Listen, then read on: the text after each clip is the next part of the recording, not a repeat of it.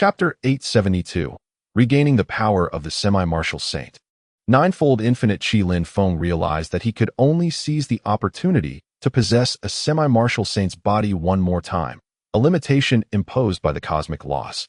With only one chance remaining, it was imperative to reserve it. Ideally, he should subdue the master of the Taishu sect. By seizing the body of the master of the Infinite Palace, he would regain the strength of a semi-martial saint, allowing him to act with greater finesse. Just moments ago, the master of the Infinite Palace had mentioned that he had conspired with another sect leader to slaughter the innocent populace of Taishu. Within the memories of the master of the Infinite Palace, Lin Feng discovered the identity of this conspirator, who turned out to be the leader of the 10,000 Poisons sect. The Lord of Taishu, Alii, had indicated that the master of the 10,000 Poisons sect was likely the reincarnation of the chieftain of the Shinong tribe, known for their benevolence and healing prowess. It was unexpected for such a figure to exhibit such malevolence. Clearly, a meeting with this master of the 10,000 Poisons was in order. Lin Feng noted that the Infinite Qi, which had been modified by the master of the Infinite Palace, should be referred to as the Ninefold Infinite Qi.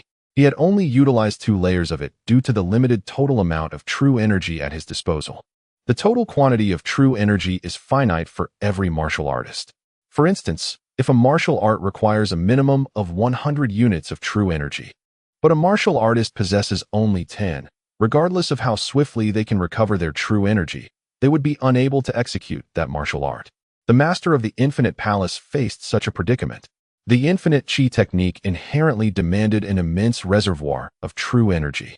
And with the master of the Infinite Palace's creation of the Ninefold Infinite Qi, the outcome was that his total true energy could only support the manifestation of the dual-layer Infinite Qi. The total amount of true energy correlates with the number of martial arts one has cultivated. Each martial art practiced increases the total true energy slightly. Lin Feng had mastered over 1 million martial arts from the archives of the Yingtian family, nearly exhausting the martial arts available in the Shenzhou continent. His true energy surged like the vast ocean, magnitudes greater than that of a semi-martial saint. When Lin Feng unleashed the Ninefold Infinite Qi, he was enveloped in 9 layers of protective qi, rendering his form nearly indistinguishable from the outside. Furthermore, he compressed the protective layers, achieving a denser form without compromising their defensive capabilities. The result was that his protective qi shield was 3 times larger than a standard one, yet its defensive strength was 9-fold that of the original. With the 9-fold protective qi, even though he had not yet attained the realm of the semi-martial saint, it would be exceedingly difficult for any semi-martial saint to breach his defenses. The members of Taishu, having devoted millennia to perfecting their star martial techniques, had indeed made some advancements. Lin Feng planned to first visit the Infinite Palace to rectify its corrupt practices, including the master of the Infinite Palace. Lin Feng now possessed 4 bodies within Taishu. The body of the master of the Infinite Palace was acquired through possession, serving as his primary form. Each primary form had its own attribute panel, although all panels shared a common set of breakthrough points. Despite the master of the Infinite Palace being at the semi-martial saint level, this avatar's foundation was somewhat lacking, having only mastered a few hundred martial arts compared to his main body. As Lin Feng soared towards the Wujigong, he simultaneously infused the palace master with vitality. Upon reaching the zenith above Wujiqing, the palace master, Lin Feng, had perfected the 18 realms of star martial arts and acquired thousands of innate true skills, his true energy becoming increasingly formidable. The moment Lin Feng made his appearance, the 2 supreme elders of Wujigong swiftly approached. "Master, you have returned," they exclaimed.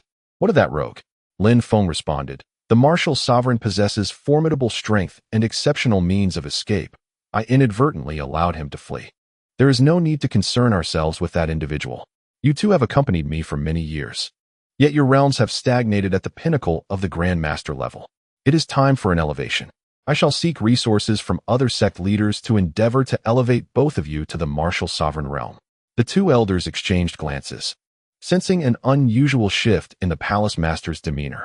The former palace master had rarely discussed rewards, and failure was met with reprimand, showing little regard for his subordinates. What has prompted this change in the master today? Is the sun rising from the west? Lin Feng cast a glance at the 2, prompting them to clasp their fists in gratitude. "Thank you, Master, for your consideration of your subordinates. We are deeply indebted to your generosity and can only vow our unwavering loyalty. Lin Feng nodded, excellent. Moreover, the atmosphere within Wuzhigong has deteriorated significantly. It requires thorough reform. You too must eliminate all my wayward progeny who indulge in cruelty towards other disciples. Lin Feng's words were delivered with a dispassionate ease, leaving the two supreme elders in shock. The elder spoke, Master, I must have misheard. You wish for us to slay your own children? With a grave expression, Lin Feng affirmed, indeed. I shall provide you with a list.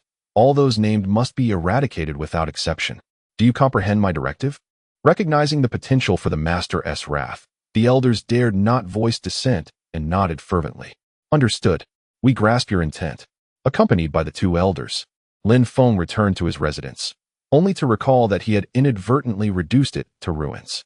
Consequently, he sought refuge in a study, retrieving the roster of Wuzhigong to mark out names with an emphatic stroke. Once accomplished, Lin Feng turned to the two supreme elders. You must open your minds. I shall implant a spiritual mark within you. Taken aback, the two hesitated to respond. Lin Feng's aura surged dramatically, exerting a tremendous pressure upon them. They were engulfed in tumultuous waves of astonishment. How could the Master's presence have intensified so profoundly? Is this truly our master? What is transpiring? The overwhelming aura emanating from Lin Feng pressed upon them, making their bodies creak under the strain. They exchanged a hesitant glance, managing to utter, we shall open our minds. As you wish. The two complied, and Lin Feng proceeded to implant the spiritual mark within them. Lin Feng smiled as he patted the shoulders of the two individuals, simultaneously delving into their souls. The two offered no resistance. In a short span, Lin Feng accessed their memories. These two were commendable. They occasionally rectified the matters of the Wuji Palace. Were it not for their efforts, the palace would have long succumbed to darkness. Lin Feng nodded at them and said, Li Yuan, Li Feng, you both have proven your worth. Follow me diligently, and your futures are boundless. It is time we eradicate the malpractices within the Wuji Palace. Henceforth, let us serve as a paragon of righteousness. The two could almost ascertain that the Wuji Palace master had been replaced, yet they needed to feign ignorance. Despite being at the pinnacle of the Grandmaster realm, they found themselves utterly powerless before a quasi-martial saint. They promptly clasped their fists and declared, we shall faithfully adhere to the master's decree. Lin Feng gently tapped their foreheads, imparting the spring breeze transformative art to them. Today, I bestow upon you this stellar martial technique. Contemplate it deeply. The two instinctively knelt, but Lin Feng supported them, saying, there is no need for such formality. Simply focus on your tasks. They sensed that this new Wuji Palace master was far superior to the previous one, having received benefits even before commencing their duties. Lin Feng handed them a list pertaining to the Wuji Palace. Eliminate all those marked with a cross, and ensure it is done thoroughly. Furthermore, I appoint Li Wanru from Shenzhou as the new palace master of the Wuji Palace in Shenzhou. She has been my disciple and an undercover operative for many years. It is time she ascends. You two should dedicate more time to your cultivation. Gradually transfer the affairs of the sect to the Grand Elder, Li Shiyuan. He is my informant here in Taishu, and it is time to increase his responsibilities.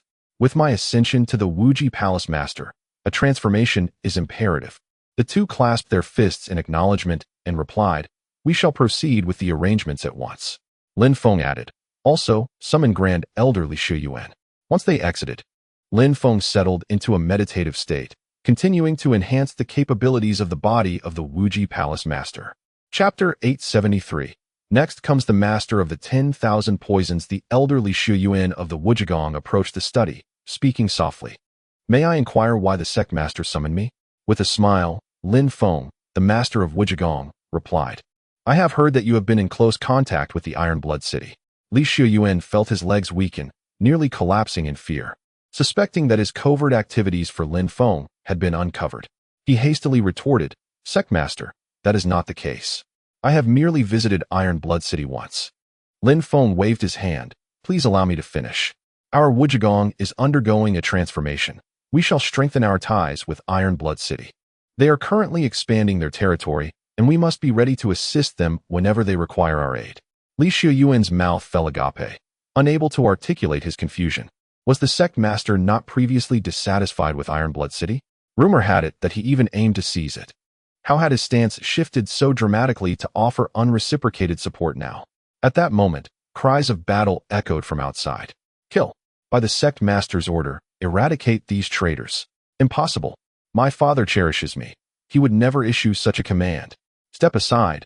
I must see my father. Go meet the king of hell. Li Shiyuan trembled in fear. What was happening in Wujigong? Had it truly transformed? Lin Feng stated, just follow my instructions without question. You may leave now. As Li Shiyuan exited the study, he felt somewhat dazed. Suddenly, Elder Li Yuan patted him on the shoulder. Startled, Li Shiyuan nearly jumped. Li Yuan smiled amiably. Shiyuan, the sect master holds you in high regard. You must perform well. Please be patient with my less capable juniors. Li Shiyuan was taken aback. When had the elder spoken to him so kindly? Was this truly Wujigong? He nodded. Of course, you are like a mentor to me. I will certainly look after them. Li Yuan added, should they misbehave, do not hesitate to discipline them. We must not spoil them. The current sect master will not tolerate insubordination. He has eliminated those descendants who misuse their power. Our juniors must not be allowed to follow that path. Understood. Not only was the Wujigong in Taisu undergoing a thorough cleansing, the Wujigong in Shenzhou was also in the midst of a similar process. Lin Feng had already informed Li Wanru, instructing her to prepare for her succession as the master of Shenzhou's Wujigong. Li Wanru contacted Lin Feng, Master, will the Wujigong in Taisu truly allow me to take over as sect master? Lin Feng assured her, indeed, the elder of Taisu's Wujigong is one of us. He will personally oversee the transition. Having survived the innate calamity and returned from Taisu, Li Wanru's strength had surged, reaching an unparalleled level, and she would soon break through to the realm of a master. However, she had yet to attain that status. Li Wanru expressed her concerns. I fear my current abilities are insufficient to command respect. Lin Feng offered her encouraging words, assuring her that there was nothing to worry about. If I say you can do it, then you can. There will be experts to support you. Your sole responsibility is to manage the Wuji Palace. Engage boldly and swiftly transform the Wuji Palace into a branch of our martial god temple. Any forces that obstruct you shall be eradicated. Upon hearing this, Li Wanru felt a surge of confidence. A sense of determination welled up within her. She vowed not to disappoint her master. Having spent many years as a disciple of the Wuji Palace, she had developed a deep affection for it. Clenching her fists, she realized she was finally in a position of authority and was resolute in her intent to reshape the Wuji Palace according to her vision. Indeed, the appointment from Taishu arrived swiftly, and Li Wanru was designated as the master of the Wuji Palace in Shenzhou. Many were perplexed and even resentful. Yet, as soon as dissent emerged, the individuals disappeared by the following day. Li Wanru appointed a multitude of new personnel and recruited several innate and master-level warriors. With the support of Elder Taishu, she quickly gained control of the Wuji Palace and commenced a thorough cleansing. Meanwhile, Lin Feng, in Taishu, connected with the master of the Star Pavilion through a mental imprint. I have a disciple in Shenzhou named Wu Yuran. He is currently a disciple of the Star Pavilion. Please issue a command to appoint him as the master of the Star Pavilion in Shenzhou. The master of the Star Pavilion readily acquiesced. Very well. I shall issue the order at once. I will send a group of elders to support him, ensuring he can adapt swiftly. Excellent. I will also dispatch a cadre of experts to the Star Pavilion in Shenzhou. You may appoint them as elders directly. Understood. Lin Feng reached out to Wu Yuran. Yuran, you are about to assume the position of master of the Star Pavilion. Both the Star Pavilion and the Martial God Temple will fully support you. Proceed with determination to swiftly establish the Star Pavilion as a branch of the Martial God Temple. Your junior brother Jin Xiangyu will accompany you, so please guide him well. I understand, Master. With the Star Pavilion and Wuji Palace secured, Lin Feng turned his attention to the Wandu sect. The leader of the Wandu sect sought to ally with the master of Wuji Palace to annihilate the indigenous people of Taishu, making it imperative to address him first. Lin Feng was also eager to discover whether the leader of the Wandu sect was indeed the chieftain of the Shinnong tribe, and why he had become so ruthless. Before that, Lin Feng needed to augment the power of the Wuji Palace master, who had been usurped and possessed the strength of a quasi-martial saint, serving as a crucial trump card. After half a month, the Wuji Palace master Lin Feng finally perfected over 1 million martial arts skills. Upon completion, his strength surged, enabling him to wield the 9 layers of Wuji vital energy. Now, standing there, Even the other sect leaders from Taishu could not breach Lin Feng's defenses. It was time to confront the leader of the Wanda sect. Lin Feng's 4 bodies set forth to Wanda City. Upon arriving, Lin Feng's main body and 2 avatars entered the shrouded mist. The master of the Infinity Palace, Lin Feng, entered the city of 10,000 poisons. He soared directly to the heart of the city, above the 10,000 poisons sect. Old Toxic One, come out and have a chat. An elderly woman, hunched and leaning on a cane, ascended into the sky. This was Mo Jiu, the leader of the Taishu 10,000 poisons sect. As soon as she appeared, she remarked, "Old Tortoise, your manners leave much to be desired." Although the two had a collaborative relationship, it was far from amicable. The 7 great masters of Taishu were perpetually wary of one another, preventing any genuine camaraderie from forming. Lin Feng of the Infinity Palace boldly suggested, "Shall we discuss our matters amidst the black mist?" The disciples below exchanged glances, astonished that their sect leader had business with the master of Infinity Palace. What could it possibly entail? Coughing twice, the master of 10,000 poisons said, "Let us speak of it here." Lin Feng replied loudly, "Is this matter suitable for public discourse? We are about to." The master of 10,000 poisons quickly interrupted, "Stop. I will speak with you in the black mist." Lin Feng took the lead, flying into the black mist, with the master of 10,000 poisons following closely behind. A smile graced Lin Feng's face as he anticipated yet another successful endeavor. He was eager to discern the true nature of the master of 10,000 poisons. Chapter 874. Subduing the master of the 10,000 poisons in the depths of the black mist, the master of the 10,000 poisons, Mo Jiu, was brought forth by Lin Feng, the master of the Wushu Palace, who then halted. Mo Jiu inquired, "Did we not come to an agreement? What more is there to discuss?" Lin Feng retorted, "What is there for me to converse about with an old hag like you? I have brought you here because someone wishes to meet you." Lin Feng was reluctant to reveal his identity as an avatar of the Wushu Palace. As Lin Feng entered this area, the master of the 10,000 poisons sensed the formidable power of a martial sovereign emanating from him, causing a surge of wariness within her. She scrutinized Lin Feng and remarked, "I do not believe I recognize you." Lin Feng replied nonchalantly, "Perhaps we were acquainted in a past life. You are a reincarnation of a quasi-martial saint, are you not? Who were you in your previous existence?" Mo Jiu responded defiantly, "Why should I divulge that to you?" Upon hearing this, Lin Feng was nearly certain of her reincarnated status. He invoked the Spring Breeze transformation technique and activated the 3rd layer of the Thunder God's descent, elevating his life attributes to a staggering 1.26 billion. He unleashed the 7-kill field, enveloping the master of the 10,000 poisons within its confines. Gripping her staff tightly, Mo Jiu braced herself. Lin Feng queried, "Can you now speak?" Without exhibiting sufficient might, inquiries would go unheeded. Mo Jiu subtly initiated the 9 nether heart-eroding poison technique in an attempt to subdue Lin Feng, but her efforts were thwarted as he discerned her intentions.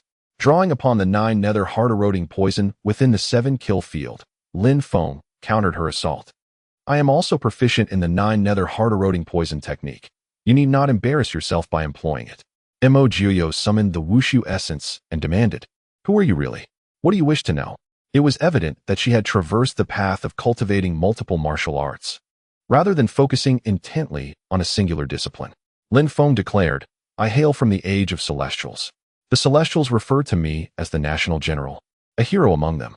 The half-breeds of the Shenzhou and Celestials regard me as their leader, while the people of Shenzhou revere me as the martial god."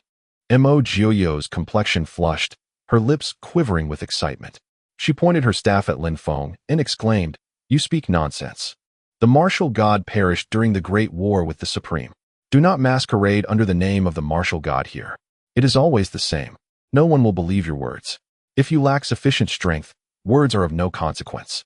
As Lin Feng's other 2 avatars emerged, they unleashed the mightiest sword strike, overpowering Mo Jiu. Approaching the nearly incapacitated master of the 10,000 poisons, he remarked, "I have heard it said that you are the reincarnation of the chieftain of the Shinnong tribe. I wonder if there is truth to this. In the past, I imparted a sword technique to the chieftain of the Shinnong tribe, known as the Yin-Yang sword technique. In the age of Celestials, I was its sole practitioner."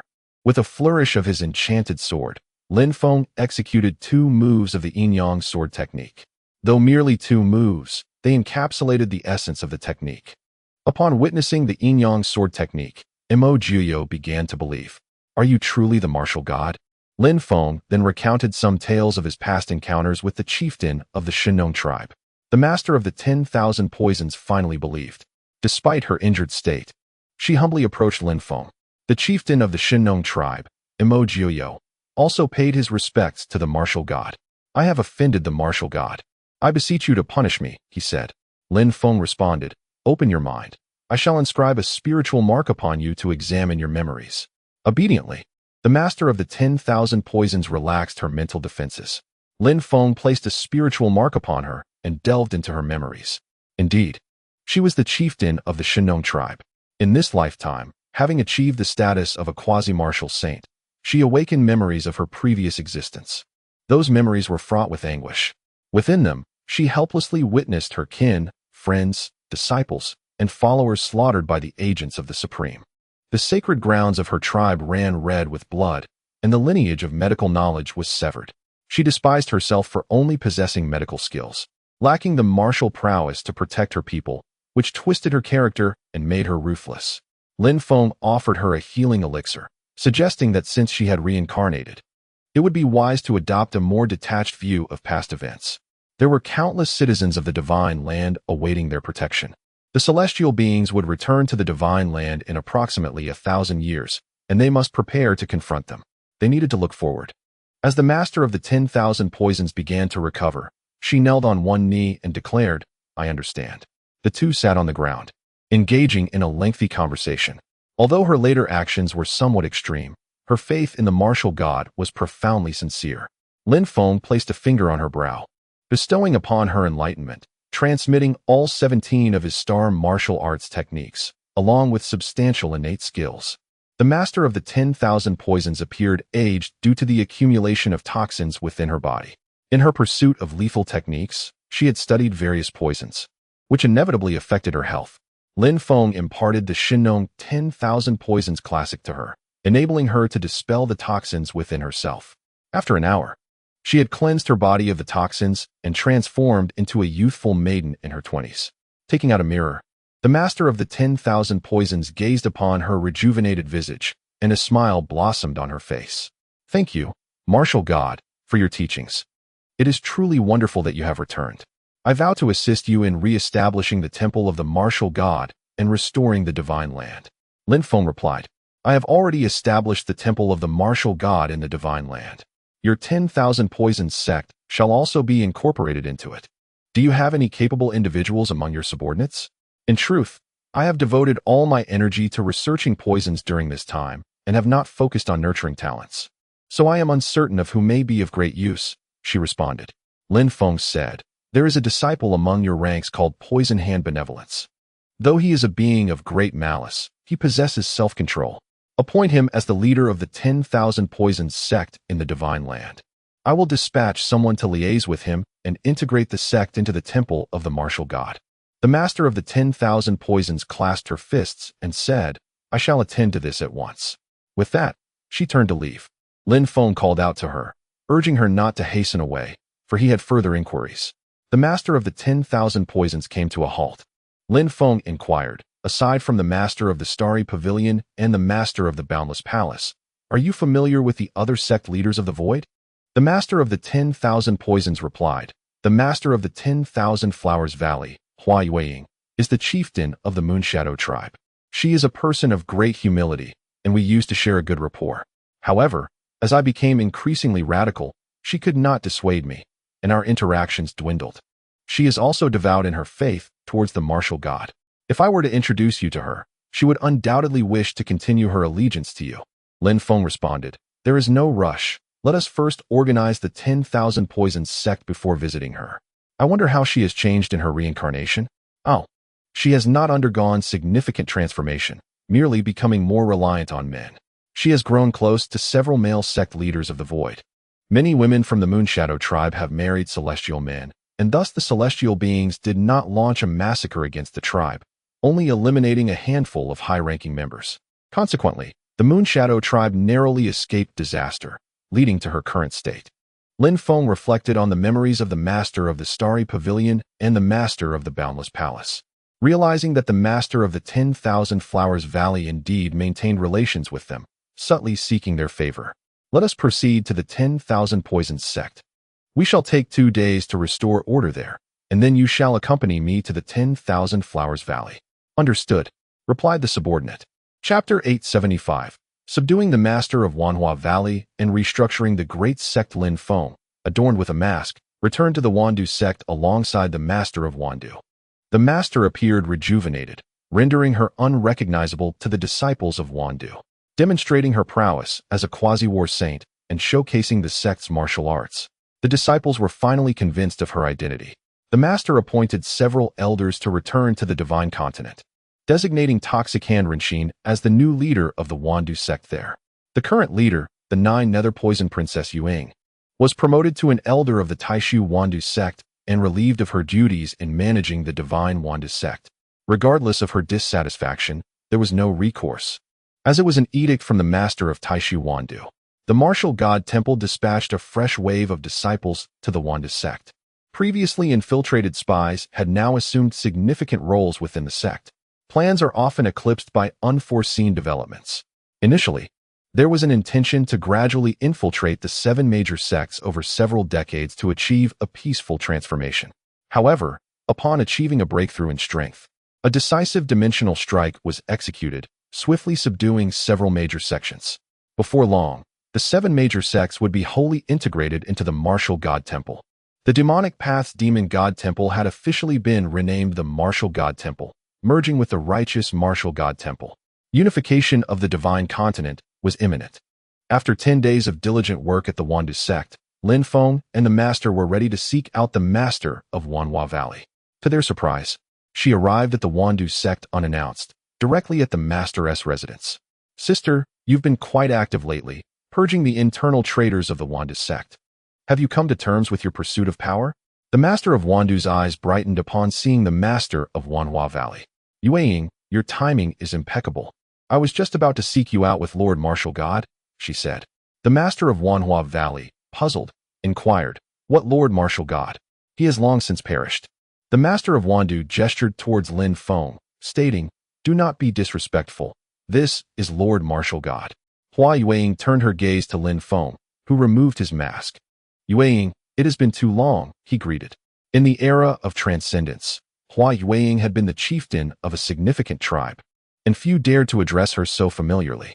Narrowing her eyes as she scrutinized Lin Feng, she sensed the overwhelming pressure of a war sovereign emanating from him. What manner of person is Lord Martial God? Have I truly been reincarnated and become a quasi-war saint? How could he be merely a war sovereign? Lin Feng invoked the Spring Breeze transformation technique and activated the 5th layer of Thunder Goddess descent, elevating his life attribute to 2 billion. The pressure radiating from him escalated more than 40-fold. He unleashed the 7-kill domain, suppressing Hua Yueying, rendering her immobile. A tremor coursed through her. This technique bore a striking resemblance to that of the former martial god. Gritting her teeth, she retorted, even if your strength is formidable, it does not necessarily make you the martial god. The martial god possesses not only immense power, but also unparalleled integrity and character. The master of Wandu interjected, Yueying, at this juncture, you still harbor doubts? This individual truly embodies the essence of a martial deity. How can one prove such a claim? Lin Feng pondered for a moment and recounted, once, I visited your Moonshadow tribe. Your subordinates led me to a hot spring, and then you emerged from the waters. Hua Yueying's face flushed like a ripe peach as she interrupted Lin Feng, exclaiming, stop, martial deity. I believe you. Initially, Hua Yueying sought to seduce Lin Feng, emerging from the hot spring in her natural state, revealing her flawless form. However, Lin Feng rejected her advances, taking the opportunity to impart a lesson, urging her to cultivate her own strength rather than rely on others. Overwhelmed with emotion, Hua Yueying shed tears, feeling immense embarrassment, relieved that only she and the martial deity were present at that moment. Lin Feng paused before continuing, it seems my words of wisdom did not resonate with you. Hua Yueying replied, I have taken your teachings to heart. I merely wish to harness the strength of others to reach my limits before relying solely on myself. Lin Feng then retracted the realm of 7 killings, and the three of them settled down to reminisce. Hua Yueying, now devoid of any doubts, accepted Lin Feng's spiritual imprint and soul search. They embraced Lin Feng's spiritual mark without trepidation, since he had planted countless imprints without ever using them against anyone, merely for positioning purposes. Lin Feng addressed Hua Yueying, saying, "Among the subsects of the Wanhua Valley, there is a female disciple named Lu Ruyu from the Hahuan sect. She possesses great potential. Issue a command for her to assume the position of Valley Master of Wanhua Valley." Hua Yueying responded, "I shall relay the order upon my return." Lin Feng inquired, "Are you aware of the identity of the Demon Lord?" Mo Jiuyo replied, "Not quite." Hua Yueying added, "I have had dealings with him, and sense that he is not a reincarnated being." Lin Feng contemplated the situation.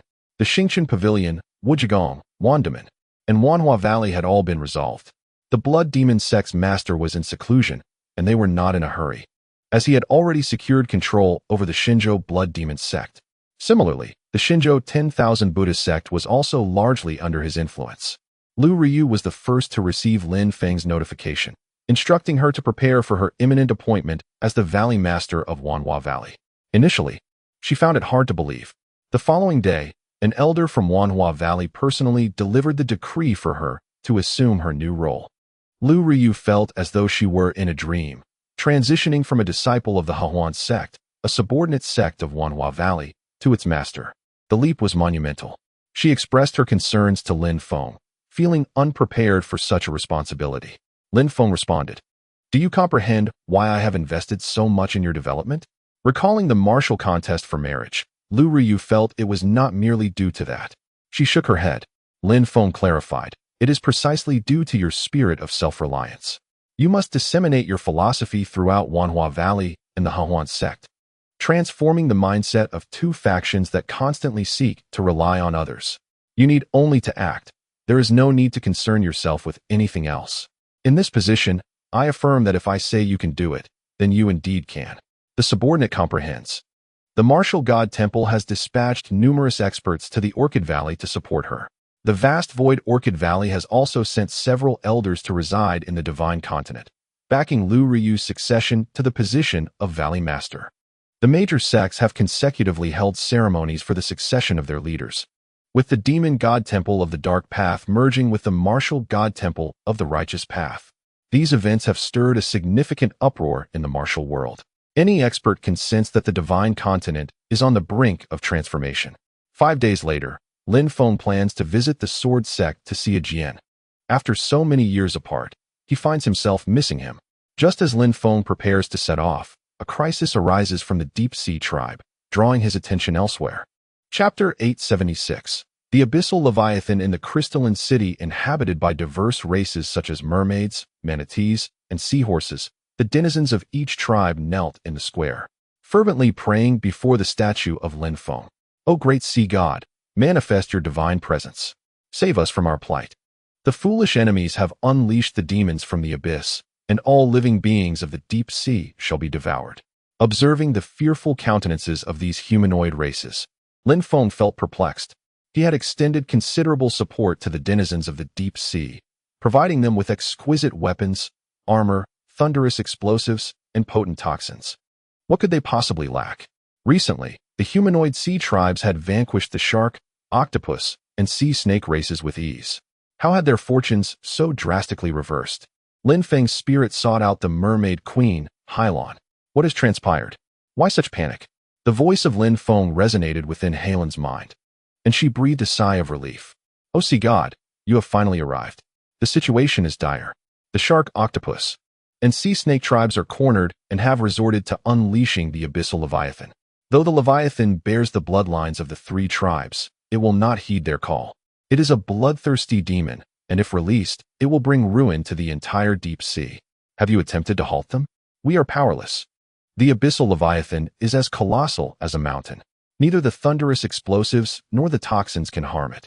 A single strike from the Leviathan could annihilate countless of our kin. Thus, we implore the sea god for assistance.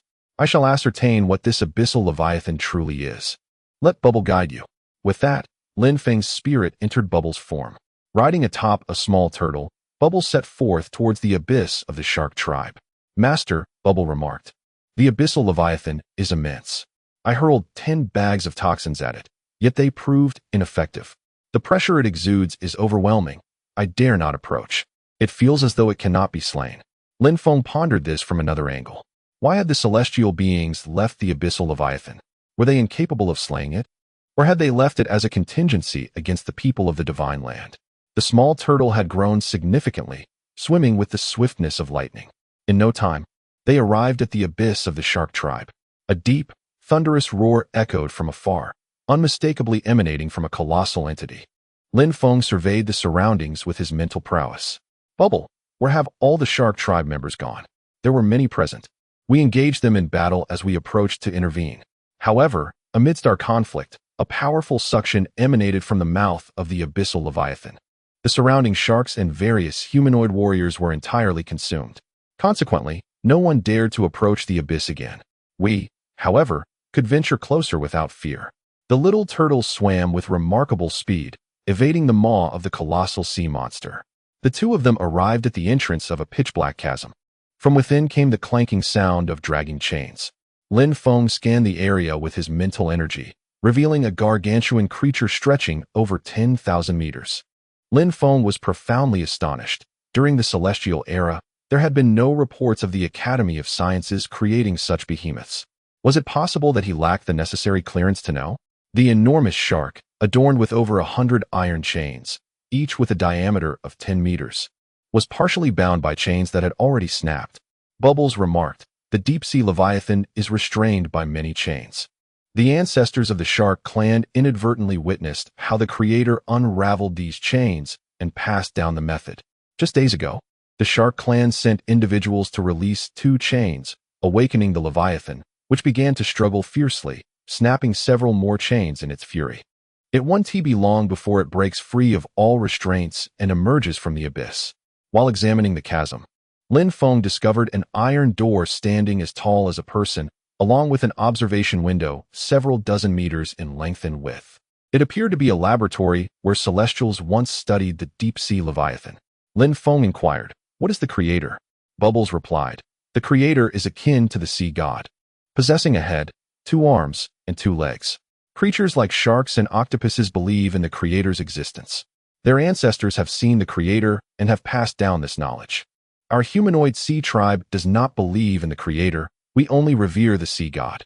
Lin Feng understood that the origins of the shark and similar species predated those of merfolk and other humanoid clans. The sharks had encountered celestial scientists, which solidified their belief in the creator's existence. The deep-sea leviathan seemed to sense the presence of outsiders. It opened its mouth, measuring a diameter of 1,000 meters, and inhaled sharply. Suddenly, a whirlpool formed above the abyss, with surrounding waters rapidly spiraling into it. Bubbles exclaimed in alarm, "This creature is about to feed again. We must flee." The little turtle swiftly turned and dashed away like an arrow released from a bow, swimming against the current. After a quarter of an hour, the little turtle finally reached a safe zone. Gasping for breath, Bubbles remarked, "This creature has grown stronger. Its pull was never this intense before." Although Bubbles and the little turtle had escaped, countless fish were drawn into the maw of the leviathan. With sustenance at its disposal, it would undoubtedly grow more powerful. Just moments ago, Lin Feng had noticed a dark energy emanating from the leviathan. It appeared to be a fusion of demon and beast, its strength surpassing that of a king-level demon, likely approaching that of an emperor-level demon. However, having slumbered for too long, its power had waned, and it was now only slightly stronger than a king-level demon. In the land of Shenzhou, Lin Feng skillfully combined various lethal poisons to create an exceptionally potent toxin. Beside the abyss, Lin Feng's soul addressed Bubble, saying, "Please wait for me a moment. I shall procure some deadly poison and see if I can bring him to his demise." With that, Lin Feng's spirit emerged from Bubble's body and plunged into the depths of the abyss. The massive deep-sea monstrosity turned its gaze towards Lin Feng's soul, an aura of malevolence and ferocity enveloping the air. Even in his ethereal form, Lin Feng found himself instinctively retreating, astonished that this creature could perceive souls.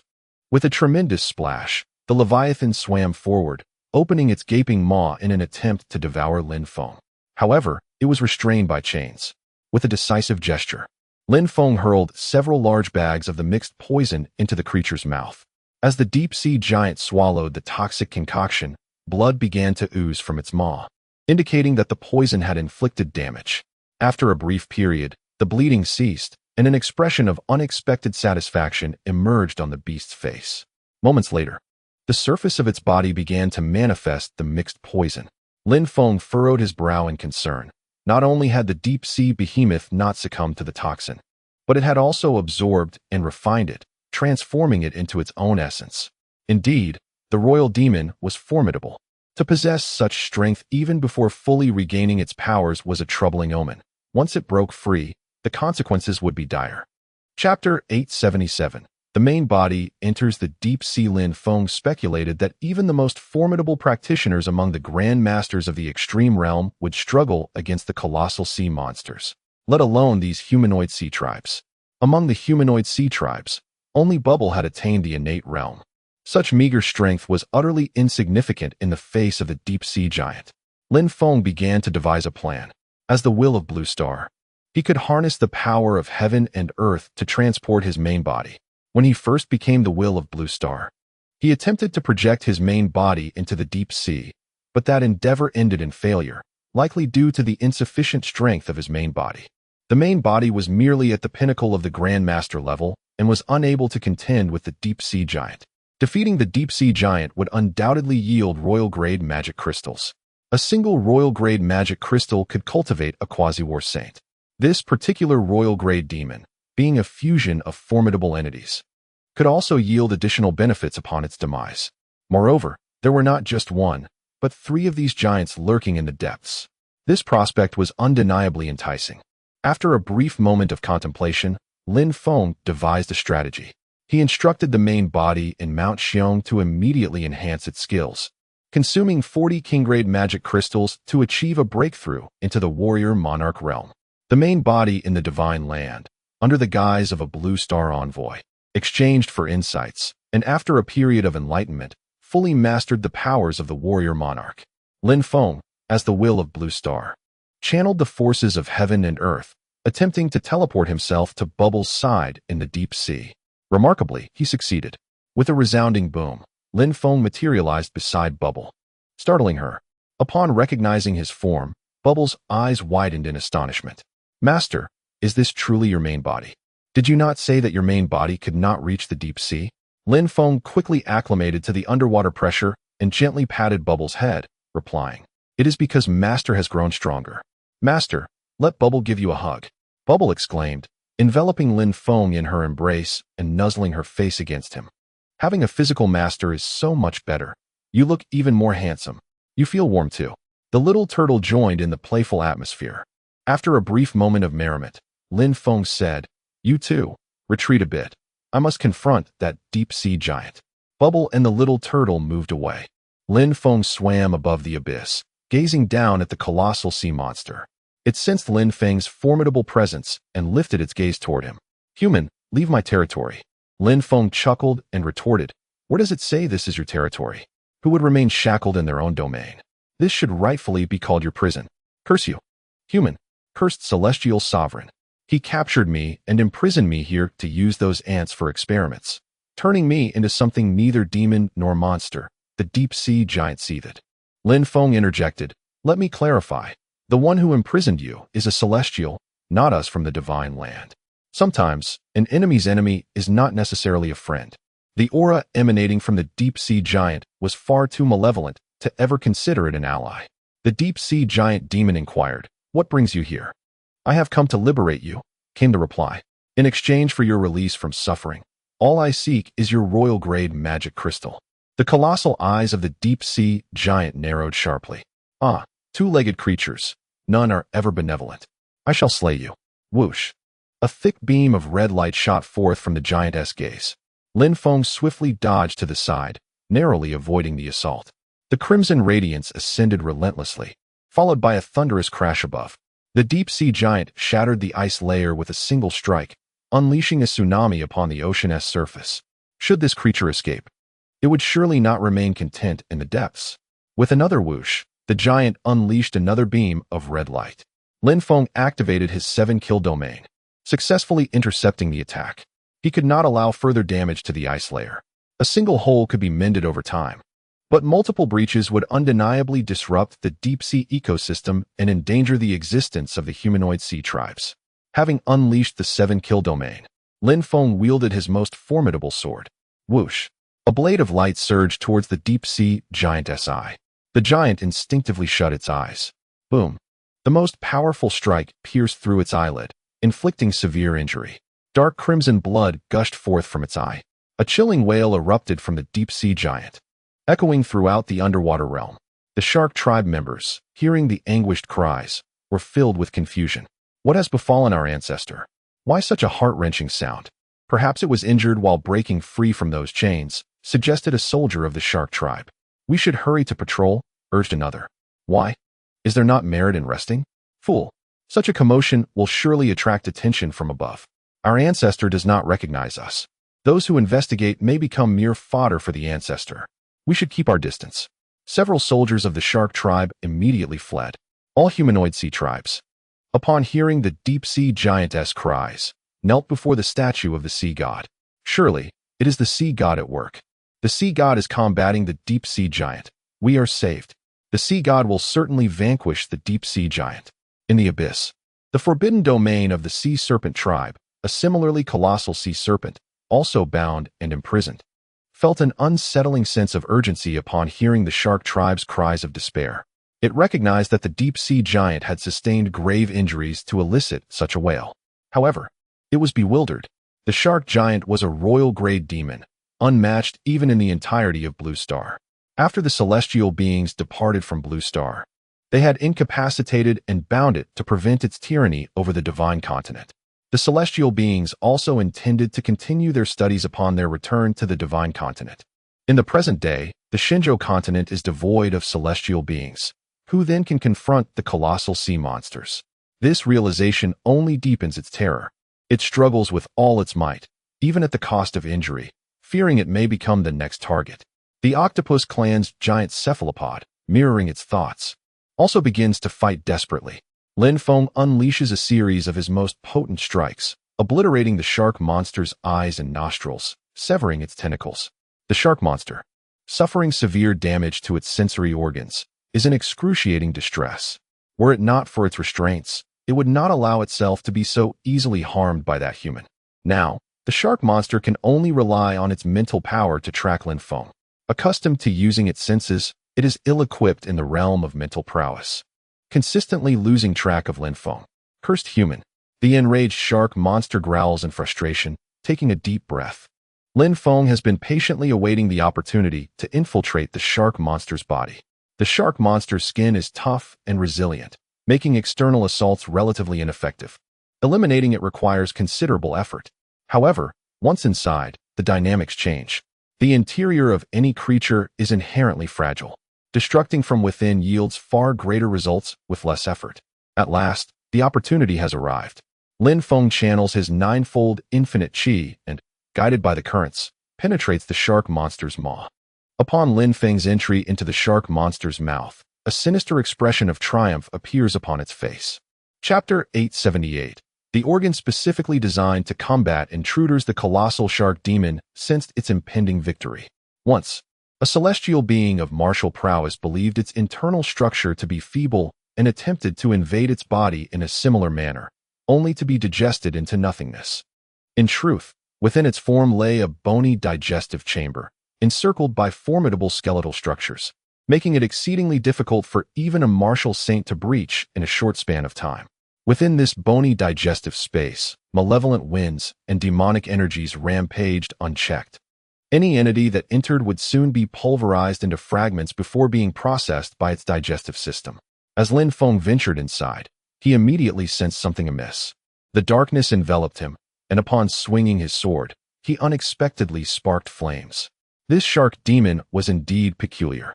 Suddenly, the voice of the shark demon echoed within. Human, you think you can infiltrate my body to wreak havoc? You are sorely mistaken. A howling wind surged through the bony chamber. Buzzing sounds filled the air as Lin Feng's limitless energy radiated a golden glow. He was subjected to a relentless barrage of high-density energy. Had it been any other martial saint, They would scarcely endure a few breaths under such pressure. Lin Feng, however, expanded his mental prowess, allowing his formidable spirit to penetrate the bony space. At last, he discerned his location. He was still within the shark demon's body, positioned above the stomach in a distinct chamber crafted of bone. This organ had evidently evolved specifically to counter intruders like himself. Enduring the concentrated assault, Lin Feng propelled himself toward the shark demon's stomach. Before he could reach his destination, the final layer of his protective energy was shattered. Once breached, it was arduous to re-establish under such a high-density onslaught. Fortunately, Lin Feng possessed 9 layers of protective energy. Losing one was hardly significant. He swiftly approached the juncture between the bony space and the stomach, where a serrated portal lay, now closed. With swift precision, Lin Feng unleashed several of his most powerful sword strikes, cleaving through the serrations. The shark demon belched, sensing something was amiss. The human intruder had not only survived, but had discovered the entrance to its stomach. Should this human gain entry, its life would be forfeit. In a desperate bid, the shark demon's stomach contracted violently, flooding the bony chamber with a torrent of demonic energy. Just as Lin Feng was about to fly into the stomach, he was forcefully expelled back into the bony space. It was too late to halt his advance. Through the damaged stomach entrance, Lin Feng relentlessly unleashed his mightiest strikes toward the shark demon's stomach. The creature writhed in agony, emitting anguished cries. After several breaths, the intensity of the attacks directed at Lin Feng noticeably diminished. Seizing the opportunity, he soared out of the bony chamber and into the shark demon's stomach. With fervor, he conjured a sword of true energy stretching hundreds of meters long, wreaking havoc within the shark demon's corporeal form. Lin Feng accurately positioned himself and struck towards the heart of the colossal shark demon with a single sword strike. The shark demon let out a desperate cry. No. What? You don't want it? Perfect, then I shall take it. Lin Feng severed the heart of the shark demon and swiftly stored it in his spatial pouch. The shark demon emitted a thunderous roar, only to fall silent thereafter. Its body became rigid, floating in the abyss like a lifeless fish. Lin Feng ascended along the shark demon's form, entering its mind to discover a fist-sized, resplendent royal-grade magic crystal. Grasping the royal-grade crystal in his hand, he felt a surge of exhilaration. This artifact, even during the celestial era, was a treasure of immense value, capable of forging a quasi-martial saint. Previously, despite his arduous hunting of demons for the snow goddess, he had not obtained a single royal-grade crystal. In the end, it was the affluent Ing Tian who gifted him 2.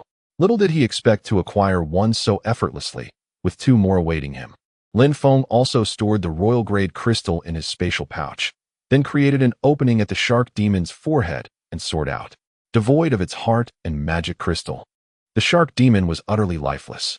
The sea serpent demon and octopus demon, upon hearing the lament of their fallen comrade, howled in anguish. Frantic, they tore at their chains, disregarding their injuries and pain. Their cries echoed, albeit much softer. The shark tribe, upon hearing the cries, sensed an ominous change. The warriors dispatched to investigate the ancestral situation, despite their trepidation, hastened towards the abyss. Bubbles, perched upon the small turtle, tilted his head and remarked, "Master must have triumphed. Such a massive deep-sea demon has been slain by him. Master is truly formidable." The various humanoid sea races, upon hearing the shark demon's agonizing screams, displayed expressions of adoration. They knelt fervently before the statue of the sea god, believing that it was indeed the sea god who vanquished the deep-sea demon. The sea god is invincible. Observing the colossal form of the shark demon, Lin Feng resolved to carry it away. This creature was a trove of treasures, with numerous materials suitable for forging weapons and concocting elixirs. With swift, decisive strokes, Lin Feng executed a series of powerful sword strikes, severing the chains binding the shark demon from their roots. These chains were valuable as well, as ongoing efforts in weapon and armor crafting required metal.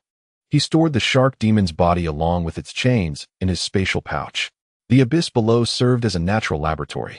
Once he dealt with the other 2 deep-sea demons, he would explore the laboratory.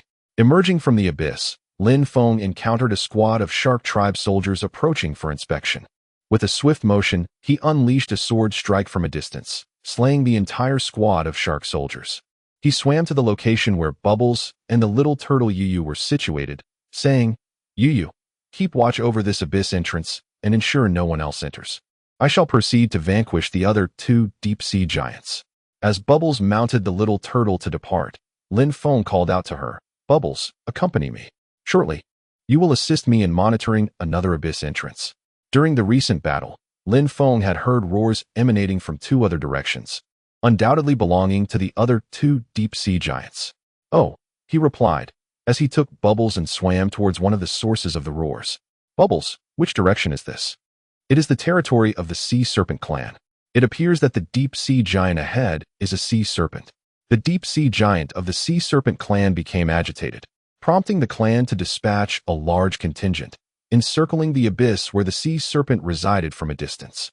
As Lin Feng approached, countless sword energies erupted from his body.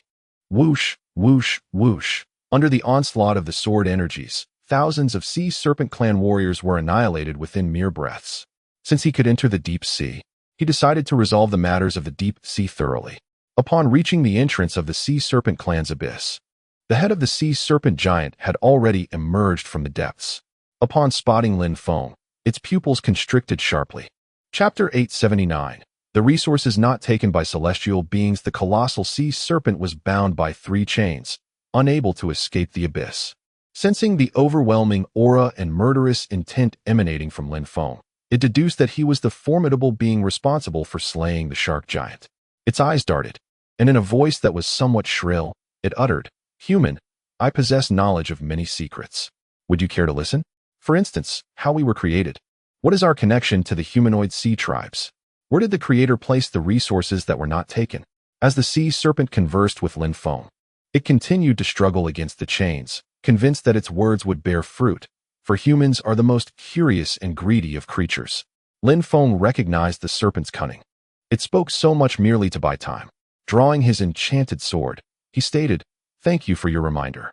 Before I end your life, I shall delve into your soul." With a swift motion, he unleashed his most potent strike toward the serpent's eye. The serpent, despite its immense size, exhibited surprising agility, managing to evade the attack by a hair's breadth. Most of the chains binding it had been strained to their limits, allowing its head to protrude from the abyss, thus providing it with greater evasion space. Lin Feng, employing his agile techniques, continued to strike. The sea serpent, having recently awakened, struggled with its bodily control. Before long, it was struck. One of its eyes was pierced, and a torrent of black blood erupted forth. Seizing the opportunity, Lin Feng swiftly blinded the other eye as well. "You despicable human!" The serpent shrieked in agony, as Lin Feng systematically dismantled its other sensory organs. This time, Lin Feng exercised caution, refraining from recklessly entering the sea serpent's body. The serpent's defenses were significantly weaker than those of the shark giant. Lin Feng resolved to unleash his most powerful strike first, intending to drain the serpent's strength before probing its soul and claiming the magic crystal. Utilizing the spring breeze transformation technique and the 5th level of the Thunder Goddess descent, he elevated his life attribute to 2 billion. With both hands gripping the enchanted sword, he began to channel his vital energy into it. The sword grew increasingly radiant, soon shining with a brilliance akin to that of the sun, illuminating the depths of the ocean. Though the sea serpent's eyes were destroyed and it could not see the sword's luminosity, it felt an acute sense of impending doom, as if a thorn were lodged in its back. Sparks crackled along its body as arcs of electricity ignited. The creature indeed possessed hidden abilities. Launching electric arcs towards Lin Feng, he gathered his strength while swiftly evading, only sustaining the residual effects of the electric strikes, which were absorbed by his indomitable energy. With a resounding crash, the sea serpent broke another chain, a significant portion of its body now emerging from the abyss. At that moment, Lin Feng completed his charge. He thrust the sword forward with both hands. A blade of sword energy erupted forth like a torrent of flame, piercing through the head of the deep-sea leviathan and emerging from its tail. The creature's scaly defenses proved utterly futile against the most potent strike. A chilling wail escaped the sea serpent, as if it were impaled by a searing iron rod, igniting a relentless burn within its body. The crackling of electricity filled the air as it instinctively unleashed a multitude of arcs, illuminating the abyss with their flickering light. This strike had claimed nearly half of the sea serpent's vitality. Though it could no longer struggle against its chains, it was not yet on the verge of death. After delivering this blow, Lin Feng began to gather his strength once more. The sea serpent reached out telepathically, imploring, "Human, if you spare me, I can forge a pact with you and become your battle companion." Lin Feng remained unmoved, replying, "It would be far wiser to slay a cunning demon like you. Your death holds greater value for me." The sea serpent insisted, "I speak the truth. I would swear an oath to the Supreme." Lin Feng scoffed. "What is the Supreme to me? Should he dare to appear before me, I would not hesitate to face him." After a moment of gathering power, Lin Feng unleashed another strike. Whoosh! This blow shattered the sea serpent's spine, rendering it completely paralyzed. Standing atop the creature's head, Lin Feng commenced the process of soul-searching. A torrent of memories flooded into his mind. The sea serpent had once been an ordinary demon snake, of humble origins yet enjoying a life of freedom. One fateful day, it was captured by celestial beings, who fed it potent elixirs that significantly enhanced its strength. As it continued to consume the offerings, it began to view its captors as benevolent. Growing plump and complacent, the serpent never contemplated escape. It soon ascended to the coveted realm of demon gods, a status envied by other beasts. However, this marked the beginning of its nightmares. The celestial beings exerted control over it, subjecting it to various experiments and surgeries. Even as a demon god, it endured unimaginable torment. Yet, the celestial beings forbade it from dying, bringing in a royal demon to attempt a fusion. Astonishingly, they succeeded, transforming it into a hybrid of demon and beast. Believing its suffering had come to an end, the serpent soon discovered this was merely a new beginning. Dragged into the depths of the ocean, it was subjected to further experimentation. Eventually, the celestial beings withdrew, allowing it to fall into a slumber, thus escaping the relentless agony. It bore a connection to the humanoid sea folk, possessing fragments of their genes, which could be used to enhance their kind, making them even stronger. The celestial beings had indeed hidden some unclaimed resources beneath the sea, a revelation the serpent uncovered just before its slumber. It was a tragic figure, having endured over a century of torment, only to encounter Lin Feng at the brink of liberation. Perhaps having endured too much torment, it has become psychologically twisted. It silently vowed that once it escaped its predicament, it would annihilate all forms of life it encountered, including the serpent clan that revered it as an ancestor. Lin Feng extracted the royal-grade magic crystal and heart from this sea serpent, thus ending its existence.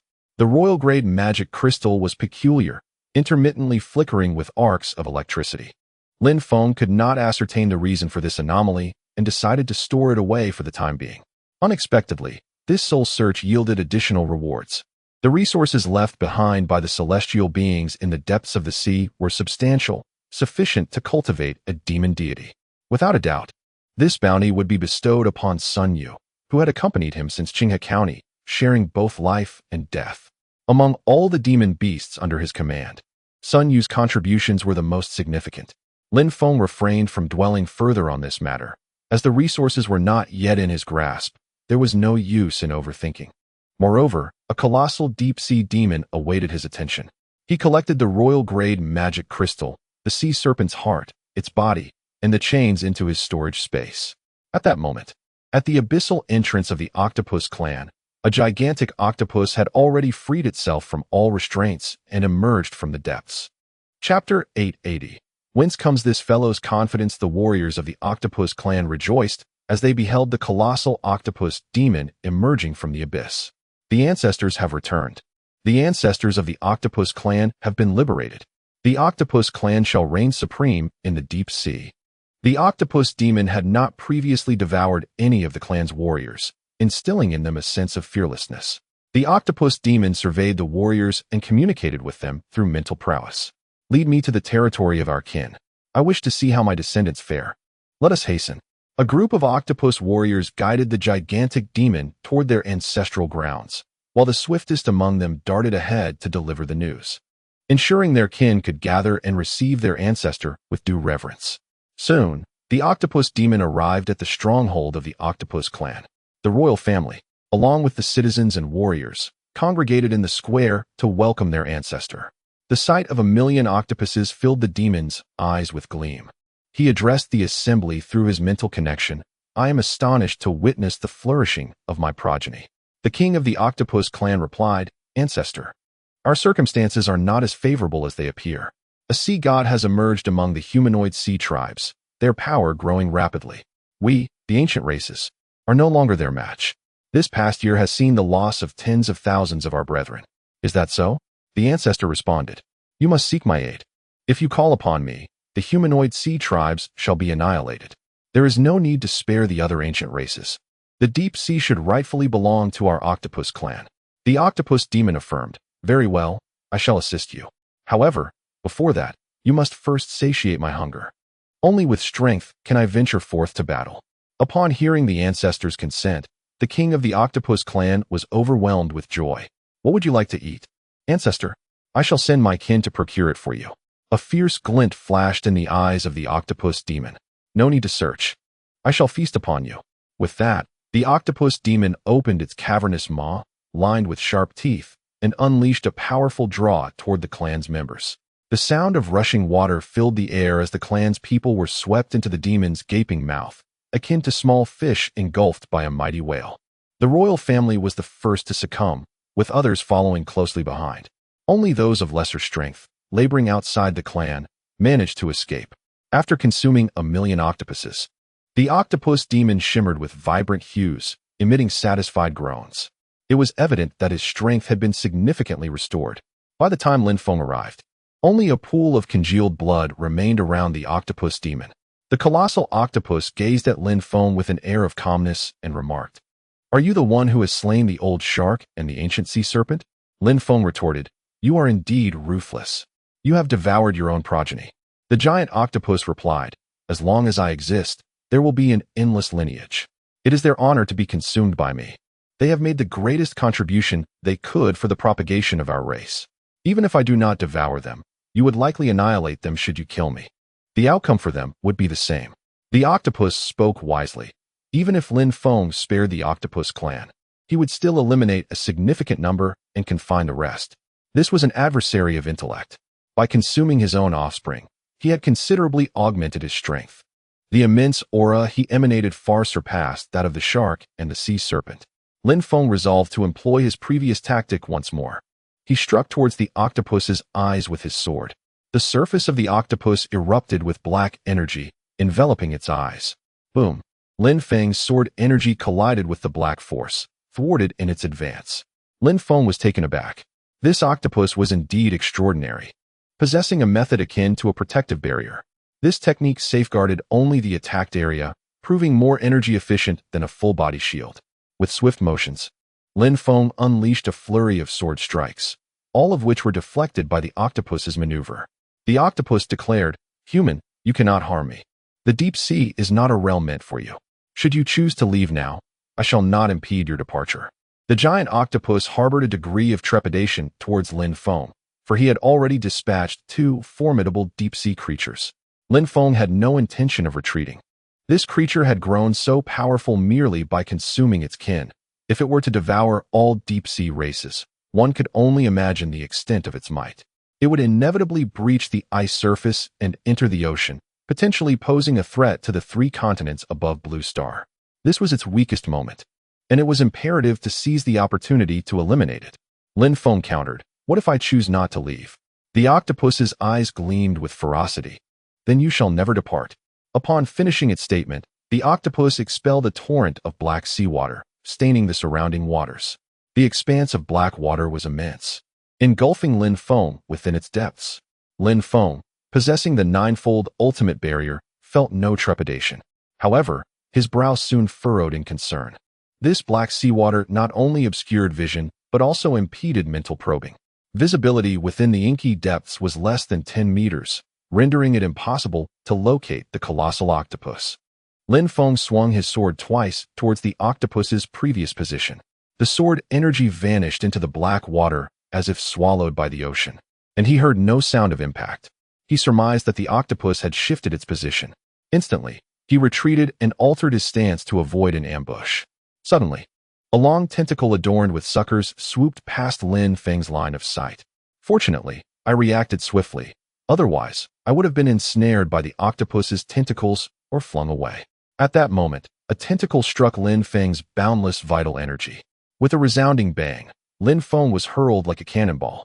Before he could regain his balance, he was struck again. Bang, bang, bang. He endured a relentless barrage of blows, leaving him dizzy and disoriented. After a brief moment, he adjusted to the onslaught. The octopus seemed to perceive him as a mere ball to be struck. With a crack, a layer of Lin Feng's boundless vital energy shattered. Fortunately, having mastered the ninefold boundless vital energy, he was somewhat safeguarded from such perilous circumstances. Lin Feng invoked the sixth layer of Thunder God's descent, elevating his life attributes to an impressive 252 billion. He swiftly channeled his true energy, stabilizing the imminent fragmentation of his boundless vital energy. Gripping the demon's sword, he began to gather power, continuously charging within the boundless vital energy. As one sword aura reached completion, another was conjured, until the generated sword auras filled his entire vital energy. With a commanding shout, he unleashed them. Whoosh, whoosh, whoosh. Hundreds of sword auras shot forth in all directions. The sounds of the sword auras piercing flesh echoed in his ears. The octopus retracted its tentacles, and Lin Feng came to a halt. The dark waters rapidly receded, revealing the colossal form of the octopus before him. It appeared that its dark energy had failed to obstruct his sword auras. All 8 of the octopus's tentacles and its body bore multiple gaping wounds inflicted by Lin Feng's sword auras. Clearly, the octopus had sustained significant injuries, yet it emitted not a single cry of pain. Instead, it gazed at Lin Feng and coolly remarked, "Such formidable sword auras. Unfortunately, you still cannot kill me." Lin Feng narrowed his eyes, scrutinizing the giant octopus. Where did this creature derive such confidence? Chapter 881. The immortal octopus. Lin Feng unleashed his most formidable sword strike, conjuring a 2,000-meter-long crimson sword aura. The sword energy coalesced, resembling a colossal torch. As the radiant aura reflected in the octopus's eyes, its pupils constricted sharply before swiftly dilating once more. With swift precision, Lin Feng executed a series of strikes. The octopus summoned dark energy to counter Lin Feng's sword aura. Boom, boom. The collision of sword energy and dark energy resulted in violent explosions. The powerful shockwaves churned the seawater, rendering it murky for hundreds of miles. As the water was subjected to the energy shock, its temperature surged, bubbling vigorously. After a vigorous assault, it seemed the octopus had exhausted its dark energy and could no longer withstand the onslaught. One of its tentacles was severed, a significant chunk of flesh cleaved away. Yet, the octopus's wound healed rapidly. The severed flesh writhed momentarily before transforming into a diminutive octopus. The small octopus crawled beside its progenitor and rejoined its body. "You understand now why you cannot kill me?" the octopus remarked. Lin Feng, undeterred by this proclamation, furiously wielded his sword energy. The octopus was cleaved into hundreds of pieces, yet each fragment morphed into a smaller octopus. These tiny creatures began to congregate, gradually merging into a larger octopus. Lin Feng, unwilling to allow them to unite, unleashed the 7-kill domain, attacking the smaller octopuses and shattering them into pieces. However, no matter how minuscule the octopus fragments became, they could still reconstitute themselves into octopuses. Lin Feng even observed octopuses the size of grains of rice. With relentless fervor, he generated 7 water tornadoes around him. Many of the small octopuses were ensnared by the whirlpools, unable to fuse together. Yet, Lin Feng found himself unable to extinguish their existence. Surveying his surroundings, he realized that countless octopuses, perhaps in the tens of millions, were fixated upon him, sending a shiver down his spine. In unison, the multitude of octopuses proclaimed, "Surrender. You cannot kill me. As long as one of us escapes, I shall survive." Lin Feng swung his sword energy, conjuring a dozen additional water tornadoes to ensnare all the octopuses, preventing any from fleeing. Surely, the octopus possessed a weakness. Otherwise, how could a celestial being confine it? Lin Feng employed his ice magic, freezing a palm-sized octopus in an attempt to eradicate it. The tiny octopus was encased in ice, but upon inspection, Lin Feng sensed its vitality still lingered. The small octopus remained alive, prompting Lin Feng to retract his ice magic. The octopus resumed its lively movements. "You cannot freeze me to death. Your icy poison is formidable, yet it is ineffective against me." Reflecting on his battle with the octopus, Lin Feng recalled that when he wielded his sword energy, akin to flames, the octopus's pupils seemed to contract. Could it be that this creature harbored a fear of fire? With newfound determination, Lin Feng directed a fiery blade towards a small octopus. The diminutive octopus was severed in twain, transforming into two even smaller octopuses. It appeared that the fiery essence was ineffectual. Could it be that this creature truly feared genuine flames? Lin Feng, harnessing his mental prowess, addressed all the octopuses. So, you are afraid of fire. Upon hearing this, the majority of the octopuses trembled slightly. Lin Feng sensed that his conjecture was accurate. This creature indeed feared fire. A smile graced Lin Feng's visage. The octopus retorted, "Cunning human, what of discovering my weakness? Here, surrounded by water, how do you intend to conjure flames? Without the presence of an underwater volcano, igniting a fire would prove quite challenging. Nevertheless, fulfilling the conditions for combustion seemed feasible." He recalled his studies: oxygen, combustible materials, and achieving the ignition temperature. Satisfying these three criteria would allow for fire to manifest. Oxygen could be procured from his own life space, and combustible materials could be summoned from his storage space by transferring some flammable oil. Achieving the ignition temperature was even simpler by wielding his fiery essence. He could reach that threshold. Lin Feng smiled faintly, challenging the notion that fire could not exist underwater. He thrust both palms forward, unleashing a torrent of flammable oil and bubbles, the latter serving as oxygen. Lin Feng then summoned his fiery essence, igniting the oil. With a resounding explosion, a great fire erupted. The octopuses caught in the blaze emitted hissing sounds, swiftly turning to ash, without producing smaller octopuses. Panic ensued among the octopuses. Impossible. How can genuine fire arise from the depths of the sea? Lin Feng liberally poured flammable oil and oxygen. He drenched the water vortex with oil, which instantly transformed into a fire vortex, countless bubbles ascending. Within this fiery whirlpool, the octopuses were reduced to mere ashes. The grandeur of the fire vortex was such that humanoid and other deep-sea races could perceive it, their faces reflecting sheer terror. The octopus stealthily commanded some smaller octopuses to flee the battlefield. However, Lin Feng detected this maneuver and, with his mental force, pulled those octopuses back and cast them into the flames. The magnitude of Lin Feng's mental energy was immense. Every shift on the battlefield was recorded in his mind. The number of octopuses dwindled rapidly, and they felt the looming threat of death. The remaining octopuses hastily congregated, merging into a singular colossal octopus. This new entity was half the size of the original, measuring just over 5,000 meters in diameter. Upon its emergence, the octopus immediately swam away, releasing a jet of black water behind it in an attempt to obscure Lin Feng's mental perception and vision. Such efforts were clearly in vain. Lin Feng was already on guard. Once Lin Feng fully expanded his mental force, the area he could potentially obscure was a mere fraction of his mental coverage. He swiftly pursued the octopus, dousing it in flammable oil and subsequently igniting it with his fiery essence. With a thunderous roar, a fierce blaze erupted. The octopus shrieked in agony, its form diminishing further. The octopus possesses a remarkable ability. It can heal its wounds by diminishing its form. Whenever an injury appears on its body, it swiftly recovers. After fleeing for a while, the octopus, feeling that escape was futile, paused to mimic the posture of humans, kneeling with its two tentacles resembling legs. "Mighty human, I beseech your mercy. I can serve as your pet, and I vow eternal loyalty to you before the Supreme Being." Lin Feng responded, "This sentiment has been expressed to me by an ancient sea serpent, yet it still met its demise. I am far more valuable than they were. Have you not been studying my ability to split and regenerate?" Lin Feng continued, "The creators and researchers of your kind are not of my doing. I hold a modicum of interest in your splitting and regenerative capabilities, but no more than that. My intuition warns me that keeping you alive is perilous.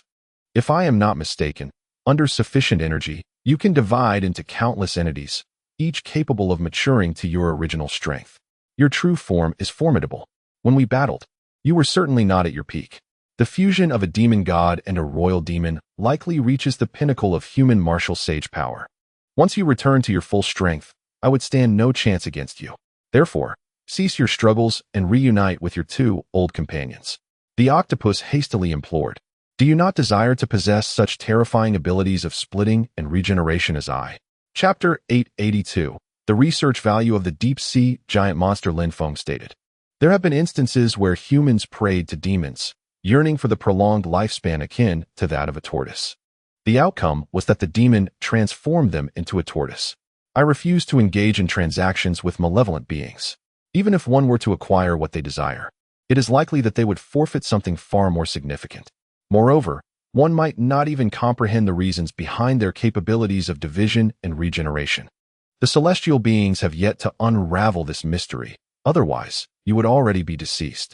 I believe the deceased version of you holds greater value to me. Lin Feng doused the octopus with oxygen and ignited it with oil, continuously scorching the creature. The octopus emitted a series of anguished cries. No, you mustn't do this. I have never taken a human life since my birth. There exists no deep-seated enmity between us. Words are futile. In a universe governed by the survival of the fittest, your mere existence poses a threat to humanity. As the octopus's form diminished, it ultimately shrank to the size of a few meters. Its strength waned in tandem with its size, and it was no longer the terrifying leviathan of the deep.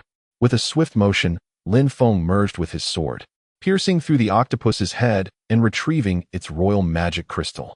Without pausing, he returned to seize the creature's heart.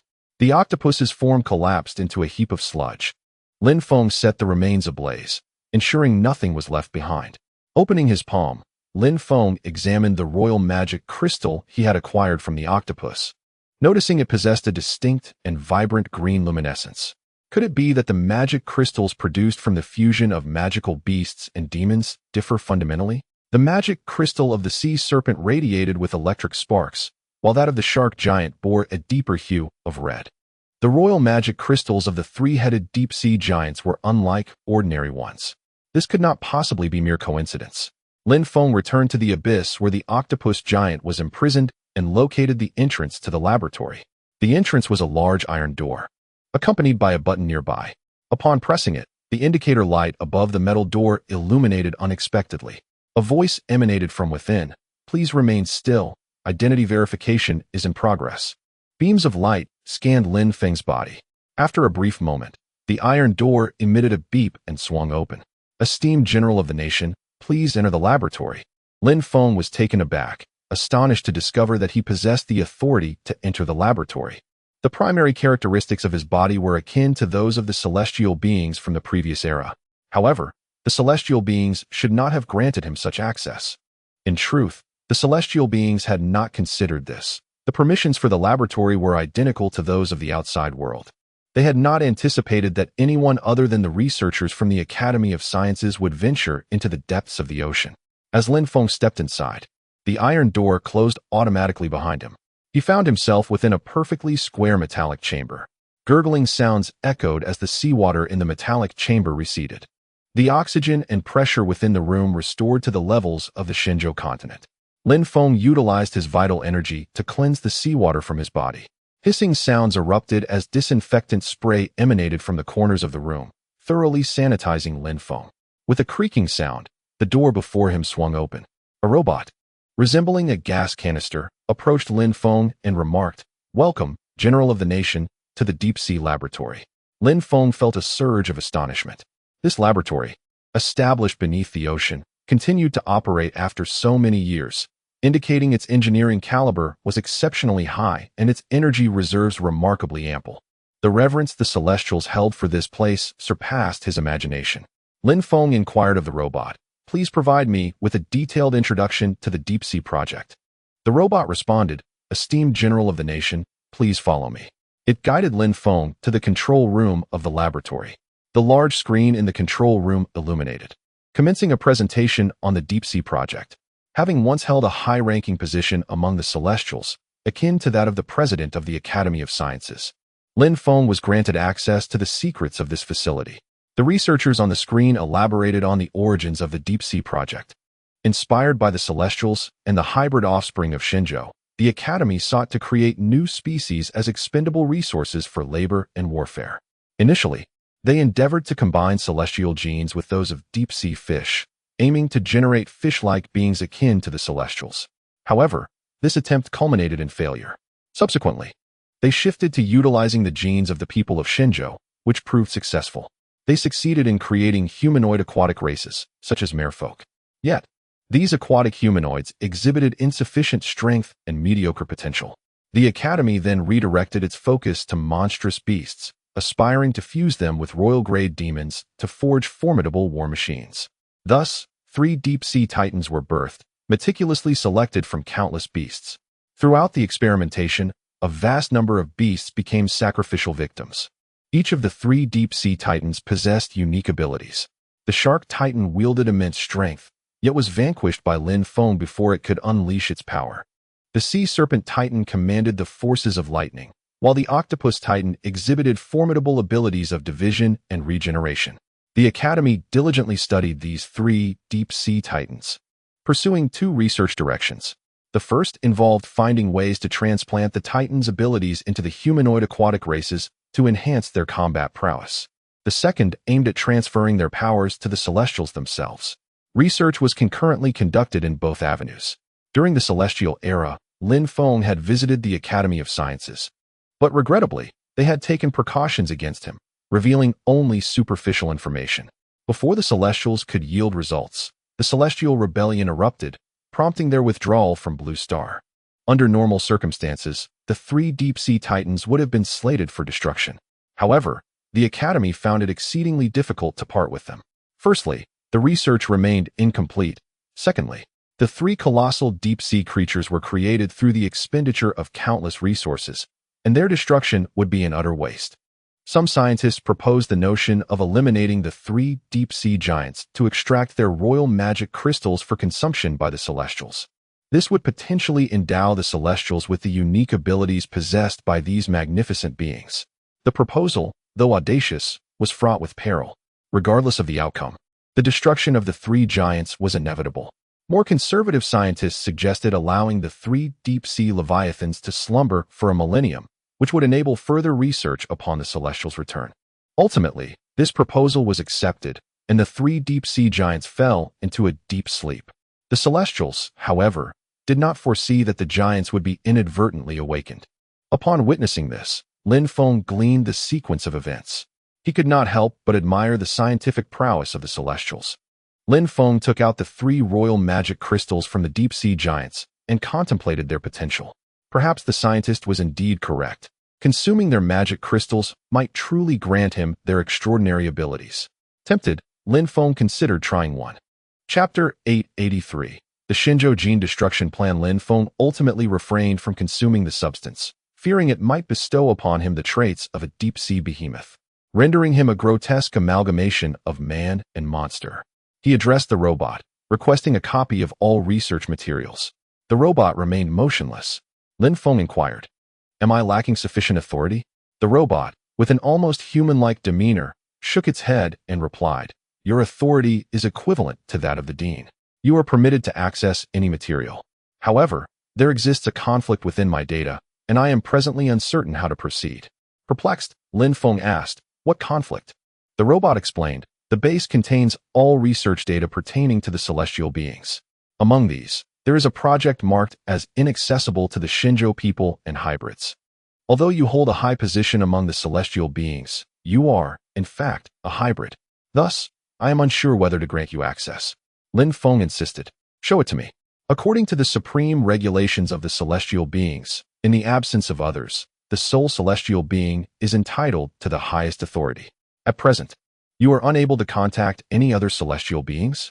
As a high-ranking member of the celestial beings and the only one on Blue Star, I possess the right to review all materials. The robot's eyes flickered with uncertain light. After a considerable pause, it stated, "Your Excellency, you are indeed correct. Currently, I cannot contact any other celestial beings. Following the regulations, you hold the highest authority." Seated in the central control room, upon the throne of the highest administrator, Lin Feng commanded, "First, display the research project marked as inaccessible to the Shinjo people and hybrids." "Certainly, Your Excellency," came the reply. Moments later, a line of text appeared on the large screen. Upon seeing it, Lin Feng sprang to his feet. The screen boldly displayed the phrase, "Shinjo Gene Destruction Plan." The title alone indicated its targeting of the Shinjo people and hybrids. The image of the Academy's dean materialized on the screen, sitting before a desk with his hands clasped.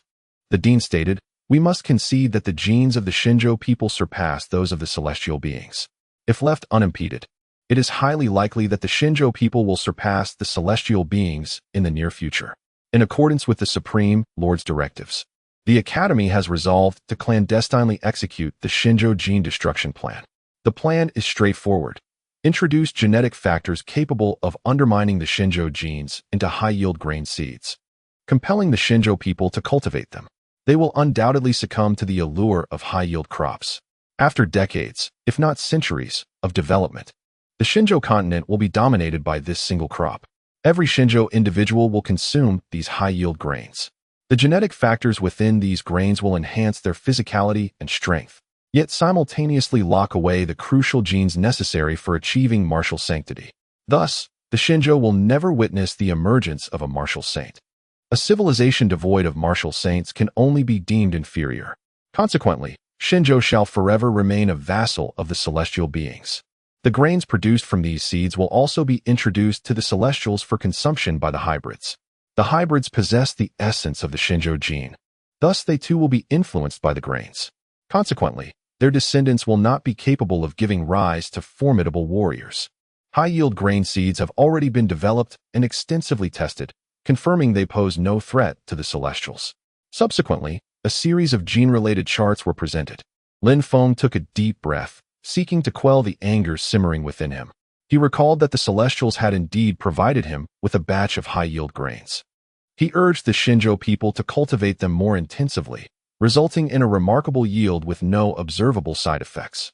That batch of high-yield grains had indeed proliferated across the Shinjo continent, nearly replacing all primitive crops, ensuring that the populace could fill their bellies. It truly echoed the saying, "What shelters you from the storm may also blind you to the sun." This was a form of veiled enslavement of a race. Lin Feng slowly seated himself, believing it imperative for the Shinjo continent to rapidly advance in genetic technology and urgently devise a solution to this genetic lock. Otherwise, he too would be unable to achieve the status of a martial sage. Lin Feng inquired, "Please present to me a brief overview of the significant research projects pertaining to our race." The large screen swiftly displayed an array of research initiatives, some related to spacecraft construction, others to weapon testing, and yet others to the development of new materials. The Celestials' research endeavors were vast, encompassing nearly every domain of their civilization. Lin Feng felt that achieving technological parity with the Celestials within a few centuries was somewhat unrealistic. Thus, he could only focus on a select few directions. Once the project summaries on the large screen concluded, Lin Feng stated, "Please copy the detailed information for all projects and provide me with a high-frequency player." The robots sprang into action. After an hour, they presented Lin Feng with a hard drive the size of his palm and a tablet-like player. Lin Feng placed the hard drive next to the player, adjusting its speed to 100,000 times for rapid playback. He intended to commit all the information to memory, fully aware that this base would need to be utilized in the future. However, given its inevitable deterioration, should he depart and the base cease operations, it would be a tragedy. Even with a data hard drive, there was no guarantee it would function. Thus, it was prudent to memorize everything as a precaution. Lin Feng's will mirrored that of the planet. He possessed the ability to retain everything he observed. Even with the video playing at 1,000-fold speed, he could capture each frame in his mind. It took him an entire day to memorize all the material, as this knowledge was invaluable, and he could not afford to leave it unrecorded. Once he had committed everything to memory, he placed the hard drive and player into his storage space. He instructed the robots, "The base must conserve energy to the utmost degree. Immediately shut down all signal transmission and reception devices." Understood, the robots promptly complied. Lin Feng undertook this measure to prevent the Celestials from remotely controlling the laboratory. Now, Lin Feng possesses the utmost authority over the base.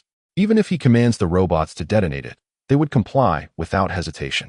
Lin Feng took stock of his recent acquisitions, 3 extraordinary royal-grade magic crystals, which, upon consumption, may bestow unique abilities, 3 hearts of the deep-sea behemoths, treasured by both the demon and humanoid sea tribes for their potential to enhance strength, and an unexpected discovery, the laboratory itself, where he stumbled upon the secrets nestled within the genetic fabric of the Shinjo people.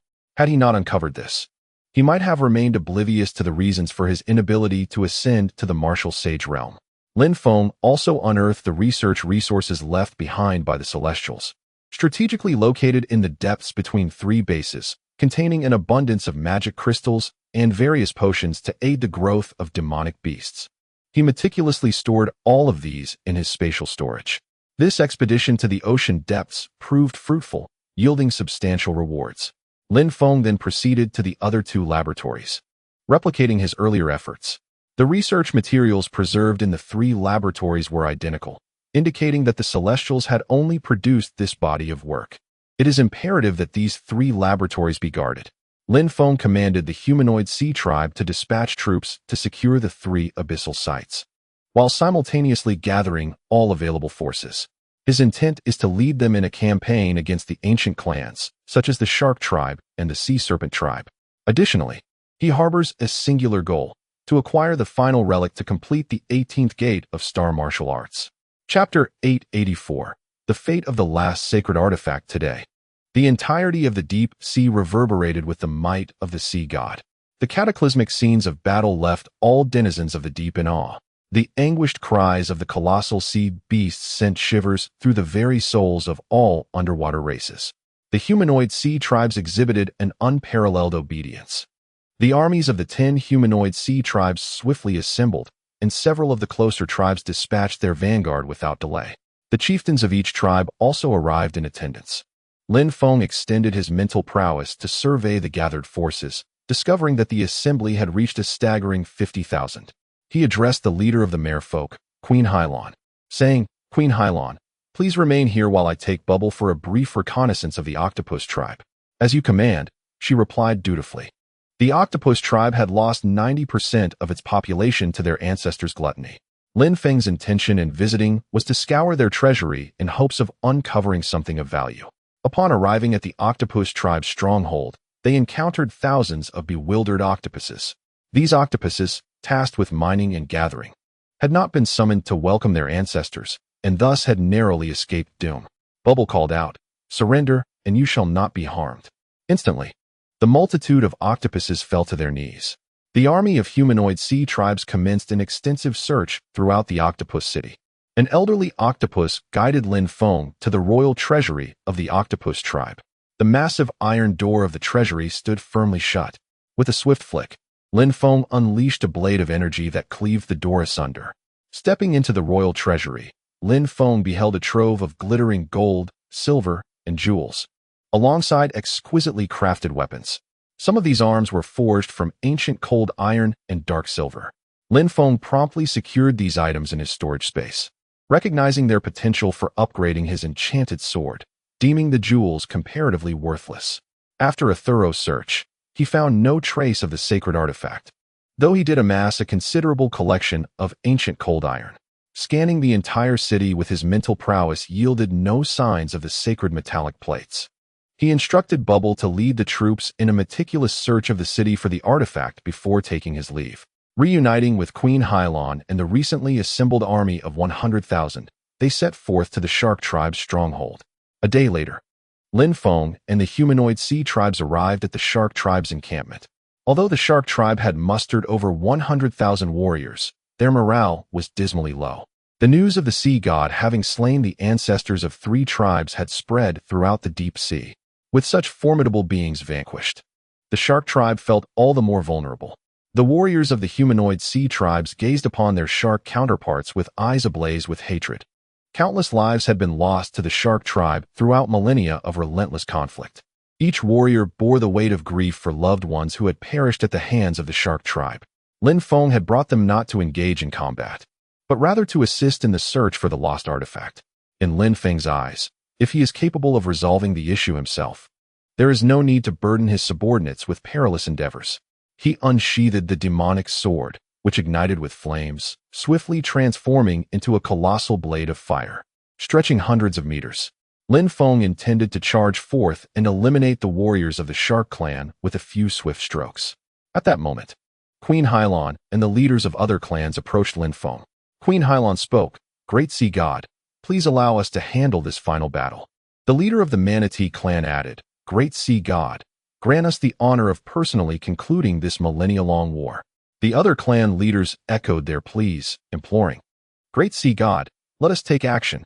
Queen Hylon continued, Great Sea God, we shall not annihilate them entirely. We will spare the innocent children. With a swift motion, Lin Feng unleashed a strike. The walls and fortifications of the Shark clan crumbled instantly with a resounding boom. The Shark clan, struck with terror, began to retreat. Lin Feng commanded, Go forth. The leaders of the humanoid sea tribes immediately rallied their forces and surged forward. Brothers, this is our final battle against the Shark clan. Let us fight, kill, eradicate them. The armies of the humanoid sea tribes surged like a tidal wave. Before they could reach their destination, the troops unleashed deafening thunderous blasts. Boom, boom. The Shark clan, devoid of fighting spirit, scattered in panic. Only when the scent of blood wafted through the air did their primal instincts ignite. The armies clashed fiercely. The Shark clan was powerless to resist. After 2 hours, the waters were stained crimson with blood. The Shark clan faced total annihilation, and the royal members were captured. The king of the Shark clan was forcibly subdued. Numerous members of the humanoid sea tribes shouted for him to pay for his transgressions, demanding his execution. The king of the Shark clan bellowed, What crimes have we committed? We, the Shark clan, are carnivorous beings, and you humanoid sea tribes are inherently our prey. This is the natural order. The humanoid sea tribes glared at the Shark clan, rendered speechless. The king's words bore an unsettling truth. It indeed reflected the laws of nature. At that moment, Lin Feng declared, The laws of nature are not immutable. Henceforth, I shall dictate the natural order of the deep sea. He continued, addressing the Shark clan, Surrender your sacred relics, and you may avert annihilation. The heavens are merciful. I will ensure the continuation of your lineage. The Shark king replied, We possess no sacred relics. Our relic has been deceitfully taken by the cunning merfolk. Lin Feng turned his gaze to the Shark king. The Shark king insisted, We truly have no relics left. The last sacred artifact seized by our ancient tribe is now in the possession of the Sea Serpent clan. Lin Feng looked towards Hylon and the other leaders of the humanoid tribes. Hylon nodded, affirming, According to our intelligence, the last sacred relic is indeed not in the hands of the Shark clan. Lin Feng concluded, Let the Shark clan be dealt with by you. As long as they are not driven to extinction, that suffices. Several chieftains of the humanoid sea clan conferred amongst themselves before approaching Lin Feng to report. Great Sea Deity, we propose to eradicate the entire Shark clan, sparing only the younglings. We shall raise these younglings within our community, transforming them into steeds for our humanoid sea tribe. Lin Feng, with an impassive expression, nodded slightly, Proceed as you see fit. With a swift onslaught, the humanoid sea clan unleashed a massacre within the Shark clan stronghold. All adult sharks and any capable of recollection were ruthlessly slain, leaving behind only a handful of fry.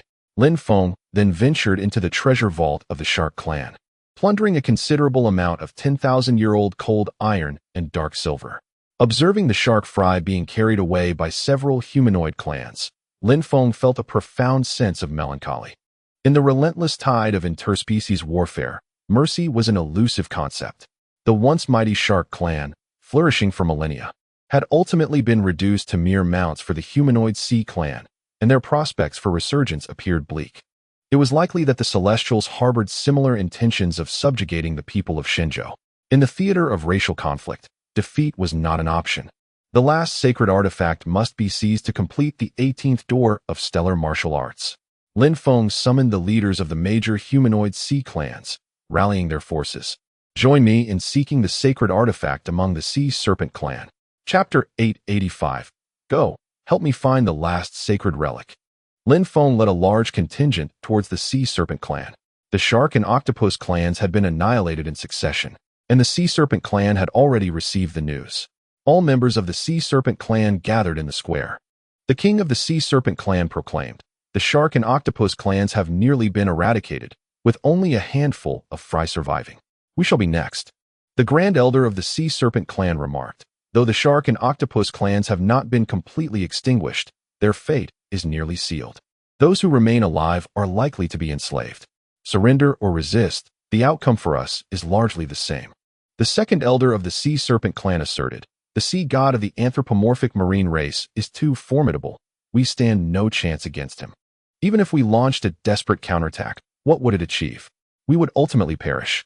The general of the Sea Serpent clan interjected, Are you suggesting we surrender? Even in surrender, we would face execution by the anthropomorphic marine race. Why die so pathetically? If death is inevitable, we might as well fight fiercely, taking down one foe for every two that we lose. A murmur of discussion spread among the crowd. Some suggested, why don't we flee? The deep sea is vast.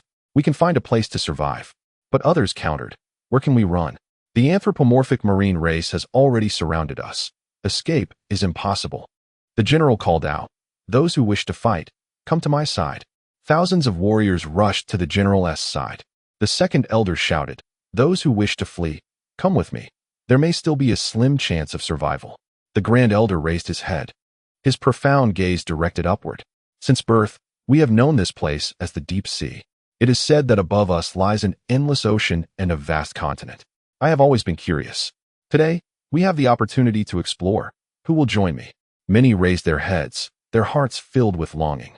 The denizens of the deep sea seldom dared to ascend. After swimming a mere kilometer upwards, they would feel an overwhelming discomfort, none daring to venture further due to the unbearable pressure of the water.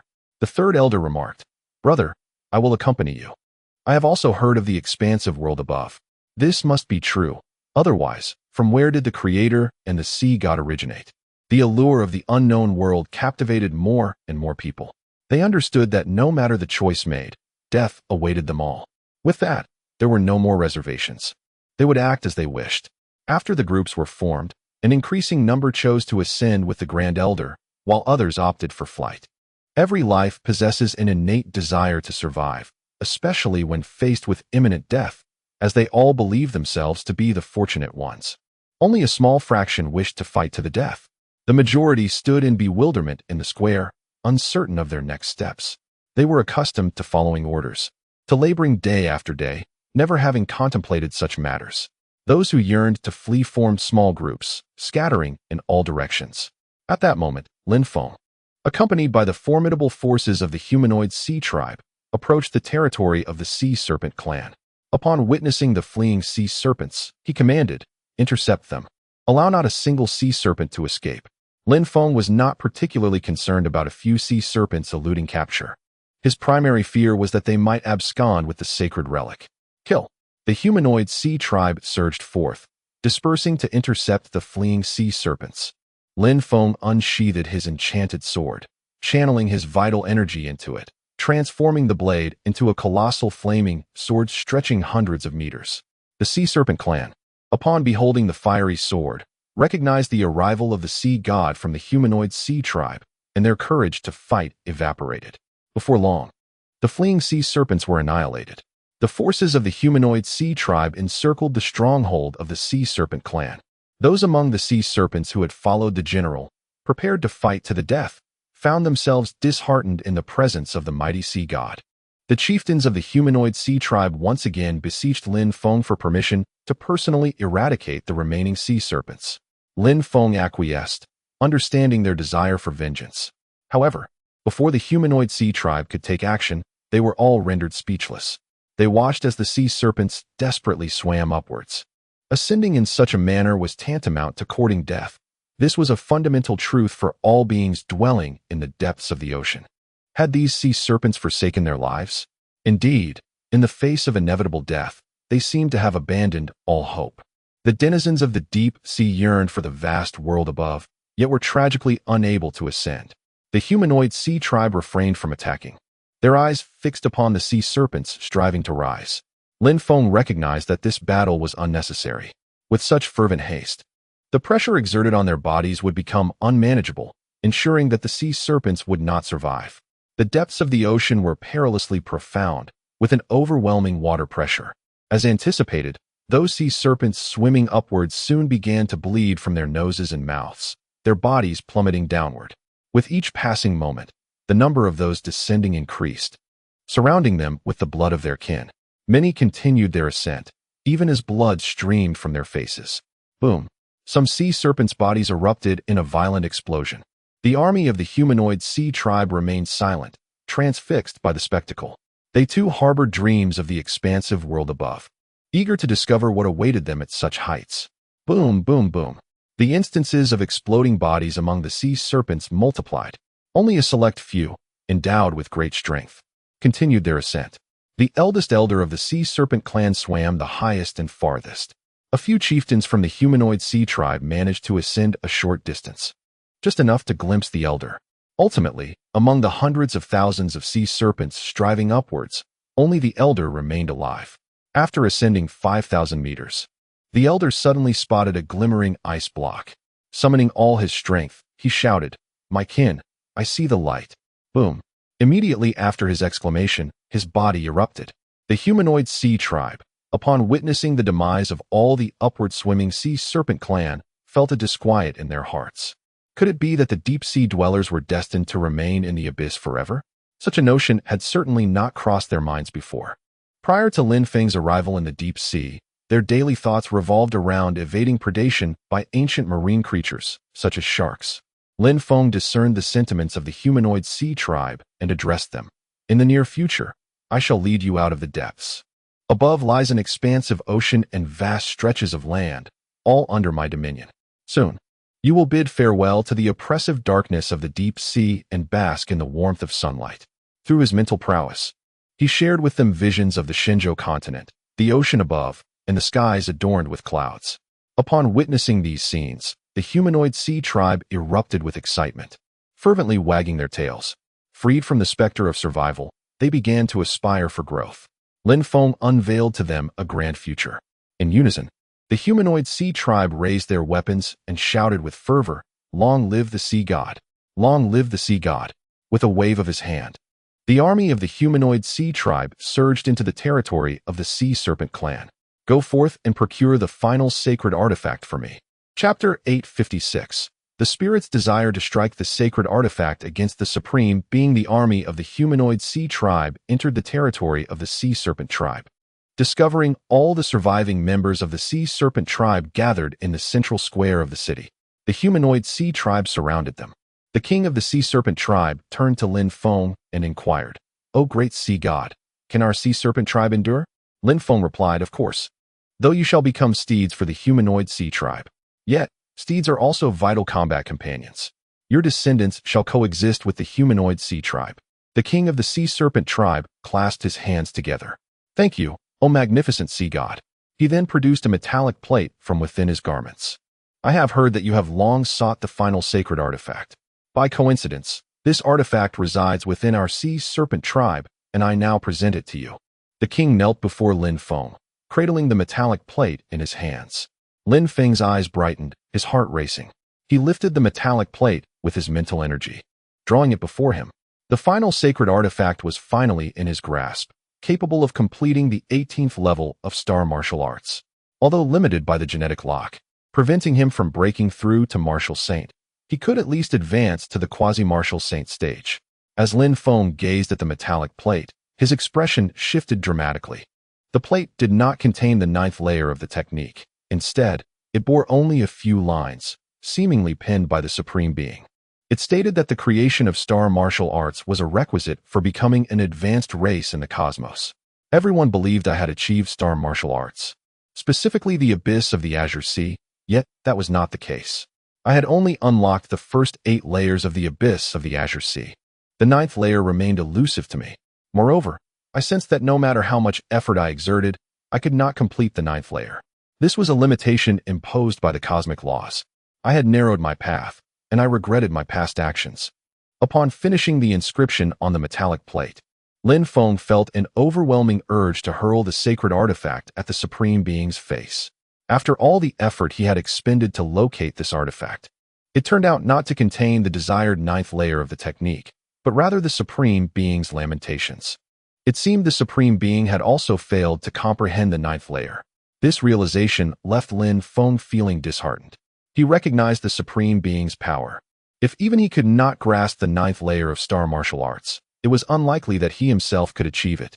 As Lin Feng reread the Supreme Being's words, he discerned an issue. The Supreme Being's regrets were likely tied to seizing control of the planetary will of his home world, resulting in limitations imposed by cosmic laws. His inability to comprehend Star Martial Arts might be one such limitation. Unlike the Supreme Being, Lin Feng had ascended to the status of planetary while not through usurpation, but because the Elder Blue had willingly ceded the role to him. He was the rightful planetary will, properly recognized and shielded by the cosmic laws. The Supreme Being's inability to comprehend did not necessarily imply that he would be similarly constrained. Lin Feng resolved that after unifying Blue Star, he would devote the majority of his attention to comprehending the art of stellar martial arts.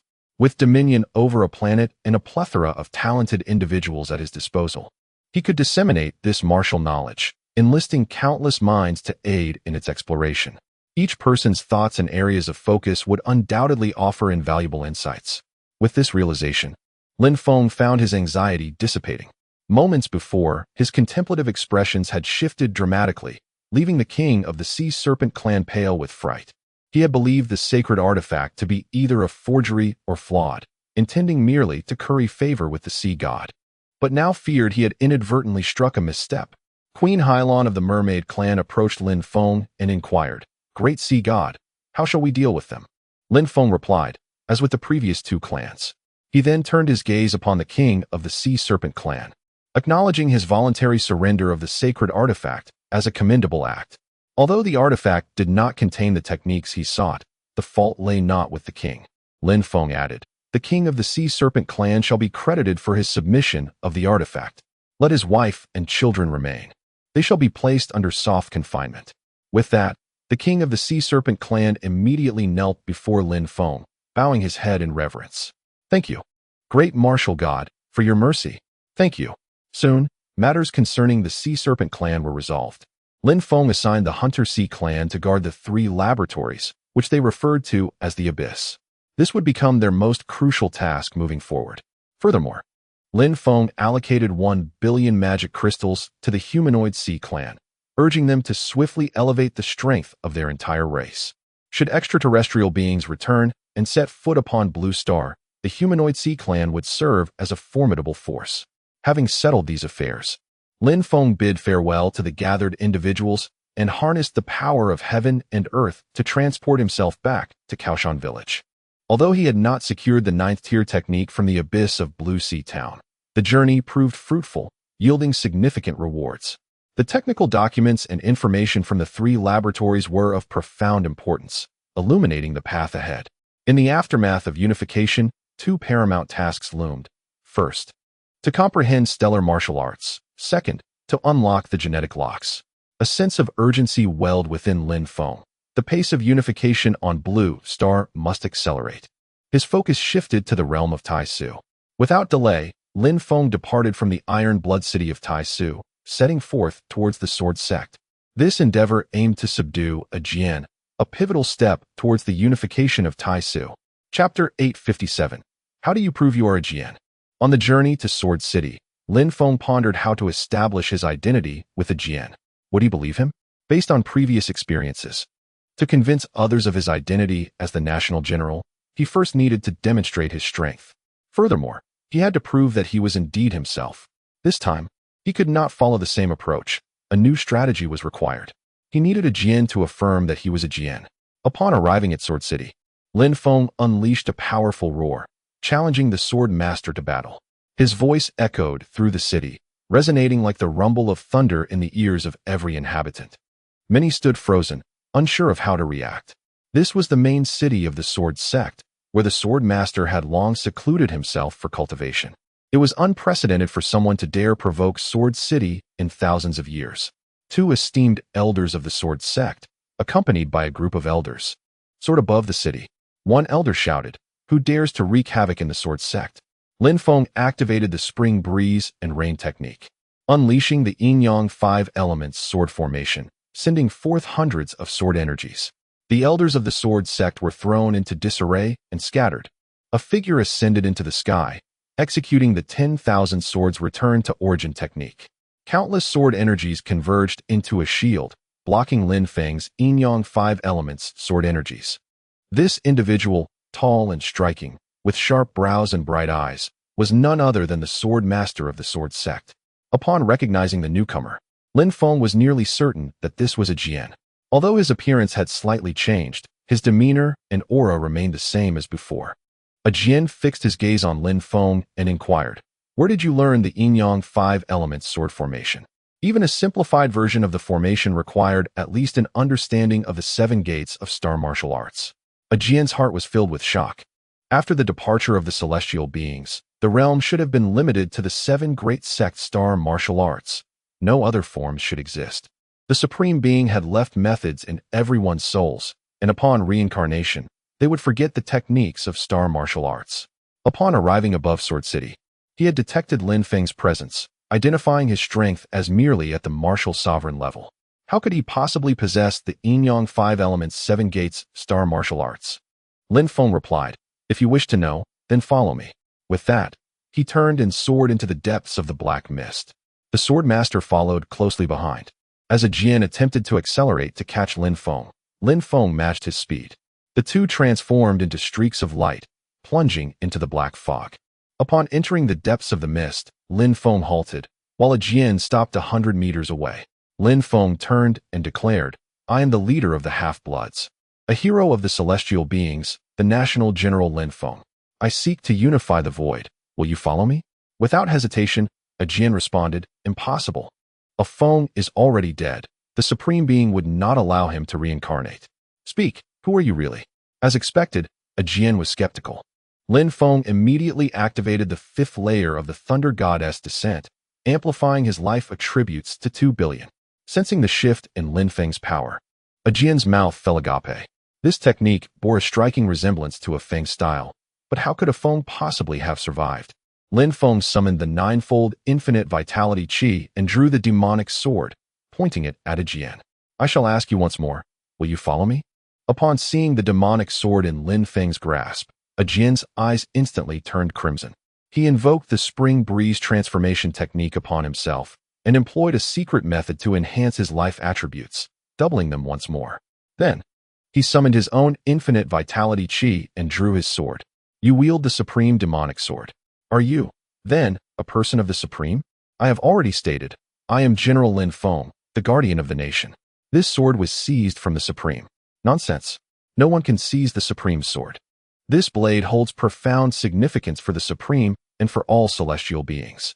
Unless the Supreme is gravely injured or slain, they would never part with this sword." Lin Feng replied, "In the days of yore, amidst the black mist, I battled the Supreme. In my final moments, I gravely wounded the Supreme, shattering their physical form, and claimed this demonic sword." Ajian squinted, his disbelief evident. It was easier for him to believe that this person was a figure of the Supreme rather than Lin Feng.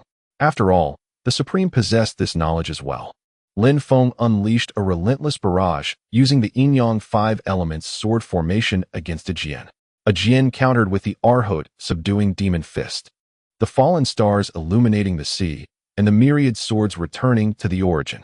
It was clear he had perfected other aspects of the Chinese stellar martial arts. This was still the cultivation technique from the celestial era. As Ajian fought, his astonishment grew. He realized that Lin Feng's Yin-Yang 5 element sword formation was no mere simplified version, but rather an enhanced one. To manifest the formation to such a degree, one must have perfected all 7 branches of the Yin-Yang 5 elements stellar martial arts. Ajian's heart wavered. Could this person truly be a Feng? Was a Feng still alive? Lin Feng intended to conclude the battle swiftly. He subdued Ajian momentarily and retracted the Yin-Yang 5 elements sword formation. "Allow me to demonstrate my most formidable strike." Ajian responded, "Then I shall show you my ultimate kill." As Ajian's vigilance rose, he felt an unexpected thrill.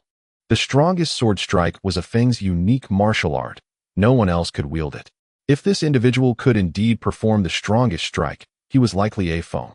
With a swift motion, Lin Feng unleashed his most potent attack.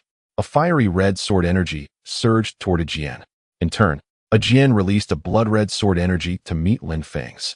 The resemblance between their sword energies was uncanny.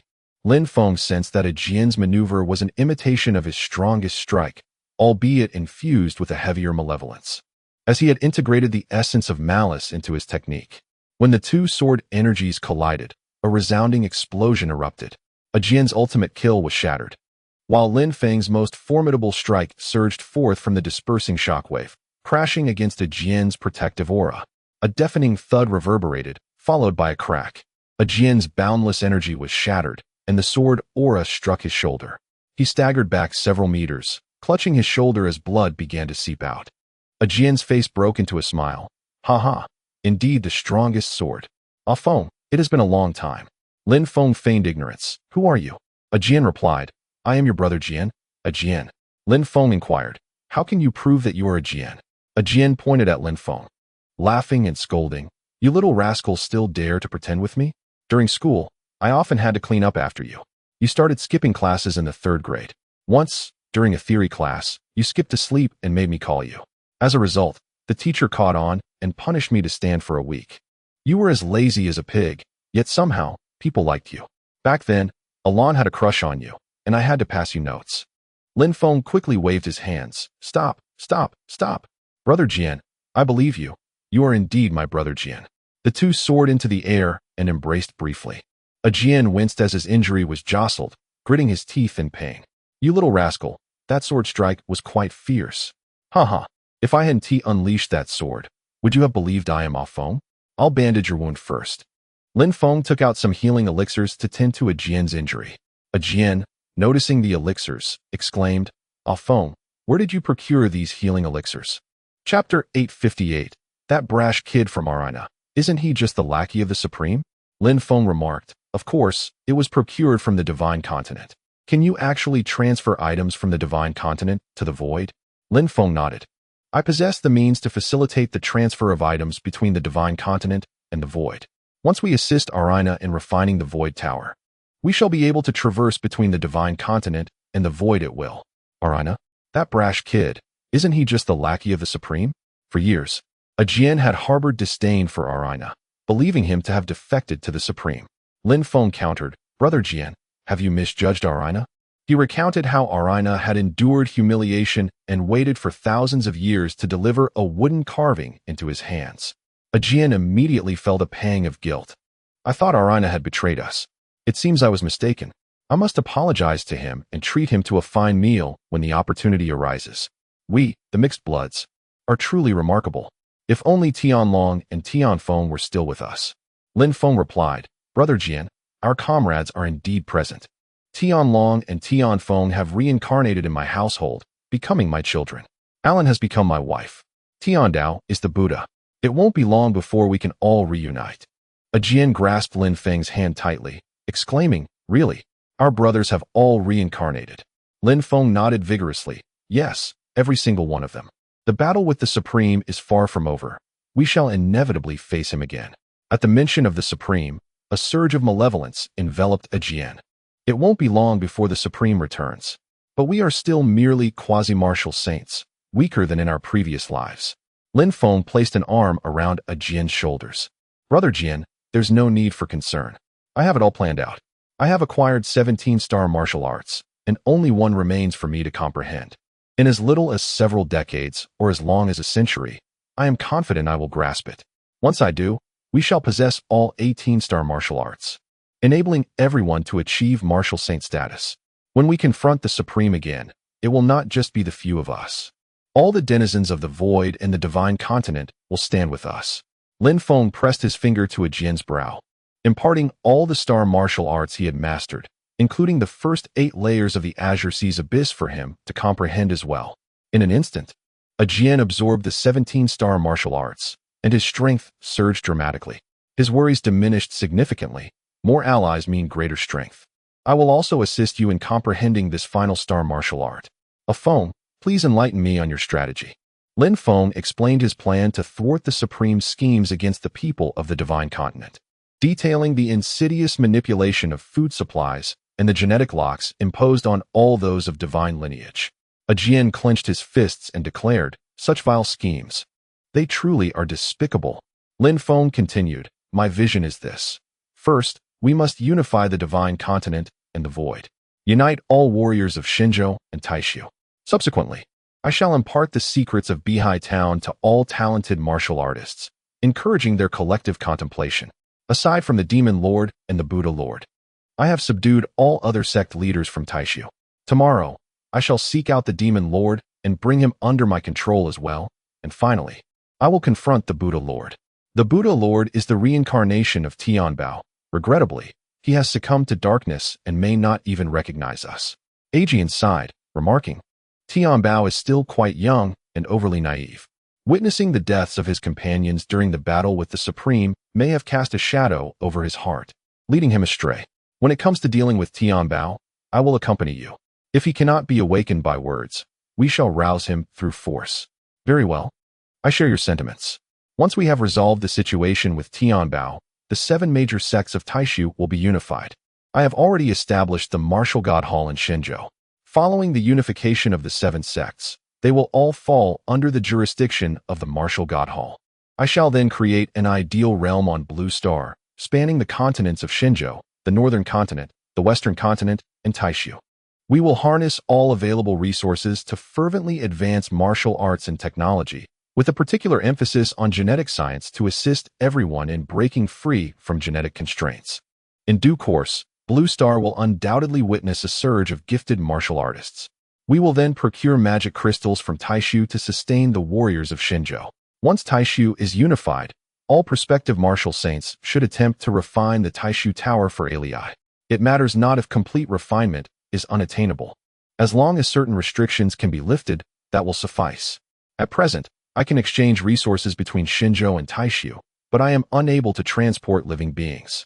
If we can lift the restrictions on transporting the living, a complete passage between Taishu and Shenzhou will be established.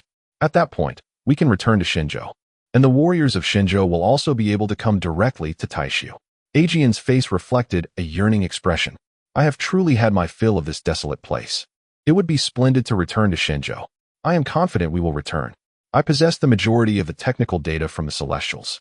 This information will be gradually released, allowing us to elevate the technological standards of Shenzhou to that of the Celestials within approximately 200 years, albeit in select fields.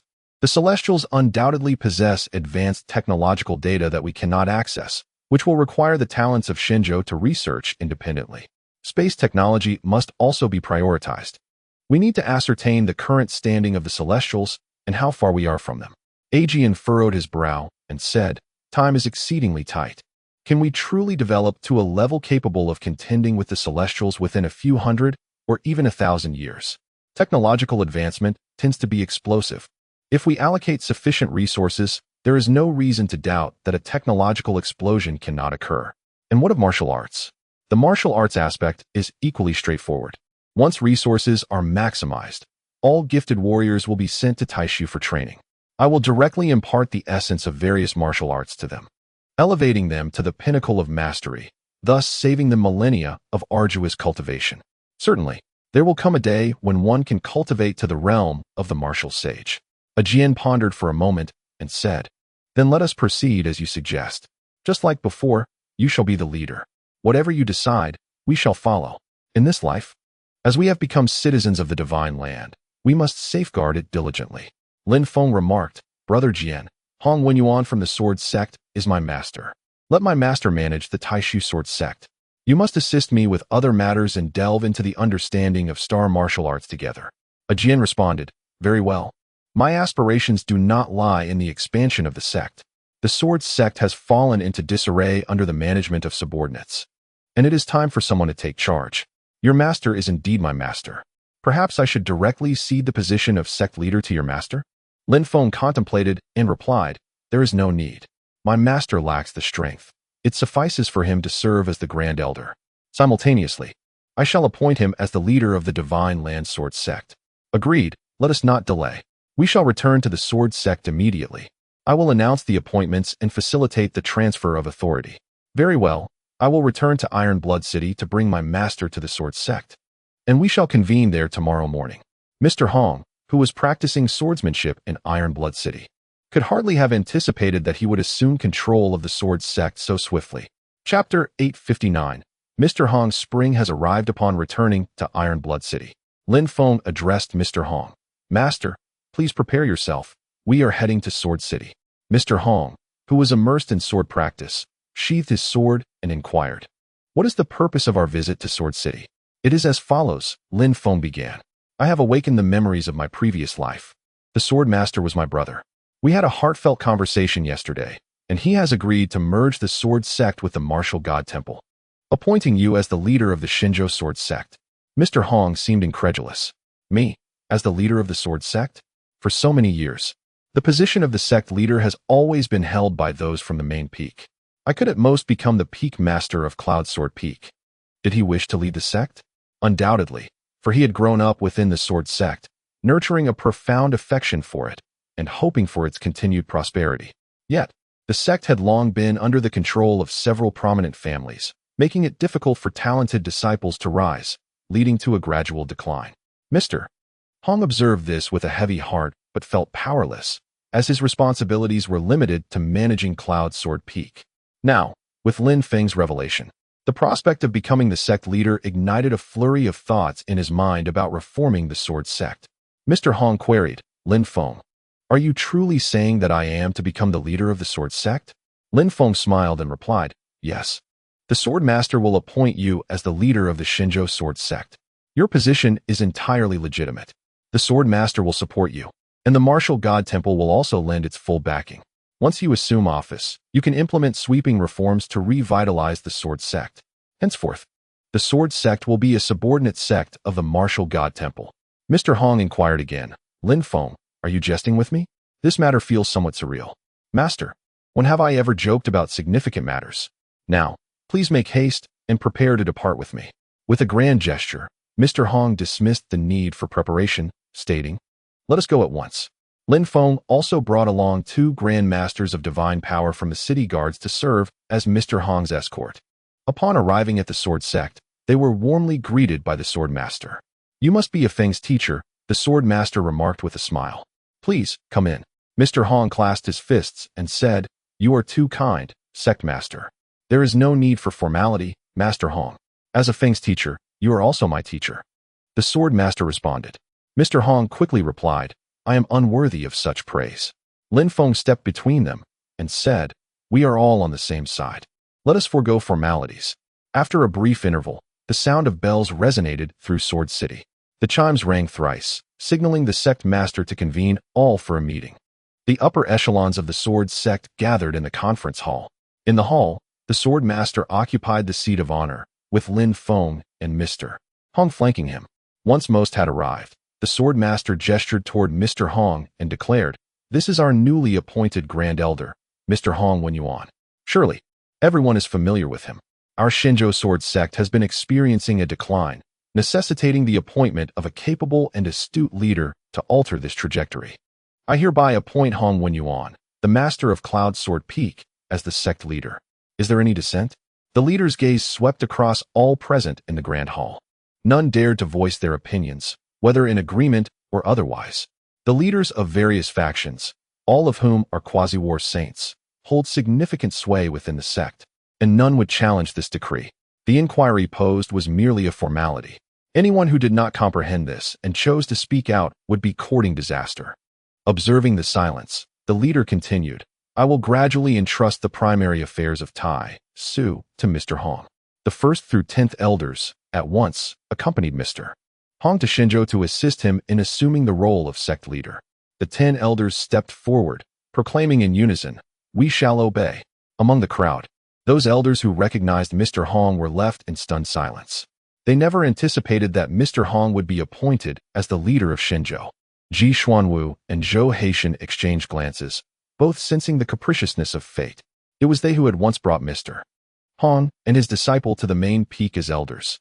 Zhou Haitian had even facilitated Lin Feng's lecture, enabling Lin Feng to elucidate the concept of all swords returned to the sect to the elders of Tai Su. How little time had passed. The master and disciple had already become renowned figures in Tai Su. Lin Feng had established himself as the foremost lord of Iron Blood City, while Mr. Hong was on the verge of becoming the sect leader of Xinzhou. Zhou Haitian urged Ji Xuanwu to step forward. The leader's piercing gaze fell upon the two. Do you have any objections? They trembled at the inquiry. Zhou Haitian hastily replied, we respectfully inform the sect leader that we have long been stationed at Xinzhou Sword Sect and are quite familiar with the affairs there. We wish to accompany Mr. Hong to expedite his governance of the Xinzhou Sword Sect. The leader nodded in approval. Very well, you two may accompany him. Mr. Hong, along with the elders, returned to Xinzhou. Lin Feng also dispatched experts from the Martial God Hall to assist Mr. Hong in managing the Sword Sect. Upon their return to Xinzhou Sword Sect, there was an immediate uproar. Following the lead of several other major sects, the sword sect was also undergoing a change in leadership, with Hong Wenyuan as the new leader. The elders of the sword sect expressed their astonishment. They reminisced about the time when the peak master of Cloud Sword Peak remained sequestered, while Mr. Hong was still weak. Other peaks had sought to seize Cloud Sword Peak. Despite the immense pressure, Mr. Hong persevered and ultimately ascended to the position of Master of Cloud Sword Peak. Subsequently, he managed to gain control over the other peaks as well. However, he then faced oppression from the elders of Tai Su. Unexpectedly, Mr. Hong and his disciples secretly ventured to Tai Su, where they experienced rapid development. Now, having returned with the support of the sect leader, Mr. Hong has rightfully assumed the role of the Shinjo sword sect leader. Henceforth, the sword sect will adhere to Mr. Hong's directives. Mr. Hong promptly summoned his esteemed disciples. Lin Feng also sent a blood demon doppelganger to assist Mr. Hong. As for the succession ceremony of the sect leader, Mr. Hong initially intended to keep it simple. However, Lin Feng disagreed. He proclaimed, "Master, you are the designated leader of the Shinjo sect by the Sword Master. Your succession ceremony must be grand and splendid. It is essential that all martial artists in the realm are made aware of it.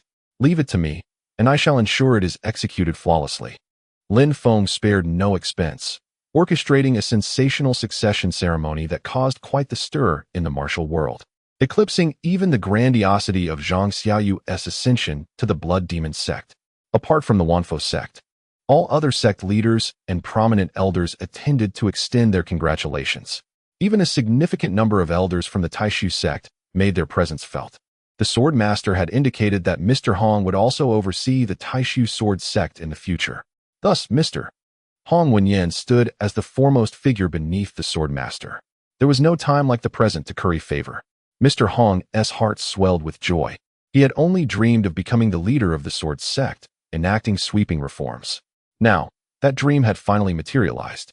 Previously, he felt hopeless about advancing within the sword sect and had even encouraged Lin Feng to seek opportunities elsewhere. Little did he know that through such development, Lin Feng would ultimately ascend to the position of the sword sect leader. Now, Mr. Hong was ready to embark on significant reforms. With so much support, he was determined to eradicate the sect's malignancies in one fell swoop. Once Lin Feng had elevated Mr. Hong to the position of sect leader, he relinquished control over the sword sect's affairs, leaving the remaining matters in his master's capable hands. After a month of diligently organizing the succession ceremony for his master, Lin Feng found himself with some free time and intended to seek an audience with the Demon Lord. Chapter 860. The astute Demon Lord Lin Feng had spent considerable time in the Blood Demon sect without ever having the opportunity to meet the Demon Lord. His senior brother, the Bone Demon, often remarked that once the Demon Lord emerged from seclusion, he would summon Lin Feng to meet him. However, as time passed, the Demon Lord remained inaccessible. Determined, Lin Feng resolved to seek him out. At that moment, Lin Feng was enjoying tea with the sword master, Jian. For the past few days, Jian had been in Lin Feng's company, and the two often reminisced about the past while contemplating the future. Jian expressed a desire to meet alone. Lin Tianlong and Lin Tianfeng, though it was evident that such a meeting would only be possible after Lei assumed control of the Tower of Taishu. Seeing Lin Feng's intention to confront the Demon Lord, Jian stood up and remarked, "I have some understanding of the Demon Lord. He is not a reincarnated individual, but rather a native genius of the divine continent. My concern is that he may be arrogant due to his talents. I shall accompany you to meet him." Lin Feng replied, "There is no need for that, Brother Jian. You may rest. Geniuses are often proud. If I happen to defeat him and you witness it, it would be quite awkward. I can manage this on my own. Please wait for me in Sword City. Once I have subdued the Demon Lord, I will come to find you, and together we shall seek out Lei." Jian escorted Lin Feng to the door, offering a few words of caution. "Very well, but do not underestimate anyone. Exercise utmost caution." Lin Feng waved his hand reassuringly. "Rest easy, Brother Jian. I shall return swiftly." With a mask donned, Lin Feng soared towards Blood Demon City. Upon reaching the skies above the city, he employed the Spring Breeze transformation technique and activated the 5th layer of the Thunder God's descent, elevating his life attribute to 2 billion. Lin Feng called out, "Demon Lord, come forth for a meeting." His voice resonated throughout the expanse of Blood Demon City. The Bone Demon and the Enchantress attempted to ascend and admonish Lin Feng, but were quelled by the Demon Lord's presence. In a calm tone, the demon lord inquired, "Who approaches the blood demon sect? A guest is always welcome. Why not descend for a cup of tea?" The demon lord floated above Blood Demon City, his position slightly elevated above his dwelling, adopting a modest demeanor. He appeared youthful and serene, reminiscent of an erudite scholar. The demon lord maintained his composure, unlike others who might have resorted to violence by now. Lin Feng approached the demon lord and said, "Very well, let us enjoy a cup of tea first." The demon lord gestured gracefully, inviting him to proceed. Lin Feng descended into the demon lord's courtyard, where a grand tree stood, accompanied by a stone table. A teapot emitting steam rested atop the table. Lin Feng took a seat beside it. The demon lord poured him a cup of tea and remarked, "Are you here to subdue me?" Surprised, Lin Feng replied, "How did you know?" "It is not difficult to deduce. Recently, various sects have encountered upheaval. The leaders from the Divine Continent have been replaced nearly in their entirety. Just days ago, someone from Sword City issued a provocation. The Sword Master ventured into the Black Mist, and upon his return, he replaced the sect leader from the Divine Continent. Certainly, someone must have subdued them for such actions to occur. I reckon it is now my turn. This fellow is quite astute." Lin Feng nodded and affirmed, "You are not mistaken. Apart from the Blood Demon sect and the 10,000 Buddha Temple, the leaders of other sects have already pledged allegiance to me." The demon lord took a sip of tea and remarked, "So it appears I have no other choice. May I pose a few questions?" Lin Feng also lifted his teacup and replied, "Go ahead. Who are you?" Lin Feng removed his mask. The demon lord was momentarily taken aback. "Aren't you Elder Lin Feng of our sect?" Lin Feng responded, "In this life, I am the Supreme Elder Lin Feng of the Blood Demon sect. In my previous life, I was the hero of the celestial beings, the leader of the hybrid race, and the Grand General Lin Feng." The demon lord, upon hearing this, was utterly astonished. His hand trembled slightly, spilling a bit of tea. Realizing, he quickly retrieved the spilled tea. The demon lord stated, "I have studied the history of the Celestials. Grand General Lin Feng was indeed a remarkable figure during the era of the Celestials. According to historical records, he fell completely after battling the Celestial Sovereign." Lin Feng replied, "Fortuitously reincarnated, I escaped with my life." The demon lord poured more tea for Lin Feng and inquired again, "For my second question, what do you intend to accomplish?" Lin Feng succinctly stated, "To unify the void and the Divine Continent, to fully develop martial arts and technology, to protect the people of the Divine Continent, and to engage in battle once more with the returning Celestial Sovereign." The demon lord asked, "Is it possible for the people of the Divine Continent to defeat the Celestials? They are indeed formidable. Yet a unified Divine Continent and void may not be without chance. The development plans have long been drafted, awaiting implementation post-unification." The demon lord furrowed his brow in contemplation and asked, "Why must there be a conflict with the Celestials? Is it not acceptable to accept their rule? As far as I know, the people of the Divine Continent and the hybrids had rather decent lives during the Celestial era." Lin Feng chuckled and countered, "Do you not wish to break through to the Martial Saint realm?" "Of course I do.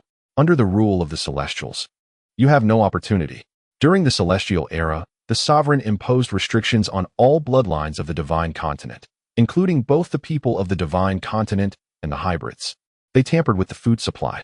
Consuming that food would lock the genes necessary for achieving the Martial Saint level for the bloodlines of the Divine Continent and their descendants, rendering them forever incapable of attaining that status." The demon lord was taken aback, clenching his fists, realizing the gravity of the situation. The Sovereign intends to eternally enslave the people of the Divine Continent, denying them the chance to rise. It seems that conflict with the Celestials is inevitable. Every individual who has achieved the Martial Saint level yearns for further advancement.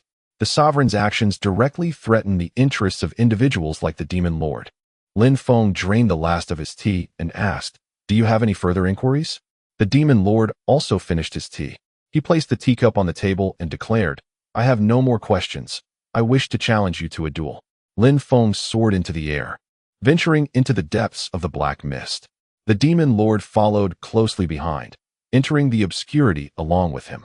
Persuasion through mere words is futile for martial artists. Confrontation is imperative. Once within the shroud of darkness, the demon lord unleashed the celestial martial arts of the 7 great sects, only to be vanquished by Lin Feng's singular strike. The demon lord, humbled and convinced, accepted his fate. Lin Feng produced a medicinal herb to tend to his wounds, remarking, "Now, are you willing to submit? From this point onward, you shall accompany me, and the blood demon sect will be incorporated into my martial deity hall. Rest assured, I shall not treat you unjustly. Should I achieve celestial martial prowess, I will undoubtedly lend you a hand. This is also a principal reason why the Masters of the Void are inclined to yield to me." As the demon lord's injuries began to heal, he wiped the blood from his body and the corner of his mouth, straightening his somewhat disheveled attire. "This lad possesses quite the vanity, rivaling even my own dear one. Even at such a moment, he still has the leisure to groom himself." Once he had composed himself, the demon lord stated, "I am willing to submit. However, I have one condition." Lin Feng inquired, "What is your condition?" Chapter 861. The sorcerer seeks a master. The sorcerer declared, "I wish to take you as my master." The bond between a master and disciple is far more profound than that of mere superiors and subordinates. Lin Feng felt a sense of confusion regarding this relationship. He was a disciple of the blood demon sect, yet he was expected to address the bone demon and the enchantress as senior brothers and sisters. Curiously, the leader of the blood demon sect had become his disciple. After some contemplation, Lin Feng acquiesced.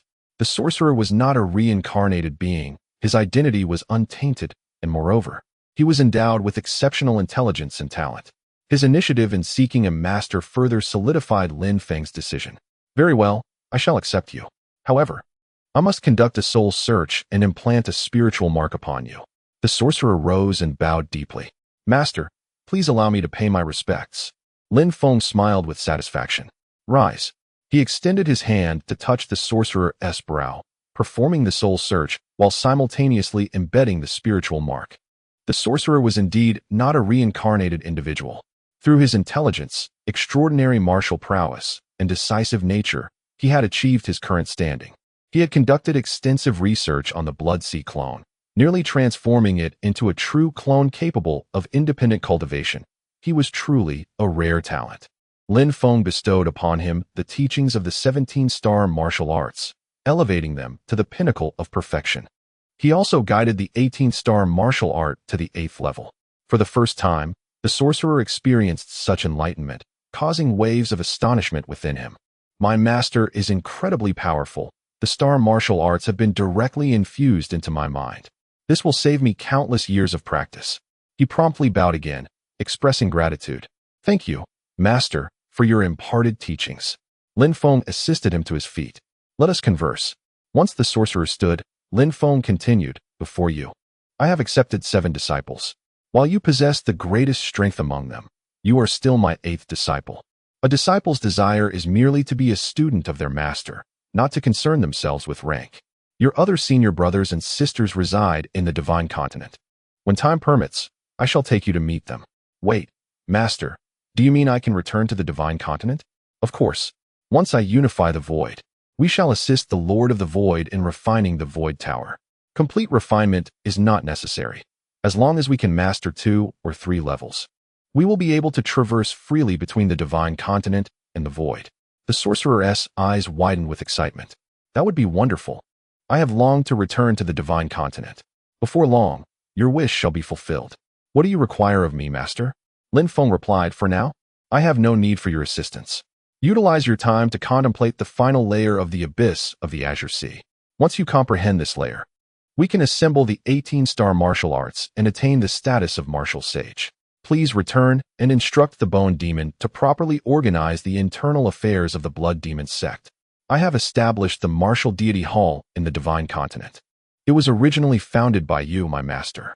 Indeed, the leader of the blood demon sect in the divine continent, Zhang Xiaoyu, is also one of my own.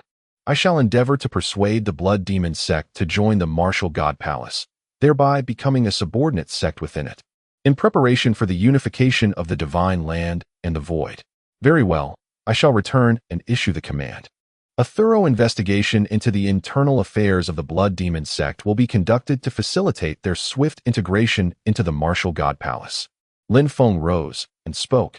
"You may handle the matters upon your return. I must contemplate how to subdue the Buddha Master."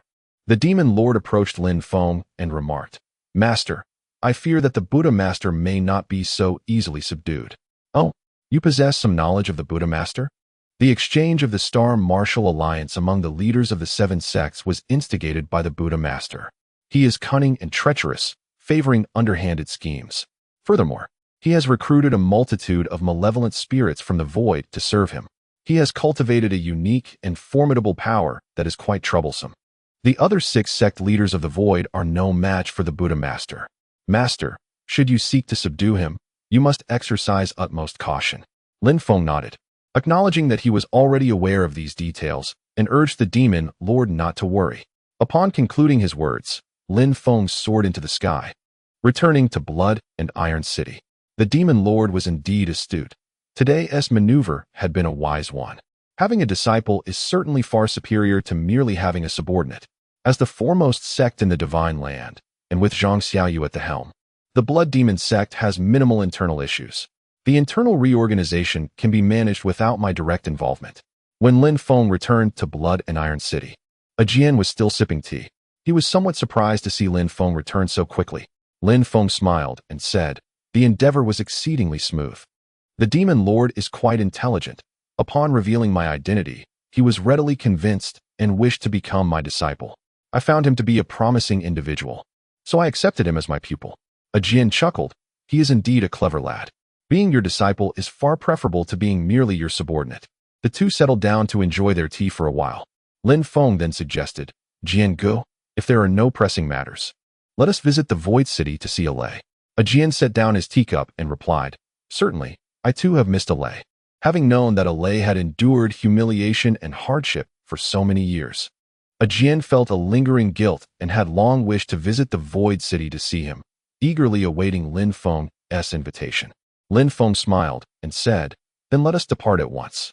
Alay, that lad still has quite the appetite. I left a clone there to hunt demons, and he is in charge of ensuring my clone is well fed." Jian remarked, "It is a pity that the void lacks any decent taverns. Otherwise, I would insist on treating Alay to a splendid meal. I truly miss the restaurants from the Celestial Age. The cuisine was exquisite. Soon, we shall have the opportunity to savor such delights again. I have brought back culinary knowledge from the Celestial Knowledge Repository. In due course, I intend to establish restaurants throughout the Divine Land and the Void.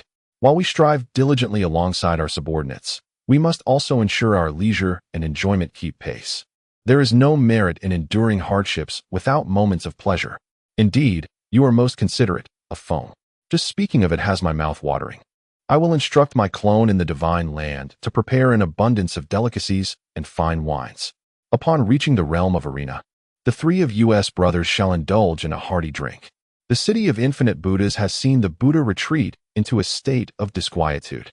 Each time he attempts divination, the omens reveal unfavorable outcomes, causing him to doubt the efficacy of his own craft. His divination, fueled by sinister energies, possesses an overwhelming potency and remarkable accuracy. Over the years, this skill has proven invaluable to him. Coupled with the troubling information gathered from the outside world, a profound unease has settled within him. Aside from the Blood Demon sect and the 10,000 Buddhist sect, it seems that other major sects have undergone upheaval, engaging in internal purges, while the leaders of the sects in the Divine Land have been replaced. The Buddha senses an ominous force at work, striving to consolidate the entirety of the infinite realm. The leaders of other sects now regard him with trepidation, and none have deigned to enlighten him regarding the current state of affairs. For years, the Buddha has been amassing strength, contemplating the unification of the infinite realm and subsequently, the Divine Land. His extensive collection of souls is aimed at augmenting his power as he waits for his strength to ascend to new heights, enabling him to unify the entire infinite realm. However, his endeavors to gather souls have been disrupted, and now, yet another complication has arisen within the infinite realm. The Buddha is filled with profound apprehension. He exhales a vast surge of soul energy, realizing that he can no longer afford to delay. If he does, the souls he has painstakingly gathered may fall into the hands of others. Chapter 862. The 3 brothers attempt to refine the Tai Su Tower. Lin Feng directly brought Jian to the entrance of the Tai Su Tower. Upon seeing Lin Feng, the guards did not obstruct their passage. Lin Feng took Jian's hand and strode inside. As he walked, he exclaimed, "Alay, look who I've brought to see you." Alay wiped his mouth and stepped out. Upon seeing Jian, his eyes lit up. "Brother Jian, He was about to rush forward to embrace Ajian, but found that the chains around his feet were too short. Ajian glanced at the chains and ropes binding Alay. He quickly took a step forward, enveloped Alay in a warm embrace, and patted him on the back, saying, "My good brother, you've endured much hardship over the years." Upon hearing this, Alay's nose tinged with emotion. After enduring humiliation and hardship for thousands of years, he finally received the acknowledgement of his brothers. "It's all right, as long as the outcome is good, I am content. I do not feel bitter at all," Alay concluded, his eyes reddening, tears spilling forth. Ajian used his sleeve to gently wipe away Alay's tears. "I once misunderstood you and made you suffer," he continued. "When the opportunity arises, I shall treat you to a grand feast." Alay's sorrow transformed into laughter. "Ha. Then I shall make sure to eat you into bankruptcy." Lin Feng approached and said, "No need to wait for an opportunity. Today, I've brought back a splendid feast from the divine continent. Let us brothers enjoy a few drinks together." From his storage space, Lin Feng produced an abundant array of wines and dishes, along with a pot of fine hot tea for himself. They gathered around the table and began to feast. After a few bites, Alay remarked, "Though the food and drink are delightful, the most important aspect is having company to share it with. Otherwise, no matter how exquisite the fare, one cannot savor its essence alone." Lin Feng chuckled, "I've seen you enjoy your meals alone quite heartily. These past days, you must have indulged in quite a bit." Merely to fill my stomach. It pales in comparison to the flavor when the three of us dine together." Alay replied. Ajian looked at the chains on Alay's feet and asked, "Can these chains be broken?" "They cannot be broken," Alay replied. Lin Feng added, "I've tried as well. Even with the magic sword, they could not be severed. We must first refine the Taisu Tower." Ajian suggested, "Shall we three give it a try later to see if we can refine the Taisu Tower?" Alay shook his head. "The three of us alone will surely not suffice. From what I understand, the more people, the better. Once a Feng unifies the Taisu, we should summon the 7 sect leaders of the divine continent and all those skilled in true energy. Perhaps then we shall have hope." Seeing Alay trapped in the Taisu Tower for so long, Ajian felt a pang of sympathy and wished to help Alay escape swiftly. "It wouldn't hurt to try?" Lin Feng glanced between Ajian and Alay, contemplating. "Let us give it a try later." Alay continued to eat while grumbling. "You two still don't believe me. After we finish eating, the three of us will try. It truly won't work with so few of us." The three continued to dine and engage in conversation, sharing many amusing tales from the era of celestial beings. Ajian inquired of Alay, "You rascal, you've managed to become a favored individual under the Supreme, haven't you? Haven't you found yourself a celestial girlfriend?" Suddenly, Alay recalled the girl in the red dress he had encountered. Alon had suggested that he and the girl shared a fateful connection, and it indeed seemed to be true. Although their time together was brief, they interacted much like a couple, with neither daring to break the unspoken tension. The girl appeared to be waiting for Alay to address the matter, yet he hesitated, mindful of his own status. Eventually, the celestial beings would depart from Blue Star, and whether or not he addressed the situation, they would ultimately part ways. Alay was only aware that the girl's family resided near the Academy of Sciences, a lineage devoted to research, but beyond that, his knowledge was rather limited. As he pondered, his mouth hung open, resembling a wooden statue. Lin Feng and Ajian chose not to interrupt him, allowing him to remain lost in thought. As one ages, there is a tendency to reminisce about the past. When engulfed in memories, moments from yesteryear vividly resurface in the mind, evoking a sense of happiness. After a considerable pause, Alay finally snapped back to reality and resumed his meal with vigor. Lin Feng chuckled and remarked, "Alay, who were you lost in thought about just now?" Ajian joined in the laughter, saying, "You clearly have a girlfriend. Come on, share it with your brothers. We can offer you some advice." Alay let out a wry smile, feeling as though the food had lost its flavor. This was a tale that required elaboration. He recounted how Alon had mentioned the connection he shared with the girl, leading to her departure aboard a spaceship leaving Shenzhou, with a hint of melancholy. Alay admitted, "After all, she is a celestial being, and we are not of the same kind. Moreover, she is engaged in scientific research, not adept in martial arts. And her lifespan may not be extensive. Perhaps she is already gone. Yet, our feelings were genuine. If I had voiced my thoughts, she might have chosen to stay. But I cannot hinder her. If she remains, she would not only be unable to conduct her research, but would also have to accompany me in this confinement." Thankfully, I refrained from speaking up. Lin Feng interjected. Alay, allow me to correct you. What do you mean she is not of our kind? Our adversary is not the celestial beings, but the supreme. The celestial populace can indeed become our allies. If that girl is truly from the Academy of Sciences, she is most likely still alive. The scholars there are adept at preservation. The elixirs they utilize far surpass what we demon hunters have access to. Perhaps you have passed on, yet she may still thrive. Alay, upon hearing this, felt a flicker of hope. Really? Absolutely, Lin Feng affirmed. In pursuit of celestial technological resources, I have frequented the Academy of Sciences and amassed a wealth of information regarding it. The top-tier scientific talents are far more valuable than demon hunters. Celestial beings place immense emphasis on technology. Alay smiled, his heart brimming with anticipation. So, does this mean I have a chance to reunite with Little Hong? Lin Feng replied, of course, it won't be long before you can meet again.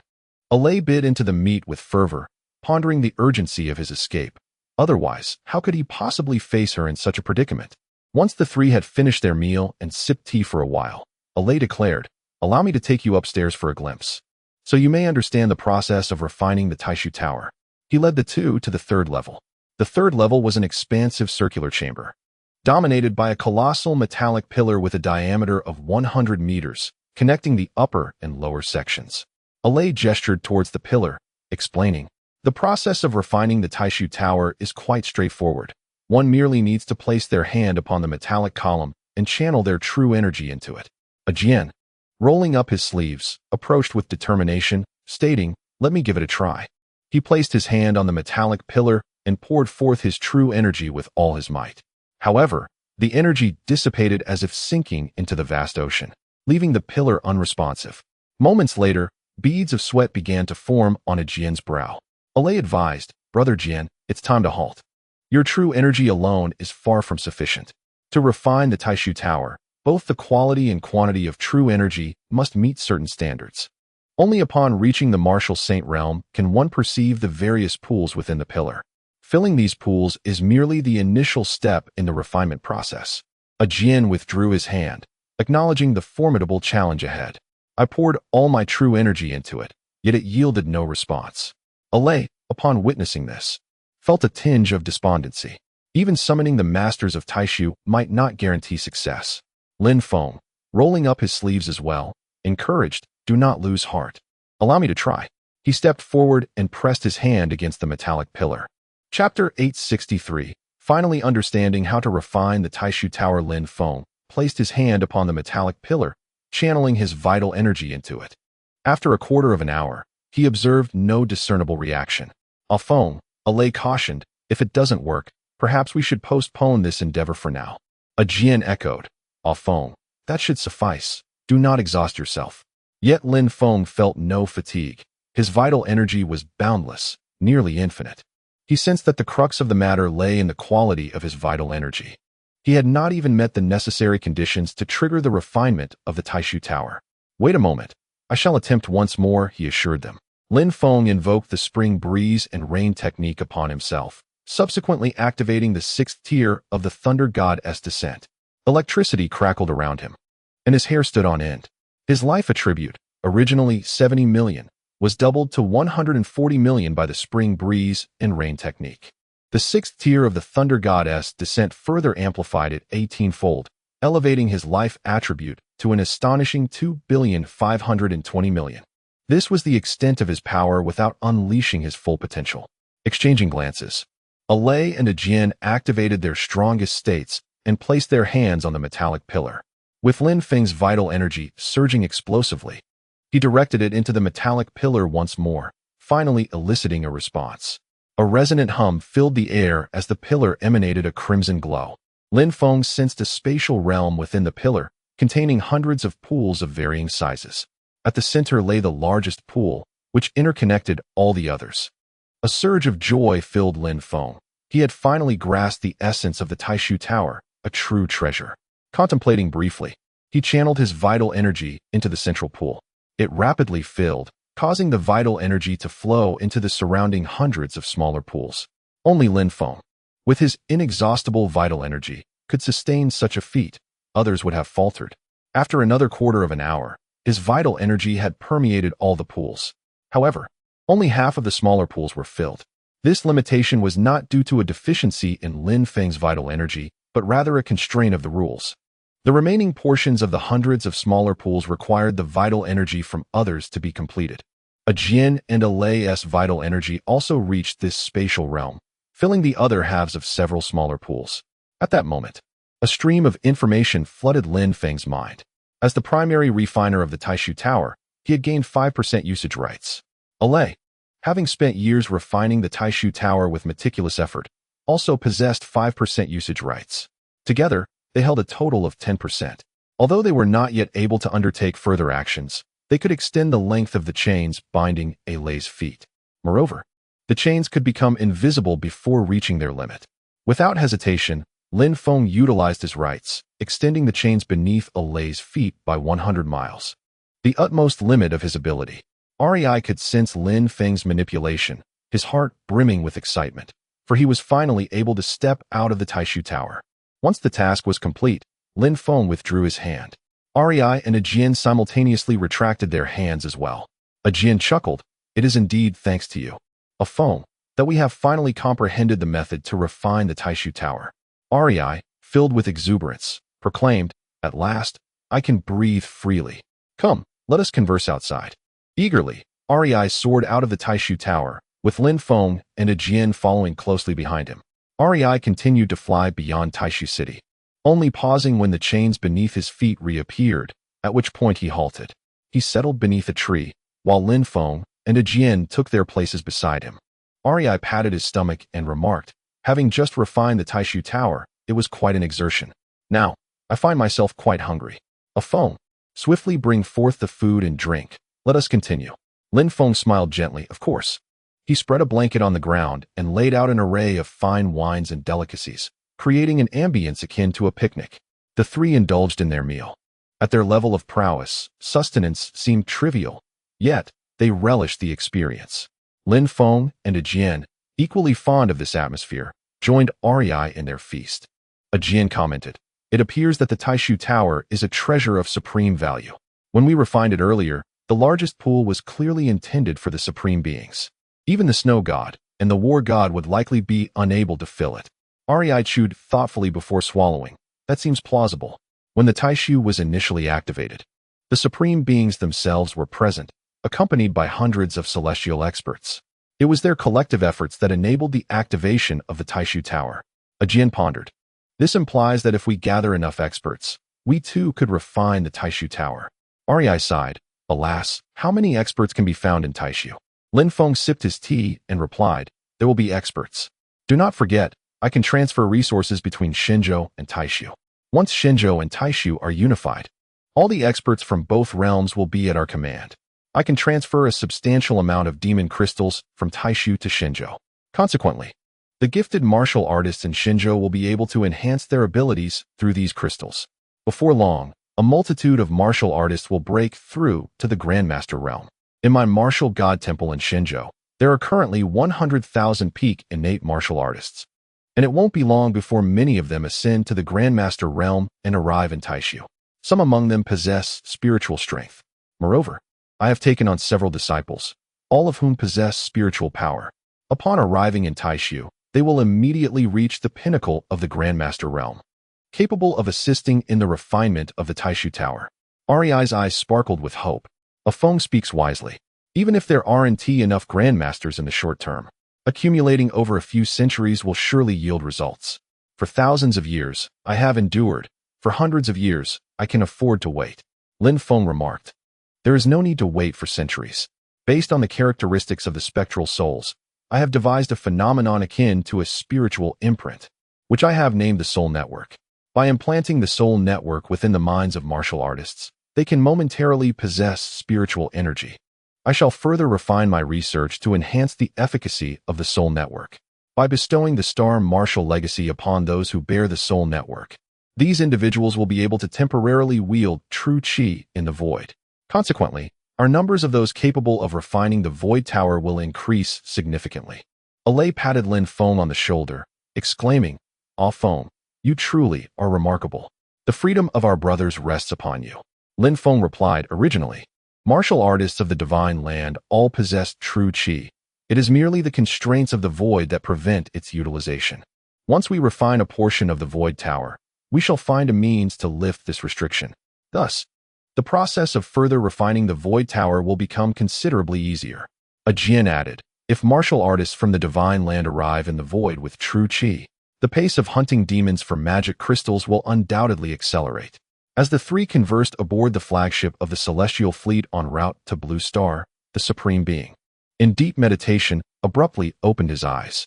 Someone had indeed triggered the void tower. Could it be that Alay has made a breakthrough in strength and seeks to seize control of the void tower? Chapter 864. Do you remember a phone? The Supreme One scoffed disdainfully, likening the situation to an ant attempting to shake a tree.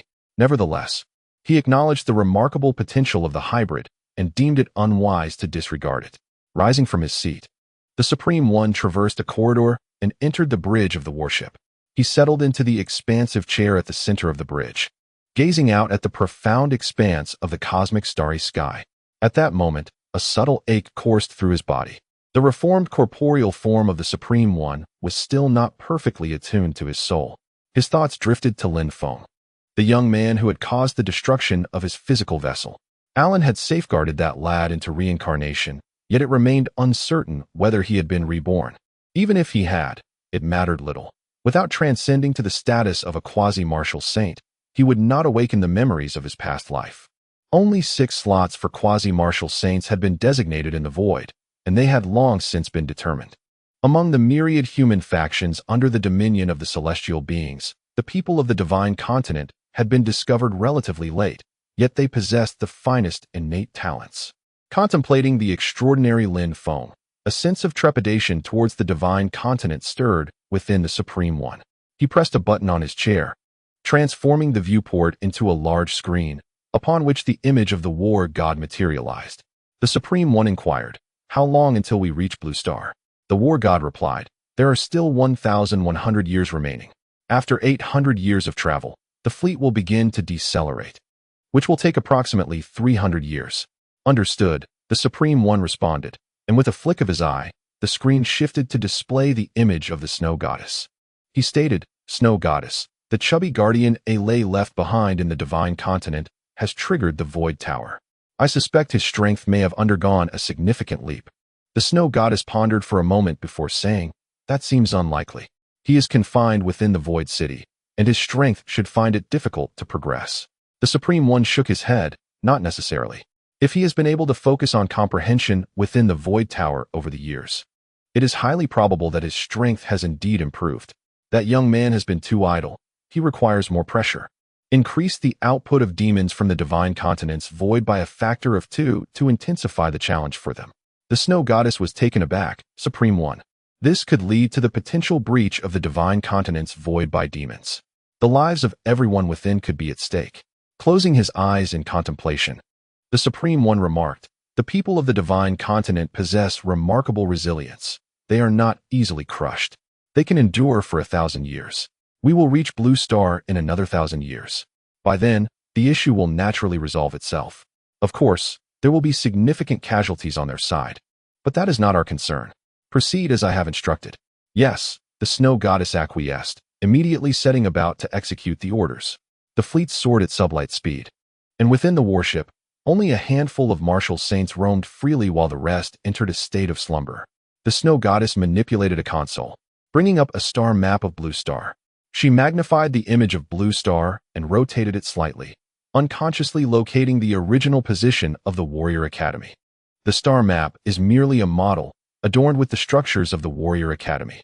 Upon gazing at the academy, memories of his children flooded his mind. A Feng, a Lei, Alan, a Jian, alongside Lin Tianlong and Lin Tianfeng. Each of these children possessed remarkable talents. Alas, their unwillingness to endure servitude led to their tragic demise at the hands of the Supreme. The half-bloods who accompanied the celestial fleet back to the celestial mother star suffered grievously, with over 80% perishing in battle, and many of the survivors left in a state of disfigurement. Their plight was indeed dire. The only one faring decently was Alay, residing within the Tower of Void. Should he double the output of demons from the Tower of Void, the number of demons within would also increase correspondingly. Alay would likely face terrifying consequences. With this thought, the snow goddess's hand trembled slightly. The Supreme's orders were absolute and could not be defied. She took a moment to steady herself before resuming her task. As the sole female among the celestial Supremes, she bore the burden of a past event from 3 millennia ago when the Academy proposed to replicate a batch of half-blood humans using her genetic material. The events surrounding the half-bloods of the Divine Land left a shadow in her heart. Unlike the Supreme, she could not be so cold-hearted, unwilling to witness her own lineage become mere fodder for war. Ultimately, she rejected the Academy's proposal and cautioned them against ever contemplating her genes again. After completing her task, the snow goddess's thoughts drifted back to a phone. Since that child's rise to prominence, his presence had been felt in nearly every significant event involving the Celestials in the Divine Land.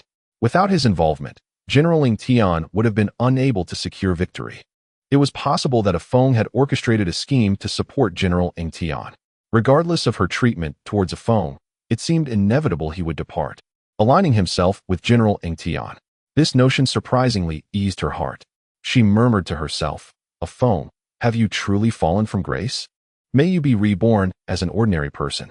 Her thoughts then turned to the vexatious General Ing Tian. Upon the fleet's return to the Mother Star, Ing Tian indeed faced severe punishment.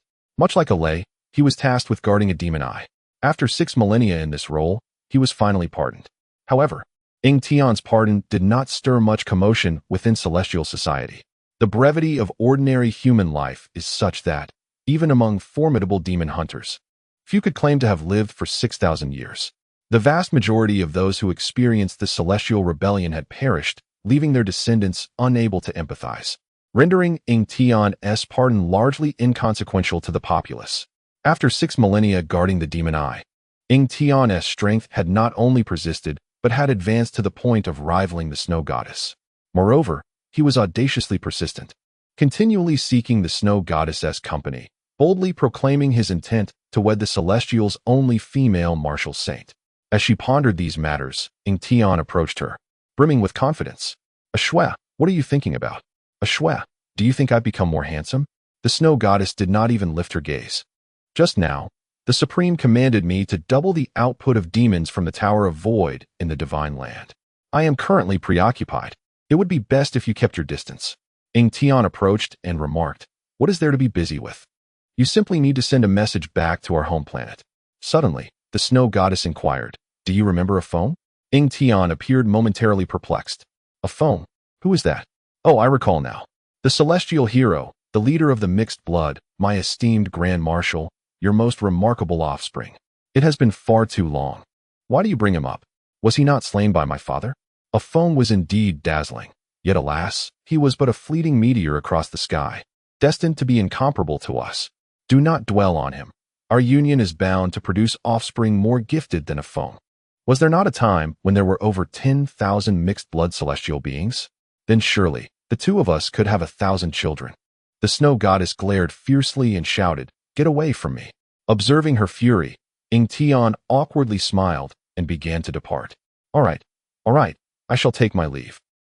Meanwhile, Tai Su, Lin Feng, a Jian, and Alay had indulged themselves and lay in a row, gazing at the sky. Alay asked, "How much longer until I can see the stars?" No sooner had he spoken than the chains and ropes binding his feet materialized. Alay's expression changed drastically, and he sprang up in alarm. Something is amiss. Chapter 865, The Turmoil of the Void. The Buddha's Fury. A Jian suddenly sat up with urgency. "What has happened?" Lin Feng, having refined a portion of the Void Tower, felt a shift within. Alay, his expression fluctuating between concern and determination, replied, "There has been a disturbance in the Void Tower. We must return at once." The three of them swiftly soared towards the Void Tower. Within the tower, Lin Feng's avatar, engaged in the hunt for demons, began to sense the mounting pressure. The number of demons beneath the tower had unexpectedly doubled, disrupting his rhythm of hunting. Fortunately, Lin Feng's avatar still possessed ample strength to subdue the additional demons. In the demon-hunting wilderness, numerous hunters were diligently pursuing their quarry when, without warning, a surge of demons emerged around them. Most hunters abandoned their pursuits and hastily retreated. The hunters in this wilderness had already expended much of their energy. The sudden influx of demons rendered their efforts futile. Thankfully, those from the void had recently endured a primal catastrophe and were quick to react, resulting in minimal casualties. Outside the demon-hunting wilderness, one could frequently observe hunters lying on the ground, gasping for breath. A small hunting team sat back-to-back at the edge of the night demon wilderness, gazing into the swirling black mist that concealed the demons. Having just survived the primal catastrophe, how can calamity strike again? This situation is unprecedented in thousands of years. The demons within the black mist appeared to have suddenly doubled in number. Fortunately, we are all equipped with Iron Blood divine weapons. Otherwise, we would surely face annihilation this time. Indeed, I heard that the Iron Blood City is currently offering discounts on Iron Blood divine weapons. Should we purchase a few more as backups? Absolutely, we must buy them. Our current weapons are the most basic Iron Blood divine weapons, crafted from ordinary iron, and they suffer significant wear when hunting demons, leading to short lifespans. We should deplete our savings to acquire higher quality ones. Yes, the Iron Blood divine weapons infused with Xian iron possess greater power and an extended lifespan of at least 1,000 years. The team leader, leaning on his long sword, stood up. No more resting. Let us go. Where are we headed? To Iron Blood City to procure weapons, of course. With the disturbance in the void and the increase in demons, we must secure a superior Iron Blood divine weapon for our protection.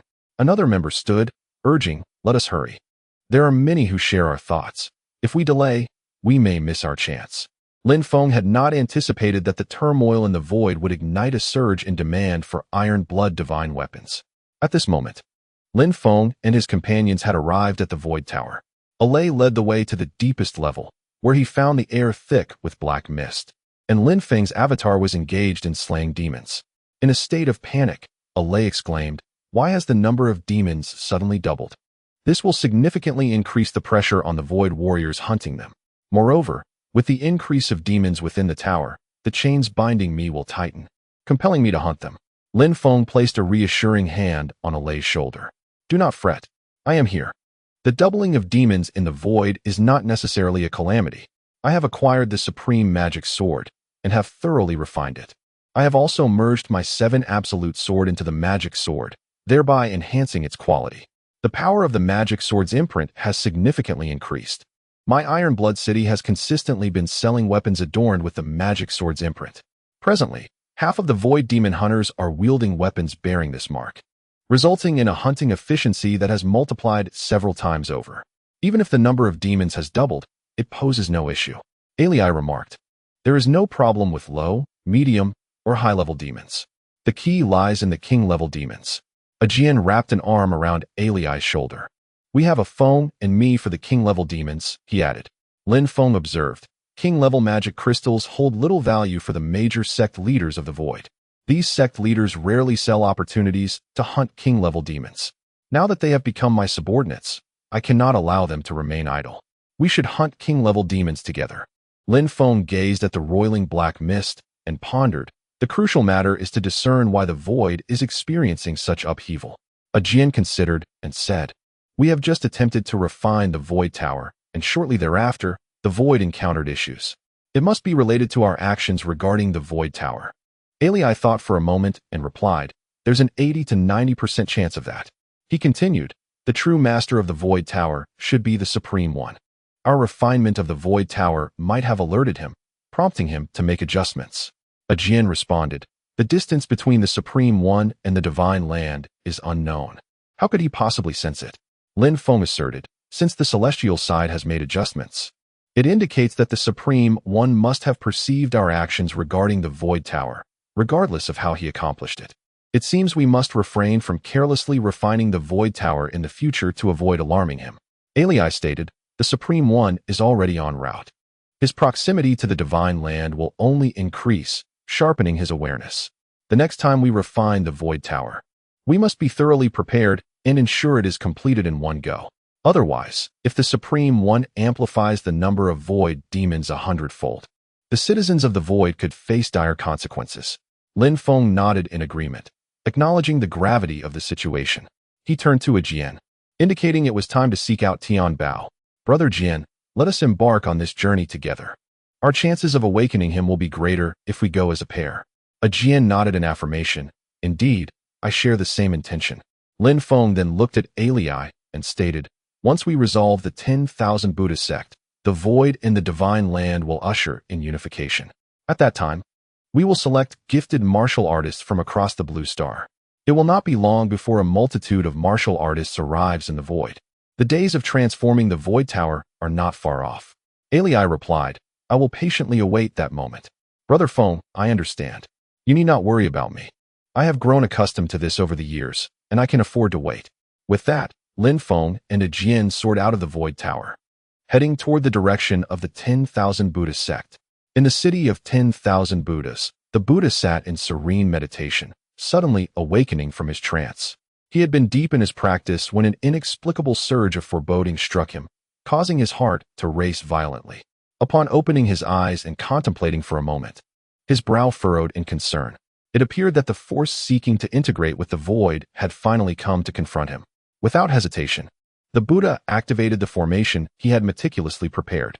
All living beings within the city of 10,000 Buddhas were ensnared within the confines of this array. The Buddha declared fiercely, "Even in death, I shall ensure that all beings of this city accompany me to the grave." Chapter 866. Who says I cannot overcome you? Upon their arrival in the city of 10,000 Buddhas, Lin Feng and a Jian sensed that something was amiss. The entire city appeared as though time had come to a standstill, with all beings, human and animal alike, frozen in place. At the center of the city hovered a monk clad in a robe, his face obscured by a hood. As they approached, the monk removed his hood, revealing a plump visage that bore a striking resemblance to Lin Tianbao. Lin Feng and a Jian were taken aback by the sight, their scalps tingling with unease.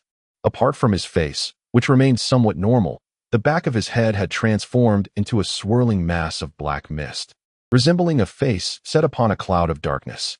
This individual was none other than the Buddha Lord, Lin Tianbao. Lin Tianbao scrutinized a Jian, then turned his gaze to Lin Feng and remarked, "You must be the one striving to unify the void, correct? Aside from the 10,000 Buddhist sect, I presume you have subjugated all other sections. You have merely acted a tad prematurely. Otherwise, I would be the one unifying the void." A Jian stepped forward, asserting, "Tianbao, I am a Jian, your brother Jian. This is your brother Feng, the leader of our mixed blood lineage. Cease your delusions." Lin Tianbao frowned, a hint of discomfort evident in his mind. He declared loudly, "I do not comprehend your words. You have come here to subdue me, have you not?" He then addressed Lin Feng. "Your ability to conquer other sects suggests that your strength is on par with mine. To think you can subdue me is sheer folly. Let us negotiate. You may keep 3 of the sects you have conquered, and we shall divide the void equally, 1/2 for each of us. What say you?" Lin Feng observed intently, realizing that Lin Tianbao seemed entirely oblivious to the names Lin Feng and a Jian. Had this fellow forgotten everyone, or was there a flaw in his memory? A Jian pressed on, "Tianbao, what are you saying? Do you not remember your brother Feng and me? What about Alei, Tianlong, and Tianfeng?" At the mention of these names, Lin Tianbao winced as if struck by an excruciating headache. He pointed at a Jian and bellowed, "Silence." Then, turning to Lin Feng, he instructed, "Tell your subordinate to quiet down. This is a matter between us." Lin Feng slowly drew his magic sword, stating, "Before we engage in negotiations, I believe it is imperative that we have a duel. Encountering someone like you who claims our strengths are equal and demands half of my territory is simply untenable." Lin Tianbao grinned widely. "Very well. I too am eager to discover what manner of expert is capable of unifying the void." Lin Feng initiated the encounter with the spring wind transformation technique and activated the 6th level of Thunder Goddess Descent, boosting his life attributes to 2.52 billion. He did not dare to underestimate Lin Tianbao and enveloped himself in the 9-fold infinite qi. As Lin Feng's power surged, Lin Tianbao immediately felt the weight of pressure. Lin Tianbao successively employed 2 secret techniques, elevating his life attribute from 100 million to 800 million. Such an enhancement is indeed formidable. Nevertheless, he remains inferior to Lin Feng. Lin Tianbao unleashed his limitless vital energy, exclaiming, "Remarkable, truly remarkable. A martial sovereign can amplify their foundational power to such an extent. It is utterly astonishing. However, your realm is insufficient. All this power is of little use to you. You can hardly exert any of it. You will realize just how much you can wield." With a casual flick of his wrist, Lin Feng drew his sword, sending a blade of energy towards Lin Tianbao. Whoosh! Bang! The limitless vital energy of Lin Tianbao was marred by numerous fissures. Fortunately, within his limitless vital energy lay a layer akin to a black inner membrane, which absorbed the residual force of the sword energy. Otherwise, Lin Feng's effortless strike would have shattered his limitless vital energy. Lin Tianbao's expression grew grave. From that single strike, he sensed that Lin Feng could unleash at least 80% of his foundational power. Even a quasi-martial saint might struggle to achieve such a feat. Observing this, Lin Feng unleashed a flurry of sword strikes. Whoosh, whoosh, whoosh. A torrent of sword energy surged towards Lin Tianbao. Raising a hand, Lin Tianbao conjured a colossal black hand before him. Boom, boom, boom. The sword energy collided against the black hand, astonishingly held at bay. Lin Feng discerned the truth immediately. Lin Tianbao was utilizing malevolent energy to neutralize his sword energy. Malevolent energy is immensely powerful, possessing attributes of corrosion, pollution, and overload. It is, in fact, the nemesis of true energy. A mere portion of malevolent energy can counter 10 portions of true energy. Yet, Lin Feng held true energy in abundance. He remained unconvinced that Lin Tianbao's malevolent energy was inexhaustible. Accelerating his movements, Lin Feng unleashed sword energy as though it were a downpour of jade. Boom, boom, boom. Although Lin Tianbao managed to fend off Lin Feng's onslaught, he was forced to retreat continually. In a short span, sweat beaded on Lin Tianbao's forehead. This individual is peculiar. It seems as if his true energy flows without restraint. While malevolent energy is formidable, its recovery is exceedingly slow. To restore it swiftly, one must sacrifice the soul of others or oneself. Lin Tianbao dared not squander his malevolent energy in such a manner. With his other hand, Lin Tianbao frantically waved, releasing a torrent of purple-black true energy from his palm. This purple-black true energy surged outward, seemingly intent on enveloping the area. Lin Feng turned to a Jian and cautioned, "Brother Jian, you should distance yourself. His malevolent energy is beyond your capacity to contend with." "Understood." A Jian responded without hesitation, swiftly retreating. Lin Feng ceased his onslaught of sword energy and began to gather his strength, intent on delivering a single, devastating blow to Lin Tianbao. After several breaths of concentration, Lin Tianbao had enveloped the surroundings with his purple-black true energy, which subtly formed a spherical barrier enclosing their vicinity. With a decisive gesture, Lin Feng unleashed his mightiest strike. A massive beam of sword light shot towards Lin Tianbao. In response, Lin Tianbao retracted one hand and thrust both palms toward the oncoming sword energy, invoking the Buddha's demonic palm. Two immense black palms pressed against Lin Feng's sword energy. Then, the palms converged, astonishingly trapping Lin Feng's most formidable strike. Between the palms, tendrils of purple-black true energy, resembling tree roots, entwined around Lin Feng's sword energy, spreading toward him. With a decisive move, Lin Feng detonated the sword energy. Being above the city of 10,000 Buddhas, a direct explosion could endanger many civilians, so he skillfully directed the energy. The force of the explosion surged forth like cannon fire toward Lin Tianbao, instantly engulfing him. Observing the pervasive purple-black true energy around him, Lin Feng discerned no signs of its dissipation, reassuring him that Lin Tianbao was unharmed. Indeed, once the surging energy subsided, Lin Tianbao's figure reemerged in Lin Feng's line of sight. His Wuji protective energy shattered, yet encased in a layer of purple-black energy shield. He appeared unscathed. "Ha ha." Lin Tianbao chuckled heartily and remarked, "You are not so formidable after all. All true energy martial arts pale in comparison to the power of evil energy. Your true energy is indeed potent. I cannot harm you, nor can you harm me. Let us divide this realm. You take half, and I shall take the other." Lin Feng replied with a slight smile, "Who says I cannot harm you?" Chapter 867. As I have stated, you cannot contend with me. The will of the blue star. Lin Feng summoned the powers of heaven and earth, forcefully delivering the earth's divine light to the moon. This divine light pierced through the lunar surface, descending upon Lin Feng.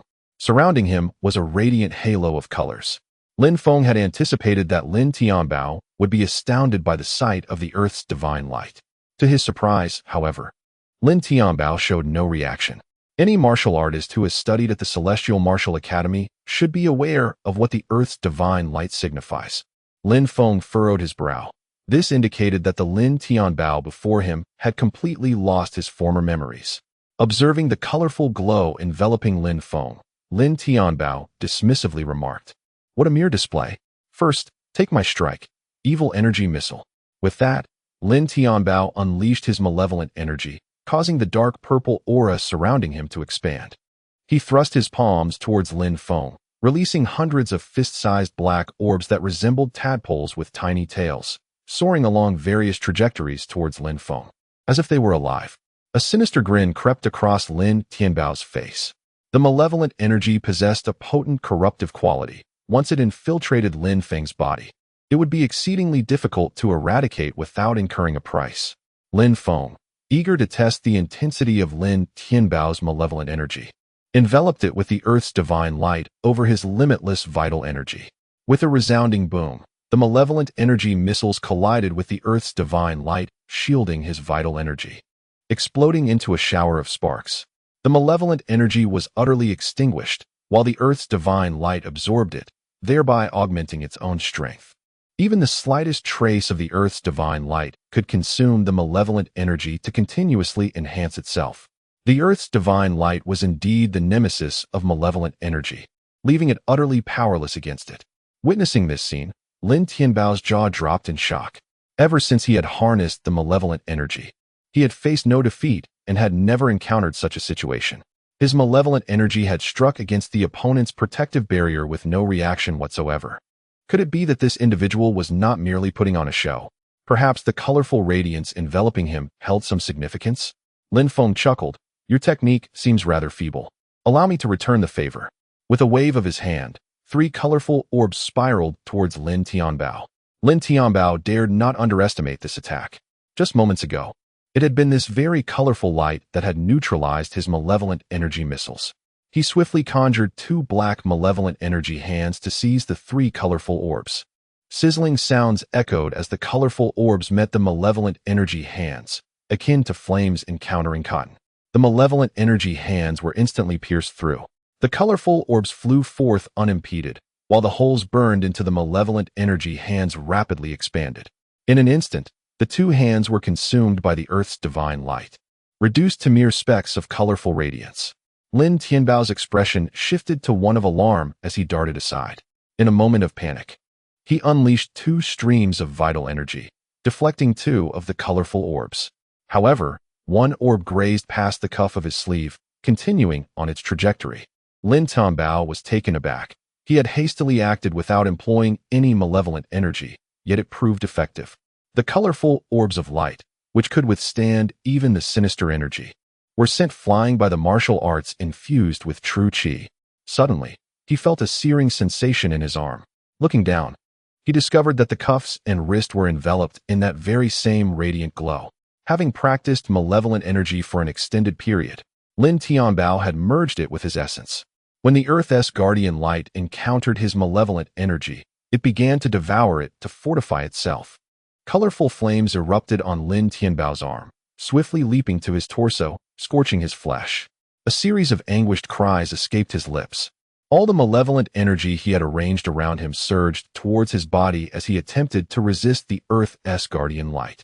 His entire being was illuminated by flames, and Lin Feng could even catch a whiff of a roasting scent. From a distance, Lin Feng observed with a cold gaze. This wicked force of malevolent energy brought no benefit to ordinary mortals. Were it not for the malevolent energy coursing through Lin Tianbao, he would not have become a wretched being caught between humanity and specter. Perhaps it would be best for the Earth's guardian light to cleanse him of his malevolent energy. The energy was rapidly depleting, yet he still endeavored to fend off the Earth's guardian light. Extending his hand downward, he invoked the Grand Formation, which enveloped the entirety of the 10,000 Buddhist city, illuminating with blood-red and white radiance that surged into Lin Tianbao's body. A chorus of anguished screams echoed throughout 10,000 Buddhist city. Lin Tianbao feared the day he might confront the supreme celestial beings, worried that his strength would be insufficient. In reference to the celestial and divine formations, he devised the bloodthirsty, soul-devouring Great Array. Upon activation, it could immobilize the hundreds of thousands within 10,000 Buddha City.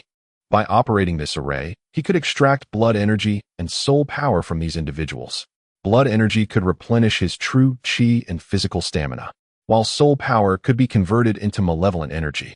With both powers replenished, he could sustain his combat for an extended duration. Unexpectedly, the tremor was not directed at the celestial beings, but rather unleashed upon Lin Feng. The malevolent energy surging within Lin Tianbao was overwhelming. It even suppressed the Earth's guardian light. Lin Feng approached Lin Tianbao, crossing his arms over his chest, standing tall and proud. As he executed a martial art infused with the Earth's guardian light, the guardian light shone brilliantly. A golden orb of true chi materialized above Lin Feng's head, emanating true chi and the Earth's guardian light, illuminating the direction of Lin Tianbao. Unless he fled, there was no way to resist it. The guardian light illuminated Lin Tianbao, who was immediately engulfed in flames as the Earth's guardian light clung to him. Why is this happening? What power is this? He cried out in despair. This is the Earth's guardian light, the nemesis of malevolent energy.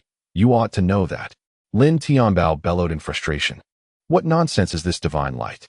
I possess the lifeblood and souls of the entire city as my support. Even if a supreme being were to come, they could not slay me. In the town, anguished screams echoed as crimson and white beams of light incessantly surged into Lin Tianbao's body. Lin Feng furrowed his brow, setting aside the question of whether his earthly divine light was sufficient. Even if it were, subduing Lin Tianbao would necessitate the sacrifice of countless innocent lives. Reluctantly, Lin Feng retracted his divine illumination. Without the continuous radiance of the earthly divine light, Lin Tianbao swiftly neutralized the remnants of it enveloping him.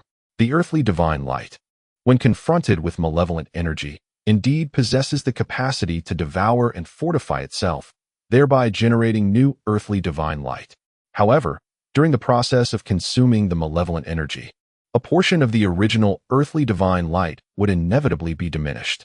Once the original earthly divine light was entirely extinguished, the newly formed light would become akin to a rootless reed, swiftly succumbing to the malevolent energy. Lin Tianbao regarded Lin Feng with a smug, yet slightly cruel smile. As he taunted, "What do you think? I told you, you cannot overcome me." Lin Feng pondered deeply, contemplating how to break this impasse. It wasn't that he could not defeat Lin Tianbao. Rather, he was unwilling to bring calamity upon the innocent townsfolk. Chapter 868. Another Lin Tianbao. The bloodthirsty soul-absorbing formation was a creation of Lin Tianbao himself, one that Lin Feng had never encountered and was at a loss on how to dismantle. Despite Lin Tianbao's bravado, his predicament was undeniably precarious. He was incapable of defeating Lin Feng and dared not flee. Should he exit the formation's confines, he would be utterly defenseless against Lin Feng's pursuit. If Lin Feng disregarded the lives of the townsfolk, he could easily wear Lin Tianbao down to nothing. With a forced smile, Lin Tianbao suggested, "Perhaps we should refrain from fighting. As the saying goes, harmony is precious. Let us each take a step back. You grant me 2 sects, and I shall control the territories of 3 sects while you govern 4. Together, we can co-rule the vast void. What do you say?" Lin Feng shook his head, expressing his disapproval. While conversing with Lin Tianbao, his mind raced to devise a solution. Lin Tianbao ventured, "How about you give me 1 sect? It cannot be any less." Curiosity piqued, Lin Feng inquired, "Why are you so obsessed with the territories of the vast void? What purpose do they serve you?" Lin Tianbao replied, "Possessing greater territory and controlling a larger population is precisely what we, the elite of the vast void, aspire to achieve." Lin Feng remained perplexed. But why pursue such ambitions? They do not enhance our strength nor improve our quality of life. What use are they? Don't tell me it's for future generations. Lin Tianbao retorted, "I have no descendants. I simply desire these territories. Since you have no interest, why not grant me more?" After a lengthy exchange, an idea suddenly struck Lin Feng. For Lin Tianbao to control the formation, he must possess consciousness.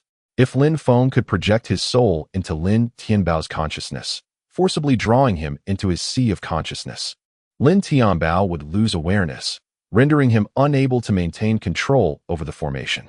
Summoning nearby avatars, Lin Feng briefed them and called upon a Jian to assist in his plan. Observing the arrival of 2 more individuals, Lin Tianbao took a few steps back, bewildered. What is the meaning of this? Are you attempting to gang up on me? Do you care nothing for the lives of the townsfolk? Ignoring him, Lin Feng closed his eyes and projected his soul, entrusting his physical form to his avatar. Realizing Lin Feng's intentions, Lin Tianbao understood immediately. But the speed of the soul was too swift for him to react. Lin Feng's spirit plunged into Lin Tianbao's sea of consciousness. With a sudden closure of his eyes, Lin Tianbao's physical form lost awareness and plummeted downwards. A Jian swiftly flew over to catch Lin Tianbao's body. Lin Feng's avatar and a Jian, cradling their forms, soared into the distance. After traveling several hundred miles, they found an uninhabited wilderness and gently placed their bodies down. Upon entering Lin Tianbao's sea of consciousness, Lin Feng discovered its vastness, far exceeding that of an ordinary quasi-martial saint. As he gazed upon Lin Tianbao's soul, he noticed dark energy swirling around it. A sense of foreboding gripped Lin Feng. This was no ordinary soul. This is evidently the manifestation of the void, evil spirit. How could Tianbao be possessed by such a malevolent entity? After all, he is a quasi-martial sage with a unified soul. Lin Feng's soul vastly eclipses that of Lin Tianbao. The latter stands at a distance, hesitant to approach. What brings you to my sea of consciousness? Do you wish for us to perish together? This is my domain, and in a life-or-death struggle, you too risk your downfall. Lin Feng sensed that while Lin Tianbao appeared formidable, he was, in truth, fragile and overly cautious of his own life. Lin Feng had no intention of confronting him directly. He merely sought to delay him, allowing a Jian to retrieve his corporeal form and distance him from the formation. This would render the array he established ineffective. As Lin Feng swept through the expanse of his consciousness, he inadvertently discovered something nestled in a corner. He propelled himself towards it, only to be obstructed by Lin Tianbao, whose countenance twisted into a grotesque grimace. Do you truly presume this realm belongs to you? Lin Feng discerned that Lin Tianbao was intentionally blocking his path. Unperturbed, he resolved to push past him. First, he would incapacitate Lin Tianbao, compelling him to acquiesce, and then he could investigate further. With a surge of determination, Lin Feng's soul lunged forward, delivering a powerful punch towards Lin Tianbao. To his astonishment, an ethereal barrier resembling a protective shield manifested around Lin Tianbao. The impact reverberated as Lin Feng's strike collided with the shield, sending Lin Tianbao reeling, yet he remained unscathed. Lin Feng was taken aback. Oh, you possess a soul shield? You certainly have a repertoire of tricks. From a distance, Lin Tianbao bared his teeth. On my territory, you are no match for me. Lin Feng retorted. Not long ago, you claimed I could not harm you. Yet here you are, losing control of your physical form. My ally outside can effortlessly obliterate your corporeality. Lin Tianbao's expression shifted dramatically as he lunged towards Lin Feng. I shall consume your soul. In response, Lin Feng summoned the divine light of the earth, donning a resplendent suit of armor that radiated a kaleidoscope of colors, wielding the blood soul mace. He charged at Lin Tianbao, striking the soul shield with tremendous force. The shield shattered, and Lin Tianbao was hurled away by the explosion. Why are you so powerful? Why can't I best you? Lin Tianbao cried out in desperation. I must grow stronger. His fixation was palpable. Lin Feng advanced, thrusting the blood soul sword forward. Lin Tianbao evaded 3 strikes, but was ultimately pierced by the blood soul mace. His eyes widened as his legs faltered, immobilized. The divine light of the earth exerted a profound numbing effect on the void evil spirit, rendering Lin Tianbao incapacitated for the time being. Lin Feng soared towards the corner where the object lay. Upon closer inspection, he realized it was a fist-sized soul shield. Within it, a tiny soul, no larger than a pinky finger, curled up in trepidation. Sensing Lin Feng's approach, the diminutive soul regarded him with caution. Lin Feng beheld a soul no larger than his thumb, as if struck by lightning, another Lin Tianbao. Lin Feng inquired, Are you Tianbao? Upon sensing no malice from Lin Feng, Lin Tianbao cautiously nodded. I am Lin Tianbao, and you are? I am Offing, your brother Feng. The minuscule soul leapt with exuberance, exclaiming, Brother Feng, is it truly you? Lin Feng replied, Indeed, it is I. When you were but a child, I held you in my arms. I meticulously taught you the indestructible battle body, and it took you 3 months to make any progress. The tiny Lin Tianbao reached out toward the barrier of vitality. Brother Feng, You are alive. How wonderful. I miss you all so much. I long for Sister Lan, Brother Jian, Brother Lei, and I also miss Tian Long and Tian Feng. Lin Feng reassured him, everyone is well. They have all successfully reincarnated. Brother Jian is just outside. But first, tell me what has transpired. Who is that Lin Tianbao? Overcome with emotion at the mention of the matter, Lin Tianbao began to weep. Brother Feng, these years have been so arduous for me. Chapter 869, What One Clings to. One loses the diminutive Lin Tianbao, no larger than a thumb, gestured toward the paralyzed malevolent spirit and declared, that fellow is my evil soul. He has seized control of my body and is committing nefarious deeds outside. Lin Feng, perplexed, inquired, you have already attained the status of a quasi-Wu saint. Your soul has become unified. How can there still be an evil soul? Lin Tianbao replied, perhaps it is due to my overwhelming obsession.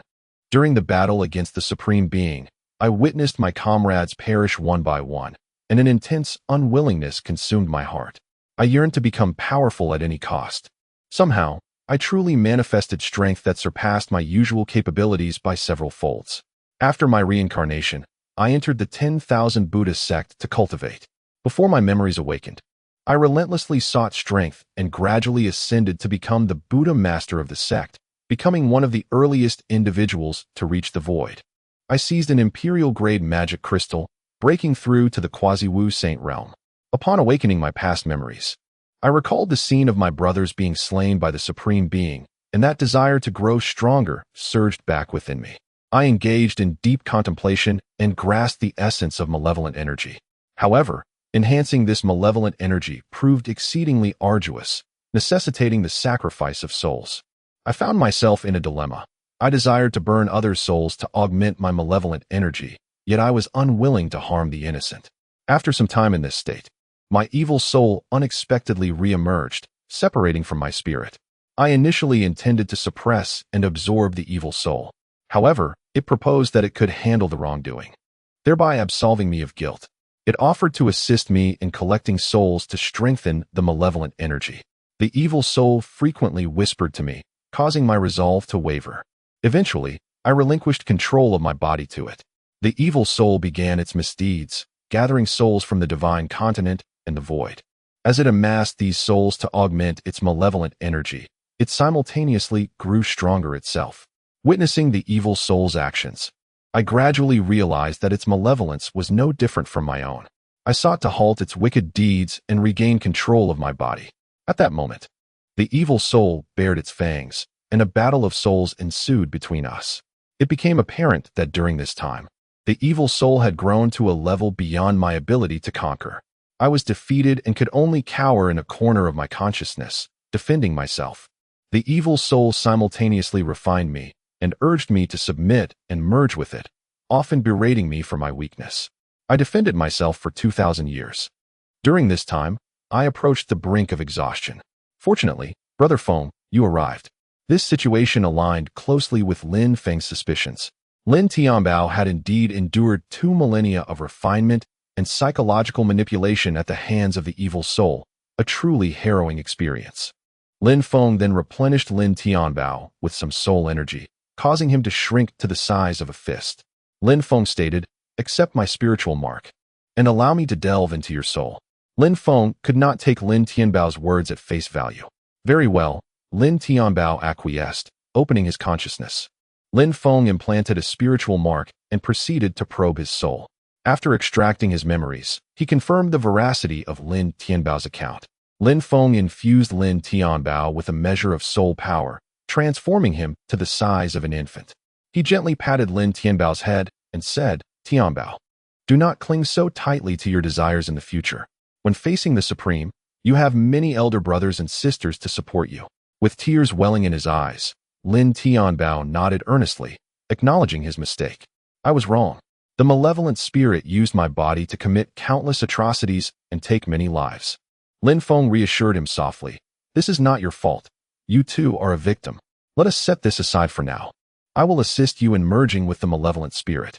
He soared to the side of the dark, malevolent spirit and struck it once more with the blood soul mace. The spirit let out a series of anguished cries, trembling violently. Lin Feng proceeded to delve into the spirit's memories, further corroborating Lin Tianbao's claims. He beckoned to the infant-sized Lin Tianbao. "Come here, I shall help you merge with it." Lin Tianbao flew to Lin Feng's side and delivered 2 fierce kicks to the malevolent spirit. "Aren't you supposed to be powerful? Didn't you wish to refine me? Now that my brother Feng is here to rescue me, let us see how brazen you remain." Using his own soul power, Lin Tianbao enveloped the malevolent spirit and began the process of refinement. After a brief pause, the spirit regained some mobility and, with a venomous glint in its eyes, declared, "I am a malevolent spirit of quasi-martial saint level. Refining me is not so simple. Even if you manage to completely fuse me into yourself, you will plummet a great tier, descending from quasi-martial saint to great master of the extreme realm. I advise you to reconsider. Coexistence with me will make you even stronger." Lin Tianbao hesitated, his obsession with power weighing heavily upon him. Every step he had taken thus far was motivated by the desire for strength. The thought of refining the malevolent spirit filled him with dread, as it would mean not only losing his current power, but also falling from his quasi-martial saint status. He could not bear the thought. Observing Lin Tianbao's indecision, the malevolent spirit urged, "Yield now. From this point forward, you shall be the master, and we can coexist in peace." Lin Feng furrowed his brow, realizing that Lin Tianbao was completely ensnared. The malevolent spirit had expertly manipulated Lin Tianbao's yearning for power, tightening its grip on him. If the spirit was not eradicated, Lin Tianbao would inevitably succumb to its influence. "Tianbao, refine it," Lin Feng implored. "Allowing this malevolent spirit to remain will bring endless troubles. Only by refining it can we achieve lasting peace. Trust me, you cannot contend with it." Lin Tianbao understood the truth in Lin Feng's words, yet he found himself unable to act. His obsession was too profound. "Awaken, Tianbao," Lin Feng shouted. "What you cling to will ultimately be lost. Release your fixation, and you will grow stronger in the future." As Lin Tianbao reflected on the events of the past millennia, tears streamed down his cheeks. Lin Feng was right. Clinging to anything would lead to loss. As long as he remained fixated on power, he would never overcome this malevolent spirit. He needed to believe in himself and not rely on this spirit. He too could become powerful. Gradually, Lin Tianbao's resolve solidified. He summoned his spiritual power, commencing the refinement of the malevolent soul. The wretched spirit gazed at Lin Tianbao in disbelief. Could it be that this young man had truly changed? In the past, whenever power was invoked, Lin Tianbao would swiftly capitulate. Yet, this time was markedly different. The malevolent spirit exclaimed, "Have you lost your mind? Are you forsaking your power? Do you no longer seek vengeance for your brothers? Without power, how will you confront the Supreme? The Supreme is already on his way, and he shall soon arrive at Blue Star." Upon hearing these words, Lin Tianbao trembled visibly, revealing his fierce struggle against the obsession for strength. Lin Feng, wielding the blood soul mace, thrust it forcefully into the malevolent spirit's rear, commanding silence. The wretched spirit let out a series of agonized shrieks, its limbs stiffening in shock. Finally, Lin Tianbao could proceed with the refinement in peace. Typically, refining a malevolent soul is an arduous endeavor, requiring a gradual dissolution of its wicked aura. However, with Lin Feng's assistance, the process accelerated. Lin Feng summoned the divine light of the earth to aid Lin Tianbao in eradicating the malevolent spirit's dark essence, transforming it into a pure soul form. In no time, Lin Tianbao integrated the spirit into himself, his own soul expanding to its rightful size. He glanced at his spirit form and smiled at Lin Feng, saying, "Brother Feng, I am truly grateful. If not for you, I would have been consumed by the malevolent soul. Though I may be weaker now, I feel an incredible lightness without my obsession." Lin Feng patted his shoulder, replying, "We are brothers. There is no need for thanks. Let us step outside and talk. Brother Jian is waiting for us." Lin Tianbao nodded in agreement. As Lin Feng exited Lin Tianbao's consciousness and returned to his physical body, he opened his eyes to see a Jian hastily approaching, inquiring, Feng, how is Tianbao? What transpired?" Lin Feng, smiling, glanced at a Jian's back and suggested, "Perhaps it's best if Tianbao explains." A Jian turned around to find Lin Tianbao, also awake. Lin Tianbao rushed towards a Jian, exclaiming, "Brother Jian, I missed you so much." A Jian, momentarily taken aback and mistaking him for the recently awakened Buddha, had already drawn his sword halfway.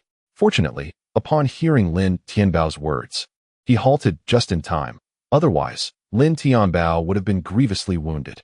As Ajien looked into Lin Tianbao's eyes, he noticed they had become clear and vibrant. Embracing Lin Tianbao, he asked, "Tianbao, are you all right?" Lin Tianbao nodded, relieved. Thanks to Brother Feng's timely intervention, I would have been refined by the malevolent soul otherwise. Ajien pressed for details, and Lin Tianbao recounted the events that had transpired. Ajien affectionately patted Lin Tianbao's bald head, saying, "Tianbao, you have endured much." Lin Tianbao's head had returned to its normal state, now a smooth, round dome. Ajien playfully ruffled Lin Tianbao's head, inspecting it closely. "It's quite a fine head you have." At first, the dark aura emanating from the back of your head startled me immensely. Lin Tianbao touched his own head and remarked, "That is the consequence of cultivating malevolent energy. My malevolent energy is nearly depleted, thanks to Brother Feng's efforts. Hence, it is no longer visible." Ajien furrowed his brow and inquired, "So, does that mean you still possess malevolent energy?" Chapter 870 Tianbao. "I believe you can achieve great things in the future," remarked Lin Tianbao. "Once one has refined the essence of malevolence, it becomes an inseparable part of them," he continued. Lin Feng, intrigued, inquired, "Tianbao, what exactly is this essence of malevolence?" Lin Tianbao explained, "The essence of malevolence may seem mysterious at first glance. Yet once one comprehends its principles, it loses its enigma. This essence originates from wicked souls. Just now, while I was refining a wicked soul, I completely dissipated its malevolent aura. Had I preserved this aura and transformed it using the techniques I have pondered, it could have been converted into the essence of malevolence. Every soul harbors dark thoughts. Even those lacking the strength to manifest wicked souls can extract these thoughts and convert them into malevolence. I have gathered a plethora of souls from the realms of Taishu and Shenzhou. I tormented these souls until their malevolent thoughts reached their peak, subsequently extracting and transforming them into the essence of malevolence. Amitabha, what a grave sin I have committed. Over the years, I have unknowingly harmed countless individuals. Not only have I failed to strengthen myself, but I have also amassed innumerable transgressions. Alas, now I am faced with retribution, plummeting a significant realm to become an unparalleled grandmaster." Lin Feng interjected, "Do you not Buddhists believe in making vows? You could make a grand vow to save all beings and atone for your sins." "Amitabha, Brother Feng speaks the truth. Today, I make a grand vow to save millions in the future and cleanse my own transgressions," declared Lin Tianbao as he knelt and bowed 3 times to the heavens. Clapping his hands in approval, Lin Feng exclaimed, "Well done. Your ability to make such a grand vow shows your resolute determination. Allow me to assist you." He produced a royal-grade magic crystal and handed it to Lin Tianbao. "Consume this, and you shall once again become a quasi-martial saint. With this newfound strength, your chances of fulfilling your grand vow will significantly increase." Lin Tianbao's eyes widened in astonishment at the sight of the royal-grade magic crystal. With a trembling hand, he pointed at the crystal and stammered, "Brother Feng, where did this come from?" Lin Feng smiled and replied, "This was gifted to me by Marshal Ling Tian.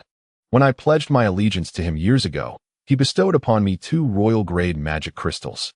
I consumed one and buried the other. After regaining my memories, I sought this crystal and, to my surprise, found it." Lin Tianbao looked at Lin Feng and said, "Brother Feng, I cannot accept this royal-grade magic crystal.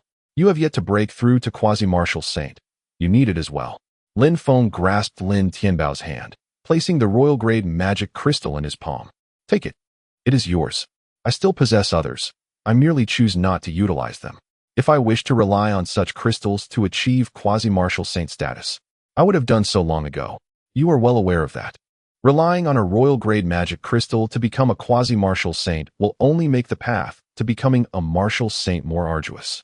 In this lifetime, I choose not to use the royal-grade magic crystal.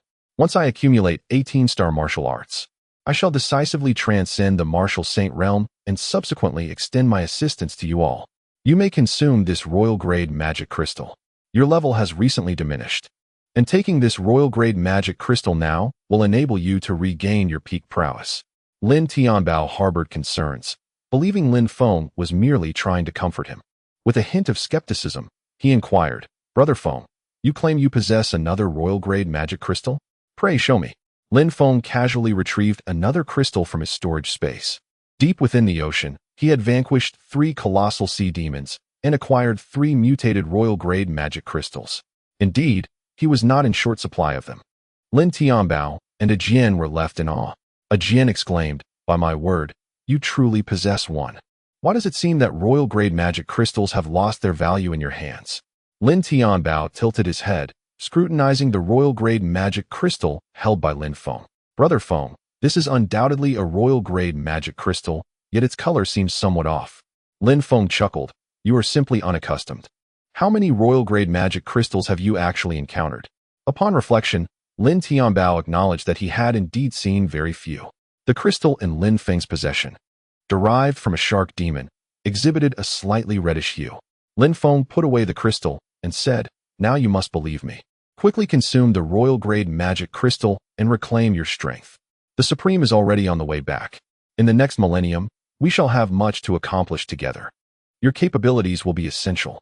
Lin Tianbao had lingered in the quasi-martial saint realm for several millennia, reaching the latter stage of that domain, his strength surpassing even a Jian's. It would be a grave loss not to restore his power. Nodding, Lin Tianbao remarked, "Then I shall consider this royal-grade magic crystal as a loan from Brother Feng. I promise to repay it when the opportunity arises." Lin Feng playfully pinched his chubby cheek. "Do not overthink it. Just eat and enjoy it. There is no need to speak of repayment. It is only natural for brothers to look after one another." Lin Tianbao shook his head, reflecting on the lesson he had learned over the years. "I have come to understand that in this world, nothing is truly owed. One must learn to be grateful. Many children who live happily believe that their parents' care is a given. Yet, there are countless parents who neglect or even mistreat their children, convinced that such behavior is warranted. What, then, is truly owed? In reality, nothing in this world is guaranteed. When one receives from others, gratitude is essential, and when capable, one must give back. Brother Feng's care for the hybrid camp and for us brothers is etched in our hearts. When the time comes, we shall surely repay him." Lin Feng embraced Lin Tianbao's shoulders and smiled at a Jian, saying, "Tianbao has grown up. He is no longer that timid little chubby boy." A Jian wrapped his arm around Lin Tianbao's other shoulder. "Tianbao, all the trials you have endured over these millennia were not in vain. You have finally matured. I believe you are destined for greatness." Lin Tianbao felt somewhat bashful from the compliments of the two and quickly shifted the topic. "I shall now ingest the Emperor-grade magic crystal." He settled down on the ground and consumed the crystal. In just a quarter of an hour, he regained his status as a quasi-martial saint, everything falling into place seamlessly. Rising to his feet, Lin Tianbao laughed heartily. "Ha! I have once again become a quasi-martial saint." Despite his recent fall from grace, he had acquired the Emperor-grade magic crystal, incurring no loss to his strength. He was immensely grateful to Lin Feng for this precious crystal. Once Lin Tianbao stood up, Lin Feng continued, "Let us resume our discussion about the malevolent energy. You mentioned that once it is refined, it cannot be undone?" "Indeed," Lin Tianbao replied. "The malevolent energy possesses a formidable capacity for contamination and corrosion. Alas, its contaminating effects also impact one's speed, clinging like a parasite, impossible to eradicate completely."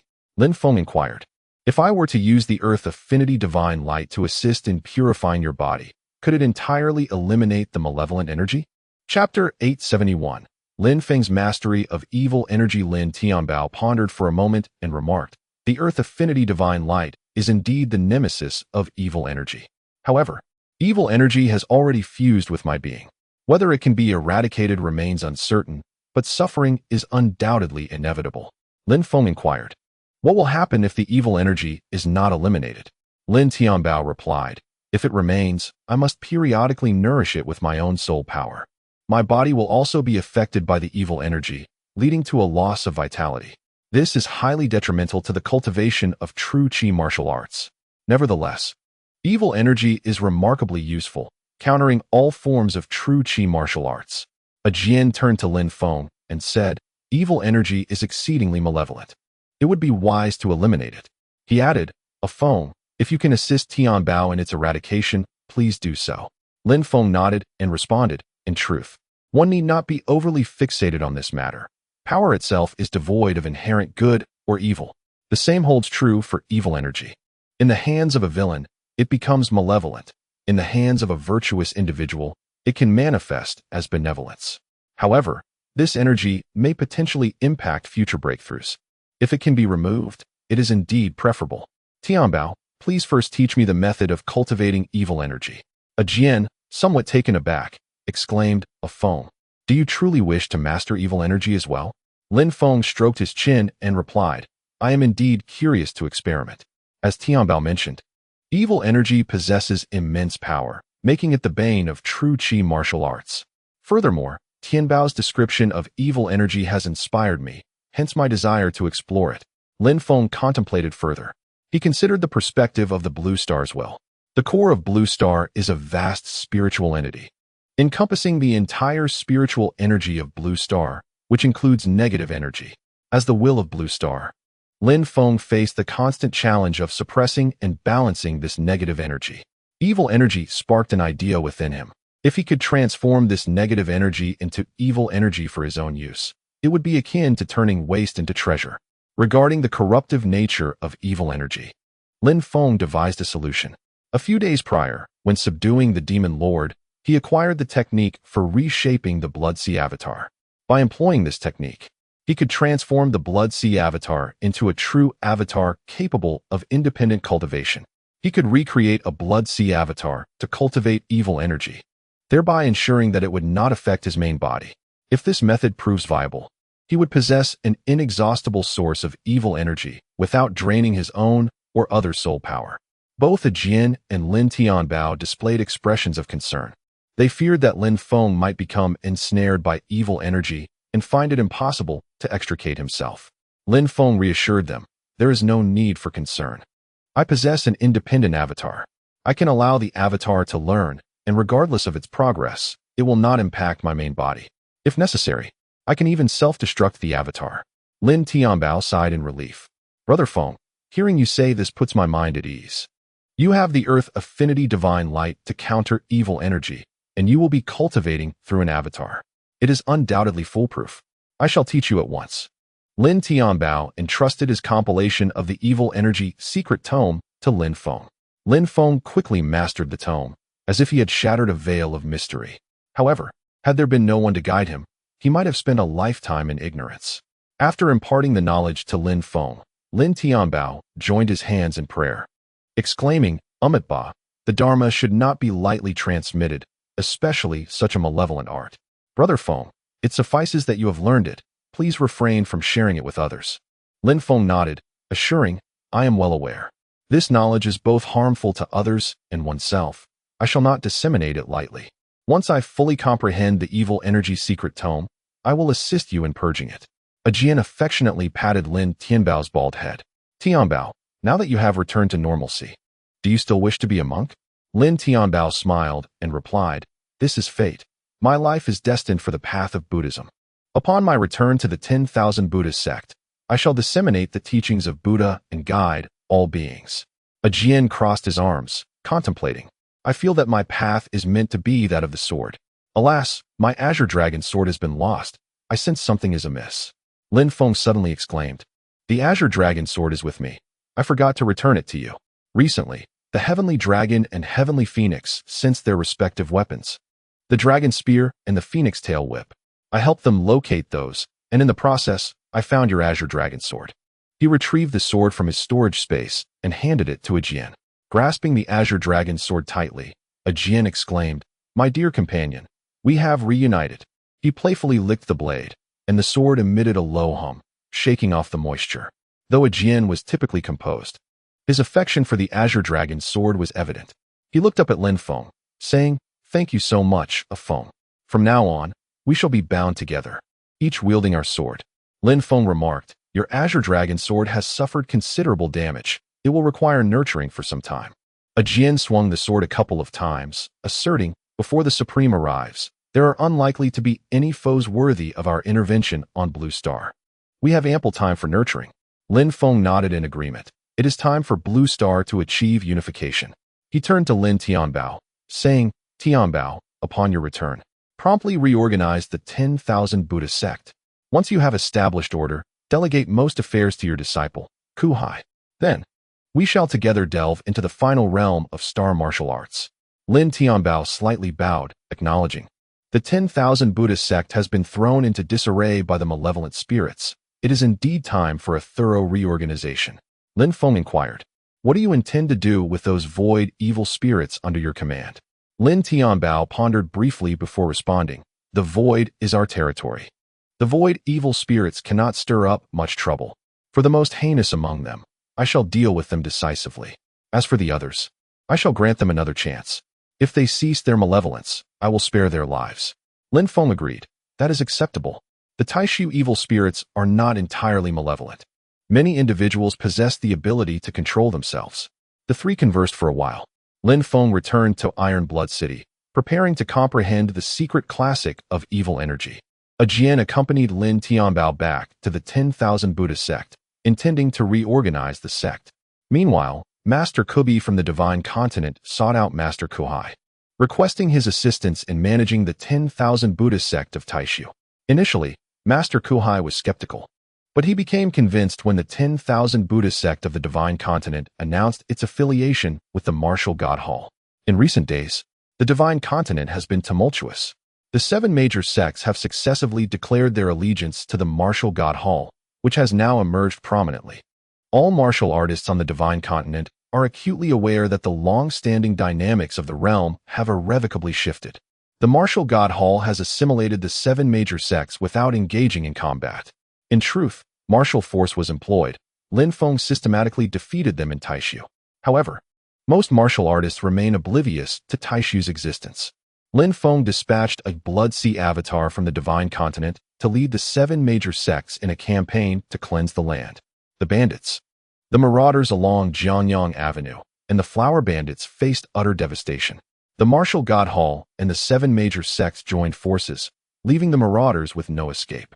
While this avatar was occupied, Lin Feng's main body was in Mount Shan village, utilizing the demonic master's secret method to transform another avatar. As Lin Feng invoked the secret technique, the new avatar was enveloped in a blood cocoon formed by crimson true energy. After a day, the avatar emerged from its shell, transforming into a corporeal entity capable of independent cultivation.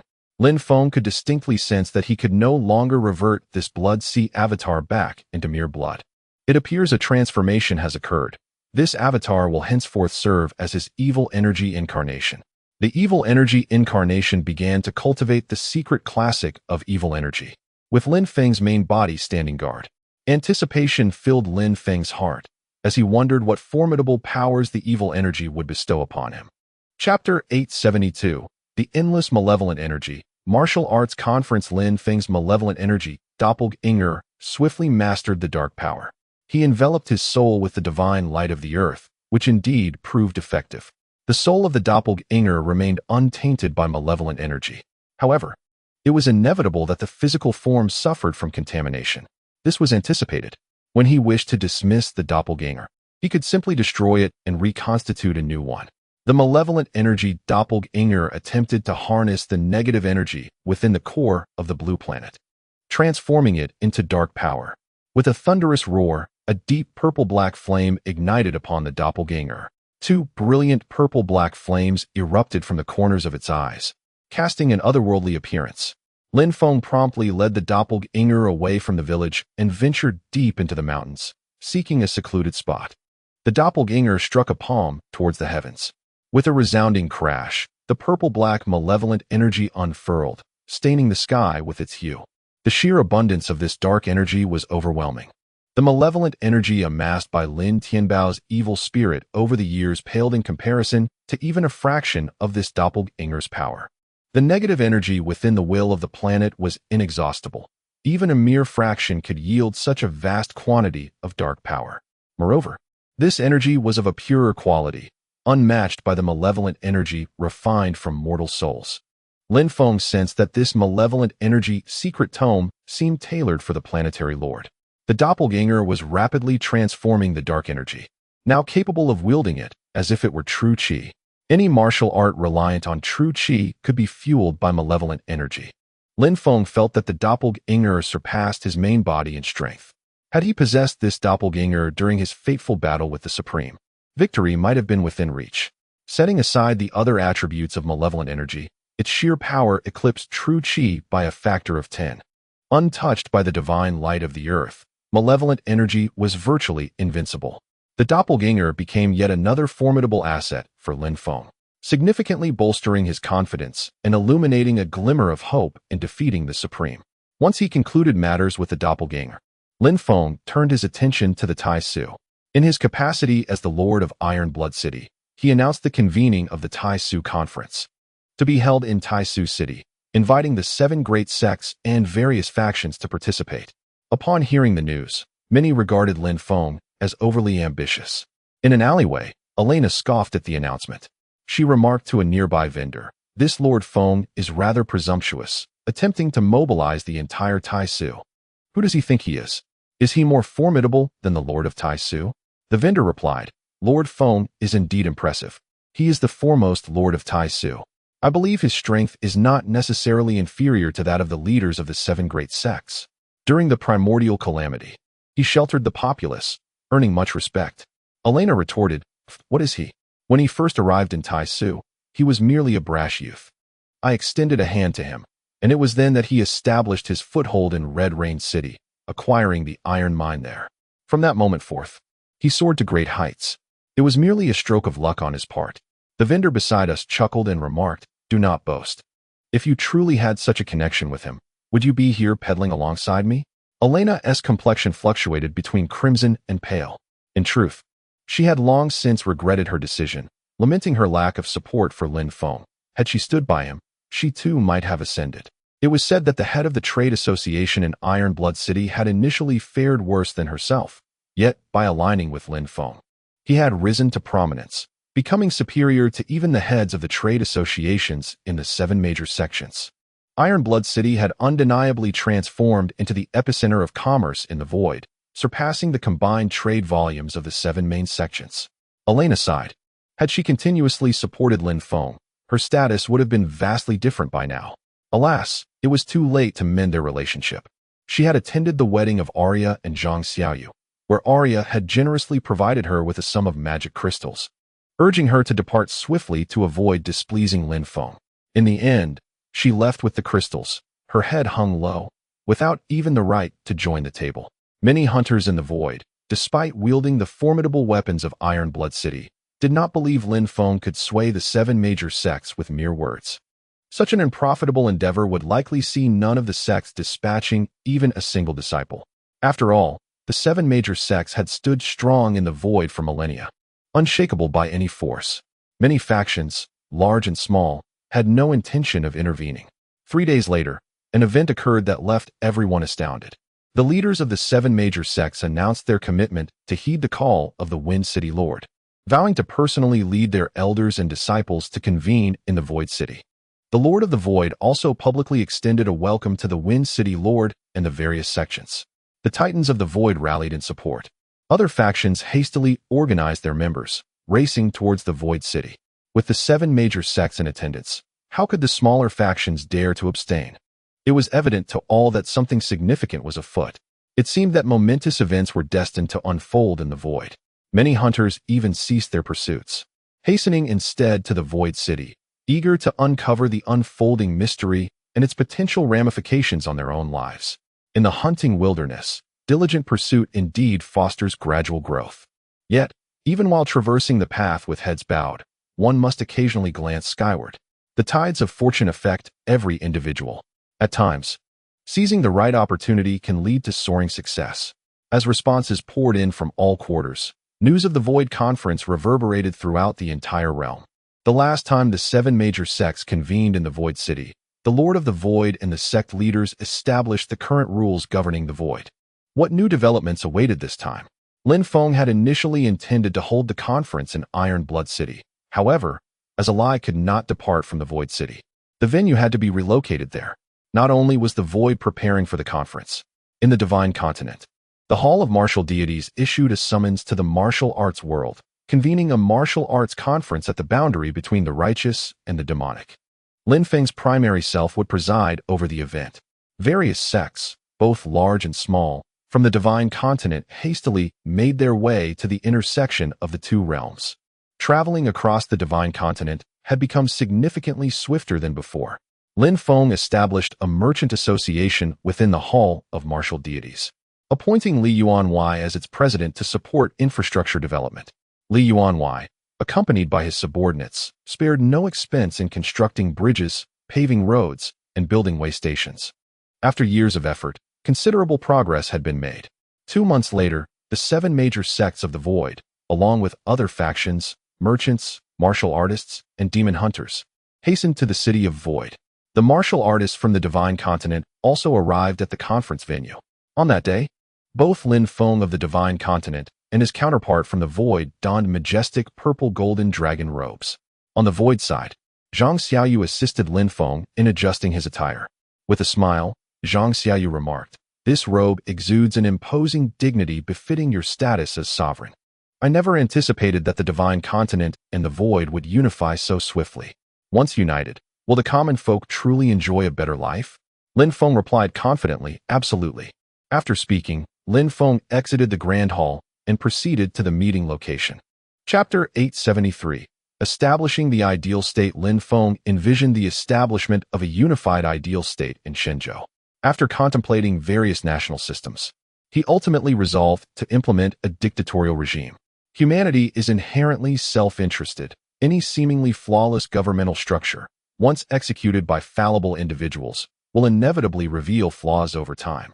The constraints of time precluded an exploration of alternative systems, leading him to embrace dictatorship, positioning himself as the sovereign of the nation. As long as he drew breath, he could ensure that the ideal state progressed along the correct path. At times, Lin Feng harbored concerns that he might lead the ideal state astray. However, he eventually clarified his thoughts. A nation merely needs to guarantee 2 fundamental principles to remain on the right course. The first is whether the populace enjoys a prosperous life. This aspect is paramount. Only a nation that ensures the well-being of its citizens can be deemed to be on the right path. Thus, the ideal state must pursue a high welfare trajectory. The second principle is whether the nation's talents are willing to contribute to its advancement. If this condition is fulfilled, the nation need not worry about its development, as the high welfare of its citizens can be sustained. To achieve this, it is essential to afford talents ample respect and opportunities for advancement. In fact, this is quite easily attainable. Any martial artist in Shenzhou possessing talent would find Lin Feng willing to bestow enlightenment upon them, aiding their ascension to martial saint status and granting scientists the same esteemed status as martial artists. With clarity on these 2 points, Lin Feng felt assured. In Taishu, at the central square of Taishu City, a grand platform bore a dragon throne. Suddenly, a beam of purple light descended from the heavens. Clad in a purple-gold dragon robe, Lin Feng appeared upon the throne. The central square fell into a profound silence, all eyes awaiting Lin Feng's address. He surveyed the assembly and remarked, "Esteemed guests, your journeys have been arduous." The disciples of the 7 great sects chorused, "It is not arduous." The other martial artists were taken aback, pondering how it seemed as though the 7 great sects belonged to Lin Feng. The disciples of these sects appeared excessively compliant. The other martial artists, witnessing such a display, fell silent. Lin Feng declared, "I hereby announce the establishment of the Martial God Hall in Taishu, with the Iron Blood City as its headquarters." In unison, the disciples of the 7 great sects erupted. "Long live the Martial God Hall! Long live the Martial God Hall!" The onlookers were bewildered, observing the synchronized disciples of the 7 great sects, feeling as though they were witnessing a rehearsed performance. Could it be that the 7 great sects had submitted to Lord Feng?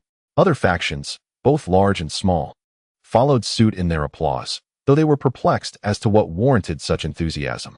Did Lord Feng merely intend to establish a sect, or was he summoning all the diverse powers of Taishu? Moments later, an astonishing announcement echoed through the square. The demon lord proclaimed, "I hereby announce that the Blood Demon sect shall submit to the Martial God Hall, becoming one of its subordinate forces." The crowd began to murmur in speculation. What was transpiring? Historically, the various sects had never submitted to one another. How could the Blood Demon sect yield to a suddenly emerging Martial God Hall? Such matters are beyond the grasp of individuals like us. Nevertheless, it seems that the realm of Taisu is on the verge of a transformation. If that is the case, would the Martial God Temple not ascend to become the foremost power in Taisu? Suddenly, a man erupted in laughter, exclaiming, "Ha! We have struck gold." With the blood demon sect merging into the martial god temple, what could a solitary wanderer possibly gain? Where does the martial god temple reside? In Iron Blood City, of course. During the great calamity of the innate, I ventured to Iron Blood City, aiding in its defense and earning a considerable amount of magic crystals, which allowed me to acquire 10 properties there. The Lord of Wind personally bestowed upon me a plaque inscribed with the words Iron Blood City Citizen. He then brandished the plaque with pride. Do not underestimate this seemingly modest copper plaque. It holds great significance.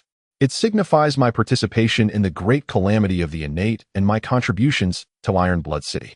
Henceforth, any benefits that Iron Blood City may offer will be prioritized for citizens like me who possess this plaque. Upon my return to Iron Blood City, I shall join the Martial God Temple. My status will surpass that of disciples from the 7 great sects. Would you not agree that I have indeed prospered? Congratulations. My friend, viewed from this perspective, you have certainly achieved success. With Iron Blood City becoming the residence of the Martial God Temple, it is destined to flourish even further. Moreover, the value of my properties will appreciate significantly. This could yield even greater returns than hunting demons in Taisu. How enviable. You may retire in comfort, while we will still have to toil and risk our lives hunting in Taisu. At that moment, Master Lin Tianbao suddenly called for silence. The entire square fell silent. Lin Tianbao proclaimed loudly, "I hereby announce that the 10,000 Buddha sect has joined the Martial God Temple as a subordinate sect." The square erupted in astonishment. What is happening?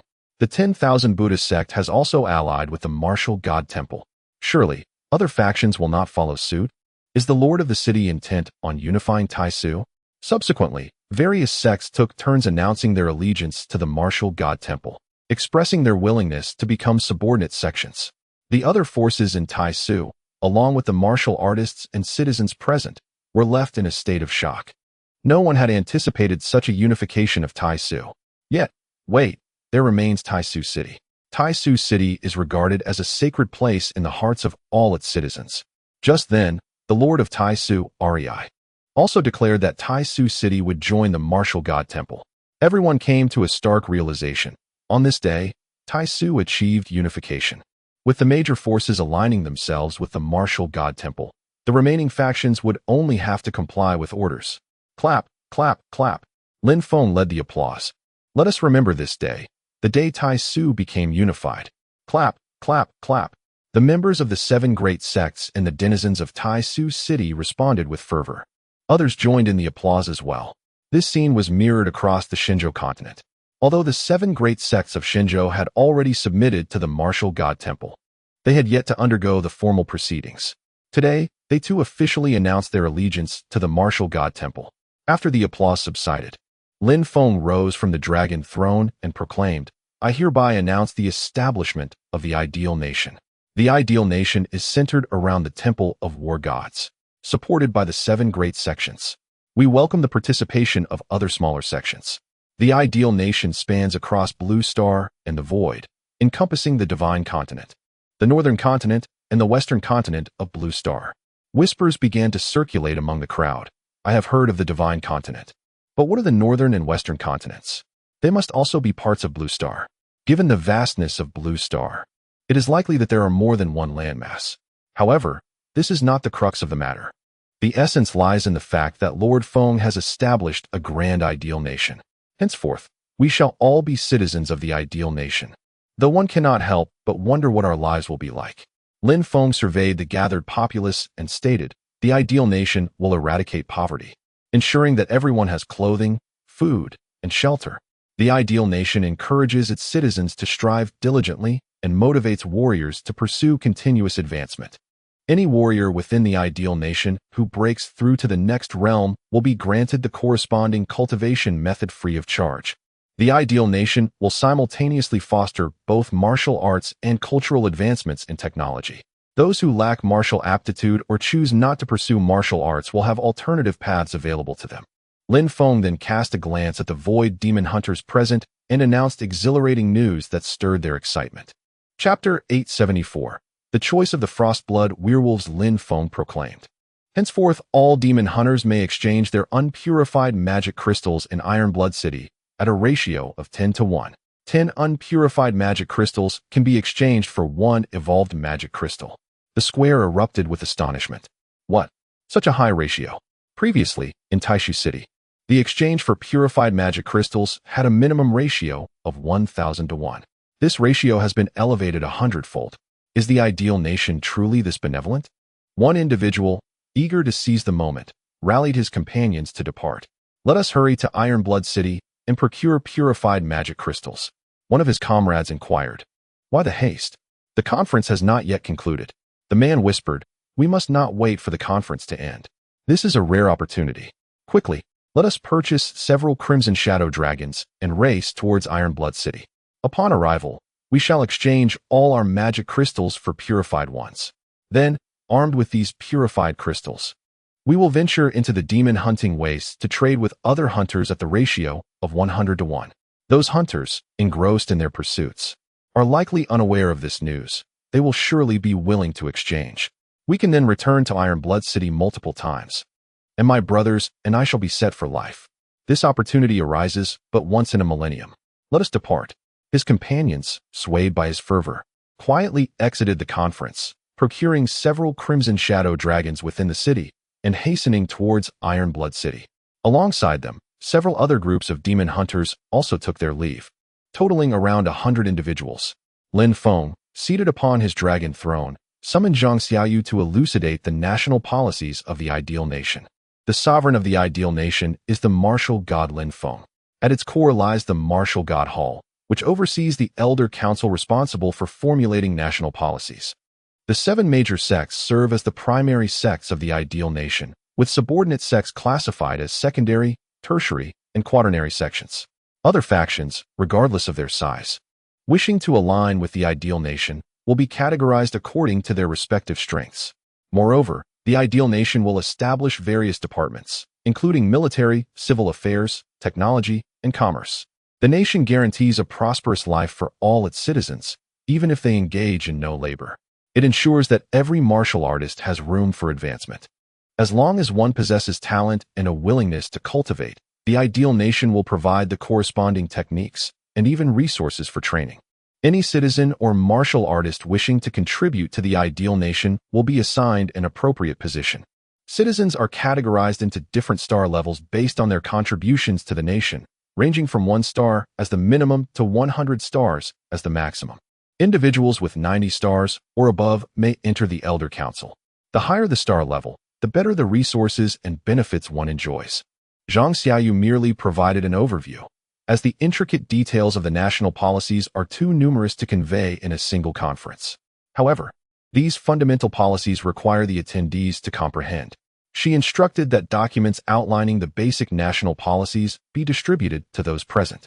The leader of the Wuying sect, a solitary cultivation faction, stood after a thorough review and proclaimed, Lord Martial God, we, the Wuying sect, are eager to join the Martial God Hall.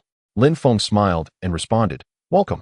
I have heard of the Wuying sect and shall designate you as a secondary sect. However, I must make one thing clear. Upon joining the Martial God Hall, adherence to its regulations is mandatory. The leader of the Wuying sect replied, I understand. I assure you that we will abide by the rules. Subsequently, various sects, along with the demon hunting group of Taishu, expressed their desire to join the Martial God Hall, and Lin Feng accepted them all without hesitation. Similar occurrences were unfolding across the Xinzhou continent, driven by Lin Feng's willingness to share martial arts and provide cultivation resources. Individuals were eager to enter the Martial God Hall. The city lord of Qinghe County, for instance, had colluded with the demonic sect solely for the sake of martial techniques and resources. With such assets, one could transcend the innate realm, extend their lifespan, and achieve immortality. Attaining the status of a high-level martial artist would reveal the true value of longevity. If one were to live long, they would enjoy boundless fortunes, and even their mindset would become more expansive. When offended by a petty individual, one could simply retreat into seclusion, and upon emerging, find that the offender had long since turned to dust, leading to a more magnanimous disposition. The Grand Assembly concluded swiftly. The attending sects were tasked with disseminating the news of the establishment of the ideal nation and its foundational policies. Meanwhile, Lin Feng was engaged in creating spiritual entities to expand his mental communication network aiming for it to encompass all regions of the Blue Star, including Taishu. In the North Continent, the nascent Naga dynasty had been classified as a primary sect within the martial god hall, although not particularly powerful. Its large population and vast territory warranted this designation. In the Western Continent, after John Cena and the Blood Prince Tina unified the area, they chose not to establish a kingdom. They believed that with the eradication of the old powers, the creation of a kingdom was unnecessary. Instead, they named the land Ideal Golden Land, aspiring for a realm devoid of poverty and hunger, where golden grains flourished abundantly. Here, the gold symbolizes golden rice, representing sustenance. At the end of the meeting, Lin Feng inquired of John Cena and the other Frostwolf representatives whether they wished to revert to their original human forms. I can help you rid yourselves of the Frostwolf poison and restore your humanity. John Cena knelt on one knee, saying, Lord Martial God, please allow us to deliberate. Go ahead, Lin Feng replied. After a brief consultation among John Cena and the Frostwolf representatives, he returned to declare, Lord Martial God, we wish to retain the powers of the Frostwolves. Without these powers, we would not have survived to this day. Moreover, even if we remain Frostwolves, it is of no concern, for in our untransformed state, we are still in human form. The poison of the Frostblood werewolf possesses only advantages and no drawbacks for us. Lin Feng remarked. However, there are indeed some disadvantages. While the poison may bestow upon you great strength, it also impedes your cultivation speed, hindering your ascent to the pinnacle of martial arts. Lord Martial God, we, the people of the Western Continent, are inherently ill-suited for martial cultivation. A slight reduction in our training speed is of little consequence. Furthermore, the poison of the Frostblood werewolf grants us prolonged lifespans. Lin Feng nodded, conceding, very well. You may maintain your Frostblood werewolf state. Should a martial genius arise from the Western Continent, I shall assist him in ridding himself of the poison. John Cena knelt, expressing his gratitude. Thank you, Lord Martial God. Lin Feng empathized with their plight. Their progress in martial cultivation had been sluggish, and they were indeed ill-equipped for such endeavors. To swiftly acquire power, they relied solely on the poison coursing through their veins. Should they be freed from it, they would revert to being ordinary citizens devoid of significant strength. The memories of the dark reign that had once gripped the Western Continent were etched deeply within them. Their yearning for power to safeguard themselves was palpable. Moreover, with the Blood Clan still posing a threat to the common folk, their reluctance to shed the Frostblood werewolf poison was entirely understandable. Lin Feng directed the 3 continents and the Temple of the Void to establish various departments, including agriculture, technology, and commerce. These sectors required managerial talents, providing scholars with newfound opportunities. The populace, brimming with enthusiasm, eagerly signed up. Lin Feng's primary form also generated sufficient spiritual entities, preparing for a connection to the spiritual network. This time, he aimed to create an enhanced version of the spiritual network, potent enough to eliminate the need for communication technology across Blue Star for centuries. As he prepared for the network connection, Lin Feng felt a twinge of anxiety. He was uncertain whether his mental strength could sustain the establishment of such a formidable spiritual network. Closing his eyes, Lin Feng commenced the connection. Chapter 875. The Supermental Information Network. Lin Feng first connected to the spiritual entities on Blue Star. Millions of these entities linked together, ultimately forming an immense network. However, after connecting 1 million spiritual entities, Lin Feng furrowed his brow, feeling a surge of pressure. If this continued, his primary self would become nothing more than a mere tool, merely maintaining the spiritual network. After pondering for a moment, Lin Feng suddenly realized that wasn't the will of Blue Star itself a tool? The will of Blue Star, confined within its core, was immobile yet possessed tremendous spiritual power, making it well suited for this task. Lin Feng then began to create more spiritual entities, guiding them into the depths of Blue Star to minimize the communication distance with its will. As soon as the spiritual entities connected with the will of Blue Star, the entire spiritual network enveloping the planet instantaneously linked up. A smile spread across Lin Feng's face. It was successful. Now, this task could be entrusted to the will of Blue Star, a perfect match. The will of Blue Star possessed such vast spiritual energy that it could easily manage the information network. Both his primary self and his avatars could move freely. Lin Feng attempted to send a communication request to his wife, Zhou Chunlan. Far away in Kaoshan village, Zhou Chunlan felt a stir in her mind and responded to the request. Lin Feng's image immediately appeared in her consciousness. Chunlan, what are you up to? Lin Feng inquired. And Zhou Chunlan's image appeared in his mind as well. Surprised, she replied, I'm preparing a meal for the children. Your spiritual imprint communication can now project images? Lin Feng explained, my spiritual communication network has evolved into a spiritual information network, greatly enhancing its capabilities and covering the entirety of Blue Star. That's impressive. Can it connect to the void? She asked. Unfortunately, it cannot, Lin Feng replied. Well, I won't keep you. I've been missing Debao lately. I'll use the spiritual information network to reach out to him, Zhou Chunlan said, before they ended the communication. Lin Feng then enhanced the spiritual communication network, adding functionalities for text chatting, voice chatting, video chatting, and video conferencing, incorporating all the features from the communication software of his past life. As long as one possessed a locatable spiritual imprint, they could utilize the spiritual communication network. Anyone accessing the network would be immediately informed of its usage. Lin Feng felt quite satisfied with this development. In recent days, Mr. Hong had been occupied in the Xinzhou continent, managing affairs related to the Sword Sect, and it had been a while since Lin Feng had seen him. He decided to initiate a video conference, inviting Mr. Hong, his senior sister Yue, his elder brother Wu Jinlei, and other senior disciples into the meeting. Before long, everyone joined the conference. Wu Jinlei was the first to speak. Junior brother, what is this marvelous invention? It's simply incredible. Brothers and sisters from across the land can actually meet here. Mr. Hong surveyed the gathered disciples, a smile gracing his face. This is quite remarkable. Is this mode of communication always available? Lin Feng remarked, this is my upgraded mental information network, with no usage restrictions. Senior sister Yue smiled and said, that's wonderful. The carrier pigeons nurtured by the sect can be turned into roasted squab. Senior sister Zhu Linghua interjected, junior sister, do not speak foolishly. Those pigeons serve the sect and must be cared for. After a brief conversation with his senior brothers and sisters, as well as his master, Lin Feng exited the video conference, allowing them to continue their discussion. He initiated a larger video conference, inviting the high-ranking officials from the Martial God Hall and major sects across the Divine Continent.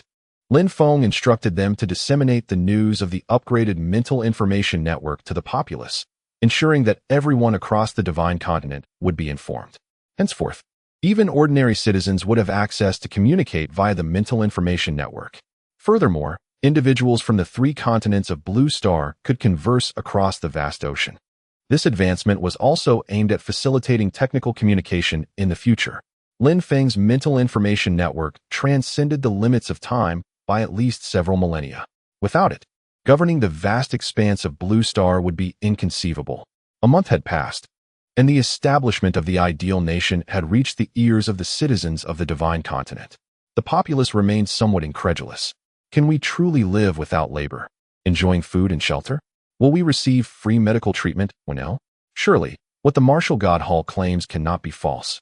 Indeed, the Martial God Hall had unified the entire Divine Continent and founded the ideal nation, which was also intended to benefit ordinary citizens. Such a blessing had never been seen before. It was already remarkable that the major sects did not burden the populace with labor. The notion of reaping benefits without work seemed utterly unfathomable. A perceptive citizen remarked, now, that is truly astonishing. You think of contacting someone you know using the ideal nation's mental information network. That is the real marvel.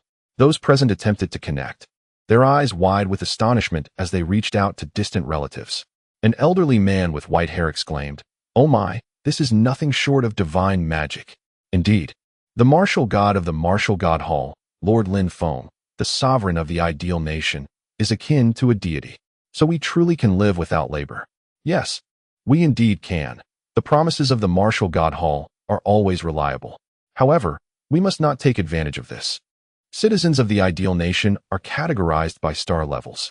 The more contributions one makes to the nation, the higher the star level, and the better the benefits received.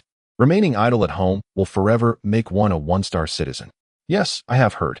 With a higher star level, one can also serve as an official of the ideal nation and pass on their star level to their descendants. For instance, if we reach 10 stars, we can half that star level for our children. Even if the children do not achieve 5 stars, they can still become 5-star citizens. The The citizens gradually began to accept the various tenets of the ideal nation. While Lin Feng was eager to advance technology, he also understood the necessity of not attempting to achieve too much too quickly. In a nation, the foremost task is to resolve the issue of sustenance for all its citizens. He summoned the Minister of Agriculture, only to discover that it was his senior sister, Yue. Lin Feng inquired, "How did you ascend to the position of Minister of Agriculture?" Yue replied, "It was the collective choice of the people. In my youth, I toiled in the fields, engaging in all manner of agricultural tasks, and even raised chickens and ducks. Among the senior ranks of various sects, I am the most qualified."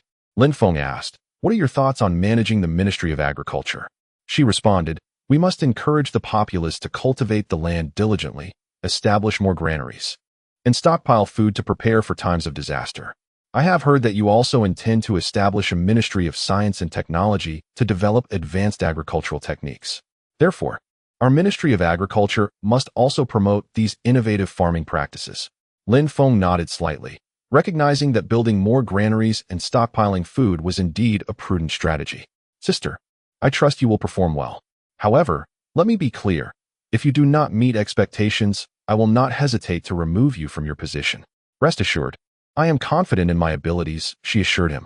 "Make sure to learn from Mr. Li of the Commerce Department, and do not hesitate to seek his counsel when confronted with challenges." After 3 months had passed, Lin Feng felt that the time was ripe. He prepared to establish the Ministry of Science and Technology and found an Academy of Sciences. Chapter 876. The Supreme's Intervention, Visitors from Beyond Light Years Away. The Supreme Being of the Celestial Race sat upon the captain's chair of the flagship in the Celestial Fleet. Observing the emptiness of the bridge, a sense of solitude washed over him, a feeling he had grown accustomed to. His kin lay in slumber, leaving only a handful of martial saints to command the entire fleet. Throughout the extensive evolution of the celestial lineage, he had endured this solitary voyage countless times, which had allowed the celestial race to flourish and dominate 8 civilized planets. These planets aided the Celestials in their hunt for demons, a critical metric for the members of the Cosmic Human Alliance. Insufficient hunting results could result in expulsion from the Alliance. By harnessing the power of these 8 civilized worlds, the Celestials stabilized their hunting statistics, securing vast resources and technological data from the Cosmic Human Alliance every millennium. As he reviewed the hunting statistics from various civilizations, he noted a significant increase in the data from Blue Star. This was hardly surprising, as the number of demons there had risen, inevitably leading to a boost in hunting figures. The mention of Blue Star brought Lin Feng to his mind. He instinctively touched his neck, where a faint pain lingered. His new body had yet to fully integrate with his essence, causing intermittent discomfort. A wave of inexplicable anxiety washed over him. With his immense power, he understood that no sensation was without cause. With a deliberate motion, the Supreme summoned a 3-dimensional virtual model of the cosmic expanse before him. His hand gestured, and the model rotated accordingly. He pinpointed the nearest life-bearing planet to Blue Star, known as Centaurus. This planet was also one of the 8 civilized worlds under celestial dominion, inhabited by the elven folk. These diminutive beings, with their pointed ears and some even with wings, were aesthetically pleasing yet possessed mediocre strength, significantly inferior to the inhabitants of the divine land. The Celestials had combined the fiery beasts of Centaurus with demons to create a new species known as the lava trolls. Unfortunately, the number of fiery beasts on Centaurus was scarce, resulting in only a few tens of thousands of lava trolls being produced. Ultimately, the Supreme resolved to deploy the lava trolls to hunt demons while overseeing the elven folks' efforts in the same endeavor. Thus, Centaurus entered an era of lava troll domination. The elven inhabitants of Centaurus toiled like slaves, enduring grueling hunting tasks with devastating casualties. In response, they began to resist, ceasing reproduction in a bid for self-destruction. To ensure a sufficient population of elves, the lava trolls enforced breeding among them, compelling them to produce more elven hunters for the demons. The elves found themselves utterly powerless, their hopes extinguished. They referred to Centaurus as the lava hell. The Supreme remained indifferent to their plight, solely concerned with the hunting data. After a moment of contemplation, he made a decisive command to the lava trolls on Centaurus. Let them embark on a spacecraft to the blue planet to observe its condition. The Alpha Centauri system, being the closest to the blue planet, requires merely a century of travel by ship. Upon receiving the command, the lava trolls of Alpha Centauri promptly commenced their tasks. Having completed these assignments, the sovereign felt a slight sense of reassurance. He closed his eyes and resumed his cultivation. Meanwhile, Lin Feng remained blissfully unaware of the events unfolding. He was in a grand hall of the martial god temple on the Divine Continent, meeting with members of the Academy of Sciences. As Lin Feng surveyed the room, he felt a slight headache. The individuals from the Academy were a motley crew of skilled craftsmen and thinkers, often perceived as eccentric, who had been gathered from the populace by the martial god temple in various sections. Their appearances were concerning, with most resembling unripe fruits. Moreover, their disheveled demeanor, the result of endless speculation, was rather alarming. One burly man was even seated on the floor, digging at his foot, and after finishing, he raised his hand to his nose to take a whiff. It was no wonder Lin Feng judged them by appearances.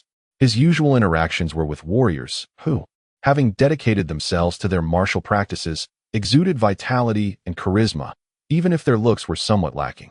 The contrast with these individuals was stark. Lin Feng noticed that, even at this moment, some were still engrossed in their tinkering. A seemingly deranged old man had developed a nesting doll, which demonstrated some ingenuity. Another robust fellow had created a flying bamboo locust. Lin Feng nodded in approval. Was this not the kind of person he sought? In the absence of formal scientific education, these individuals were relentless in their pursuits of research. If provided with some technical documentation, they would undoubtedly delve into it with fervor. This time, Lin Feng intended to present them with technical materials up to the steam engine. He was confident they would grasp the concepts. With this thought, he observed them anew and found them much more agreeable. They were not merely unripe fruits. They were pioneers of technology on the Divine Continent. With a wave of his hand, the martial god guardian beside him proclaimed loudly, "The sovereign has arrived." The individuals hastily straightened themselves, eager to kneel in reverence. Lin Feng released a gentle stream of true energy, preventing them from bowing. He declared, "The ideal nation abolishes the act of kneeling. Anyone may approach me without fear." The crowd quickly clasped their fists and bowed slightly, chanting, "Long live the sovereign, long live 1,000 years." Lin Feng nodded and said, "You are all invaluable technological talents of the Divine Continent. I have gathered you here to advance the technology of the Blue Planet." One person raised his hand and inquired, "What is technology?" This question momentarily stumped Lin Feng. How could he elucidate this concept to them? After a brief silence, he replied, "Your craftsmanship is technology. While it may appear as mere oddities, it is, in fact, incredibly useful. Your skills, when explored to their depths, can be applied to every aspect of production and life, enhancing the material output and agricultural efficiency of the Divine Continent. This is technology. Technology is the primary productive force." Upon hearing this, the eyes of the crowd sparkled with enlightenment. Many were so animated that they trembled with excitement. Many among them are misunderstood, regarded as idle layabouts who indulge only in pleasure. The majority cannot even find a spouse, and a few women remain single as well. Lin Feng began to inspire the crowd, proclaiming that all present were pioneers of technology in the ideal state. "Many of you will soon become 10-star citizens, or even multiple 10-star citizens. I hereby announce the establishment of the Academy of Sciences. You are all candidates for academicians. If you perform well, you shall be officially recognized and, upon recognition, immediately ascend to the status of 10-star citizens." A murmur of astonishment spread through the crowd. 10-star citizens? Such a notion seemed like a distant dream. When the ideal state was first established, I had thought I would be content to live my life as a mere 1-star citizen. Who would have imagined that an opportunity to become a 10-star citizen would arise? Indeed, it is said that a lifetime of toil in the fields only yields a 3- or 4-star citizenship. This is truly a meteoric rise. Lin Feng continued, stating that those who fail to gain formal recognition will remain as 1-star citizens. Those who do not contribute to the technological advancement of the ideal state will be returned to their original places. The crowd felt a twinge of unease, concerned that their research might not yield the desired contributions. Lin Feng instructed for scientific materials to be distributed, allowing these individuals to prioritize information pertinent to their research areas. Thus, the technology of Blue Star began its ascent. 8 decades passed in the blink of an eye. On this day, the observatory of the Shenzhou Academy of Sciences issued an alert. Swiftly report it. An unidentified flying object has entered the airspace of Blue Star. judging by its trajectory. This object is not a natural phenomenon such as a meteorite. Chapter 877. 80 Years of Blue Star. A minute later, Lin Feng received the news. The senior officials of the utopian state and the personnel from the observatory promptly convened a video conference within the mental information network. Lin Feng and his companions felt a palpable tension. Upon the mention of an unidentified flying object, their minds immediately turned to the impending arrival of the celestial fleet. The observatory shared its observational data, revealing that this unidentified flying object appeared as nothing more than a mere speck, barely registering as a single pixel in the telescope. Lin Feng inquired, "What is its size?" The elderly, bald expert from the observatory adjusted his glasses and replied, "Its maximum diameter does not exceed 1 kilometer. A Jian interjected, "The smallest vessels in the celestial fleet measure over 1 kilometer in diameter. Moreover, when the celestial fleet manifests, it does so as a multitude, not as a solitary entity." "This cannot be the celestial fleet," Lin Feng asked. "How many such unidentified flying objects are there?" The old expert responded, "Currently, we have only detected this one. We have conducted detailed observations and found no other unidentified flying objects in the vicinity." Alay speculated, "Could this be a reconnaissance vessel dispatched by the celestial fleet?" Lin Feng countered, "It is impossible to ascertain that. With our current observational technology, we might not even be able to determine its shape." The old expert nodded in agreement, acknowledging the truth of Lin Feng's statement. Given its current velocity, it would take half a year to reach Blue Star, and it would be 3 more months before we could discern its general shape. Lin Feng reassured everyone, "There is no need for excessive concern. This is certainly not the celestial fleet. Let us continue our observations. Furthermore, we cannot simply wait for its arrival.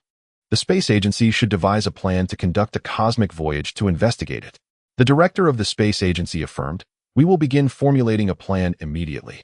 Over the past 80 years, Blue Star has made remarkable technological advancements, having undergone 3 industrial revolutions and entered the information age. The first cohort of unconventional talents at the Academy of Sciences has made immense contributions to technological progress. These individuals possess a strong capacity for learning and an openness to new ideas. Coupled with the full support of the utopian state, the entire nation is advancing at an unprecedented pace. The lives of the citizens have transformed dramatically. Cooking is no longer done over fires, but rather through electric means. This electricity is harnessed from natural sources such as solar, wind, and hydro energy, ensuring the ecological environment of Blue Star remains unscathed. The ruins scattered across Blue Star have been nearly excavated entirely. Numerous spacecraft have been unearthed from these ruins. These vessels, currently undergoing repairs in the docks, remain non-operational, having been left behind by the celestial beings. The Academy of Sciences, led by a Jian, along with the space agency and other departments, is diligently studying these spacecraft. Presently, one vessel is on the verge of being repaired.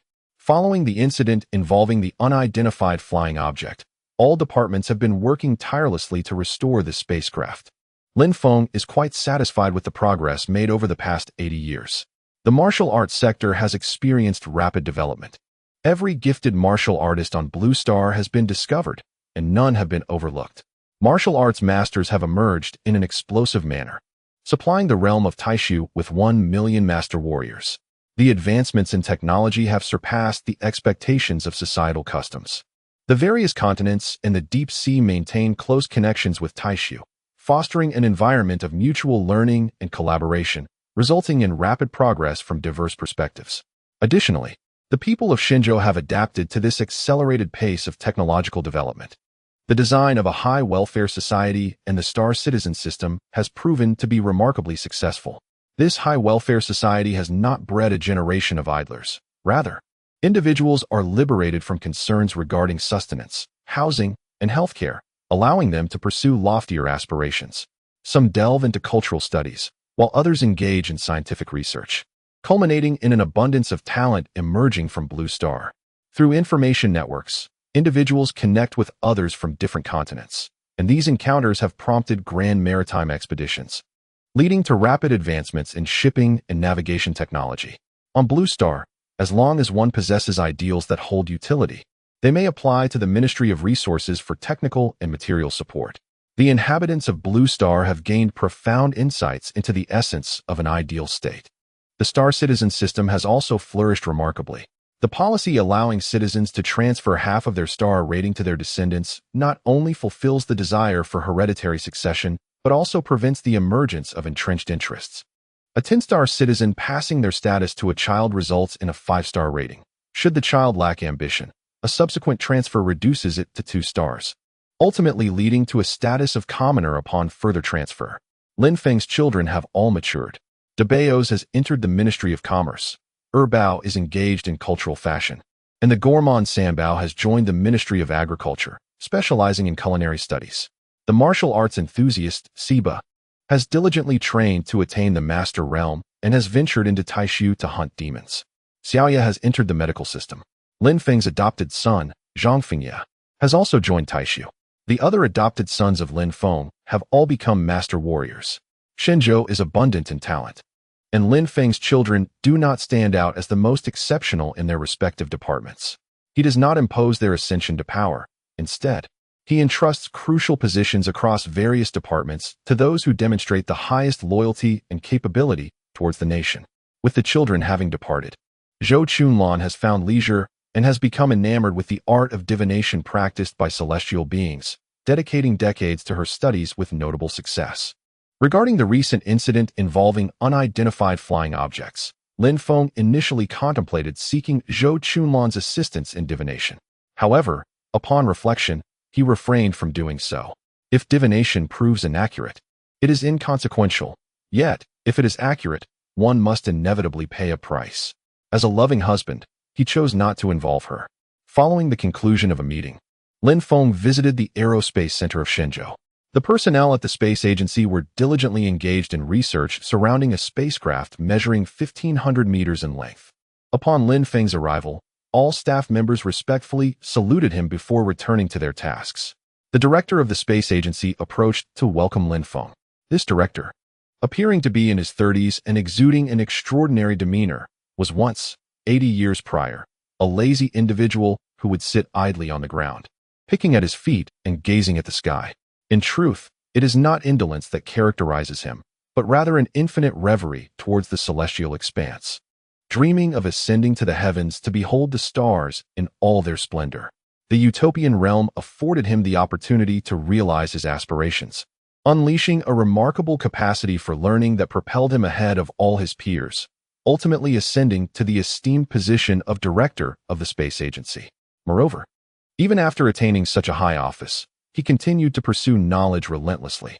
For those with exceptional talent, Lin Feng would generously bestow upon them copious amounts of magical crystals, imparting profound martial wisdom to extend their lifespans and ensure their vigor. Lin Feng directly inquired, "How is the maintenance of this spacecraft progressing? When can we anticipate a test flight?" The director of the space agency replied, "In 1 week, we shall endeavor to initiate this spacecraft and conduct a test flight." Lin Feng nodded, "Excellent. During the test flight, I shall board this vessel." Upon hearing this, the director broke into a cold sweat. "Your Majesty, this endeavor carries the risk of failure. Should an accident occur," Lin Feng reassured him with a pat on the shoulder, "there is no need for concern. Even if this spacecraft were to explode, I would remain unharmed. You must focus solely on your tasks without any reservations." A week later, Lin Feng ascended aboard the cosmic vessel, poised to take on the role of captain. Chapter 878. Lin Feng ascends to the heavens. Soaring towards the void upon entering the spacecraft, Lin Feng proceeded directly to the bridge, taking his place in the captain's chair. A group of young men and women clad in interstellar fleet uniforms occupied various workstations, eagerly awaiting the launch of the warship. The director of the space agency also boarded the vessel, assuming the role of co-captain and standing beside Lin Feng. Lin Feng surveyed the bridge and remarked, "So many people have come aboard. What will happen in the event of an accident?" The space agency director reassured him, "We have thoroughly studied this spacecraft, and the likelihood of an accident is minimal. To ensure the safety of this test flight, all weaponry has been removed, and the weapon systems have been disabled. Only a minimal amount of fuel remains. Even in the event of an unforeseen incident, we will manage." Lin Feng nodded in agreement, appreciating the thoroughness of the preparations. The safety of the citizens is always paramount. Though the young men and women aboard appeared composed, their hearts raced with excitement. To partake in a test flight of the cosmic warship alongside the sovereign was an immense honor. The sovereign is the founding architect of the ideal nation. Those well-versed in history are aware that prior to the establishment of the ideal nation, the continents were in disarray, with the old nobility ruling over them through bloody tyranny. During that tumultuous time, rogue martial artists and bandits roamed freely, leaving the populace not only struggling to fill their bellies, but also constantly at risk of death. According to historical accounts, bandits would even demand that families offer their children as sustenance to monstrous beasts. It was the sovereign who established the Temple of Warriors, unified the entirety of Blue Star, and brought an end to such horrors, allowing the citizens to finally enjoy a better life. The young individuals selected for this test flight were exceptionally talented, possessing remarkable learning abilities, and had all reached the early stages of innate martial arts. Within the spacecraft, there were dozens of them, while over 1,000 personnel were stationed outside, responsible for logistics and observation. The atmosphere was charged with tension. The director of the space agency glanced at the time and issued a final command through the mental information network for a last round of checks. Each department sprang into action. Report: physical examinations completed, no issues found. Report: engine checks completed, no issues found. Report: radar and related components checked, no issues found. With all systems in optimal condition, the director looked towards Lin Feng, who offered an encouraging glance in return. "Initiate the launch," commanded the director. The young operators began their tasks at the consoles. With a hum, the lights within the spacecraft illuminated, and the large screens on each workstation flickered to life. "Report: launch successful." The director instructed, "Check all systems of the spacecraft." A quarter of an hour later, the systems were thoroughly inspected, yielding no discrepancies. "Engage the spacecraft's engines." With a thunderous roar, the engines belched flames, causing the vessel to tremble before rising into the air. Suddenly, an unexpected event unfolded. The spacecraft began to tilt. Soon, the vessel reached an angle of 45 degrees. The director of the space agency immediately inquired, "What is the situation?" A staff member, somewhat flustered, shouted, "One of the 4 engines has failed to ignite, causing uneven thrust and resulting in the vessel's tilt." Lin Feng calmly reassured everyone, "Do not panic. I have stabilized the vessel's angle with my mental power. It will not tilt further. Shut down the failed engine, and the ship will automatically regain balance." Indeed, the ship ceased its tilt. The crew on board followed Lin Feng's instructions diligently, marveling at the immense strength of their sovereign. Who could control such a colossal entity with sheer mental force? After a moment, the ship righted itself. The director wiped the sweat from his brow and remarked, "Sovereign, we have achieved half of the launch successfully. Should we continue our journey?" Lin Feng replied, "Call me Captain." The director quickly adjusted his demeanor. "Please give your orders, Captain." With a gesture, Lin Feng summoned a 3D virtual model of the surrounding airspace before him. He manipulated it briefly, locating the position of the moon. "Check the fuel and confirm our range," he commanded. The relevant personnel promptly reported, "Insufficient fuel. Maximum range is 380,000 kilometers." After a moment of contemplation, Lin Feng instructed, "Contact the logistics department and refuel immediately. We are going to orbit the moon today." Outside, the logistics team swiftly began refueling the vessel with aircraft support. An hour later, the refueling was complete. Lin Feng announced, "Commence atmospheric navigation, destination 1,000 kilometers ahead." The vessel ascended diagonally. Suddenly, the speed was miscalibrated, and the ship surged sharply into the stratosphere. Everyone aboard felt a jolt. The director of the space agency, standing beside Lin Feng, nearly lost his balance. Lin Feng used his mental prowess to secure everyone in place and calmly instructed, "Do not be anxious. Adjust your speed." Hearing this, the crew quickly regained their composure, recalling their training to regulate the ship's velocity. The director's heart raced as he thought, "Thank goodness the Sovereign is aboard for this test flight. Otherwise, it might have ended in failure." The Sovereign is the stabilizing force of our ideal nation. In recent years, the ideal nation had encountered some extreme cultural ideologies, hedonistic religions, and even corruption. All of these were swiftly quashed by Lin Feng at their inception, ensuring that the ideal nation maintained a positive and progressive energy. With the support of advanced technology from the celestial beings, the technological landscape of the Shenzhou would undoubtedly experience rapid growth over the next 2 or 3 centuries. The vessel's speed gradually stabilized, and the crew began to acclimate to the sensation of operating the ship. While they had all piloted aircraft before, this was their first experience commanding such a large vessel, and it was only natural for them to feel a bit unsteady. Although the relevant knowledge has been acquired, the lack of practical experience renders initial attempts challenging.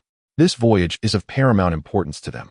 Lin Feng once again issued commands, adjusting the course to navigate into the cosmic expanse, with the moon as their destination. Fly at a slower pace to avoid collision, he instructed. The spacecraft continued its ascent in a diagonal trajectory. Those on the ground, witnessing the colossal vessel take flight, found it almost unbelievable. An elderly farmer, diligently tending to his fields with a hoe, removed his straw hat and gazed skyward at the spacecraft, exclaiming, "The technology of the ideal realm has indeed advanced to such heights." This old farmer was reluctant to embrace new technologies, preferring instead to cultivate his land with his trusty hoe. The ideal realm also honors such individuals, allowing them to cultivate medicinal herbs and unique strains of grain. This steadfast farmer, who had toiled for decades, had become a 4-star citizen of the ideal realm. He found great satisfaction in his current way of life. In this utopia, as long as one is willing to labor, a place can be found. Countless citizens of the ideal realm beheld the ascent of the spacecraft, their hearts brimming with hope for the future. The vessel gradually approached the moon. Lin Feng, seated within the spacecraft, peered through the bridge's viewport, fixated on the ever-approaching lunar surface. This was the vast void. The advancement of technology was beginning to bear fruit, allowing corporeal proximity to the great expanse. Chapter 879. Journey into Space. The spacecraft docked beside the moon. The crew meticulously observed the lunar surface, discovering that it bore no signs of artificial presence. The moon was indeed a vast emptiness, a fact that had ceased to be a secret. A young individual inquired, "Is this truly the void?" It was common knowledge that the void resided within the moon, though no one had witnessed it firsthand. Lin Feng closed his eyes, unleashing his spiritual energy to sweep across the lunar expanse. His consciousness penetrated the surface of the moon, delving into its depths. The void within Lin Feng also emanated spiritual energy, and soon their energies intertwined, eliciting faint smiles from both. Lin Feng's spiritual energy then brushed against others. Lin Tianlong and Lin Tianfeng, engaged in a hunt, were taken aback by the sensation of their father's spiritual presence. This feeling resembles Father's divine avatar. How can his spiritual energy reach this place? Lin Tianfeng suggested, "Why not ask him? Father, is this your divine avatar?" Lin Feng affirmed, "Indeed. I am aboard a spacecraft, which is stationed just outside the moon. The void you are experiencing lies within it." "Oh, so it truly exists within the moon?" "Yes, without a doubt." Just then, Lin Feng, rising from his seat, declared, "Prepare for an extravehicular experiment. I wish to step outside and explore the moon." The director of the space agency promptly responded, "Your Majesty, we are unprepared for an extravehicular experiment and have not equipped any spacesuits." "No matter. I require no spacesuit. I shall simply open the hatch shortly," Lin Feng stated as he approached the launch chamber of the small warship. The personnel aboard the vessel immediately began preparations. Entering the launch chamber, Lin Feng activated the ninefold primordial qi. He realized that future battles would take place in the cosmos, and he intended to familiarize himself with this new environment. The director's voice echoed, "Your Majesty, we are about to open the hatch. Should you experience any discomfort, please signal, and we will seal the door." Lin Feng nodded in acknowledgement. The launch chamber door sealed off from the internal passage of the warship, and the air within was evacuated as the outer hatch slowly opened. Lin Feng gazed into the profound expanse of space, the radiant sun, and the irregular surface of the moon, squinting slightly. Exposed to the vacuum, he felt the shifts in bodily pressure, as well as variations in external radiation and temperature, yet he remained largely unaffected. His physical strength was sufficient to withstand these changes. Lin Feng adjusted the primordial qi, creating a protective barrier between the interior and exterior of the chamber. He opened the space of beings, allowing the air within to merge with the primordial qi, effectively connecting the two realms, and he was relieved of the need to hold his breath. As spiritual energy surged from the pores on his back, Lin Feng propelled himself forward, gradually drifting away from the spacecraft. His entire body was capable of expelling true energy from every pore, allowing him to adeptly maneuver his flight direction and velocity. As Lin Feng soared higher, his speed intensified, and his proficiency grew. In the vastness of space, the resistance was minimal, enabling him to fly at a pace far surpassing that on Blue Star. With a thunderous roar, Lin Feng's true energy erupted behind him, propelling him forth like a cannonball. With another explosive release of energy to the side, he abruptly halted and changed course. After a while, he navigated the cosmos with remarkable ease, sustained by an inexhaustible flow of true energy and fortified by the indomitable Wuji vital energy. He was akin to residing in a realm of vitality, capable of lingering in the abyss of space for extended periods. After some time, Lin Feng descended onto the moon. Perhaps due to its hollow nature, the moon's gravitational pull was relatively weak. After wandering for a while, he decided to return, as there was little he could accomplish, and he could not penetrate the moon's inner void.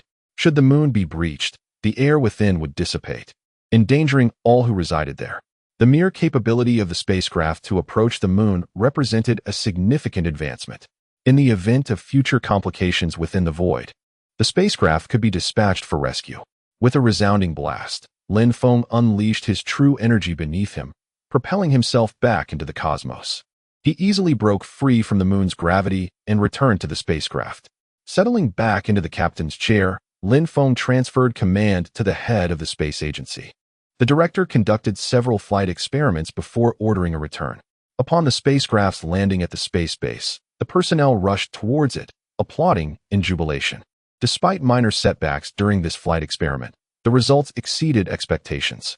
Lin Feng offered words of encouragement to the crowd before departing the airfield. After the test flight concluded, photographs of Lin Feng standing on the moon circulated widely across Blue Star's information networks, igniting a surge of interest among its inhabitants in the field of space exploration. Over the past 80 years, progress had been remarkably smooth, save for some challenges in the development of martial techniques. Almost all of the quasi-martial saints and supreme grandmasters contributed to the refinement of these techniques. Collective brainstorming accelerated the progression significantly. Yet, despite this collaboration, they had still not completed the 9th level of the Bihai Jinyuan technique. Lin Feng found himself unable to ascertain how much longer this refinement would take, and a sense of anxiety crept into his heart. The recent extraterrestrial visitor might present an opportunity, prompting him to personally seek contact. 3 days later, Lin Feng convened another high-level meeting. The elderly, bald expert from the observatory was the first to speak. Based on our research during this period, we have concluded that this unidentified flying object likely originates from this galaxy, referred to in celestial charts as the Centaurus galaxy. There are no further specifics available. We suspect that intelligent life may exist within this Centaurus galaxy, which could potentially serve as a base for celestial beings. Ajin remarked, if there is indeed intelligent life in the Centaurus galaxy, the celestial beings will not overlook it. If the intelligent life forms there resemble humanoid beings like us, their circumstances may be quite similar to ours, subjugated by celestial beings. Should they not be humanoid, they would undoubtedly be akin to the depths of the ocean, transformed into a research base for these celestial entities. Mr. Hong remarked, from this perspective, this unidentified flying object must be associated with the celestial beings. Is it possible that they seek to dispatch another spacecraft to conquer our land once more? Ari inquired, given the size of this spacecraft, is it feasible for it to carry a star-destroying cannon?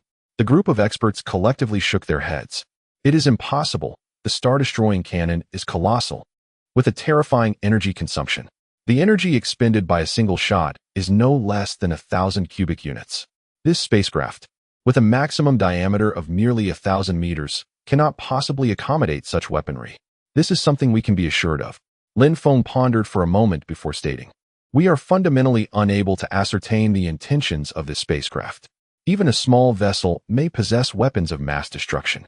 Now that we have the capability to venture beyond the blue planet, we must not allow them to approach it. Let us devise a plan for an expedition. I shall personally venture into space to confront them.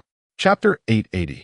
2 more spaceships arrive. Unidentified flying objects, still nearly half a year's journey from Blue Star, have been detected. The Blue Star Academy of Sciences has devised a plan. They intend to repair another spaceship, allowing the 2 vessels to embark together for mutual support.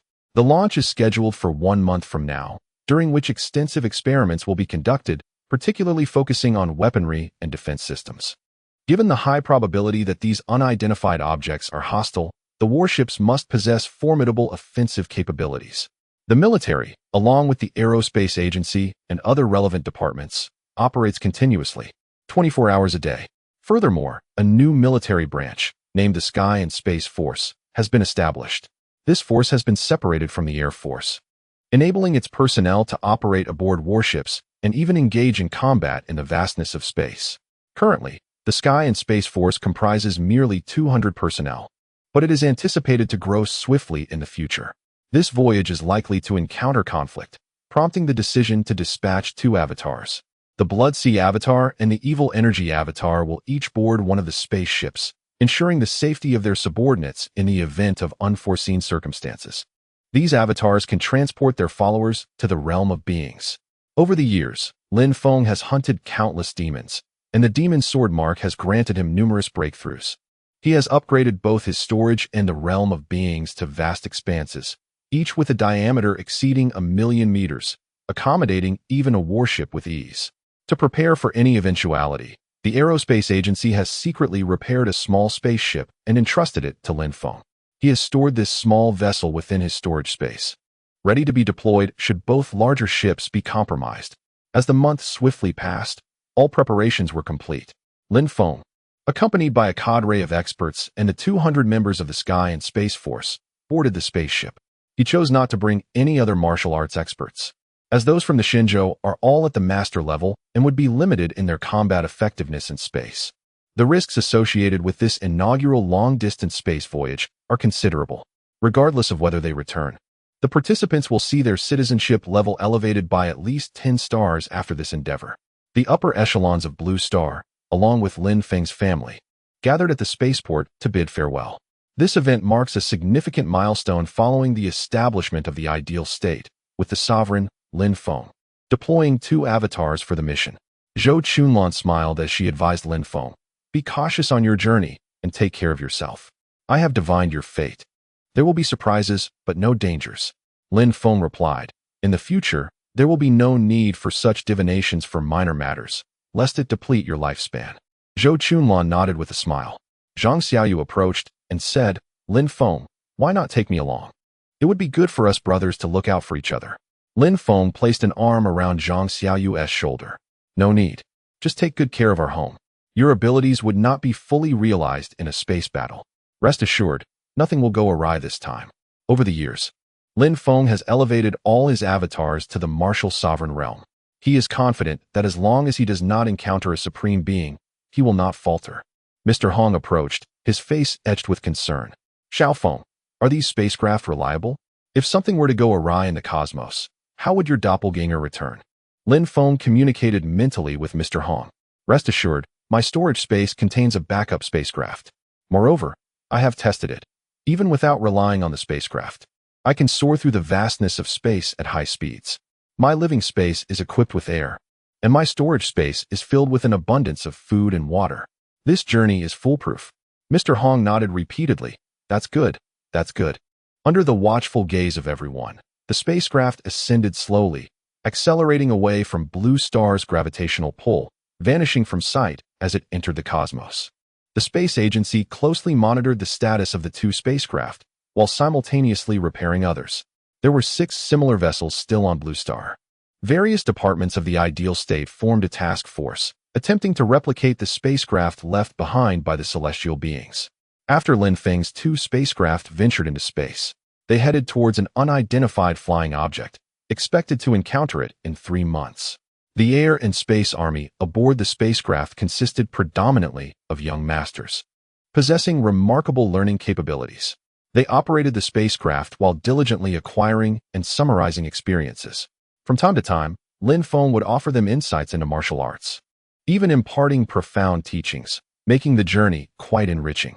The spacecraft maintained daily communication with Blue Star, synchronizing the latest updates and various data. Encountering a meteorite along the way, the spacecraft utilized it to test its weapon systems. A single blast from the laser cannon shattered the meteorite, allowing the spacecraft to pass through safely. The technology of the celestial beings proved to be exceptionally reliable. This laser cannon was beyond the current capabilities of Blue Star's technology, which would require at least another century or two to replicate. However, the most formidable weapon aboard the spacecraft was Lin Feng himself.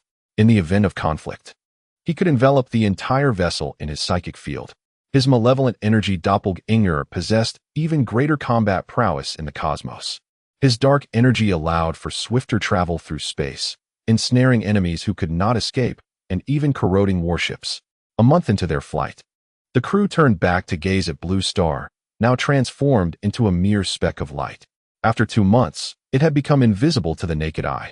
The young soldiers of the Air and Space Army began to feel an increasing tension.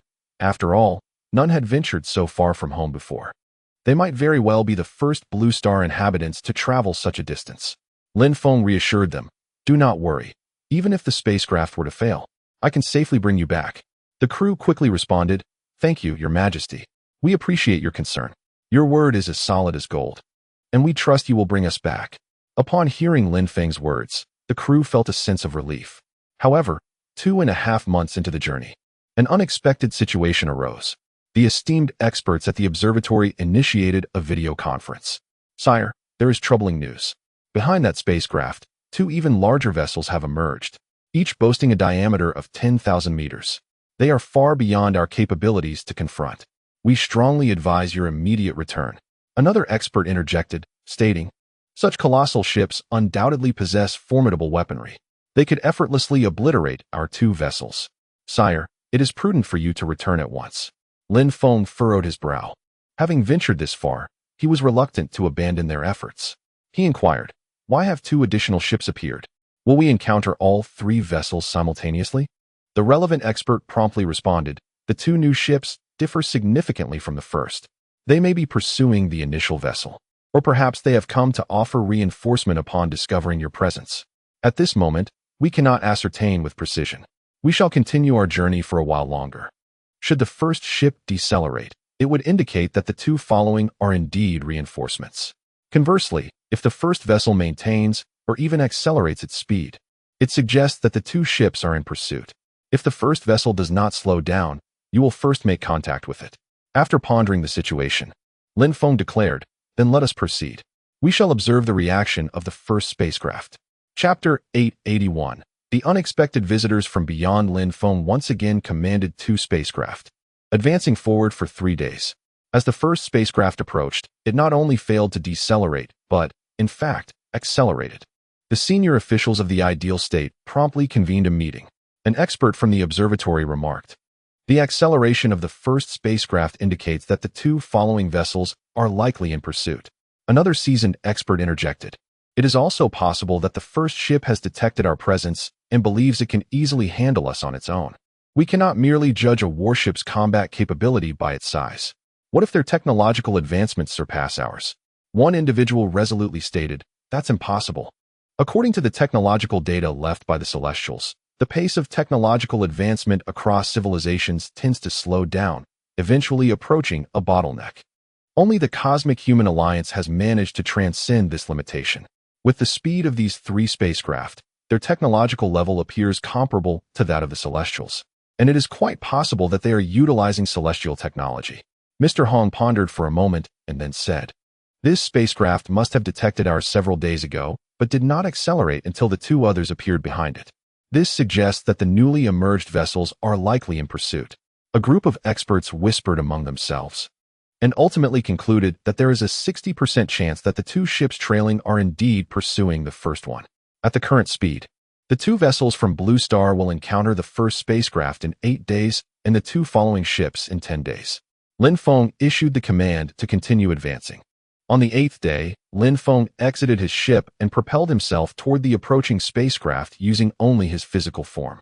His velocity surpassed that of the warships, and in the blink of an eye, he vanished from the sight of his companions. The aerial forces aboard the warship could only observe Lin Feng's rapid movements through radar. "The sovereign is extraordinary," they marveled. "Not only can he expose himself in the vastness of space, but he can also move at such speed. We, as cosmic warriors, must learn from him. Indeed, the sovereign will surely teach us. If we perform well this time, the opportunity to learn will likely arise." An experienced and composed member of the aerial forces, temporarily appointed as the vice-captain, spoke out. Enough chatter. Maintain close watch on that warship's movements. If there are any energy fluctuations, immediately inform the sovereign. An energy fluctuation likely indicates the activation of their weapon systems. Lin Feng soared for a while, and the warship soon came into view, albeit appearing minuscule, akin to a grain of sand. He drew forth his enchanted sword. With a resounding roar, the sword ignited, transforming into a colossal flame, sword measuring 1,000 meters in length. Simultaneously, Lin Feng extended his mental energy. As it swept over the warship, Lin Feng felt a twinge of surprise. The vessel was somewhat damaged, with its weapon systems nearly non-existent. This did not seem like a ship looking for trouble. Inside the warship were merely two small beings with wings. The heights of these two individuals are merely 1.34 meters, with sharply pointed ears. The male possesses a handsome visage, while the female is strikingly pretty, reminiscent of the legendary elves. They were swept by Lin Feng's formidable psychic energy, causing their bodies to tremble. Hastily, they adjusted the speed of their spacecraft.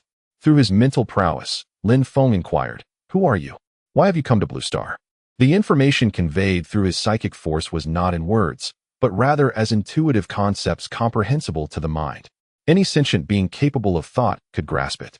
The young girl among them replied, "Great and powerful one, we are the elven people from Centaurus. We have come seeking assistance." "Seeking assistance?" "Indeed. We are enslaved by the Celestials, living in a hellish existence. We inadvertently discovered that your blue star was once under celestial domination as well. However, the Celestials withdrew en masse from your planet 8,000 years ago.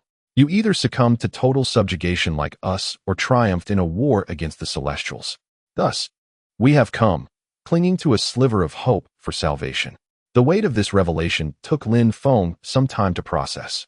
It appeared that the spacecraft bore no hostility. The two occupants belonged to a different race under the Celestials' oppression. Lin Feng asked, "How can I trust you?" The two young elves exchanged glances.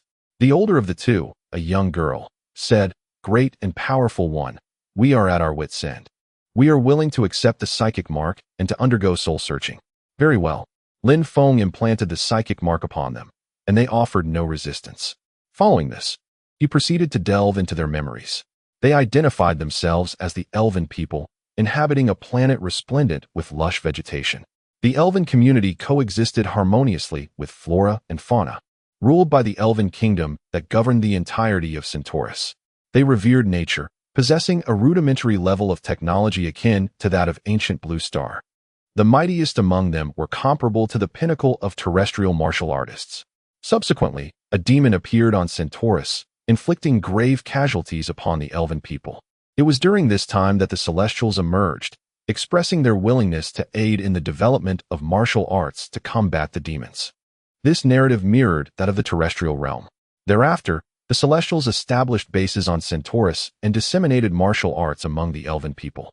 While innate martial artists began to emerge, masters were exceedingly rare, indicating that the elven people's talents were markedly inferior to those of their terrestrial counterparts. During this period, the Celestials genetically engineered a fusion of beasts and demons, resulting in the creation of the lava trolls. Upon discovering these monstrous entities, the elven people confronted the celestial leaders, questioning the rationale behind the creation of such terrifying creatures. The Celestials then discarded their FAAD, mass-producing the lava trolls, which they utilized to subjugate the elven people. The once beautiful Centaurus was transformed into a hellscape replete with molten lava. It is estimated that the Celestials produced approximately 30,000 lava trolls. The strength of these lava trolls is formidable, with the lowest among them being at the pinnacle of innate power and nearly a third attaining the status of masters. Subsequently, the Celestials departed from the Centaur star, entrusting the governance of the realm to the lava trolls. The lava trolls not only hunted demons, but also acted as overseers, enslaving the elves to assist in this endeavor. Throughout the millennia of lava troll rule over Centaur star, the elves' numerous uprisings met with failure. Gradually, the insurrections dwindled, with many resigning themselves to a life of numbed existence within the confines designed by the Celestials, subsisting through relentless hunting. Yet, there remained a handful who refused to accept their subjugation. The elven royal family, alongside a circle of enlightened individuals, formed the Elven Council, which persistently sought opportunities in the shadows. Approximately a century ago, they finally discerned a chance. On that fateful day, the lava trolls knelt before the towering edifice, symbolizing the celestial sovereign, receiving directives from their master. The elves were unaware of the nature of the command issued by the celestial sovereign. Upon receiving the order, the lava trolls initiated the launch of their spacecraft. However, the vessel malfunctioned. Despite their immense strength, the lava trolls lacked intellect and had not advanced technologically. They were compelled to enlist the assistance of elven engineers to repair the ship. The Elven Council seized this opportunity, garnering a wealth of information during the repairs, including revelations about the existence of Blue Star. Ultimately, the Council resolved to send forth two of their most gifted children to pilot the spacecraft to Blue Star. In search of a glimmer of hope, the two children disguised themselves as engineers to board the ship. At that moment, the Elven Council ignited an uprising on Centaur Star, drawing the attention of the lava trolls. Seizing the opportunity, the children activated the spacecraft, setting their course for Blue Star, thus leading to this fateful encounter. Lin Feng briefly perused the memories of the two, his brow furrowing in contemplation. Their recollections were devoid of certain crucial information. In the annals of elven history, why had the will of the planet not manifested during their struggle against the Celestials? Chapter 882. To assist or not to assist. The memories of these two individuals had already been examined by Lin Feng, rendering any inquiries futile. The leading elven girl inquired, "You are not a Celestial. Have you vanquished the Celestials?" Lin Feng responded, "We have not defeated the Celestials. Internal strife compelled them to abandon our planet prematurely. We have not been entirely enslaved." The elven girl's eyes sparkled with curiosity. "May I ask who you are?" Lin Feng replied, "I am Lin Feng, the leader of Blue Star." The girl remarked, "You possess a spaceship, undoubtedly capable of long-distance travel. In the name of the Elven Queen, I implore your assistance. We shall not ask for your aid in vain. Over the years, our planet has accumulated a vast treasury of magic crystals. Upon your arrival, you may take as many as you desire." The elves referred to the Centaur Star as their Elven Star. Lin Feng, having glimpsed their memories, was aware that the Elven Star lacked the ability to evolve magic crystals, and the consumption rate of these crystals by the elves and lava giants was limited. Indeed, throughout millennia, an immense quantity of magic crystals had been amassed on the Elven Star. While these crystals would be beneficial to Lin Feng and Blue Star, they were not of paramount necessity, given that the void produced a significant quantity daily. The two children aboard the spaceship appeared exceedingly anxious. The girl, named Silver Moon, had been designated as the queen of the elven race at the outset of their journey. The boy, named Starshine, had been appointed as the marshal. This voyage carried the weight of the entire elven race's fate. From their memories, Lin Feng discerned that the elves lacked the requisite aptitude. The Celestials had not bequeathed them the star martial arts. As for whether the lava giants possessed such capabilities, he was uncertain. Noticing Lin Feng's silence, the two children turned pale, their anxiety deepening. Their kin had endured prolonged enslavement, eagerly awaiting the hope they would bring back.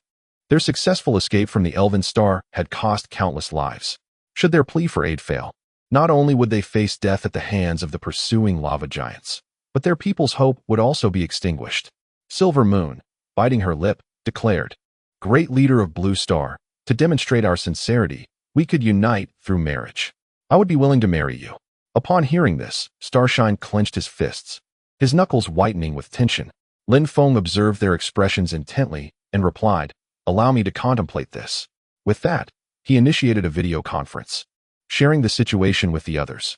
A military expert commented, "Logically, the enemy of our enemy is our ally, but the elves seem rather ineffectual as allies. They appear unable to offer us any substantial assistance, and a journey to their Elven Star would consume a century. The round trip would amount to 200 years, an excessive expenditure of time." Another individual promptly countered, "I believe we should proceed. The lava giants that dominate the Centaur Star are not particularly formidable. Our sovereign could easily obliterate them alone. The sovereign departs to liberate the Elven Star, and the Celestials will undoubtedly become aware of the changes occurring there. Should the Celestials alter their course and venture to the Elven Star, they might at least secure us an additional century. The journey to the Elven Star is lengthy. What if the spacecraft encounters a malfunction en route? With the Celestials' advanced technology, the likelihood of mishaps during deep space navigation is minimal." Lin Feng remained silent. contemplating the will of the Elven Star. Could it be that the celestial sovereign arrived at the Elven Star and quietly extinguished the planetary while residing there? Has he perhaps usurped its essence? The lava behemoths and the deep-sea beasts of the blue star appear to be akin species. Might they also yield unique magical crystals? What command did the lava behemoths receive from the sovereign, and why are they repairing the spacecraft? Is their target the blue star? As the discussion progressed, a majority supported Lin Feng's decision to assist the Elven people. Ultimately, Lin Feng resolved to embark on the expedition to the Elven Star. However, this journey lacked sufficient fuel. The group planned to have another spacecraft dispatched from the Blue Star to deliver fuel and supplies. Lin Feng promptly dismissed the notion, deeming it unnecessary. "We can simply utilize my storage space to transfer the supplies," he asserted. The group expressed unwavering confidence in Lin Feng's clone, believing that once it arrived, it could effortlessly conquer the Elven Star. After concluding the meeting, Lin Feng addressed the two elven individuals, stating, "I am willing to assist you. There is no need for a marriage alliance. Simply become my apprentices." The two elven beings were overjoyed, their smiles betraying their delight. The elven girl, Silver Moon, inquired, "How many ships do you possess? How many individuals will be deployed?" "Only those 2 warships behind me, with just over 200 personnel," she replied. Silver Moon scratched her head, concerned that such a small force could contend with tens of thousands of lava behemoths. "You should have seen in my memories the formidable nature of the lava behemoths. They are not easily vanquished." Lin Feng responded confidently, "The lava behemoths of your Elven Star are not particularly formidable. I can dispatch them with ease." Silver Moon, somewhat astonished, asked, "Does that mean you will personally confront them?" "Of course," he replied. The young boy, Star Radiance, inquired, "What is your level of power?" Lin Feng stated, "My combat prowess is second only to that of the Celestial Sovereign. A quasi-war saint would fall within 2 exchanges against me." Silver Moon asked, "When shall we set forth?" Lin Feng did not answer directly, but instead countered, "Will you not invite me aboard your ship?" The two elven beings exchanged glances. The young girl, Silver Moon, quickly responded, "We have been remiss. Please, do come aboard." The doors of their spacecraft opened, and Lin Feng gracefully entered. As the doors closed behind him, the two elven individuals watched closely, wary of Lin Feng's enchanted sword, fearful that he might reconsider and cleave their ship asunder with a single stroke. 2 elven beings approached, placing their right hands upon their chests and deeply bowing to Lin Feng. "Welcome, esteemed leader of Blue Star." Lin Feng, accompanied by the two, entered the bridge of the spacecraft. The pair had already prepared steaming cups of tea. The young girl, Silver Moon, poured a cup for Lin Feng. "Please, do taste this. It is our elven planet's spirit tea. Since the lava troll has dominated our realm, the spirit tea trees have become increasingly scarce." Lin Feng took a sip, finding the flavor quite delightful. The young boy, Star Shine, inquired, "May I ask, what are the customary rites for apprenticeship on Blue Star? We wish to learn, so that we may pay our respects." Lin Feng discerned a hint of reluctance in the children. They had not witnessed his prowess firsthand, and were only aware of his formidable mental strength, yet they remained uncertain of his combat capabilities. With a gentle smile, Lin Feng replied, "There is no rush regarding the apprenticeship. We shall address that matter once we have dealt with the 2 pursuing spacecraft." Chapter 883. The true intentions of the lava giant Lin Feng's malevolent doppelganger remained aboard the 2 elven vessels, fostering emotional connections with the 2 children. Meanwhile, his other avatar stayed behind on their own ship. As they prepared for a voyage lasting 2 centuries, Lin Feng consulted the aerial military personnel aboard. He offered to return anyone who felt uncomfortable via the space of living beings. To his delight, everyone expressed a desire to accompany him, grateful for their loyalty. Lin Feng pledged to reward them generously with martial arts techniques, enlightenment, and resources. Upon their eventual return to Blue Star, they would undoubtedly emerge as formidable experts. 2 days swiftly passed, and the 2 vessels of the lava giants were on the verge of arrival. The elven children grew increasingly anxious. The young girl, Silver Moon, remarked, "Master, there must be one of the 100 kings of the lava giants among those ships. We cannot afford to be careless." The term 100 Kings of the Lava Giants refers to 100 lava giants who have attained the quasi-martial saint level. Lin Feng's objective was precisely the magical crystals possessed by these beings. Such high-level lava giants were certain to yield royal-grade magical crystals. 100 royal-grade crystals would be sufficient to cultivate 100 quasi-martial saints. According to the memories of the two elven beings, the lava giants were engulfed in flames, possessing strength that surpassed that of an ordinary quasi-martial saint, making them particularly formidable adversaries. However, Lin Feng remained unperturbed. Even the most challenging of opponents were still at the quasi-martial saint level, and his current combat prowess was more than adequate to overwhelm them. The vessels of the lava giants were classified as large ships, exceeding 5,000 meters in length, and were undoubtedly equipped with formidable firepower. Engaging them in open space with their 3 ships could lead to total annihilation. It would be prudent to avoid a direct space confrontation. Lin Feng's 2 avatars soared from the ship, heading towards the direction of the approaching enemy vessels. Both avatars enveloped themselves in the 9-fold infinite chi, applying the technique of gentle spring rain, and activated the triple thunder god S descent. Their life attributes surged to 1.26 billion. The malevolent doppelganger took the lead in the assault, while the other prepared for contingencies. Both avatars unsheathed their demonic swords, igniting them into their fiery forms. The colossal flames of the 2,000-meter-long swords illuminated the entire expanse. The 2 vessels of the lava giants soon came into Lin Feng's sight. He unreservedly unleashed his mental energy, scanning the enemy ships. Within the foremost vessel, he detected 30 lava giants, one of which had reached the quasi-martial saint level. In the rear vessel, 50 lava giants, all at the master level, were present. Lin Feng commanded with his mental force, "Halt." To his dismay, the 2 vessels did not cease their advance. Instead, the main cannon of the leading ship began to charge. The ominous black maw of the cannon gradually brightened. The rear vessel sensed the energy fluctuations and promptly issued a warning to Lin Feng. "Your Majesty, be cautious. The enemy's main cannon is charging, and its target is you." Given the scarcity of ships on Blue Star, Lin Feng had initially intended to capture the enemy vessels. However, it appeared increasingly unlikely that he would be able to secure them intact. With a thunderous roar, a colossal energy beam, measuring 100 meters in diameter, erupted from the main cannon, hurtling towards Lin Feng. Undaunted, Lin Feng brandished his enchanted sword, cleaving through the energy beam with a decisive stroke. The beam split asunder, bifurcating into 2 halves that soared past Lin Feng, vanishing into the obsidian void of space. The 2 elven beings stood in awe, witnessing the formidable power of the leader of the Blue Star. Such overwhelming energy was effortlessly severed by a single strike. In the annals of elven history, never had there been a warrior of such extraordinary might. A profound admiration welled up within the 2 elves. The elven boy, Xinghui, gazed with yearning. As he departed from Elven Star, the former queen had imparted a solemn message. He was the only free man of their kind, destined to grow strong and protect the new queen and their kin. The journey towards strength was fraught with challenges, yet hope flickered in his heart. If Lin Feng were willing to impart his wisdom, one day they too might wield such power. Meanwhile, the aerospace forces aboard the 2 vessels were equally astounded. Was this the might of their sovereign? It was astonishing. No wonder the esteemed martial saints of the void revered him so. It seemed only the annihilation cannon could pose a threat to their leader. Accompanying the sovereign on this voyage was a tremendous opportunity, one they must seize.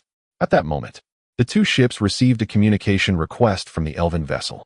The 2 elves were inquiring how the people of Shenzhou might seek a master. The aerospace forces aboard the ships were envious, realizing that their sovereign was poised to take these 2 elves as disciples. Lin Feng, having cleaved the energy beam, swiftly approached the first vessel. As he drew near, the defensive weapons of both ships unleashed beams of light towards him. Lin Feng elegantly maneuvered through the cosmic expanse, evading the onslaught. When he was within 10,000 meters of the vessels, a volley of missiles was launched. These missiles, equipped with tracking capabilities, pursued Lin Feng relentlessly. With a swift motion, Lin Feng swept his sword, and the missiles met their demise in a series of explosive detonations. Approaching the ships, Lin Feng aimed for the main cannon with a decisive strike. The cannon was severed, erupting in a brilliant blaze. At that moment, 15 magma giants surged forth from the vessels. Each of these titans possessed mastery-level strength, their bodies engulfed in flames reminiscent of solidified magma, with glowing red fissures illuminating their joints and depressions. Their eyes blazed with ferocity, embodying a terrifying presence. Lin Feng unleashed a mental shockwave, rendering the 15 magma giants devoid of consciousness. Their mental fortitude proved feeble, and a single psychic strike incapacitated them entirely. With a swift sweep of his fiery blade, the magma giants were cleaved in two, their dark essence merging with the enchanted sword. Possessing a demonic lineage, the magma giants were no match for the sword's power. Lin Feng unleashed several sword strikes, thoroughly annihilating the lava giants. During his confrontation with the lava giants, he discharged several blasts of radiant golden glass from his left hand, striking the battleship's defensive weapons. The ensuing explosions rendered the battleship's armaments inoperative, transforming it into a mere flying shell of iron. Within the vessel, a lava giant of quasi-martial saint caliber exhibited remarkable endurance, remaining hidden despite the chaos. Ignoring it, Lin Feng directed his attention towards the battleship behind, launching another volley of radiant golden glass. The energy projectiles struck the vessel's weapon systems, resulting in a series of explosions that similarly reduced the second battleship to a mere flying shell of iron. Remarkably, this second vessel began to retreat slowly. Lin Feng fired several more radiant golden glass projectiles, which curved and struck the battleship's engine. The ship extinguished its fire, now moving solely by inertia. The leader of the lava giants aboard the first battleship inquired telepathically, "Are you from Shenzhou?" Lin Feng replied, "And what of it?" With a furious roar, the lava giant proclaimed, "We seek the people of Shenzhou." Lin Feng's eyes narrowed. It became evident that this group of lava giants was not merely pursuing the elven race. Rather, their true objective was the people of Shenzhou. Chapter 884. Battling the Lava Demon King in the first spacecraft, all the magma trolls had fled, leaving only the quasi-martial saint-level magma troll behind. The master-level magma trolls refrained from engaging, and Lin Feng chose not to confront them either. He intended to spare a few, capturing them for research back on Blue Star. Just as Lin Feng pondered why the quasi-martial saint-level magma troll remained dormant, the first spacecraft ignited in flames. The vessel's hull glowed an increasingly intense red before melting into a metallic sphere. This sphere swiftly sprouted limbs and a head, transforming into a towering magma troll thousands of meters high. Lin Feng's eyes widened at the sight of such a colossal creature. This was the true might of the Lava Demon King, who had not only melted the spacecraft, but incorporated it into its own form. The magma troll extended a hand, pointing at Lin Feng, and declared, "Son of Shenzhou, for slaying so many of my kin, you shall pay dearly." Its voice was deep and gravelly, reverberating ominously. Upon finishing its words, it unleashed a red beam from its finger. Lin Feng swung his magic sword against the beam, cleaving it in two.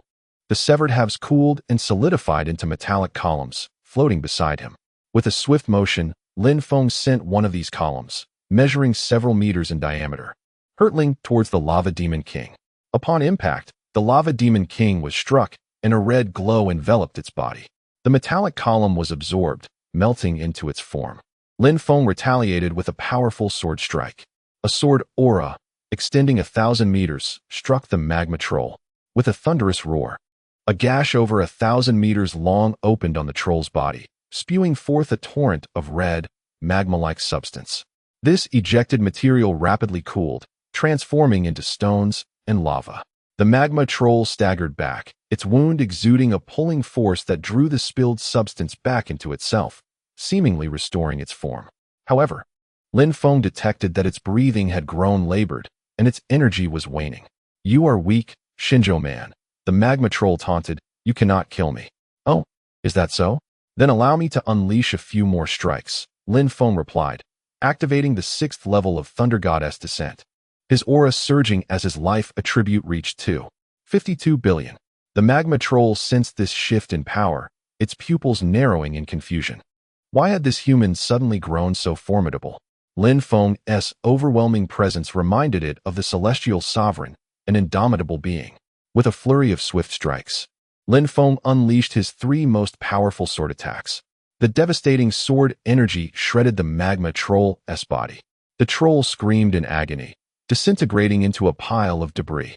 Behind Lin Feng, the figures of Silver Moon and Starshine from the spacecraft clenched their fists in awe. Their master was truly formidable. Even the Lava Demon King had been vanquished by his might. Indeed, he was extraordinarily powerful. Yet the battle was far from over. The lava giant possessed a formidable vitality, rendering it quite difficult to eliminate. Lin Feng sensed that energy fluctuations still emanated from the pile of rubble. This indicated that the lava giant was not entirely vanquished. Indeed, after a brief moment, the debris began to glow with a crimson light. The once cooled, blackened fragments melted into liquid, coalescing once more into the form of the lava giant. Its imposing presence had diminished significantly. The lava giant fixed its fiery gaze upon the magic sword in Lin Feng's hand and spoke. That sword bears a striking resemblance to the Supreme's magic sword. Although the previous strikes had not slain it, they had inflicted considerable damage to its magical energy. The power of the lava giant was derived equally from magical energy and true qi. Thus, any depletion of its magical energy would weaken its strength. Lin Feng raised the magic sword across his chest and replied nonchalantly, "This is the magic sword, a prize from my battle with the Supreme." The lava giant's pupils constricted sharply, shrinking to the point of near invisibility. "Impossible. You cannot have defeated the Supreme." Lin Feng countered, "Indeed, I did not defeat him. However, I dealt him a grievous blow. You are no match for me. It would be prudent to surrender." The lava giant declared, "We, the lava giant clan, are the most valiant warriors under the Supreme. Our veins flow with the blood of the Supreme, and we have never known the meaning of surrender." Lin Feng was uncertain whether the lava giants truly possessed the Supreme's bloodline. They appeared to have been thoroughly brainwashed. At that moment, the surrounding lava giants surged towards their king. They pressed against him, melting into fiery red magma, merging with the lava giant's body. As the lava giant's form became increasingly radiant, it quickly transformed into a towering figure emanating blinding red light. Astonishingly, the lava giant possessed the ability to merge with others, reminiscent of the fusion techniques of the void evil spirits. Once the merging was complete, the lava giant's aura surged. Even its mental fortitude strengthened. Lin Feng unleashed a mental assault, yet the creature astonishingly withstood it. With a torrent of magma, the lava giant surged towards Lin Feng. He deftly evaded to the side. It was clear that the giant intended to encircle him and incinerate him. The lava giant reverted to its human form and turned to strike Lin Feng with a powerful punch. Lin Feng sidestepped, but the giant's arm elongated in pursuit. Swiftly, Lin Feng dodged to the side and retaliated with a slash. The arm of the lava giant was severed, yet it rapidly reconnected with its body. The lava giant's speed was no match for Lin Feng's agility, a realization it soon came to comprehend. With a thunderous roar, the lava giant bellowed, "Hellfire rain." Its body erupted into countless fragments of varying sizes. Witnessing this, Silver Moon covered her mouth in shock. The lava giant had used this technique to devastate vast stretches of forest on the Elven Star, resulting in the deaths of countless elven kin. Lin Feng too recognized the ominous portent.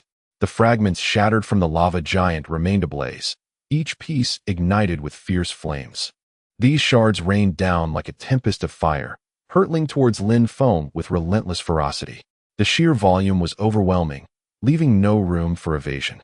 In an instant, Lin Feng unfurled the domain of slaughter before him. The domain whirled into motion, generating an immense gravitational pull.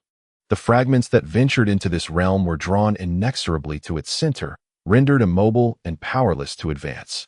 The hellfire rain of the lava giant was effortlessly dismantled by Lin Feng. Once more, the lava giant coalesced into a towering figure of flames. This time, the gaze he cast upon Lin Feng was profoundly altered. Could it be that this human before him spoke the truth? Was he genuinely capable of contending with the Supreme? Lin Feng, too, had discerned the lava giant's vulnerabilities.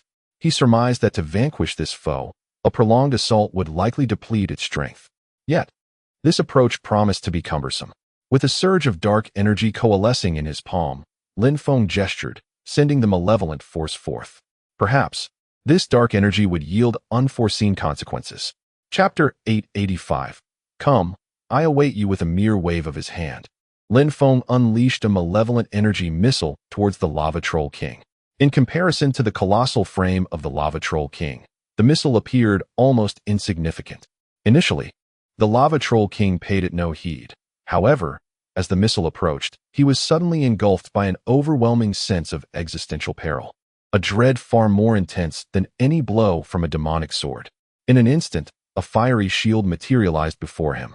Yet, The malevolent energy pierced through the shield effortlessly, leaving behind a small blackened hole that rapidly expanded as the residual dark energy radiated outward. Soon, the fiery shield transformed into a mass of malevolent energy that surged towards the lava troll king, who instinctively recoiled, attempting to evade the impending doom.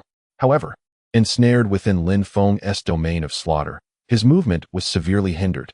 Ultimately, the two dark energy masses struck his chest. A piercing scream erupted from the lava troll king as the flames extinguished in the impacted area, revealing a deep blue-black hue. The blue represented the malevolent energy, while the black signified the substance that constituted the lava troll's form. This eerie blue-black coloration rapidly spread from the point of impact. In a state of terror, the lava troll king exclaimed, "What manner of fiendish thing is this?" To which Lin Feng retorted, "What is there to be alarmed about? Are you not a fiendish creature yourself?" Suddenly, the flames enveloping the lava troll king blazed fiercely, striving to contain the spread of the blue-black area. The flames leaped skyward, reaching hundreds of meters in height. For a brief moment, the expansion of the blue-black region halted, only to resume its slow advance thereafter. Fear etched across the lava troll king's face as he realized that the portions of his body turned blue-black had succumbed to numbness. As the blue-black area encroached upon his arm, it became suspended in midair. Lin Feng raised an eyebrow in astonishment, taken aback by the efficacy of the malevolent energy against the lava troll. Logically, the lava troll was a fusion of the beasts and demons from the Elven Star, inherently possessing both demonic and beastly energies. It was previously established that malevolent energy had remarkable effects against true qi. Now, it appeared that malevolent energy was equally a bane to beastly energy. Moreover, Lin Feng sensed that the lava troll harbored not only beastly and demonic energies, but also true qi, suggesting a human genetic lineage, potentially derived from celestial beings. The lava troll's claim of possessing a supreme bloodline might indeed hold truth. As the malevolent energy ascended along the lava troll's neck, it swiftly enveloped his mouth and nose. The expression in the lava troll's eyes morphed into one of sheer terror as he cried out, This is malice from humanity." His form had entirely transformed into a blue-black mass, resembling a lifeless mineral. Yet, Lin Feng could still perceive the lingering presence of demonic energy within. With determination, Lin Feng commanded the malevolent energy to erupt forth. With a resounding explosion, the body of the lava titan shattered, its fragments scattering like coal across the surroundings. At the core of the lava titan, a horde of demons emerged, appearing gravely weakened as though they had suffered severe injuries.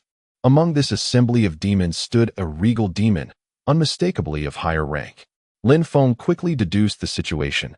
The lava titan was a fusion of numerous lava titans. The malevolent energy had severed their true essence and demonic power, leaving only their malignant aura. The demons that constituted the lava titan had been separated and reverted to their original forms. Having just been released, they were in a state of profound weakness. Lin Feng lamented silently, recognizing the lost opportunity for soul-searching. He should have attempted that first. Now that these beings had reverted to mere demons, there was no need to leave any alive. With a swift motion, Lin Feng unleashed a powerful strike. His mightiest sword transformed into a streak of light and surged forth. In an instant, all the demons were obliterated by the sword, their forms dissipating into swirling malevolence, which was subsequently absorbed by the enchanted blade. As the dark energy receded, only a handful of demon crystals remained. Lin Feng collected the remaining crystals into his storage space, reaching out to grasp the regal demon crystal from the lava titan. This crystal glimmered with a red hue, albeit less intense than that emitted by the shark demon-esque crystal from the abyssal leviathan. Lin Feng harbored a growing suspicion.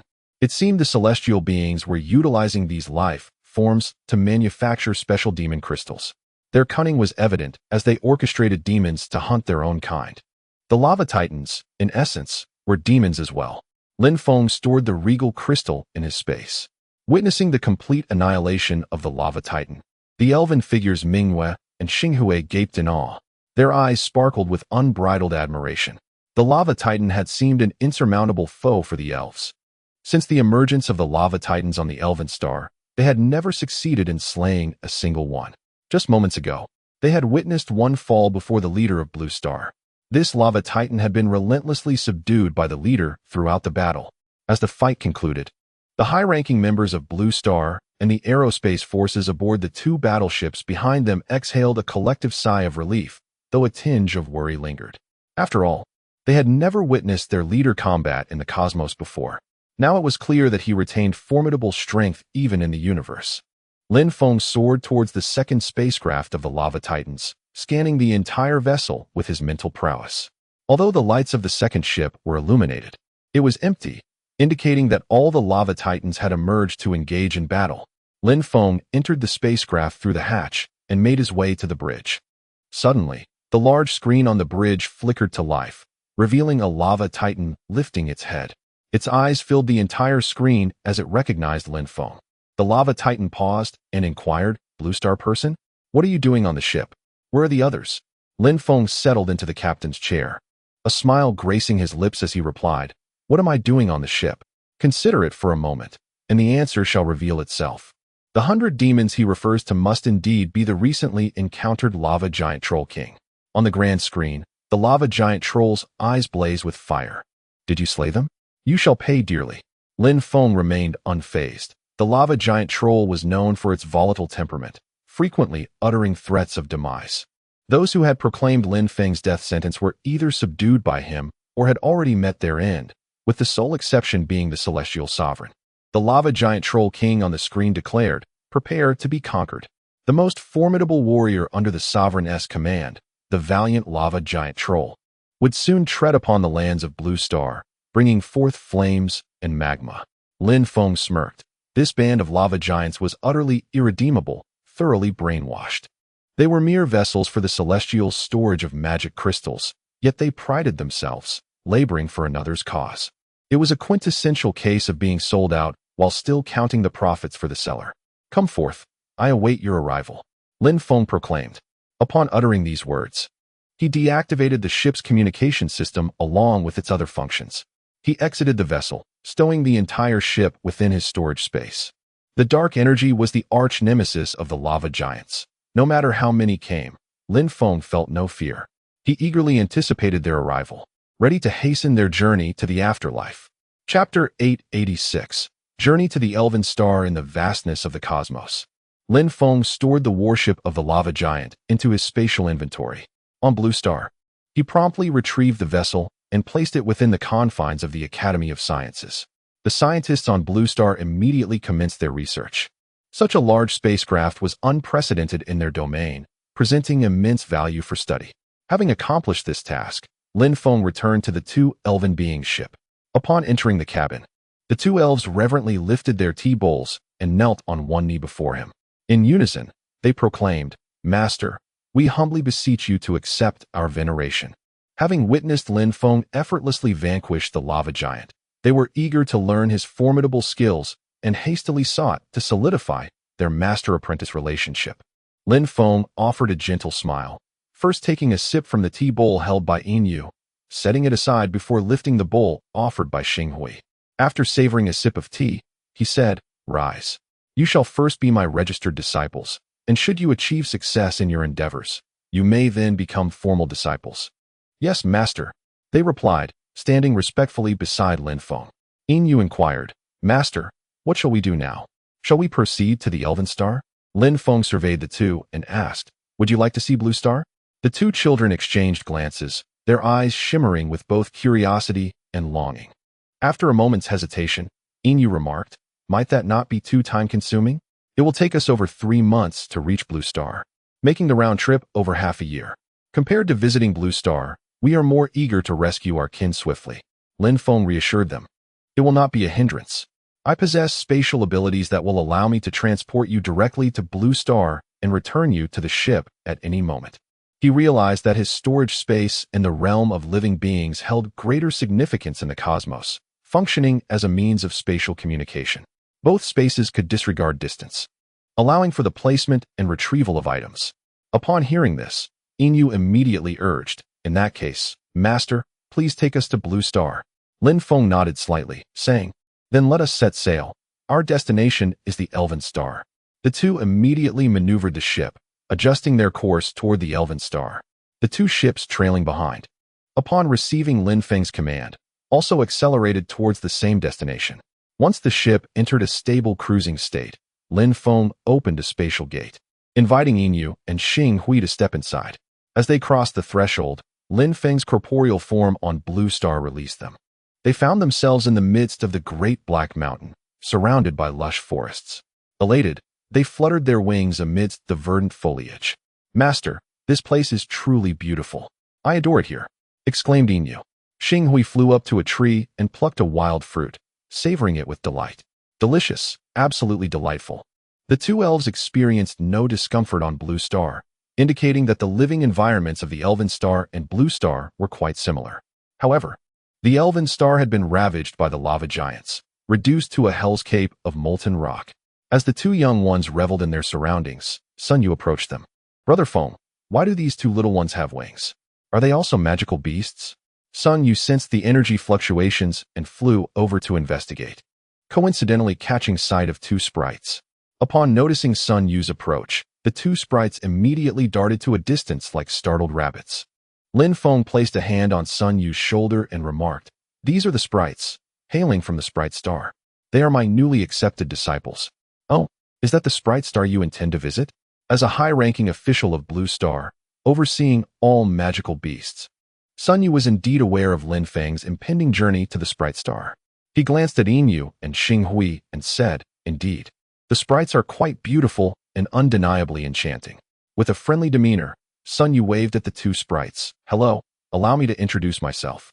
I am your great-uncle, the brother of the leader of the Divine Land, and the sovereign of the Beast King Court, the mighty Sun Yu." Lin Feng beckoned the two little sprites to come closer. He pointed at Sun Yu and said, "This is my brother, Sun Yu, your great-uncle. There is no need to fear him. He possesses a kind heart." Lin Feng then gestured towards the two sprites. "This is Inu, the queen of the Sprite clan. And this is Xing Hui, the marshal of the Sprite clan." The two bowed respectfully to Sun Yu, but did not approach him. Xing Hui scrutinized Sun Yu and remarked, "He bears the aura of magical beasts. On the Sprite Star, magical beasts are adversaries of the sprites. I do not appreciate the essence he radiates." Lin Feng reassured them. "All sentient beings on Blue Star are under my governance. We are all close allies." Inu looked at Sun Yu and inquired, "He is a magical beast. Why does he resemble a human?"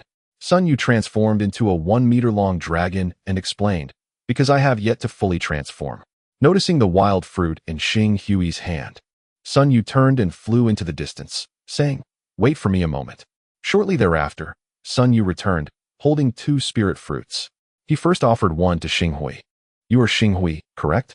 Try the fruit your great-uncle has brought. It is certainly more delectable than what you have." Xing Hui examined the fruit in Sun Yu's hand and then looked at Sun Yu.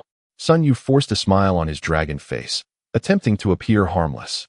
Gradually, Xing Hui reached out to take the fruit and took a gentle bite. Immediately, he straightened his neck, his eyes wide with astonishment. His large eyes sparkled as he exclaimed, "This is incredible. I've never tasted such delicious fruit."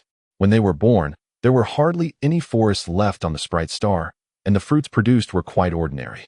Xing Hui devoured the fruit eagerly, juice dripping from his mouth and hands. Sun Yu then offered the other fruit to Inu. "Dear niece Inu, do give it a try?" Seeing Xing Hui enjoying the fruit so thoroughly, Inu accepted it and took a bite. The moment the fruit flesh touched her tongue, her expression mirrored that of Xing Hui, her eyes filled with twinkling stars. Inu politely expressed her gratitude, saying, "Thank you, Master Uncle." Xing Hui quickly followed suit, exclaiming, "Thank you for the fruits, Master Uncle." "Not at all. If you desire more, I have plenty left, each with a unique flavor. I assure you, you could indulge for an entire year without repetition." In a short while, the two little ones had devoured all the fruits. The ones Sun Yu presented were spirit fruits, not only delicious but also infused with spiritual energy. Once consumed, they felt an invigorating surge of power within their bodies.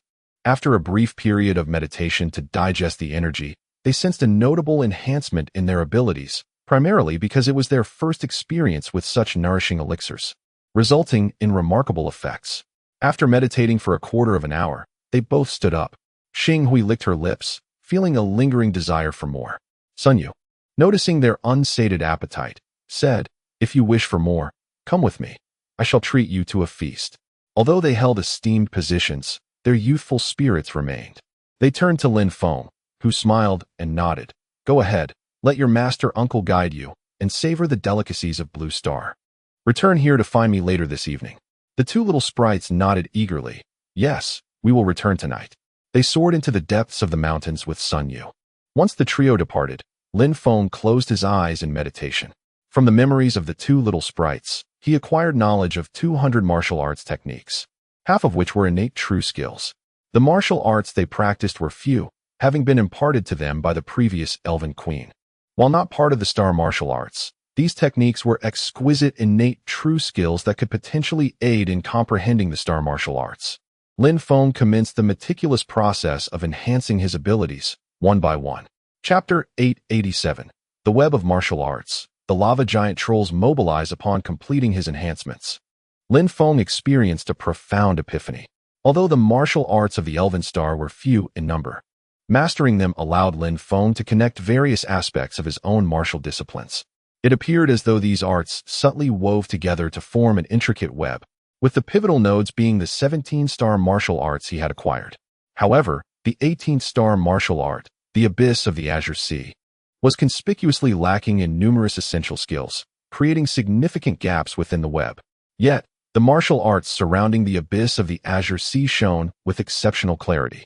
In an instant, Lin Feng comprehended that while he and other martial artists from Blue Star had enhanced these skills through their insights into the Abyss, the missing arts could not be compensated for. Without addressing these deficiencies, the web surrounding the Abyss would remain incomplete, rendering the pursuit of a full understanding of it exceedingly challenging. This realization further solidified Lin Feng's determination to venture beyond. He had completed his studies of Blue Star's martial arts, and to acquire more, he must explore other planets. Of course, he could also reverse engineer martial arts to create his own. The dual paths of creation and learning could coexist harmoniously. Lin Feng began to reverse engineer the characteristics and functions of the martial arts surrounding the Abyss of the Azure Sea, subsequently posting a task for his original martial arts on the Mental Information Network, offering generous rewards. Those interested in this endeavor would undoubtedly find ways to create their own techniques. Through years of contemplating the Abyss, Lin Feng had also come to understand the power of collective effort. While the martial artists of Blue Star may not match his prowess individually, their sheer numbers greatly amplified their collective insights. Lin Feng shared the 200 newly mastered martial arts on the Mental Information Network. Additionally, he tailored personalized learning paths for both Silver Moon and Starshine, based on their unique characteristics. Having taken from them, it was only right that he offered something in return. As their mentor, he felt it was his duty to guide them. Once Lin Feng had concluded his tasks, twilight began to descend. It was at this moment that Silver Moon, Starshine, and Sun Yu returned. The two young ones had round, full bellies, and each carried a small cloth bag. Lin Feng inquired with a smile, "How was your time with your master uncle?" In unison, the children nodded eagerly. "Master, we had a wonderful time. Blue Star is truly beautiful, and the fruits are delicious. Our master uncle treated us to many fruits, and even gifted each of us a bag." Lin Feng nodded thoughtfully. "Let us return to the ship.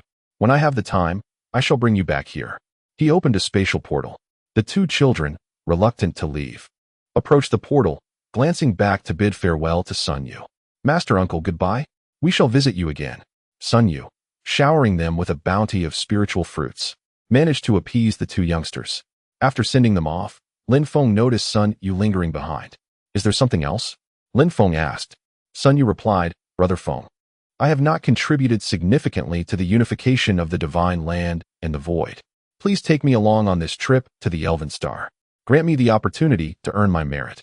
Lin Feng said, "Given our brotherly bond, you need not concern yourself with accolades. Nothing will be lacking for you." Sun Yu replied, "One should not accept rewards without merit. It is well known that I am your brother. If my contributions are diminished, I feel it brings you shame.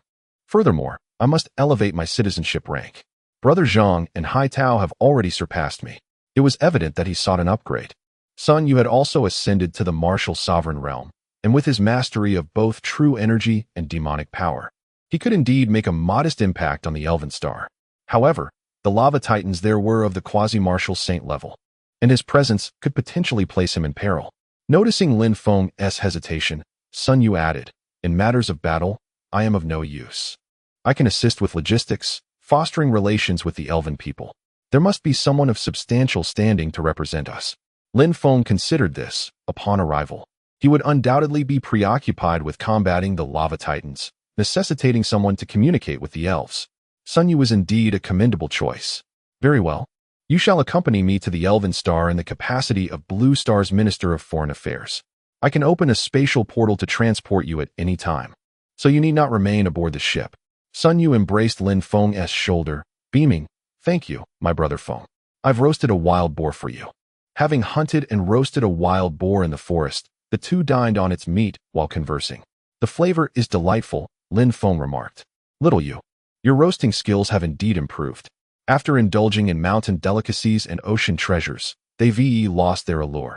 I find myself craving this instead. Remember our days in Qinghe County?" Aboard the ship, Lin Feng summoned Yinyu and Xinghui. "With nearly a century left on our journey, I hope the two of you can achieve the master level within this time." Their faces reflected disbelief. The elven people trained at an exceedingly slow pace. The previous queen had spent millennia merely reaching the master level. How long had they been training? Just over a decade. Even as prodigies of the elven race, such rapid advancement seemed implausible. Xinghui timidly interjected, "Master, that is impossible. Achieving the master realm in a millennium is already a miracle." Yinyu added, "Master, our innate talent pales in comparison to that of the people from the divine continent. I say you can, and you shall," Lin Feng declared, raising his hands to touch their foreheads. A torrent of martial knowledge surged into their minds, meticulously selected by Lin Feng for their benefit, elevating them to the pinnacle of mastery.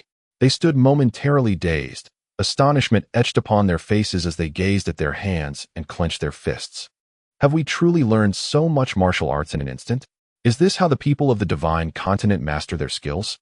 Master, this is simply extraordinary, Lin Feng remarked. This is the divine transmission bestowed by my master.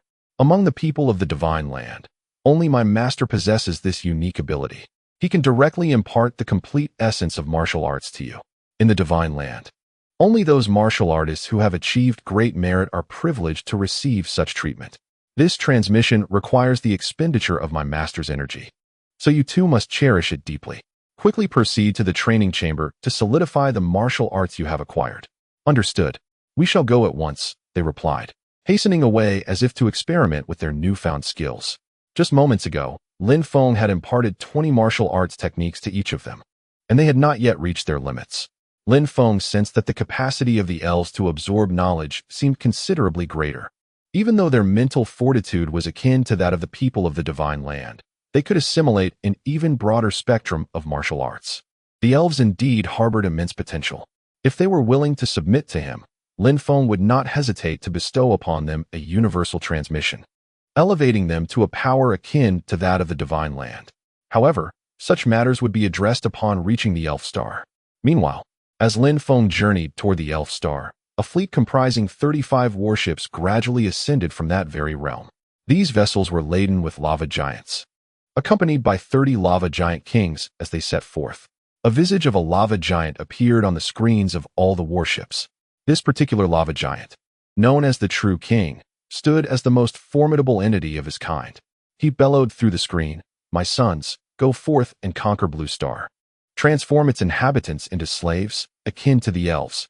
All planets under the dominion of the celestial sovereign should be entrusted to the lava giants." The lava giants aboard the vessels roared in unison, "Conquer Blue Star. Conquer Blue Star."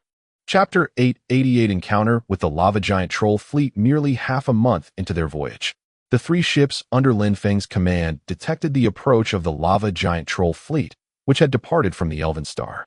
Silver Moon expressed her concerns, stating, "This Lava Giant Troll Fleet is likely heading our way. It seems we may not return to the Elven Star."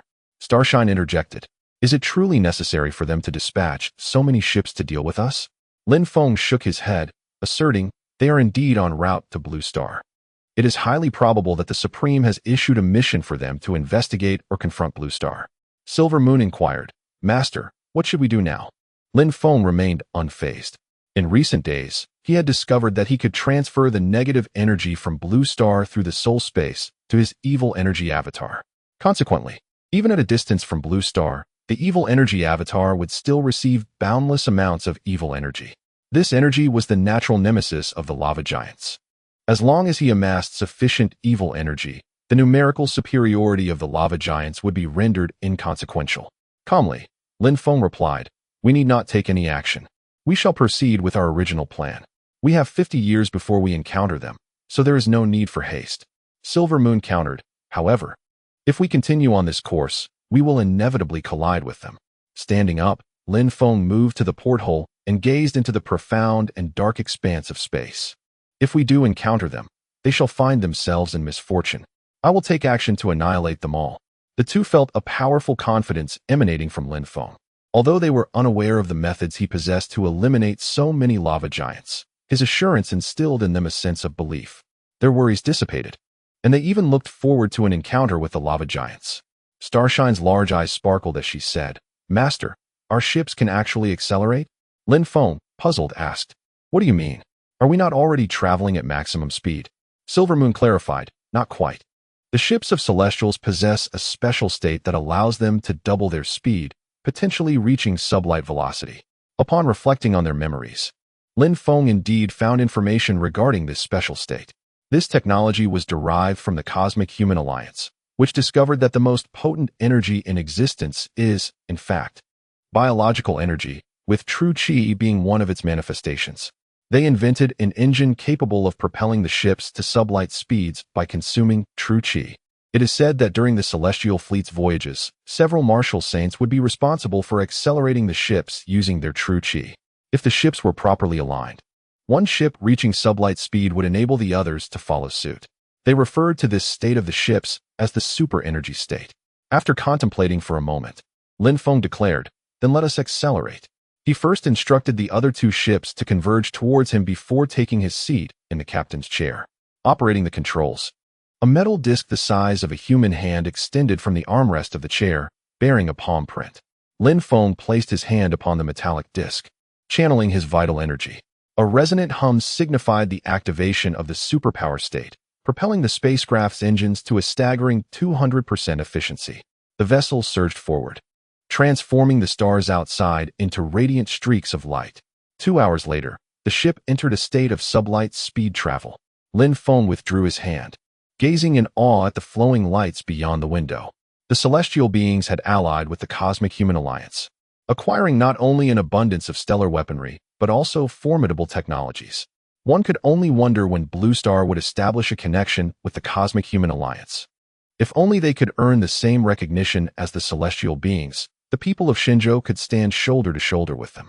With the increased speed, the time until encountering the lava giant fleet was reduced to 30 years. Initially, 25 years would suffice, with the remaining 5 dedicated to deceleration. While entering sublight speed was relatively straightforward, slowing down posed a significant challenge. Rapid deceleration could risk crushing the ship due to inertia, necessitating an extended period for a safe reduction in speed. Moreover, the longer the spacecraft traveled, the more time was required to decelerate. Lin Feng advised the two companions, "Focus on your cultivation. It is imperative that you reach the innate realm before confronting the lava giants." Xinghui licked his lips and inquired, "Master, may we cultivate on Blue Star?" Lin Feng smiled faintly, recognizing their desire for sun-use spiritual fruits. Consuming such fruits would indeed benefit their training, and thus he did not deter them. He opened a spatial gateway, saying, "Go ahead." The two entered the portal, transporting themselves to Blue Star. The spatial gateway had been modified by Lin Feng to conceal the contents of the living space. He arranged the entrance and exit in such a manner that nothing could be seen. In the blink of an eye, another 25 years passed. The spacecraft began to decelerate. Sun Yu boarded the ship, taking a seat in the captain's chair to indulge in the thrill of command. Over the years, he had grown exceedingly close to Yin Yu and Xinghui, their bond akin to that of family. Yin Yu and Xinghui even promised to introduce Sun Yu to other members of the elven race. Sun Yu asked, "Brother Feng, when we encounter the lava giants, will we need to intervene?" Lin Feng replied, "No, you may simply observe. It is likely that the lava giant fleet harbors several quasi-martial saints. And since none of you have reached that level, engaging in a group battle could lead to casualties. It would be more prudent for me to act alone. I can wield my dark energy without restraint, capable of annihilating an entire fleet without expending much power. The last 2 lava giant warships fell to my might. and they remain oblivious to my capabilities. This time, I shall catch them off guard once again. Engaging in long-range artillery combat is not an option for us. 13 ships would surely be no match for their 30-plus vessels. The impending encounter with the lava giant fleet had not gone unnoticed by the higher-ups on Blue Star. Over the years, several warships had been restored on their end. The high-ranking officials of the Blue Star wished for Lin Feng to transport warships through the storage space, subsequently relocating individuals via the realm of sentient beings. This would effectively augment the fleet. However, Lin Feng declined the offer. To him, acquiring additional warships held little significance. Not only would it fail to enhance combat power, but he would also be burdened with the responsibility of protection. Within the lava giant's fleet, the number of quasi-martial saints was uncertain. Those whose strength fell below the quasi-martial saint level risked annihilation upon entering the battlefield. 2 years later, Yin Yu and Xing Hui achieved a breakthrough into the innate realm, reveling in their success for an entire month, barely touching the ground. Lin Feng, however, perceived their training pace as sluggish, primarily due to their relentless focus on cultivation without engaging in combat, which hindered the growth of their mental fortitude. The realm of the void was unable to access the space of sentient beings. Otherwise, he would have dispatched them to hunt demons in that domain. With only 3 days remaining until their encounter with the lava giant's fleet, Lin Feng exited the spaceship. At that moment, the fleet of lava giants unleashed hundreds of cosmic fighters, encircling the 3 spacecraft from both flanks. These fighters possessed the capability to evade the long-range radar systems aboard the ships, leaving Sun Yu and the others utterly unaware of the impending threat. Chapter 889. Sun Yu's battle against the lava troll king. Beep, beep, beep. Shortly after Lin Feng departed, alarms blared simultaneously from the 3 stationary spacecraft. In the first battleship, Sun Yu, seated in the command chair, tensed abruptly. What is happening? Silver Moon promptly reported, enemy spacecraft approaching from both sides, numbering at least 300. Encountering enemy spacecraft here can only mean the lava trolls. Without hesitation, Sun Yu issued commands. Battleships 1, 2, and 3, activate energy protection systems immediately. All weapon systems stand by. When energy protection systems are depleted, initiate full counterattack. The communication system relayed responses promptly. Battleship 1 received. Battleship 2 received. Beside him, Starshine added. Battleship 3 received. Over the years, Sun Yu had acquired a wealth of knowledge regarding battleship operations, enabling him to effectively command the engagement. Lin Feng's dark energy clone soared toward the lava troll fleet, while another clone returned to Blue Star. Only a singular spiritual entity remained aboard the battleship. As his spiritual form scanned the enemy aircraft, he discerned that although their numbers were significant, only one was a quasi-war saint. Given the scale of this adversary, Sun Yu should be capable of handling it. Thus Lin Feng did not rush back, seeing it as an opportunity for them to hone their skills. Sun Yu rose, cracking his neck. Brother Feng has imparted many combat techniques suited for the cosmos. Now they will finally come into play. He approached the exit of the spacecraft, with Silver Moon and Starshine trailing behind him. Sun Yu halted and stated, "You two should remain aboard the ship. Venturing out to fight is perilous. If anything were to befall you, I would have no explanation to provide to Brother Feng." Silver Moon replied, "We are warriors of the Elf clan. With the enemy approaching, how could we cower in the rear?" Starshine echoed, "Uncle Master, please allow us to join you. We will be fine." Seeing their unwavering determination, Sun Yu chose not to impede them. Time was of the essence, and there was little room for further discussion. Silver Moon and Starshine donned helmets and grasped energy rifles, while Sun Yu remained unarmed, increasingly adopting a combat style akin to that of a beast. As the trio emerged from the spacecraft, over 100 others from the 2 accompanying ships also joined the fray. The battle erupted swiftly. Whoosh, whoosh, whoosh. Hundreds of enemy aircraft encircled, unleashing laser cannons and missiles toward the spacecraft. The group intercepted missiles with their energy rifles, while the laser weaponry relied on the energy shields to withstand the onslaught. Roar! Sun Yu transformed into a colossal 5-clawed fire dragon, charging toward the largest enemy aircraft, sensing the aura of a formidable foe within. Whoosh, whoosh, whoosh. The massive aircraft unleashed a torrent of firepower upon Sun Yu. He deftly navigated through the lasers, exhaling flames that incinerated the missiles aimed at him. As he approached the enemy aircraft, he extended his dragon claws and raked across its surface. With a resounding screech, The aircraft was left with a gaping wound several meters long, from which a dozen lava trolls and a multitude of debris were swept into the void of space. The lava giants unleashed torrents of flame, rumbling with a thunderous roar. As the flames engulfed them, their bodies rapidly swelled and glowed a fiery red before erupting in explosive bursts. To Sun Yu's astonishment, his flames possessed such an extraordinary effect. Suddenly, the largest warplane ignited in flames, and Sun Yu instinctively recognized that the lava giant king was about to make his move. Lin Feng had informed him that the lava giant king favored melting spacecraft to augment his own size.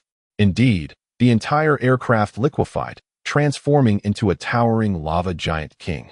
Standing 100 meters tall, the lava giant king turned his gaze toward Sun Yu and spoke, "You too are a beast. Why do you aid these despicable humans?" Sun Yu replied, "Is it impossible for beasts and humans to coexist in peace? I am the brother of the leader of the Blue Star, the emperor of the Ideal Kingdom's beast royal court, Dawei Tianlong Sun Yu." The lava giant king bellowed, "Foolish. Those not of my kind harbor different intentions. Your assistance to humanity will inevitably lead to backlash." Sun Yu countered, "The Supreme Celestial is also human, yet you all still revere him. That is different. The Supreme Celestial is the great creator." Sun Yu laughed heartily, exclaiming, "Soon, the beings of the Blue Star and the beasts will also become creators. Do you lava giants have any hope of becoming creators?" The lava giant king fell silent. The answer was undoubtedly negative. They were flawed creations of the creator. Though powerful, they lacked intelligence. Moreover, they were bound by the Supreme Celestial's authority and dared not resist. Most critically, they lacked the ability to reproduce, making it difficult for them to enhance their strength.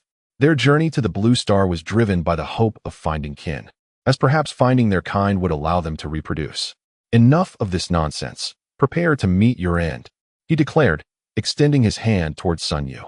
Like a slippery eel, Sun Yu darted away, turning to unleash a fiery serpent that struck the lava giant king's hand.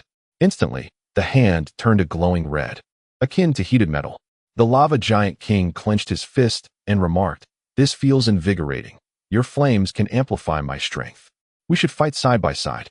You could serve as my subordinate." Sun Yu retorted, "I could also be your father." Sun Yu realized the crux of the matter.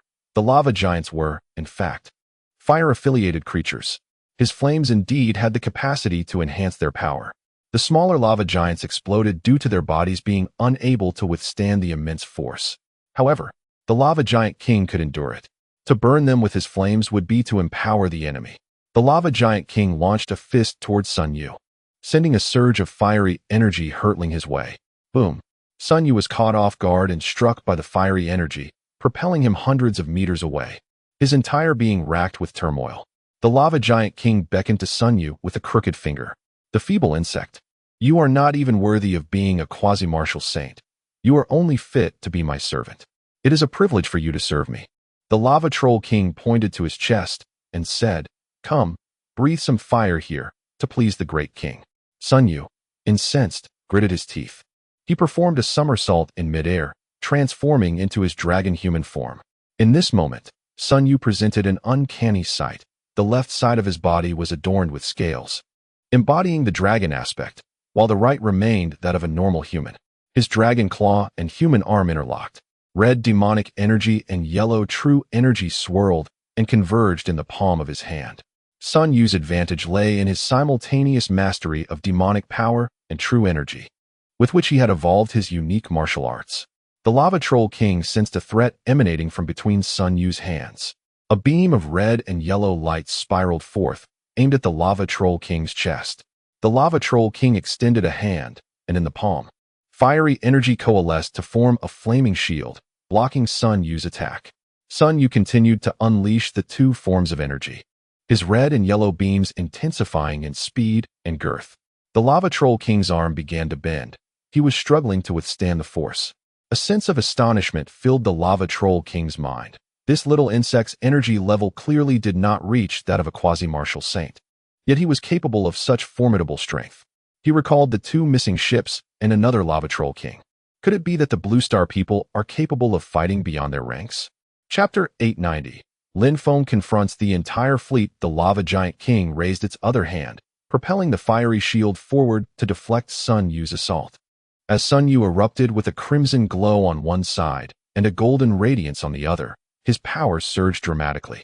From the dual-colored energy beams he unleashed, a colossal energy sphere materialized, hurtling towards the Lava Giant King. The Lava Giant King widened its eyes in disbelief, unable to fathom why this insignificant creature, not yet at the quasi-martial saint realm, could contend with it. Such a scenario had never occurred on the Elven Star. In truth, Sun Yu's combat prowess had already reached the quasi-martial saint level. Not only was he a master just beneath the quasi-martial saint rank, but he had also perfected 17 forms of star martial arts. Crucially, he wielded both demonic power and true chi. With these advantages combined, he was more than capable of facing a quasi-martial saint. With a thunderous crash, the energy sphere collided with the lava giant's fiery shield, shattering it.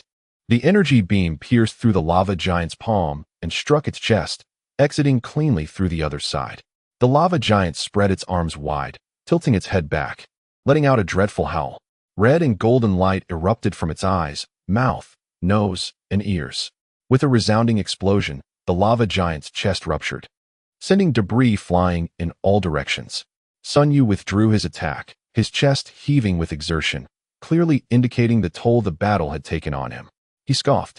The Lava Giant King is nothing remarkable after all. Suddenly, Silver Moon and Starshine alerted him through the communicator in his ear. Master, be cautious. The Lava Giant King is not so easily vanquished. Without hesitation, Sun Yu transformed into the most formidable dragon form for defense. In a flash, the Lava Giant King's eyes glowed red, and two beams of crimson light shot forth, striking Sun Yu. He dodged one beam, but was struck by the other, piercing through his body. However, the wound healed rapidly. The Lava Giant King wielded fiery powers, and Sun Yu's demonic energy also embodied flames. Neither could truly harm the other. Once more, Sun Yu clashed with the Lava Giant King. Around the three ships, energy beams flickered incessantly, and missiles flew chaotically, creating a tumultuous battlefield. After exhausting their energy weapons, Silver Moon and Starshine drew their long swords, engaging the Lava Giant in close combat. The swords, gifted to them by Lin Feng, bore the mark of the Demon's Sword, granting them significant lethality against the Lava Giant. The cold weapons of the Sky Army also bore the same mark. However, the Lava Giant's regenerative capabilities were formidable, prolonging the battle with no immediate resolution. After 3 resounding impacts, the energy shields of the 3 ships finally succumbed, shattering almost simultaneously. As the shields broke, the defensive firepower from the ships commenced a devastating barrage. The army of lava trolls found themselves unexpectedly caught off guard. With a thunderous roar, several lava troll warplanes near the battleship were obliterated. The escaping lava trolls were swiftly pursued by the soldiers of the Sky Army. Lin Feng's spiritual entity nodded slightly, sensing that his forces were performing admirably and becoming increasingly adept in battle. Consequently, he felt no urgency to join them just yet. Should danger arise, Lin Feng's spiritual entity could activate a spatial portal, allowing him to reach the battlefield in an instant. Lin Feng's dark energy avatar soared through the skies, eventually spotting the fleet of lava trolls in the distance. Their armada comprised over 30 warships alongside hundreds of large aircraft, presenting an imposing sight. Indeed, the celestial sovereign regarded the lava trolls as mere pawns. Otherwise, they would not have provided them with such a formidable array of vessels. The enemy warship's radar detected Lin Feng's presence. 10 lava troll kings departed from their battleships, advancing to the forefront of the fleet in a line. Lin Feng scanned the entire armada with his mental prowess, identifying 29 lava troll kings. From the memories of Silver Moon and Starlight, he learned that there were only 100 kings among the lava trolls. To his astonishment, this fleet alone boasted 30. It was evident how seriously the lava troll clan regarded this expedition.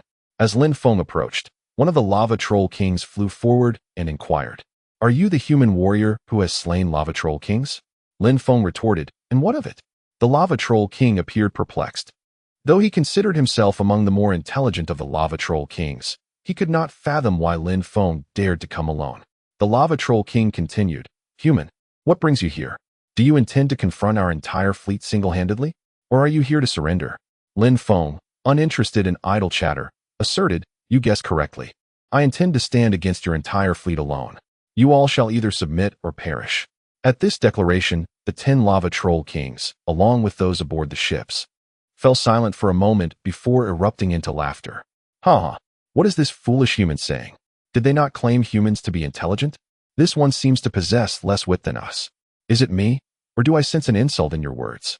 I assure you, that was not my intention. One of the kings remarked, pointing at Lin Feng. The leading lava troll king mocked. Foolish human warrior, are you jesting with us? Lin Feng raised his hand and replied, do I appear to be joking? He then flipped his palm and thrust it forward.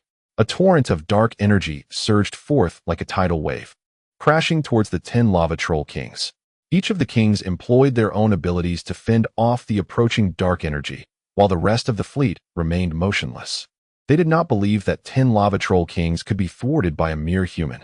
In the realm of the elves, these 10 lava troll kings could easily sweep aside all opposition. However, their perceptions swiftly shifted. The 10 lava troll kings ahead emitted anguished cries. What is this abominable creature? Their bodies were gradually corroded by dark energy, transforming into a shade of black. The affected areas lost all sensation. This is terrible. I can no longer move. My body has also gone numb. My strength is draining away. The 10 lava troll kings assumed grotesque postures, rendered incapable of combat. The dark energy quickly spread to their necks. Lin Feng inquired once more, will you submit or face death? Chapter 891. The terrifying power of vast evil energy. The 10 lava giant kings had completely lost their combat capability. The lava giant fleet behind them was in disarray, forming a semicircle around Lin Feng. The cannons of all ships were aimed directly at him. One of the lava giant kings bellowed, you despicable human, what have you done to them? Release your control over them, or we shall obliterate you. He mistakenly believed that Lin Feng had employed some means to dominate the 10 lava giant kings. Despite their dire situation, the 10 lava giant kings remained resolute, refusing to plead for mercy. Lin Feng invoked the ninefold infinite qi, using evil energy to shield himself. Within the fleet, over 30 main battleships began charging their main cannons. Utilizing his true energy, Lin Feng summoned the 10 controlled lava giant kings to orbit around him, using them as shields. Yet, the battleships showed no signs of halting their cannon charge. The lava giant clan was indeed ruthless, seemingly having abandoned these 10 kings. These beings, with their dim-witted stubbornness, were not easily subdued. Lin Feng commenced a large-scale mobilization of evil energy. He absorbed the negative energy from Blue Star through his storage space, transforming it into evil energy. His body was instantly enveloped in a cloak of purple-black energy, which grew increasingly dense, ultimately engulfing the 10 lava giant kings. However, he did not end their lives. Instead, he cast them into the realm of sentient beings, aiming to capture a few alive for soul-searching. Fire! Commanded the fleet commander of the lava giants. Whoosh, whoosh, boom. Various energy beams and missiles surged towards Lin Feng. As they entered the purple-black evil energy surrounding him, they vanished as if sinking into the ocean. The evil energy demonstrated a counteractive effect against energy and chemical weapons that surpassed even true energy. After the initial barrage, the purple-black energy around Lin Feng appeared to diminish slightly. Yet, as soon as the firing ceased, it began to swell once more. The negative energy of a planet was inexhaustible, an endless source. The evil energy Lin Feng transformed had reached the critical point of his control. Release, he commanded, forcefully pushing outward from the center of the evil energy. Swish, swish, swish. Countless waves of evil energy surged towards the lava giant fleet like a tidal wave. Meanwhile, Sun Yu observed from afar, witnessing the energy beams slicing through the cosmos. The energy levels and brightness of the main cannons firing simultaneously from dozens of battleships were visible to the naked eye even from millions of kilometers away. A sense of worry crept over Sun Yu for Lin Feng. They had only faced one lava giant king and had suffered such damage. How many more lay within that fleet? Would Lin Feng be able to withstand their onslaught? Sun Yu's 3 battleships had inevitably sustained damage, but still retained the capacity to resist. The enemy's fleet, once boasting over 300 aircraft, has now been reduced to a mere 100. The Celestial Army has sustained numerous injuries, yet miraculously, no lives have been lost. Lin Feng's mental projection blankets the battlefield, consistently rescuing his comrades at critical junctures. Sun Yu, with his chest heaving rapidly, extends his tongue. He is utterly exhausted, since ascending to the status of the Great Dragon. He has not fought such a taxing battle. The lava giant, having sustained injuries, quickly begins to recover. Although each recovery diminishes the creature's energy, it is only a matter of time before it is worn down. Yet, Sun Yu is uncertain whether he will exhaust his own true energy and demonic power first, or if the lava giant will deplete its own energy first. In this moment, there is no time for contemplation. He must persist in the fight. His thoughts linger on vanquishing this lava giant before rushing to Lin Feng's aid. Lin Feng unleashes a torrent of dark energy. Since mastering this power, he has never wielded it on such a grand scale. The dark energy flows like an ocean, surging toward the enemy's warships. This assault is utterly unavoidable. The commander of the lava giant fleet issues a command for all combat units to activate their energy shields. All lava giant kings exit their vessels to confront the incoming purple-black energy. One by one, they emerge, employing their unique martial skills to counter the onslaught of dark energy. Fire missiles, crimson energy beams, and vast torrents of flames rain down. These weapons merely slow the advance of the dark energy slightly, which continues its relentless approach toward the lava giant fleet. The warships and large aircraft of the lava giants also activate their energy shields. As the first warship encounters the dark energy, its shield flickers and shatters instantly. In an instant, the dark energy drains the shield of all its power. The outer metal of the warship is immediately corroded by the dark energy, becoming pockmarked and uneven. Equipment consumed by the dark energy malfunctions, and by the time the energy reaches the rear of the warship, the metal armor at the front has already been pierced. The dark energy infiltrates the interior of the ship. A cacophony of screams erupts as the lava giants aboard are ensnared by the dark energy, their cries echoing as they collapse to the ground, transformed into heaps of black volcanic rock. Only a few astute lava giants manage to escape the ship in time.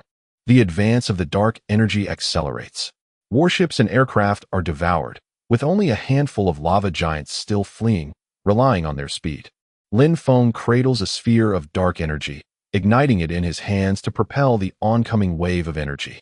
The lava giant kings within the fleet, clinging to the edges of the dark energy, unleash various martial techniques in a desperate bid to fend off the encroaching force.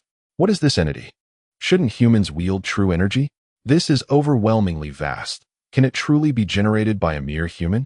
Perhaps we should abandon this endeavor and retreat. In the vastness of space, without these warships, where can we go? The energy of the lava giants is not inexhaustible. Without the warships, they were unable to navigate or sustain flight.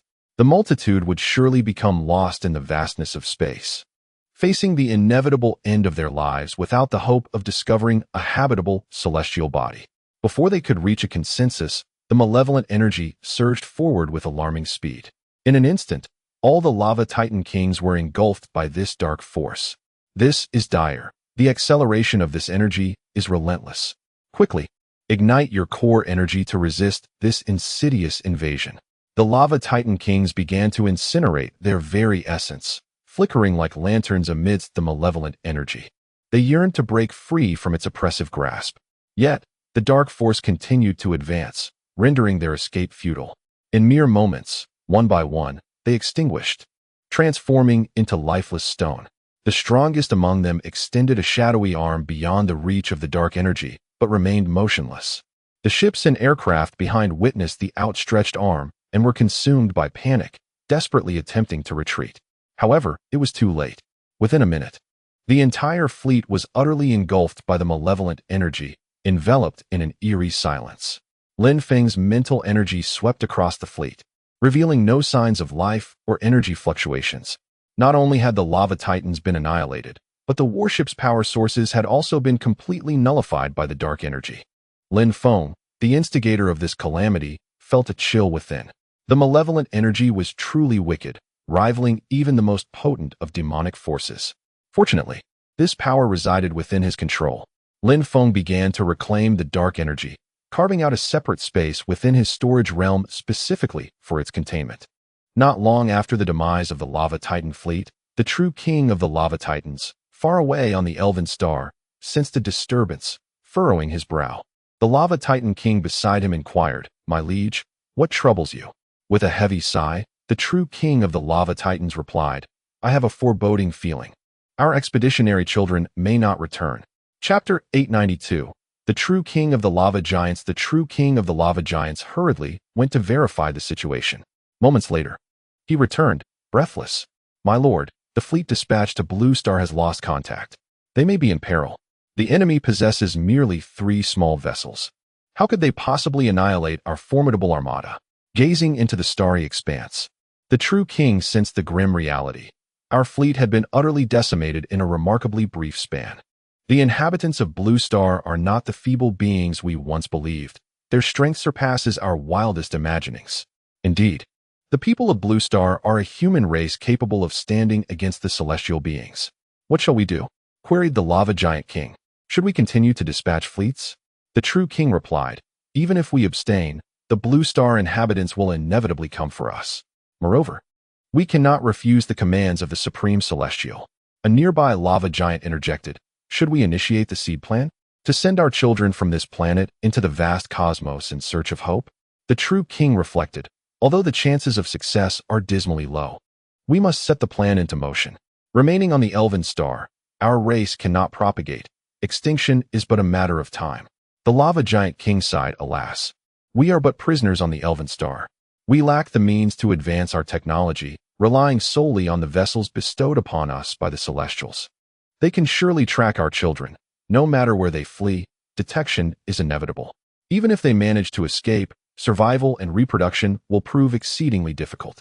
The Celestials have stripped us of our capacity to thrive. Are we truly in need of initiating the seed plan?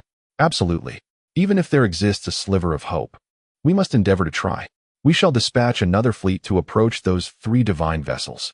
When the fleet reaches midway, we will disperse and execute the seed plan." Lin Feng exerted considerable effort to reclaim all of the malevolent energy. Upon its retrieval, a fleet, once engulfed in silence, materialized before Lin Feng's eyes. The corruptive force of malevolent energy had ravaged everything. Not only the lava giants, but even the metallic hull of the ships lay irreparably damaged, rendering any notion of salvage futile. It appears that the use of malevolent energy must be approached with caution. Fortunately, within Lin Feng's realm of existence, there remained 10 lava giant kings. He seized one, its head barely intact, and lifted it above him to probe its soul. The lava giant king shrieked in agony, its eyes darting wildly, emanating a crimson glow. To Lin Feng's astonishment, there was a soul protection mechanism within the giant king's consciousness. It took great effort for him to break through.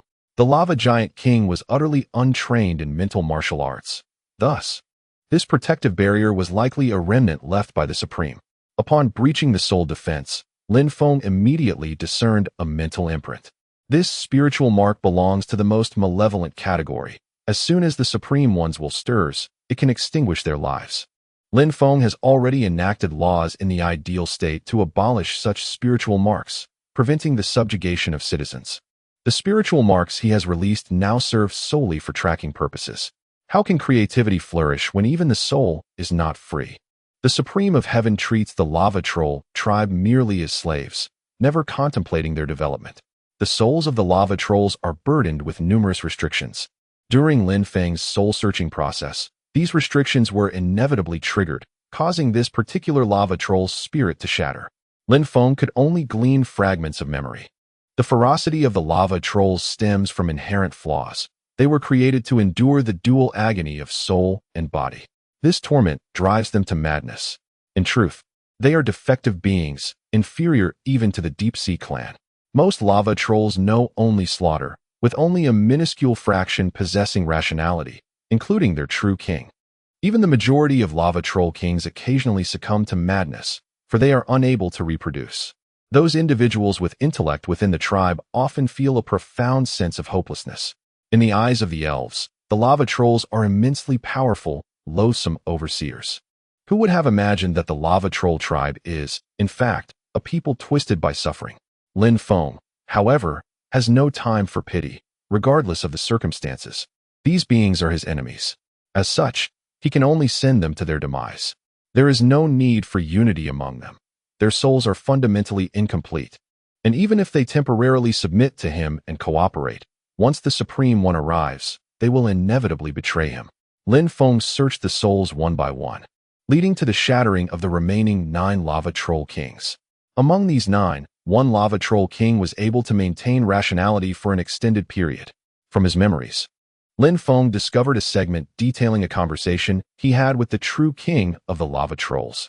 This memory mentioned the so-called fire seed plan, suggesting that no tribe relinquishes hope. The true king of the lava trolls, having witnessed the fate of his kind and understanding that he is but a consumable destined for depletion, seeks hope for his people.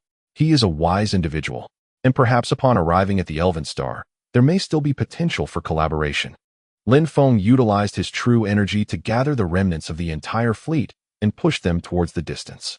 This location is along the route from the Elven Star to the Blue Star. When spacecraft pass by, they may glimpse the wreckage of the fleet, recognizing Lin Feng's methods, thus ensuring their safety in departing. After clearing the battlefield, Lin Feng flew towards his 3 warships. At the location of the 3 warships, the battle machines of the lava trolls had been utterly annihilated. Silver Moon, Starshine, and the aerial forces have returned to their warship, steering it away from the battlefield. On the battlefield, only Sun Yu and the Lava Troll King remain. The Lava Troll King grows increasingly furious, relentlessly pursuing Sun Yu in a fit of rage. Sun Yu skillfully leads him away, striving to prevent any harm to his ally ships. At this moment, Sun Yu has abandoned thoughts of aiding Lin Feng. He finds himself utterly exhausted and unable to retaliate, only capable of defense. He now yearns for Lin Feng's prompt return to lend him assistance. Otherwise, he fears he may not survive this ordeal. Just then, Silver Moon sends him a communication. Master Uncle, hold on. Master has achieved victory. The enemy has vanished from the radar, and Master is returning. Chapter 893. The allocation of royal magic crystals. Upon hearing that Lin Feng was returning, Sun Yu felt a wave of relief wash over him, invigorating his spirit once more. He unleashed several strikes, forcing the lava giant king to retreat continuously. Foolish brute. Your fleet has already been annihilated by my elder brother. What are you still doing fighting me? It is utterly inconceivable. Your strength pales in comparison to mine. And how formidable can your elder brother truly be? We possess 29 lava giant kings within our fleet. Such overwhelming power could easily flatten Blue Star. How could we possibly be defeated by a mere human? Sun Yu felt a twinge of disdain, yet the lava giant's words held some merit. Could it be that Brother Feng, all on his own, truly managed to obliterate such a formidable fleet of lava giants? He hadn't even managed to slay a single one. How could Brother Feng possibly defeat 29, along with an entire fleet? He began to call out to Silver Moon. Silver Moon, are you certain your master has annihilated the enemy fleet and is on his way back? Silver Moon responded with unwavering confidence. Absolutely. The signals from the enemy fleet have entirely vanished. There is only one plausible explanation. Moreover, Master is indeed on his way back. He will arrive in 10 minutes. All right, I understand. I will hold on for another 10 minutes. Sun Yu continued to engage the lava giant in combat, occasionally taunting him. Foolish giant. Can you even contact your fleet? They've abandoned you here. Foolish giant. Are you shrinking as we fight? Will you soon become a mere chick? Without the cosmic warship, the lava giant was indeed unable to reach his comrades. Logically, given the time that had elapsed, their fleet should have arrived by now. Yet, why was there still no sign of them? The ongoing battle severely drained his energy, causing his form to inevitably diminish. He recognized that although he held the upper hand, prolonging the fight would ultimately lead to his demise. However, without a cosmic warship to facilitate his escape, he found himself in a dilemma, his temperament growing increasingly irritable. He darted towards the 3 ships near Blue Star, intent on commandeering one. Sun Yu desperately obstructed him, drawing strength from the thought that Lin Feng was about to return. Finally, the 10 minutes elapsed. A figure soared from the distance. Sun Yu called out urgently, Brother Feng, I can't hold on any longer. Please come to my rescue. Lin Feng smiled slightly, making his way towards Sun Yu. The lava giant king, witnessing Lin Feng's return, was taken aback. This human was flying back from the direction of the lava giant fleet. Could it be that the fleet had truly departed, leaving him stranded? A terrifying thought crossed his mind. Could this human have annihilated the entire fleet? He quickly dismissed the notion, believing it to be utterly impossible. This human must have merely caught sight of his fleet from afar and fled back. As Lin Feng approached, he hurled a malevolent energy missile, striking the lava giant king directly. The body of the lava troll king began to darken incessantly, and the darkened areas lost all sensation. A wave of terror surged through the Lava Troll King's heart. Cursed humans, what have you done to me? Lin Feng offered no response, soaring above him to commence a soul search. After a series of agonizing screams, the Lava Troll King fell silent forever. Lin Feng seized his royal-grade magic crystal, crushed his body underfoot, and flew towards Sun Yu. Sun Yu stood aghast, his mouth agape, nearly dropping his jaw in disbelief. After a prolonged struggle with the Lava Troll King, he had achieved nothing. Yet, upon Lin Feng's return, it took but a single move to vanquish their foe. Had the disparity between himself and Lin Feng grown to such an extent? Lin Feng was astonishingly powerful, beyond imagination. On board the vessel, Yin Yu and Xing Hui clenched their fists upon witnessing this spectacle. Master is incredible. His strength utterly eclipses that of our esteemed uncle. Naturally, their uncle was formidable as well. Xing Hui scratched his head and remarked, if our uncle trains for another 10,000 years, he might catch up to Master. When our uncle returns, you best not say such things. Do you still wish to enjoy spirit fruits? Xing Hui nodded vigorously, eager for a taste. The aerial military aboard the ship also witnessed Lin Feng's decisive defeat of the Lava Troll King, and spirits soared among the crew. Throughout their journey, they had palpably felt the might of their sovereign.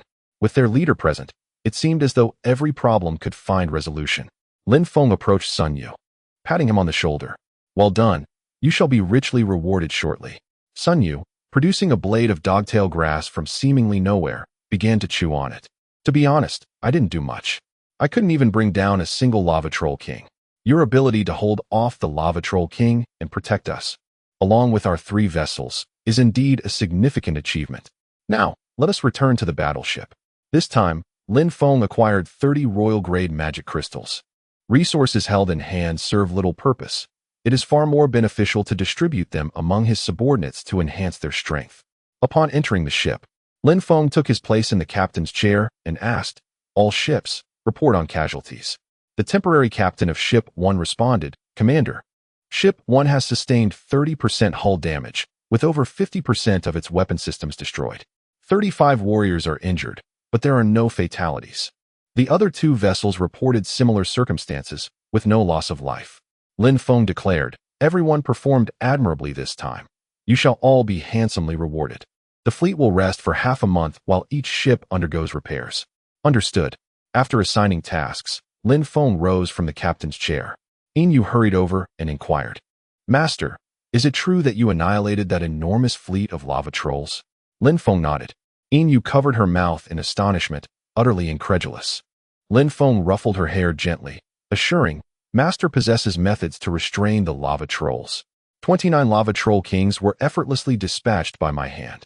Upon the Master's arrival at the Elven Star, the liberation of your kin will soon follow. Xing Hui gazed with her round, luminous eyes. Master, your power is extraordinary. Could you impart your techniques to me? Lin Feng gently patted her small head, responding, this particular skill is beyond your grasp, but I can teach you other methods. If you master them well, you will be capable of contending with 2 or 3 lava giant kings. Thank you, Master, she replied eagerly. Yin Yu interjected, Master, I wish to learn as well. Very well, I shall also instruct Yin Yu. The fleet entered a period of rest and recuperation. Lin Feng began to contemplate the distribution of the royal-grade magic crystals in his possession. Given Sun Yu's contributions and his role as an envoy to the Elven Star, he ought to receive 1.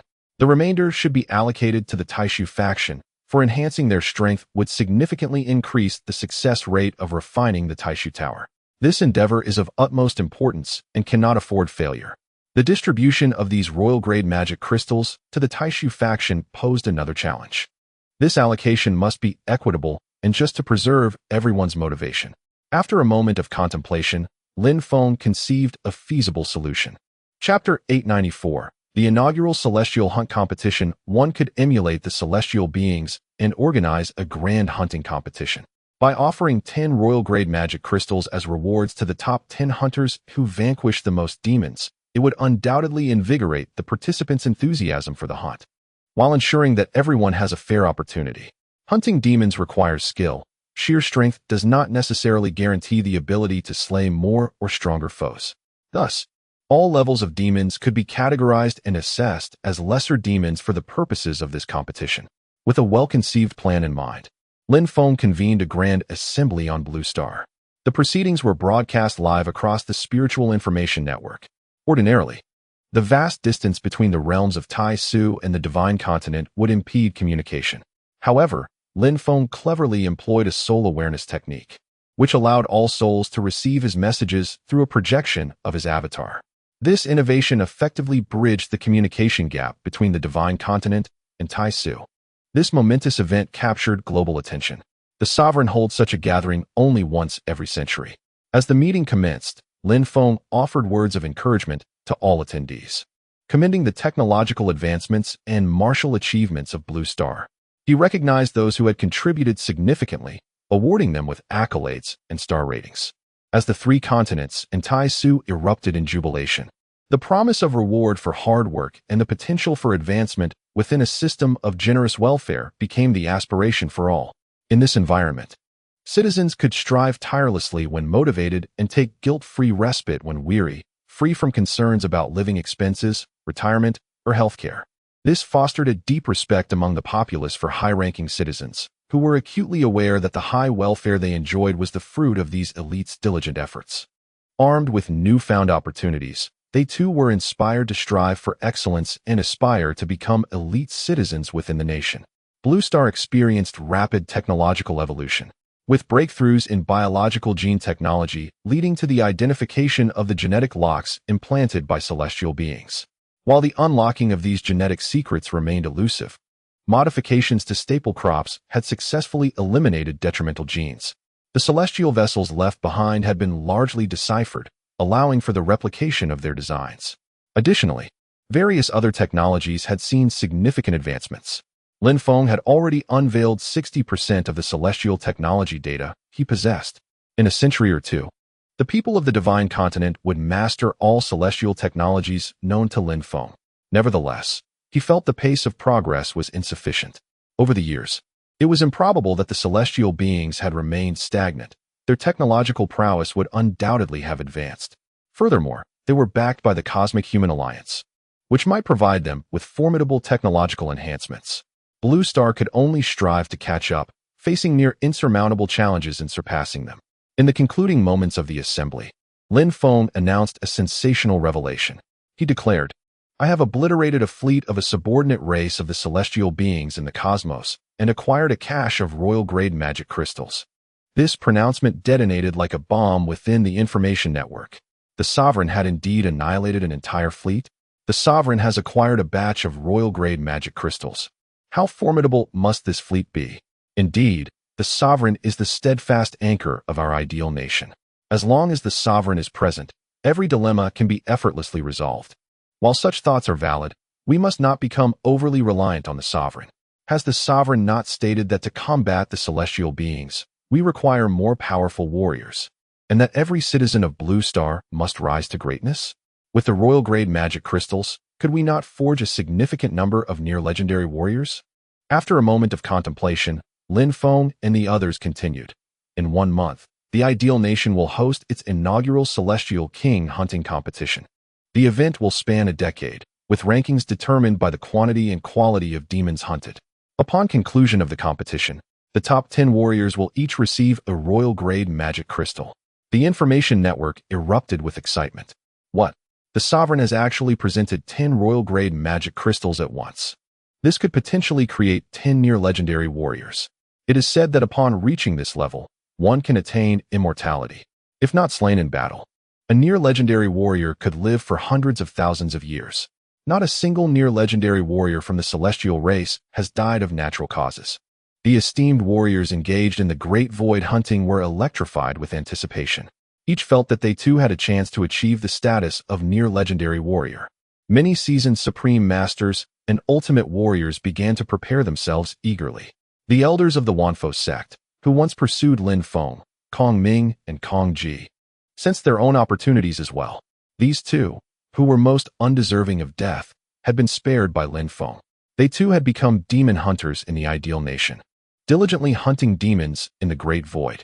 With tears streaming down his face, Kong Ming lamented, "If only brother Kong Yuan could have lived to see this moment. We were so close." They were aware that it was Lin Feng who had slain Kong Yuan. Lin Feng had even bestowed upon them Kong Yuan's Titan golden body. The desire for vengeance had long since dissipated. Time had passed, and with it, their grudges. Lin Feng's words instilled a sense of urgency among the leaders of the various sects in the Great Void, as well as in Alei. A decade hence, they would no longer be the sole, near-legendary warriors. Should they fail to advance, they would be overtaken by newcomers. The ideal nation values ability and strength, and will not allow seniority to secure one's position indefinitely. Once the discussions concluded, Lin Feng added, "It matters not if you do not secure a place in the top 10. Those ranking from 11th to 30th will be granted the opportunity to become martial lords. I hope that all of you will strive diligently over these 10 years and make further progress on the path of martial arts." Following the assembly, the entire Ideal Nation buzzed with conversations about this matter. News spread of high-ranking officials stepping down. "Have you heard? Lord Lin Hu, the Vice Master of the Martial God Hall, has resigned." "Indeed, I heard that another Vice Master of the Martial God Hall, Zhou Haitao, has also stepped down." Other departments reported similar resignations. High-ranking officials in the Great Void have also stepped down. What could have prompted these individuals, who were performing admirably, to resign?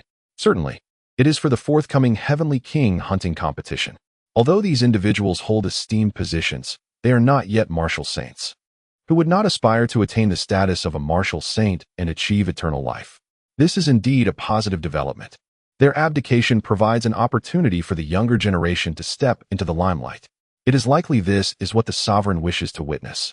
As long as the sovereign remains, our ideal nation shall undoubtedly continue to flourish. As the conversation unfolded, each began to silently offer their prayers. Long live the sovereign. The citizens of the ideal nation are well aware that the true essence of their realm lies in sovereign Lin Feng. Should there come a day when Lin Feng is no more, the higher-ups may not embody the same selflessness as he does. In such a scenario, the ideal nation could regress to a state where sects dominate the world. At that time, while it may still be called the ideal nation, its core may undergo a profound transformation. Powerful families might establish hereditary control, wielding authority over the ideal nation, and ultimately, it would be the common folk who suffer.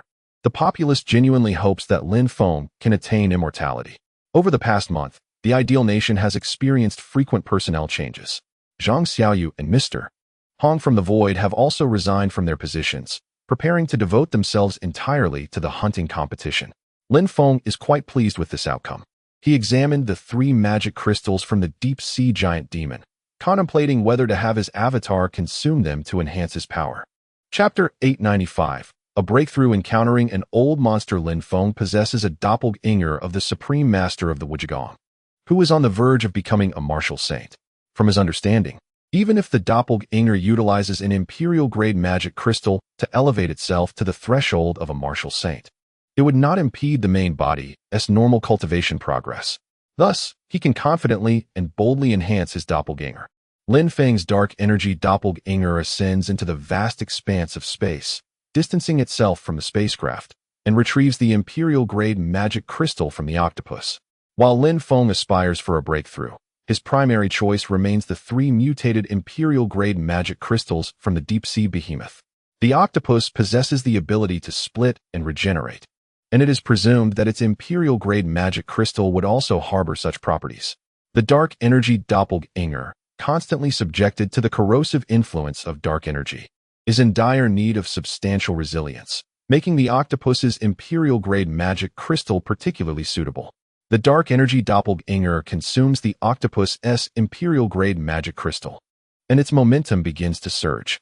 During the breakthrough, Lin Feng's doppelganger perceives an energy emanating from a certain location in the cosmos. Flooding into its being with fervor, Lin Feng's expression shifts slightly.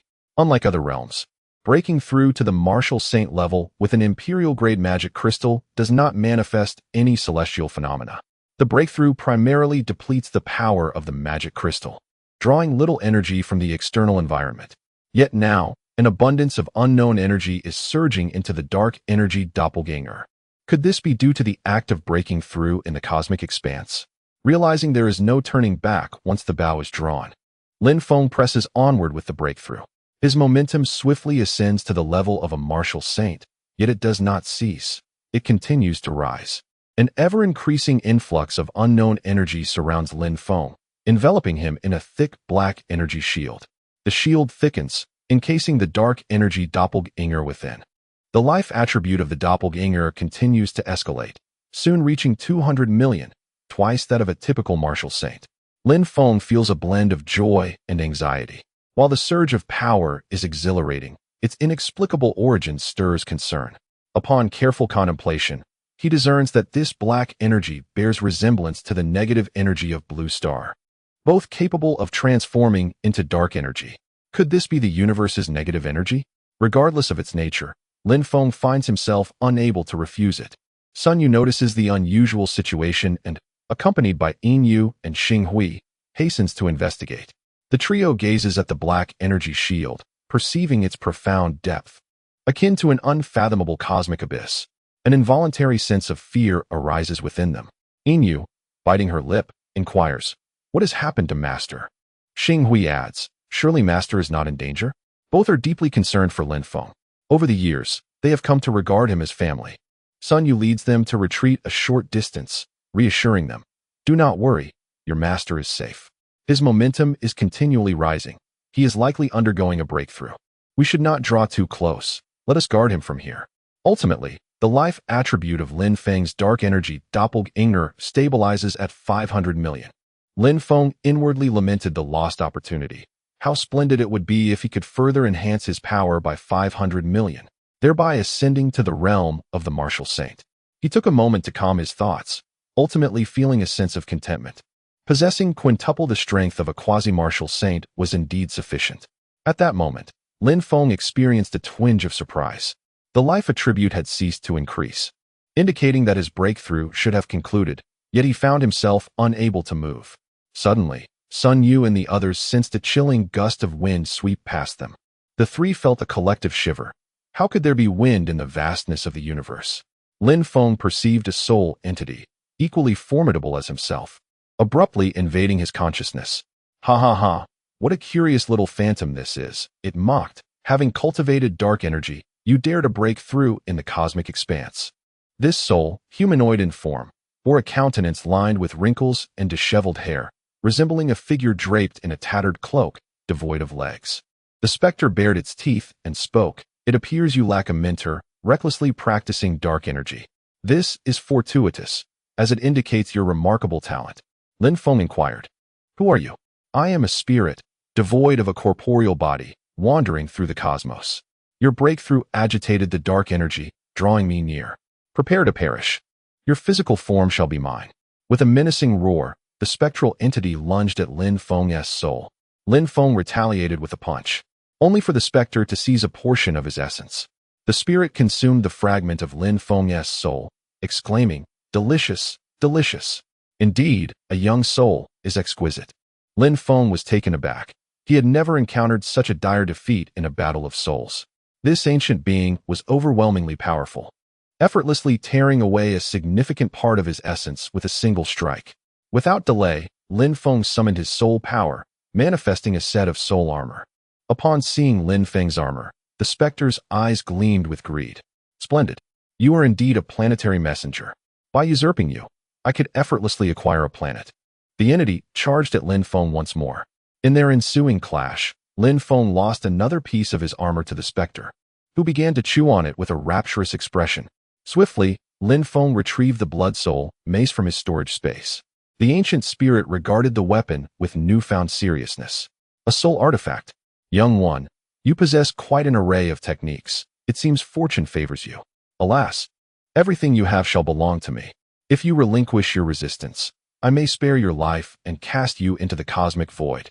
Perhaps, should you encounter a similar opportunity in the future, you might find a corporeal vessel once more." Lin Feng would never acquiesce to such a fate. He brandished the blood soul mace at the spirit. "Old wretch, if you desire my physical form, come and take it."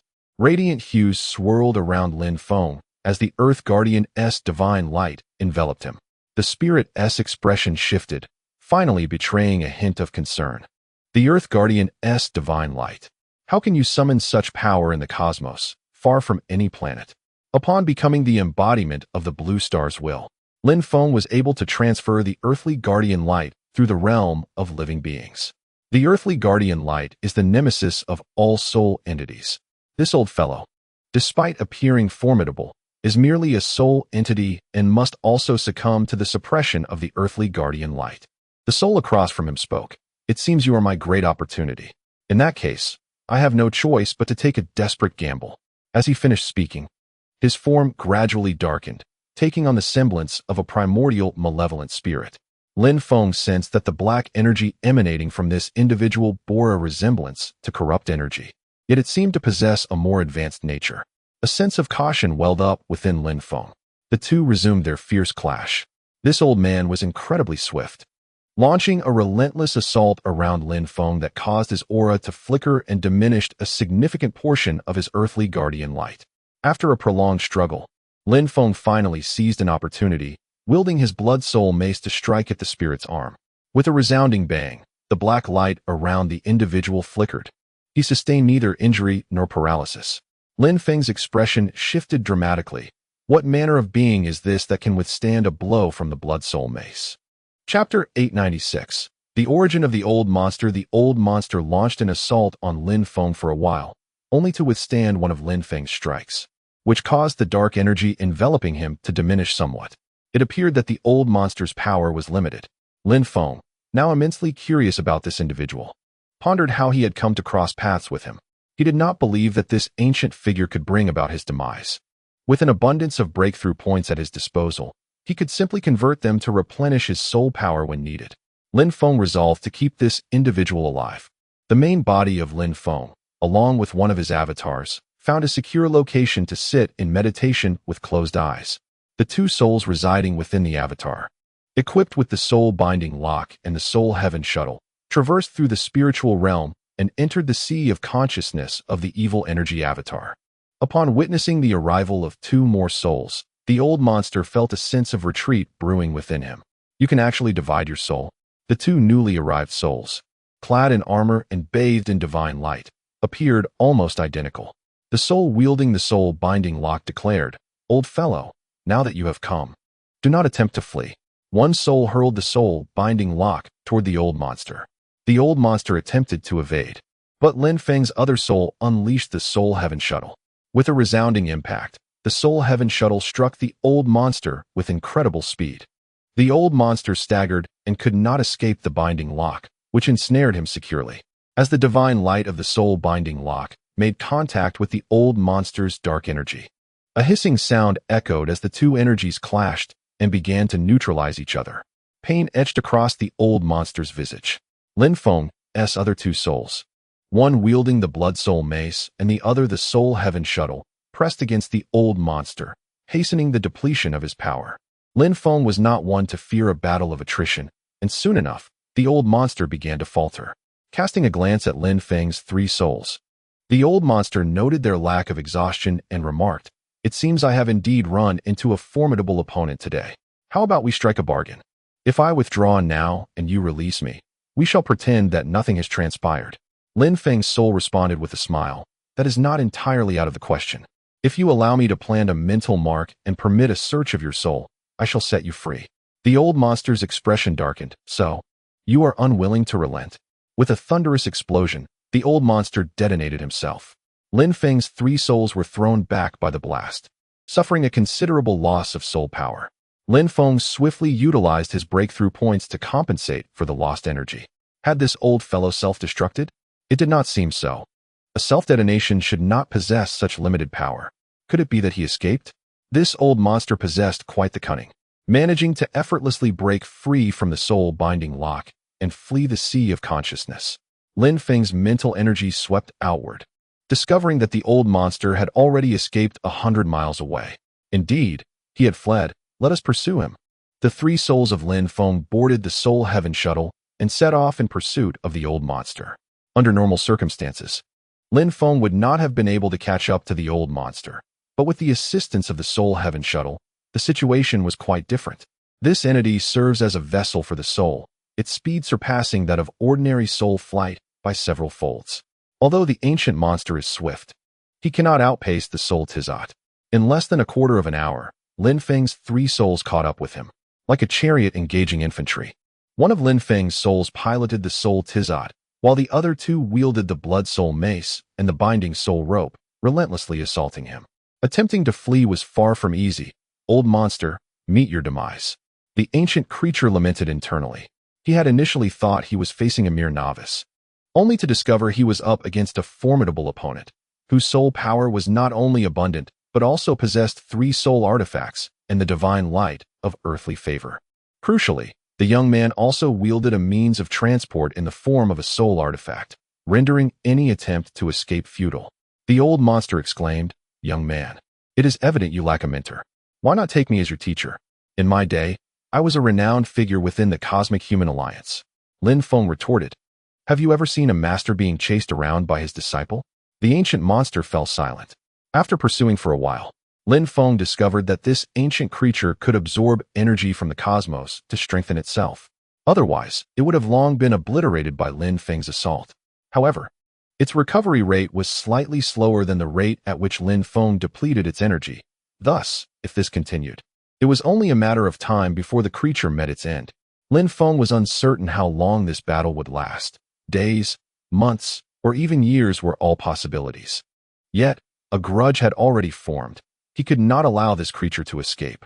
Should it turn back and cause trouble, seizing control of his subordinates, it would become a dire predicament. Even if he had to chase it to the farthest reaches of the universe, he was determined to slay it. Consequently, Lin Feng's comprehension of stellar martial arts would inevitably slow down. The ancient monster, recognizing the situation, felt a twinge of despair. Was he truly to be slowly beaten to death by this young man? Such a demise would be utterly humiliating. After pondering for a moment, the ancient monster suggested, "Little brother, allow me to plant a traceable mental mark on you. If I do so, will you let me go?" Lin Feng considered briefly before shaking his head. "No, unless you allow me to search your soul first." Lin Feng was eager to uncover the origins of this creature. After a month of relentless pursuit, the ancient monster finally yielded. "Very well, I shall permit you to plant the mental mark and also allow you to search my soul." Upon hearing this, Lin Feng felt a surge of joy. Planting the mental mark would mitigate the risk of the creature wreaking havoc. After searching its soul, he would gain clarity on its background, dispelling any fears. The ancient monster proposed, "Let us swear an oath before the cosmic laws. Once you plant the mental mark and search my soul, we shall no longer be adversaries." Lin Feng had anticipated swearing allegiance to a formidable entity, yet he was surprised to find he could swear an oath upon the cosmic laws. "Proceed, you first," he replied. The ancient monster spoke a line, followed by Lin Feng, and together they completed their oath. True to its word, the ancient monster allowed Lin Feng to plant the mental mark and search its soul. After completing the soul search, Lin Feng felt as though a vast world had opened up before him. This individual, known as the Dark Wanderer, was once an elder of the Cosmic Human Alliance, his power on the verge of reaching the legendary martial god realm. Unfortunately, he had encountered a mishap during his cultivation, resulting in a significant reduction of his strength. At that moment, enemies had come seeking his life, nearly leading to his demise and scattering his soul. He had utilized a secret technique to banish a fragment of his residual soul, thus avoiding complete obliteration. The ancient specter before him was precisely this lingering soul. It remained a mystery how long it had drifted through the cosmos until it was drawn by the energy fluctuations of Lin Feng's breakthrough. It had attempted to seize Lin Feng's body, but ultimately failed. Within its memories lay numerous secrets of the Cosmic Human Alliance. However, none of its cultivation techniques remained. Such techniques were safeguarded, and even the supreme beings could obscure them, let alone a being of this caliber. Lin Feng contemplated forging a connection with this entity. He clasped his fists and addressed him. "So it is the esteemed Dark Wanderer. I apologize for my intrusion." The Dark Wanderer, adopting a dignified demeanor and stroking his beard, replied, "You may simply call me Nightfall. I am on the brink of complete demise. There is no need for such formalities." Understanding the gravity of the situation, Lin Feng responded, "In that case, I shall take my leave." He boarded the Soul Sky shuttle and began his return flight. The Dark Wanderer, sensing urgency, exclaimed, "Young brother, wait, I have more to convey." Chapter 897. Your avatar has taken the wrong path. The cultivation method is too sinister. Lin Feng paused after flying for a while. "Speak quickly if you have something to say." The Night Wanderer, having drifted through the cosmos for countless years, was determined not to miss this encounter with humanity. He caught up to Lin Feng and said, "You have seen the knowledge within my mind. Shall we collaborate?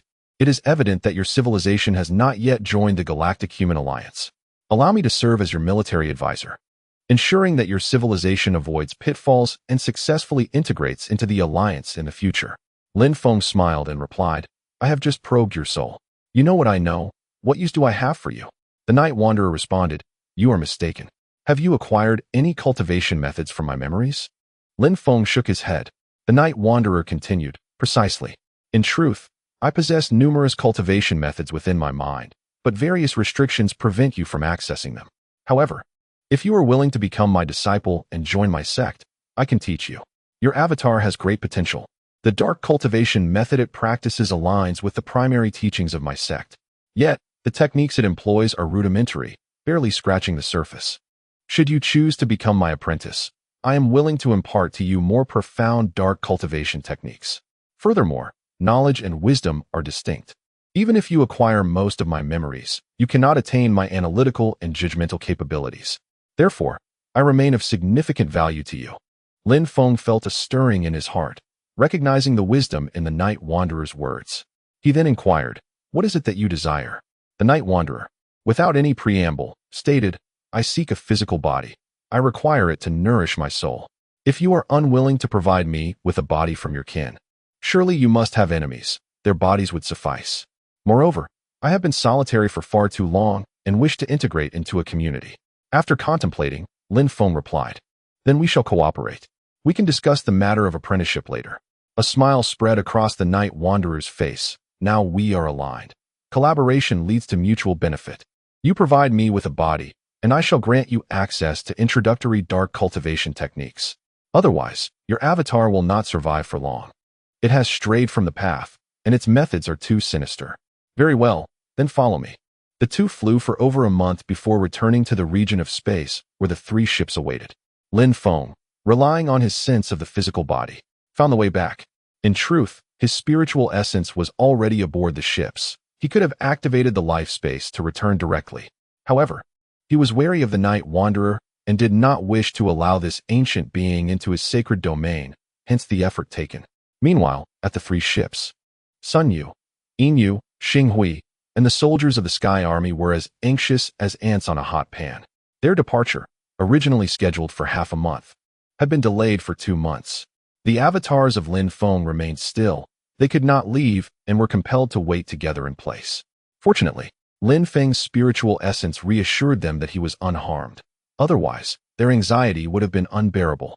As Lin Feng's soul re-entered his body, his physical form opened its eyes.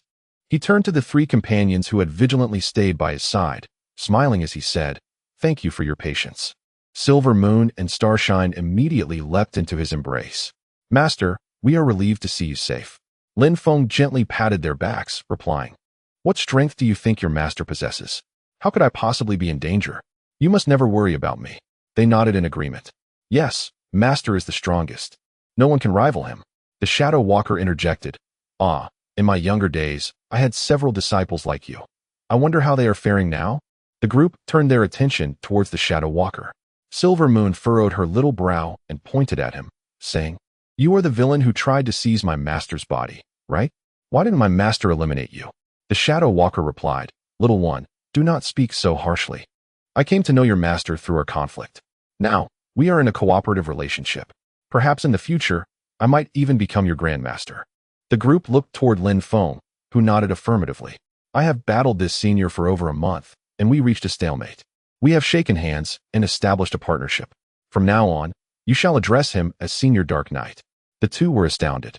This individual was capable of matching their master, indicating that his strength likely rivaled Lin Feng's. The Shadow Walker was certainly an extraordinary figure. Sun Yu was equally astonished. He was aware of Lin Feng's prowess, and this individual was a formidable adversary. Nevertheless, since Brother Feng had brought him along, it was likely that everything was under control. Lin Feng remarked, "We have already delayed for quite some time. Let us board the spaceship and discuss matters en route." The group boarded the vessel, and Lin Feng commanded it to proceed. The soldiers of the Sky Army, upon receiving Lin Feng's orders, felt their worries dissipate. The spaceship began to accelerate. gradually achieving sublight speed as it headed towards the fairy star. Once Lin Feng had concluded his tasks, the Shadow Walker stepped forward, saying, "Young brother, what about the physical body you promised me? My soul has already suffered significant depletion, especially after our prolonged battle. I am in dire need of a body to nurture my spirit." Lin Feng replied, "Just wait a moment." The entirety of Blue Star was filled with Lin Feng's allies. There was no body available for him. However, there was one in the void. Lin Feng traveled to the awakening grounds of the void, locating an exceedingly aged body, which he transported to the second spaceship using the space of life. He then brought the Shadow Walker to the second ship. Pointing to the body, Lin Feng remarked, "This is the physical form I have procured for you." The Shadow Walker frowned slightly. "So old?" Lin Feng retorted, "As if you were any younger. I must inform you that this has been a challenging endeavor to procure. I am the leader of my civilization, and all individuals within it are my subjects. Their corporeal forms cannot be surrendered to you. Should this be unsatisfactory, you may wait several decades until the spacecraft reaches its designated location to confront the enemy." Although the process of possession is limited in frequency, the Shadow Walker understands that there are no alternatives available. After a moment of hesitation, he conceded, saying, "Very well. Let me embrace the frailty of age." The Shadow Walker then immersed himself into the aged physical form. Shortly thereafter, the body opened its eyes. The Shadow Walker rose and clenched his fists. The human lineage of this form possesses commendable attributes, ranking favorably among the Cosmic Human Alliance. Although the appearance may suggest advanced age, the actual age is relatively young, with untapped potential remaining. Indeed, I am quite pleased. After pacing a few steps, the Shadow Walker erupted into a cacophony of laughter. I, the Shadow Walker, have finally attained a corporeal existence. I shall undoubtedly reclaim my former glory. Luminary Arbiter, prepare yourself, for I shall vanquish you in due time." Lin Feng clasped his hands in reverence and declared, "Congratulations, esteemed Elder, on your restoration of physical form. Elder, shall we now discuss the martial arts techniques you promised me?" Chapter 898. The Art of the Shadow of the Netherworld. The Nightwalker remarked, "Young man, there is ample time ahead. Why the haste? No matter how much time one possesses, it should not be squandered. Rest assured, the name of the Nightwalker resonates profoundly within the Galactic Human Alliance. Even without an oath, I vow to uphold my word." With a flick of his finger directed at Lin Feng, a technique titled the Art of the Shadow of the Netherworld was transmitted to him. Lin Feng was taken aback, initially fearing that this old fellow intended to bestow enlightenment upon him. Fortunately, it was merely a transmission of the technique via mental energy.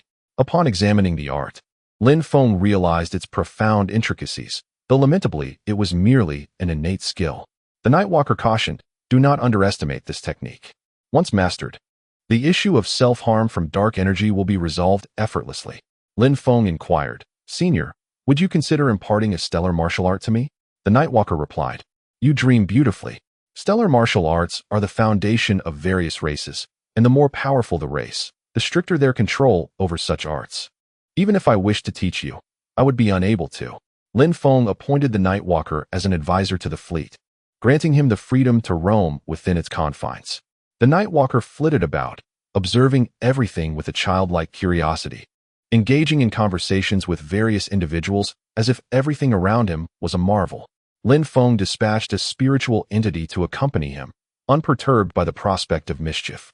Lin Feng utilized his dark energy avatar to enhance the art of the Shadow of the Netherworld, elevating it to perfection in one fell swoop.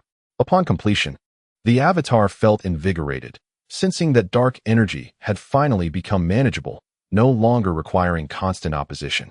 Lin Feng summoned the dark energy, and a colossal figure, identical to him in appearance and towering at 4 to 5 meters, materialized behind him. This figure, composed entirely of dark energy, shimmered in shades of purple and black. Lin Feng intended to launch a dark energy missile. As he thrust his hand forward, the enormous figure mirrored his gesture, unleashing a missile of dark energy from its grasp. This towering specter, the Shadow of the Netherworld, allowed for the utilization of dark energy without direct personal involvement, facilitating a smoother flow of energy. Having just experimented with two techniques in the vastness of space, the Nightwalker suddenly soared from the spacecraft, appearing at Lin Feng's side. Upon witnessing the Shadow of the Netherworld behind Lin Feng, his jaw nearly dropped. In just a few days, You have perfected the art of the shadow of the netherworld? Have you practiced this martial art before? Not at all. My progress is simply swift, Lin Feng replied. If you don't believe me, teach me something else. He sought to extract further martial arts knowledge from the old man.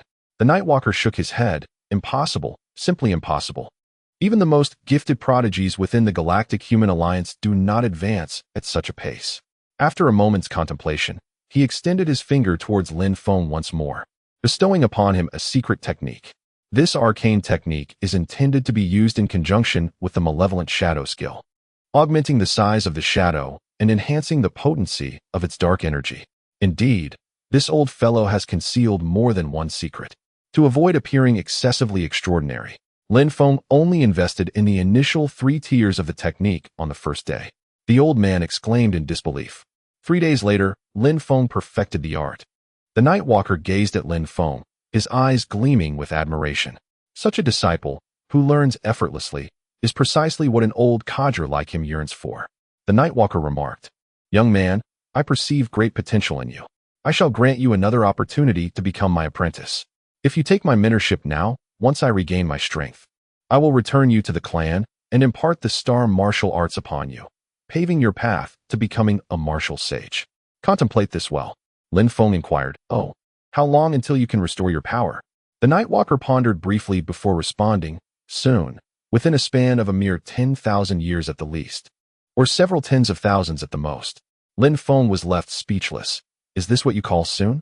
Such a protracted timeline seemed far too languid. This matter could be discussed at a later date. After all, in 10,000 years, the cucumbers would have long since wilted. The Nightwalker, sensing Lin Feng's rapid progress, felt a pressing urgency akin to the waves pushing the shore as the previous generation faced extinction. For a while, the Nightwalker adopted a more subdued demeanor. He instructed Lin Feng to secure a secluded chamber where he could devote himself to cultivation, emerging only once a month. 15 years passed in the blink of an eye. In just 1 year, they would encounter the fleet of the lava giants. Suddenly, reports of unusual occurrences flooded in from the various warships. Silver Moon exclaimed, "Not good, Master. The lava giants' fleet has dispersed. Are they attempting to bypass us and head directly to Blue Star?" The commander of the second ship simultaneously reported, "Your Majesty, the lava giants' fleet has completely scattered, resembling a chaotic array with no discernible pattern." Soon after, the third ship relayed similar information. Lin Feng arrived on the bridge, observing the lava giants' fleet, now disbanded like grains of sand. He found the situation perplexing. If they intended to take a detour towards Blue Star, there was no need for such disarray. A simple turn would suffice. Lin Feng commanded, "Continue to monitor the enemy fleet. I am keen to uncover their intentions." A month passed, and Lin Feng's crew began to feel bewildered. After altering their course, the enemy vessels had all entered full-speed navigation, yet their trajectories were erratic and unpredictable, leaving them uncertain of the enemy's motives. At that moment, the Nightwalker entered the bridge. He glanced at the radar and remarked, "What is there to ponder? It is quite evident. These individuals are likely executing a seed plan. When a clan faces an insurmountable crisis, they typically initiate a seed plan." Sun Yu queried, "Senior, is the seed plan you refer to a strategy devised to preserve the clan's bloodline by sending its members away from their home planet?" "Indeed. The paramount concern of a tribe is its survival and growth. When confronted with an insurmountable adversary, the tribe may scatter its members across the cosmos, hoping they will discover new havens among the stars. In the vast expanse of the universe, habitable planets are exceedingly rare. The failure rate of the seed project reaches an astonishing 99%. Yet, when faced with existential peril, even a minuscule chance prompts the tribe to take the risk. It seems your foes are not particularly formidable. They have already initiated the seed project before your arrival." Lin Feng delved into the memories of the lava giant and unearthed some information regarding the seed project. It appears that the lava giants are motivated not solely by the fear of their own extinction, but also by a desire to liberate themselves from the dominion of the celestial sovereign in their quest for the means to propagate their kind. Upon hearing this, Silver Moon's face lit up with a smile. This implies that the lava giants harbor a fear of the Master. Even before the Master's arrival, they were already intimidated into retreating. The Night Stalker remarked, "This is highly probable." Suddenly, Starshine let out a cry, "Look, there's a change on the radar." Chapter 899. The hidden maneuver of the Celestials on the radar, the signals from those spacecraft suddenly intensified before vanishing one after another. The Night Walker remarked. Such occurrences typically indicate an explosion, resulting in the complete destruction of the vessels. Sun Yu responded, these ships are so distant from one another, yet they exploded simultaneously. What could have caused this? The Night Walker elucidated, it is quite simple. Their ships were tampered with. Lin Feng interjected, it must be a contingency left by the Celestials. They wish to maintain a firm grip on the Lava Titans and will not permit them to execute any plans concerning the Fire Seed. The Night Walker replied, Celestials? I have not heard of them. This faction is rather nefarious. They even aspire to enslave other human factions, which is intolerable within the Galactic Human Alliance. However, if they enslave smaller groups devoid of martial saints, it would likely go unnoticed. Lin Feng learned from the Night Walker's memories that a faction lacking a martial saint is ineligible for admission into the Galactic Human Alliance. In name, the Alliance ostensibly offers some protection to these weaker groups, but in reality, such protection is nearly non-existent. The Galactic Human Alliance primarily dedicates its resources to combating demons, leaving little time to safeguard these smaller factions. Furthermore, the Lava Titans were originally created by the Celestials and thus are even less likely to receive any form of protection. The Celestials have been excessively ruthless, which may incite discontent among the Lava Titans. Yet, the Lava Titans are utterly incapable of rebellion. Their dissatisfaction must remain internal as they are compelled to obey the Supreme's commands. The conflict between the Lava Titans and the Elven race is irreconcilable. To unite with the Elves, the Lava Titans cannot be permitted to remain. Lin Feng stated, the explosion of the ships is unlikely to have killed the Lava Titan King. Let us remember the coordinates of those locations. We shall fly over and investigate. Should any survivors remain, we will deal with them accordingly. The royal-grade magic crystals of the Lava Titans are quite valuable. The inaugural celestial hunting competition has concluded. Mr. Hong, Zhang Xiaoyu, Lin Tianlong, Lin Tianfeng, Zhou Haitao, and Lin Hu all secured places in the top 10, earning royal-grade magic crystals and achieving the status of quasi-martial saints. The remaining 5 slots were claimed by newcomers. Lin Feng has already announced that another celestial hunting competition will be held within a century. The martial artists of Shenzhou and Taisu are fervently enhancing their abilities, all eager to obtain royal-grade magic crystals in the next competition. Such grand contests require the presence of royal-grade magic crystals to continue. Lin Feng has even reserved the royal-grade magic crystal from the Lava Titan King. On Elven Star, the Lava Titans realized that their fleet's signals had disappeared. A Lava Titan King hastily approached the true king of the Lava Titans. True King, our ships have self-destructed. The Fire Seed plan has failed. The Lava Titan King closed his eyes, with molten rock seeping from the corners. We do not have time for sorrow. The fleet from Blue Star is still quite distant. This is undoubtedly the work of the Celestials. They are exceedingly ruthless. We shall never again heed their commands, even unto death. Do not express yourself in such a manner. There is hope in our existence. Yet, what hope do we possess? We are firmly under the control of celestial beings, devoid of even the slightest chance for respite. Enough of this.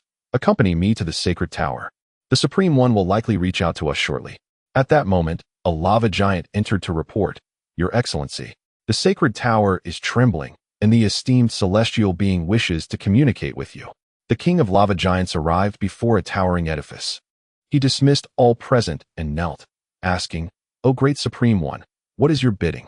To his astonishment, the visage of the Supreme One materialized vaguely atop the tower.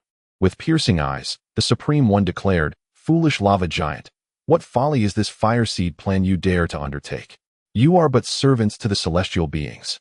What you desire shall be granted in due time, but should you harbor treachery, do not expect my leniency. The lava giant king bowed his head, saying, O great Supreme One, we have acknowledged our missteps and have faced the consequences. I beseech you to forgive us this once. We shall diligently hunt demons and vigilantly watch over the elves. Though he appeared to plead for mercy, he was simultaneously asserting the significance of his lineage.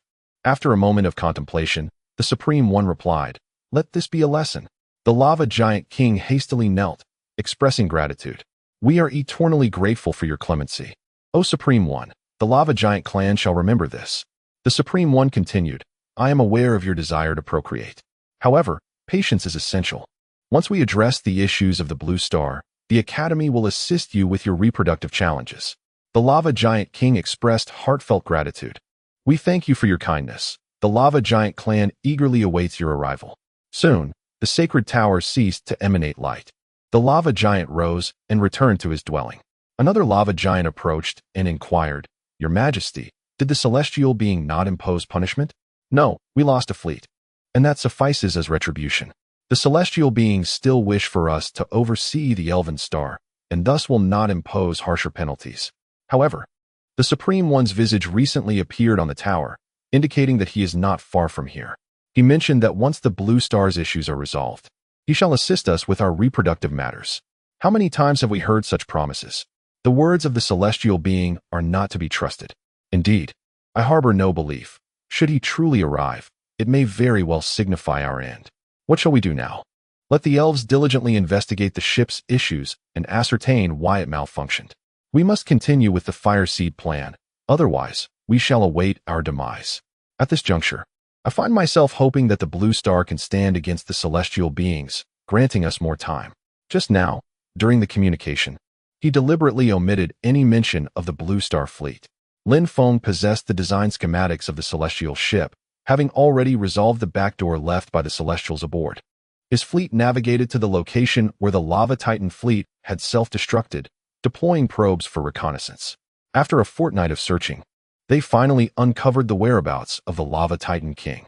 Indeed, the Lava Titan King was very much alive, and these creatures had been heading towards the Elven Star. Meanwhile, 10 vessels had been dispatched from the direction of the Elven Star, seemingly to retrieve them. The probes detected 30 Lava Titan Kings. At that moment, Lin Feng's ship received a communication request. Inu reported, Master, there is a communication request, seemingly from the Lava Titan fleet. Connect it, and let us hear what they wish to convey. The large screen on the ship's bridge illuminated with a pair of fiery red eyes. Greetings, esteemed human warrior. This Lava Titan was surprisingly courteous. Lin Feng inquired, Are you the true king of the Lava Titans? Indeed, I implore you to spare my surviving kin. Why should I grant them clemency? The Celestials have oppressed both the Elven people and us. We share a mutual adversary and are natural allies. With but a few words, you expect me to release your people? Chapter 900. The first subordinate clan of Blue Star, the Lava Giant King proclaimed, Those I dispatched are not sent to confront you. They are executing the Ember Plan. There is no need for you to kill them. I have allied with the elves. My apprentice is an elf. It would be no trouble for me to eliminate you. The Lava Giant King narrowed his eyes and continued, Even if you are allied with the elves, we need not be adversaries. This does not preclude the possibility of an alliance between us. To this end, we are willing to extend a hand in reconciliation with the elves. Silver Moon, with tears in her eyes, pointed accusingly at the Lava Giant King. You speak of reconciliation as if it were a simple matter. You have destroyed my homeland and slain countless members of my kin. Can it truly be so easily forgotten? The Lava Giant King turned his gaze towards Silver Moon. Child, there are no eternal enemies among clans. The Celestials created us to oversee the Elf Star. If we do not contend with you, the Celestials would not permit our existence. We are all prisoners within this cage called the Elf Star. I deeply regret your suffering and am willing to offer compensation. We can immediately cede most of the territory of Elf Star to you, allowing you to rebuild your home. We will retreat into the black mist. Lin Feng stroked his chin, pondering the situation. Why was the Lava Giant King being so agreeable? Had their Ember Plan angered the Celestial Sovereign, prompting them to act against the giants? Lin Feng inquired, What benefits lie in an alliance with you? Would it not be simpler to annihilate you all? The Lava Giant King regarded Lin Feng with respect. Great human warrior, your prowess commands our awe. We are unlikely to match your strength. However, we are not to be underestimated. For instance, we could strike at this moment and eradicate all elves on the Elf Star. Silver Moon and Starshine gasped in unison, their faces paling. If the Lava Giants were to truly exterminate all elves, it would spell utter catastrophe for them, leaving them as the sole elves in the cosmos. The Lava Giant King continued, Once we resolve to defy the Sovereign, there are no limits to what we might undertake. Great human warrior, let us discuss the advantages of an alliance. First and foremost, we shall no longer oppose you. We are willing to sever ties with the Celestials and become a subordinate clan of Blue Star. We shall retain the majority of our strength to continue hunting demons on the elf star, and all the magical crystals we acquire will be surrendered to you," he added. "Furthermore, we shall immediately liberate the elves and restore their freedom. However, we do have a modest request. Since you have arrived here, you must have resolved the issue of spacecraft. We require your assistance in providing a fleet of ships to facilitate the Ember Plan. Additionally, we hope your clan can aid us in researching genetic matters, enabling us to possess the ability to reproduce. What say you?" Lin Feng furrowed his brow, deep in thought. The Lava Giant King possesses a remarkable intellect, making him quite formidable. Should he refuse to comply, he might resort to desperate measures, annihilating all the elves, rendering this expedition utterly futile. Yet, Lin Feng is reluctant to succumb to this creature's threats. The Nightwalker communicated a sole message to Lin Feng: "Little Wind, acquiesce to his demands. The number of subordinate races is a crucial criterion for joining the Cosmic Human Alliance. These subordinate races must willingly join.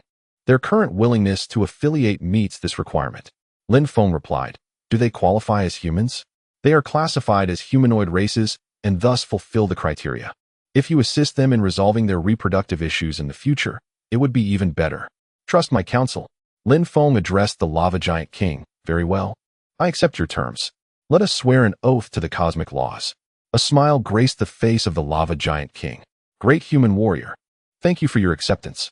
The two swore an oath to the cosmic laws, and thus the Lava Giant clan officially became Lin Feng's subordinate race. This outcome felt surreal to Lin Feng. He initially sought to rescue the elves, yet before even reaching his destination, he had already acquired the Lava Giant clan. Alas, the royal-grade magic crystal of the Lava Giants was a missed opportunity. Lin Feng proclaimed, "I have established an ideal nation on my planet. You, the Lava Giant clan, are now a subordinate force of this ideal nation. You must adhere to its laws. I will send your kin back to the Elf Star.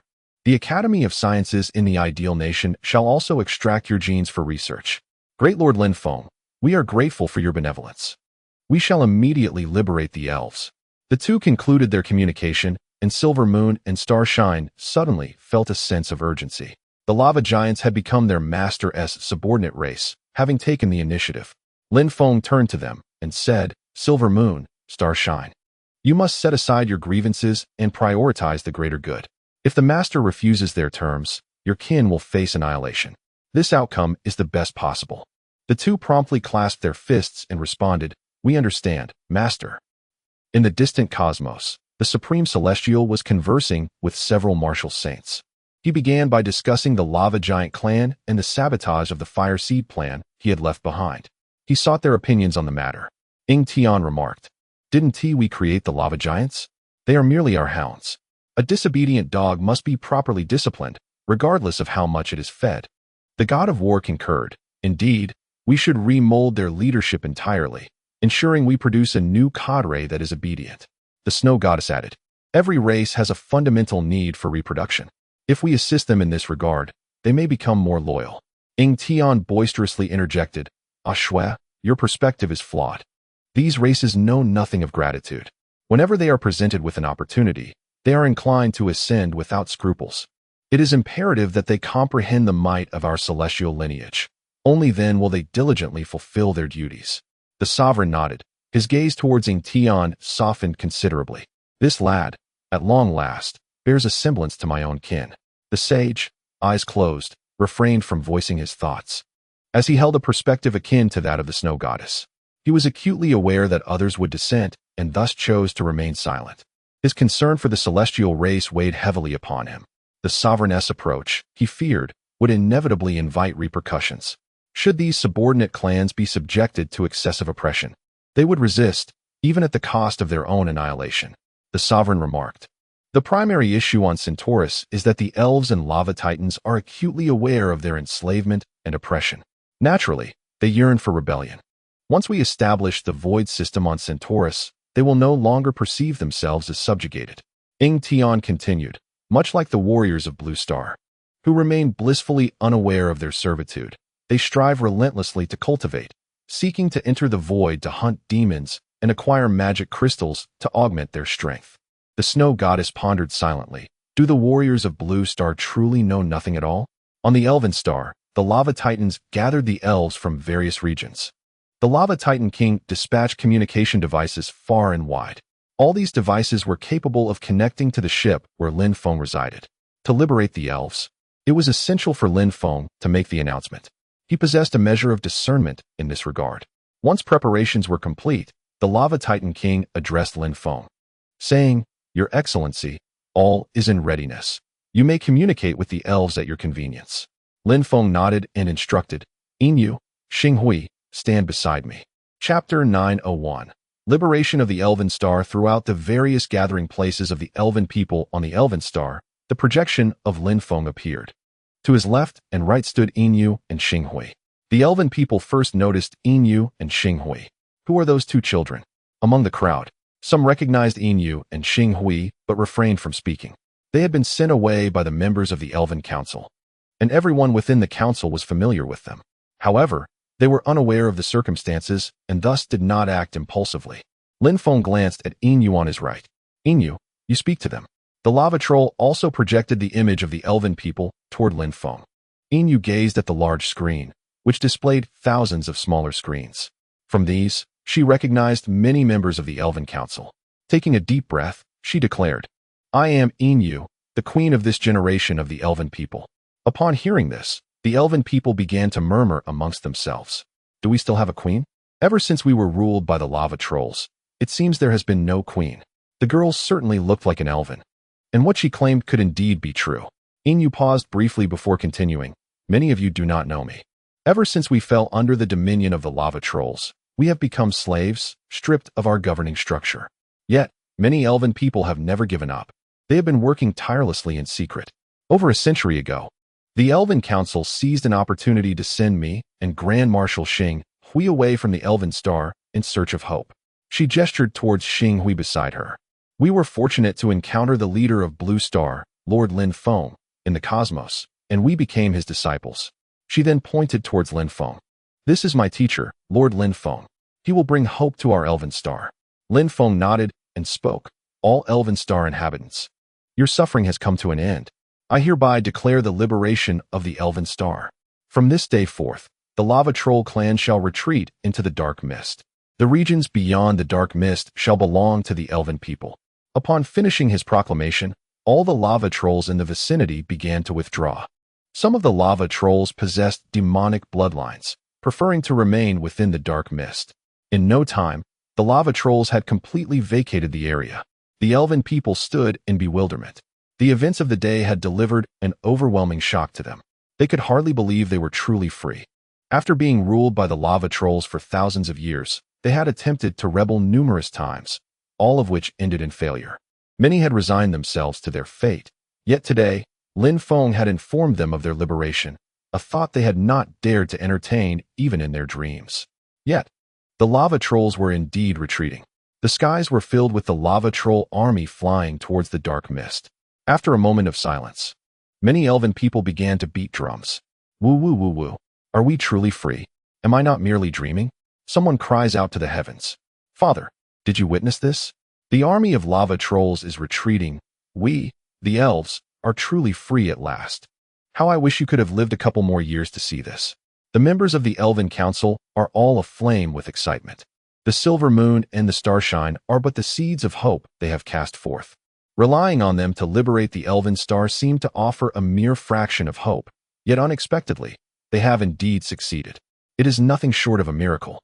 The Elven Council members are remarkably resilient, yet even so, they remain unperturbed. They harbor fears that this might be a ploy by the lava trolls, a bait to lure them out. However, the other elves refuse to entertain such doubts. A multitude of elves kneels and proclaims aloud, "Thank you, Lord Lin Feng. Thank you, Queen Silver Moon, Grand Marshal Starshine.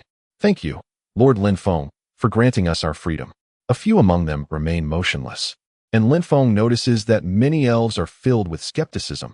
They have endured oppression for so long that they find it hard to believe in their sudden liberation. Lin Feng, however, is not anxious. Given time, they shall surely come to trust in this reality. Furthermore, these communication devices will remain here, allowing for dialogue whenever needed. The arrival of the spaceship to the Elven Star will still take a decade. Lin Feng departs to continue his contemplation of the abyss of the Azure Sea. The study of stellar martial arts is a long-term and vital undertaking, demanding unwavering dedication. Lin Feng also imparts his insights on the abyss of the Azure Sea to the Nightwalker, enlisting his aid in the contemplation. When the Nightwalker first attained his corporeal form, his strength was merely at the innate level. Now, he has reached the pinnacle of the great master realm, recovering his power at an impressive rate. Having gleaned much wisdom from his experiences, the Nightwalker offers Lin Feng numerous suggestions regarding the cultivation of techniques, thereby accelerating Lin Feng's progress in the study of stellar martial arts. Yet, he remains uncertain as to when the results will manifest. The study of stellar martial arts is profoundly taxing, both in terms of energy and time. Very few within the human alliance of the cosmos would undertake such a path.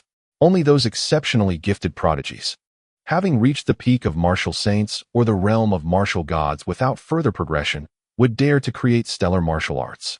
Were it not for Lin Feng's extraordinary talent, the Nightwalker would have long advised him to cease his contemplation. A month later, all the elves gather once again before the communicator. This past month has been exceedingly comfortable for them. Not a single lava troll is in sight. No longer are they driven to hunt by the crack of a whip. They are no longer confined like livestock. They can do as they please. Many have begun the arduous task of rebuilding their homes. They have started to plant flowers, trees, and shrubs, and clear the waterways. Nevertheless, a shadow of worry lingers in their hearts, fearing that such bliss might not endure. The lava trolls are formidable. They could reclaim everything at any moment, enslaving them once more. Their organized gathering today serves two purposes: to express gratitude and to ascertain how long they might enjoy this newfound freedom. A group of elven representatives, chosen for their stature, knelt before the grand screen, proclaiming with fervor, "We pay homage to Queen Silvermoon. We pay homage to Grand Marshal Starshine." They first acknowledged the identities of Silvermoon and Starshine. Silvermoon raised her hand and said, "Rise, there is no need for such formalities." She noted with a smile that most of the representatives were from the Elven Council. Lin Feng, seated in the captain's chair, observed these individuals, pondering their intentions. An elder spoke, "Your Majesty, are we truly free? Will the lava titans never enslave us again?" Silvermoon lifted her chin and replied, "My master has assured that they will not, and surely they will not." The lava titans had once dispatched a battalion of 30 lava titan kings, all of whom were vanquished by my master single-handedly. Subsequently, my master captured 30 more lava titan kings, compelling the true king of the lava titans to surrender. Thus, we, the astute ones, were granted our liberation. All eyes turned towards Lin Feng in the captain's chair, filled with reverence. The lava titan kings loomed as insurmountable foes in their minds. Yet this human had slain over 30 and captured another 30. Such prowess could rival that of the celestial sovereigns. At this moment, an elven representative, overwhelmed with excitement, exclaimed, "The lava titans have oppressed us for so long. It would be too lenient to let them go. Your Majesty, could you summon your master to eradicate them entirely?" Lin Feng felt a twinge of displeasure. This individual had overstepped, audaciously attempting to dictate his actions. The lava titan clan was now his vassal, and his relationship with them was far more intimate than that of these elves. Silvermoon furrowed her brow and admonished, "Impudence! Have you forgotten your place?" Instantly, the elves on the opposite side of the screen fell silent. Silvermoon continued, "Indeed, my master once sought to annihilate the lava titans. However, we were still en route, unable to reach them in time. When the true king of the lava titans pledged allegiance to my master, he warned that if my master did not shelter them, they would slaughter every elf on Elven Star." "What? Such a thing exists?" The elves gasped. "Aren't the lava titans allied with the celestials to oversee us? How dare they threaten us? They are on the brink of annihilation. What do they have left to fear? When the Queen's master arrives at Elven Star, their doom is assured. If you were in their position, what would you choose?" It became clear that it was the Queen's master who had saved them. The elves on the other side of the screen turned their gazes towards Lin Feng in the captain's chair. Lin Feng maintained a stoic expression as they averted their eyes, unwilling to meet his gaze again. Silvermoon stated, "We must comprehend who our true enemies are. The ones who truly enslave us, bringing misfortune upon us, are the celestial race. The lava titans, like us, are mere prisoners. Should the lava titans fail to heed the commands of the celestial sovereigns, they too would meet their demise.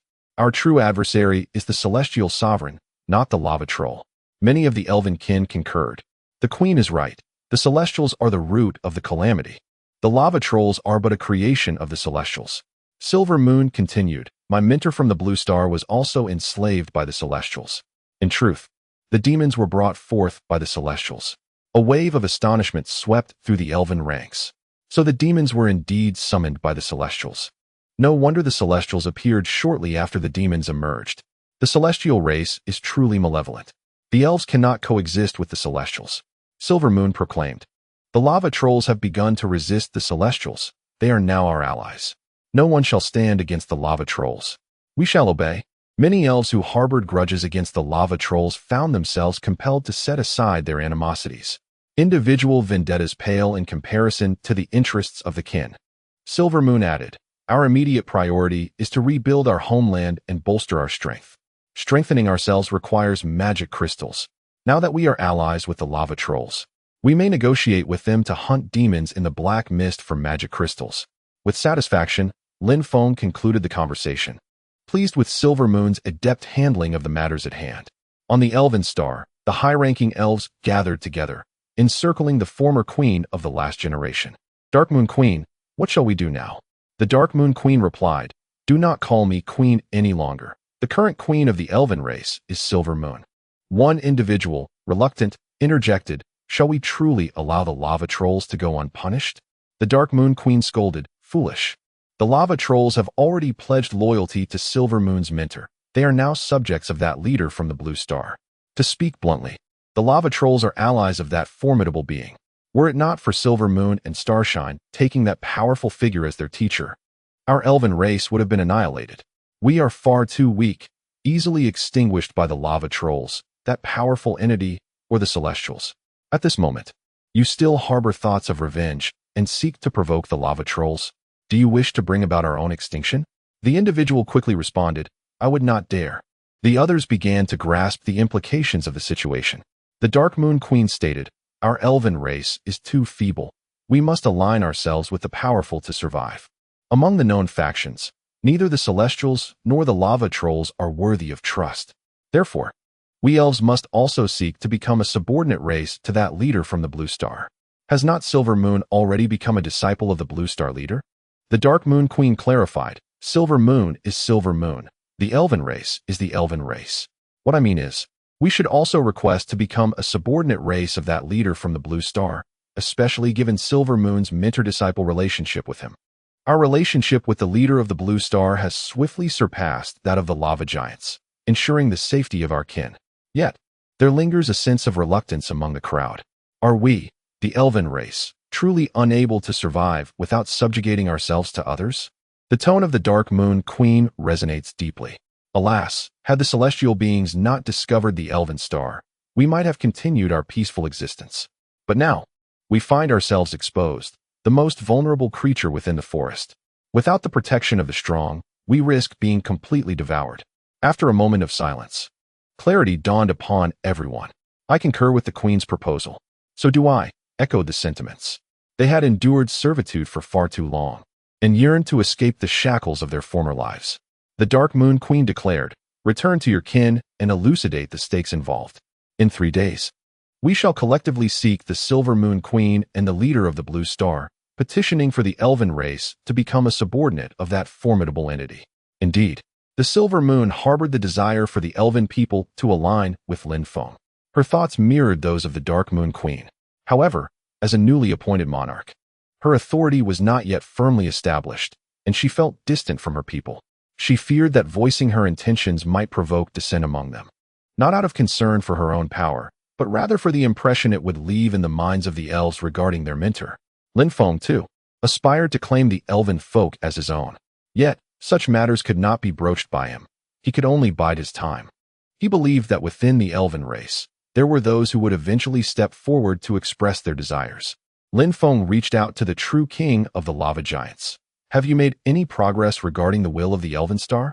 He had assigned the task of investigating this matter to the lava giant's true king.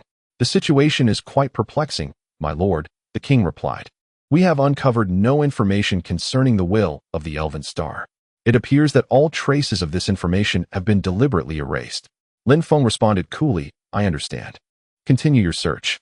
The absence of relevant information at least indicates that something is amiss. Once we have the elven people in our grasp, we can have them investigate further. Lin Feng was nearly certain that the Celestial Supreme had intentions regarding the will of the Elven Star. Once he set foot upon the Elven Star, the truth would inevitably surface. Recently, the hunting numbers from the void had surged dramatically. Lin Feng transported all 30 captured lava giant kings into the void, assigning them to hunt demons. These creatures, though not particularly astute, possessed formidable combat prowess and excelled in demon hunting. They could not be allowed to languish aboard the ship. Their skills must be put to use. 3 days later, the elven people congregated once more before the communication device. As Lin Feng beheld them, he sensed a certain loss of their innate spirit, devoid of the liberating essence that characterized Silver Moon and Starshine. Perhaps the prolonged enslavement had rendered them somewhat numb. However, they seemed to have quite a few matters at hand, frequently calling over here without reason. I wonder what they are up to this time. Chapter 902. Subduing the Elven Folk and preparing to confront the Supreme. As everyone gathered, all the Elven Folk knelt in reverence. Queen Darkmoon took the lead and addressed. Your Majesty, Queen Silvermoon, the leader of Blue Star is both formidable and humble, compassionate and forgiving. We wish to become a subordinate tribe of the Blue Star leader. We beseech your permission. A smile immediately graced Silvermoon's countenance, touched by her kin's initiative. Suppressing her joy, she nodded in agreement. Very well, I consent. Silvermoon then turned to Lin Feng. Master, please accept the Elven tribe. Lin Feng replied, I am willing to unite with all tribes that dare to resist the Celestials. I shall take you in. Silvermoon addressed her fellow elves. The leader of Blue Star has granted his approval. Let us vow together. All present elven folk collectively swore allegiance to Lin Feng and pledged to become a subordinate tribe of Lin Feng and Blue Star. Pleased, Lin Feng then bestowed upon them a plethora of cultivation techniques, which he had meticulously developed while instructing Silvermoon and Starlight, tailored specifically for the elven folk. The elven folk expressed their profound gratitude. Subsequently, he assigned them the task of gathering all information pertaining to the planetary will. Upon hearing the term planetary will, the expressions of Queen Darkmoon's entourage visibly shifted. Lin Feng observed this change intently, but refrained from probing further, recognizing the necessity for them to have time to contemplate and gather information. That day, the Nightwalker, who had not entered seclusion, witnessed the elven folk's submission. He remarked, Little Feng, your fortune is indeed remarkable. In a single outing, you have subdued 2 tribes. Once you comprehend star martial arts and attain the rank of martial sage, you will likely qualify for entry into the Cosmic Human Alliance. Lin Feng replied, The Celestials will return soon. It is likely to occur within the next few hundred years. My time is limited. The Nightwalker sighed, Alas, this may be your tribulation. Your foremost task is to fully comprehend star martial arts. Without the strength of a martial sage, it would be arduous to contend against that Celestial Supreme. Moreover, the Celestial tribe boasts more than one martial sage. If you cannot stand against one, they may overwhelm you collectively. Lin Feng's anxiety grew. He exchanged all his planetary will points for comprehension attempts. His avatars had ceased hunting and were wholly devoted to understanding. Initially, he believed he could grasp star martial arts within 200 years, but he found himself stymied at the final layer. As the Nightwalker had mentioned, the duration of mastery is unpredictable. It could be a century or even a millennium. Should he fail to overcome the Supreme, all he had established would be obliterated. Alan, Ale, Ajian, and the others would undoubtedly perish, with no assurance of reincarnation this time. He resolved to triumph.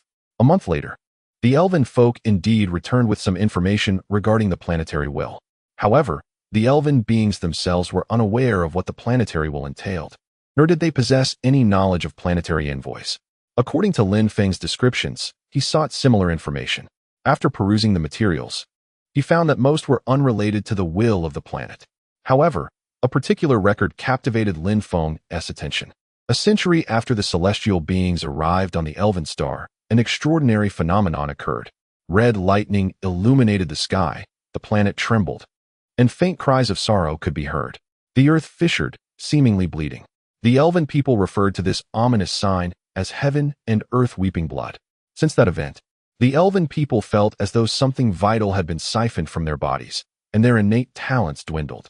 This description bore a striking resemblance to the scene of the planets while being vanquished. Could it be that the celestial sovereign had slain the will of the planet? Was the celestial sovereign a habitual offender? If the celestial sovereign had indeed supplanted the will of the elven star, every action on the planet would be under his dominion. He could not idly watch as the lava giants and elven people rebelled. Given the occurrence of heaven and earth weeping blood, it was highly probable that the will of the elven star was beyond salvation, having been extinguished by the sovereign. The sovereign's slaying of the planets would inevitably lead to his own ascendance in its stead. Lin Feng recalled a statement made by Old Lan. Forcibly usurping the soul of a planet would incur a curse, often resulting in a state of slumber. The process of seizing control over the planets would also be exceedingly protracted. It was likely that the celestial sovereign had not yet fully commandeered the will of the elven star, perhaps even finding himself in a deep slumber. This could explain his failure to thwart the rebellion of the lava giants and the elven people. If the celestial sovereign were to fully take over the planet's will, the elven race and lava giants would be condemned to eternal subjugation.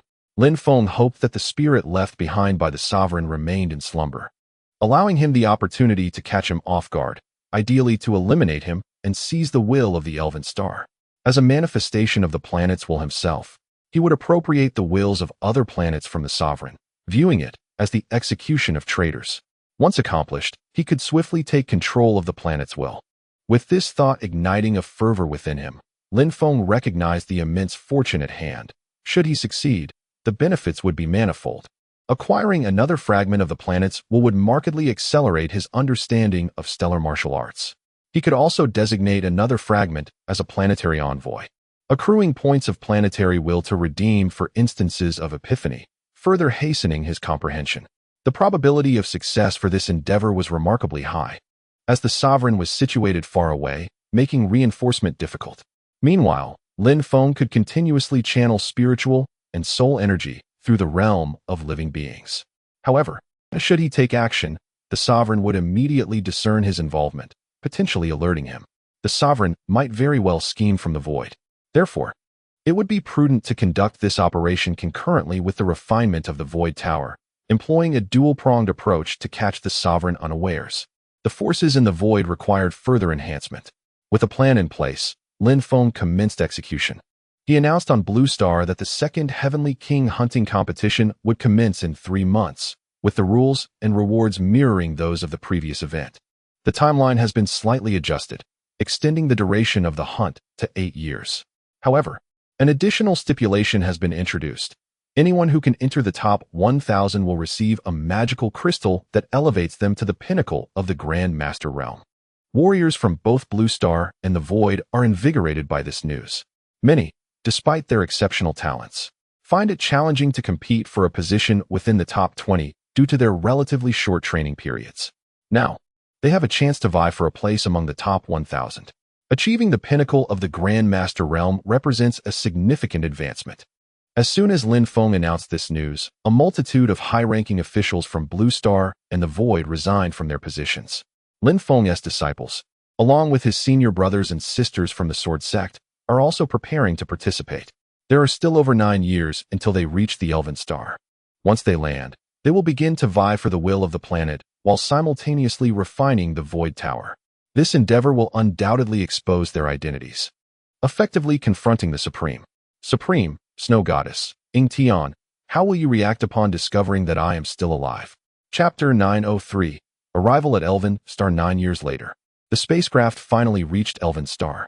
Lin Feng gazed out at the immense green orb, his heart filled with awe. The ratio of land to ocean on Elven Star is approximately 2-to-1. Over the past 9 years, the Elven inhabitants have reconstructed their homeland, adorning the land with a plethora of flora. Elven Star is orbited by 3 satellites, each larger than the moon. Lin Feng instructed his subordinates to pilot the spacecraft closer to each of the 3 satellites. He employed his mental prowess to investigate, finding no anomalies. These satellites were merely ordinary asteroids, untouched by celestial beings. Yin and Xing Hui could barely contain their excitement. They had been away for over a century, and in recent years, both had ascended to the realm of masters. Lin Feng commanded, "Prepare for landing." The 3 spacecraft began their gradual descent. swiftly arriving at the designated location, where at least 1 million people awaited. The high-ranking members of the Lava Giant clan and the Elven clan, along with their elite subordinates, had all gathered. With a resounding thud, the spacecraft touched down and the hatch opened. Clad in battle attire and draped in a crimson cloak, Lin Feng was the first to emerge, flanked by Yin Yu and Xing Hui, with Sun Yu and others trailing behind. Upon his appearance, the throng knelt on one knee, exclaiming in unison, "We pay our respects to the esteemed sovereign. Long live the sovereign." The chorus of over 1 million voices reverberated like thunder across the plains, causing the very earth to tremble. "Rise," Lin Feng gestured, and a torrent of his true chi surged forth, lifting the multitude of lava giants and elves into the air. A wave of astonishment swept through the crowd. Both Queen Dark Moon and the lava giant True King were equally taken aback. The sovereign's true chi was boundless, seemingly infinite. It was a display of power that one could scarcely believe emanated from a mortal. Lin Feng appeared utterly at ease, as if wielding this power effortlessly. Indeed, he was a man capable of standing against the celestial elite. Lin Feng intended for these individuals to clearly perceive his strength, ensuring no treacherous thoughts could take root in their minds. Once everyone had risen, Lin Feng declared, "There is no need for excessive formalities. The high-ranking officials may remain. The rest may return to their duties." Most of the crowd dispersed. Lin Feng glanced at Yin Yu and Xing Hui, who promptly dashed towards the elven assembly. The elves once again knelt, loudly proclaiming, "We pay our respects to Her Majesty the Queen, to the Grand Marshal." "Please rise," Yin Yu urged. Without hesitation, she threw herself into the embrace of Queen Dark Moon, exclaiming, "Auntie, I missed you so much." A joyful reunion ensued. Lin Feng approached the lava giant True King and inquired, "How have things been during this time? There are no suspicions from the deceivers, I trust?" The lava giant True King replied, "None at all. We have maintained a consistent hunting quota, and the celestial elite have not inquired further. They cannot possibly know what transpires on Elvenstar." Lin Feng nodded, "Excellent. Continue to uphold this." With a wave of his hand, Lin Feng opened the portal, and 30 lava troll kings materialized from thin air. The true king of the lava trolls felt an immense sense of relief upon seeing them. He had feared that Lin Feng would continue to detain them as hostages. The 30 lava troll kings first paid their respects to the true king before immediately voicing their desires. "O true king, we do not wish to return to the Elvenstar. Could you perhaps speak to the sovereign on our behalf, allowing us to remain in the void of Blue Star?" The lava trolls were somewhat taken aback, questioning what merits lay in staying there. "The people there have developed a concoction.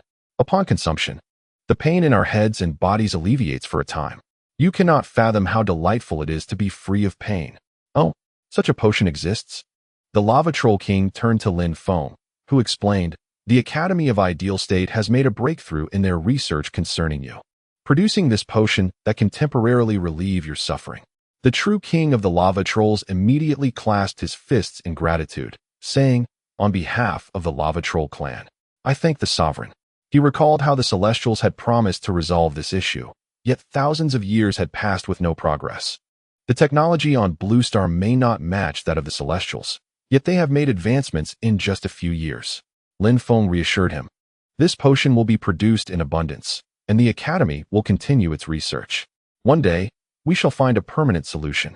The lava trolls knelt on one knee, expressing their heartfelt gratitude to the sovereign. Lin Feng, feeling a sense of kinship, replied, "There is no need for such formalities." Upon inspecting the 30 lava troll kings, the true king suddenly widened his eyes in astonishment. "How have you all enhanced your power?" Since their birth, the lava trolls' abilities had remained fixed. Consuming magic crystals merely prevented them from declining. One of the lava troll kings replied, "Initially, our intellect was insufficient to grasp human martial arts. However, with the sovereign's enlightening grace, he imparted the essence of perfected martial arts upon us, and thus our strength has surged." Over the years, Lin Feng had conducted numerous experiments on them, discovering that the lava trolls were suited for cultivating fire and earth attribute techniques, which he had subsequently bestowed upon them. The lava trolls expressed profound gratitude, feeling they had aligned themselves with the right leader. Lin Feng downplayed the significance, stating, "It is no great matter. All the martial artists of Blue Star have received my enlightenment." The true king of the lava trolls implored Lin Feng to extend this enlightening grace to their entire population. to which Lin Feng agreed, promising to do so when time permitted. Subsequently, the Lava Troll King dispatched an additional 20 Lava Troll Kings and 1,000 masters of the Lava Troll clan, requesting Lin Feng to send them to the void for hunting demons and to participate in various experiments at the academy. After a brief conversation, Lin Feng allowed them to return. Meanwhile, chaos erupted among the elves. The Dark Moon Queen could hardly believe her eyes. How have both of you managed to elevate your prowess so swiftly? It has only been a little over a century, yet you have ascended to the realm of masters. This is simply astonishing. The elven race progresses in their cultivation at an exceedingly slow pace. Even the Dark Moon Queen has only reached the master level. Silver Moon recounted how Lin Feng was able to impart enlightenment, also revealing that the warriors from Blue Star have all received this enlightenment, leading to an extraordinary acceleration in their cultivation.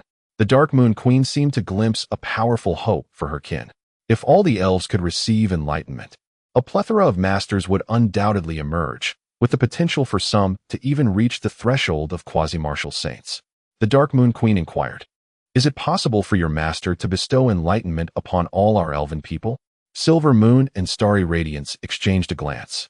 Silver Moon replied, "It should be feasible, considering that the warriors from Blue Star have all been enlightened.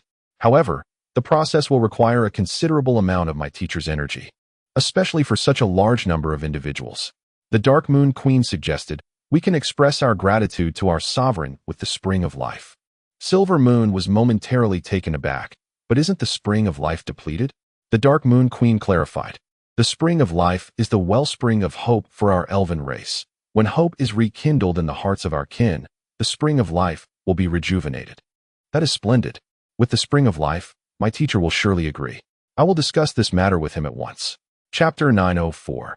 Exploring the Will of the Elven Star. The Supreme Awakening. Silver Moon, accompanied by the elven folk, approached Lin Feng, requesting him to bestow enlightenment upon their entire community. In return, they offered the waters of the Fountain of Life as recompense. Lin Feng reminisced about the elven race's Fountain of Life. Before the reign of the lava trolls over the elven people, they would use the waters of the fountain to bless newborns, enhancing their vitality. However, the fountain had long since run dry. The fact that the elven folk now sought this boon indicated that the fountain had revived. Lin Feng stated, "Take me to view your Fountain of Life." The group swiftly soared to the vicinity of the elven fountain.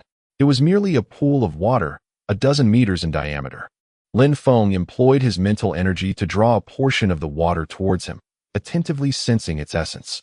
Indeed, the water harbored an extraordinary vitality, perfectly suited for foundational nurturing. Lin Feng remarked, "Quite impressive. I shall grant enlightenment to your people, provided you regularly supply me with the waters of the fountain, in quantities that do not impede your own usage. It would be best to gather your kin into several designated areas for my convenience during the process." The elven folk expressed their profound gratitude. In truth, even had they not made the request, Lin Feng would have offered them enlightenment, as it would enhance his own mental prowess.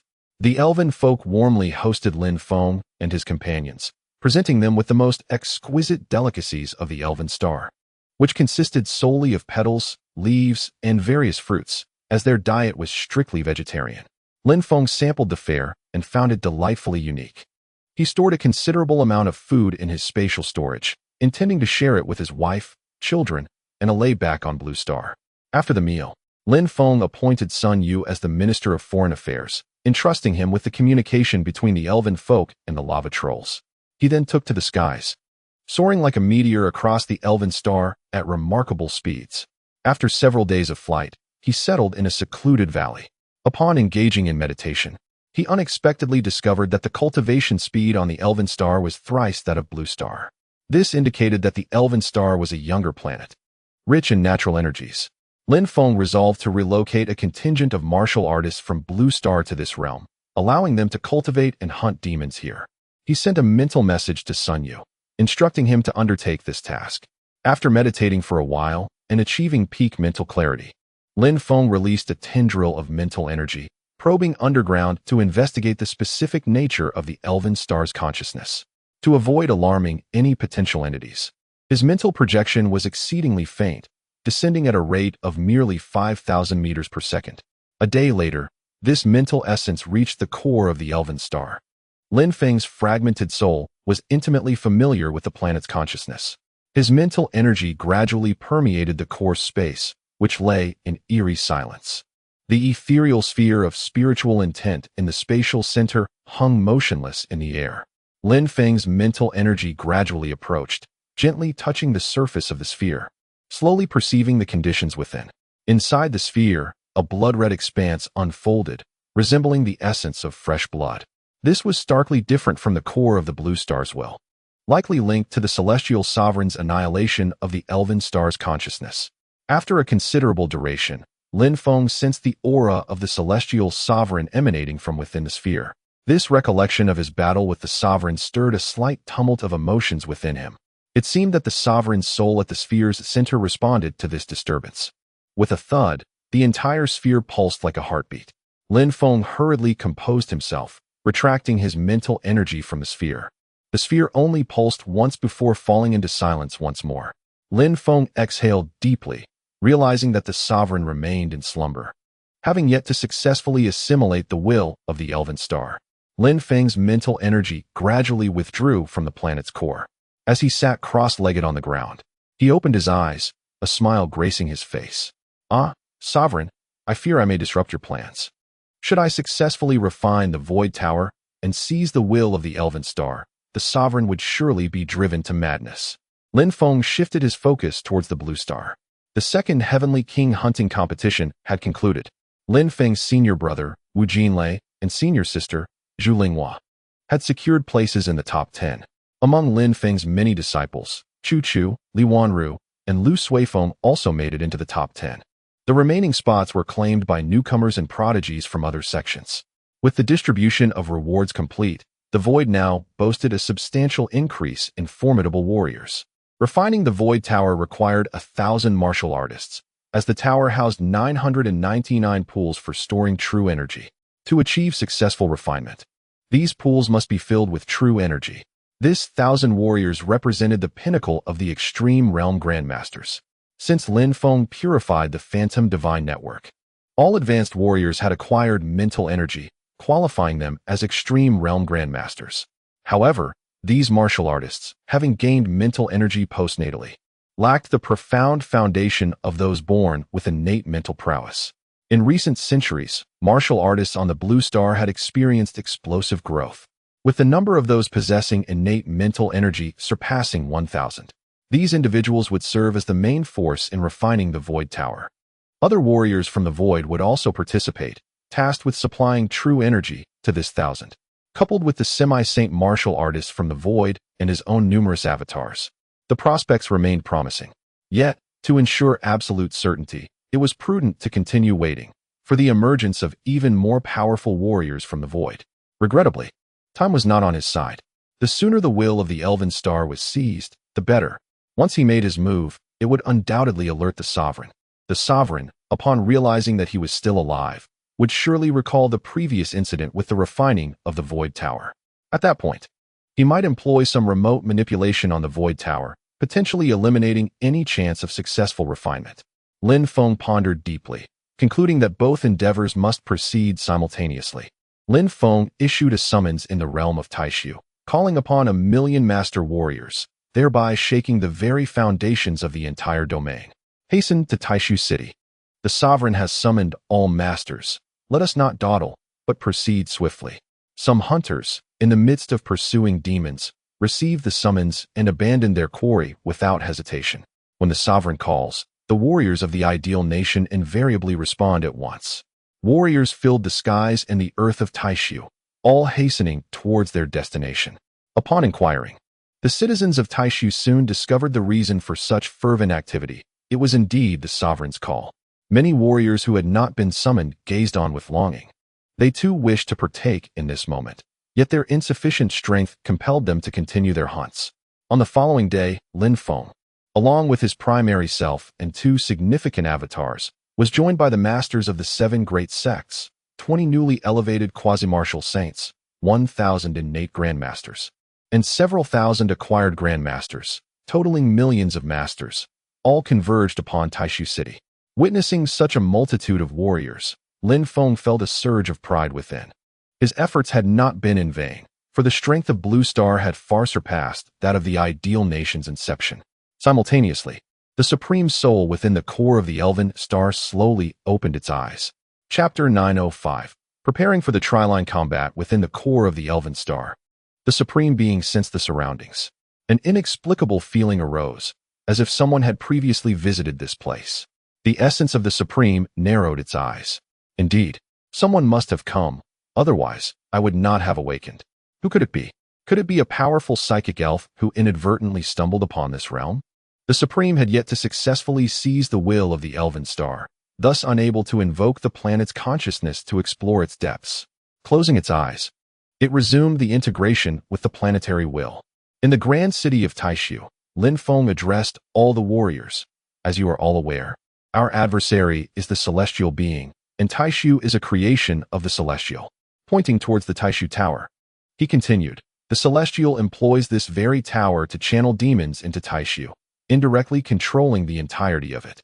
Should the supreme desire, he could amplify the demons within Taishu 100-fold, 1,000-fold. You must join me in refining this Taishu Tower. Should we fail, the entire Taishu faces annihilation. Yet if we succeed, Taishu shall truly belong to us. Some may opine that waiting several hundred years to refine the Taishu Tower would be a safer course, considering the ever-increasing power of the Blue Star. However, I must convey that, due to certain circumstances, we have run out of time. This operation will inevitably draw the attention of the Celestial Supreme, and all must exert their utmost effort. Should we succeed, all shall be richly rewarded. Upon concluding his speech, the surrounding warriors erupted in fervor. We vow to refine the Taishu Tower. We vow to defend Taishu. We vow to follow the sovereign to the death. Lin Feng raised his hand to silence them, and they immediately fell quiet. Now, I shall impart to you several techniques. Subsequently, we will practice together.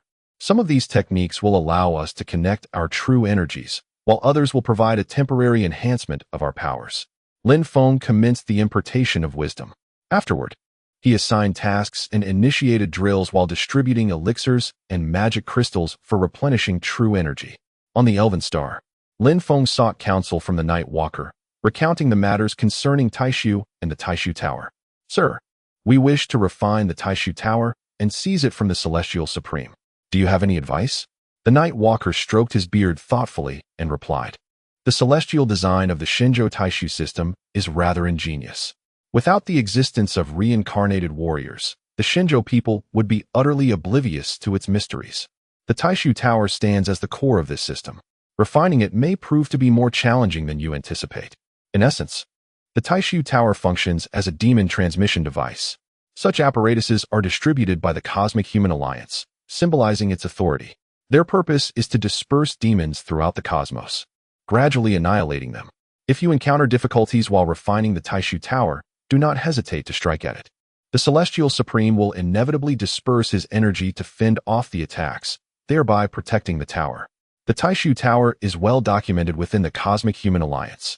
Should it sustain damage, it would be sufficient for that supreme celestial being to savor a cup of tea. He is compelled to safeguard the Taishu Tower.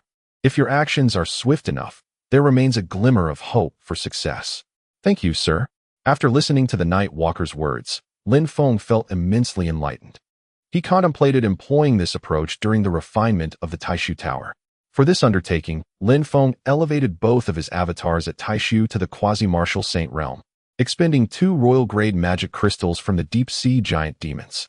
The avatar that absorbed the royal-grade magic crystal from the shark giant demon experienced a surge in physical strength, while the one that assimilated the crystal from the sea serpent giant demon enhanced its electrical power. Both avatars surpassed the average quasi-martial saint in strength. Additionally, Lin Feng boosted another avatar on the divine continent to the quasi-martial saint realm, consuming a royal-grade magic crystal from the lava giant demon. Now, everything is in place, awaiting only the favorable winds. Lin Feng poured a cup of tea for the Night Walker. Sir, are there any other methods to increase the success rate? The Night Walker pondered briefly and replied, none. The rest relies solely on your formidable strength. However, if you do successfully refine it, you can switch to the Demon Passage, directly summoning demons from the Cosmic Human Alliance to this side. Why is that? The Taishu Tower you aim to refine is undoubtedly connected to the Demon Passage of the celestial beings. The number of demons hunted is counted as belonging to the celestial beings. The Cosmic Human Alliance periodically supplies resources based on the number of demons hunted by the Celestials. In essence, while you may gain magic crystals from demon hunting, the majority of the benefits accrued from hunting demons are appropriated by the Celestials. You have been effectively working for them. If you switch the demon passage to the Cosmic Human Alliance, you will be working for yourselves. The demons you hunt will count in your favor. Even if you are not yet a member of the Cosmic Human Alliance, should you hunt enough demons, you will eventually become a provisional member. The second advantage of this approach is the reduction in the number of demons hunted by the Celestials, thereby diminishing their profits. The Taishu Tower was acquired by the Celestials from the Cosmic Human Alliance. Can it truly belong to me once I refine it? Indeed, once you refine the Taishu Tower, it will be yours. Will that Supreme Being not act out of desperation and destroy the Taishu Tower? Rest assured, he lacks the courage to do so. If the Taishu Tower were to perish in his hands, the loss would be unbearable for him. The Elven Star also possesses a demon transmission device. It should operate on the same principle, correct? If I seize it, will it then belong to me? Yes. Lin Feng's mind began to race with possibilities. He resolved to launch a three-pronged offensive, simultaneously attempting to seize the demon transmission device on the Elven Star. Once acquired, he would alter the passage to directly obtain demons from the Cosmic Human Alliance. Then, he urged his subordinates to devote themselves to hunting demons. Striving to become a provisional member of the Cosmic Human Alliance, Lin Feng suddenly pondered a question. Why had he not uncovered this information during his soul searching? It seemed that the Nightwalker possessed means to shield against soul probing, and he could not underestimate him. A flicker of vigilance ignited within Lin Feng. The Nightwalker had always appeared harmless over the years, causing Lin Feng's guard to wane. Yet, he must not forget that this venerable figure was more formidable than the Supreme. As soon as this thought crossed Lin Feng's mind, the Nightwalker chuckled. You're quite the cautious one, aren't you? You even guard against me. If you're so concerned, why not take me as your master? Lin Feng awkwardly smiled. I beg your pardon, esteemed sir. My nature is inherently cautious. I merely recalled your formidable strength. Caution is indeed a virtue. Had I possessed your level of prudence, I would not have found myself in such a predicament. I was simply too arrogant, believing I had reached the pinnacle, that no one would dare challenge me. Ultimately, I capsized in the gutter. Noticing the Nightwalker's momentary melancholy, Lin Feng swiftly changed the subject. Sir, might I inquire about the benefits of becoming a provisional member of the Cosmic Human Alliance? Chapter 906. Everyone mobilized. Betting everything, the Nightwalker remarked. Becoming a provisional member of the Cosmic Human Alliance offers little advantage. It merely serves to inform the Alliance of your civilization on Blue Star. The Cosmic Human Alliance will occasionally pay attention to you. Lin Feng comprehended that the current civilization of Blue Star was hardly on the radar of the Cosmic Human Alliance, which barely acknowledged its existence. Achieving the status of a provisional member at least grants some recognition, which is commendable. The Nightwalker continued, although there are no tangible benefits. This step is significantly beneficial for your accession to the Cosmic Human Alliance. Once you become a provisional member, if you can surpass the Martial Saint level, the Alliance will swiftly become aware of your progress and extend an invitation. Lin Feng nodded. I understand. Since we are preparing for a three-front battle, we must delay our timeline. On the Elven Star, Lin Feng convened the high-ranking members of the Elves and the Lava Giants to discuss this matter. I have investigated. The demon teleportation device on the Elven Star is what you refer to as the Holy Tower. The celestial beings utilize the Holy Tower to transport demons to the Elven Star. Most of the benefits we gain from hunting demons have been appropriated by the Celestials. Thus, you have been laboring for them. I intend to send a contingent of warriors from Blue Star to assist you in refining the Holy Tower and reclaiming it from the Celestials. The Elves and Lava Giants appeared somewhat bewildered. The Lava Giant King inquired, Your Majesty, what is the Cosmic Human Alliance? The Elves also turned to Lin Feng, clearly eager for clarification. The Cosmic Human Alliance is a mightier force than the Celestials. It is a grand coalition of various human civilizations across the cosmos. The Celestials are merely an inconspicuous member within this vast entity. Once we seize the Holy Tower, we can directly switch its demon portal to connect with the Cosmic Human Alliance. Subsequently, when we hunt demons, it will no longer involve the Celestials. At that point, we shall become the leaders, and slaying more demons may even facilitate our accession to the Cosmic Human Alliance. Should we truly join the Alliance, We will stand on equal footing with the Celestials, who will be unable to act against us. Inu asked, if we join the Cosmic Human Alliance, will we be entirely liberated, no longer threatened by the Celestials? Indeed. However, the conditions for joining the Cosmic Human Alliance are quite stringent. Hunting demons is merely one of the prerequisites. The Lava Giant King stated, regardless, we now see a glimmer of hope in escaping the threat posed by the Celestials. Rest assured, Your Majesty, our Lava Giant clan will exert every effort in refining the Holy Tower. Inu added, we, the elves, will also commit ourselves fully. Please, Master, instruct us as you see fit. Lin Feng commanded, immediately gather all experts of the postnatal pinnacle level and above from your 2 clans around the Holy Tower. Expedite your actions. Understood. We shall comply. The 2 promptly returned to rally their kin. On the distant realm of Blue Star, Lin Feng has summoned an impressive assembly of 20 million martial artists of innate realms and above, imparting to them esoteric techniques beneficial for the refining of the Holy Tower. He generously disseminates magical crystals without restraint. Meanwhile, in the Void, those martial artists who were unable to partake in the refining of the Void Tower have been recalled to the Shenzhou continent by Lin Feng, perfectly positioning them to participate in the refining of the Holy Tower on the Elven Star. However, the power of the Holy Tower remains somewhat inadequate. The most formidable experts from the various continents of Blue Star have all ventured into the Void, preparing to refine the Void Tower, leaving behind relatively weaker practitioners. Lin Feng then contemplated the Deep Sea clans. Over the years, these clans have enjoyed peaceful development, advancing at a remarkable pace. He transmitted techniques to them for resisting water pressure, breaking the ice, and allowing the Deep Sea clans to venture into the vast ocean. Presently, there are 50,000 adept warriors among the Deep Sea clans capable of surviving on the surface, as well as on land. This upcoming 3-front battle marks the first confrontation between Lin Feng's faction and the Celestial Sovereign. The potential consequences of failure are dire, thus, every ounce of strength must be mobilized. With this thought in mind, Lin Feng promptly communicated with the Deep Sea clans of Blue Star, summoning their elite warriors.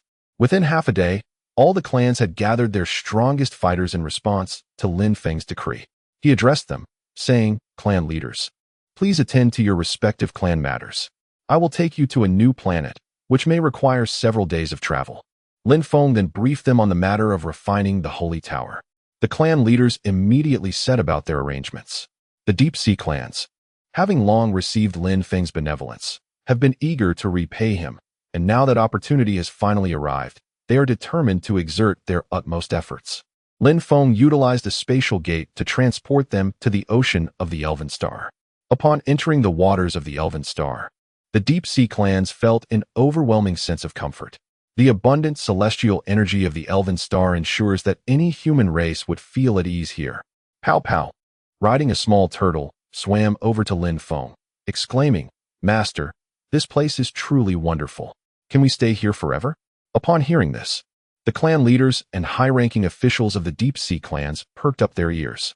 Lin Feng chuckled and replied, if we succeed in refining the Holy Tower this time, you may send some of your kin to settle here. Pow Pow, filled with joy, swam in circles around Lin Feng, exclaiming, this is fantastic. This is fantastic. Lin Feng then imparted enlightenment to the Deep Sea clans, distributing magical crystals and elixirs. The experts from the Elven and Lava Giant clans began to converge towards the Holy Tower. Sun Yufei flew over to Lin Feng, stating, Boss, how could our demon clan possibly be left out of this? Bring our demon warriors along too. Those rascals in my family have been idle, and it's high time they got some exercise. Initially, Lin Feng had not considered the demon clan, as most of them lacked true qi and could not participate in the refining process. However, the act of attacking the Holy Tower requires manpower, making it an ideal task for the demon clan to undertake. By enlisting the demon clan to assault the Holy Tower, a portion of the effort required for its refining could be conserved. Lin Feng nodded, acknowledging the urgency of the matter. We must not delay. I shall escort you back, and you will immediately summon the elite of our clan. Very well, just watch me, Chief, Sun Yu replied. Upon his return, he gathered the guardian beast kings, ministers, and his family together. Transforming into a 5-clawed fire dragon, he soared through the skies. My sons, we have trained our forces for 1,000 days, and now the time has come to deploy them. Let us embark together. Lin Feng utilized a spatial portal to transport 500,000 beast warriors to the vicinity of the sacred tower. He bestowed upon them another round of enlightenment and distributed an immense quantity of magical crystals, ensuring that every beast was well fed. The amount of magical crystals was staggering, reaching into the tens of trillions. The accumulated resources of the Ideal Kingdom and the Elf Star were entirely consumed by Lin Feng in this endeavor. He had staked everything on this venture. Should he fail this time, the economy of the Ideal Kingdom would face dire consequences. Lin Feng intended to assess the situation at the core of the Elf Star. He projected a sliver of his mental energy towards that core, unaware that the supreme soul of the Elf Star had already awakened.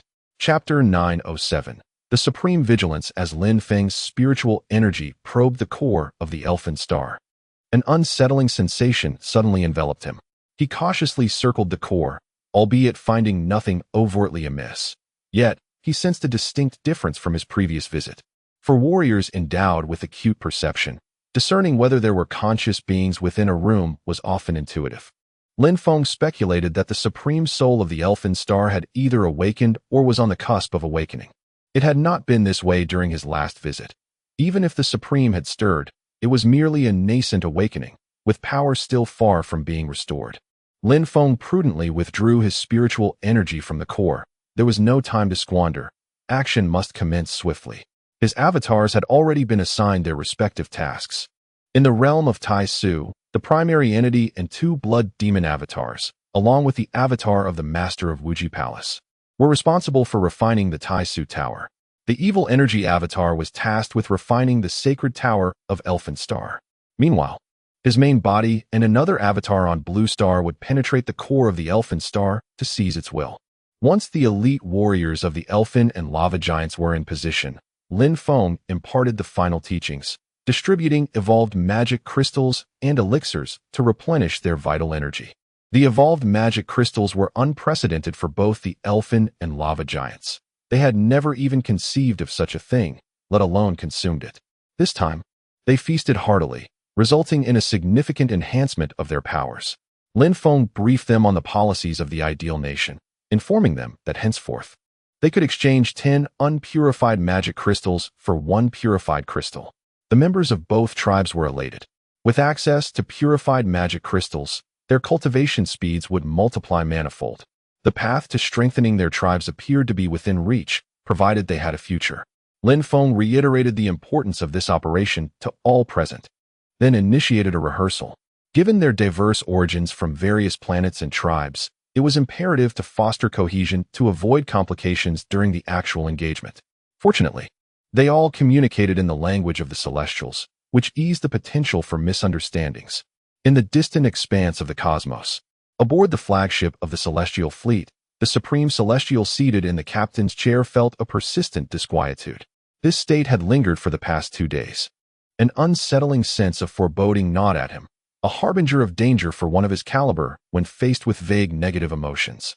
He pressed a button on the captain's chair, summoning a virtual console to relay a message convening a meeting with the other Celestial Martial Saints. Moments later, images of the other Martial Saints materialized around him. Ying Tian, with his usual brashness, inquired, "Old man, what is the agenda for today's meeting?" The Supreme shot him a glare. Ying Tian swiftly straightened his posture and corrected himself. "Supreme, what commands do you have?" The Supreme scanned the group and remarked, "Lately, I have been plagued by an unsettling feeling. This is highly abnormal. It seems that something is on the verge of occurring. Do any of you feel anything?" Several individuals exchanged glances, all shaking their heads in unison. Ying Tian scratched his head and remarked, "I do not share such sentiments. I have been quite well these days." Recently, Ying Tian had found himself rather bored, becoming enamored with virtual gaming, spending his days in joyous immersion within that digital realm.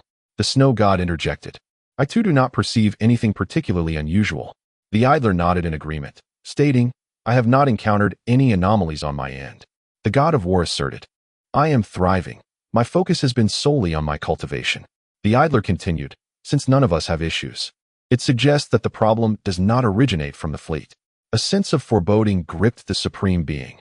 It appeared that the trouble lay with him, and he feared impending complications. In that fleeting moment, myriad thoughts cascaded through his mind. He recalled the unsettling occurrences at the Tower of Void, the ignition plan of the lava trolls, and the unexpected awakening of his soul on the Elven Star.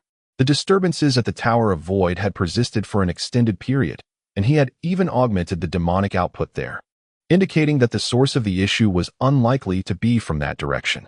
Thus, the concern must reside with the Elven Star. He realized he had overlooked numerous factors. The Lava Troll clan had always been stable. Why then had they suddenly initiated a plan for ignition? Was it merely a long-term consideration? Or had they encountered an existential threat? Furthermore, why had his soul awakened on the Elven Star? Was it merely a coincidence? The Supreme Being fell into contemplation as the other martial saints observed in silence. The Supreme Being was the cornerstone of the Celestials, immensely powerful. What troubles could he possibly face? Suddenly, a thought struck him. During his recent communications with the Lava Troll clan, he had not seen a single elf. This was rather unusual. When he surveyed the surroundings with the Holy Tower, the scope was quite extensive. In previous observations, he had always spotted elves soaring through the skies. Why had he not seen them in recent times? He closed his eyes to commune with the Holy Tower of the Elven Star. A radiant white light emanated from the tower, and the Supreme Being's visage appeared upon its facade. He inquired, "Has anything transpired of late?" The Lava Troll's sentinel replied, "Reporting to your supremacy, nothing unusual has occurred." The Lava Trolls were known for their straightforwardness, seldom prone to deceit. The true king of the Lava Trolls feared that his subordinates might reveal something amiss. Thus, he had kept them uninformed. The sentinels were unaware of Lin Feng's arrival, nor did they know of the liberation of the elves. They still believed the Elven Star remained as it had always been. They were even indoctrinated to fight for the Supreme Being. Consequently, the Celestial Supreme had discerned no issues whatsoever. The Celestial Supreme queried, "Why have I not seen any elves in the vicinity recently?" The Lava Troll guard responded, The true king fears that those lowly elves might compromise the sanctity of the Holy Tower, thus prohibiting them from approaching within a 100-mile radius." The Supreme Being narrowed his eyes, commanding, "Summon the true king to me at once." The guard promptly dispatched a messenger to notify the true king of the Lava Trolls. The Lava Giant King, accompanied by his kin, was rehearsing the method to refine the Void Tower when he received some unexpected news. Approaching Lin Feng, he remarked, "Your Majesty, the Supreme wishes to see me suddenly, which is rather unusual." "Why do you say that?" Lin Feng inquired. "In recent years, the frequency of the Supreme's communications with me has increased considerably, yet it follows a certain pattern. Typically, barring unforeseen circumstances, he would only reach out once a year at most. Just a few days ago, he contacted me, and now again today. This is quite out of the ordinary." The Night Stalker had previously assisted Lin Feng in analyzing this matter. The communication capabilities of the Holy Tower vastly exceed those of the Void Tower. Yet the suppression abilities of the Void Tower are even more formidable. Overall, the Void Tower is a more powerful artifact than the Holy Tower. The reason the Supreme placed the Holy Tower on the Elven Star is that he seeks to seize the will of the Elven Star and must maintain contact with it. The Supreme's frequent communications with the Lava Giant King raises the question, has the core spirit of the Elven Star, the Supreme, discovered something significant? According to the original plan, they were to rehearse for one more day before initiating their actions. However, if the Supreme has become vigilant, they must commence immediately. Lin Feng advised, "You should attend to the Supreme first and ascertain his purpose." He then notified the Void side to remain in a state of readiness at all times. "Understood," replied the Lava Giant King, who promptly led his men toward the Holy Tower. Chapter 908. The action commences early. The Supreme Lord's fury, the Lava Giant Troll King, approached the vicinity of the Holy Tower. Kneeling on one knee, he spoke, "O great Supreme Lord, what is it that you have summoned me for?" The Supreme Lord gazed intently at the Lava Giant Troll King for a considerable time before inquiring, "Has anything of note transpired on the Elven Star recently?" The Supreme could only converse through the Holy Tower, being unable to investigate through other means. The Lava Giant Troll King replied with a calm demeanor, "Nothing particularly significant has occurred. All is proceeding as usual. However, I have noticed a considerable reduction in the number of elves around. I merely instructed them to refrain from approaching. Those wretched elves hold no right to come near the Holy Tower." The Supreme, somewhat skeptical, responded, "I have not seen the elves for quite some time. Go summon all the elves within 1,000 miles. I wish to see them." "Yes," the Lava Giant Troll King affirmed, departing from the Holy Tower. He conveyed the Supreme's request to Lin Feng, who surmised that the Supreme might suspect there was an issue with the elves. However, he had not yet considered himself a suspect. Presenting the elves would certainly unveil the truth. The elves had been liberated and were now vastly different from before. Once, they had been like soulless husks, devoid of spark in their eyes. Now, they radiated confidence and vitality. Bringing the elves to the Holy Tower would undoubtedly reveal the discrepancies. It would take at least half a day to gather them, and time was still ample. Lin Feng's true body and avatar arrived at the Elven Star. The two forms found a location to sit in meditation. For powerful souls emerged from the consciousness of both bodies, each adorned in armor. Enveloped in the divine light of the earth, wielding soul weapons. The Blood Soul Mace, Soul Binding Rope, Soul Shuttle, and Madness Ring were all brought along. The four souls soared towards the core of the Elven Star. Meanwhile, those from the Void were also in place, arranged in a precise, circular formation surrounding the Void Tower. The individuals on the Elven Star had undergone extensive practice throughout the day, growing increasingly synchronized and ready for action. As Lin Feng's four souls approached the core of the Elven Star, he declared, "Does the Supreme not wish to meet the denizens of the Elven Star? Then let us bring these formidable experts forth for him to behold. All of you, follow my lead." The elves took the forefront, millions soaring towards the Holy Tower. Those elves not participating in the operation sat atop the trees, offering prayers for their companions. Even the not-so-bright lava giant sensed the tense atmosphere. On the Blue Star, the ordinary populace also caught wind of the unusual stirrings. Recently, the activities on the Blue Star had been quite pronounced, with numerous warriors summoned away. Many departments and sects had become notably quiet, leaving only lower-tier warriors to attend to daily affairs. The leaders of various departments and the Golden Eagles had all vanished. The total number of warriors summoned across the Blue Star reached at least several million. It is said that both the Deep Sea Demon Clan and the Beast Clan have been summoned by the Sovereign. What endeavor could possibly require tens of millions of elite warriors? It is almost unimaginable. The Western continent, however, remains quite tranquil. The Frostblood Wolf Clan is too weak, and Lin Feng has not mobilized them. The experts from the Northern continent have also been reassigned. The common folk believe that war is imminent, even beginning to hoard provisions. The people of Tai Su sense an ominous atmosphere, having been relocated to several major cities. The tension in the air rivals, if not exceeds, that of the innate calamity. The ideal state is regarded as a utopia in the hearts of the populace, with no one wishing for any turmoil within its bounds. Many are fervently praying for Sovereign Lin Feng. Over 100 million young souls from Blue Star wish to contribute to their nation, flocking to the Martial God Hall and various sect registration points, eager to enlist as warriors. On the Elven Star, the Lava Giant King has brought 1 million elven experts to the vicinity of the Holy Tower. The Supreme, observing the spirited elven warriors, is filled with both astonishment and fury. The Supreme exclaims, "Why has this occurred? I demand an explanation." The Lava Giant King responds, "To enhance hunting efficiency, we have adopted a free-range strategy for the elves, allowing them to rebuild their homes and no longer interfering with their freedom. The overall strength of the elves has significantly improved, and their efficiency in hunting demons has increased, which is indeed a positive development." The Supreme angrily retorts, "Fool! Who authorized you to do this? Restore the previous order immediately. First, exterminate half of the elves, and then confine the remaining ones. Transform the Elven Star into a hellish realm. Any improvement in the environment or strength of the elves is detrimental to the Supreme's ambition of refining the will of the Elven Star." His words incite a deep flush of anger among the elves present. Silver Moon, Starshine, and other high-ranking members clench their fists tightly. Silver Moon internally curses, "This arrogant scoundrel." The Celestial Sovereign shows utter disdain for the elves. In front of so many astute individuals, he dares to openly declare the slaughter and enslavement of the elves. Fortunately, the elves have sought refuge with Sovereign Lin Feng. From behind the elves, Lin Feng's malevolent doppelganger emerged, delivering a powerful punch to the Holy Tower. The impact resonated with a thunderous boom, causing vibrations to ripple through the air.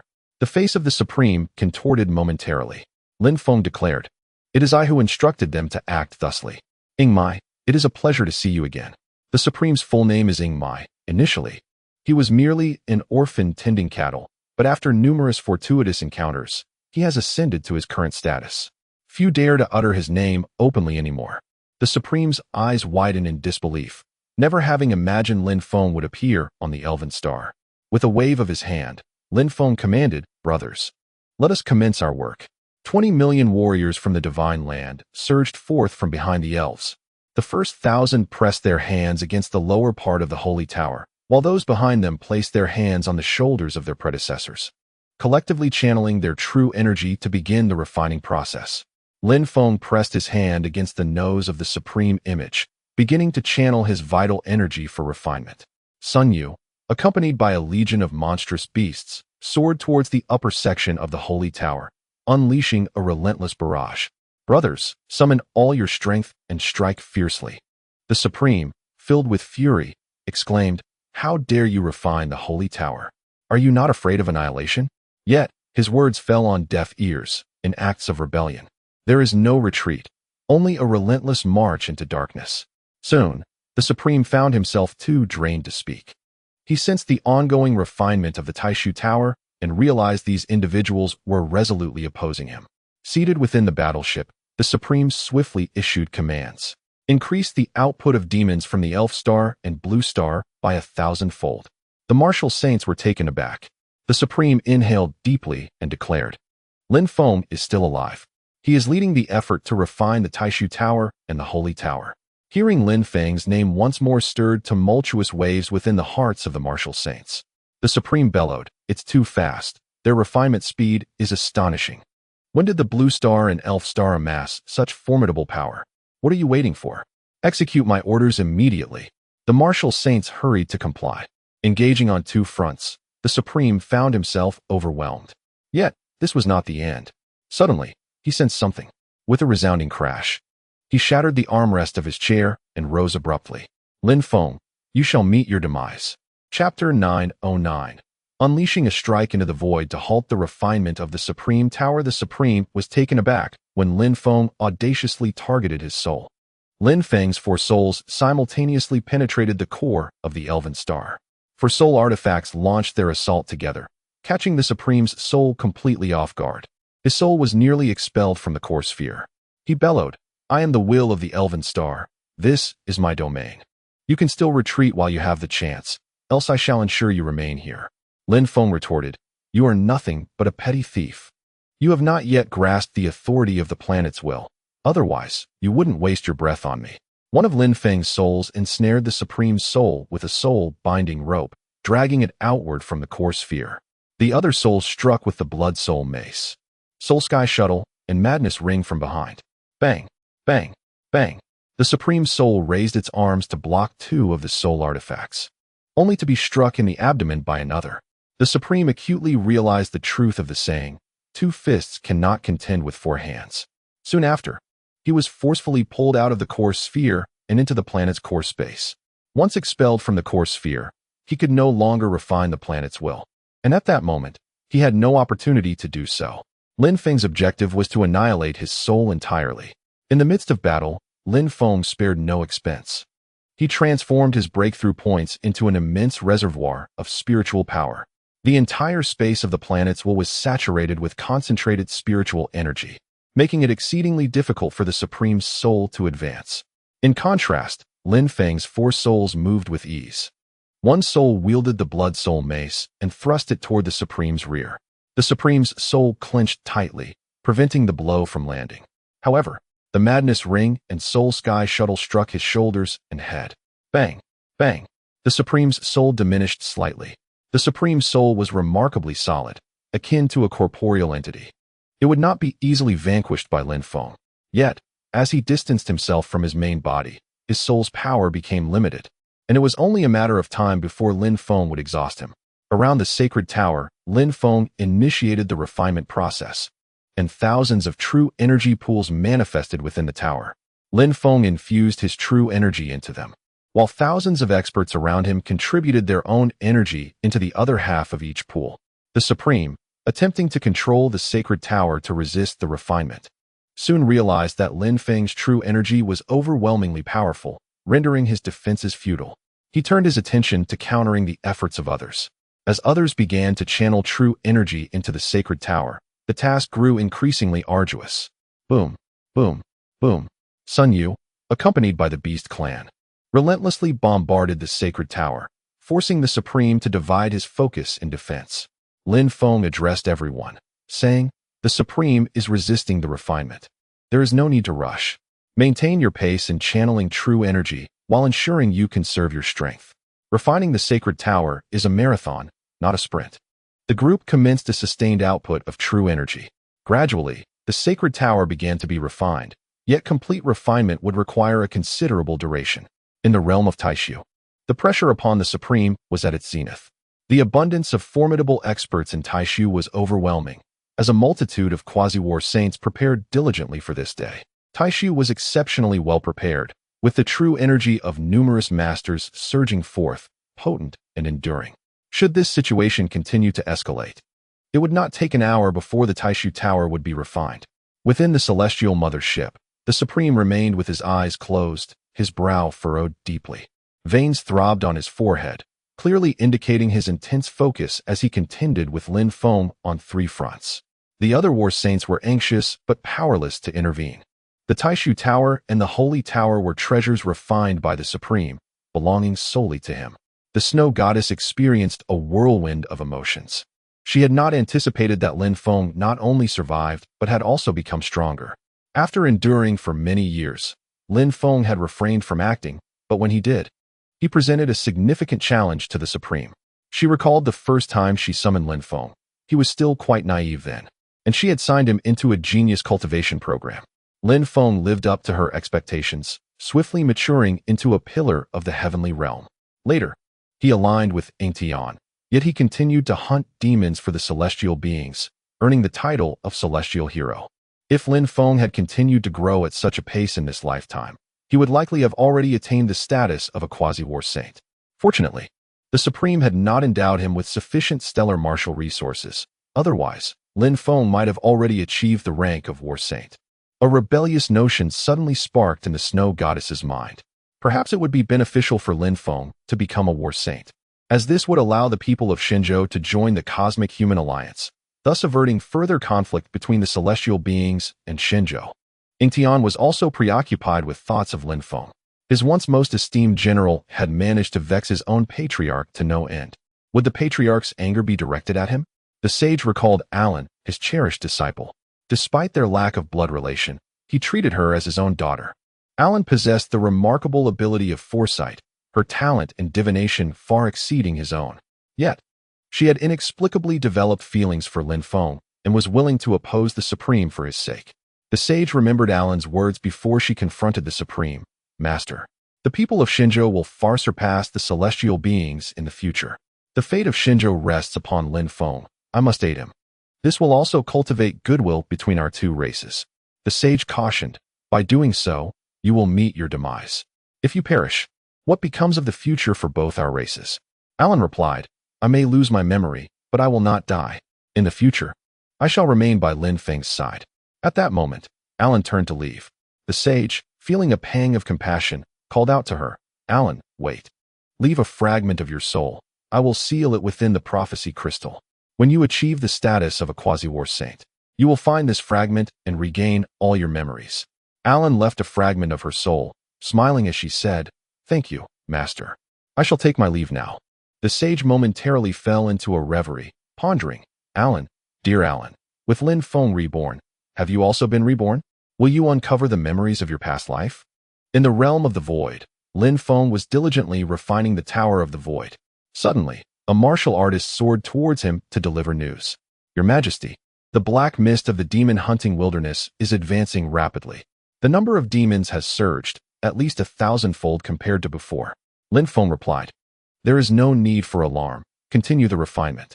Let the martial forces on the periphery deal with those demons. Our ideal nation has prepared for this day for 200 years, crafting countless tools for demon extermination. Even if the demons have increased 1,000 times, they shall not breach the Tower of the Void in the short term." Lin Feng had anticipated that the sovereign would resort to such a tactic. The Blue Star had long been manufacturing machine guns and artillery, with bullets and shells inscribed with the mark of the demon's sword. Now, they were proving their worth. The demon hunters of the void could utilize these weapons to fend off intermediate and low-level demons. Surrounding the Tower of the Void were numerous strongholds, both large and small. As the black mist approached these strongholds, they unleashed a torrent of firepower. The sound of gunfire and explosions filled the air, as countless bullets and shells pierced through the black mist, accompanied by the agonizing cries of demons, causing the advance of the mist to come to a standstill. Those within the Tower of the Void could continue their refinement in peace. An hour passed, and half of the Tower of the Void had been refined. With a loud crack, the rope binding Ali's ankles suddenly snapped. Ali was overjoyed, desperately channeling his vital energy into the Tower of the Void. Meanwhile, aboard the Celestial Mother's ship, the Sovereign, his bald head glistening with sweat, was taken aback. He had not anticipated that it would be the Tower of the Void that faltered first. The Sovereign commanded, "The Tower of the Void cannot hold out any longer. Join me in launching a Void Strike. We must prevent them from completing the refinement of the Tower of the Void." Chapter 9:10. 1 against 5 Martial Saints utilizing the Void Strike is an endeavor that demands immense reserves of both vital energy and mental fortitude. When the attack traverses vast distances, its potency dwindles to a mere 1%. The esteemed Martial Saints find themselves unable to execute this feat independently. It necessitates the guidance of the Supreme, who must also bear a hefty toll. A tremor of dread courses through the hearts of the Martial Saints. Realizing the gravity of the situation, it appears that Lin Feng poses not only a significant threat to the Supreme, but could potentially deal a devastating blow. The collective mental energies of the Martial Saints intertwine.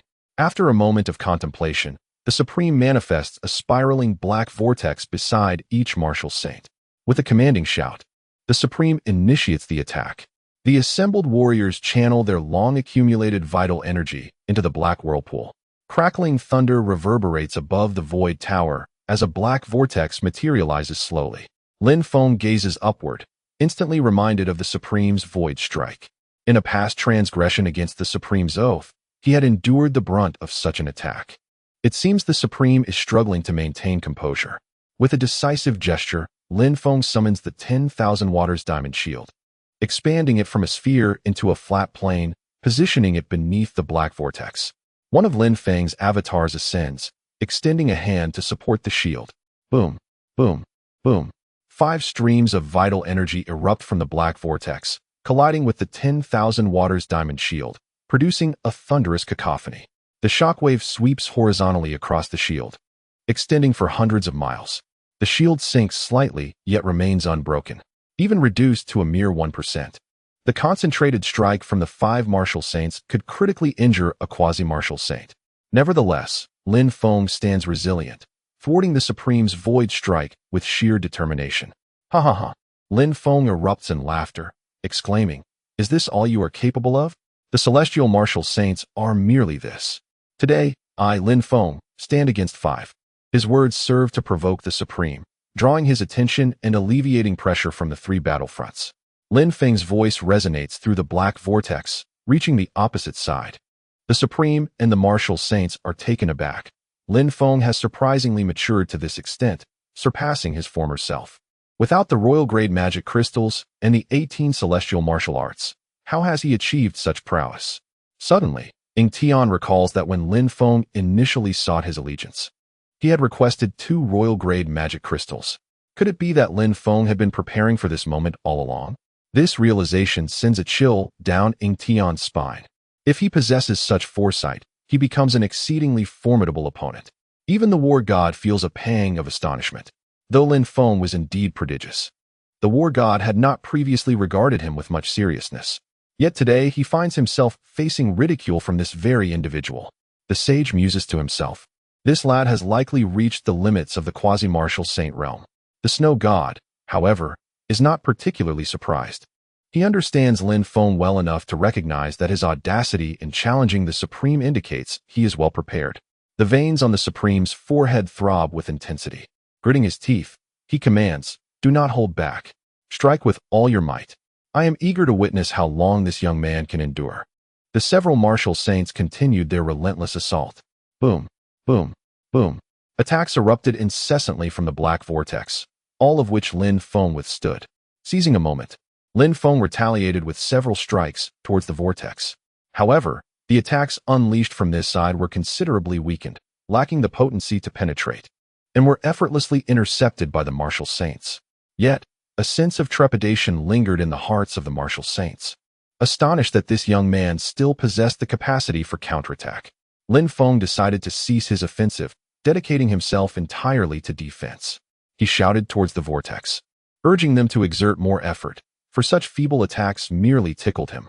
The Supreme urged the martial saints to continue their barrage, intent on depleting Lin Feng's stamina, thereby preventing him from refining the illusory tower. While defending, Lin Feng also hurled several concealed weapons into the black vortex, only to see them ricochet back. It appeared that only intangible forces like true energy and sound could traverse the black vortex. If his malevolent energy avatar were present, he would undoubtedly send some of that energy their way. In the heart of the Elven Star, the Supreme's soul had diminished in size. Initially, he had contemplated a contest of souls with Lin Feng, hoping to extinguish Lin Feng's essence. However, as the battle progressed, he abandoned that notion, realizing that he was no match for Lin Feng. For thousands of years, the Supreme had devoted himself to refining the will of the Blue Star. His soul consumed without growth, yet he found it unacceptable to be outmatched by a quasi-martial saint. Lin Feng's soul, astonishingly, showed no signs of weakening. This young man harbored a secret. The Supreme resolved to terminate his duel with Lin Feng, should this soul fragment.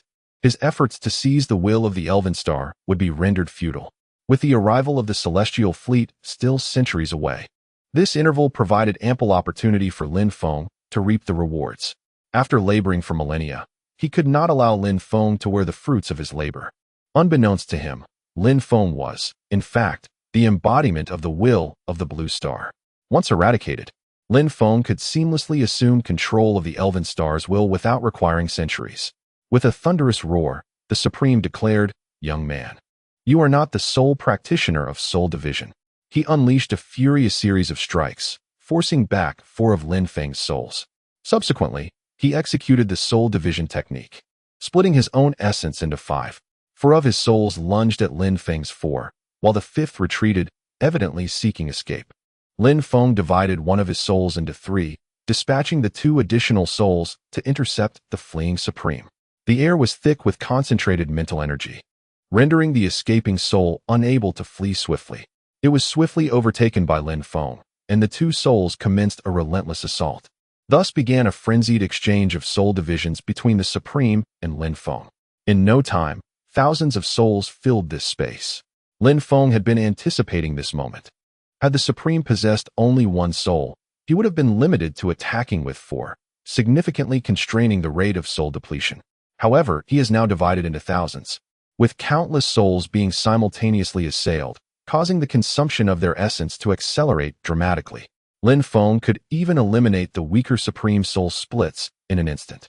Initially, as everyone engaged in soul division, their spirits would weaken progressively, rendering all equally feeble, with none able to gain an advantage. Yet, Lin Feng was different. He possessed the ability to utilize breakthrough points to replenish his soul's strength.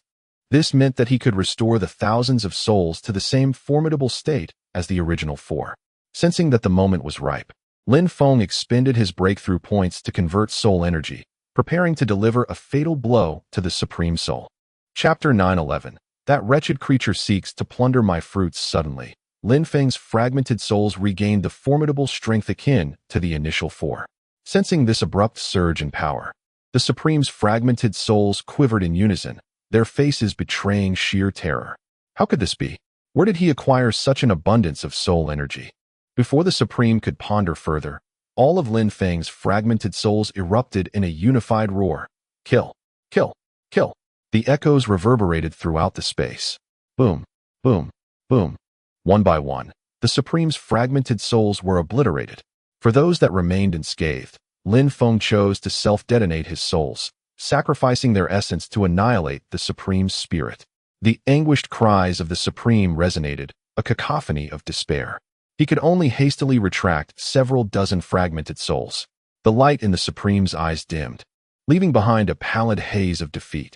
It was over. Millennia of arduous toil were about to vanish into nothingness. With less than 1% of soul power, he could hardly sustain himself for long.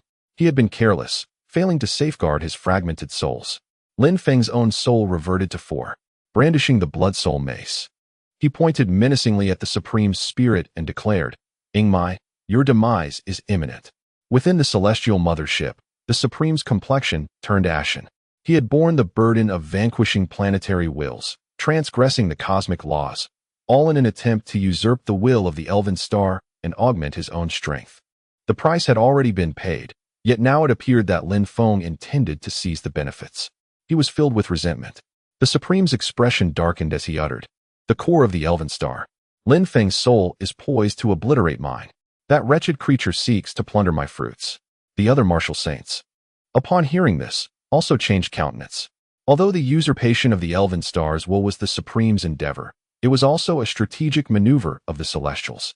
To seize control of a planetary will meant complete dominion over that world, transforming it into the Celestials' home planet.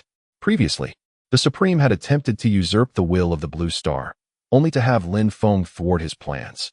Now, Lin Feng was even more ruthless, intent on extinguishing the Supreme's soul and directly seizing the prize. Should Lin Feng succeed, it would spell a monumental loss for the entire celestial race. The Supreme proclaimed, "I will adjust the coordinates of Void Strike to the core of the Elven Star. You shall utilize your mental martial arts to aid me in confronting Lin Feng's soul." With a cough, the Supreme spat blood onto the black vortex, recalibrating its coordinates to the core of the Elven Star. Meanwhile, the battle on the Elven Star raged fiercely. Countless demons surged toward the Holy Tower. All the elven beings and demons not involved in the refinement of the Holy Tower were resisting with all their might. Lin Feng's spiritual entity distributed millions of bows and an endless supply of arrows to the elven warriors. Each arrow bore the mark of the demon's sword, proving highly effective against the demons. Lin Feng also supplied a significant number of oversized spiked clubs to the lava giants. Armed with these weapons, the strength of the Elven Star surged, enabling them to withstand the onslaught of the demons for the time being. Certainly, casualties are inevitable. The refining progress of Santa is somewhat slow, having just reached 40%. However, it is progressing swiftly, considering the preparations here are not entirely sufficient. Within the core of the Elven Star, Lin Feng's four souls relentlessly assail the Supreme Soul. The Supreme Soul crouches on the ground, cradling its head in its hands, enduring Lin Feng's onslaught. A thunderous roar echoes as the black vortex of the Void Strike vanishes into the abyss. The masters on the other side of the void are elated. Ajian's face beams with a smile. Alone, a Feng withstands the Void Strikes from 5 martial saints. This life proving to be far superior to the last. Perhaps a Feng truly possesses the potential to lead everyone in vanquishing the Celestials. Alay shouts fervently, urging his comrades to muster their strength, declaring that success is within reach. He not only exerts himself to the fullest, but also continuously encourages others. The absence of a rope around his feet brings him immense relief. Having been tethered for thousands of years, who can truly comprehend the agony of his experience? After over 8,000 years, the rope has finally been severed. Now, only a chain remains. Once that chain breaks, he will be entirely free.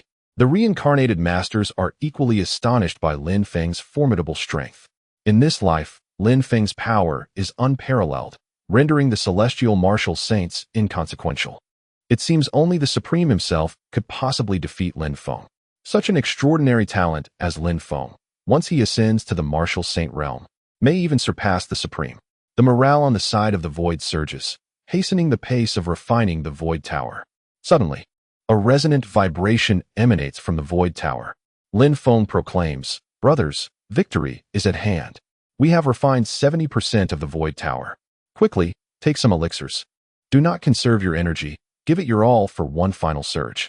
In the future, the void shall be our utopia. Celestials, retreat as far as you can. Charge forth. We shall fight with all our might, vowing to follow our sovereign to the end." The crowd begins to exert their strength. After reaching 70% refinement of the Void Tower, Lin Feng discovers that he can indeed open the space for living beings within the void.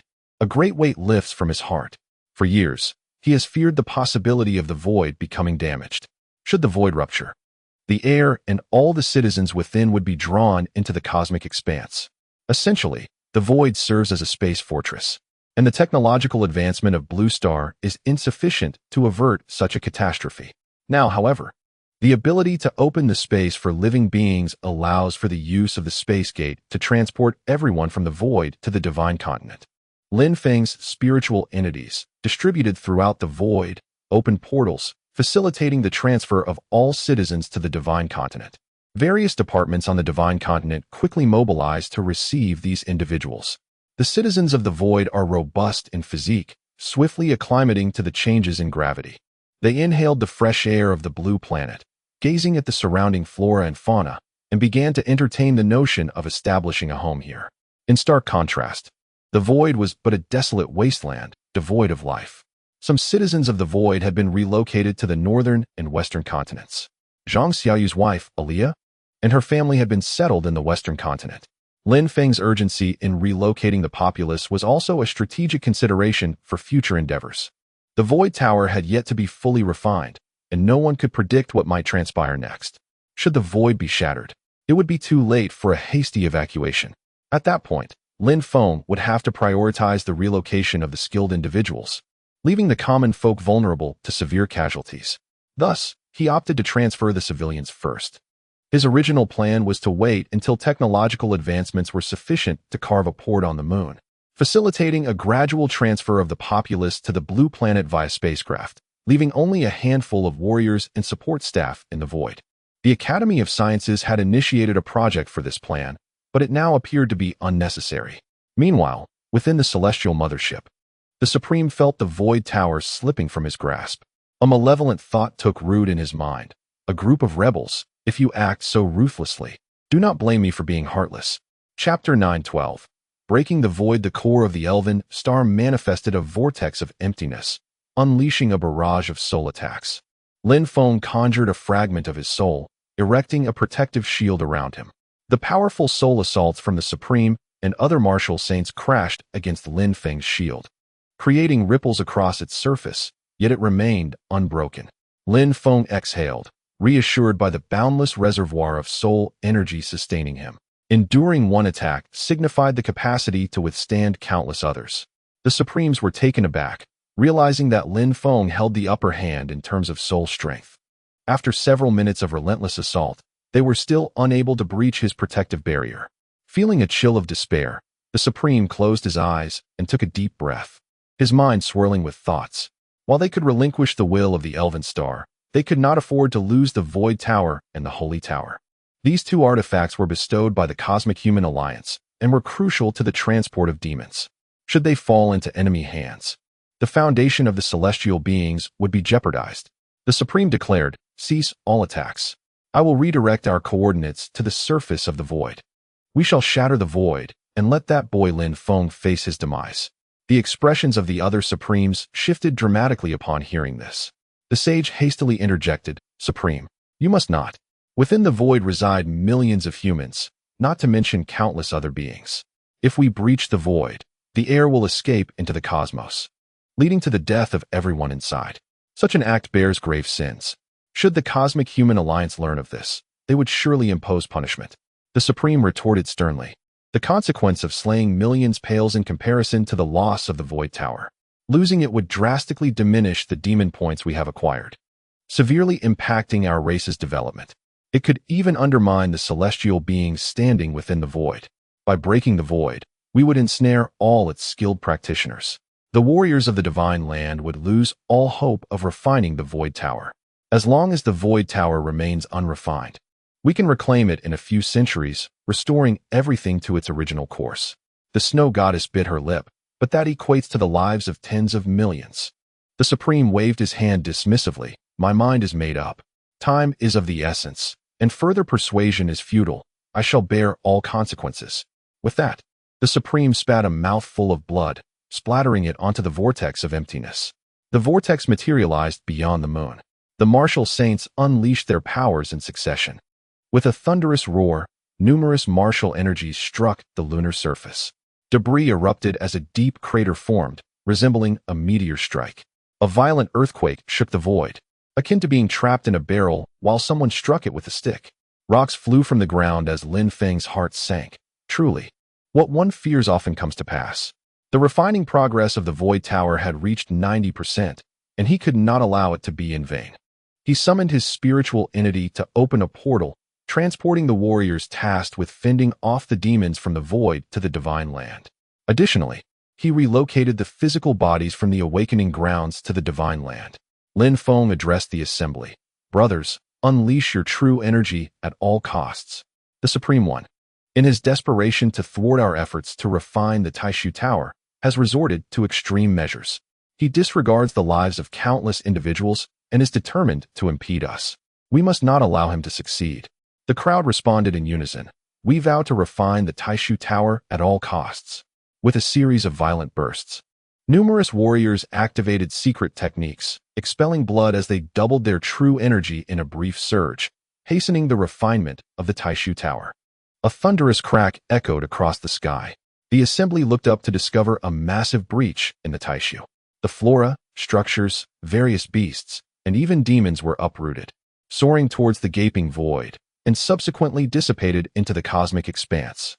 After breaching the barrier, a sinister smile graced the Supreme One's face as he chuckled. You dare to oppose me? You shall all perish. After millennia of scheming, he had failed to seize the will of the Elven Star, only to see Lin Feng reap the rewards. Fury and madness surged within him. A vast hole had been torn into the moon, sealing its fate. As more entities fled through the opening, it would only grow larger, transforming the Taishu into a frigid void devoid of air and water, where all within would surely perish. Unbeknownst to them, Lin Feng possessed the space gate, leading them to mistakenly believe that all souls within the Taishu were doomed. The Supreme One declared, "Let us strike once more. We shall journey to the Elven Star and prevent them from seizing the sacred tower. The will of the Elven Star shall ultimately be mine. If we can safeguard the Taishu Tower and the sacred tower this time, we shall claim victory." With that, he spat blood towards the black vortex, recalibrating its trajectory towards the Elven Star. Within the Taishu, the stony edifices of Taishu City shattered and ascended. The garments of the skilled warriors billowed fiercely. They struggled to refine the Taishu Tower while simultaneously suppressing their own ascension. The air within the Taishu grew increasingly rarefied, noticeably slowing the refinement process. A wave of trepidation swept through the crowd, distracting their focus. Many pondered the futility of refining the Taishu Tower if it were to be destroyed. Lin Feng activated the Wan Shui Diamond Shield, disregarding the consumption of true energy, enveloping all present, including the Taishu Tower, within its protective embrace. Do not panic. Focus solely on refining the Taishu Tower and leave the rest to me. Lin Feng had prepared extensively for this day, having envisioned the possibility of a breach in the Taishu. The Academy had devoted 2 centuries to developing a substance resembling white foam, which would solidify upon contact with the vacuum of space, allowing it to adhere to other objects as well. If the breach was not too large, this substance could seal it.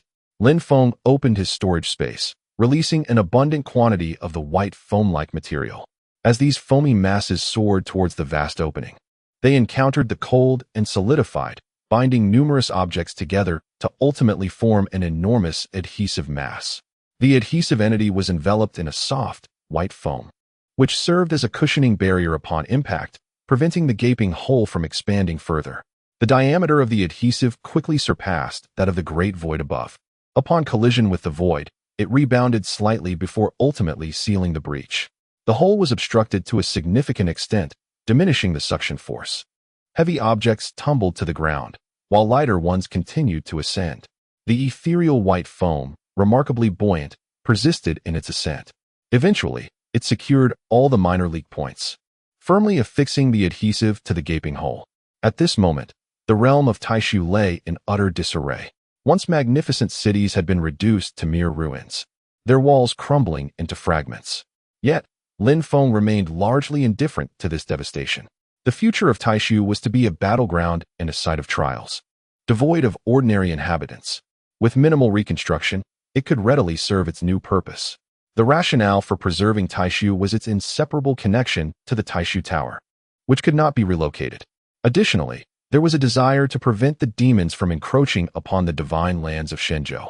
After the Supreme One relocated the Void Vortex to the Elven Star, it was not positioned near the Sacred Tower, but rather above the ocean. The Void Vortex unleashed a series of strikes upon a specific point within the sea.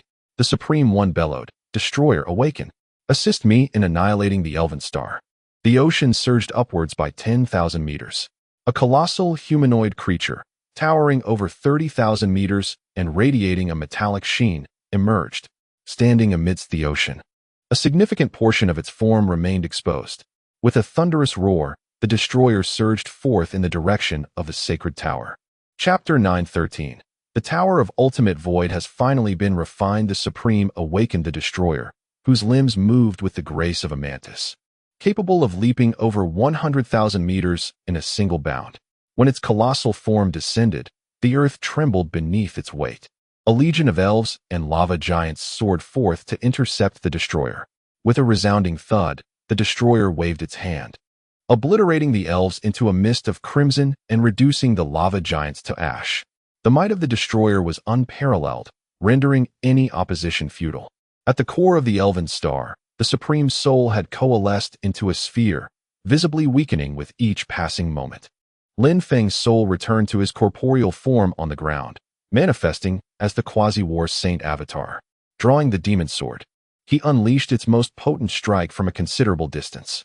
A golden beam, several hundred meters in diameter, struck the chest of the destroyer. The impact left a gaping wound, but the destroyer pressed onward, seemingly unscathed, as the wound began to heal before the naked eye. Lin Feng then activated the fiery form of the demon's sword, transforming it into an immense blade of flames spanning 10,000 meters. With a swift motion, he unleashed a slash. The destroyer was cleaved diagonally in half, its arms and upper body severed. Yet, this did not hinder its relentless advance. The severed portions rejoined and healed instantaneously. Lin Feng furrowed his brow, realizing that his attacks bore no effect. Summoning the 10 Directions Infinite Technique, 8 arms of true energy, each several hundred meters in diameter, materialized from thin air, culminating in colossal fists each a kilometer wide. Lin Feng delivered 2 rapid strikes, one aimed at the destroyer's head, the other at its chest. The destroyer finally retaliated, grasping Lin Feng's fists and propelling him forward. Lin Feng was taken aback. What manner of being was this? Even severed, it could reattach itself, wielding immense strength to push him along. As Lin Feng unleashed a barrage of punches from the remaining 6 fists, they struck the destroyer like blows upon dough, creating deep impressions that swiftly rebounded to their original form upon withdrawal. The most alarming aspect was that the destroyer continued its relentless march, drawing ever closer to the holy tower. Observing Lin Feng's inability to subdue the destroyer, a faint smile crept across the Supreme's face. At that moment, the void vortex gradually diminished until it ultimately vanished. Such a celestial phenomenon, a technique of unimaginable power, could only be summoned once every millennium. With this occurrence concluded, another would not arise for another 1,000 years. The Supreme reclined in his chair and mused. They are powerless against the destroyer. The Tower of Ultimate Void and the Holy Tower are likely safe. We have done all that we could, now we must await the outcome. With that, the Supreme closed his eyes, weary from the day's exertions and the considerable loss of vital essence, both physically and mentally exhausted.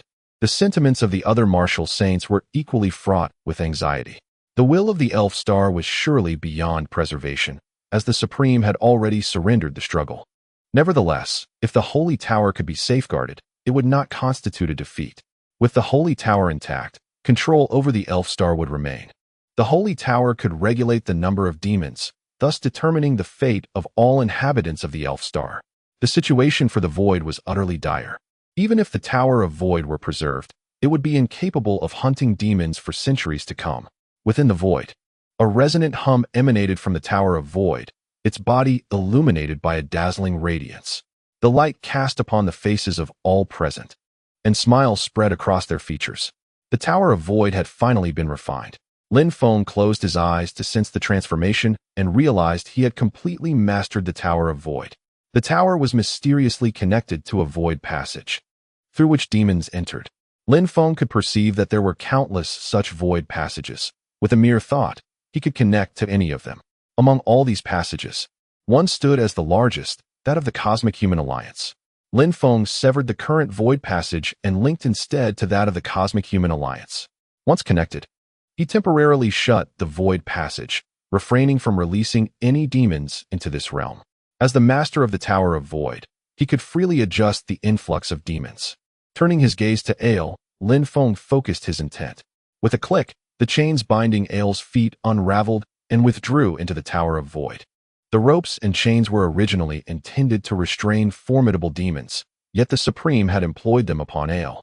Overwhelmed with exhilaration, Ail trembled with joy, soaring through the air and exclaiming, "I am free. I am finally free." He flew to Lin Feng's side and embraced him tightly, saying, "Brother Feng, I cannot bear to linger in the void for another moment.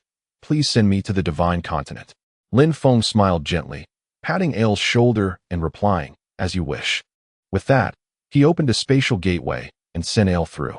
Lin Feng had initially intended for the others to assist the elf star, but upon glancing around, he noticed that everyone had already reached the edge of the lamp cave, unable to continue fighting. The refining of the Tower of Void had exhausted their strength. Lin Feng addressed his comrades, "Brothers, you have labored hard. Go and rest in the divine continent." Many skilled warriors shouted in unison, "It was not arduous. We can still fight." Yet their cries were evidently feeble. The battle was concluded, and there was no further duty for them. The children on the divine continent awaited their arrival. It was time for everyone to recuperate. Lin Feng used the spatial gateway to transport all to the divine continent. Meanwhile, aboard the celestial mother's ship, the Supreme, who had been meditating, suddenly emitted a groan, a trickle of blood seeping from the corner of his mouth. Ying Tian inquired with concern, "Old man, what is wrong?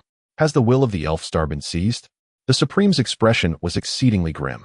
He wiped the blood from the corner of his mouth and sighed, declaring, "This is dire. The Tower of Taishu has been refined." Ying Tian's eyes widened in disbelief as he shouted, "Impossible. We shattered Taishu. It is no longer suitable for human existence. How could they have refined the Tower of Taishu? What is Lin Feng? Merely a pawn under my command." His ability to seize the will of the Elven Star was already his limit. How could he possibly claim the Tower of Taishu? Taishu has become a desolate wasteland. What use is the tower to him? The Supreme One remarked, regardless of the circumstances. He has indeed taken the Tower of Taishu and altered its void passage. We can no longer transport demons into Taishu. The blue star is now utterly uncontrollable. The other martial saints were equally perplexed. Even the sage furrowed his brow.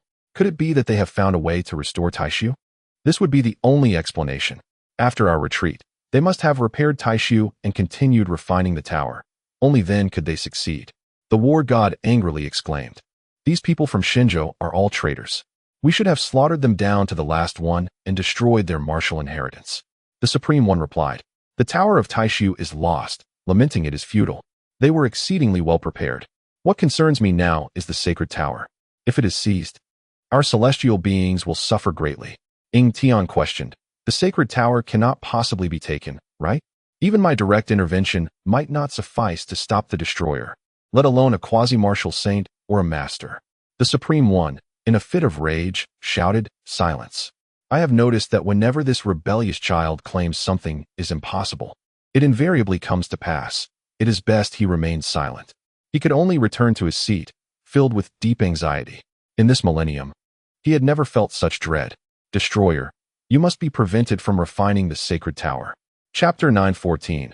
I no longer desire your memories. I only wish for your demise on the Elven Star. The destroyer was drawing near to the sacred tower. If he approached close enough, with a mere wave of his hand, he could annihilate the formidable masters within. Lin Feng found himself at a loss against this foe. Although the destroyer posed no threat to him, he too was powerless against him. After being shattered, the destroyer could swiftly regenerate, seemingly without expending any energy in the process. Despite the passage of time, the destroyer's momentum showed no signs of waning. Lin Feng furrowed his brow.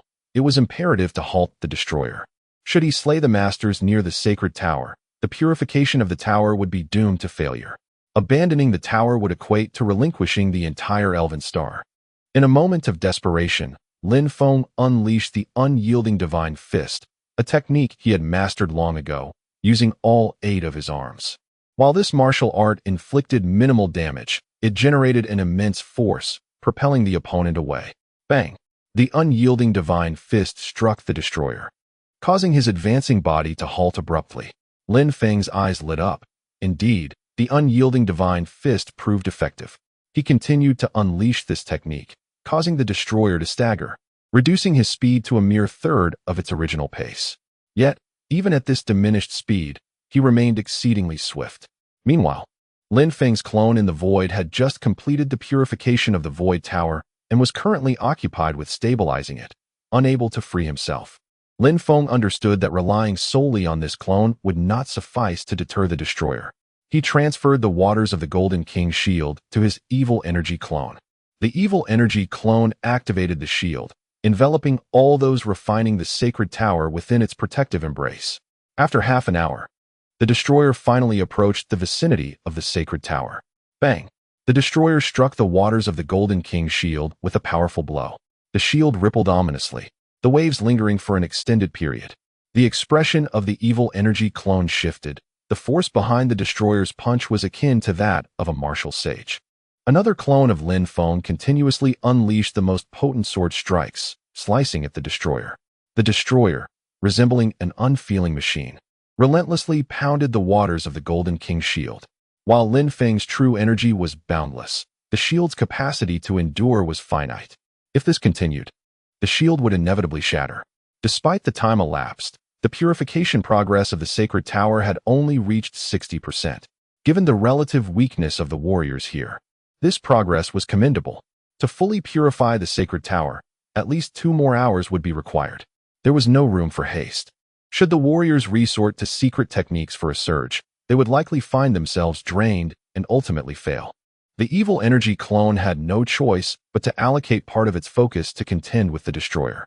It employed the nether shadow technique, conjuring a purple-black figure towering over 10 meters behind it. The evil energy clone extended its palm toward the destroyer, mirrored by the towering figure behind it. With a flurry of swift movements, countless evil energy projectiles rained down upon the destroyer. The destroyer did not flinch, allowing the malevolent energy missiles to strike him. Hiss, hiss, hiss. As the missiles impacted, a plume of black smoke erupted. Malevolent energy can corrode all things, and the destroyer was no exception. After a while, Lin Feng furrowed his brow. Enveloped in the black smoke, the destroyer remained unscathed. Though the smoke billowed ominously and the commotion was significant, the corrosion occurred at a remarkably slow pace. Coupled with the destroyer's terrifying regenerative capabilities, he could easily disregard the malevolent energy for a brief period. What could this creature be? How is it so formidable? With a resounding thud, the destroyer delivered a punch, causing a crack to appear in the waters of Heaven's shield. Although the fissure quickly mended, it would reappear with another blow. Lin Feng's heart sank. The shield was nearing its limits. How could he confront this monster? As he endeavored to impede the destroyer, he pondered a solution. Suddenly, inspiration struck him, and he conceived a plan. Within the core of Blue Star, the Supreme Soul had diminished to the size of a fist, yet remained remarkably resilient. Lin Feng attempted the soul search technique multiple times, all proving futile. Were it not for his desire to acquire the Supreme's memories, Lin Feng would have long since ended his life. The Supreme, too, exhibited remarkable endurance. Even in such dire circumstances, he refrained from self-destruction. Lin Feng taunted, "Ingmai, your defeat is inevitable. Why persist in this futile struggle?" The Supreme Soul responded, "We all understand the truth. You seek to delve into my soul and obtain my memories, while I aim to delay you, preventing your refinement of the sacred tower. Thus, we find ourselves in this stalemate. You will never acquire my memories. I advise you to abandon your hopes." Lin Feng retorted, "Very well. I have no interest in your memories. I only desire your demise." With a swift motion, Lin Feng grasped the blood soul mace and plunged it forcefully into the orb that the Supreme had transformed into. A piercing scream erupted from the Supreme. He had not anticipated Lin Feng's decisiveness. The moment he declared his withdrawal, he acted upon it. "You wretched creature, await your reckoning. The day the celestial fleet arrives at Blue Star shall be the day of your and your kin's annihilation. I will leave no survivors. I shall ensure your complete extermination. I await you." Lin Feng pushed the blood soul mace downward once more. Boom. The Supreme detonated himself. He could no longer afford to delay. He feared that his soul would weaken further, unable to withstand Lin Feng's soul search.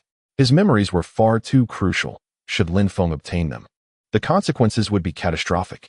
In the celestial mothership, the Supreme let out a muffled groan. Ing Tian inquired with concern, "What is it? Has the sacred tower been refined?" The Supreme waved his hand, dismissing Ing Tian from the meeting.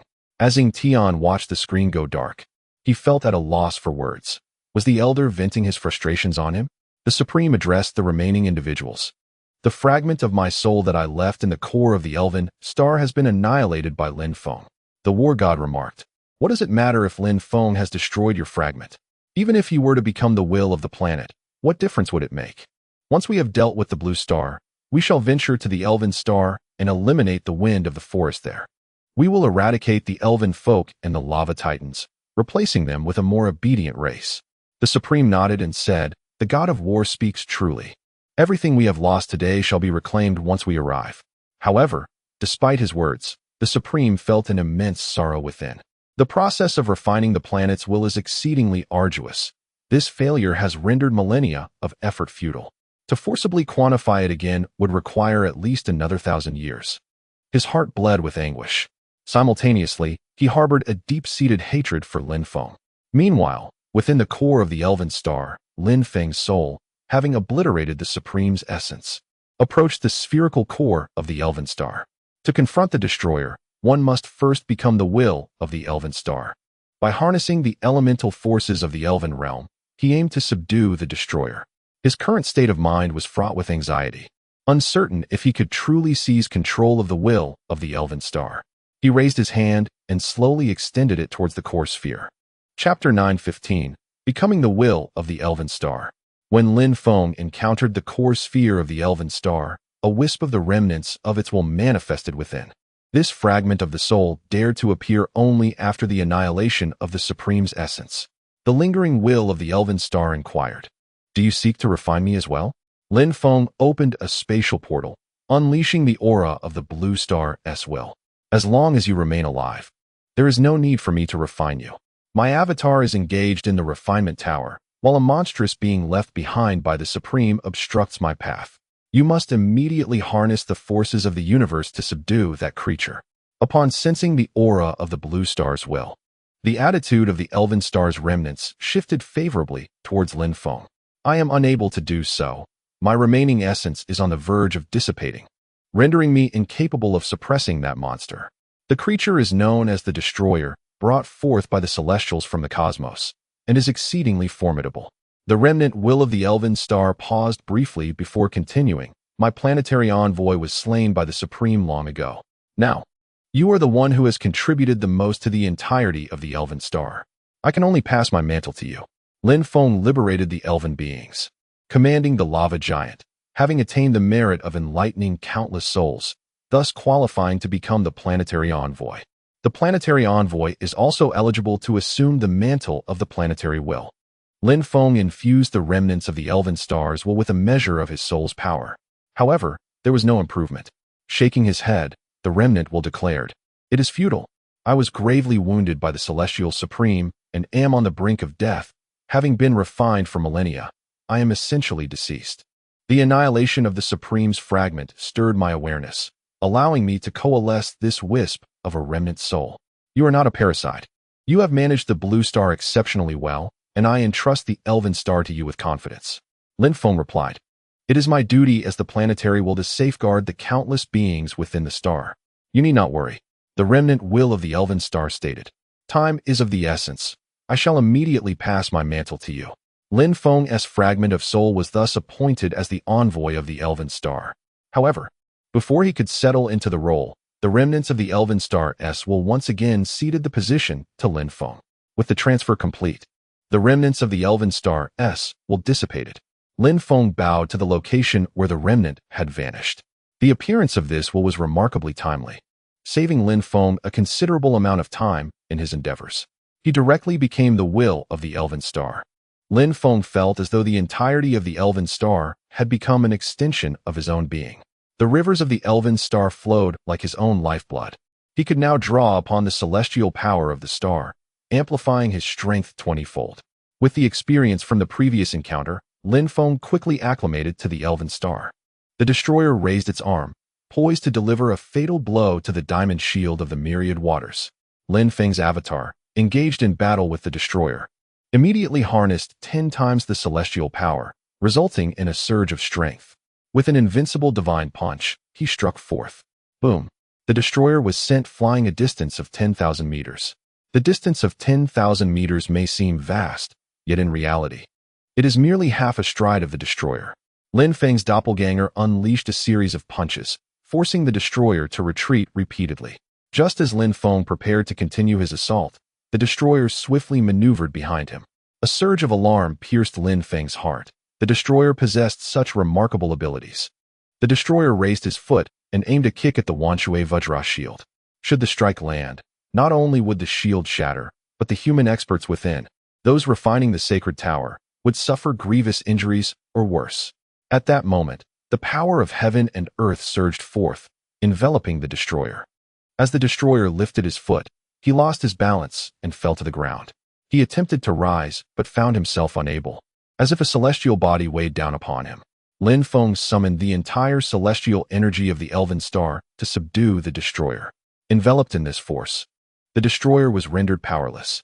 Witnessing the destroyer's suppression, Lin Feng felt an immense sense of relief. The destroyer's prowess paled in comparison to that of a supreme. Devoid of true energy and mental force, he relied solely on brute strength, speed, and formidable regenerative abilities. The celestial energy was his nemesis.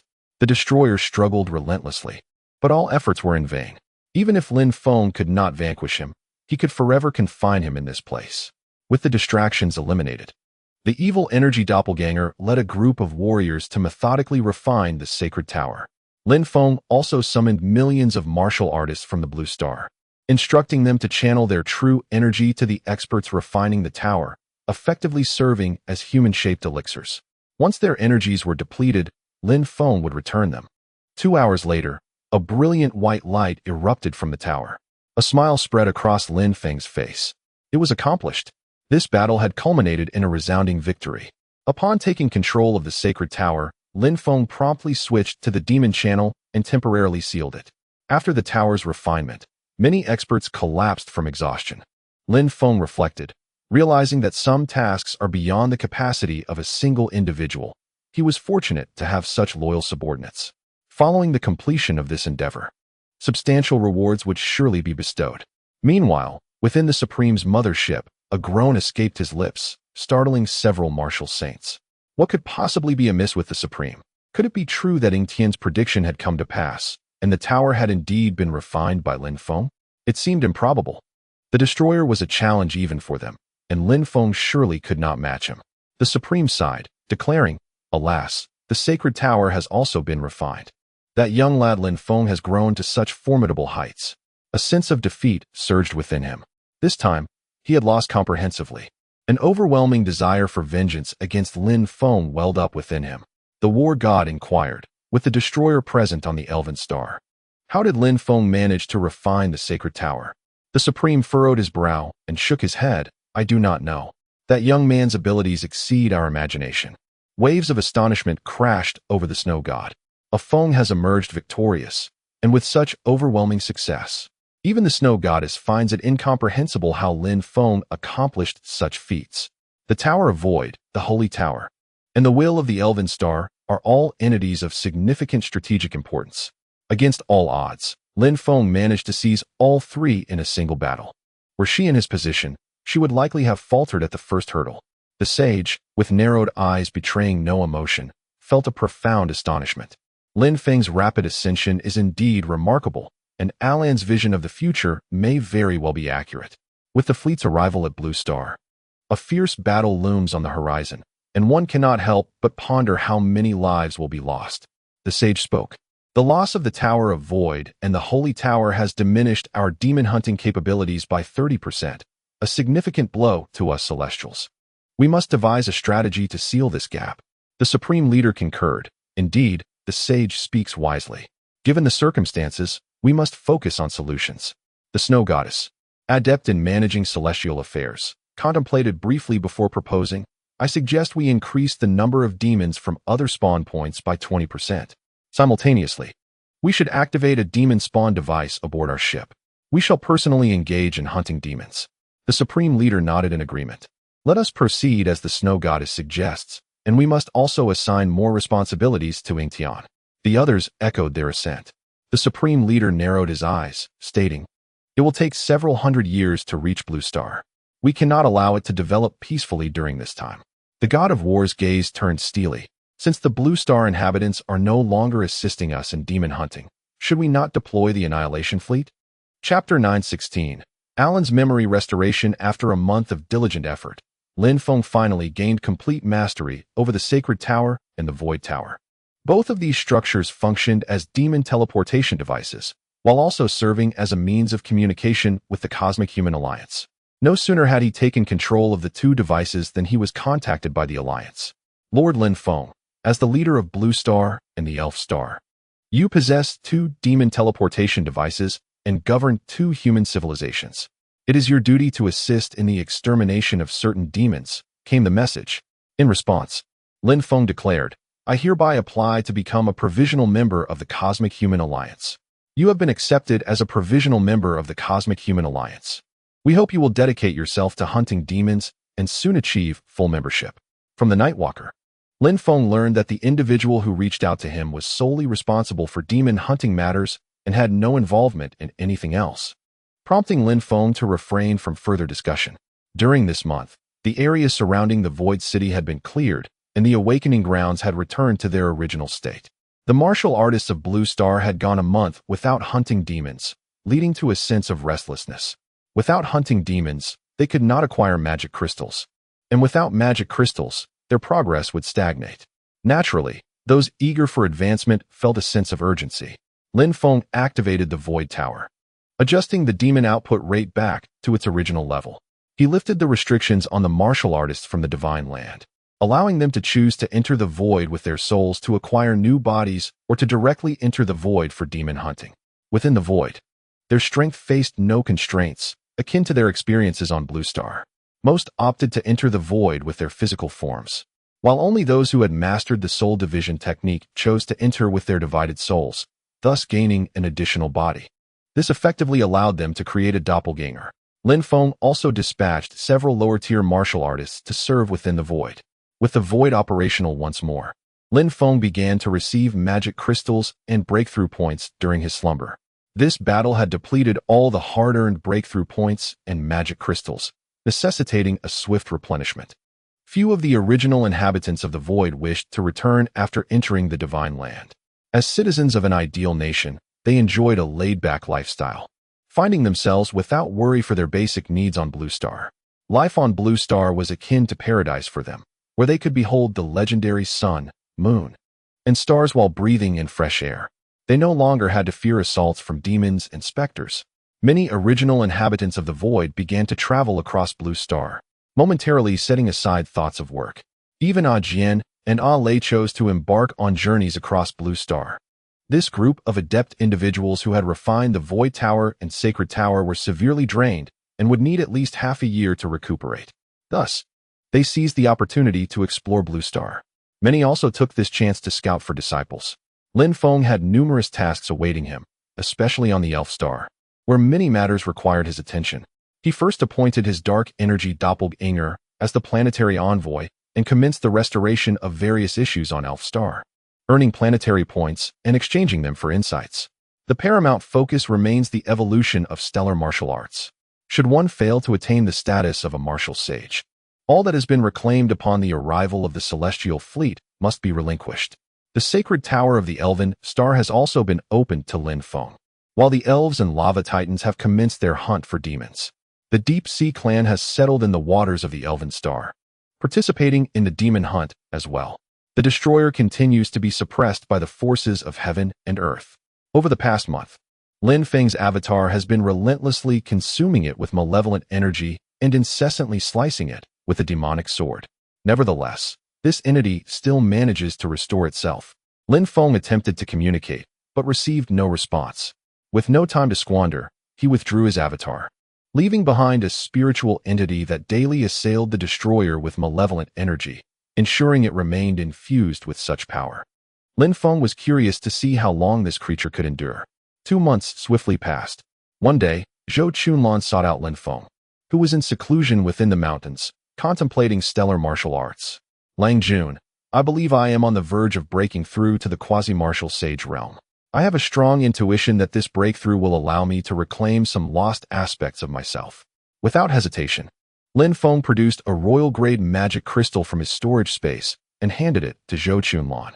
She immediately absorbed the crystal, and with her accumulated essence, she swiftly ascended to the quasi-martial sage realm. After her breakthrough, Zhou Chunlan declared, "I will return shortly." She sensed that what she had lost was nearby. She discovered a stone mountain and delved into its depths. After some effort, she retrieved a long-sealed crystal. Pressing the crystal against her forehead, a fragment of her soul merged with her being. A flood of memories cascaded into her mind, and she felt whole once more. This was the very memory she had been missing. Zhou Chunlan swiftly returned to Lin Feng's side. He noticed a difference in her demeanor. With a smile, she exclaimed, "Go Feng, I have recovered my lost memories." Lin Feng was overjoyed, rushing forward to embrace her. "Should I now call you Alon or Zhou Chunlan?" A smile graced her face as she replied, "Both are fine. Alon and Zhou Chunlan are both me. How about this? I have also mastered the art of soul division. My avatar in Tai Su will be named Alon, while my physical form here in the Divine Continent will remain Zhou Chunlan. That works. I will defer to your wishes." Blushing, Zhou Chunlan proposed, "Go Feng, may Alon and Zhou Chunlan serve you together?" Lin Feng's face lit up with delight. That sounds splendid. He opened a spatial portal, transferring his avatar from Tai Su to this realm. From his storage space, he produced a simple house, placing it on the ground. With Zhou Chunlan in his left arm and Alon in his right, he stepped inside the house. The structure swayed throughout the night, only settling at noon the following day. Zhou Chunlan and Alon prepared a meal for Lin Feng, and the three of them enjoyed their repast while engaging in delightful conversation within the cozy abode. Lin Feng felt quite at ease. Alon inquired, "Ajian, Alay, how are Tian Long, Tian Feng, and Tian Bao doing? I find myself missing them." Lin Feng replied, "Not long ago, during the refinement of the Tai Su Tower, they sustained some internal injuries. Currently, they are recuperating while enjoying leisurely activities. If you wish to see them, I can summon them for a gathering." Zhou Chunlan and Alon nestled close to Lin Feng, who felt immensely comfortable with them by his side. Alon suggested, "Let's wait a few days before we go. For now, let us relish our time together in this world of two." Half a month later, Lin Feng finally went to summon a Lei and a Jian. He informed them that Alon had regained her memories, and they were eager to come and see her.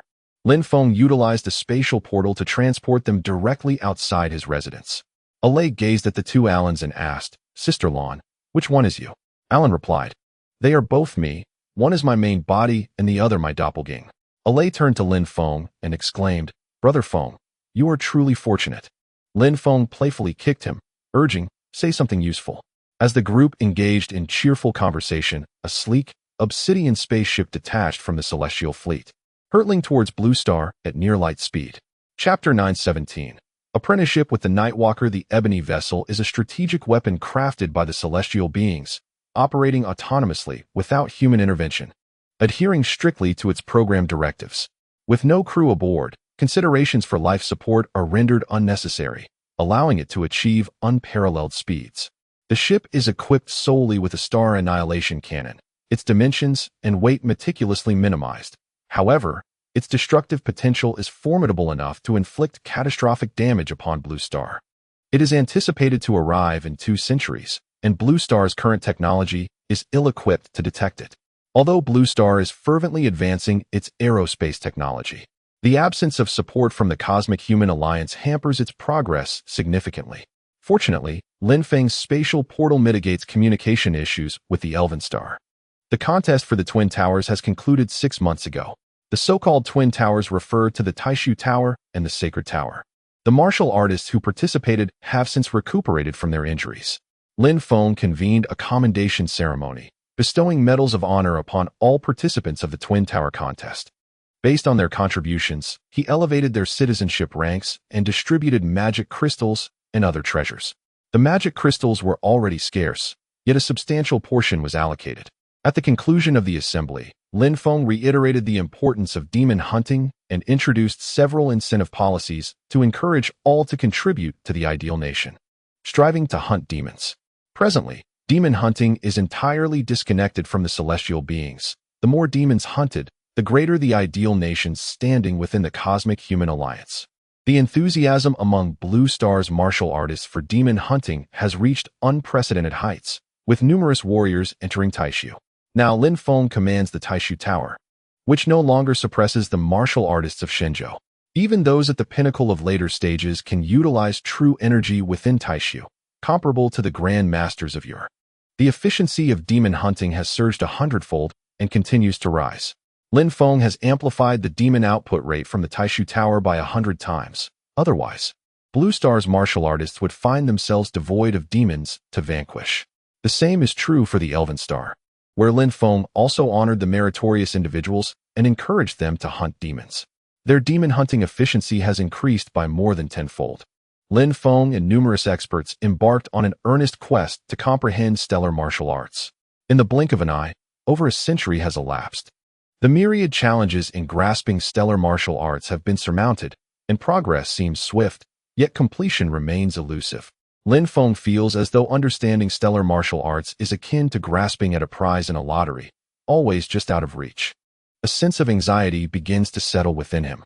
At this juncture, the Cosmic Human Alliance reaches out to Lin Feng via the Taishu Tower. Esteemed Lord Lin Feng, in light of the significant number of demons hunted by your civilization, the Alliance has made an exception to grant you 10,000 hunting points. You may exchange these points for materials and technology. The Cosmic Alliance provided Lin Feng with a list of exchangeable items, which notably lacked any martial techniques. He promptly forwarded the list to the Academy of Sciences, urging them to deliberate on the optimal exchanges and convene a meeting to decide. A day later, the meeting convened. Aside from the high-ranking officials of Blue Star, the Dark Moon Queen of the Elven Star, Silver Moon, Starshine, and the Lava Troll True King all attended the meeting. Ultimately, it was decided to exchange for genetic technology from the Cosmic Human Alliance to resolve the issue of the genetic locks. The inhabitants of Blue Star, Elven Star, and the Lava Trolls all bear these genetic locks imposed by the Celestials. Unless these locks are addressed, even acquiring the 18 forms of star martial arts would not suffice to transcend to the martial saint level. After obtaining the genetic technology, the remaining points would be used to procure aerospace technology. The advancement of aerospace technology is essential to counter the impending celestial fleet. Following this incident, everyone recognized the significance of hunting demons. Without needing Lin Feng's urging, various departments commenced their efforts to hunt demons diligently. Lin Feng promised the Night Messenger that he would share a portion of his insights into star martial arts. The Night Walker also began assisting Lin Feng in comprehending the star martial arts, his understanding progressing only slightly behind Lin Feng's. Despite decades of collective study, the others yielded little in terms of breakthroughs. However, the Academy of Sciences made notable advancements. Utilizing the genetic technology from the Cosmic Human Alliance, they developed a potion to remove the genetic locks. Now, all the genetic locks within the human bodies have been lifted. Only the star martial arts remain. One day, Lin Feng approached the Night Walker. Sir, our progress in understanding star martial arts is rapid, yet we remain unable to complete our insights. I fear that when the Celestials arrive, we may not be able to achieve this. Without the 18 forms of star martial arts, no one in the ideal kingdom can attain the martial saint level, and we may find ourselves unable to confront the Celestials. The Night Walker sipped his tea and began pacing, visibly concerned for Lin Feng. His life in the ideal kingdom had been exceedingly comfortable, with benefits surpassing those of Blue Star's elite, second only to Lin Feng himself. He had even taken on a few named disciples on the Shenzhou continent. Being a creature of sentiment, he had developed a profound attachment to the ideal kingdom and wished to see it thrive. In the vast cosmos, without the ideal kingdom, he would have nowhere to cultivate. The Night Walker tugged at his beard, his brow furrowed. I cannot impart the star martial arts to you. My strength has yet to be restored, and I dare not contact my former sect. Regardless of how powerful I once was, I am now too weak. Even if I returned to my sect, I would have little influence and could easily fall victim to others. With a sigh, he added, in this universe, strength remains paramount. Lin Feng replied, Sir, you have done your utmost. Do not dwell on it. Let us continue to enjoy our tea. After pacing a couple more times, the Night Walker spoke again. I possess a secret technique called the Momentary Universe Technique, which can amplify comprehension speed 1,000-fold. However, this technique is extraordinarily taxing on mental energy. After a brief application, one would need to rest for a month. Furthermore, during its use, one would fall into a deep slumber. This secret technique can only be learned by the entry-level disciples of my sect. If you wish to become my disciple, I will impart this technique to you, aiding you significantly. Upon hearing this, Lin Feng's eyes brightened. With ample mental energy at his disposal, this technique in his hands would translate to a genuine thousand-fold enhancement.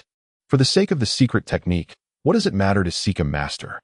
Lin Feng poured a cup of tea and approached the Shadow Walker, kneeling on one knee while presenting the tea bowl, exclaiming loudly, "Master, please allow your disciple to pay his respects." The Shadow Walker felt a deep sense of gratification. He had long wished to take Lin Feng as his apprentice. However, Lin Feng had always been reluctant to submit without first seeing tangible results, refusing to acknowledge a master until he had grasped the essence of Xing Wu. To his surprise, today, a secret technique would allow him to formally accept Lin Feng as his disciple. He could empathize with Lin Feng's predicament. The crisis was imminent, and yet he had been unable to comprehend Xing Wu. Without further ado, the Shadow Walker declared, "Very well, I shall take you as my disciple today. From this moment forth, you shall be my 89th disciple." He raised the tea bowl and drank it in one swift motion, then cast the bowl aside, directing a finger towards Lin Feng's brow, imparting the momentary universe technique to him. Lin Feng closed his eyes and swiftly perfected this secret method to its fullest extent. Upon completion, he felt a surge of joy within. Although this martial art had its drawbacks, its efficacy was indeed as the Shadow Walker had described, capable of enhancing comprehension speed 1,000-fold. With this technique in hand, the prospect of grasping Xing Wu appeared promising. Chapter 918. Lin Feng in Slumber. The mental information network shut down with his eyes closed. Lin Feng contemplated deeply, furrowing his brow. To fully harness the power of this secret technique, he must immerse himself completely, leading all his avatars to succumb to slumber. Should any unforeseen events transpire in his absence, it would undoubtedly pose a significant dilemma. The longer this secret technique is employed, the more profound its effects become. Thus, it is paramount to maintain a continuous practice without interruption. The Night Walker remarked, "My disciple, are you concerned about the matter of slumber?" Lin Feng nodded, acknowledging his worry that something might go awry while he was in repose. The Night Messenger replied, "What could possibly be more crucial than comprehending the star martial arts? If you fail to grasp it, the ideal realm you have constructed will be reduced to ashes." Understanding the star martial arts is inherently defiant against the heavens. In this vast universe, countless prodigies dedicate themselves, yet fail to comprehend it. If you cannot focus on your understanding, it would be better to abandon it and seek alternative solutions. Lin Feng's heart suddenly felt enlightened. After years of development, everything within the ideal realm had fallen into a steady rhythm. It had gained its own inertia. Even if he were to vanish for several centuries, significant issues were unlikely to arise. And if problems did emerge, so what? Once he emerged from his retreat, all would be resolved effortlessly. Lin Feng clasped his fists and said, "I have received your teachings." The following day, Lin Feng convened a meeting with all senior officials, announcing his intention to enter seclusion for a projected 500 years. The high-ranking members of the ideal realm gasped in astonishment. "Your Majesty, if you enter seclusion, what will happen to the ideal realm? Who will make decisions in your absence?" Lin Feng reassured them, saying, "During my absence, for any significant matters, the Elder Council will vote, with the majority prevailing. This seclusion is of utmost importance. Everyone understands that without the comprehension of the star martial arts, the ideal realm cannot produce a martial sage. Without a martial sage, we cannot triumph over the Celestials nor become a formal member of the Cosmic Human Alliance. This retreat is imperative." Another voice rose, "Your Majesty, what if a critical event occurs and it becomes necessary to awaken you? How shall we do so?" Lin Feng had already devised a plan. He intended for all physical bodies to enter the core of the planet during his seclusion. He continued, "While I am in retreat, I will temporarily transfer the control of the Tower of Void and the Holy Tower to the Queen Mother, Zhou Chunlan. If an insurmountable issue arises, she may shut down both towers. Upon sensing their closure, I will awaken. However, unless it is a matter of life and death, do not disturb my slumber." Zhou Chunlan, having attained the status of a quasi-martial sage, naturally ascended to one of the highest echelons of Blue Star, being Lin Feng's wife and entrusted with the dual towers. No objections were raised by others. As the meeting concluded, all present rose and clasped their fists in respect, wishing for their sovereign to swiftly grasp the star martial arts. Rest assured, Your Majesty, with us here, the ideal realm shall encounter no issues. Lin Feng reciprocated their gestures with a bow. The meeting concluded, and Lin Feng spent several delightful days with friends and family. He then gathered the children and his disciples, offering them valuable guidance. Ultimately, he sought a secluded spot with Zhou Chunlan to spend a few more days together. He entrusted Zhou Chunlan with the authority to manage both the Taishu Tower and the Holy Tower. Chunlan, barring any unforeseen circumstances, the number of demons hunted in our ideal nation will increase annually. You must enhance the demon output of the Twin Towers each year, while ensuring to control the number of king-level demons. We have a limited number of quasi-martial saints in our ideal nation. Losing one is a significant loss. Rest assured, my lord, I will certainly manage the Twin Towers effectively. For added security, Lin Feng entrusted Zhou Chunlan with the last 10 royal-grade magic crystals. These royal-grade magic crystals will be held in your care for now. Should anyone gain control of the majority seats in the Elder Council and attempt to seize power over the ideal nation, utilize these crystals to create a new batch of quasi-martial saints to counter them. When I emerge, I will deal with them. Zhou Chunlan accepted the royal-grade magic crystals and remarked, My lord, you may be overthinking it. The unity of our ideal nation should prevent such issues from arising. Better to be cautious. I do not wish for internal strife to force my early return. Lin Feng's seclusion was announced to all the citizens of the ideal nation, as his deep slumber would profoundly impact them. The first to feel the effects would be the spiritual information network. With Lin Feng in slumber, the network would inevitably shut down temporarily, replaced by the electronic information network. Furthermore, the spatial gates would no longer be operational. Transporting personnel and resources to Taishu or the Elven Star would now require the use of spacecraft, a method vastly inferior in efficiency compared to Lin Feng's spatial gates. Before his departure, Lin Feng initiated one final round of personnel transport. Upon hearing of Lin Feng's seclusion and the impending closure of the spiritual information network, many previously indifferent individuals became unsettled. Lin Feng was the cornerstone of the ideal nation.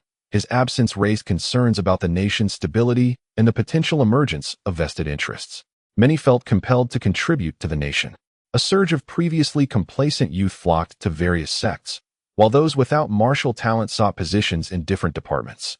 Before shutting down the spiritual information network, Lin Feng addressed the public via a live broadcast. In his closing remarks, he stated, The prosperity of our ideal nation relies on the efforts of each citizen. After his speech, the spiritual information network was turned off. Many citizens sobbed uncontrollably, as if mourning Lin Feng's passing. Meanwhile, Lin Feng's avatar entered the cores of Blue Star and Elven Star, activating the momentary universe technique and entering a profound state of slumber.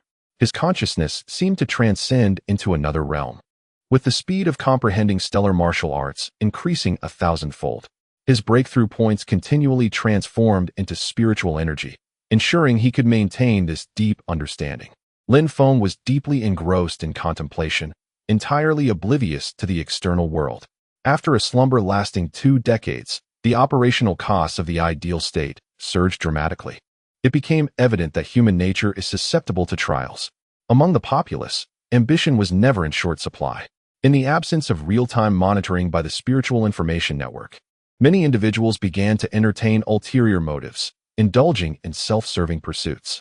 Following several such incidents, the citizenry grew increasingly apprehensive about the nation's future, leading to the establishment of various oversight organizations. There were even high-ranking officials who proposed in meetings the dissolution of these unauthorized entities. Zhou Chunlan remarked, According to the laws of the ideal state, the populace possesses the right to supervise. These organizations are legitimate and hold oversight authority over various departments of the ideal state, warranting our robust support. Ultimately, a vote was cast, with the overwhelming majority siding with Zhou Chunlan. Her position in the Council of Elders transcended all, rendering her the foremost elder. Many within the council were also Lin Feng's children, disciples, peers, friends, and loyal followers, all choosing to rally behind Zhou Chunlan. A considerable number of ambitious individuals were quelled, and the ideal state continued to flourish. A century passed without any upheaval in the ideal state. The data from hunts multiplied exponentially.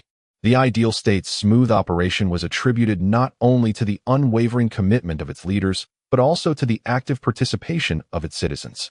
Nearly all citizens of the ideal state engaged in governance, either joining various departments or participating in civic oversight organizations. However, the operational costs of the ideal state escalated further, reaching 5 times the level during Lin Feng's era. This remained within acceptable bounds, bringing Zhou Qunlan a sense of satisfaction. Over the past century, the ideal state had also acquired some technology from the Cosmic Human Alliance. Breakthroughs in aerospace technology were achieved. One day, the observatory suddenly issued an alert to all high-ranking officials of the ideal state. An alarm sounded. An unidentified flying object was approaching Blue Planet at a terrifying speed of 0.9 times the speed of light. Chapter 919. The departure of the intercepting fleet. The ideal nation convened a high-level meeting, attended by a staggering 1 million participants. As the conference commenced, experts from the observatory presented their findings regarding an unidentified flying object and the speculations surrounding it. This enigmatic craft was reported to be traveling at an astonishing speed of 0.9 times the speed of light, measuring 10,000 meters in length, 5,000 meters in width, and 5,000 meters in height, resembling a colossal spaceship. We surmise that it is indeed a spacecraft.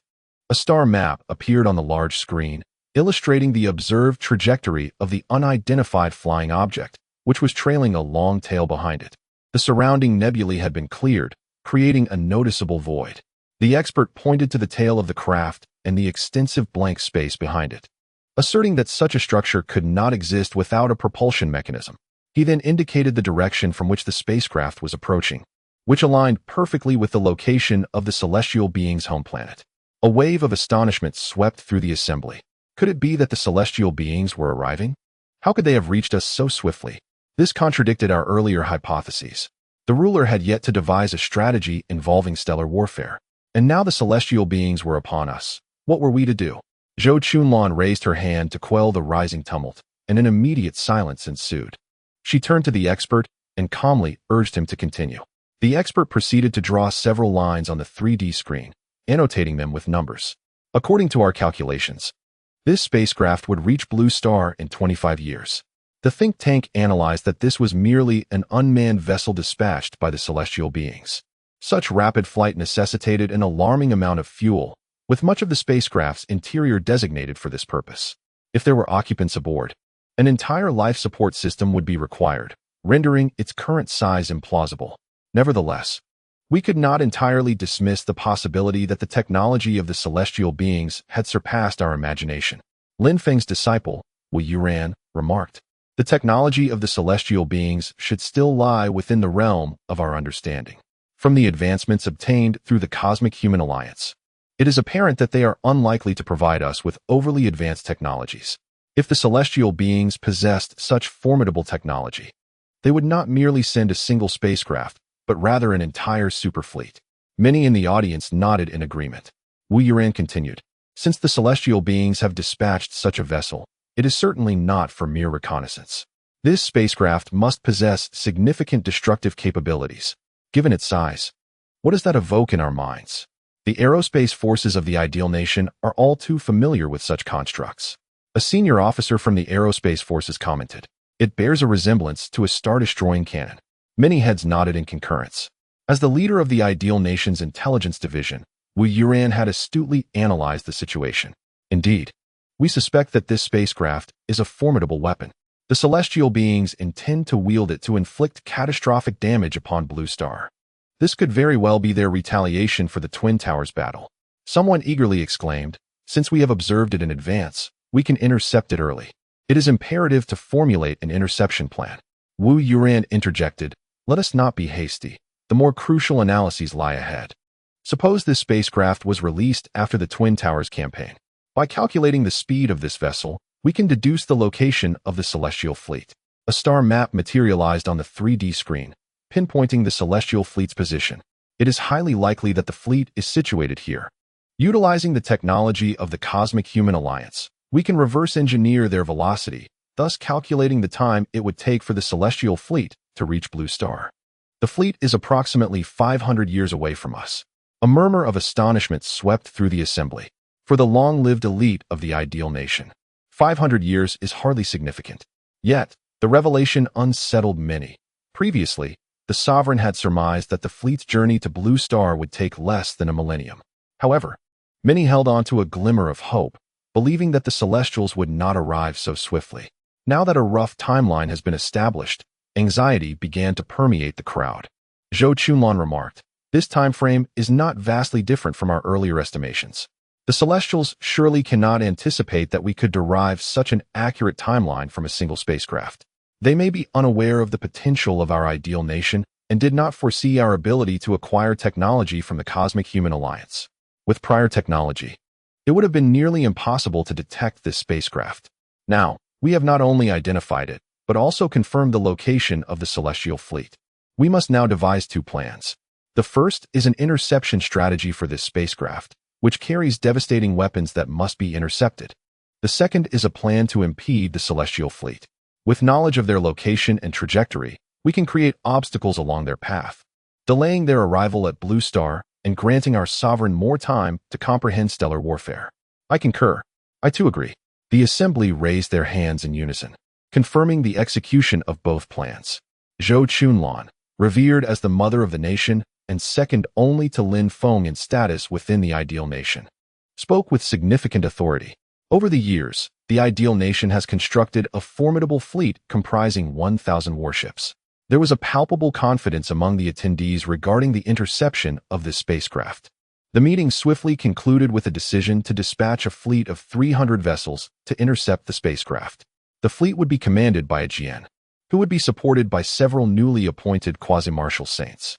The plan to obstruct the Celestial fleet would be executed by the entire military department, which would deploy automated weapons and weapons of mass destruction along the fleet's route.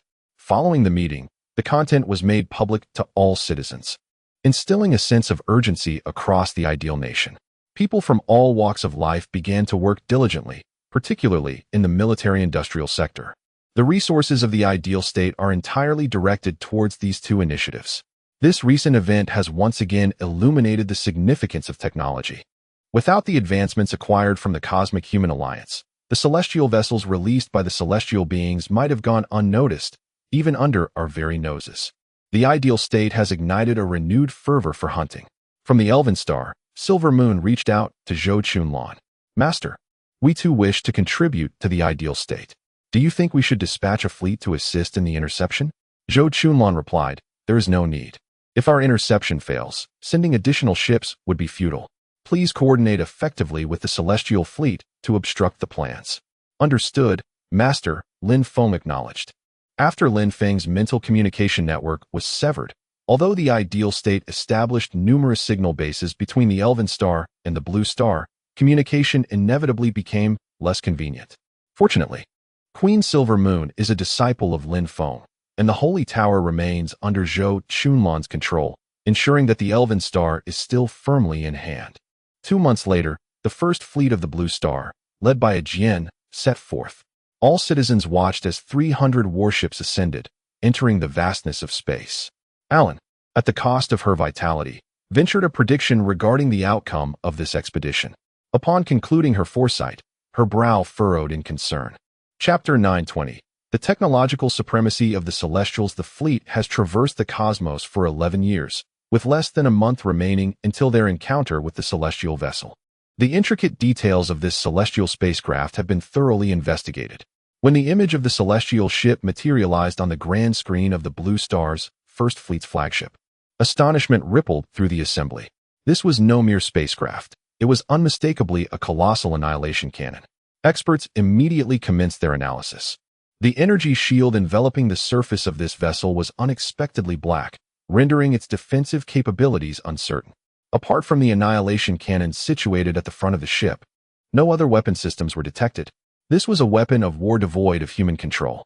Information from the ship was relayed back to Blue Star, prompting the operations department to swiftly devise a combat strategy. Ultimately, the decision was made to sacrifice one vessel, laden with explosives, to collide head-on with the celestial ship. Such a magnitude of explosion could compel even the mightiest to retreat. The self-destructing ship constituted the first line of defense. The second line comprised the entire fleet's firepower system.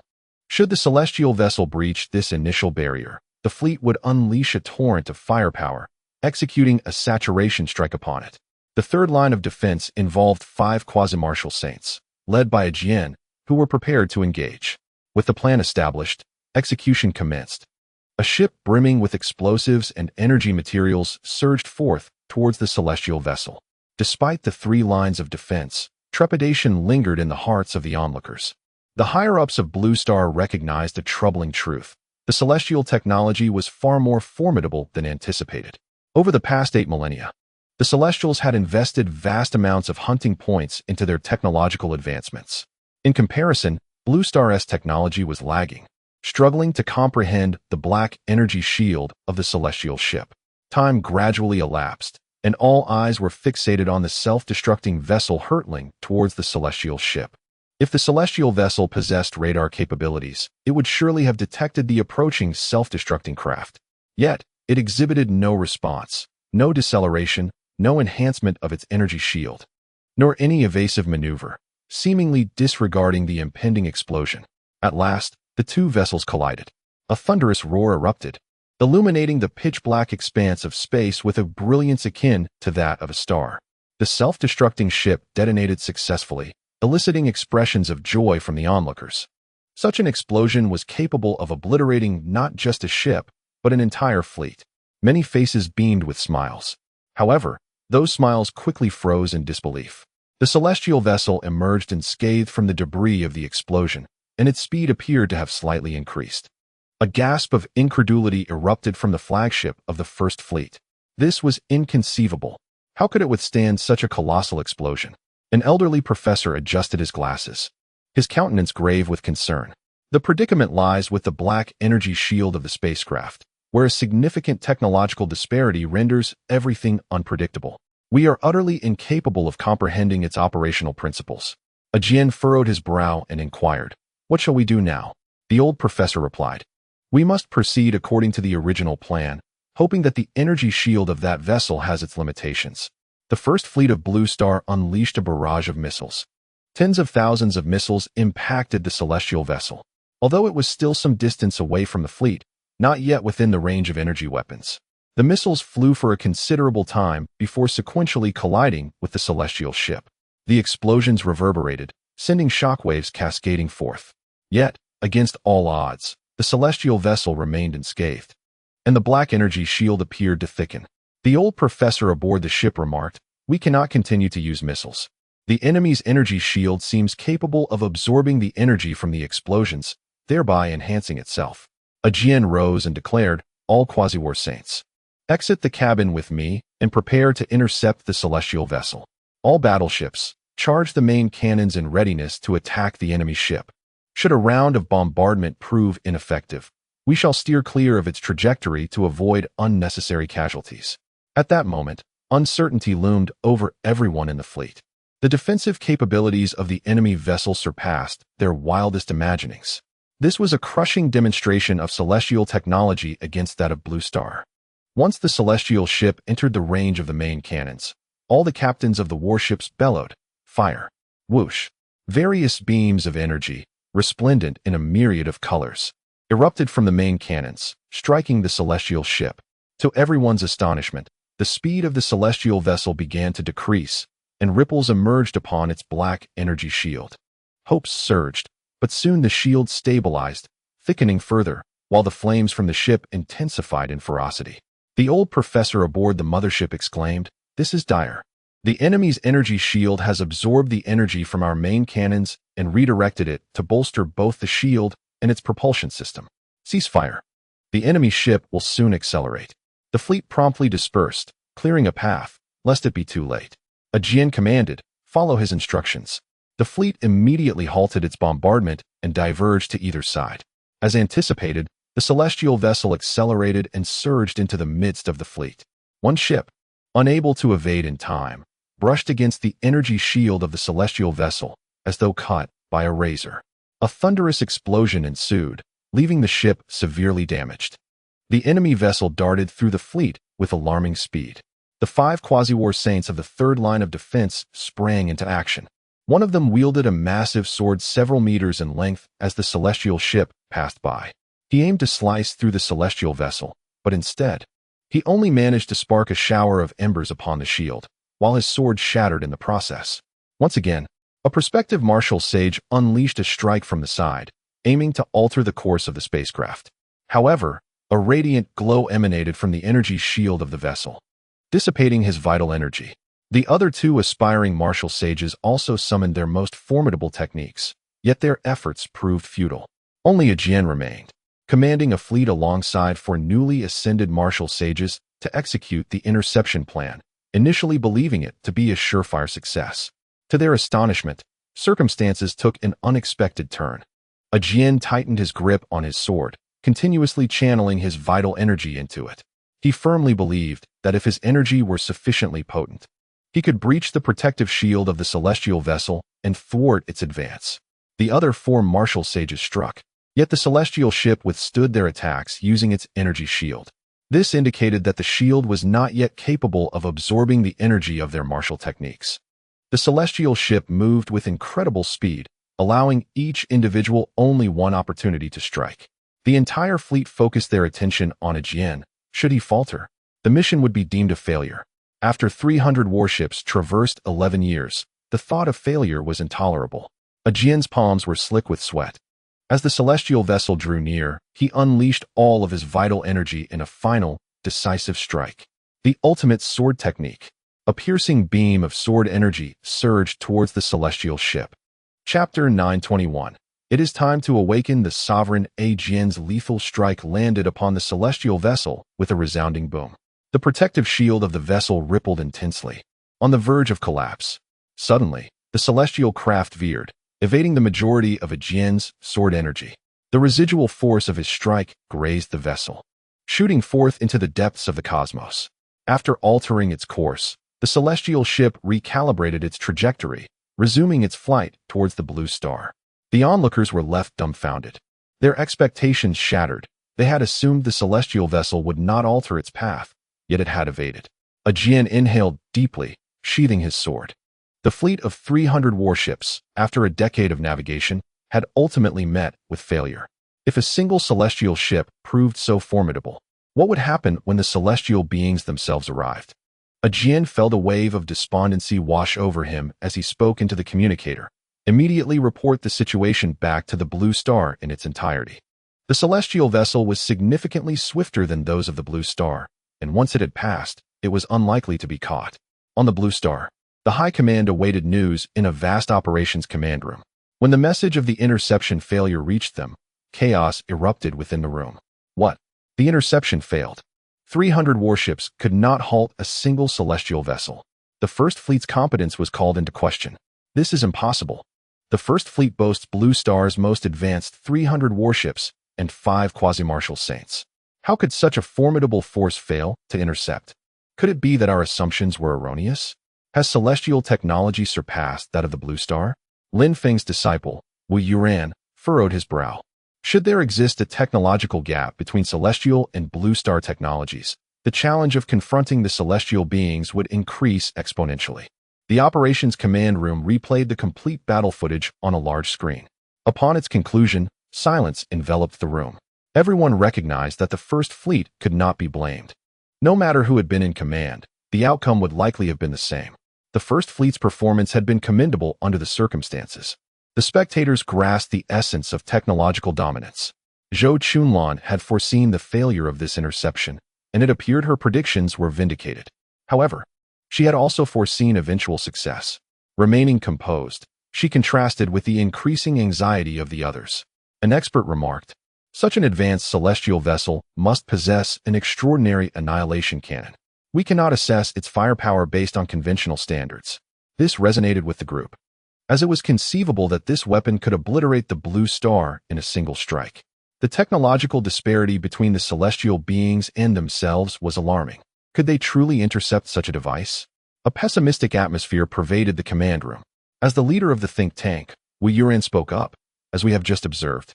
The application of true energy martial arts does yield results against this entity. If all quasi-martial saints from the Blue Star were to act simultaneously, there exists a significant possibility of intercepting it.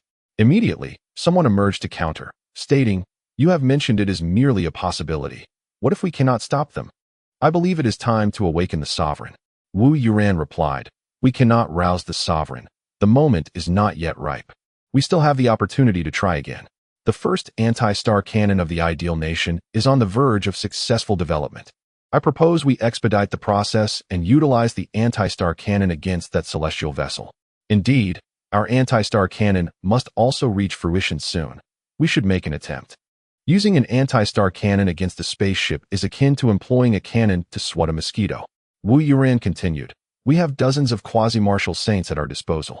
Should we all join forces, there exists a substantial probability of seizing that celestial vessel." This sentiment was met with agreement. The Swordmaster's strike had evidently borne fruit. In the ideal nation, freedom of speech prevailed, allowing all to express their thoughts openly. Some even suggested surrender. Reasoning that the people of Shinjo had coexisted with the celestial beings for some time, and the latter had not annihilated their kind entirely. Such notions faced vehement opposition from the assembly. To surrender would equate to relinquishing one's life to another, where existence and demise hinge solely on another's whim. Survival would be a daunting prospect. Ultimately, the meeting resolved upon a two-tiered interception plan. The first tier involved dispatching 20 quasi-martial saints to jointly intercept the threat. The second tier called for employing the anti-star cannon to strike the celestial vessel. As the anti-star cannon had yet to be completed, the initial strategy was to transport the 20 quasi-martial saints into outer space via spacecraft, allowing them to intercept the celestial vessel in the cosmos. The anti-star cannon would serve as the last line of defense, stationed on Blue Star to target any approaching celestial ships. Once the plan was formulated, implementation commenced without delay. The ideal nation swiftly selected 20 quasi-martial saints, with only those who had recently entered seclusion for contemplation of stellar martial arts abstaining from participation. A fleet of 20 vessels was dispatched to propel these approved quasi-martial saints into the expanse of space. This time, Zhou Chunlan did not partake, as the matriarch needed to remain at Blue Star. The 20 vessels, bearing the hopes of the Blue Star inhabitants, soared into the cosmos. It was anticipated that they would encounter the celestial vessel in 2 years. On Blue Star, all research efforts were devoted to the development of the anti-star cannon. Finally, after 1 year and 10 months, the first anti-star cannon was completed. That day, the Academy of Sciences announced to the public that an afternoon test of the anti-star cannon would take place. Zhou Chunlan and the senior officials of Blue Star personally attended the event. Citizens of the ideal nation tuned in via live video broadcast to witness the test launch. In schools, factories, and various institutions, people gathered to watch the live stream. After half an hour of preparation, a report was delivered to Zhou Chunlan. "Matriarch, preparations are complete. We may proceed with the test launch." Zhou Chunlan replied calmly, "Then let us commence." The countdown began at the testing site. 9, 8, 7, 2, 1. With a thunderous rumble, the earth trembled, and a beam of light, measuring 5 kilometers in diameter, ascended from the ground into the vastness of space, striking a small asteroid of several kilometers in diameter with precision. Success! Long live the ideal nation. Our ideal nation now possesses a formidable weapon. With such a device, we need not fear the celestial fleet any longer.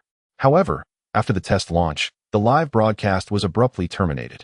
It was imperative to do so, for at the moment of successful testing, the Star Destroyer on the ground disintegrated. It could not withstand the tremendous energy surge and was utterly destroyed. The testing site descended into chaos as personnel hurriedly attempted to salvage some components. The director of the academy approached Zhou Chunlan, trembling as he reported, "Mother of the nation, the recent experiment can indeed be deemed a success. However, the energy shock from the Star Destroyer exceeded our predictions, and its material resilience was insufficient, leading to its disintegration under the energy impact." Zhou Chunlan furrowed her brow and inquired, "Does that mean our Star Destroyer is a one-time use?" "Indeed," he replied. "The material issues cannot be resolved in the short term. For now, we can only produce a disposable Star Destroyer." Zhou Chunlan responded, "No matter, let us expedite its construction. Time is of the essence. You must work with urgency." "Understood." Meanwhile, in the cosmos, the 20 quasi-martial saints tasked with intercepting the celestial vessels had reached their designated location. Alay, Lin Tianlong, Lin Tianfeng, and the leaders of several sects had already departed from their spacecraft, positioned in the trajectory of the celestial ships. All were prepared to intercept, eagerly awaiting the arrival of the celestial vessels. Chapter 922. The charging of the Star Destroyer cannon this time. The 20 aspiring martial saints drew upon their previous experiences. Together, they conjured an immense yin-yang 5 elements sword formation, its expanse reaching dozens of kilometers. The celestial vessel approached, leaving no time for it to veer off course.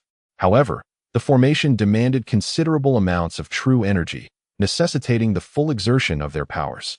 Under the guidance of R, they prepared for the impending confrontation. R spotted the approaching celestial ship from a distance and called out, "The celestial vessel is coming. Everyone, brace yourselves." All eyes fixed upon the ship, ready to adjust the formation's positioning the moment it attempted to change course. After waiting for a while, they realized the celestial vessel showed no signs of turning.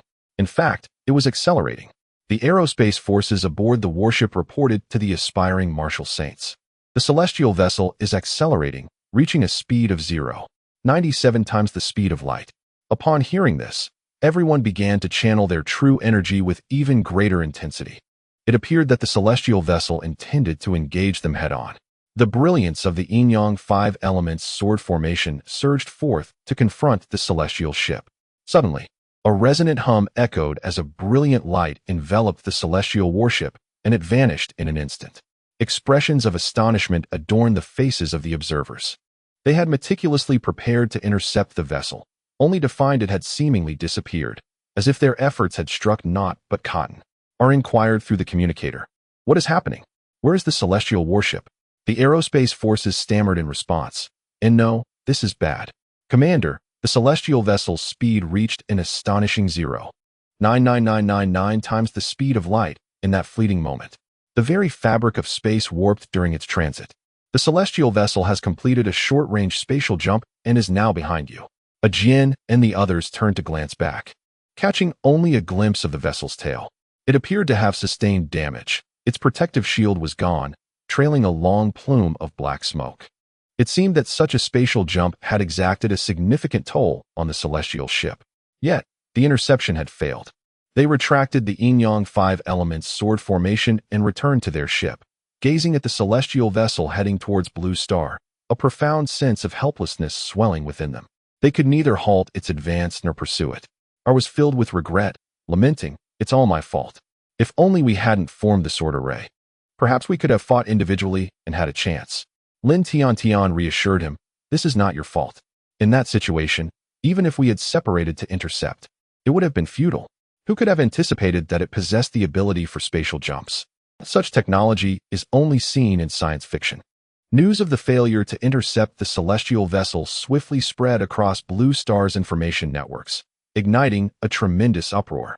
The latest reports confirmed that the operation to intercept the celestial vessel had once again failed, with less than 2 years remaining until its arrival at Blue Star. How could this be possible? This time, they had deployed no fewer than 20 aspiring martial saints. Could this truly end in failure? It is said that the celestial vessel has employed the fabled technology of spatial leap, enabling it to directly vault to the rear of the Blue Star fleet. In response, the upper echelons of Blue Star convened yet another meeting. With the celestial vessel looming ever so close, the atmosphere in this assembly was decidedly grave. One individual boldly proposed that we should awaken the sovereign. If the weaponry aboard the celestial vessel surpasses our understanding, it could potentially annihilate Blue Star in a single strike. This poses a threat to the entirety of our ideal nation. Should we not awaken the sovereign? The president of the Academy of Sciences, brimming with confidence, declared, "I believe it is unnecessary. Our annihilation cannon has successfully undergone trial firing. I possess a 99% certainty that we can intercept the celestial vessel with it." A voice of dissent arose, questioning, "But what if you fail to intercept it? Should the celestial vessel's assault rain down upon Blue Star? The lives of hundreds of billions could be put at peril. The very fabric of Blue Star civilization might be obliterated. Who will bear this responsibility?" The president of the Academy responded, "Then we shall deploy 2 annihilation cannons. By utilizing both, the probability of failure becomes negligible." Yet another voice countered, "And what if the interception with 2 annihilation cannons also fails? Who will shoulder that burden?" The president, striking the table with authority, retorted, awakening the sovereign and influencing his comprehension of stellar warfare, thereby hindering the realization of such wisdom. Who will take responsibility for that? A tumult ensued amongst the assembly.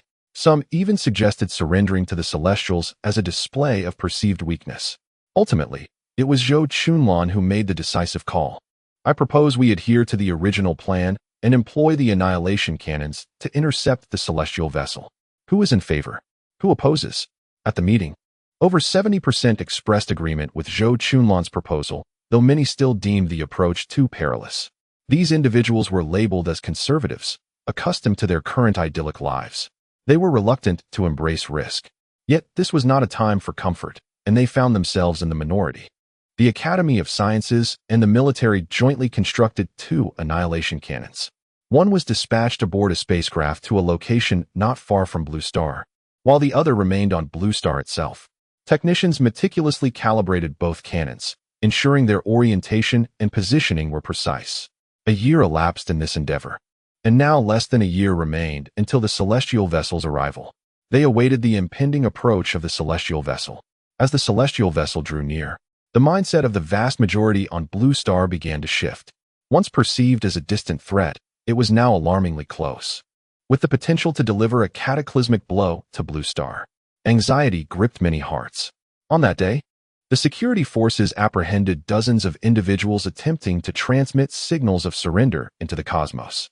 This group shockingly sought to capitulate to the Celestials. The repercussions of this act were dire.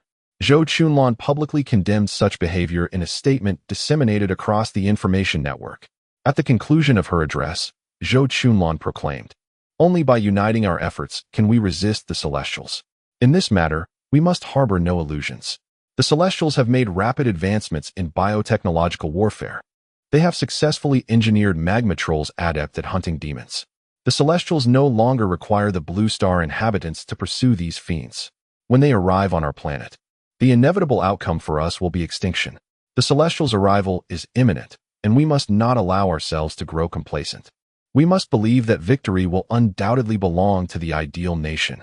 Her words served as a source of motivation, inciting the populace to chant fervently, "Long live the ideal nation! Long live our sovereign!" Half a year passed in the blink of an eye. The celestial ships were detected by Blue Star observatories, and images of the vessels were disseminated across the information network. The sight of the ominous dark ships instilled a profound sense of dread among the people. The Celestial Academy of Sciences and the military jointly issued a statement. In a fortnight, the celestial ships would enter the range of the annihilation cannon, representing the ideal nation.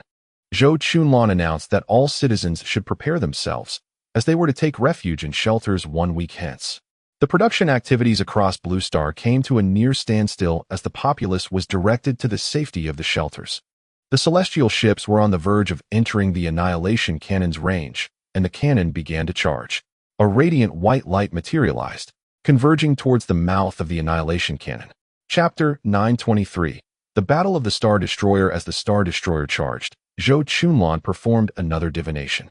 The hexagram indicated that it could intercept the celestial vessel. Zhou Chunlan felt a wave of relief.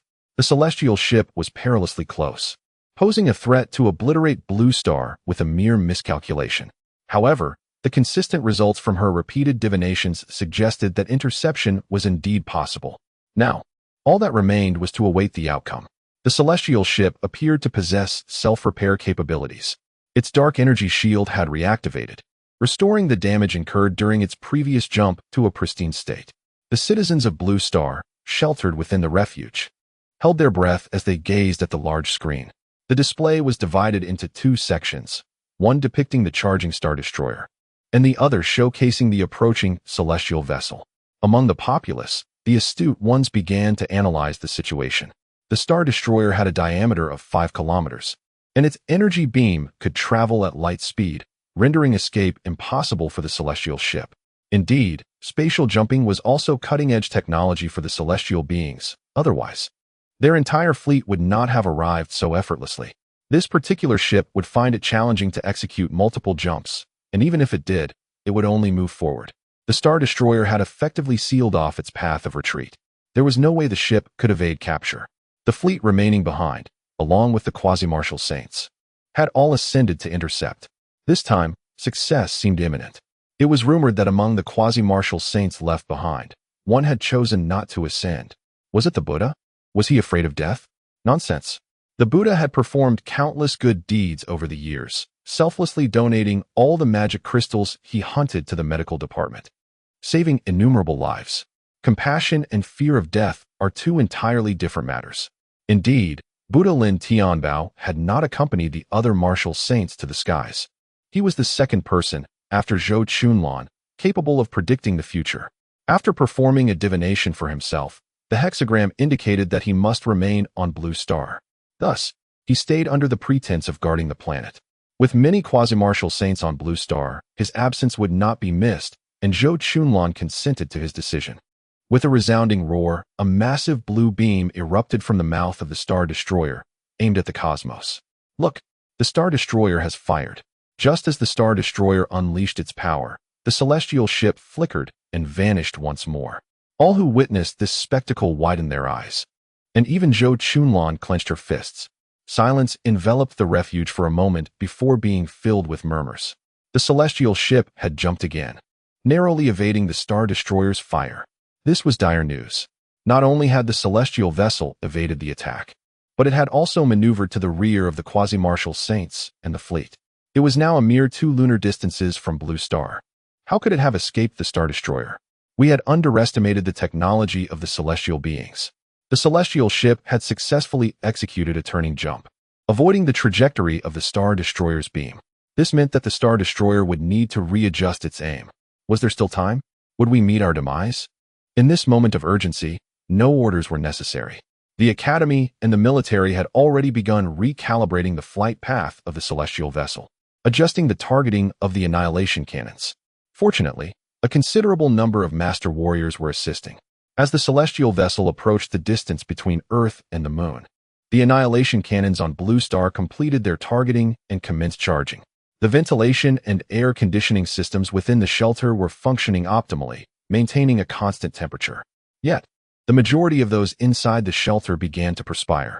They understood that if the celestial vessel's attack struck Blue Star, the shelter would afford little protection. The high-ranking officials of Blue Star were equally anxious. If they failed to intercept it, Blue Star would likely be doomed. Even Zhou Chunlan hesitated over whether to awaken Lin Feng. Ultimately, she chose to trust her divination. The celestial vessel appeared severely damaged, its energy shield absent and several breaches visible on its hull, trailing a long plume of black smoke as it hurtled toward Blue Star. Simultaneously, the annihilation cannons on the surface of Blue Star were charging. Suddenly, a glow illuminated the front of the celestial vessel. Look, the celestial vessel's annihilation cannon is also charging. Why aren't our cannons firing? If the celestial cannon completes its charge, will we even survive? Panic spread among them. Why hasn't the sovereign been awakened? The high-ranking officials of the ideal nation are up there. Are they willing to sacrifice us, the ordinary citizens? That cannot be. They chose to trust the authorities, the Council of Elders, and the sovereign. If they dared to act so recklessly, the sovereign would not spare them upon his return. In this moment, the populace inevitably succumbed to anxiety. After several interceptions, the near-saint warriors of the ideal nation were mostly in space, and their fleet had ascended entirely. Even the warriors were hunting in the void and on the Spirit Star. Those absent from Blue Star would likely be safe, as the annihilation cannon's power was insufficient to penetrate Blue Star. Its impact would be akin to a small asteroid colliding with Earth, causing global volcanic eruptions, earthquakes, and tsunamis, leading to mass extinction, posing a threat solely to those on the surface. The ground of Blue Star was now populated solely by ordinary citizens and a handful of personnel maintaining order. Both the high-ranking officials and the common folk fixated on the screen displaying the 2 charging annihilation cannons. Gulping, Wu Yuran in the operations command room felt a knot in his throat.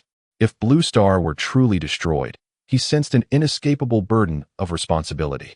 He wiped the cold sweat from his brow. Beside him, his junior, Jin Xiangyu, patted his shoulder. "Senior brother, stay steady. Everything will be fine," Jin Xiangyu reassured him. Though his own heart raced with anxiety, his palms slick with sweat, dampening Wu Yuran's shoulder. Suddenly, both annihilation cannons completed their charging almost simultaneously. Whoosh whoosh. A crimson and azure beam of light shot forth simultaneously, hurtling toward one another. In that moment, every soul held their breath. With a resounding roar, the two energy beams, each 5 kilometers in diameter, collided within the atmosphere of the blue planet. The point of impact instantaneously dispersed the surrounding atmosphere. A ferocious shockwave, laden with the stripped gases of the atmosphere, swept outward. The scene resembled a comet striking the Earth. The surface was engulfed by the energetic onslaught. As buildings and trees were toppled in an instant and wildfires ignited, earthquakes and tsunamis followed in swift succession. Fortunately, the citizens of the blue planet had all taken refuge in shelters. Otherwise, the residual waves from the collision of the annihilation cannons could have claimed tens of millions, if not billions, of lives. Moments later, the energy beams from both annihilation cannons vanished simultaneously, as if their energies had negated each other. Just prior, everyone within the shelters had forgotten to breathe. The atmosphere was filled with the sound of heavy gasps. Was it over? Had we been saved? Surely, we must have been saved. In the command center, the high-ranking officials of the blue planet raised their hands, ready to applaud in celebration. Suddenly, a voice cried out, "Not yet. Look to the sky." Chapter 924. The time of my vow has come. At the cannon's mouth of the celestial ship, a circular pointed tip unexpectedly emerged. The rear section of the celestial vessel disintegrated, revealing a propulsion system with a diameter of 4 to 5 kilometers at the back of its front half. The engine belched forth flames, propelling the celestial ship towards Blue Star at an accelerated pace. Experts in the command room exclaimed loudly, at its current speed and mass, should the celestial ship collide with Blue Star, the very crust would be devastated. Even if Blue Star does not disintegrate, it would be transformed into a molten wasteland. As the military commander, Jin Xiangyu immediately issued orders. Activate the entire air defense system. We must intercept the celestial ship beyond the atmosphere. Whoosh, whoosh, whoosh. Across Blue Star, hundreds of white smoke columns ascended into the sky. These were the strategic missiles of Blue Star, launching from the gaps in the atmosphere into space. As the missiles exited the atmosphere, they collided with the oncoming celestial ship. Boom, boom, boom. The missiles erupted into blazing fireballs, creating a spectacular display of conflagration. The citizens in the shelter erupted in cheers. The missiles have struck the celestial ship. This was no mere handful of strategic missiles. It was a formidable arsenal capable of annihilating an entire fleet, let alone a single celestial vessel. Surely, this would resolve the crisis? Everyone gazed at the fiery orbs in the sky. Suddenly, the celestial ship, engulfed in flames, broke through the fireball and hurtled down towards the ground. Panic erupted among the people in the shelter. Why isn't it disintegrated? Is celestial technology truly this advanced? It's going to crash. Who will save us? Where is the sovereign? Why hasn't he awakened? A mournful hum resonated through the atmosphere as supersonic energy waves converged at the bow of the celestial ship, transforming into a circular explosion of light that shredded the clouds within a 10-kilometer radius. The hull ignited from friction with the atmosphere, enveloping the entire ship in flames. Thick smoke billowed from its rear. The celestial ship had breached the atmosphere, rendering all defensive measures ineffective in an instant. In a secluded spot, a monk clad in robes, holding a string of prayer beads, gazed up at the celestial ship. This man was none other than the Buddha, Lin Tianbao. Lin Tianbao sensed that everything seemed to be orchestrated by fate. On that day, when Lin Feng and Ajian awakened him, he had once proclaimed, "Today, I vow to save millions in atonement for my sins." Over the years, he had saved many, yet far from the multitude he aspired to. Today, it seemed, his opportunity had arrived. The very spot where Lin Tianbao stood was the destined impact point of the celestial ship. A drone captured an image of him, and his serene visage appeared on the large screen within the shelter. Who is that man? Why is he still on the ground? Is that not the Buddha? The Buddha is a quasi-martial saint. Can he truly halt the celestial ship? How could that be possible? So many formidable warriors could not halt the advance. Surely, he alone would be unable to do so. The visage of the Buddha manifested within the command center. At such a critical juncture, why had the Buddha not yet retreated? Did he intend to thwart the celestial vessel with his solitary strength? Jin Xiangyu inquired of Wu Yuran, Master Tianbao, what is the purpose of this? Wu Yuran merely shook his head. Upon seeing Lin Tianbao, Zhou Chunlan was engulfed by an ominous premonition. Lin Tianbao clasped his hands together and proclaimed loudly, "Amit Ba? I have made a grand vow to save countless souls in this lifetime. Today marks the moment for me to fulfill that promise." With those words, Lin Tianbao unleashed his sinister energy, consuming his physical form, vital essence, and even his soul, transforming himself into a colossal black giant towering hundreds of meters high. This giant, entirely comprised of dark energy, retained the semblance of Lin Tianbao, perhaps due to the infusion of his fervent will. Golden light, reminiscent of divine protection, emanated from the black giant. The two opposing forces of dark energy and divine light astonishingly fused in harmonious perfection. In the sanctuary, a child pointed at the large screen and asked, "Is that the light of the Buddha?" Someone replied, "It must be. Does the Buddha intend to save us? He surely aims to rescue us." In unison, everyone clasped their hands together in prayer. Witnessing this scene, Zhou Chunlan covered her mouth, her eyes reddening, tears glistening within them. She realized that the omens were indeed coming to pass. He could indeed obstruct the celestial vessel, but at a catastrophic cost. That cost was Lin Tianbao himself. At the moment he fully activated his dark energy, he had sealed his own fate.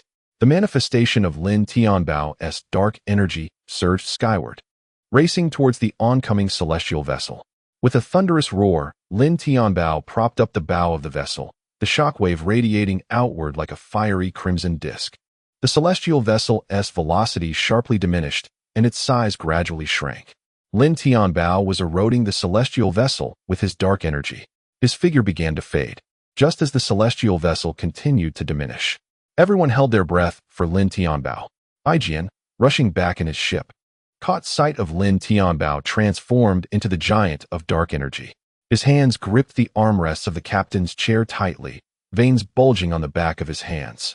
"Tianbao, I have returned too late." In another vessel, Lin Tianlong and Lin Tianfeng were already in tears, crying out, "Tianbao." Zhou Chunlan desperately wished to shut down the Taishu Tower and the Sacred Tower to awaken Lin Feng. If Lin Feng were to awaken, perhaps there would still be a chance to save Lin Tianbao. Ultimately, she restrained herself and did not awaken him. A smile graced Lin Tianbao's face. Fortunately, he had chosen to erode the celestial vessel with dark energy. It turned out that within the celestial vessel was a tactical bomb. Should the vessel burrow beneath the surface of Blue Star and detonate, the entire planet would erupt, affecting even the realm of Taishu. At that moment, the entirety of Blue Star civilization was destined to vanish. He had finally fulfilled his wish, saving countless lives.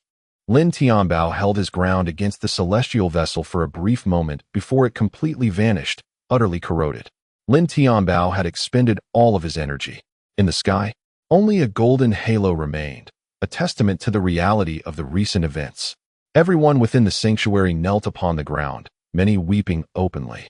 It was evident to all that the Buddha had sacrificed himself to save them. With hands clasped in prayer, they softly intoned, "May the Buddha attain rebirth in the Pure Land. May the Buddha return in his vows to liberate all beings." The celestial army in the cosmos and the elite of the ideal nation also joined in this prayer. The Buddha, through his singular strength, had salvaged the entire Blue Star. His spirit of sacrifice and genuine compassion is worthy of veneration and remembrance by all.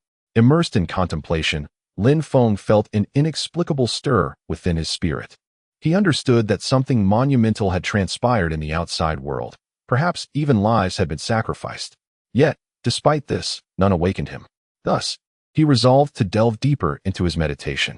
He sensed that success was within his grasp, and the realm of stellar martial arts seemed tantalizingly close. Chapter 925.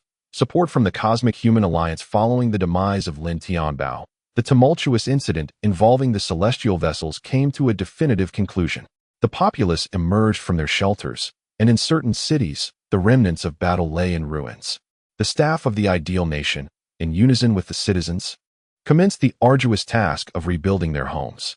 A month later, a memorial service was organized by the ideal nation to honor the sacrifices made by Lin Tianbao and others.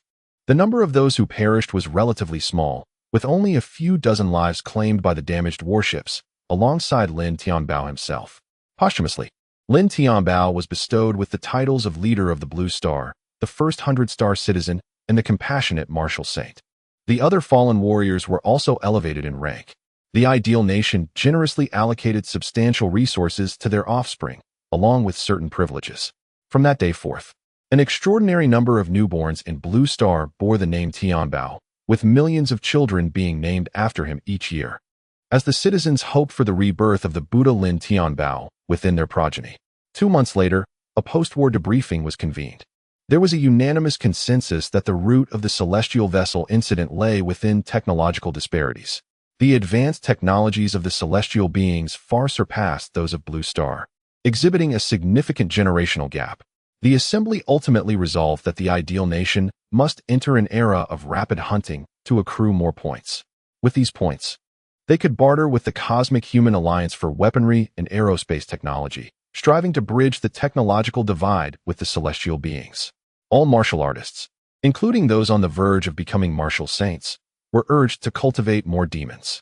Concurrently, plans to intercept the celestial fleet were to persist, with the construction of combat fortresses and interception facilities along the celestial fleet's routes. Probes were to be launched towards the celestial fleet to facilitate early detection. This incident instilled a sense of vigilance among all in the ideal nation. They understood that the celestial beings were approaching, and failure to contend with them could result in annihilation. Every day, the citizens prayed before the portrait of Lin Feng, yearning for his return and enlightenment in stellar martial arts. Meanwhile, the Elven Star dispatched a fleet of 500 warships to Blue Star, bringing forth their elite combat forces. A century later, the ideal nation had amassed a significant amount of hunting points. These points were exchanged for weaponry and aerospace technology. The Cosmic Human Alliance even convened a high-level meeting regarding this development. It was noted that the ideal nation, a prospective member of the alliance, had surpassed many formal members in the number of demons hunted. This was astonishing. Attendees were presented with data regarding this civilization, which soon filled their minds. What? This civilization had previously been an affiliated power of a formal member and had only recently attained liberation. Its potential was immense. They had even seized 2 demon teleportation devices from the hands of a formal member. The fleet of that formal member was not far from them, and a great conflict between the 2 civilizations seemed imminent. Should we intervene? The assembly deliberated for a while. Someone proposed, "I believe we should not intervene. It is precisely this competition for survival that drives them to hunt demons with fervor. Moreover, according to the principles of free competition established by the Cosmic Human Alliance, we ought not to interfere. Both of these human factions possess significant potential. Our only obligation is to ensure their survival." The ideal state has exchanged for a batch of weaponry data, seemingly aiming to catch up technologically and enslave their formal members. These formal members, referred to as celestials, indeed lag significantly behind in technology. Thus, we should provide Blue Star with additional technological advancements, aligning their capabilities with those of the celestials. However, the rules must remain unchanged. Weapon technology shall be capped at the planet-destroying cannon. Ultimately, the assembly reached a consensus through a show of hands, approving a series of proposals. Following the meeting of the Cosmic Human Alliance, Zhou Chunlan received a communication request from them. She accepted the request through the Taishu Tower, and the representative on the other end politely addressed her, "Greetings, leader of the ideal state. In the past 3 centuries, the number of demons hunted by the ideal state has multiplied several times, nearing the level of formal members of the Cosmic Human Alliance. The Alliance has decided to award the ideal state with the Hunting Progress Award. The prize consists of aerospace and weapon technology. Please accept it. Thank you very much." Zhou Chunlan beamed with joy, pleasantly surprised by this unexpected accolade. She promptly shared this good news with everyone in the ideal state, and simultaneously forwarded the technological advancements to the Academy of Sciences for swift assimilation. The entire nation of the ideal state was invigorated, and their enthusiasm for hunting surged. After relentless research by the Academy of Sciences, the new technology was rapidly implemented. 50 years later, they finally unraveled the mystery of the black energy shield aboard the ship involved in the celestial attack. This shield was revealed to be a dark energy shield, impervious to conventional weaponry, requiring specialized dark energy cannons to breach. The scientists swiftly replicated both the dark energy shield and the dark energy cannon. However, the materials necessary for their construction were exceedingly rare. Blue Star managed to produce only 1 ship equipped with a dark energy shield and cannon. It seemed that the Celestials were similarly constrained, unable to possess a multitude of warships outfitted with dark energy shields.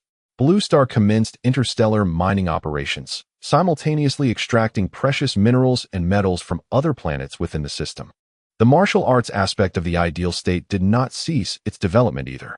Every 50 years, Zhou Chunlan organized the Celestial Hunting Tournament, with each hunting prize consisting of 2 royal-grade magic crystals and 98 martial honor slots. The warriors of the ideal state consistently maintained an exceptionally high level of enthusiasm for hunting. A century later, the Academy of Sciences successfully replicated the propulsion system used by the ship involved in the celestial attack. This propulsion system allowed for brief spatial jumps during activation. The people of Blue Star were greatly encouraged, feeling they had finally caught up with celestial technology. However, this particular engine cannot be mass-produced.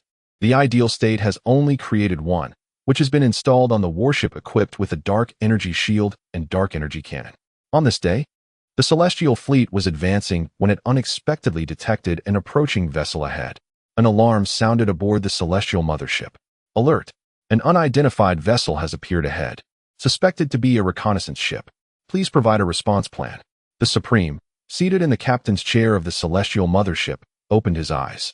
He summoned the control panel and magnified the image of the warship. The Supreme furrowed his brow and remarked, "This warship bears a striking resemblance to our reconnaissance ship."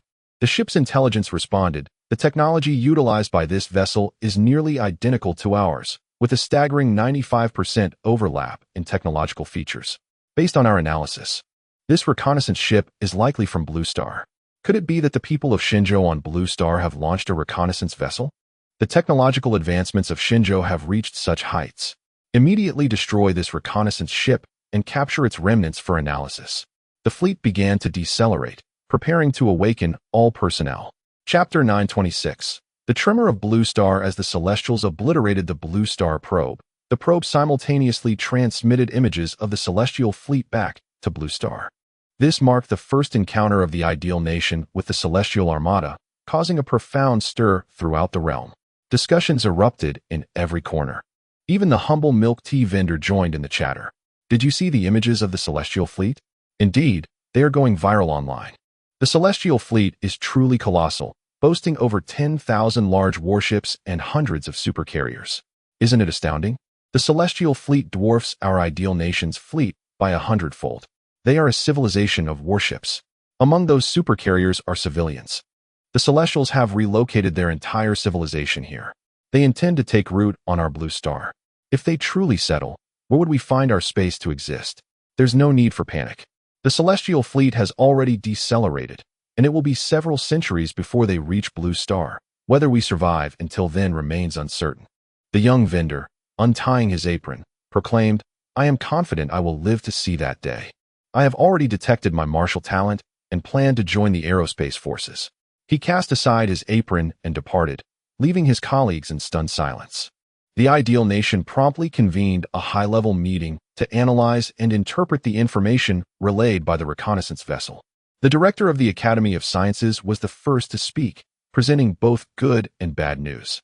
The good news is that the technology of the Celestials is on par with ours. The era of technological supremacy has ended, thanks to the support from the United Human Alliance. The bad news is that the Celestial Fleet is overwhelmingly vast. It would be nearly impossible for us to construct a fleet of similar scale. Our entire star system cannot provide the necessary resources. Even if we were to excavate all the metal ores in our star system, it would still fall short of what is needed to build that fleet. The Minister of Resources added, "In our exploration of other stars within the galaxy, we have discovered that their mineral resources have been largely depleted, primarily during the Celestial era." Someone inquired, "Has the space agency calculated the exact arrival time of the Celestials?" The director of the space agency rose to respond, "The calculations are complete. At the current speed of the Celestial Fleet, they will arrive at Blue Star in 215 years and 165 days. Minister Jean Xianyu remarked, "Time is of the essence.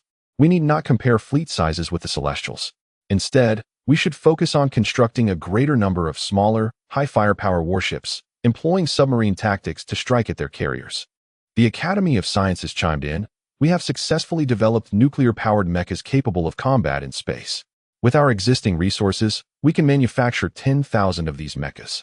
These nuclear mechas will amplify the strength of martial artists and grandmasters, enabling them to fully unleash their potential in the cosmos. The production and deployment of nuclear mechas can commence forthwith. The fleet commander, Ajian, proclaimed, "It is time to activate the battle fortresses deployed along the trajectory of the celestial fleet. I hope these fortifications will impede their advance and grant us precious time." The assembly engaged in a spirited exchange of ideas, ultimately resolving to expedite the construction of small yet powerful warships, to manufacture and equip nuclear-powered mechas, and to initiate a nationwide conscription with intensified combat training. To leverage the advantages of the terrain, the Blue Star fleet shall conduct ambushes against the celestial fleet within the star system. The ideal state has entered a state of war, with a tentative duration set at 220 years. Every citizen of the ideal state, irrespective of their profession, shall undergo daily military and martial arts training. Meanwhile, within the celestial fleet, billions of sleep pods activated. All celestials, save for the martial sage, awakened and commenced rehabilitation training aboard their vessels. The atmosphere aboard the fleet became lively. The Supreme observed the multitude of celestial citizens on the monitors, a smile gracing his face. The celestial race, having surmounted countless crises, continued to grow ever stronger in their own hands. They sought to conquer even more civilizations and establish a vast empire. Within one warship, a girl clad in red dined in the mess hall, simultaneously perusing information from recent years. What? The people of Shinjo have actually seized the Tower of Void. Is there trouble for Alei? This girl was once Alei's girlfriend. A frown creased her brow, but after sipping her milk, she relaxed. I should be more optimistic like Alei. The Shinjo people have taken the Tower of Void, which means Alei must have been involved. He must be safe. A smile blossomed on her face as she continued to scroll down. What? They have actually launched a planet-destroying battleship against the Blue Star in retaliation. The planet-destroying warship is the latest technology of the Celestials, specifically designed for planetary annihilation. The Blue Star people managed to intercept it. Has their technology advanced to such an extent? I wonder what the upper echelons truly think of the Blue Star. A month later, the Celestial Fleet convened a high-level meeting. Ing Tian, the Grand Marshal of the military, was the first to speak. The Blue Star people have committed acts of treason. They seized the Tower of Void and the Sacred Tower, and destroyed our planet-destroying battleship. From the intelligence gathered from the captured Blue Star probes, it is evident that their technology has come alarmingly close to ours. Their acquisition of the Tower of Void and the Sacred Tower indirectly demonstrates that the Blue Star possesses a significant number of near-martial sages and master warriors. In both martial prowess and technological advancement, the Blue Star now possesses the capability to contend with us. They have not only liberated themselves, but have also freed the nearby fairy star, resulting in a sharp decline in our hunting data. I propose we eradicate the Blue Star people entirely, wiping this race from the universe. Immediately, a voice arose in agreement. I concur. Our biotechnological advancements have reached a point where we can create species entirely loyal to the Celestials, intended for the hunting of demons. The Celestials no longer require the Blue Star inhabitants. This group exhibits a formidable spirit of resistance, and their continued existence poses a perpetual threat. Indeed, they must be eradicated completely. They have learned our martial arts and technologies, and shockingly, they now turn them against us. Such a civilization cannot be allowed to persist. The radical faction within the military raised their fists, chanting fervently, "Annihilate the Blue Star inhabitants! Annihilate the Blue Star inhabitants! Root them out!" Meanwhile, the sages, the Snow God, and their conservative followers, who were reluctant to instigate war, remained silent. The Snow God pondered internally. These individuals only recall the misdeeds of the Blue Star inhabitants, neglecting the invaluable contributions they have made to the Celestials. Someone raised their hand and spoke. Do you remember the Grand General Linfeng? He is a hybrid of the Shinjo and Celestial lineage, having led the Shinjo people in the hunting of countless demons, rendering immense service to us Celestials. The Shinjo people have indeed contributed to our cause. An officer then stood and remarked, "What you speak of belongs to the past. While I acknowledge that the Shinjo people once made remarkable contributions to the Celestials, they have now betrayed us. Traitors must be eradicated." The Supreme Leader cast a sweeping gaze over the assembly and declared, "Let us vote. The minority shall yield to the majority. It is for all to decide whether we shall utterly annihilate the Blue Star inhabitants." Chapter 927, Devastating Blow to the Celestial Fleet and the National Referendum. In the early hours, A referendum was initiated, and by afternoon, the results were unveiled. The radical faction triumphed by a narrow margin, establishing a definitive strategy aimed at the complete annihilation of the Blue Star inhabitants. The announcement of the voting outcome elicited a spectrum of reactions. Some were elated, while others were deeply apprehensive. The supreme leader was not entirely satisfied with the result. He was taken aback by the considerable number of individuals reluctant to engage in warfare, perceiving this as a manifestation of weakness. Those unwilling to initiate conflict offered little aid within the fleet. Among the ranks of the fleet were numerous hybrids, who posed an internal threat. In his capacity as the highest leader of the Celestials, the supreme leader undertook a reorganization of the fleet. He removed the conservatives from the battleships, assigning them the task of safeguarding the super mothership, which housed a substantial civilian population. The majority of these conservatives were subordinates of the Snow God and the Sage, who did not oppose this decision, as their followers were indeed averse to the impending war. The Snow God had many hybrids among her ranks, and it was prudent to position them at the rear. Despite this arrangement, the supreme leader remained dissatisfied. He convened a high-level meeting, stating, "Snow God and Sage, you need not participate in the battle. There is no necessity to deploy so many martial saints for merely dealing with a Blue Star. Take your respective super motherships and escort vessels to the Elven Star for resupply, while simultaneously reclaiming the Elven Star. War God and Ing Tian, prepare for combat. We three shall proceed with the other warships to the Blue Star." The sage instantly grasped the supreme leader's intent, realizing he feared they might hinder progress. The sage welcomed this arrangement, agreeing that it would also spare the civilians from casualties. The Snow God nodded in agreement. She too wished to avoid the conflict, not wishing to confront the hybrids and Lin Feng.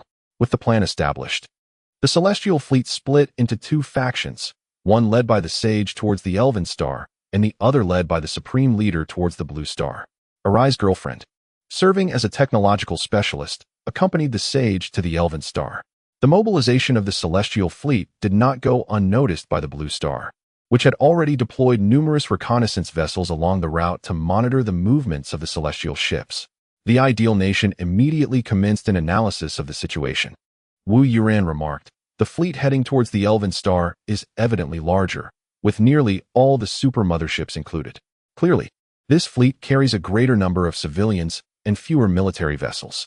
In contrast, the fleet bound for the Blue Star, though comprising only 4,000 ships, consists primarily of formidable combat warships. I believe we shall face significantly greater pressure."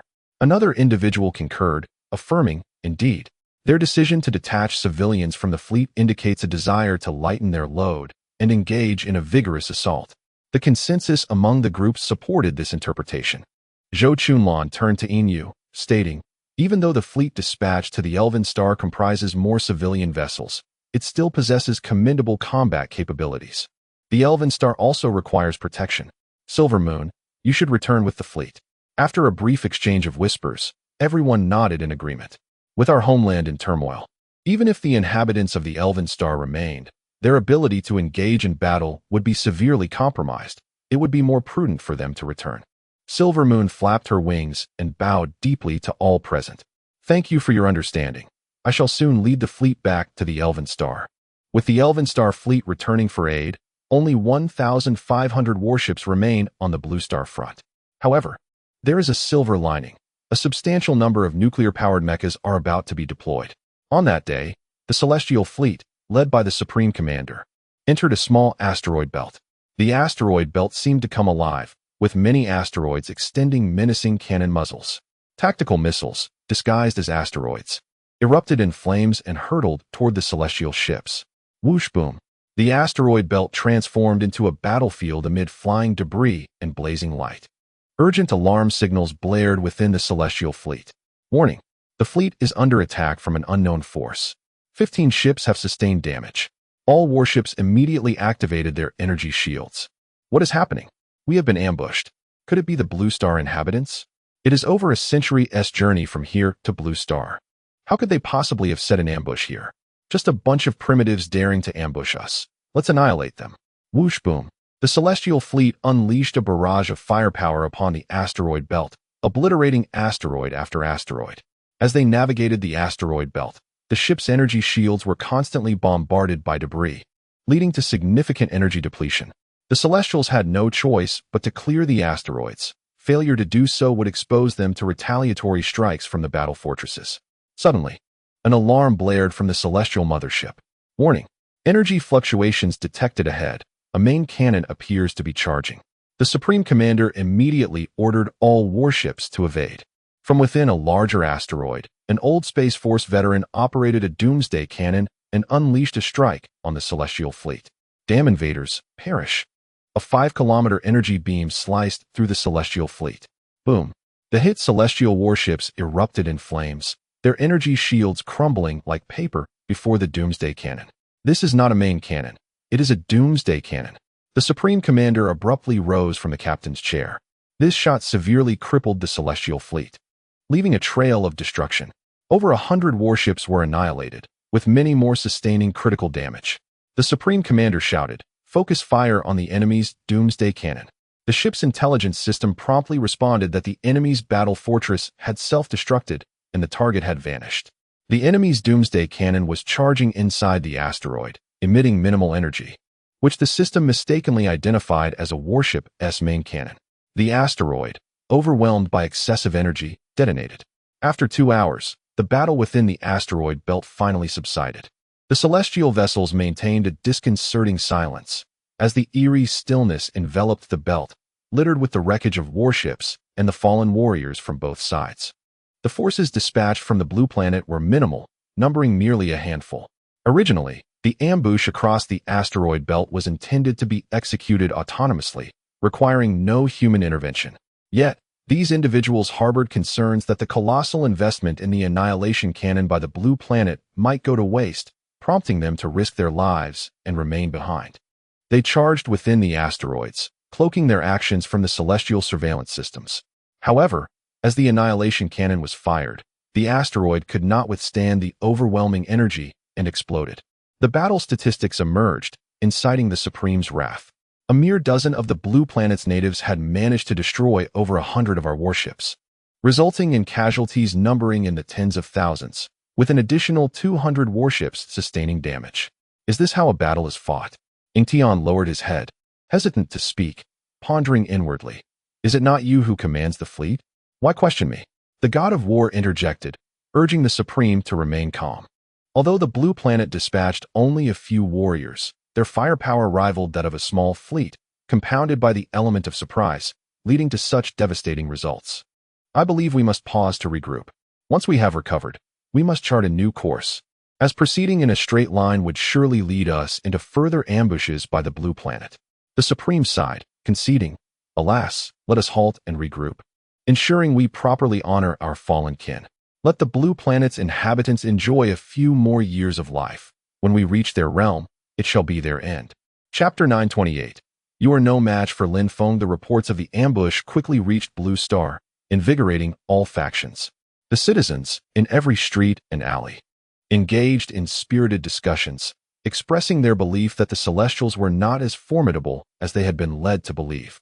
It was reported that during this ambush, over 100 celestial warships were destroyed, with more than 200 sustaining damage, resulting in casualties numbering tens of thousands.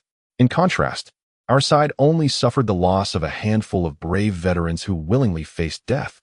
They are heroes, deserving our utmost respect. This was indeed a resounding victory, suggesting the Celestials were not invincible after all. The technology of Blue Star has evidently caught up with that of the Celestials. In the vast expanse of the cosmos, it is technology that secures victory. The official statement from the Ideal Nation declared that this battle could delay the Celestials for several years.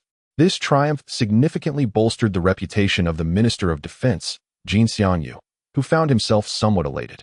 In celebration, he invited several fellow disciples for drinks, boasting of his intent to strike the Celestials forcefully. Chu Chu, as the eldest sister, couldn't help but caution Jin Xiangyu. You must not let your guard down, junior brother. They are not easily dealt with. Wu Yuren quickly concurred, saying, eldest sister is correct. I believe the Celestials will surely alter their course. The existing arrangements will be rendered futile, and it would be wise to retract them promptly to avoid resource waste. Jin Xiangyu chuckled. If the Celestial fleet intends to change their trajectory, it would take them at least a decade. Can they afford such a delay? Wu Yuran replied. They will certainly have to. The original course is fraught with traps. Navigating it would not only consume decades more, but also expend vast amounts of energy and incur casualties. Would you continue on the original path if you were in their position? Jin Xiangyu's expression changed. I certainly would not. So, you mean the remaining arrangements are indeed useless? His second sister, Li Wanru, added, absolutely useless. It would be prudent to heed your senior brother's advice and withdraw as soon as possible. We must not underestimate the Celestials. Their few martial saints are, for us, invincible beings. Should they land on Blue Star, we would be nearly powerless to resist. Jin Xiangyu scratched his head, realizing he had been somewhat overconfident. What my seniors say is true. I had taken things for granted. Chuchu remarked. I wonder when Master will emerge from his seclusion? Wu Yuran responded, it should be soon. Master has been cultivating the instant universe technique at an accelerated pace for many years. He must have unraveled some of the mysteries of the cosmos by now.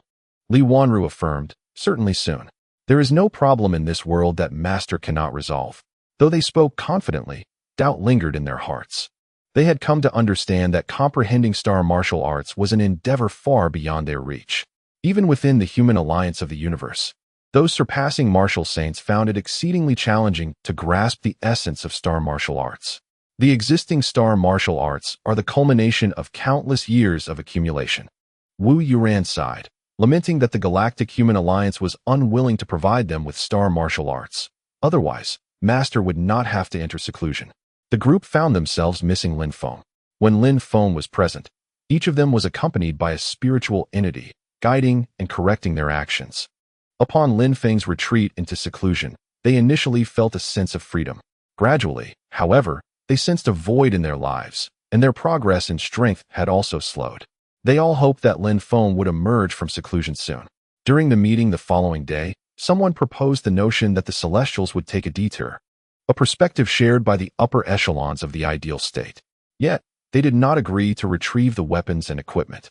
With the construction of interception facilities completed, recovering them would prove challenging. It would be more prudent to wait until the Celestials altered their course and then reposition these interception facilities along the new trajectory. These combat fortresses were also capable of navigation, albeit at a slower pace. If their positions were changed, they would easily be detected by the Celestials, rendering any surprise attacks impossible. Within the Celestial fleet, Ying Tian was playing games in his room when suddenly struck with inspiration. The Blue Star inhabitants must believe that the Celestial fleet would rest for several years. Why not lead a surprise strike against Blue Star with a special force? This was precisely how he had won the previous game. The more he pondered, the more feasible this plan appeared. For so many years, the old man had never favored him. If he succeeded in this endeavor, it would be a significant boost to his reputation. He weighed the risks of this undertaking. As a martial saint, he had no equals on Blue Star, where there were none of his caliber. With his strength, a visit to Blue Star would result in chaos. Concealing his movements would also be manageable. The Celestial fleet possessed a nuclear-powered mech battalion, specifically designed for executing special missions and equipped with a degree of stealth capability. The battalion boasted 3,000 members, sufficient to inflict considerable damage on Blue Star. Unable to contain his excitement, Ying Tian promptly convened a high-level meeting. The Supreme Leader, surprised by the request for a meeting the next day, noted that this young man was usually the last to arrive. Why was he now so eager? The Supreme Leader accepted the meeting request, and the War God was already present. This meeting consisted solely of the three of them. Ying Tian shared his thoughts, and the War God deemed the idea feasible, though he remained silent. Such matters were not for him to comment on. Should he express approval and Ying Tian's ambush fail, he would share in the responsibility. After a lengthy contemplation, the Supreme Leader spoke. This endeavor carries significant risk. Ying Tian, perplexed, questioned why. There are no martial saints on Blue Star. Who could possibly challenge me? The Supreme Leader sighed, saying, alas, you are not Lin Feng's match. Both the War God and Ying Tian were taken aback by this statement. They had not anticipated such high regard from the Supreme Leader towards Lin Feng. After all, Ying Tian was a martial saint. The Supreme Leader had audaciously claimed that he was no match for Lin Feng. The Supreme glanced at the two individuals, urging them not to feel discontent. In the days of my battle with Lin Feng, my physical form sustained severe injuries, and it has taken years to recuperate. Lin Feng, empowered by the will of the Blue Planet, undoubtedly possesses strength that surpasses yours. Back then, the will of the blue planet was gravely wounded, its fate unknown. Should the will of the blue planet still exist and be able to bestow celestial strength upon Lin Feng, either of you would face almost certain demise upon landing on the blue planet. Ying Tian remarked, then I shall refrain from landing on the blue planet. I will set my sights on annihilating their space fleet, eradicating their spatial strike capabilities to ensure the main forces can safely land on the blue planet. The Supreme nodded in agreement. Very well, this plan is sound. With rare enthusiasm, the Sun knew he must offer his full support. The Supreme allocated a significant number of martial saints to Ying Tian's stealth mech squadron, enhancing their capabilities. The next day, the stealth mech squadron set forth. While the blue planet remained blissfully unaware, having detected no sign of their presence. Chapter 929. Ying Tian arrives at Blue Star after Ying Tian departed with his crew. The celestial fleet underwent a 6-year period of restoration. They scavenged resources directly from the asteroids, gathering materials and salvaging remnants of warships. Not only did they repair the damaged vessels, but they also constructed dozens of new ships. Subsequently, they charted a new course, transforming their trajectory from a straight line into a semicircular path, intending to completely circumvent any potential ambushes ahead. Consequently, the time required to reach Blue Star was extended by an additional 40 years. In terms of time, this indicated a degree of success for Blue Star's defensive strategy. The Snow God fleet also slowed its pace, striving to delay their advance. Within the fleet, there were no warmongers. None wished to engage in conflict with the elves of the Elf Star or the people of the Divine Land, nor with the lava giants. The Snow God and the Sage sought to wait for the Supreme to return victorious, so that they could confront the Elf Star together. The lava giants bore the Supreme's spiritual mark, making them easier to contend with.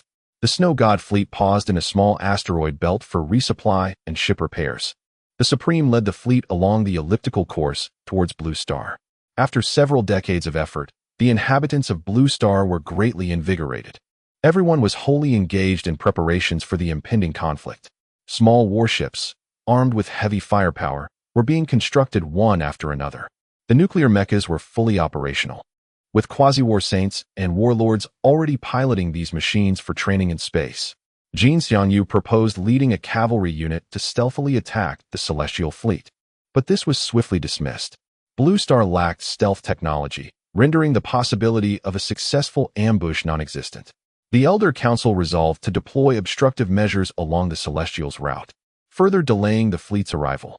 The previous successful interception had significantly boosted their confidence, prompting them to prepare to employ the same tactics once more.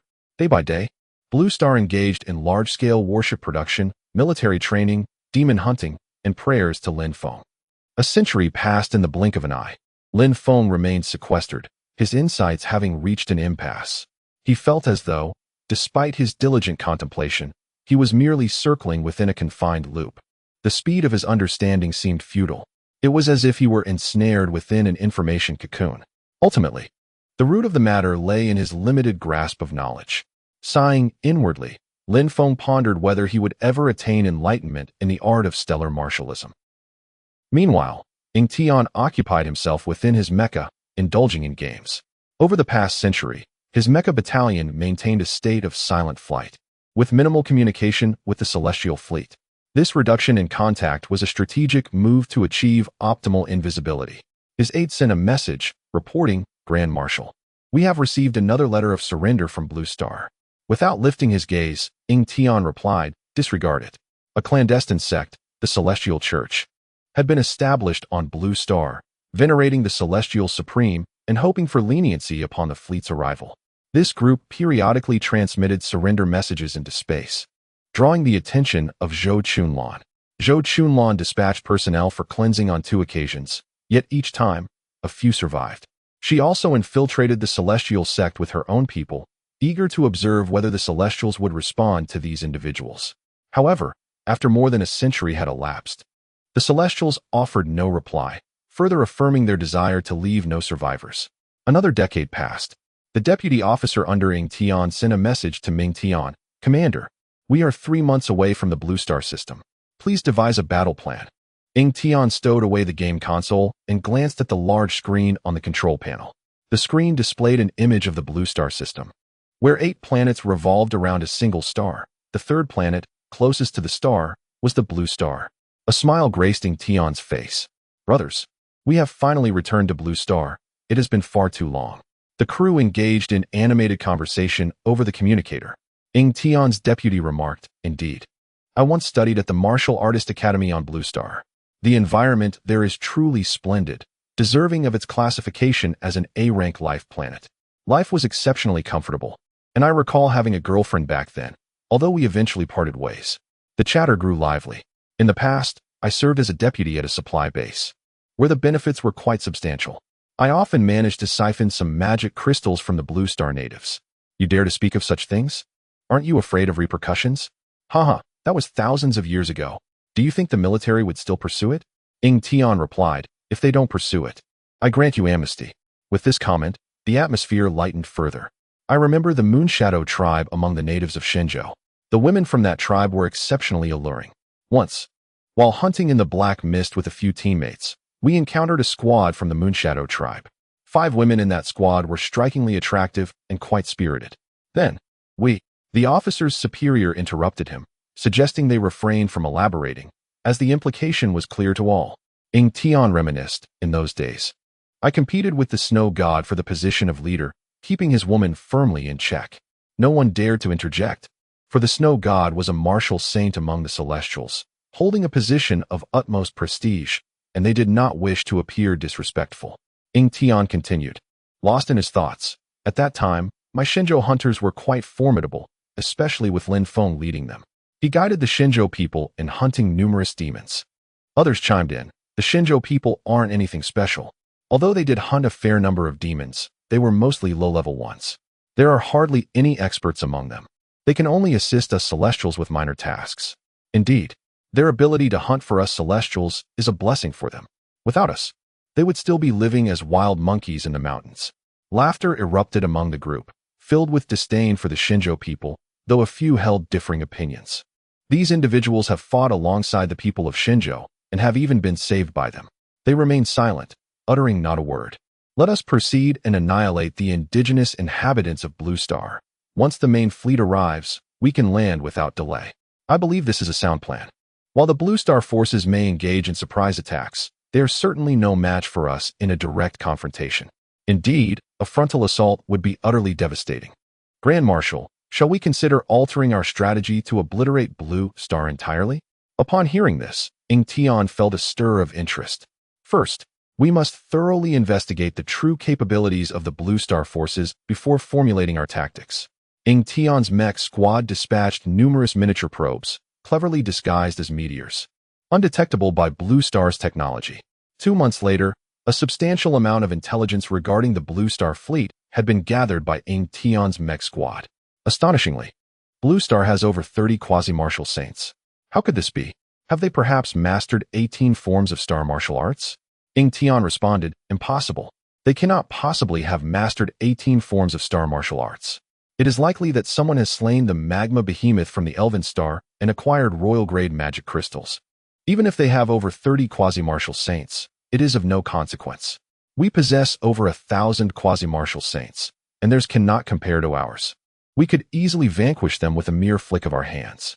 Tion asserted, then let us devise our tactics, aiming to eradicate all of Blue Star's space forces in a single battle. Chapter 930. The indigenous inhabitants of Blue Star are remarkably fragile. The military strategist of the Tion team commenced the formulation of tactical plans. They resolved to divide their forces into 3 paths, executing a blitzkrieg to simultaneously annihilate the 3 major fleets of Blue Star. Blue Star had consolidated its naval strength into these 3 formidable fleets, each comprising approximately 1,000 warships. These fleets represented the core of Blue Star's cosmic might. The obliteration of these 3 fleets would render Blue Star's space capabilities utterly incapacitated. The establishment of these fleets had nearly exhausted all of Blue Star's resources and consumed several centuries in the process, making reconstruction an impossibility. Tion deemed the combat plan sound and forwarded it to the main fleet. The Supreme Commander personally reviewed the operational strategy, made some amendments, and sent it back to Tion. The Supreme Commander then initiated a communication request to Tion, who promptly answered. Old man, What is it that you wish to discuss? Ing Tian inquired. The Supreme Commander, unusually amiable, smiled and replied, What is this? Can't your father reach out to you? Ing Tian chuckled. Not at all. I merely feared the Blue Star inhabitants might detect our communication signals. Such persistent signals can indeed be easily intercepted. The Supreme Commander reassured him, No matter, the battle is about to commence. Should they discover it, what can they do? That's right. It won't affect the broader situation. Xiao Tian, the Supreme Commander called, using Ing Tian's affectionate name. Ing Tian scratched his head. What is it? The Supreme Commander spoke gravely. If the situation turns unfavorable, you must retreat immediately, prioritizing your safety. Our lineage is profound. We are not reliant on this victory. Ing Tian nodded. Rest assured, Father, I understand. The Supreme Commander continued. Even if you triumph and eradicate Blue Star space forces, do not let pride lead you to recklessness. Remember, under no circumstances should you land on Blue Star. Regardless of the outcome, you must withdraw and regroup with the main fleet. Ing Tian hesitated for a moment, but ultimately nodded. All right, Father, I will heed your counsel. Wishing you a victorious commencement. Once the call concluded, Ing Tian addressed his comrades through the communicator. Brothers, it is time to commence our endeavors. This battle must secure the 3 space fleets of Blue Star. If all progresses favorably, we shall seize the opportunity to land on Blue Star. During this period, Zhou Chunlan harbored an unsettling feeling within her. She had performed divinations multiple times, yet none yielded results, indicating that someone was obscuring the celestial insights. This heightened her vigilance. She had long instructed her fleet to assume a state of alert. However, with 3 months passing without incident, it was impractical for everyone to remain in a state of tension. Thus, Zhou Chunlan was compelled to lift the alert status. Unbeknownst to her, the communication signals between the Supreme Commander and Ing Tian had indeed been detected by the military command of Blue Star. Coincidentally, during the same period, the Celestial Church on Blue Star had simultaneously transmitted a signal of surrender into the cosmos, which was misinterpreted as a single signal and thus went unheeded. The mech squadron of Ing Tian split into 3 paths, each heading towards the 3 fleets stationed around Blue Star. The first fleet near Blue Star, the second fleet near Saturn, and the third fleet near Jupiter. The 3 mech squadrons silently infiltrated the Blue Star system, equipped not only with radar-absorbing stealth coatings, but also with optical cloaking systems. Upon entering the Blue Star system, they remained undetected by the inhabitants of Blue Star as they gradually approached the 3 fleets. At that moment, a pilot of a nuclear-powered mech encountered a malfunction and exited his cockpit to inspect his machine. Having previously worked as an engineer, he was familiar with the use of the Mystic Eye of Ice and Fire to diagnose mech issues. Activating the Mystic Eye, he was struck with terror as he saw thousands of enemy mechs approaching from behind. When he deactivated the Mystic Eye, the vision vanished. Realizing that these mechs had come to ambush him invisibly, he composed himself and entered the cockpit, urgently shouting into the communicator, Invisible mechs are attacking. Invisible mechs are attacking. However, before he could finish his warning, his mech was obliterated in a thunderous explosion, shredding his combat suit. Just as he drew the long sword from his back, a mech swooped in, and his 10-meter blade sliced through him, turning him into a mist of blood. In the silence of space, the explosion illuminated the darkness. Accompanied by his distress signal, the 3 fleets of Blue Star immediately heightened their alertness. Enemy attack. All units, enter combat status. Commanded a Celestial Commander. Damn it, we've been discovered too soon. Ing Tian responded, It's too late for them to realize our presence now. We are too close. All units, drop camouflage and advance at full speed. Brothers, let us annihilate them. Charge. Slay them. The celestial mechs revealed themselves, towering figures appearing in the vastness of space. Some of the mechs deployed heavy-energy sniper rifles, targeting several nearby vessels of the Blue Star fleet. With a swish, energy beams sliced through the void. Boom. The targeted Blue Star ships were pierced by the energy beams, followed by violent explosions. The energy weapons of the Celestial Mech Squadron were immensely powerful, rivaling the might of naval cannons. Swish, swish, swish. Several external weapon systems from the Celestial Mechs launched thousands of missiles towards the weapon systems of the Blue Star ships. The Celestial Mech Squadron caught the Blue Star fleet completely off guard, attacking from the side where the main cannons posed no threat to them. as rapid-fire defenses from the Blue Star warships unleashed a torrent of fire upon the Celestial mechs. One warrior of the Celestial Squadron wielded a shield in his left hand and a laser sword in his right. He defended against the onslaught of the close-range artillery with his shield, soaring through the air to shatter the ship's defenses entirely. Ultimately, he alighted upon the vessel, embedding his lightsaber into its hull and pressing the button on the hilt. The blade of the lightsaber extended to a formidable length of 100 meters. With a fierce yank, he declared, "Perish, native of Blue Star." In a swift motion, a U-shaped gash was cleaved into the ship, which subsequently split into two amidst a thunderous explosion. The resounding detonations reverberated through the 3 fleets of Blue Star, with warships being annihilated every second, sending shockwaves throughout the upper echelons of Blue Star's command. Zhou Chunlan harbored concerns that these assailants would target Taisu, prompting the immediate recall of all warriors engaged in the hunt there. Upon their return, they swiftly piloted nuclear-powered mechas into the expanse of space. On the battlefield, the Blue Star fleet regained its composure, unleashing a multitude of aerospace fighters and nuclear mechas to encircle the invading Celestial mechas. One Celestial mecha plunged its lightsaber into its back, drawing forth a handgun to eliminate Blue Star's aerial fighters. The sound of gunfire echoed, each shot a lethal precision, reminiscent of a video game as it decimated the aircraft of the Divine Land. He laughed heartily, proclaiming, "Ha! The natives of Blue Star are far too fragile." Winning Tion's face mirrored his delight as he rallied his comrades. "Brothers, charge forth. Let us conclude this battle in 10 minutes. Chapter 931. The wrath of Ing Tion. Jian's mech squadron was closest to the First Fleet. He led his mechanized warriors directly towards the First Fleet, which posed the most immediate threat to Blue Star. Should the First Fleet be annihilated, it would endanger Blue Star directly. 10,000 nuclear-powered mechs entered the battlefield, engaging in a brutal clash with the Celestial mech squadron. 2 nuclear-powered mechs from Blue Star charged towards a Celestial mech. Armed with dual lightsabers, the Celestial mech accelerated fiercely, slicing through the 2 Blue Star mechs. Boom, boom. The 2 Blue Star mechs exploded behind him. In that moment, one Blue Star nuclear mech seized the opportunity, piercing the Celestial mech from behind with a shot. One nuclear mech, recognizing its inferiority against the Celestial mech, found a chance to embrace it, flying towards a ship ahead. The main cannon of the ship was charging. "Fire now," he shouted. The ship's commander hesitated briefly before ordering the cannon to fire. Boom, boom. Both mechs were obliterated by the battleship's main cannon. The casualty ratio between the Blue Star nuclear mechs and the Celestial mechs was 4-1.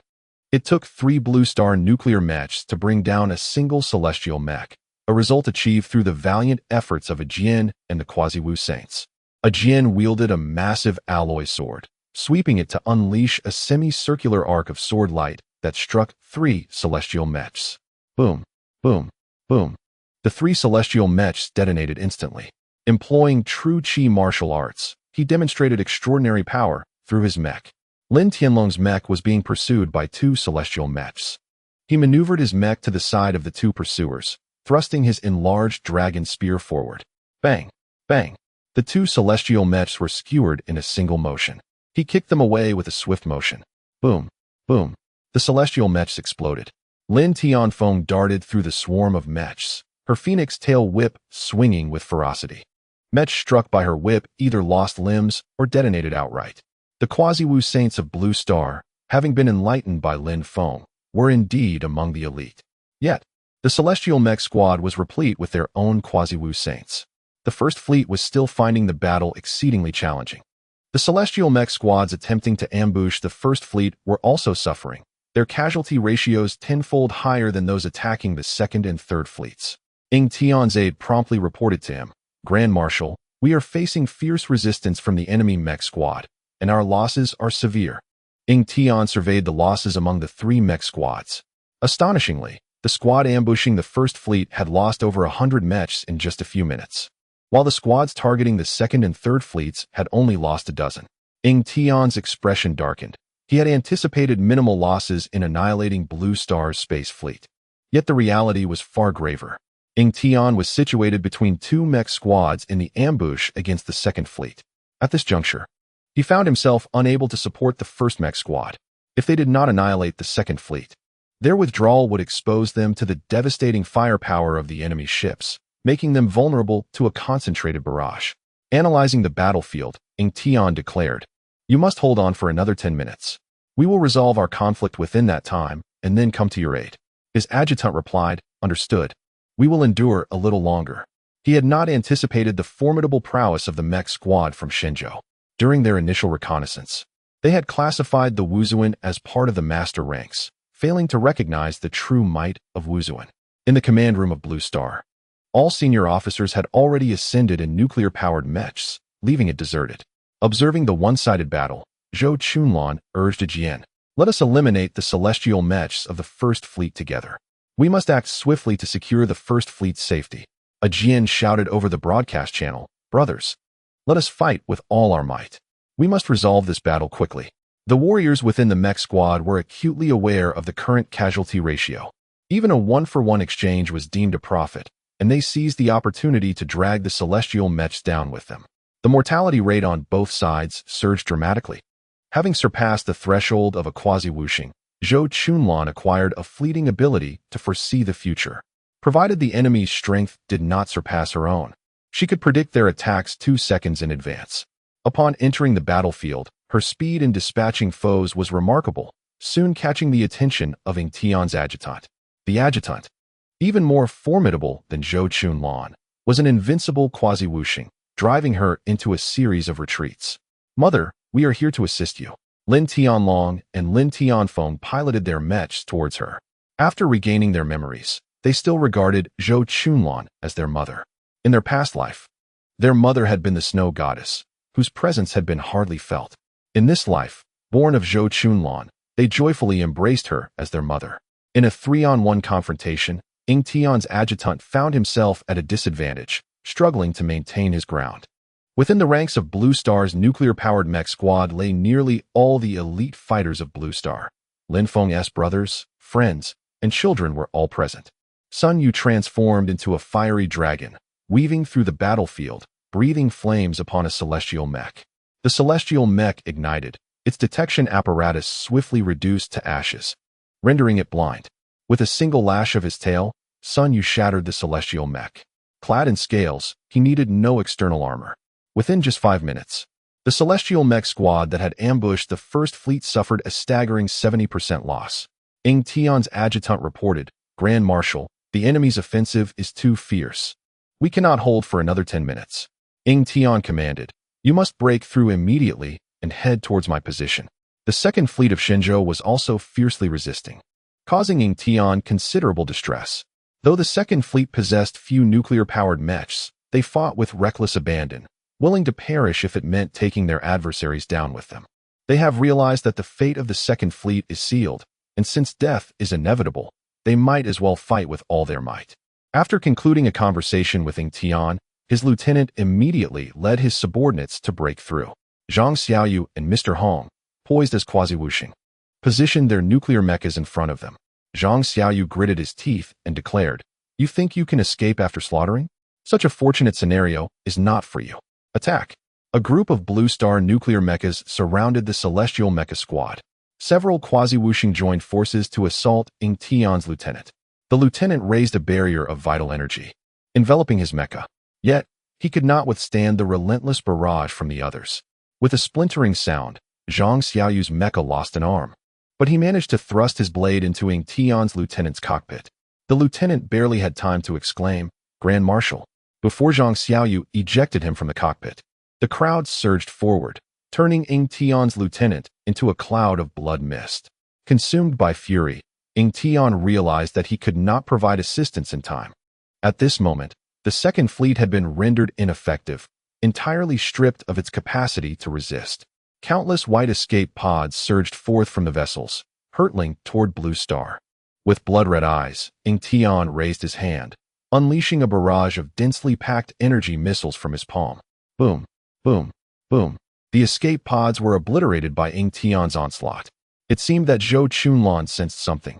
Her heart trembled, and the image of Ng Tian surfaced in her mind. The one approaching was indeed Ng Tian. She immediately began to calculate the potential outcomes of this battle. Chapter 932. Lin Feng awakens after Zhou Chunlan completed her calculations. Her face turned pale as she foresaw the annihilation of the three great fleets of Shenzhou and the complete destruction of the Shenzhou nuclear-powered mech squad. Everyone perished, leaving only Ying Tian severely injured. Following the slaughter of the second fleet, Ying Tian soared towards the first fleet, driven by vengeance for his fallen brothers. "Eliminate them all," he bellowed. "These detestable natives of Blue Star have slain over 1,000 of our brethren. They must not be spared. Kill them." Over 900 celestial mechs charged towards the first fleet.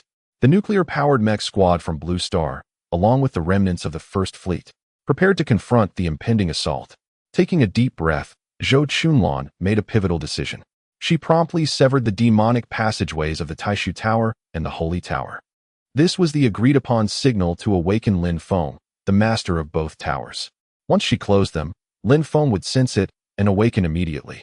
After shutting down the twin towers, Zhou Chunlan addressed everyone. "There exists a martial saint among the enemy's mech squad. Many of you should recognize him. He is Ying Tian, the son of the celestial sovereign. I have awakened the national leader, who will deal with Ying Tian now." The first fleet immediately began to disperse and retreat, with the mech squad escorting the fleet to safety. Everyone acted swiftly. Upon hearing her command, the group began their retreat.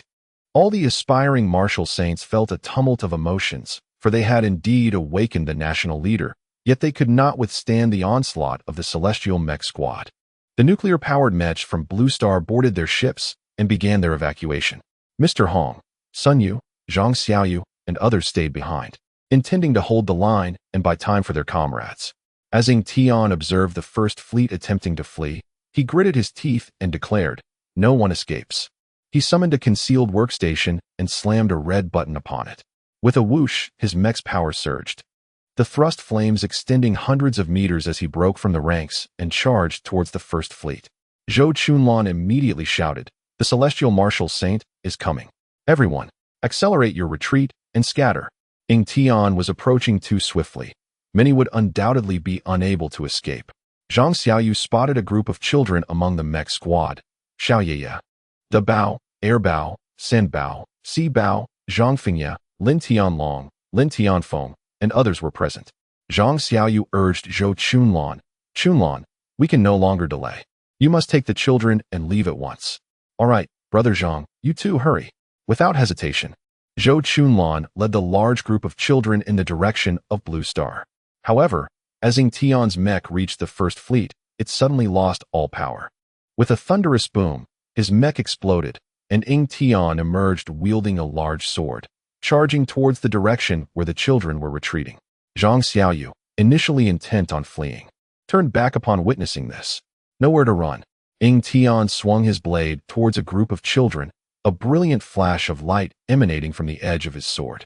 Zhang Xiaoyu dashed forward, parrying the strike with his own blade. A thunderous sound erupted as Zhang Xiaoyu's nuclear mecha was shattered, disintegrating into countless fragments that scattered around. A drop of blood trickled from the corner of Zhang Xiaoyu's mouth. Zhou Chunlan turned in shock, exclaiming, "Brother Zhang." Zhang Fengye cried out in despair, "Father." Zhang Xiaoyu bellowed, "Hurry, go." Zhou Chunlan clenched her teeth, shielding the children as they continued their flight toward Blue Star.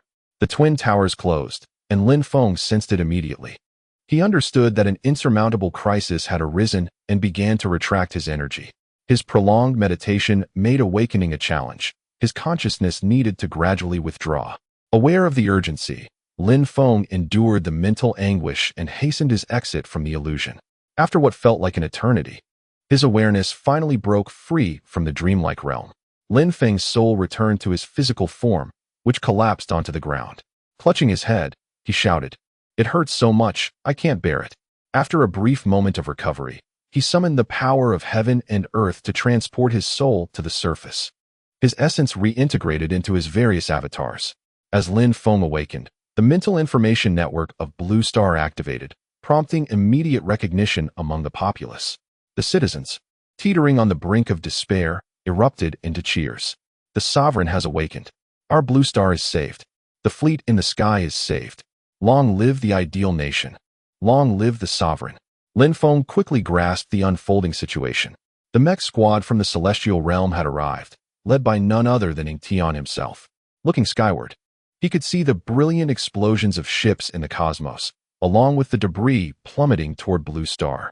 Lin Feng's expression shifted dramatically as all 7 of his bodies surged into the sky.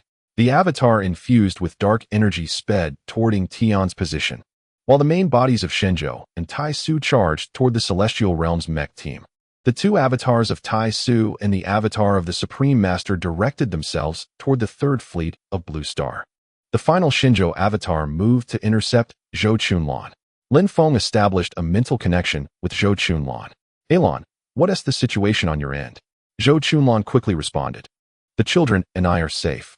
You must go rescue Brother Zhang. He is holding them off and is currently engaged in battle with Ying Tian." Lin Feng's expression darkened. Ying Tian was a martial sage, while Zhang Xiaoyu ranked among the upper echelons of quasi-martial sages, unable to withstand many of Ying Tian's blows. Lin Feng's dark energy avatar cast the Spring Breeze transformation technique upon himself and activated the 6th level of the Thunder God's descent. His life force surged to a staggering 25.2 billion.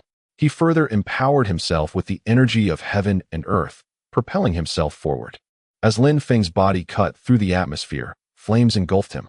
His speed eclipsed that of a rocket as he swiftly pierced through the atmosphere, racing toward Ying Tian.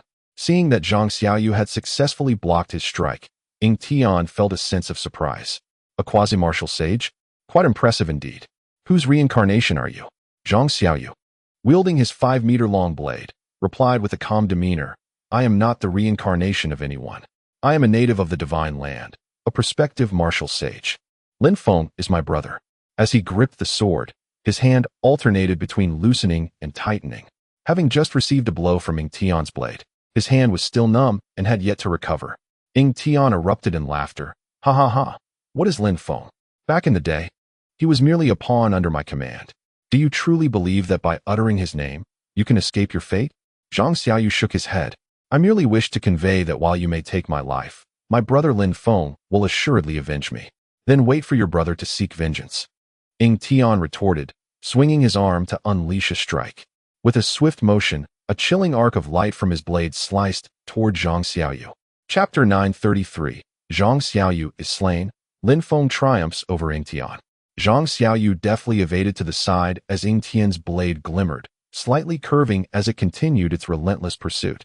In response, Zhang Xiaoyu unleashed a blade of his own. With a resounding clash, his attack was shattered, while Ying Tian's strike merely weakened, still aimed at Zhang Xiaoyu. He raised his weapon to defend himself. The impact sent his long sword flying, propelling him backward as he rolled, his hands trembling from the force, blood cascading forth. Ying Tian scoffed. "A mere quasi-martial saint daring to obstruct my path is simply courting death." Zhang Xiaoyu felt his vitality surge, his true energy faltering. He experienced firsthand the might of a martial saint, realizing why Xiao Feng had abandoned everything to comprehend the stellar martial arts and attain the status of a martial saint. The disparity between a quasi-martial saint and a true martial saint was indeed vast. Ying Tian lifted his longsword, preparing to deliver a fatal blow to Zhang Xiaoyu. Lin Feng, sensing the impending danger, reached out with his mental energy. "General, spare him." Though still a distance away, Lin Feng endeavored to delay Ying Tian with words to save Zhang Xiaoyu. Ying Tian replied coolly, "You are Lin Feng? Escaping my father's grasp is quite an achievement. However, we now find ourselves as adversaries. Surely, you do not expect me to spare your subordinate?" With that, Ying Tian gripped his sword tightly and struck with ferocity. A swift arc of light sliced toward Zhang Xiaoyu. Lin Feng attempted to erect a mental barrier to intercept the attack, but the distance diminished its potency, and Ying Tian, a martial saint, was formidable. Under the nurturing guidance of the celestial sovereign, Ying Tian's prowess had significantly advanced, rivaling even that of the snow goddess. Ying Tian's blade cleaved through mental barriers, advancing toward Zhang Xiaoyu, its brilliance magnifying in the latter's vision until it ultimately struck him. In that fleeting moment, a lifetime of memories flashed before Zhang Xiaoyu's eyes. He recalled the humble existence in Xiahe village with his wife, the near tragedy orchestrated by a soothsayer, and how Lin Feng had rescued them. He remembered the local ruffians demanding protection money and threatening their unborn child, how Lin Feng had lent him silver to confront them. Life had been arduous. Yet Lin Feng imparted his ancestral hunting skills, and they often ventured into the mountains to feast on roasted wild boar. He recalled the Tian snake gang's desire for innocent children, leading him and his family to join Lin Feng's family in the city, where they bravely battled marauding bandits. Severely wounded and on the brink of death, Lin Feng had bestowed upon him the life-saving martial arts. Later, he suffered a backlash from these skills, seeking survival and ultimately being directed into the demonic path by Lin Feng. By sheer chance, he became the holy son of the blood demon sect, yet found himself coerced by the cannibalistic old demon. In critical moments, it was Lin Feng who came to his rescue again. His family had always been under Lin Feng's care, and together they navigated the vast void, with Zhang Xiaoyu eventually attaining the status of quasi-martial saint. Without Lin Feng, he would have perished long ago. A lifetime with such a brother was more than enough. As memories of his wife and child flashed in his mind, a pang of reluctance surged within him. With a swift strike, Ying Tian's blade severed through Zhang Xiaoyu, erupting him into a cloud of crimson mist. As his soul began to surface, it prepared to enter the cycle of reincarnation. Ying Tian unleashed a palm strike, directing a soul attack towards Zhang Xiaoyu's essence. His intent was not merely to extinguish life, but to obliterate the very soul. At that moment, Lin Feng finally arrived. He conjured a mental barrier to intercept Ying Tian's assault on Zhang Xiaoyu's spirit. Alas, he was still a step too late. Lin Feng gazed at Zhang Xiaoyu's soul, his expression imbued with complexity. He cherished this brother who had journeyed with him from the humble village of Xiaohe. During times of hardship, Zhang Xiaoyu had been a steadfast ally, and thus Lin Feng had always looked after him with great care. Yet, unexpectedly, today marked his departure. "Brother Zhang, fear not as you depart. I will take care of everything at home," Lin Feng declared. Zhang Xiaoyu's spirit nodded with a smile, embarking on the cycle of reincarnation. If fortune favored him, he might attain the status of a martial saint in his next life, perhaps even reclaiming memories of his past existence. Conversely, misfortune would mean a final farewell. Lin Feng turned to Ying Tian, his eyes radiating a chilling intent to kill. "You needn't look at me with such disdain," Ying Tian replied. "The law of the jungle prevails. The strong dominate the weak. Such are the rules of this universe, and your dissent is futile. Lin Feng, out of respect for our past allegiance, I offer you a chance. Bring the blue star under my dominion, and I can spare your life." Lin Feng remained silent. Ying Tian pressed on, "What say you? Do you really believe you can defy me, a martial saint, with your mere potential? Should you remain on Blue Star, the powers of heaven and earth might bolster you. But now that you are in the cosmos, I shall not permit your return." With reddened eyes, Lin Feng retorted, "Ying Tian, you arrogant fool. You have slain my brother, and I vow to take your life." Ying Tian erupted into laughter. "Ha! A potential martial saint seeking to slay a true martial saint? Have you lost your senses?" Lin Feng drew forth his demonic sword and invoked the shadowy arts of the underworld. Ying Tian sensed a threat of danger emanating from Lin Feng. Meanwhile, the higher-ups of Blue Star were intently observing the unfolding drama. They understood that Lin Feng had been awakened by Zhou Chunlan, implying he had not yet grasped the star martial concepts nor attained the martial saint realm. This conflict could claim more than one potential martial saint from Blue Star, with Zhang Xiaoyu having already fallen victim to Ying Tian's blades. Concern for Lin Feng's safety loomed large. His survival was pivotal for the ideal nation.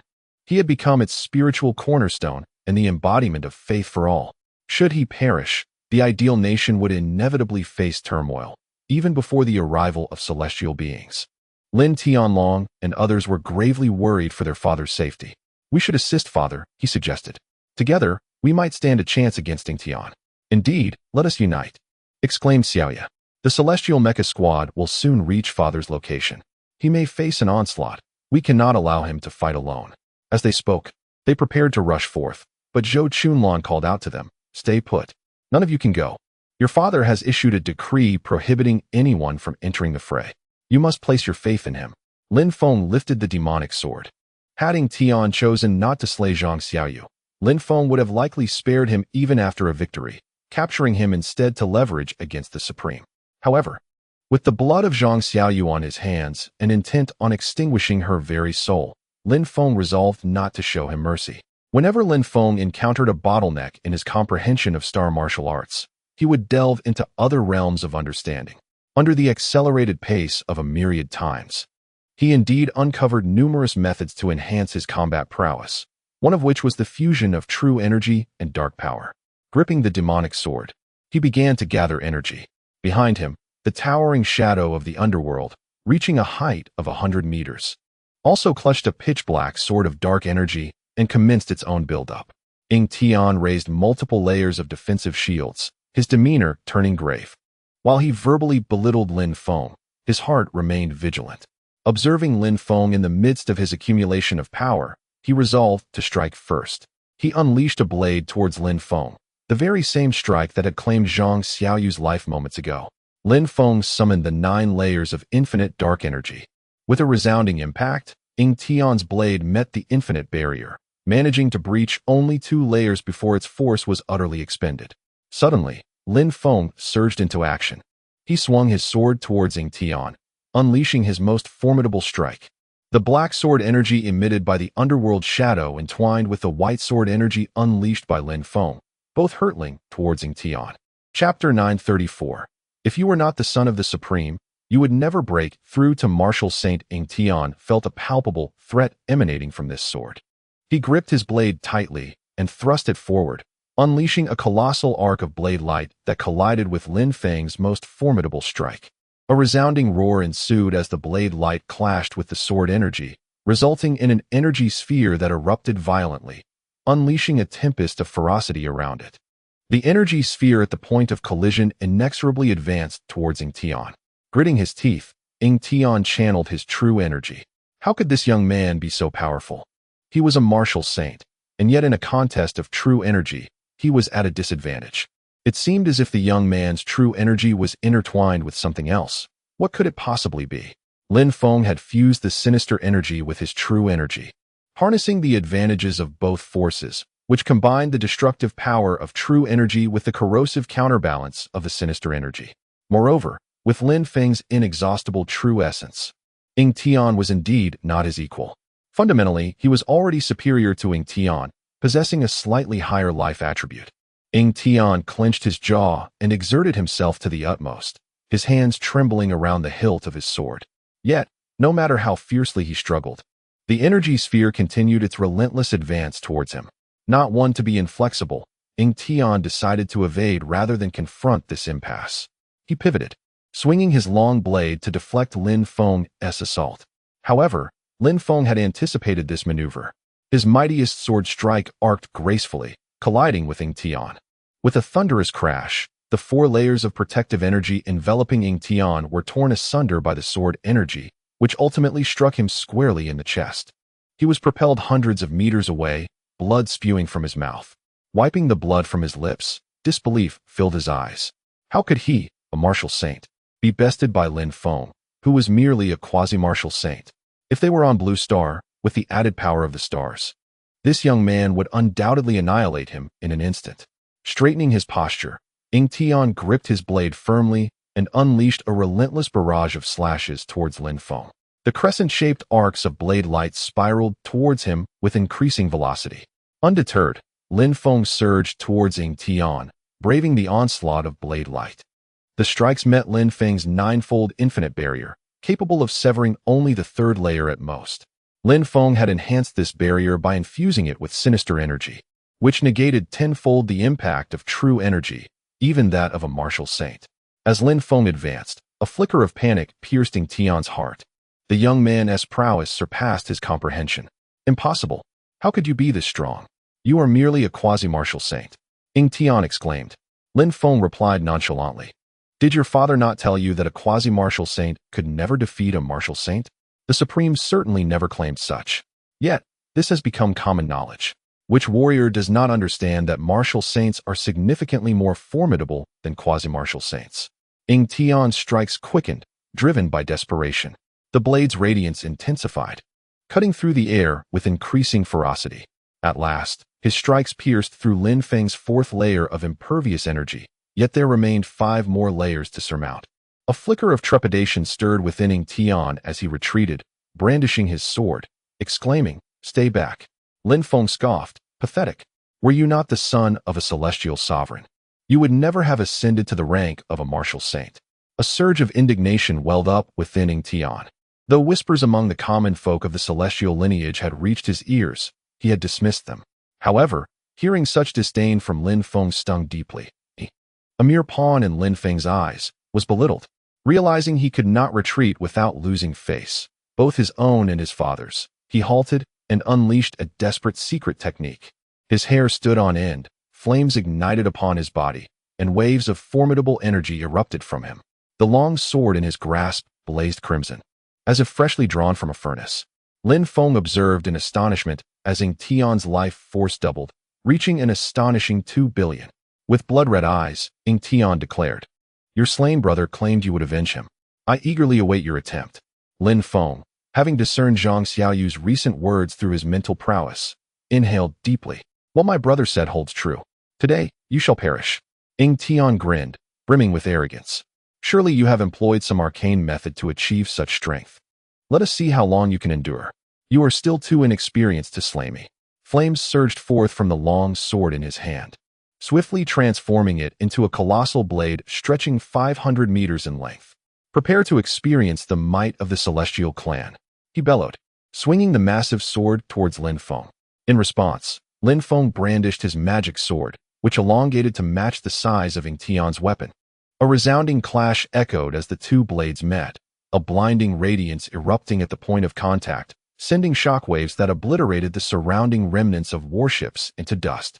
Ying Tian staggered back involuntarily, his expression shifting to one of disbelief. How could he still not best this youth? The two warriors exchanged blows with their flaming weapons. At that moment, the Celestial Mech squad finally arrived. They recognized the formidable nature of Lin Feng and dared not approach closely, opting instead to engage from a distance with ranged weaponry. Energy weapons, machine guns, and missiles rained down upon Lin Feng, yet none could breach his defenses. Lin Feng cast his gaze upon the surrounding mechs, recalling the devastated fleet and the valiant soldiers of the Astral Army who had perished in this cataclysm.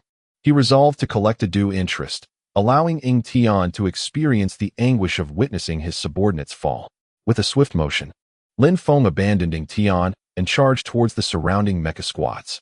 The perfect fusion of malevolent energy and true qi amplified Lin Feng's martial speed exponentially.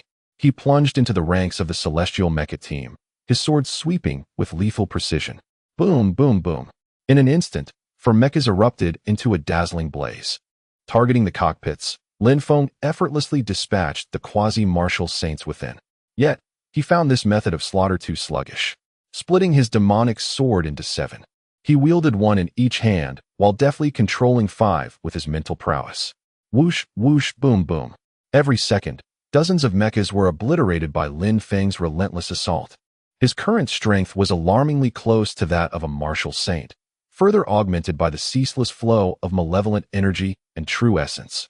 His speed in dispatching quasi-martial saints and masters surpassed that of ordinary martial saints. Ying Tian, glancing at his smartwatch, noted the rapid decline of his forces, which diminished faster than a fleeting second, causing a deep sense of urgency within him. He bellowed, "Lin Feng, what skill is there in slaughtering the weak?" "Your true opponent is me." Lin Feng replied with a cold chuckle. "Have you not always been the ones to massacre the weak? Is it permissible for you, but not for me?" Suddenly, Ying Tian received a distress call from his subordinate.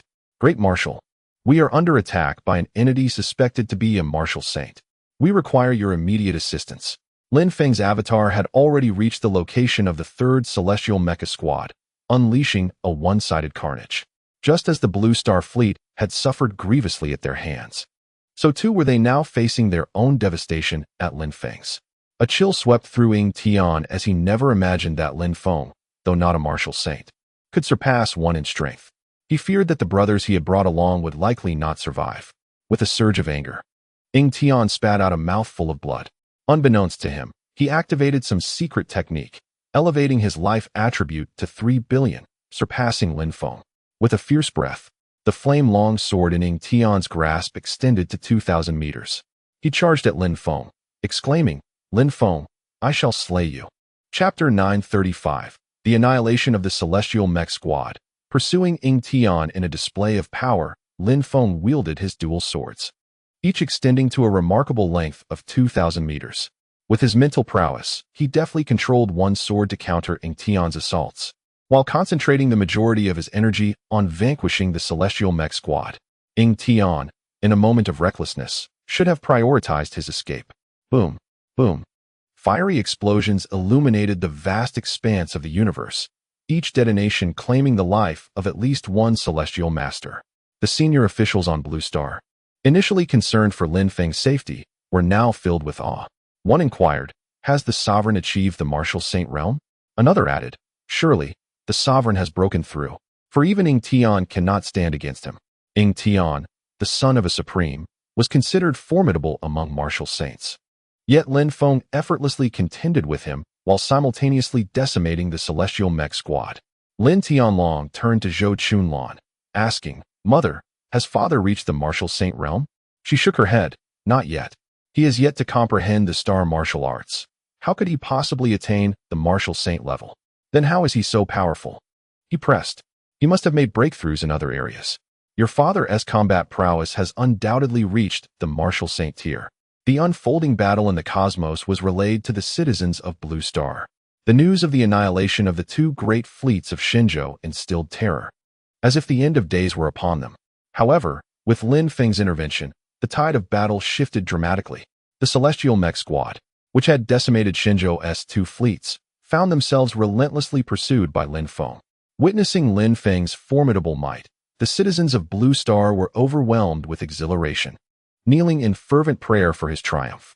Ying Tian's voice erupted over the communication channel. "Scatter, disperse and flee.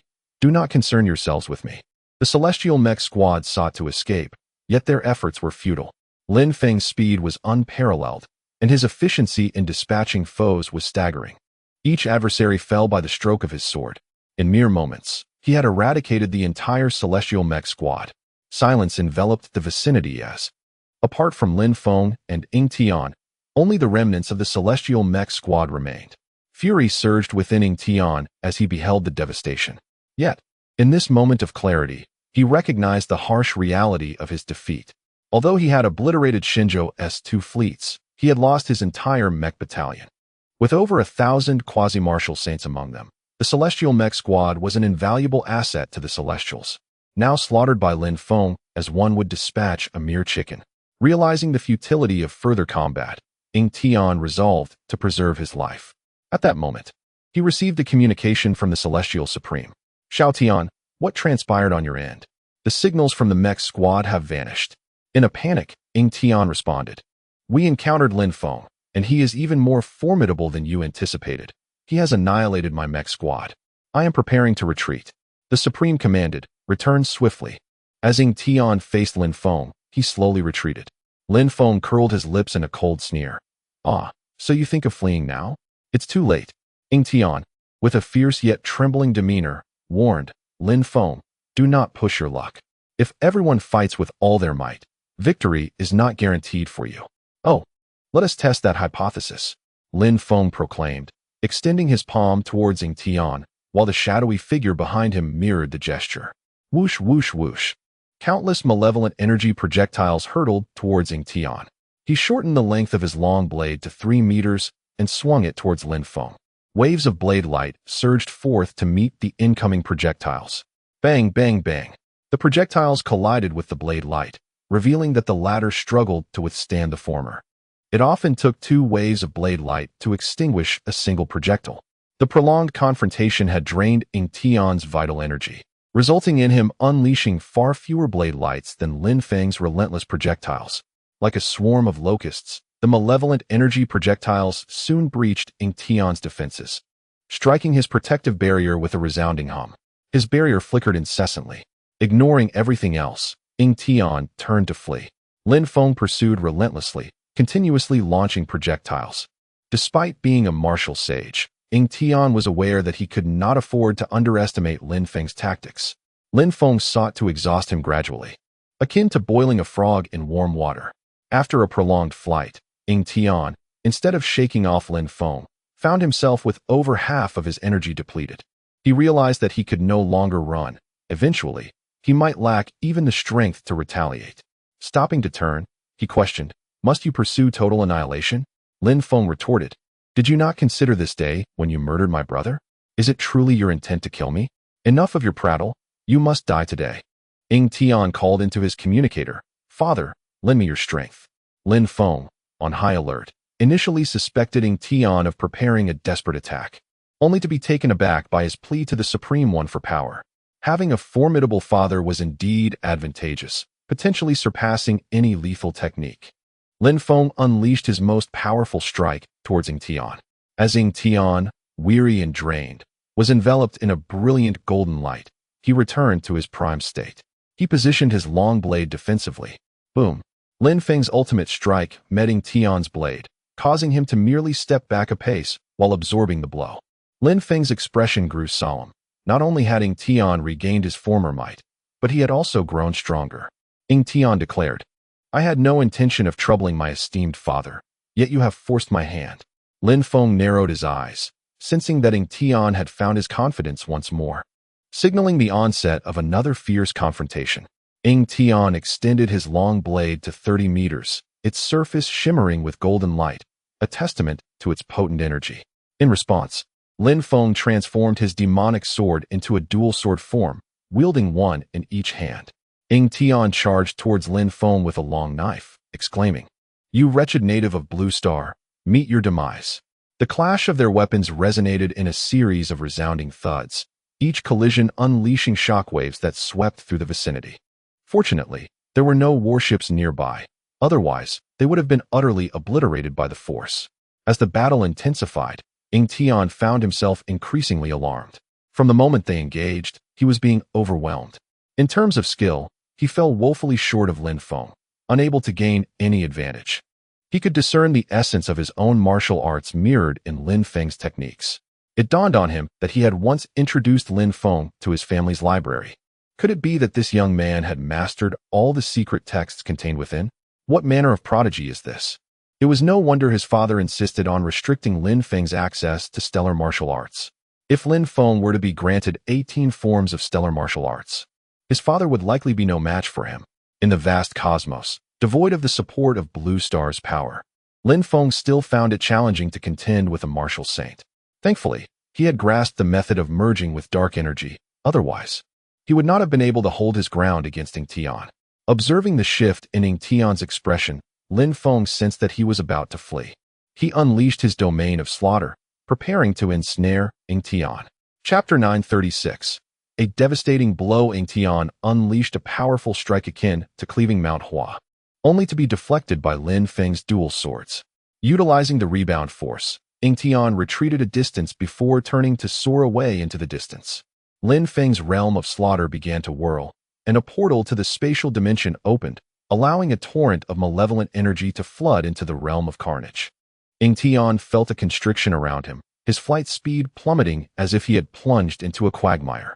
Simultaneously, the surrounding black mist churned, enveloping him completely, obscuring all starlight, leaving him in utter darkness. Ying Tian's protective aura shimmered to life, not by his own volition, but instinctively. The aura defended its master against incoming attacks. It appeared as though the protective shield was besieged by countless strikes, with the black mist dissipating its energy. Realizing this, Ying Tian immediately extended his mental prowess outward.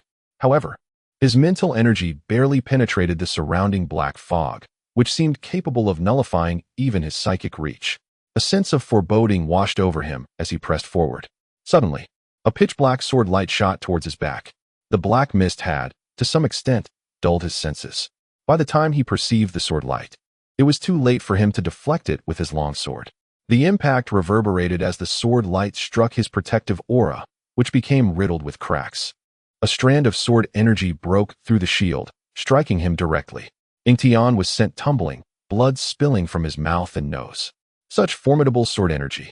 Even with a portion of the Supreme's power at his disposal, Ying Tian was unable to withstand Lin Feng's mightiest attack. Ying Tian circulated his true energy to restore the protective aura and continued his flight. After a while, another powerful strike came hurtling toward him, piercing through his protective aura. Wiping the blood from the corner of his mouth, he surveyed the encroaching black mist.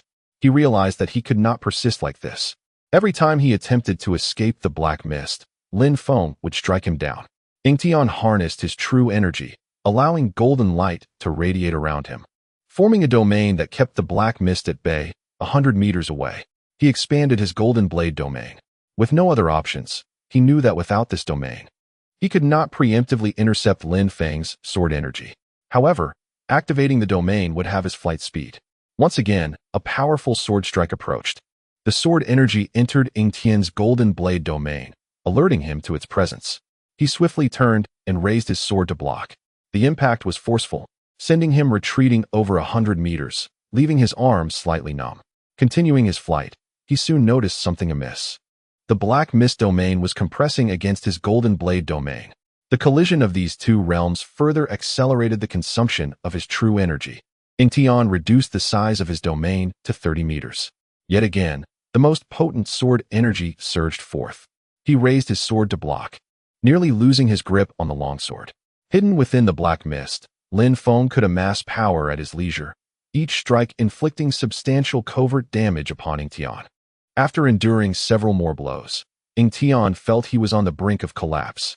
His vital energy was rapidly depleting, yet he found himself unable to escape the suffocating shroud of black mist. He sent another message to the Supreme Being. "Father, lend me your strength once more." The Supreme, aboard the celestial fleet, had lost his former majesty, his face etched with concern. He was still 30 years away from Ying Tian, and transmitting power over such a vast distance was far from easy.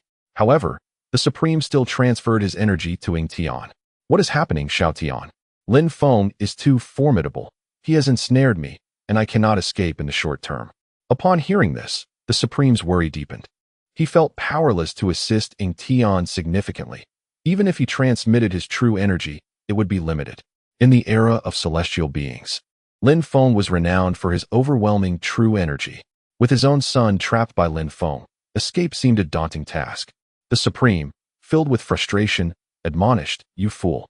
If you cannot escape, then confront him. He is merely a quasi-war saint. How strong can he truly be?" Receiving the Supreme's transmitted power, Ying Tian paused to tend to his wounds. During his recovery, he effortlessly deflected 2 of Lin Feng's attacks. Once healed, Ying Tian shouted, "Lin Feng, what kind of hero hides in ambushes? Come out and face me in an honorable battle." Lin Feng's voice echoed from the depths of the black mist. "You think invoking your father's power makes you honorable? Spare me the rhetoric. Let's see how much strength your father can truly lend you." Lin Feng continued to remain concealed, launching his most potent strike. The advantages of hiding in the shadows were numerous. He could evade harm while accumulating his energy with ease. Ying Tian was left to endure the onslaught. "You shameless native of Blue Star, is ambushing all you know?" Ying Tian continued to taunt. Lin Feng ignored him, continuing to gather his energy and intensifying his realm of slaughter. He poured a relentless stream of malevolent energy into this domain, which gradually transformed from a gaseous state to a liquid one. Ying Tian felt the pressure around him intensifying. He attempted to penetrate the surrounding black liquid with his mental energy, but it was as if he had dropped a stone into the ocean. With Lin Feng remaining unresponsive, Ying Tian had no choice but to keep flying. His golden blade domain, though capable of pushing back Lin Feng's slaughter domain, was draining his true energy at an exponential rate. Reluctantly, Ying Tian pressed on. Occasionally, Lin Feng would strike him with a sword, forcing Ying Tian to remain vigilant. Soon, his true energy was nearly depleted once again. He borrowed true energy from his father for a 4th time. Having restored his strength once more, Ying Tian caught Lin Feng's narrowed gaze. "So you can borrow from your father's true energy, can you? Then I shall drain both your energies dry." Meanwhile, the battle on the Blue Star front had concluded. Lin Feng's other 6 bodies flew over, bringing his total to 7. There exists the primary entity of the Blue Star, an evil doppelganger and a Blood Sea incarnation. On the side of the void, there is the main body, 2 Blood Sea manifestations, and an incarnation of the Supreme Palace Master. Lin Feng divided the demon's sword into 7, with each body wielding one, simultaneously launching the most powerful strike towards Ying Tian. Whoosh, whoosh, whoosh. 7 streams of sword energy surged forth, catching Ying Tian completely off guard. Bang, bang, bang, splat, splat. Ying Tian managed to deflect 4 streams of sword energy with his long knife. However, the 5th and 6th streams penetrated his chi shield and struck his body directly. Boom. The 7th stream shattered his chi barrier, breaching the armor he wore and fracturing several of his ribs. The armor adorning Ying Tian's form was also a treasured artifact. allowing him to withstand grave injuries until this point. Now, as Lin Feng unleashed his 7 swords in unison, the defense of his armor was rendered ineffective. With this breach in protection, Ying Tian felt the chilling breath of death upon him. He hastily erected a qi shield to mend his wounds. Whoosh, whoosh, whoosh. Before he could recover, the 7 most formidable strikes surged toward him once more. Splat! Ying Tian, already wounded, spat out a mouthful of fresh blood. In sheer panic, he cried out to those around him, Lin Feng, I am the son of the Supreme Being. You cannot slay me. Chapter 937. Ying Tian's despair. Ying Tian declared, if you kill me, the Supreme will not let you off. Lin Feng chuckled and replied, as if sparing your life would grant me clemency from the Supreme. Aren't you capable of harnessing the Supreme's power? Then continue to do so. Upon finishing his words, Lin Feng unleashed another formidable strike. Whoosh, whoosh, thud. The protective barrier that Ying Tian had just conjured was shattered once more, and this time, he was pierced by 2 blades, his injuries worsening gravely. Left with no choice, Ying Tian resorted to seeking aid from his father once again. With the infusion of true energy, he endeavored to heal, summoning his domain and a protective barrier to escape outward. He soon realized that Lin Feng was closely pursuing him. No matter how he attempted to flee, he could not escape Lin Feng's domain. Lin Feng's relentless assaults forced Ying Tian to borrow strength repeatedly. By the 10th time he sought this aid, Ying Tian sensed that the energy his father transmitted had diminished in potency. Speaking into the communicator, he said, Father, I cannot return. Please take good care of my numerous concubines and lovers. It seems I will not inherit our family legacy. Among my children, few show promise. None possess the aptitude for martial saint. Our lineage must now rely on your great-grandson. He continued, within our Tianren clan, there is considerable dissent regarding you. My attempt to ambush the Blue Star fleet with my mech squad was to bring you honor, yet it has led to this predicament. The Supreme replied, do not speak such disheartening words. You are not dead yet. Do you still carry the twin dragon ring I gifted you for your 10,000th birthday? Ying Tian touched the ring, adorned with twin dragons, on his right thumb and responded, I do carry it, as you instructed me to always keep it with me. Good. Remove the ring and crush it. Inside are 10 supreme blood soul pills, crafted from my essence and spirit. Only members of our Ying family can utilize them. If you consume these 10 pills, your strength will surge to my level, albeit for only 5 minutes. Ying Tian's eyes sparkled with renewed hope. Father, such a wondrous item. Why did you not inform me sooner? I feared that if I had, you would become even more reckless, the Supreme replied. Very well. Take the pills and turn the tide against Lin Feng. Do not, the Supreme cautioned. This Lin Feng is peculiar. His true energy seems inexhaustible. If you cannot defeat him within 5 minutes, you will be the one to perish. I faced Lin Feng a millennium ago. At that time, he wielded the power of heaven and earth to severely injure my supreme form. Now, even without that power in the void of space, he can easily contend with you, indicating his strength has undoubtedly increased. After consuming the pills, break through his domain and use the Star River Mirage shield to flee. In the vast universe, he will surely not locate you. Understood. With a decisive snap, Ying Tian removed the twin dragon ring from his thumb and crushed it. 10 resplendent golden elixirs materialized in his grasp. Gazing at the elixirs, tears welled in Ying Tian's eyes. These were crafted by the old man using his own blood and soul, intended solely for the purpose of preserving his life in critical moments. With numerous siblings at home, many of whom possessed greater talent than he, Ying Tian, as the eldest son, received special care from the old man due to the hardships they had endured together in their early years. Consequently, the old man favored him with the finest treasures, rendering it impossible for him to share them with his siblings even if he wished to.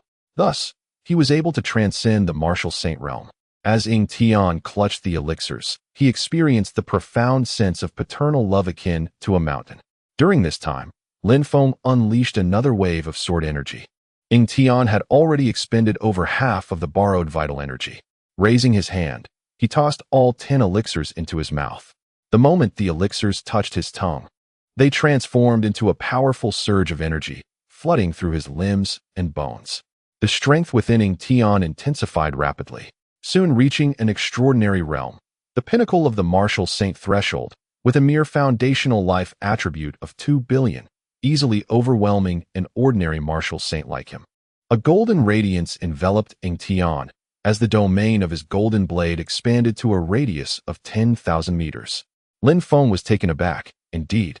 As the scion of a celestial family, Ing Tian possessed an array of life-preserving measures.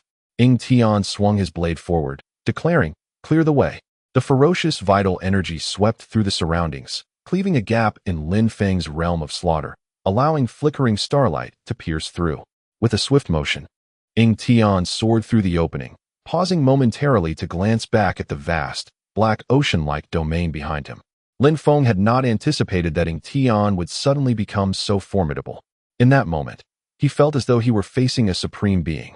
Lin Feng commanded the realm of slaughter to advance, the black tide surging toward Ing Tian. The sudden influx of strength inflated Ing Tian's confidence, and he was filled with a profound sense of humiliation, recalling how he had just begged Lin Feng for mercy.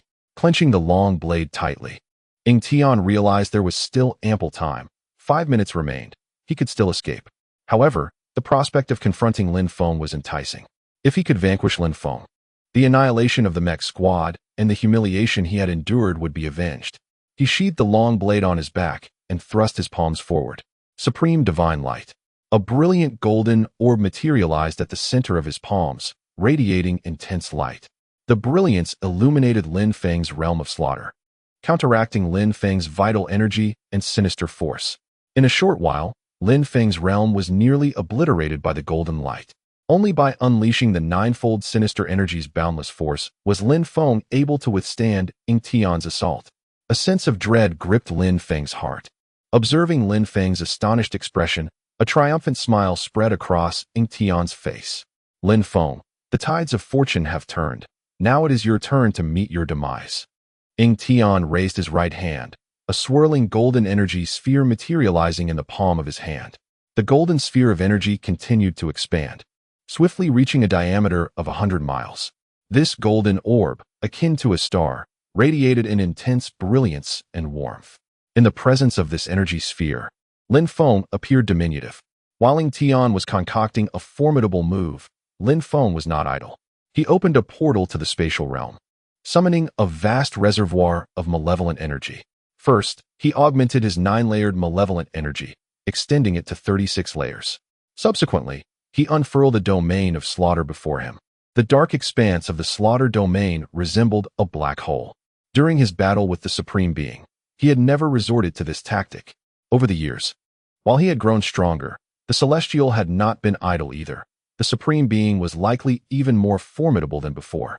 As Ing Tian concentrated the energy sphere in his hands to a diameter of 500 miles, he suddenly sensed a waning strength. It felt as though his very essence was being siphoned away. Fearing the depletion of his true energy, Ing Tian hesitated to unleash further. If this strike failed to vanquish Lin Feng, he would need to preserve his energy for a hasty retreat. Fixating on Lin Feng, Ing Tian thrust his palm forward with fervor. The energy sphere, resembling a celestial body, hurtled towards Lin Feng. "Lin Feng, meet your demise." Chapter 938.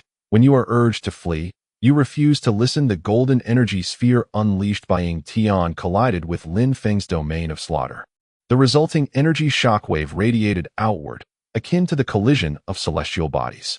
Although the two combatants had distanced themselves considerably from Blue Star, its inhabitants could still perceive the brilliance emanating from this energetic clash. The higher echelons of Blue Star were filled with perplexity. Moments ago, the sovereign had been overpowering Ing Tian, yet now the tide seemed to have turned.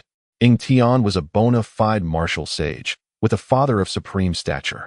His survival tactics were undoubtedly numerous, making him not so easily vanquished. Surely, the sovereign would remain unscathed. After all, he had just held the advantage. The Night Walker, stroking his beard, remarked, "Every life-saving technique has its limits. The ultimate victor will likely be your sovereign." The Night Walker held a unique position in the Ideal Kingdom, being Lin Feng's mentor, and his words commanded respect. With his pronouncement, the discussion ceased, and all eyes were riveted on the unfolding battle. The golden energy sphere, upon colliding with Lin Feng's domain of slaughter, found itself in a stalemate. Ordinarily, Lin Feng's domain would not endure for long. However, by opening a portal to the spatial realm and continuously infusing it with dark energy, he managed to maintain the equilibrium of forces. After a spell, the golden sphere vanished within Lin Feng's domain, as if consumed by a black hole. Witnessing the disappearance of the golden sphere, Ying Tian clenched his fists, a wave of potent resentment surging within him. Was he truly unable to bring Lin Feng to his demise? Why was Lin Feng so formidable? He could only return in humiliation. It appeared that only his father could eliminate Lin Feng. Lin Feng, too, was not at ease, as the transformation of dark energy demanded both vital essence and mental fortitude. Recently, in an effort to convert a massive quantity of dark energy in a short span, he had transformed a plethora of breakthrough points into vital essence. Standing face to face with Ying Tian, the latter ground his teeth and declared, "Lin Feng, I may not be able to kill you, but my father surely will. Just wait and see." Lin Feng grinned. "Ying Tian, is this all you amount to? Always relying on your father? Truly, you are your father's good son." Ying Tian's chest heaved rapidly. In the game of kings and pawns, it was the one who survived to the end who emerged victorious. "Until we meet again," he proclaimed, joining his hands and shouting, "Star River Phantom Escape." In an instant, Ying Tian multiplied from 1 to 10, then from 10 to 100, creating 100 replicas of himself. Lin Feng, scanning with his mental prowess, found it challenging to discern the genuine from the false. With a flurry, the 100 Ying Tians scattered in all directions. Lin Feng dispatched his 7 avatars to pursue, but finding them insufficient, he conjured dozens more spiritual entities. After a brief flight, Ying Tian multiplied again, transforming into 1,000. Lin Feng produced 1,000 spiritual entities to track each Ying Tian. As they soared onward, Ying Tian once more multiplied, now manifesting into 1,000,000. Lin Feng's brow furrowed deeply. In this expanse of 1,000,000 illusions, only one is genuine. Missing even a single one may result in the escape of the true entity. One must ensure that the real one does not slip away. Lin Feng expended a considerable amount of breakthrough points to transform his spirit energy, creating 1,000,000 spiritual entities to track each instance of the elusive Ying Tian. As Ying Tian fled, he contemplated altering his form once more, seeking to multiply the illusions from 1,000,000 to 100,000,000. Typically, a supreme martial sage wielding the stellar mirage escape could conjure 100,000,000 phantoms, significantly increasing the odds of a successful evasion. However, having just engaged Lin Feng in a fierce confrontation, he had exhausted a substantial portion of his strength. At present, he could only create 1,000,000 illusions. Ying Tian believed this number would suffice. Could Lin Feng truly manifest 1,000,000 entities to pursue him? Lin Feng, too, felt a pang of anxiety. Should Ying Tian manage to transform again and generate 100,000,000 doppelgangers, it would render his pursuit futile. The creation of 1,000,000 spiritual entities had depleted the breakthrough points he had accumulated over the years, leaving him incapable of summoning over 100,000,000. Fortunately, Ying Tian refrained from augmenting his illusions further. Lin Feng's spiritual entities trailed closely behind these phantoms. An hour passed before the illusions gradually dissipated, revealing Ying Tian's true form. In a bid to evade Lin Feng, Ying Tian angled his flight diagonally backward. After a brief interval, he glanced over his shoulder, instinctively believing he was no longer being pursued. However, upon turning back, an unsettling sensation washed over him. He had seemingly glimpsed something. Turning again, he saw the spiritual entities released by Lin Feng. A chill ran down his spine. He realized he had been exposed.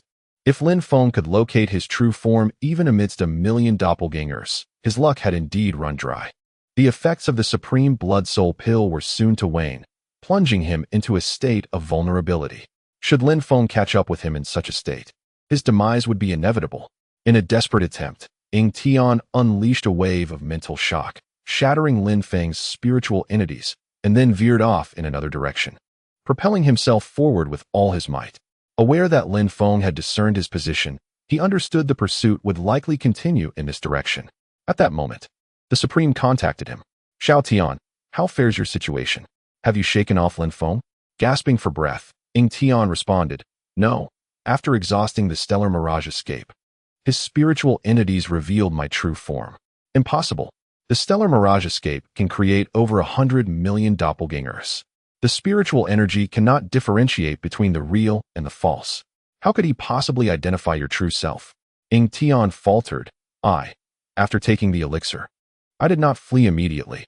Instead, I engaged Lin Feng for a while, depleting most of my strength. By the time I utilized the Stellar Mirage escape, I lacked the power to create over 100 million doppelgangers, only managing 1 million. With a thunderous roar, the Supreme smashed the armrest of his chair in frustration. Foolish! You reckless wretch! I commanded you to flee directly, yet you defied me. You are a source of regret. I lament your very existence. Father, I acknowledge my error. I shall heed your words next time. The Supreme closed his eyes, inhaling deeply before speaking. Have you resolved Lin Feng's spiritual entity?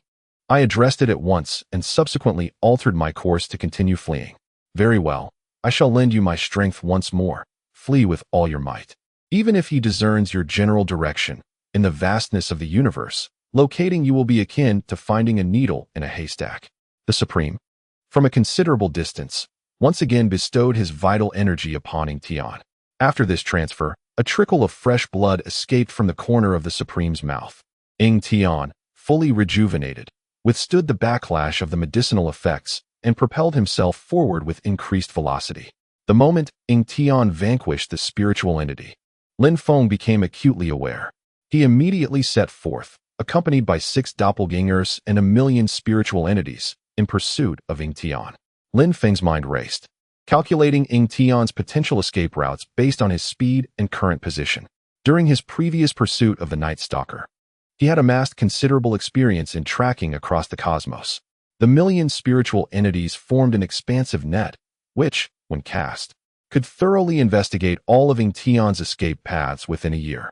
Unless unforeseen circumstances intervened, it was certain that Ying Tian would be apprehended within that time frame. Chapter 939. Capturing Ying Tian and negotiating with the Supreme in the vast expanse of the universe. The passage of time is imperceptible. Without technological devices, one cannot truly ascertain the flow of time. Lin Feng glanced at the time displayed on his communicator. Half a year had elapsed since Ying Tian's escape. His 7 corporeal forms, accompanied by a multitude of spiritual entities, had conducted a meticulous search, effectively ruling out most potential directions. The speed of the spiritual entities surpassed that of the physical body, ensuring that Ying Tian could not have ventured far.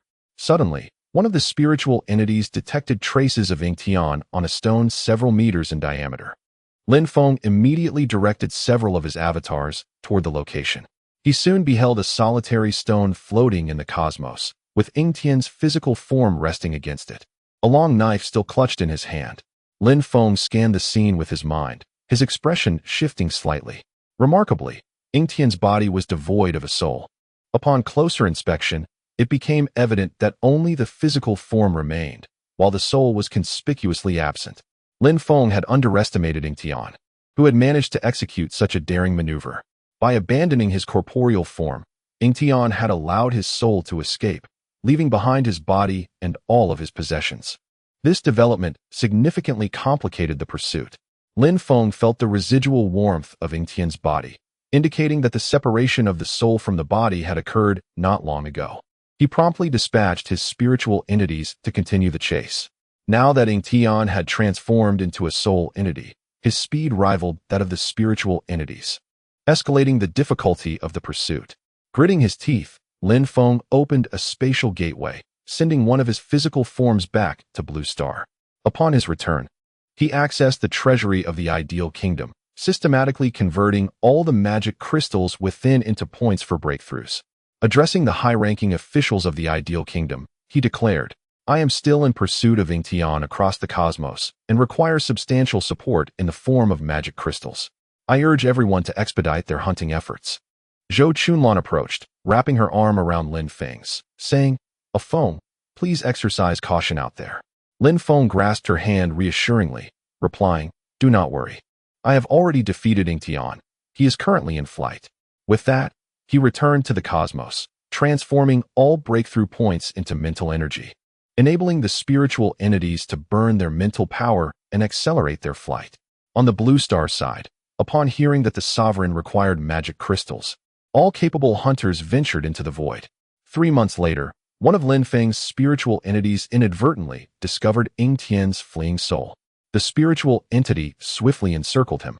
To thwart any potential division of Ying Tian's soul, the majority of the spiritual entities remained engaged in their search. Upon witnessing the multitude of spiritual entities converging upon him, Ying Tian fell into utter despair.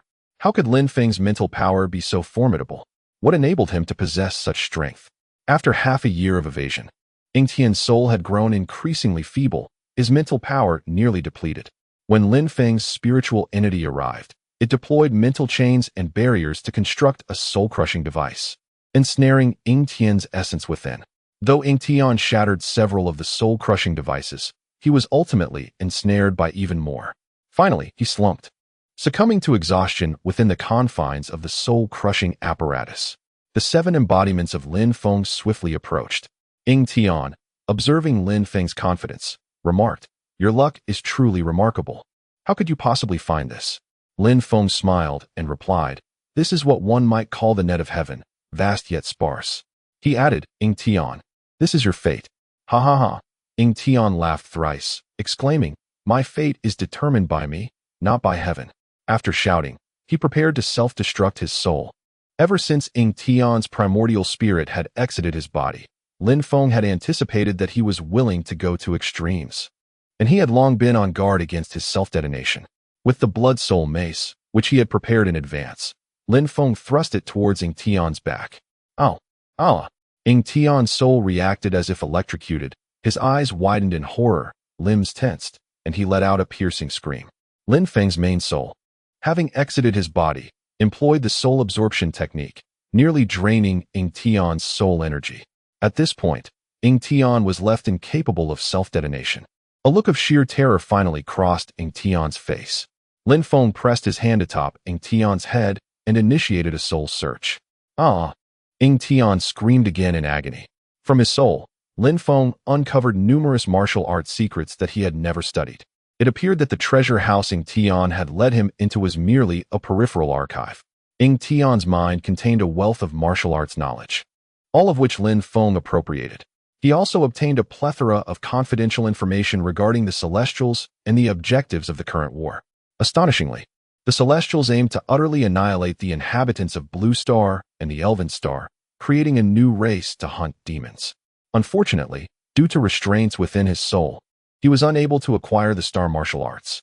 The volume of information within Ying Tian's soul was overwhelming. After a considerable time, Lin Feng finally completed the soul search. Ying Tian, utterly drained, said weakly, "Lin Feng, for the sake of our past friendship, grant me the mercy of reincarnation." Lin Feng responded with Ying Tian's own words, "We are now adversaries. Did you truly believe I would let you go? You might as well resign yourself to death." With a hum, the soul grinder began to whirl, preparing to obliterate Ying Tian's essence. Suddenly, the space beside Lin Feng split open, and the voice of the Supreme emerged. "Lin Feng, spare my son's life. If you show him mercy today, I will not pursue total annihilation when I arrive at Blue Star in the future." Lin Feng hastily pulled Ying Tian aside. To break through space and converse with him seemed to be the Supreme's utmost limit. The Supreme's words were somewhat ambiguous. Leaving behind a child or a dying elder hardly equated to total annihilation. Lin Feng countered, "Are you trying to deceive a 3-year-old? If my son were to fall into your hands and I pleaded for his life, would you grant him mercy?" The Supreme fell silent. He certainly would not spare Ying Tian. He held Lin Feng in contempt, let alone Lin Feng's son. If Lin Feng's son fell into his grasp, he would extinguish him as one would crush an ant. The Supreme then inquired, "What do you wish to do?" Lin Feng pondered for a moment and said, "You must immediately command the Celestial Fleet heading to Blue Star and Elf Star to return to the Celestial Mother Star. And I assure you that Ying Tian will not perish." The Supreme shook his head and replied, "A war that mobilizes the strength of the entire clan cannot be altered for the sake of one individual. You are the Celestial Supreme. This is merely a matter of your decree. I cannot issue such a command. The conquest of Blue Star and Elf Star reflects the will of our people. Even I would face expulsion for defying the clan's intent. The Celestial Fleet would persist in its advance regardless." Lin Feng responded, "Then there is nothing to be done. You can only witness the sorrow of a white-haired man sending off a black-haired one." Upon overhearing the conversation between the Supreme and Lin Feng, Ying Tian's resolve wavered. He cried out, "Father, I do not wish to die. Please find a way to save me." Hearing his son's desperate pleas softened the Supreme's heart. "That request is absolutely unacceptable. Propose another." After a moment of contemplation, Lin Feng continued, "Then grant me a star martial art. If you provide me with a star martial art, I can ensure Ying Tian's survival." The Supreme was acutely aware of Lin Feng's terrifying talent. Should he bestow upon him a star martial art, Lin Feng could achieve the status of a martial sage, and at that time, he himself might not stand a chance against him.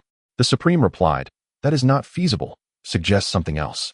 A mocking expression crossed Lin Feng's face as he realized that the Supreme would never relinquish core interests. Proposals that could not alter the outcome of this war were utterly meaningless. Lin Feng coolly stated, "Then there is nothing more to discuss." The Supreme sighed, saying, "My child, rest assured, I shall avenge you." With a flicker of thought, Lin Feng activated the Soul Crusher once more. Chapter 940, The Annihilation of Ying Tian. A shocking reverberation. Lin Feng's other spiritual entities failed to locate Ying Tian's fragmentary soul. Coupled with the Supreme's intervention on his behalf, it became evident that Ying Tian possessed no soul fragment. The obliteration of this spirit would signify his complete demise. As the soul-crushing machine whirred to life, Ying Tian emitted anguished cries. "Father, I do not wish to perish." He sensed the imminent dissolution of his soul, and vivid memories of his life flickered through his mind. He reminisced about enduring years of hardship with his father, followed by an increasingly prosperous existence. As his father's power escalated, every desire was readily fulfilled. Martial arts, resources, women, wealth, and authority, all were at his fingertips. Though his father outwardly expressed disdain towards him, he harbored deep affection. Even when Ying Tian ascended to the Imperial Supreme, his father remained indifferent, only stepping in to rectify matters when calamity struck. He even aided Ying Tian in breaking through to the martial saint realm. The resources expended for his breakthrough were immense, enough to potentially cultivate 2 martial saints from other gifted warriors. Yet, the Supreme still granted them to him. His life had been one of boundless wealth. He had everything he could ever desire. However, he still perceived himself as a failure, yearning to validate his worth. This compulsion led to his ill-fated ambush, resulting not only in the loss of his life, but also the obliteration of his very essence. In that moment, he was engulfed in profound regret. Endless days of joy awaited him, yet he had recklessly sought his own demise. If there were to be another life. Alas, with his essence dissipating, who could contemplate a future? The shattered space lingered, but the Supreme remained silent. Nevertheless, Lin Feng sensed a chilling aura emanating from the fractured void. Once Ying Tian's soul was annihilated, the fragmented space vanished. Throughout this ordeal, the Supreme uttered not a single word, underscoring his immense fury. Within the celestial fleet, the Supreme bore traces of blood upon his lips, his gaze icy as ancient frost. He had not anticipated that Ying Tian, having ascended to the martial saint realm, would meet such a fate. Memories flooded back of Ying Tian as a child, riding upon his shoulders while tending to cattle, prompting a solitary tear to escape his eye. After a considerable time, the Supreme activated the communication device of the God of War. "Azan, you must have received the news by now," he stated. The God of War quickly replied, "The signals of the mech squad that ambushed Blue Star have all vanished. Has some misfortune befallen them?" The Supreme responded, "Lin Feng's strength surpassed our expectations. The mech squad has been entirely obliterated, and Ying Tian has fallen, his soul completely erased. Please disseminate this information." With that, he severed the communication, feeling an acute sense of loss, as if a piece of his heart had been wrenched away, leaving him in profound discomfort. Compelled only to close his eyes and rest, the God of War stood in stunned silence upon hearing these words. Ying Tian had been slain, and his essence extinguished. In the countless years of warfare endured by the celestial race, never had a martial saint perished. Ying Tian was the first. The God of War immediately disseminated the news as per the Supreme's directive. The celestial tribe erupted in chaos. The celestial warriors found it utterly inconceivable. After all, Ying Tian was a martial saint, and a martial saint of the celestial lineage at that. How could he possibly be slain? It was rumored that Lin Feng had not yet reached the martial saint realm. Furthermore, it was doubtful that Lin Feng acted alone in this endeavor. The Grand Marshal, fighting valiantly, could have succumbed to a collective assault. But how could such a siege occur? The Grand Marshal was accompanied by a mech squad comprising over 1,000 quasi-martial saints. Logically, this force should have been sufficient to sweep away the Blue Star. Yet, the mech squad was completely annihilated, and the Grand Marshal perished. This indicated the undeniable presence of a formidable entity on Blue Star, one whose strength was capable of overpowering both the Grand Marshal and his entire mech squad, leading to this outcome. Surely, that person must be Lin Feng. Once we arrive, we must tread carefully around Lin Feng. Careful of what? Lin Feng has slain the Supreme's son. The Supreme will undoubtedly take matters into his own hands, leaving us with no opportunity to intervene. Indeed, the entire tribe is aware of the Supreme's deep affection for the Grand Marshal. The Supreme will certainly confront Lin Feng personally. The Snow Goddess and the Sage swiftly received the news. The Snow Goddess immediately reached out to the Sage, saying, "Teacher, sensing Tian is dead. It seems his very essence has been obliterated. Is this truly within Lin Feng's capabilities?" The Sage sighed, responding, "Alas, I never anticipated our celestial tribe would suffer the loss of a martial saint. The information released by the Supreme, through the God of War, cannot be false." The God of War indicated that the Supreme's condition was quite unusual, suggesting that he must have provided remote support to Ying Tian, perhaps even had direct contact with Lin Feng. Yet, Ying Tian still met his demise. Can A Feng possess such power? It is said that the top talents in the universe can battle above their level. Quasi-martial saints can indeed challenge martial saints. Perhaps A Feng is such a prodigy. The Snow Goddess felt a tumult of emotions, despite her disdain for Ying Tian. She recognized the significance of a martial saint to the celestial tribe and certainly did not wish for Ying Tian's death. She contemplated offering consolation to the Supreme, but ultimately decided against it. Theoretically, A Feng is her child, and her attempts at comfort might yield the opposite effect. She never envisioned Lin Feng becoming so formidable. She and Ying Tian were closely matched in strength. If Lin Feng could slay Ying Tian, he could likely do the same to her. In just a few years, Lin Feng had ascended to such heights of power. The Sage remarked, "Had we managed to cultivate a bond with Lin Feng back then, granting the people of Shenzhou and the hybrids greater opportunities for survival and unrestricted development, A Feng would have long been in our service. The loss of a martial saint and over 1,000 quasi-martial saints cannot be compensated for, even if we were to triumph over Blue Star. Alas, there are no victors in this war." The Snow Goddess inquired, "If A Feng can contend with the Supreme, would that not signify victory for the Blue Star inhabitants?" The Sage shook his head, stating, "The mightiest quasi-martial saints in the Cosmic Human Alliance can only contend with ordinary martial saints. They are no match for a top-tier martial saint like the Supreme. It is inconceivable that Lin Feng could prevail." After Lin Feng vanquished Ying Tian, he opened the portal to return to Blue Star. However, rather than feeling elated, he was engulfed in a profound sorrow. Zhang Gu was dead, and countless members of the Sky Army had perished as well. The losses on Blue Star were substantial. Upon awakening, Lin Feng received the heart-rending news of Lin Tianbao's demise, which deepened his grief. Fortunately, the souls of both men persisted, having successfully reincarnated. Both had sacrificed themselves in their endeavors to save others, and their deep affection for Blue Star suggested they would likely return there. Contemplating this brought Lin Feng a modicum of solace. Observing his somber demeanor, the higher-ups of Blue Star mistakenly assumed Lin Feng had suffered defeat, and none dared to approach him. Ultimately, it was Zhou Chunlan who stepped forward to inquire, "Brother Feng, what has transpired? Did you confront Ying Tian?" Lin Feng surveyed the gathering and replied, "Ying Tian is dead. I have obliterated his soul. The Supreme One attempted to negotiate with me, but we could not reach an agreement. In the presence of the Supreme One, I extinguished Ying Tian's essence." Upon finishing his statement, Lin Feng produced Ying Tian's lifeless body from his storage space, eliciting startled gasps from the onlookers. Zhou Chunlan covered her mouth, astonished that Lin Feng had succeeded in slaying Ying Tian, let alone the others. The Nightwalker's eyes gleamed with intrigue upon witnessing Ying Tian's remains. Chapter 941. Disturbance in the Human Alliance of the Universe. The high-ranking officials of Blue Star were invigorated upon witnessing the corporeal form of Ying Tian. An elder stepped forward, inquiring, "My lord, have you attained the realm of the martial sage?" Lin Feng sighed, "Not quite. My combat prowess has merely reached the martial sage level. I find myself at a bottleneck in my comprehension of star martial arts, and further seclusion for enlightenment seems futile.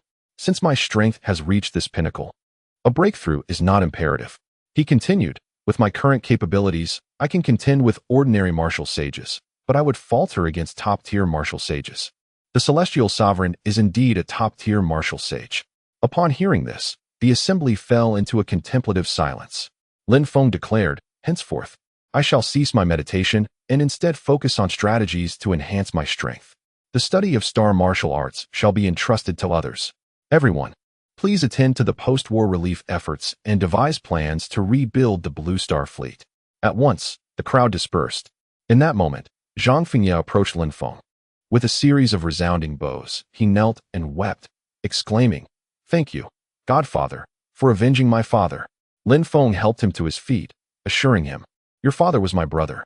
It is only right that I seek vengeance for him." He tenderly wiped the boy's tears away, adding, "You need not worry excessively. Your father was on the verge of becoming a martial sage, and there exists the possibility of his reincarnation." Zhang Fengye nodded earnestly. Lin Feng instructed the other children to comfort him while he retreated to Kaoshan village to rest. After nearly a year of conflict with Ying Tian, he felt physically and mentally drained and needed a proper respite. After washing up, Lin Feng nestled into bed. Suddenly, Zhou Chunlan joined him under the covers, wrapping her arms around him. A smile graced Lin Feng's face as he embraced her, drifting into slumber. Meanwhile, the citizens of Blue Star learned of Lin Feng's triumph over the invading celestial mech squad, including the slaying of a martial sage, and they were filled with exuberance. Across various locales, discussions flourished. The Celestials are not as formidable as they seem. Once the Lord emerged, he annihilated them without mercy. His prowess is unparalleled. Though he has not yet broken through to martial sage, it seems inevitable. I have heard the Celestial Sovereign is quite formidable. I wonder if our Lord can prevail. Undoubtedly, there is no problem our Lord cannot resolve. Indeed, let us focus on our duties and not hinder our Lord's efforts. Word of Lin Feng's victory over the celestial martial sage also reached the Elven Star. Silver Moon and Star Radiance fervently publicized this event, aiming to shatter the perception of Celestials as invincible beings among their kin. Standing atop a mountain, Silver Moon gazed at the sky, stating, "The celestial fleet heading to our Elven Star has halted midway. It appears they do not intend to split their forces to assault both Blue Star and Elven Star. The celestial fleet heading towards Blue Star has accelerated, indicating a probable concentrated assault by the celestial beings." After a moment of contemplation, Silver Moon suggested that they should send reinforcements to Blue Star.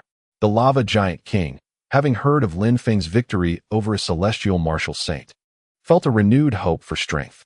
He too desired to bolster his own power and confront the celestial beings in battle. Over the years, the Ideal Nation had supplied the Lava Giants with a fleet of spacecraft, enabling them to realize their long-cherished Fire Seed project. For the Lava Giant King, there were no lingering concerns. He resolved to seek Lin Feng's guidance upon their next encounter, hoping to enhance his own prowess.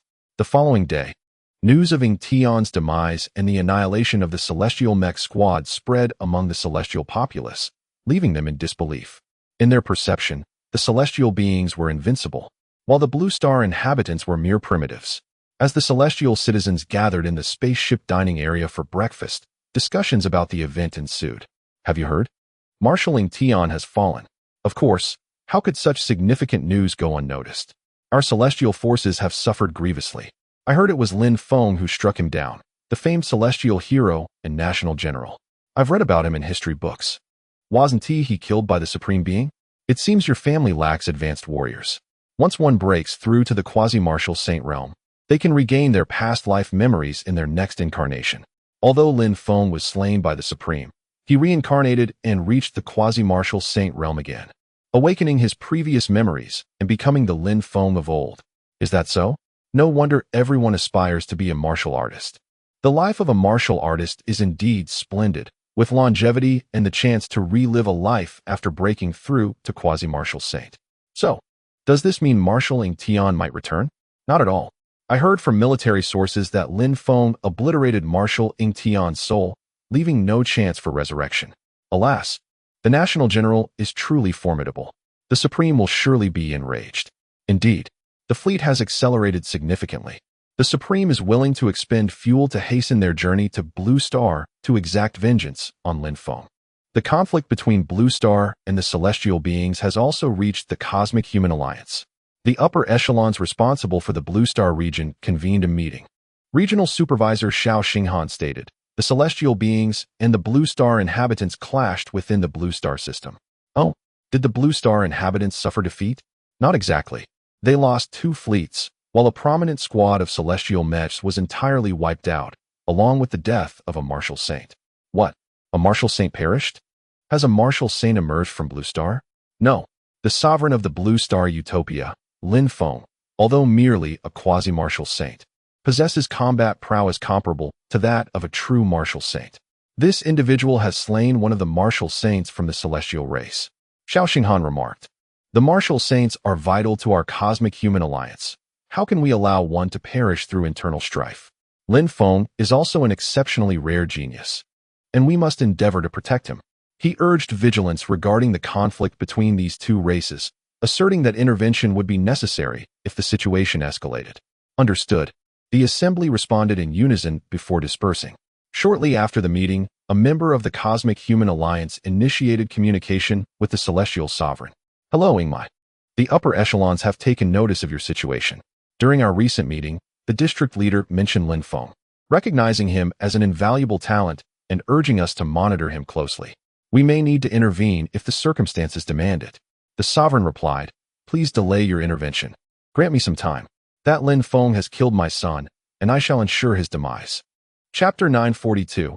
Breaking the limits of Quasi-War Saint's power. Lin Feng awoke after a 3-day slumber. Upon rising, he found Zhou Chunlan and Xiao Yeye preparing a meal for him. Zhou Chunlan approached his bedside and inquired, how was your rest, Fenggo? Lin Feng stretched languidly, feeling utterly refreshed. Zhou Chunlan embraced him, stating, you must have numerous matters to attend to. My daughter and I are preparing a meal for you. Please eat before you leave. Lin Feng reciprocated her embrace, saying, indeed. Even the busiest of schedules can afford a moment such as this. Before long, the meal was ready. The table was adorned with Lin Feng's favorite dishes, including roasted wild boar and grilled shrimp. His appetite ignited, Lin Feng indulged heartily. After a while, he inquired, what are those rascally youngsters? Zhou Chunlan cast him an exasperated glance, replying, rascally? They are all formidable experts in their own right. They have gone to the void to hunt demons. Lin Feng further asked, and what of my parents? She replied, they have established a charitable organization, currently engaged in providing support for fallen soldiers' families, and are quite busy at the moment. After a brief conversation with Zhou Chunlan and Xiao Yeye, Lin Feng departed to seek out the Night Wanderer. In the realm of ideals, the Night Wanderer was the most knowledgeable individual. He lived a secluded life, dedicating his time to cultivation unless significant matters arose. Upon arriving at his residence, Lin Feng discovered that tea had already been brewed. As he sat down, he expressed, Master, I have reached an impasse in my comprehension of star martial arts. It seems exceedingly challenging to progress further. The Night Wanderer sipped his tea and reassured him. Do not lose heart. In truth, you are merely a step away. This final step relies on opportunity. Further comprehension will yield no fruit.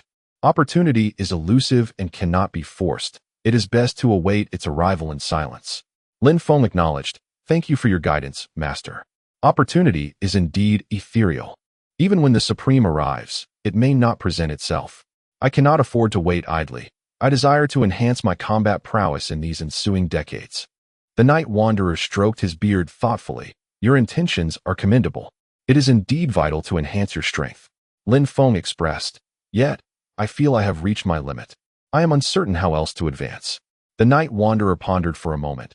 There are methods to improve, but no matter how much you elevate yourself, you will not rival the top-tier war saints. You can only strive to approach their level. Lin Feng's eyes brightened at the prospect of improvement. If there are ways to enhance, please instruct me. The body of the war saint you recently vanquished, may I offer it to you? Without hesitation, Lin Feng produced Ing Tian's remains. If you desire it, take it freely. It serves no purpose for me, but it will be of great use to you. The Night Wanderer's face illuminated with a satisfied smile. Excellent. I did not misjudge you. Together, we shall elevate our powers. The body of the war saint harbors immense energy. Typically, such energy is beyond absorption. However, in our lineage, we possess a method to extract dark energy. This particular energy can empower a quasi-martial saint, allowing them to transcend their limitations and effectively double their strength. The physical form of a martial saint is sufficient for 2 individuals to achieve this breakthrough. This time, both my master and I shall ascend together. The Night Walker raised his hand, unleashing a sphere of black true energy that enveloped Ng Tian's body. Lin Feng mused to himself, pondering the sinister nature of his master's martial arts, which harbored such esoteric techniques. Regardless of its dubious nature, any means of enhancing one's strength is a worthy endeavor. An hour later, Ng Tian's corporeal form had entirely vanished, transformed into two orbs of golden energy, each the size of a fist. With a mere gesture, the Nightwalker directed one orb of golden energy towards Lin Feng, while the other orb floated towards himself. The Nightwalker instructed, simply absorb it directly. This essence is remarkably pure and devoid of any side effects. He reached out to grasp the golden energy, commencing its gradual absorption. Lin Feng contemplated for a moment before utilizing the spatial gate to summon his dark energy avatar. He instructed the avatar to absorb the golden energy. His primary self had yet to utilize the Imperial-grade magic crystal to achieve the status of a quasi-martial saint, remaining at the level of a martial master, thus rendering the absorption futile.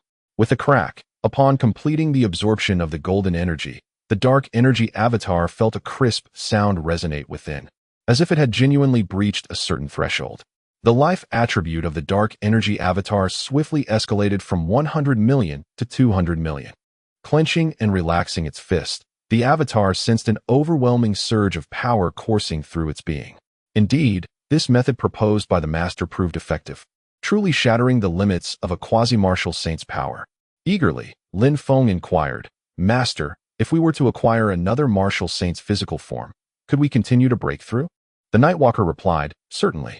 There are 10 formidable barriers between a martial saint and a quasi-martial saint. If you could procure 9 quasi-martial saint bodies, we, as master and disciple, could ascend to the realm of martial saints." And nice, Lin Feng thought, feeling a chill wash over him. He did not even know 9 martial saints to begin with. So where could he possibly obtain 9 martial saint bodies? The Nightwalker continued, "This is the path of dark cultivation. Even upon breaking through, one would only become the weakest martial saint, making it unsuitable for your primary self's advancement. Acquiring 9 martial saint bodies is indeed a daunting task, which is why few resort to this method of breakthrough." Lin Feng nodded, acknowledging the improbability of this approach. However, a doubling of strength was still a significant enhancement. The Nightwalker added, "I observe that your true energy and dark energy are as boundless as the vast ocean. I can impart to you a technique for condensing true energy avatars, known as the Nether Avatar technique. This method has no limitations in quantity.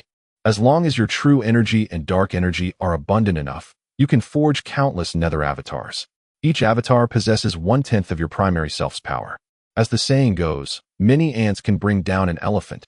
By summoning numerous avatars for combat, you may achieve remarkable results." Lin Feng hastily poured a cup of tea for the Nightwalker, expressing his gratitude. "Thank you, Master, for imparting your wisdom." The Nightwalker responded, "There is no need for such formality between us, Master and disciple. Regrettably, I am unable to swiftly restore my strength. Otherwise, a mere celestial supreme would not pose a challenge for me." Lin Feng inquired, "Master, during your prime, were you perhaps a supreme martial sage?" The Nightwalker shook his head. "I do not possess such extraordinary talent. At my peak, I reached the limits of a top-tier martial sage, merely a step away from becoming a supreme martial sage. Yet, that step is as arduous as divine retribution, and I fear I may never cross it in this lifetime. However, you, my boy, possess hope. I have never encountered a talent like yours. How about this? Let us, master and disciple, seek refuge for the time being. Once I attain the status of martial sage, I shall return you to the sect. At that time, not only a single school of stellar martial arts, but even 20 schools I could procure for you. With your innate gifts, achieving martial sage status, you would at the very least become a top-tier martial sage. Then, we shall return to settle accounts with the Supreme, surely. This is a more prudent course of action." Lin Feng could leave, but the will of Blue Star and Elven Star could not. When the will of Blue Star and Elven Star was usurped, it would inevitably suffer grievous harm. Moreover, if he were to abandon the citizens of Blue Star and Elven Star and flee alone, he would be met with the backlash of the planetary will, leading to unimaginable consequences. Lin Feng rose, taking a few steps, gazing at the distant verdant mountains and flowing waters, declaring, "I will not leave. I cannot forsake the people of the ideal kingdom. I shall share their fate." The Nightwalker chuckled. "So, You are the will of Blue Star? Lin Feng was taken aback. Master, how did you discern that? Chapter 943. The Nightwalker's escape. The Nightwalker smiled and said, You have united this planet and sheltered its people. You are destined to become its messenger. Yet, you are not a messenger and can still wield the forces of nature. Moreover, you are reluctant to depart. Thus, I deduce that you embody the will of the planet. You conceal your true self quite adeptly. Lin Feng chuckled awkwardly. Teacher, you didn't ask me. If you had inquired, I would have certainly disclosed it, replied the Nightwalker. You are indeed the will of the planet. When battling on Blue Star, you can harness the forces of nature, which enhances your prowess significantly. I am aware of this. During the Age of Celestials, I once battled the Supreme on Blue Star with the aid of these forces. That encounter left him gravely injured, but I managed to escape with my life. Even with the forces of nature, I would likely still fall short against him. The Nightwalker inquired with curiosity, Do you not know that you can also draw upon the strength of the people? Lin Feng was taken aback. I was truly unaware of this. The one who bestowed the will of Blue Star upon me did not inform me. The Nightwalker gazed into the distant heavens. A hint of melancholy in his voice. Becoming a messenger of the planet is an extraordinary opportunity. I once had a disciple who was a messenger, but alas, he was slain. From him, I learned that warriors who embody the will of the planet can utilize the strength of the populace. Given that your Blue Star resides at the edge of the universe, it is not surprising that the current will of the planet is unaware of this fact. Lin Feng asked, Teacher, how might I draw upon the strength of the people? The Nightwalker replied, I do not know the specific method, for I am not the will of the planet. This is something you must ponder for yourself. The Nightwalker finished his tea and said, A gentleman does not stand beneath a precarious wall. I must take my leave. Lin Feng was taken aback. Teacher, are you truly leaving? Will you not remain to assist me? I have imparted all that I can. If you cannot contend with the Celestial Supreme, my presence would serve little purpose. As the saying goes, while the green mountains remain, one need not fear the absence of firewood. If you fall in battle, I may yet regain my strength and avenge you. Should I perish alongside you, there would be nothing left. After a moment of contemplation, Lin Feng replied, Teacher, you speak with wisdom. The Nightwalker continued, Prepare a long-range vessel for me. I can take your children with me. They may care for me along the way, ensuring your lineage continues. Lin Feng stood, Very well. Teacher, I shall prepare it at once. Blue Star had long since executed the Starfire plan, so preparing a single vessel would suffice. Lin Feng returned home to gather his family. He addressed them, In less than 30 years, the Celestials will arrive. My master, the Nightwalker, intends to depart from Blue Star. His origins are mysterious, and his future achievements are boundless. He has the capacity to take a few children with him. Whoever wishes to leave may do so, Lin Feng declared. Upon hearing this, the children fell silent. Lin Feng cast a glance over the group and continued, In times like these, there is no room for hesitation. If you wish to depart, then do so. After all, leaving may ensure your survival. Still, the children remained mute. Ernyang, Wang Guixiang, gave Little Duck Egg a gentle push, but the child merely shifted her body without uttering a word. Lin Feng encouraged, Little Duck Egg, you should follow. As a girl, you possess the nurturing spirit to care for others. During our journey, you can look after my master. With a pout, Little Duck Egg replied, I won't leave. I am now a grandmaster of the extreme realm.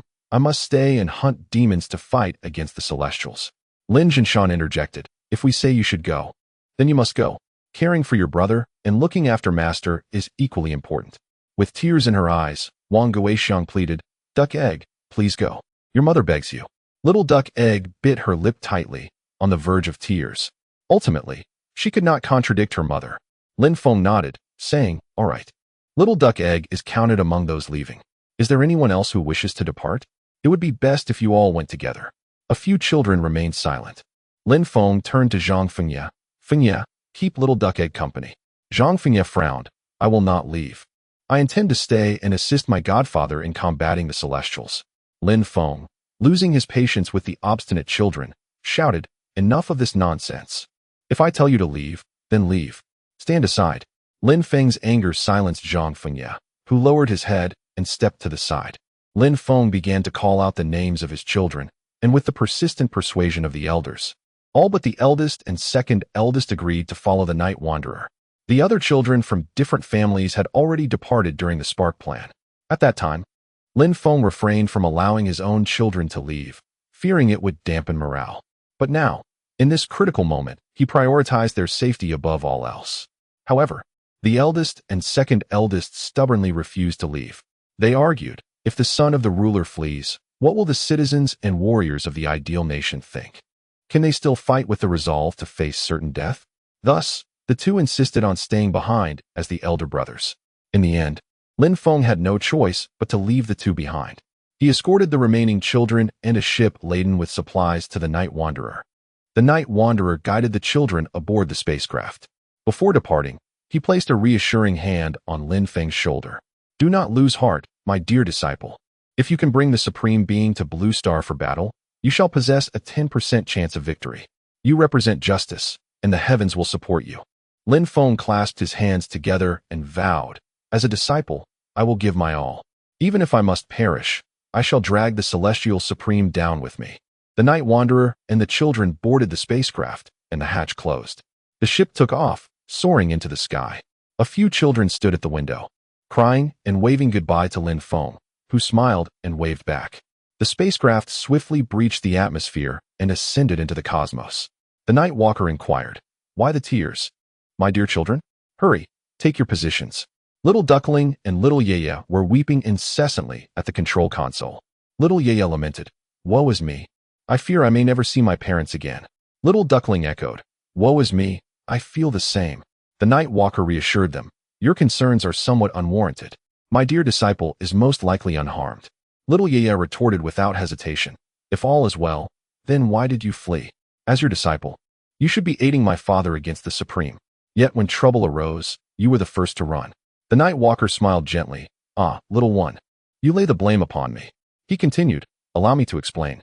Just a few days ago, your father vanquished the Martial Saint, undoubtedly stirring the attention of the Cosmic Human Alliance. A genius like your father will certainly attract their scrutiny. They would not allow him to perish. In times of crisis, you can be assured that the Cosmic Human Alliance will intervene. My departure was merely to avoid an encounter with their representatives. Little Yaya wiped her tears and asked, is what you say truly so? The Night Walker replied, indeed, what purpose would I have in deceiving mere children? Little Duckling, with a curious glint in his eyes, inquired, then why did you bring us along? Chapter 944. The Elven Star fully supports Blue Star, the Night Walker remarked. While traversing the road, I found myself rather bored alone. It is far more enjoyable with a few little ones in tow. After conversing with several companions for a while, the Night Walker proceeded to the rear of the bridge, gazing at the diminishing figure of Blue Star. Upon the spaceship's launch, he had instructed Lin Feng to project a spiritual entity aboard as a contingency plan.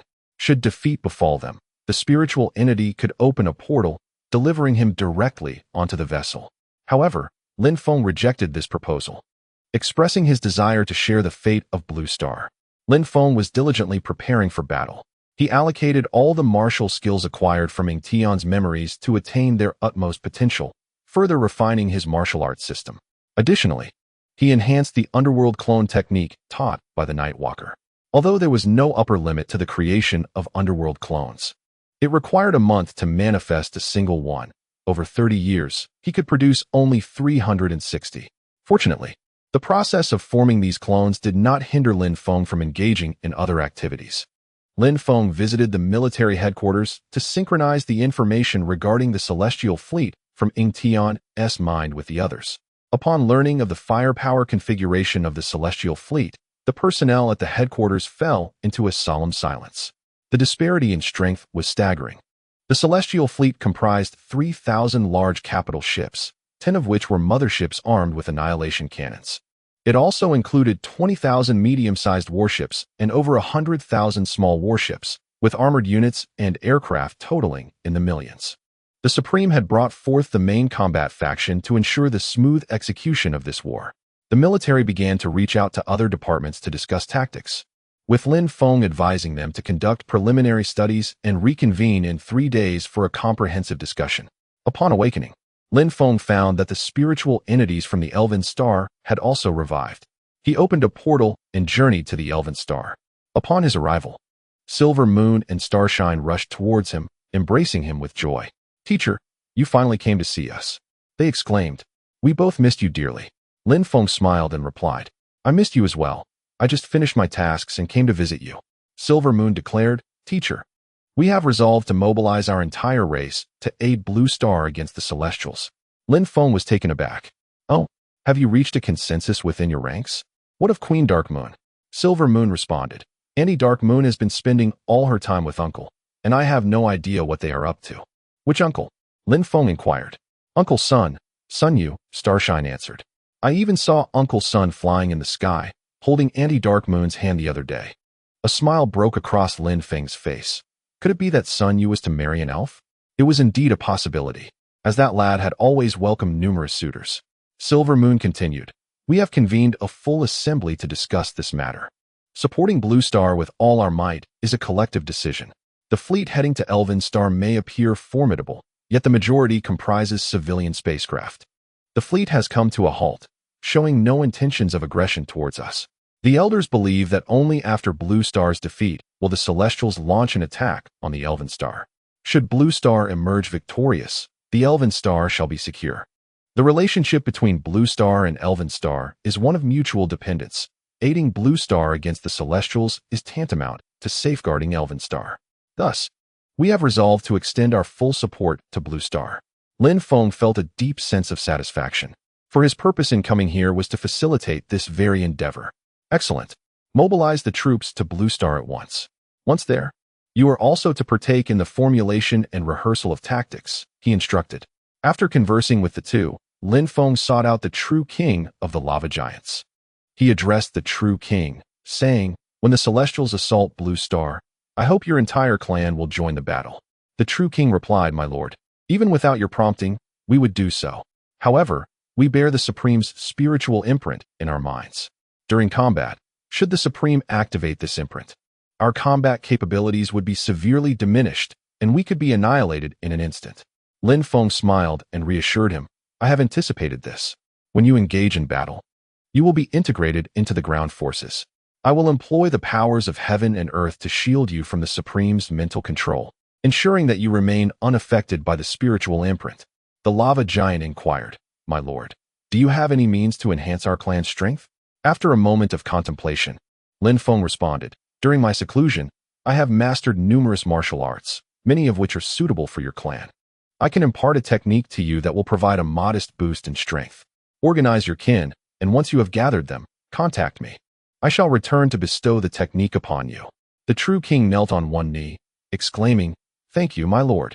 Lin Feng assisted him to his feet, saying, In our ideal realm, we are not celestials. We are all comrades in arms. Please refrain from such formal gestures in the future.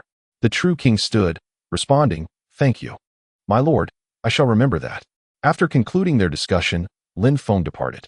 The true king remained, gazing in the direction Lin Feng had taken for quite some time. He thought to himself, The ideal realm treats the lava giant clan as equals. I sincerely hope that Blue Star prevails in this great conflict. Over the years, the Academy of the Ideal Realm has assisted in resolving our genetic issues. Life for the lava giants within the Ideal Realm is far more comfortable than under the Celestials. Yet, I am acutely aware that without the participation of the martial sage, the hope for Blue Star's victory is bleak. Lin Feng then proceeded to the location where the destroyer was suppressed. Prior to his last retreat, he had created a lake of dark energy, within which the destroyer was confined. This entity remained a potential threat that needed to be addressed preemptively. Lin Feng descended to the bottom of the dark energy lake and located the destroyer. On this occasion, he had brought along the robot master from the northern continent. Lin Feng supplied substantial energy to the relics of the northern continent, awakening the robot master. The destroyer appears to resemble a robot. Perhaps Mr. Robot could engage in dialogue with him. If Mr. Robot were to persuade him, it might yield unforeseen results. However, if persuasion proves futile, Lin Feng intends to exert greater effort to eliminate him forcibly. Upon their meeting, the two robots exchanged flashes of red light in their eyes. After a moment, Mr. Robot spoke. Lin Feng, he hails from the mechanical race and has inadvertently wandered into this star system, where he encountered the celestial beings. The Supreme Celestial Being has indicated a means to send him back. Thus, he reached an accord with the Supreme Celestial Being. He would guard the Spirit Star for 10,000 years in exchange for his return. However, he has failed.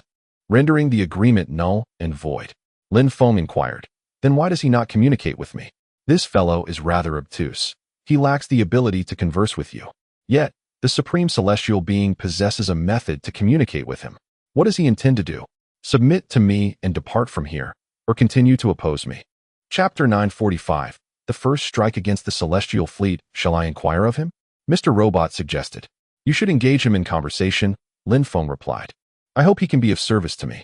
After a brief exchange of glances between Mr. Robot and the Destroyer, Mr. Robot conveyed to Lin Feng. The Destroyer expresses a desire not to be eternally subdued and does not wish to oppose you. However, he is unable to fly and cannot leave this place. If you can assure him a return home, he is willing to assist you in battle. Lin Feng pondered for a moment and responded, "I cannot guarantee that. I do not even know where his home is." Mr. Robot communicated with the Destroyer once more and then said to Lin Feng, "The Destroyer appreciates your honesty and does not wish to confront you. He hopes you will cease to suppress him. You may find a small asteroid to release him upon. Once you have a means to send him home, he is willing to negotiate." Lin Feng nodded, conceding that this was the only course of action. He entrusted the matter to Silver Moon, who dispatched a dozen large warships to escort the Destroyer to a moon of the Elven Star. This troublesome situation was temporarily resolved. 3 days later, a strategic meeting was convened among the senior leaders of various races in the Ideal Nation to devise a plan against the Celestials. Lin Feng first informed them of the potency of dark energy before asserting, "I will be the first to strike. When the Celestial Fleet approaches the Blue Star system, I will unleash a massive dark energy assault upon them, which will undoubtedly inflict significant damage. Following that, our fleet will engage, aiming to eliminate at least 2/3 of their forces before they reach Blue Star. In doing so, we will enhance our chances of annihilating them when they land on our planet. At that point, I will confront the Celestial Supreme." He noted that within the Celestial Fleet, there existed a formidable warrior known as the War God, whose prowess likely surpassed that of Ying Tian, whom he had vanquished recently. Lin Feng surveyed the assembly, sensing that none were a match for the War God. All the quasi-war saints of Blue Star and the Lava Giant King raised their hands, declaring, "I shall confront the War God. Leave him to me. I will do my utmost to restrain him. I can attempt to contend with the War God," another offered. Lin Feng nodded in acknowledgement of their courage, yet he recognized their relative inadequacy in power. They would struggle to withstand even a few blows from the War God. "I will dispatch my avatars to distract him," Lin Feng declared. "Should they fail, I will summon you all for support." The assembly resumed their deliberations, strategizing against the celestial regular forces. Ultimately, they calculated that the odds of victory in this war were less than 20%. However, none wavered. Spirits remained high and resolute. They proceeded to devise a preparation plan. For the next 30 years, the people of Blue Star would become a nation of soldiers, mobilizing all resources in readiness for war. Before departing, the Night Stalker had also mentioned to Lin Feng that the Cosmic Human Alliance would likely intervene. Yet, Lin Feng was reluctant to place his fate in the hands of others.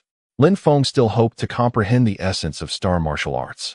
In his quest for enlightenment, he traversed various planets of the Blue Star, immersing himself in the grandeur of the cosmic forces. He endeavored to grasp the star martial arts on these celestial bodies.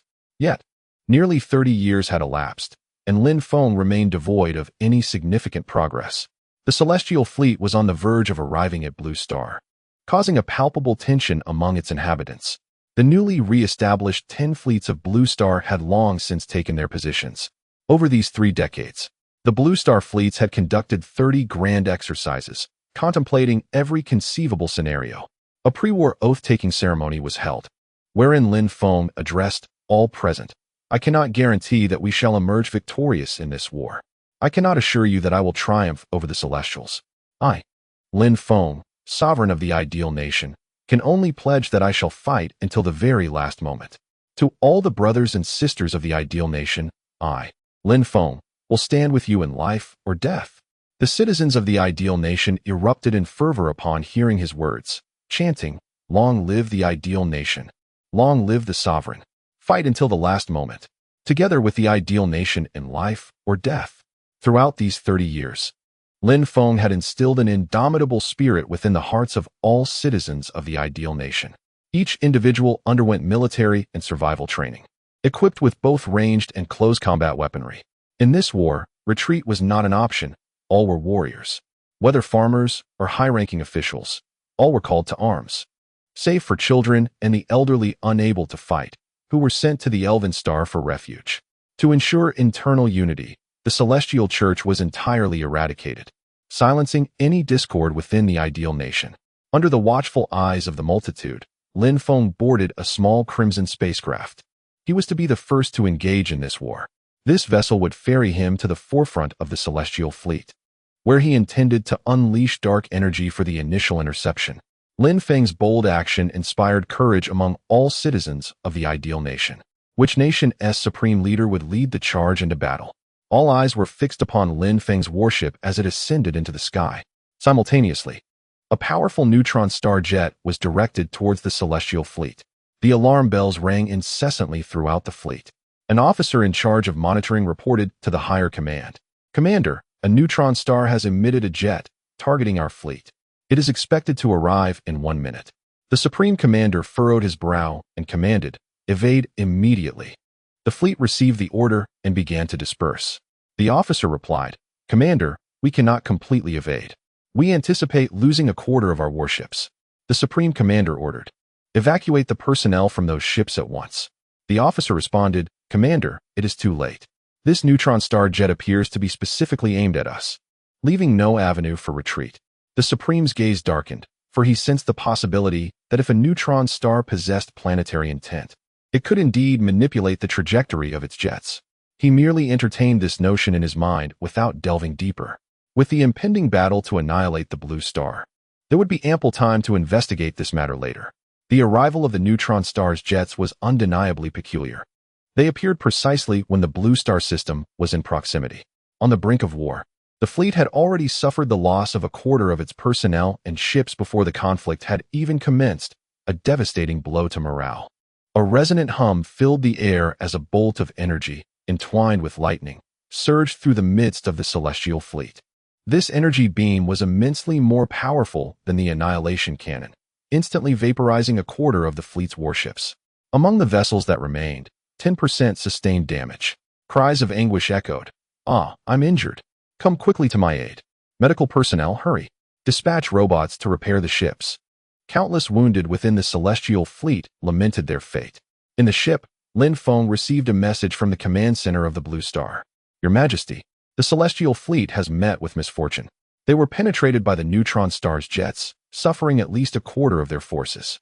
The energy in the area occupied by the Celestial Fleet was tumultuous. He advised, "Please hold off on your approach for now." Lin Feng inquired. The Blue Star was unaffected, correct? Indeed, the neutron star's jets perfectly circumvented the Blue Star system. A sense of perplexity gripped Lin Feng with the vastness of the cosmos. The likelihood of being struck by the neutron star's jets was infinitesimally small. How could the Celestial Fleet have been hit? Moreover, it had flawlessly evaded the Blue Star system. There was undoubtedly something amiss. Chapter 946. Lin Feng takes action. Dark energy like the sea. Lin Feng found himself lost in contemplation. This was a matter of dealing a severe blow to the Celestials. The Cosmic Human Alliance would never extend such assistance to him. He was merely a provisional member of the Alliance, while the Celestials were esteemed, official members. The Celestial Sovereign was a top-tier martial saint, holding a certain status within the Cosmic Human Alliance. Lin Feng did not perceive the Alliance as an exalted bastion of righteousness. Every collective harbors its own interests. No one would undertake a task that bore no benefit. Suddenly, Lin Feng recalled the long-gone Old Blue. Old Blue represented the previous generation of the Blue Star's will, possessing a profound affection for Blue Star, making such actions conceivable. When Old Blue departed, he mentioned seeking out friends. Could it be that the neutron star was his friend? In the distant expanse of the cosmos, the jets of a neutron star had just ceased. Within its core, Old Blue was engaged in a delicate massage of another planetary will. "Thank you, Sister Zhong," he expressed. "Your timing was impeccable just now." The will of the neutron star, known as Sister Zhong, replied, "No need for thanks. Considering you have accompanied me for so many years, I am obliged to oblige. However, I have become entangled in the war between civilizations and may face repercussions. That Celestial seems quite formidable. Do you believe your successor can contend with him?" Old Blue chuckled. "Absolutely. That lad is exceptionally skilled. Otherwise, I wouldn't have entrusted Blue Star to him. Silently, Old Blue thought, Little Feng, I can only assist you to this extent. The remainder is entirely in your hands. Lin Feng engaged the ship's engines, accelerating towards the celestial fleet. The fleet had just suffered significant losses and was still in disarray, presenting an opportune moment for a surprise assault. Although the celestial fleet was reformatting, they soon detected the Blue Star vessel speeding towards them. Lin Feng's image aboard the ship was projected onto the large screen of the celestial warship. Report to the leader. A Blue Star vessel is approaching us, an officer announced. The sovereign inquired, Is there only one? The subordinate replied, Indeed, just one. The sovereign harbored suspicions that Lin Feng might be aboard. Who else possessed such audacity? If he were in Lin Feng's position, he too might venture alone, leveraging his formidable individual strength to inflict damage upon the enemy fleet. The sovereign commanded, Charge the main cannon ahead, bring him down. I shall go out to meet him. With that, the sovereign departed the bridge. Lin Feng's ship was still some distance from the celestial fleet when he saw a brilliant light emanating from their direction. The ship emitted a series of alarms. Warning! Our vessel has been locked on. The enemy's main cannon is charging. It will fire in 10 seconds. Lin Feng calmly stated, Little G, it's your turn. Mr. Robot has become quite familiar with Lin Feng, who now affectionately refers to him as Little Machine. The voice of Mr. Robot resonated throughout the spaceship. Observe my prowess. I shall demonstrate the might of our mechanical race. With a crackle, a powerful wave of electromagnetic energy surged toward the celestial fleet. Boom, boom, boom. The main cannons of the celestial fleet, which were in the process of charging, erupted in a series of explosions. The entire fleet's electrical systems flickered chaotically under the influence of the electromagnetic waves. Beep, beep, beep. Alert, alert. The spaceship is experiencing interference from an unidentified electromagnetic wave. Some functions are temporarily disabled. Numerous ships had their lighting systems automatically severed, plunging them into maintenance mode. The robots were rendered inoperative. Those ships with exploding main cannons could only have their crews extinguish the flames manually. After flying a considerable distance, Lin Feng remarked, Little Jean, you may return. I must exit the ship. Very well, I shall await your return. Upon disembarking, Lin Feng gazed at the distant, regrouping celestial fleet. Suddenly, he spotted a figure standing in the void above the fleet. It was the celestial sovereign. Despite the distance, they could perceive each other clearly. The animosity between them was palpable, with sparks seemingly flashing in their exchanged glances. Lin Feng understood that now was not the time to engage in a reckless confrontation with the sovereign. Should he charge forward and confront the sovereign, he would likely be outmatched. A defeat would shatter the morale of Blue Star, jeopardizing the forthcoming battles. The objective of this excursion was to deplete the celestial fleet's resources. Thus, regardless of whether he succeeded or failed, he must retreat swiftly after striking. As the two adversaries faced off, various factions observed their standoff with keen interest. The warriors within the celestial fleet scrutinized Lin Feng's image on the large screen, engaging in hushed discussions. Indeed, it is the Grand General Lin Feng. It must be him. His appearance has altered slightly, yet his aura remains unchanged. The Grand General is indeed ruthless. During his time under the command of Marshal Ling Tian, he was relentless. Killing the Marshal showed no mercy whatsoever. What mercy could there be? In those days, we were comrades. Now we are enemies. When the battle commences, we must show no leniency. We must adhere strictly to the sovereign's orders and leave no one alive. The fleet under the Snow Goddess also received real-time transmissions from the sovereign's fleet. Observing Lin Feng, the Snow Goddess felt an indescribable mix of emotions. Lin Feng had matured significantly, exuding an air of authority and a quality of inclusiveness. His presence formidable and rivaling that of the sovereign. As the Snow Goddess's son, Lin Feng's success should bring her joy. However, she felt none. She had not nurtured Lin Feng or the hybrid children, nor had she established a maternal bond with them. The sage glanced at Lin Feng and sighed, alas. Lin Feng and his envisioned realm have indeed flourished. Even if the sovereign achieves victory in this war, it will undoubtedly be a Pyrrhic one. The Supervisory Department of the Cosmic Human Alliance is also closely monitoring this conflict. One observer remarked, this Lin Feng is indeed courageous.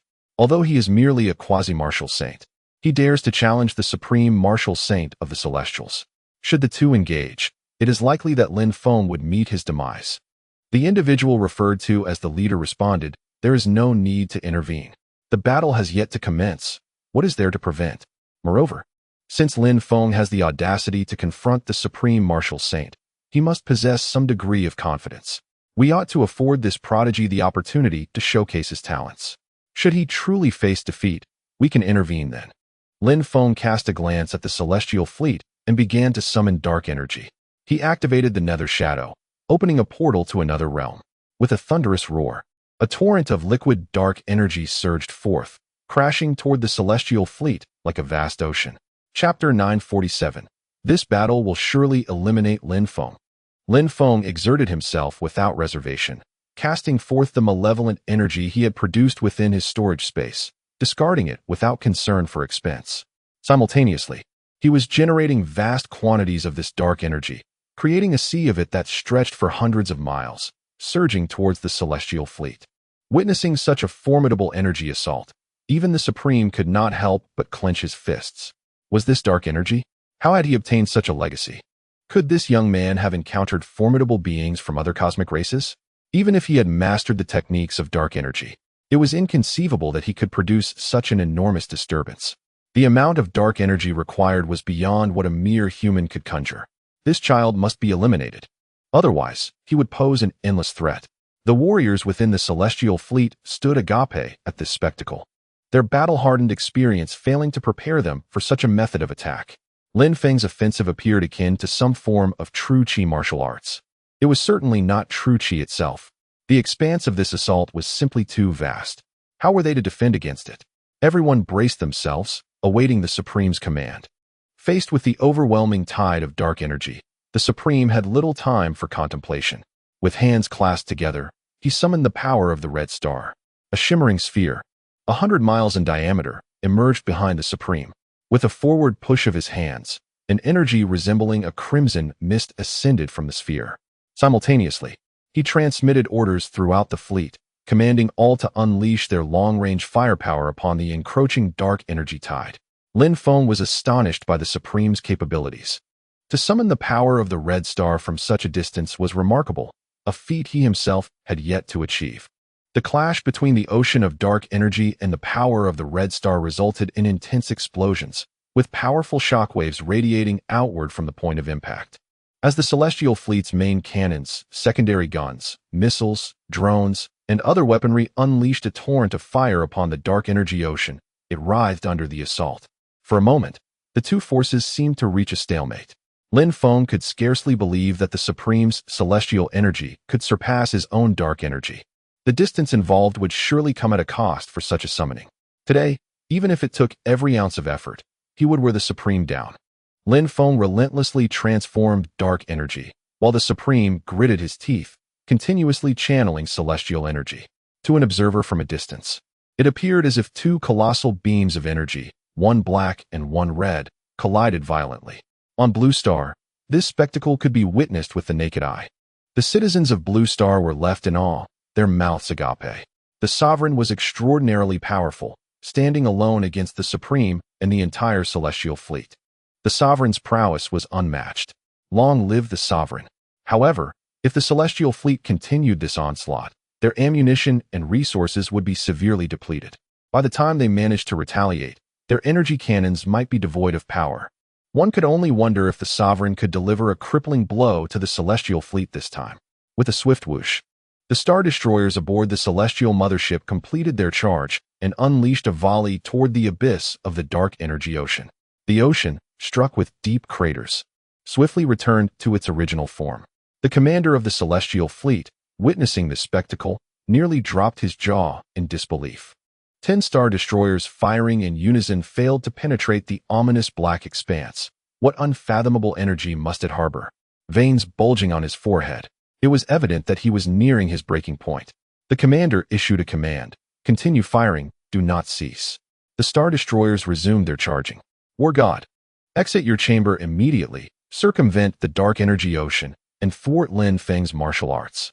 "Understood," responded the war god, promptly departing. Armed with a long spear, he maneuvered in a wide arc toward Lin Feng. Lin Feng, taken aback, had not anticipated that the commander possessed such extensive offensive capabilities. nor that he could withstand this standoff for so long. Prolonging the conflict could yield unforeseen consequences, yet retreating now would render his efforts futile.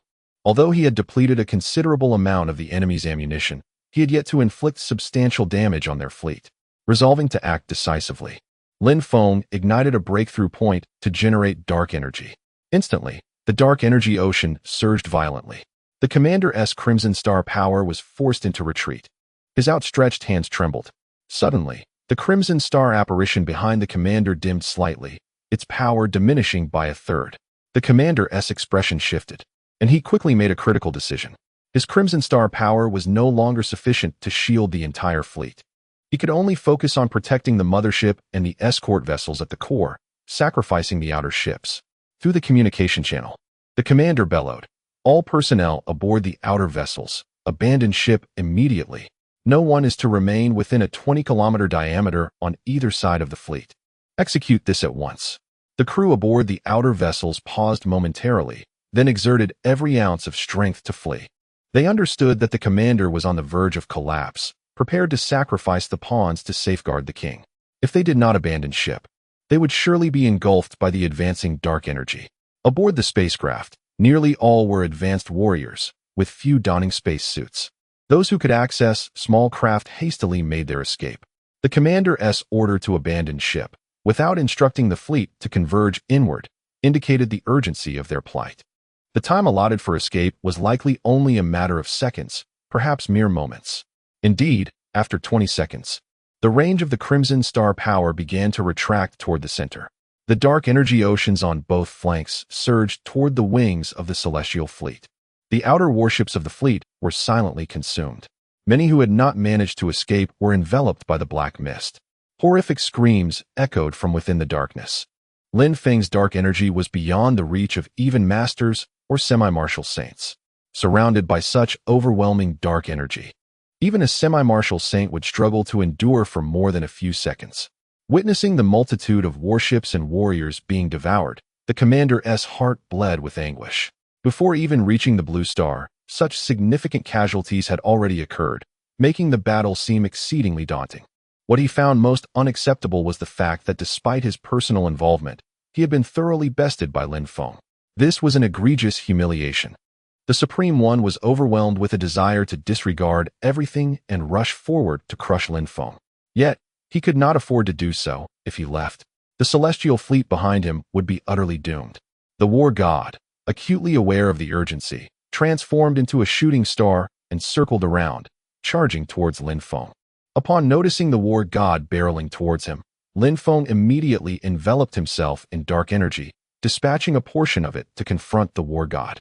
Each passing second meant the loss of hundreds, if not thousands, of warriors, leaving the war god no time for contemplation. He raised his spear and plunged into the tumultuous sea of dark energy. With a swift thrust, the war god immersed himself in the dark energy, braving the encroaching waves of malevolence as he advanced towards Lin Feng. The moment he entered the dark energy, he felt an overwhelming pressure. The dark energy was relentlessly depleting his true essence at an astonishing rate. How could Lin Feng possibly generate such an abundance of dark energy? It was utterly terrifying. Even a mere fraction of dark energy was proving to be a considerable headache for the war god. He had come to a realization. If he could disrupt Lin Feng's cultivation technique, the Supreme One would be able to intervene and deal with Lin Feng himself. Even if he were to face peril, the Supreme One could save him. At this thought, the war god couldn't help but smirk at his own predicament. Here he was, a martial sage, feeling that confronting Lin Feng, a quasi-martial sage, could lead to his own downfall. He had to admit he viewed Lin Feng as a peer, perhaps even superior to himself. The war god harbored the same determination as the Supreme One. This battle would end with Lin Feng's demise. With unwavering resolve, he charged towards Lin Feng. Chapter 948. The severed arm of the war god Lin Feng liberated one hand, channeling an unparalleled sword strike imbued with sinister energy towards the war god. A flicker of foreboding surged within the war god's heart. He promptly summoned his protective barrier to its utmost, directing it towards the spear ahead, enveloping it with a shield of true energy resembling an umbrella. With a thunderous roar, the supreme sword strike collided with the barrier, shattering the shield and erupting in a dazzling display of golden light. the might of the strike was significantly mitigated, ultimately being thwarted by the war god's protective energy. The war god staggered momentarily, his arm tingling from the impact. A profound shock gripped his heart. Lin Feng's prowess was indeed extraordinary, capable of intercepting him even while contending with the Supreme. Yet, despite Lin Feng's remarkable strength, he was not a martial saint. At best, he possessed martial saint-level combat power, rendering it impossible for him to confront two foes simultaneously. The war god brandished his spear, unleashing two golden dragons formed from true energy, which soared forth from his weapon. These ethereal dragons, seemingly alive, spiraled momentarily before launching an assault on Lin Feng. Lin Feng retaliated with his most formidable sword strike, shattering one of the dragons. However, the other dragon collided with Lin Feng's ninefold sinister energy supreme barrier, penetrating 3 layers of defense. In analyzing the confrontation with the war god, Lin Feng realized he could no longer bolster his efforts against the Supreme. The Supreme had already suffered the loss of a third of the outer fleet, with the remaining vessels fiercely protected. Lin Feng sensed that further destruction of warships was becoming increasingly difficult. Having already sustained considerable losses, the Tianren fleet had been struck by neutron star jets, compounded by the onslaught of the ocean of sinister energy, resulting in over half of the fleet being decimated. This outcome exceeded expectations, leading Lin Feng to conclude that it was time to withdraw. His gaze turned cold, with the Supreme and the war god momentarily separated. He could deliver a decisive blow to the war god before his departure. A feasible strategy soon crystallized in Lin Feng's mind, and he promptly set it into motion. He intensified the output of the ocean of sinister energy to exert pressure on the Supreme, who would undoubtedly urge the war god to hasten his pace. As the war god grew anxious, he would inevitably reveal a vulnerability. The flow of the sinister energy ocean surged, turning tumultuous. The Supreme sent a message to the war god, "Ajan, hasten your efforts. I cannot protect the fleet for long. Should I falter here, the entire fleet will be doomed." The war god, indeed, felt the urgency. Gritting his teeth, he charged forward while unleashing 2 golden dragons. Lin Feng shattered one of the golden dragons. Yet the other pierced through 8 layers of the ninefold supreme barrier, nearly reaching Lin Feng. The war god, unperturbed, rejoiced internally, believing Lin Feng had overestimated his own capabilities, attempting to contend with both him and the Supreme simultaneously. The audacity of Lin Feng, aiming for the complete annihilation of the Tianren fleet, seemed overly ambitious. Greed could be advantageous, for it was preferable to face a greedy opponent than one devoid of ambition. If Lin Feng chose to retreat immediately, the war god might not be able to pursue him. Now, however, an opportunity to retain him had presented itself. The war god surged forward, continuously unleashing golden dragons as he charged ahead. With a resounding crash, a golden dragon broke through Lin Feng's ninefold impervious aura and struck him squarely in the chest. Lin Feng coughed up a mouthful of blood, hastily fortifying his protective barrier. The war god, witnessing Lin Feng's injury while he continued to channel his true energy into the ocean of malevolent energy, felt a surge of delight. This young man possessed remarkable tenacity. No wonder he had relentlessly pursued and ultimately slain Tian over the course of half a year. Yet, such stubbornness was misplaced in this instance. It was tantamount to courting death. The war god sent a message to the Supreme One. "Supreme, I have wounded this boy. However, he is still vying against you. Hold on for a moment longer. I shall devise a way to keep him here." The Supreme One replied, "I will grant you 2 more minutes. Whether successful or not, you must interrupt his cultivation. Be exceedingly cautious. This lad is full of cunning." "Very well, just 2 minutes. If I cannot detain him, I shall at least inflict severe injury." The war god pondered, considering the Supreme's perception of him as merely a replacement for Tian. That fool who, despite being a martial saint of the Supreme clan, had met his demise at the hands of a mere quasi-martial saint. The war god held Tian in contempt. As a seasoned deity of the celestial race, he was merely a commander of the celestial fleet, while Tian was the grand marshal of their people. What merit did that young man possess? Nevertheless, the Supreme's warning was not in vain, and the war god grew increasingly cautious. He refrained from approaching Lin Feng directly, instead sending forth golden dragons to attack from a distance, gradually exacerbating Lin Feng's injuries.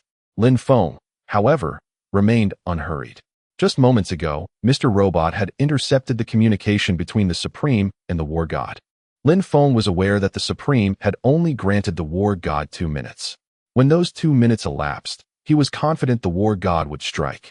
The War God continued his relentless barrage against Lin Feng. The latter feigned great anguish, spitting blood and reducing the flow of malevolent energy, projecting an image of grievous injury. His face bore an expression of indecision, all of which the War God observed keenly. Timing was of the essence, and the War God awaited a more significant opening from Lin Feng. As the 2 minutes drew to a close, before the War God could make his move, Lin Feng abruptly ceased channeling true energy into the ocean of malevolent energy and turned to flee, even as he expelled another mouthful of blood. The War God hesitated, uncertain whether to pursue, yet Lin Feng had managed to escape. Crucially, Lin Feng seemed to flee in haste, exposing his back to the War God. Any lingering caution dissipated in an instant. Raging dragon ascending to the heavens. The War God unleashed a secret technique, merging man and spear into a single flash of light that surged toward Lin Feng. This ultimate move, known for its incredible speed, allowed the War God to close the distance in the blink of an eye. Lin Feng turned to parry with his sword, but with a resounding clang. His strike met the shaft of the War God's spear, failing to deflect the lethal thrust. With a series of explosive impacts, the War God shattered Lin Feng's ninefold impervious aura, piercing deep into his chest. With a hearty laugh, the War God provoked Lin Feng, exclaiming, "You wouldn't mistake me for that fool, Ying Tian, would you? I am the War God, the martial sage second only to the Supreme among the Celestials." Suddenly, with a swift motion, the War God's arm, clutching the spear, was severed, sending both the arm and the spear and Lin Feng hurtling through the air. "Ah!" the War God cried, clutching his arm and retreating hastily. At that moment, a figure emerged from the severely injured Lin Feng, wielding a sword aimed at the War God's neck. The attack was utterly unforeseen. The War God could only pivot, brandishing his spear in defense. His reaction was remarkably swift. Seeing that he could not vanquish the War God, Lin Feng deftly redirected his sword, severing the War God's spear-wielding arm instead. Ceasing the outpour of dark energy, Lin Feng noticed the Supreme approaching, leaving him no opportunity for further assault. Turning to the War God, Lin Feng taunted, "You are even more foolish than Ying Tian." With that, he soared away. On his journey, he stowed the War God's arm and spear into his storage space. Enraged by Lin Feng's provocation, the War God bellowed wildly, "Lin Feng, you wait. I shall surely kill you." Chapter 949. The Celestial Fleet enters the Blue Star system as Lin Feng departed. He unleashed a sea of malevolent energy, obscuring the vision of the War God and the Supreme, shrouding their perception in darkness. The two could only watch as the thick black clouds drifted away, too wary to pursue further. They feared Lin Feng might employ a diversionary tactic, luring them away to disrupt the fleet. The Supreme, standing beside the War God, glanced at the latter's severed arm, his brow furrowing in concern. The battle had yet to commence, yet a significant loss had already been incurred, a portent that boded ill. The War God gritted his teeth and remarked, "This Lin Feng is not only exceptionally powerful, but also cunning. His recent ambush caught me completely off guard. He is indeed a formidable adversary." The Supreme suggested, "Let us return to tend to our wounds." With that, he turned and made his way back to the fleet, the War God following closely behind. Moments prior, Lin Feng had utilized the Phantom Avatar technique from the Netherworld Avatar art. Over the years, Lin Feng had refined this technique through his understanding of various martial disciplines and his spatial storage abilities, elevating the Netherworld Avatar art to new heights. He could conceal 360 Phantom Avatars within an overlapping dark cosmos with his physical form, allowing for instantaneous substitution with an avatar or vice versa. When the War God attacked, Lin Feng had cleverly swapped himself out for one of his Phantom Avatars. The Phantom Avatar, akin to his true self, could sustain injuries and bleed. The War God mistakenly believed he had injured Lin Feng. The spear strike that the War God delivered had struck the Phantom Avatar instead. Just as the War God thought he had Lin Feng cornered, Lin Feng suddenly emerged from the Phantom Avatar, delivering a lethal strike that nearly claimed the War God's life. At the cost of grievously wounding a Phantom Avatar, he successfully severed the War God's arm, marking a significant victory.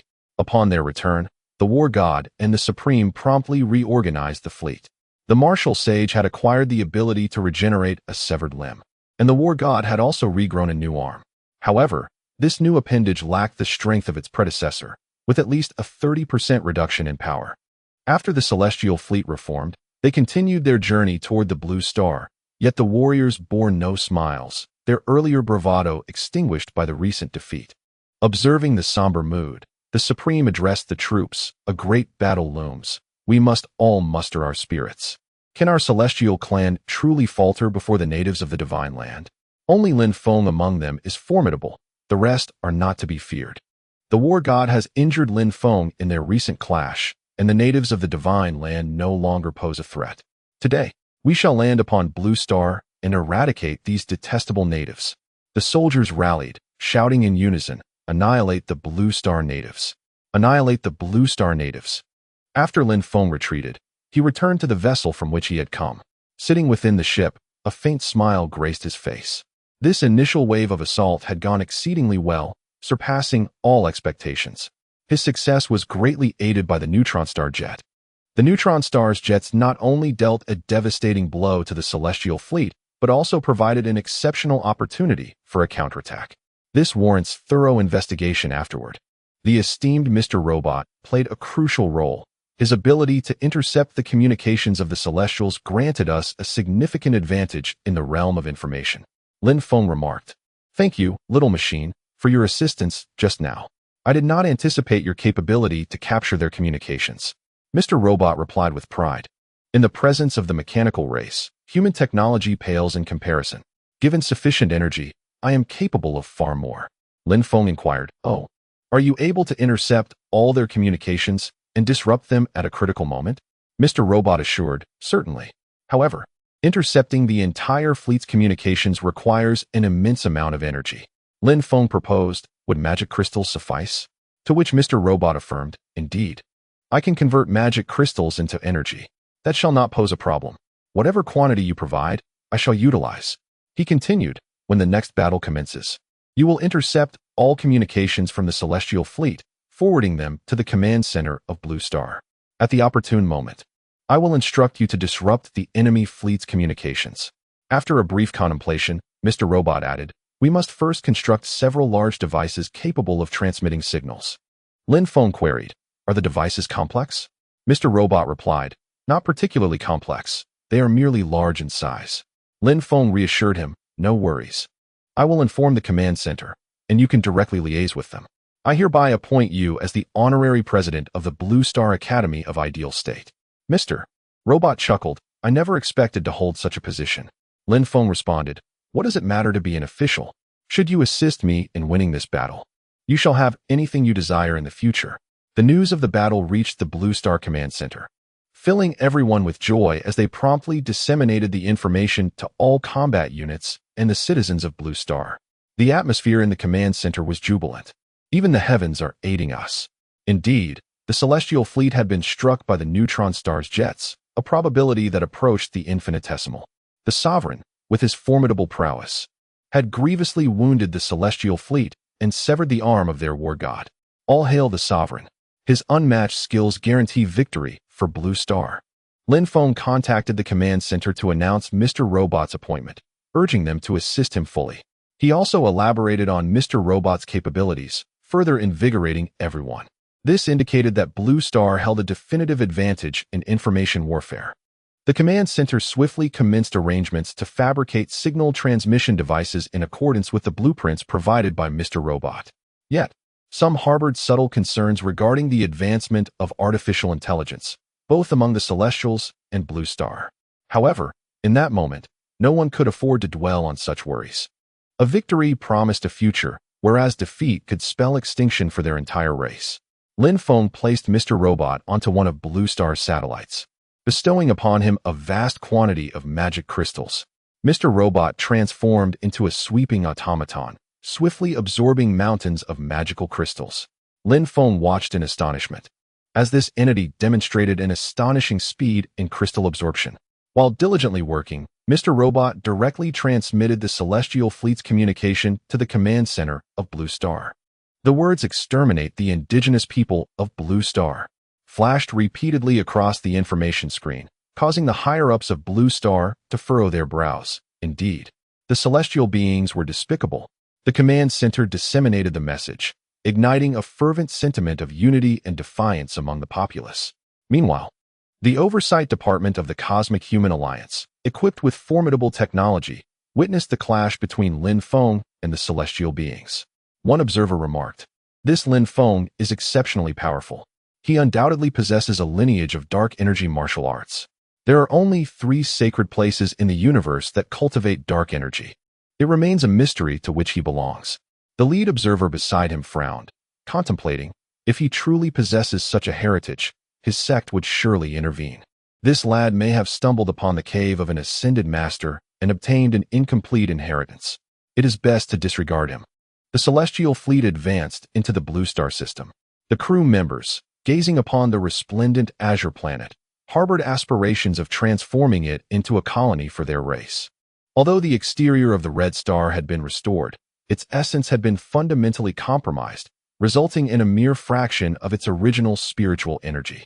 The celestial beings were eager to seize an A-grade life planet to propagate their kind. The Supreme Commander stated, "Prepare all battleships for combat. The Blue Star fleet may strike at any moment. The War God and I will exert our utmost efforts to create an opportunity for landing." Chapter 950, Fleet Annihilation. Lin Feng concealed himself behind a meteorite, synchronizing once more with all combat units of Blue Star regarding the operational plan. This operation was designated as the Fleet Annihilation. Lin Feng was tasked with unleashing the ocean of dark energy to assault the celestial fleet, thereby restraining the Supreme Being. Meanwhile, the quasi-warlord of Blue Star would hold the God of War at bay. Subsequently, the Blue Star fleet would launch a dual-winged assault on the celestial fleet. When the Blue Star fleet mobilized, Mr. Robot would interfere with the celestial fleet's communications, causing the enemy's command system to spiral into chaos. This would allow the Blue Star fleet to dismantle the enemy forces one by one. The primary objective was the annihilation cannon aboard the enemy mothership. The cannon, capable of devastating bombardment, posed a grave threat to the armed forces on the surface of Blue Star, necessitating its immediate destruction. As the celestial fleet entered the designated ambush zone, all combat units of Blue Star received the signal to commence hostilities. Lin Feng shed his disguise and soared from behind a meteorite, unleashing the ocean of dark energy directly towards the celestial fleet. An alarm blared throughout the celestial fleet. The adjutant reported to the Supreme Being, "Supreme, Lin Feng has returned. He is once again unleashing the ocean of dark energy." The Supreme Being rose from his ship, declaring, "Excellent. This time, I shall ensure he does not return." The God of War exited the chamber alongside the Supreme Being, gripping a newly acquired spear, his eyes brimming with fierce intent. The Supreme Being instructed, "Ajahn, after I summon the power of the Red Star, you shall channel true energy on my behalf. I will personally confront Lin Feng." The God of War hesitated. "I fear my true energy may prove insufficient. Channeling true energy for the Red Star is no trivial task." The Supreme Being reassured him, "Do not worry. Other quasi-warlords from our clan will assist you, and you need not endure for long. I shall swiftly reach Lin Feng's location. Once I eliminate him, the indigenous forces of Blue Star will lose their capacity to resist." The God of War nodded in agreement. With a swift motion, the Supreme Being placed his hand upon the God of War's shoulder, their appearances and attire shifting dramatically.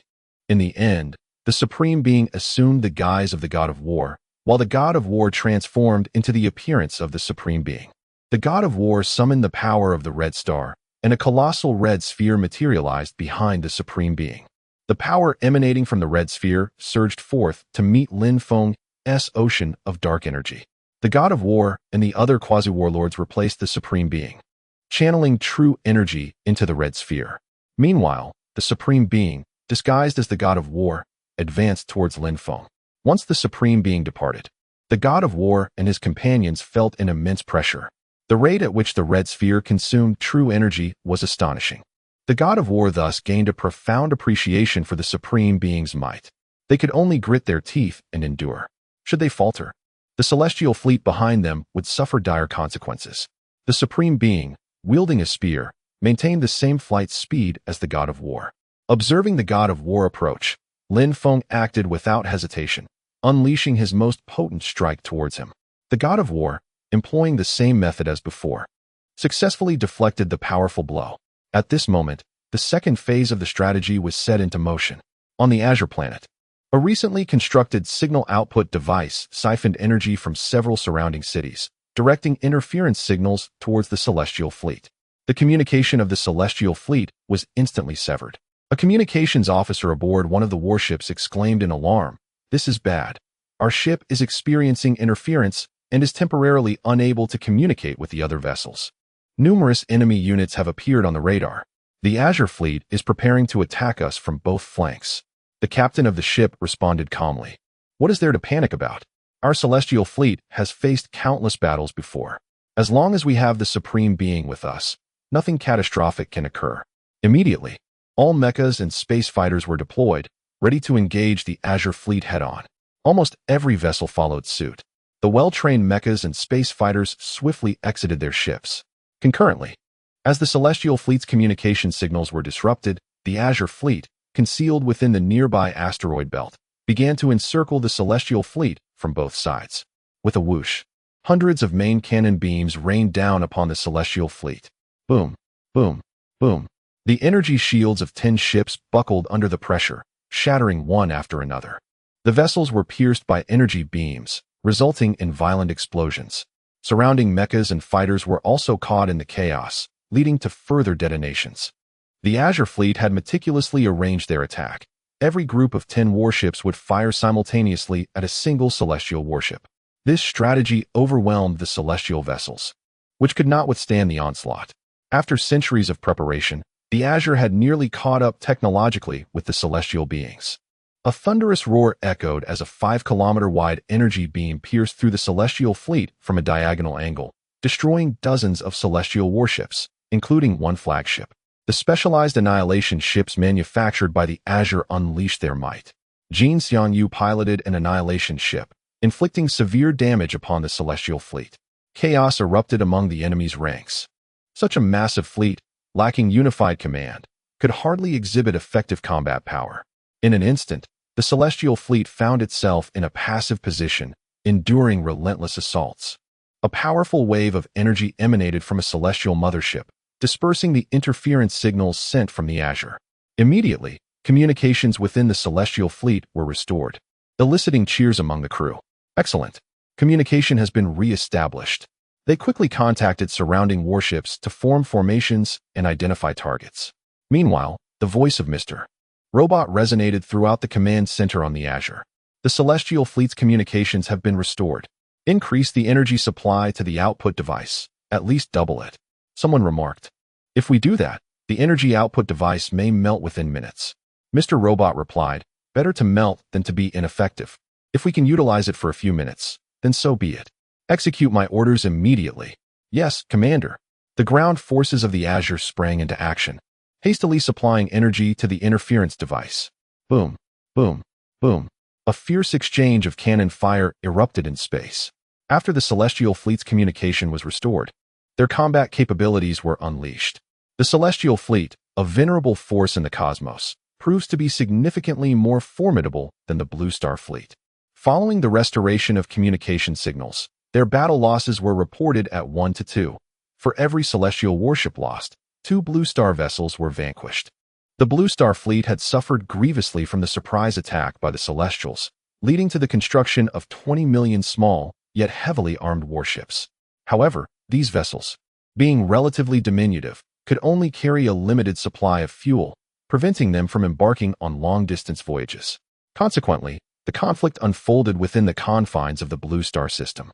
Even with a 1 to 2 casualty ratio, the Blue Star side could sustain its losses, given the sheer number and smaller size of its warships. Jin Xiangyu's Annihilator was emitting smoke, as countless energy beams relentlessly pursued him, forcing him into a hasty retreat while simultaneously drawing a significant amount of fire from the Celestial Fleet. The commander of the Celestial Fleet sent a message to the Supreme One.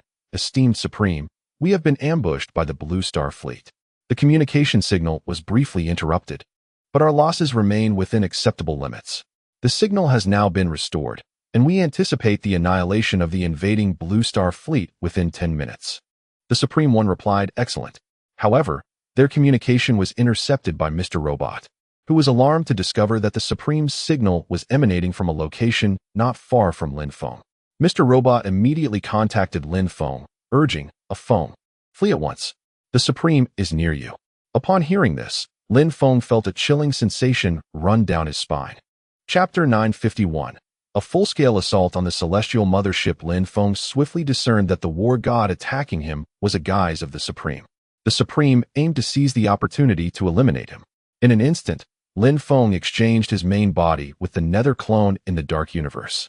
Following the exchange, the power of the abyssal energy sea inevitably weakened. The Supreme, believing Lin Feng's strength had diminished, acted decisively. With a swift motion, the Supreme transformed into a golden streak, piercing through Lin Feng's form at an astonishing speed. A resounding explosion ensued as Lin Feng's body erupted into a cloud of blood mist. The Supreme turned back, a smile gracing his face. Allowing this brat to perish so easily did little to assuage my lingering resentment. Suddenly, Lin Feng's figure re-emerged, charging towards the celestial fleet. The Supreme furrowed his brow in disbelief. How could he still be alive? The entity that had just perished was simply the nether clone summoned by Lin Feng, which possessed only 1/10 of his strength and was swiftly annihilated. Through the communicator, Lin Feng declared, "The war god obstructing me is a ruse by the Supreme. It is the war god who should maintain the power of the Red Star. I cannot permit you, Supreme, to initiate battle prematurely. The abyssal energy sea is already tenuous."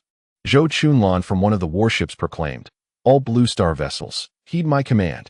Immediately advance at full speed and integrate into the celestial fleet. Otherwise, we shall face a widespread assault from the power of the Red Star."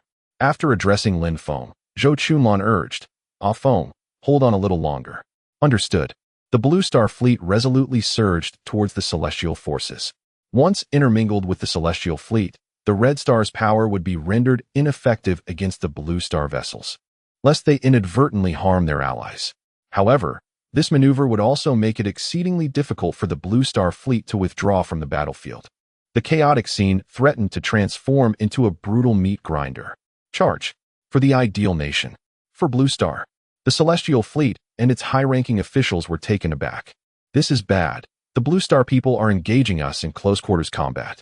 They are coming at us with all their might. Open fire. Drive them back. Let us see if they fear death." As the Blue Star fleet charged, both fleets exchanged fire, with warships erupting into fiery explosions, littering the battlefield with wreckage and fallen warriors. For the Celestials, this was merely another conquest, akin to countless previous campaigns.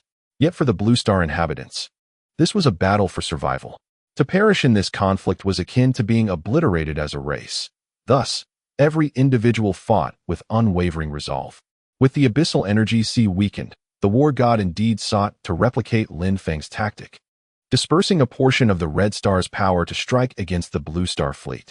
However, before he could execute his plan, the Blue Star fleet had already surged forward. In front of the Celestial fleet stood the likes of Ing Tian and others, making retreat exceedingly arduous. At that moment, the signal output device on the Blue Star side surged once more, severing communications within the Celestial fleet. Without unified command, maneuvering such a vast fleet to retreat was, in essence, an impossibility. All individuals within the Celestial fleet could do nothing but watch as the Blue Star fleet infiltrated their ranks. A damaged Celestial Warship's captain raised his hand and shouted, "For the ideal nation." The entire crew of the warship echoed his fervor, "For the ideal nation." Without any deceleration, the vessel surged toward a celestial mothership. Gunfire erupted, and the ship was riddled with wounds. 9 out of 10 engines were incapacitated. Yet it continued its relentless advance due to inertia. With a thunderous crash, the warship collided with the celestial mothership. The protective shield of the mothership flickered twice before shattering. The vessel pierced into the heart of the celestial mothership like a dagger. Subsequently, a violent explosion ensued. The Blue Star warship self-destructed, cleaving the celestial mothership in two. "No!" cried the commanders aboard the celestial mothership, desperately attempting to escape, yet only a handful managed to flee. Countless warships were crammed into a confined space, exchanging fire with friendly forces, resulting in frequent friendly fire incidents. The series of suicidal attacks by the Blue Star fleet instilled a profound dread within the Celestials. They were unprepared for certain death. Madness. The Blue Star warriors had all gone mad. They were not here to fight. They were here to perish, determined to take us with them. The celestial warships on the outskirts began a frantic bid for escape. Without unified command, even their attempts to break free could not be deemed as cowardice. The Supreme Commander pursuing Lin Feng felt his heart sink as he observed the continuous bursts of flames within the celestial fleet. This fleet represented the very foundation of the Celestials, the culmination of millennia. After this battle, little would remain. The enemy's outer fleet broke free, leaving the interior increasingly hollow. The remaining 8 celestial motherships became exposed. Bang, bang, bang. The captain of one celestial mothership incessantly pounded the armrest of his chair. These fools, instead of protecting us, they attempt to break out. This is cowardice, and they will face a military tribunal for this. No matter how he raged, he could not halt the outer warship's escape. In a fit of frustration, the captain commanded, "Charge the Star Destroyer cannons and aim at those incoming Blue Star vessels."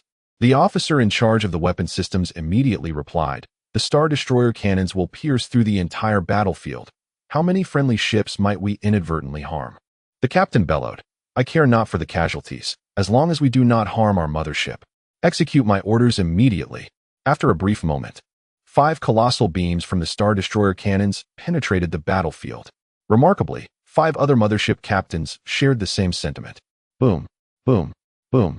The resounding explosions lit up the entire battlefield, with the beams from the Star Destroyer cannons annihilating at least several 100,000 warships, leaving a vast expanse of emptiness across the battlefield. Numerous warships, steadfast in their duty to protect the celestial mothership, were taken aback when the mothership unleashed a devastating annihilation cannon upon them. The surviving frigates, though spared from the cannon's wrath, were nonetheless struck with terror. The captain of one frigate bellowed in outrage, questioning the sanity of the noble lords who would dare deploy such a weapon within the confines of their own fleet. He commanded the crew to swiftly navigate through the path cleared by the annihilation cannon. "We can no longer serve these aristocrats, lest we fall victim to their treachery. We must act quickly, ensuring our escape before the cannon's next charge is complete." A young soldier voiced a concern. "But if we leave, who will protect the mothership?" The captain replied emphatically, "Let us preserve our lives for the battles yet to come. We may be willing to sacrifice ourselves for the celestial cause, but we shall not die ignobly at the hands of our own." A multitude of frigates surged forth in their bid for escape. In such tumultuous times, the distinction between right and wrong blurred, becoming irrelevant. No one anticipated that the social discord among the celestial beings would erupt at this moment. The Supreme Being, the War God, and a host of quasi-saint warriors were rendered speechless by the unfolding scene, as if they were witnessing a civil war. Had the commander aboard the mothership lost his senses? The voice of Mr. Robot echoed throughout the command center. "Signal interference will last for another 30 seconds. With gritted teeth, Zhou Chunlan issued her orders. "All Blue Star warships, heed my command. Allow those fleeing celestial vessels to escape and concentrate our full assault on the celestial mothership." Chapter 952. The annihilation of the Blue Star fleet. Zhou Chunlan was utterly incapable of predicting the outcome of this war. He could only assess the immediate gains and losses. The Blue Star fleet was beyond retreat now. Their current objective was to maximize their achievements. The Blue Star fleet charged towards the 8 motherships of the Celestials. With a whoosh and a rumble, the vessels of Blue Star, having exhausted all their ammunition and energy, collided headlong into the enemy. Not a single ship hesitated. With a resounding crash, Jin Xiangyu piloted his battleship, firing upon a celestial mothership. One mothership was destroyed, while another sustained damage. With his ammunition depleted, he set his ship to automatically ram into the enemy vessels and piloted a nuclear mech out of his craft. 30 seconds passed swiftly. The signal interference dissipated entirely. Supreme Commander shouted into the communicator, "All surrounding ships and escorts, immediately regroup to besiege the Blue Star battleships. They are now encircled." Each mothership had to hold their ground. Supreme Commander absorbed the power of the Red Star into his being, causing the Red Star phantom of the War God to vanish. Once more, he transformed into a streak of golden light, piercing through the flying Lin Feng. With a pop, Lin Feng's clone was obliterated once again. Lin Feng summoned another clone, only to have it penetrated by Supreme Commander once more. Lin Feng found himself unable to sustain the ocean of dark energy. The ocean of dark energy dissipated swiftly, allowing the war god and other quasi-war saints to free their hands, all of them lunging toward the Blue Star fleet. The captains of the Blue Star battleships issued commands. All grandmasters of the extremes, martial-honored, and quasi-war saints, evacuate the ships at once. We need you for the next battle. Zhou Chunlan also ordered all high-level martial artists to break through immediately, leaving the remaining combat to the battleships. Everyone in the command center saluted. The commanders of the battleships and the aerospace soldiers also stood and saluted. In unison, they cried out, "For Blue Star! For the ideal state! Long live the ideal state!" Among those shouting were not only the Blue Star inhabitants, but also the elves, lava giants, deep-sea clans, and various other creatures. All were willing to sacrifice themselves for the ideal state. The remaining over 1 million battleships launched suicidal attacks against the 8 celestial motherships. Despite the celestial motherships unleashing their full firepower, they could not contend with such a multitude of ships all at once. Soon, 7 more celestial motherships were destroyed. The war god, accompanied by a host of quasi-war saints, stormed into the Blue Star fleet. The war god's spear extended 1,000 meters, capable of obliterating a battleship with a single thrust. Other quasi-war saints employed their unique techniques. Coupled with the counterattack from the recently escaped celestial ships, the Blue Star fleet found itself besieged from all sides. The Blue Star mech squad that had broken through managed to eliminate some of the returning celestial warships. Others attempted to return to intercept the war god and his companions. Zhou Chunlan immediately commanded the mech squad to withdraw, forbidding anyone from returning to provide aid. "If you go back to assist, we shall all perish. The forthcoming battle requires everyone's participation. The mech squad from Blue Star can only retreat." The encircled Blue Star fleet is rapidly annihilated, with casualties mounting at an alarming rate. As communications are restored, the War Saint and the Quasi-War Saint arrive to assist, and the Celestial Fleet demonstrates its full combat capabilities. Even as the Blue Star fleet launches desperate suicide attacks, they prove utterly ineffective. The final Blue Star warship crashes into the annihilation cannon of the last celestial mothership, signaling the end of the naval skirmish. Lin Feng dispatches his spiritual entity to rendezvous with the mech squad, opening a spatial portal to transport them back to Blue Star. Meanwhile, the malevolent avatar engaged in battle with the Supreme also opens a portal, returning to Blue Star. The Supreme watches helplessly as Lin Feng vanishes, astonished that this young man possesses spatial abilities. His intent to eliminate Lin Feng has become significantly more challenging. During the previous pursuit, the Supreme had obliterated 30 of Lin Feng's nether avatars. Turning to his own fleet, the Supreme feels a profound sense of loss. The Celestial Fleet, which has swept through numerous civilizations, has been defeated by the Blue Star Fleet. Although the Blue Star Fleet has been entirely decimated, it pales in comparison to the Celestial Fleet. The losses sustained by the Celestial Fleet are several times greater than those of Blue Star. Had they not been hindered and their communications interrupted, the Blue Star Fleet would have been easily vanquished. Now, the situation is dire, with the Celestial Fleet suffering a staggering 90% loss. The Supreme returns to the still smoldering Celestial Mothership, his expression dark and foreboding. This is the last war mothership of the Celestial Fleet. Anger seethes within him, as this time he intended to eliminate Lin Feng, only to see him escape.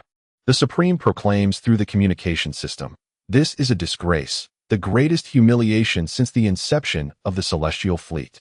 Immediately reorganize the fleet and prepare to land on Blue Star. I shall lead you to reclaim our honor." The Celestial Warriors echo his rallying cry, "Reclaim our honor! Reclaim our honor!" No one is held accountable for the current predicament. With military orders disrupted and command interrupted, anything could transpire.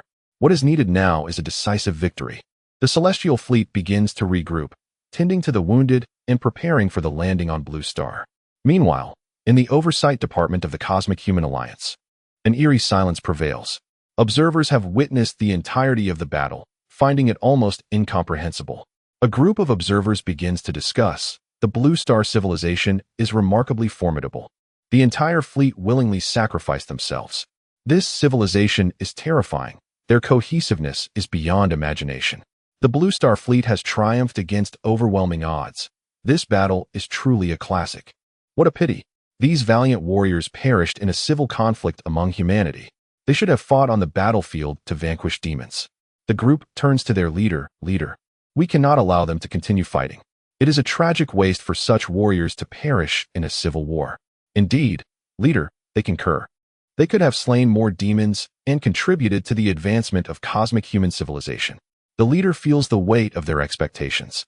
The greater the prowess displayed by the Blue Star people, the heavier their burden of stress becomes.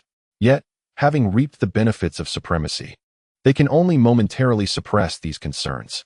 From the perspective of the Cosmic Human Alliance, this conflict appears as a civil war.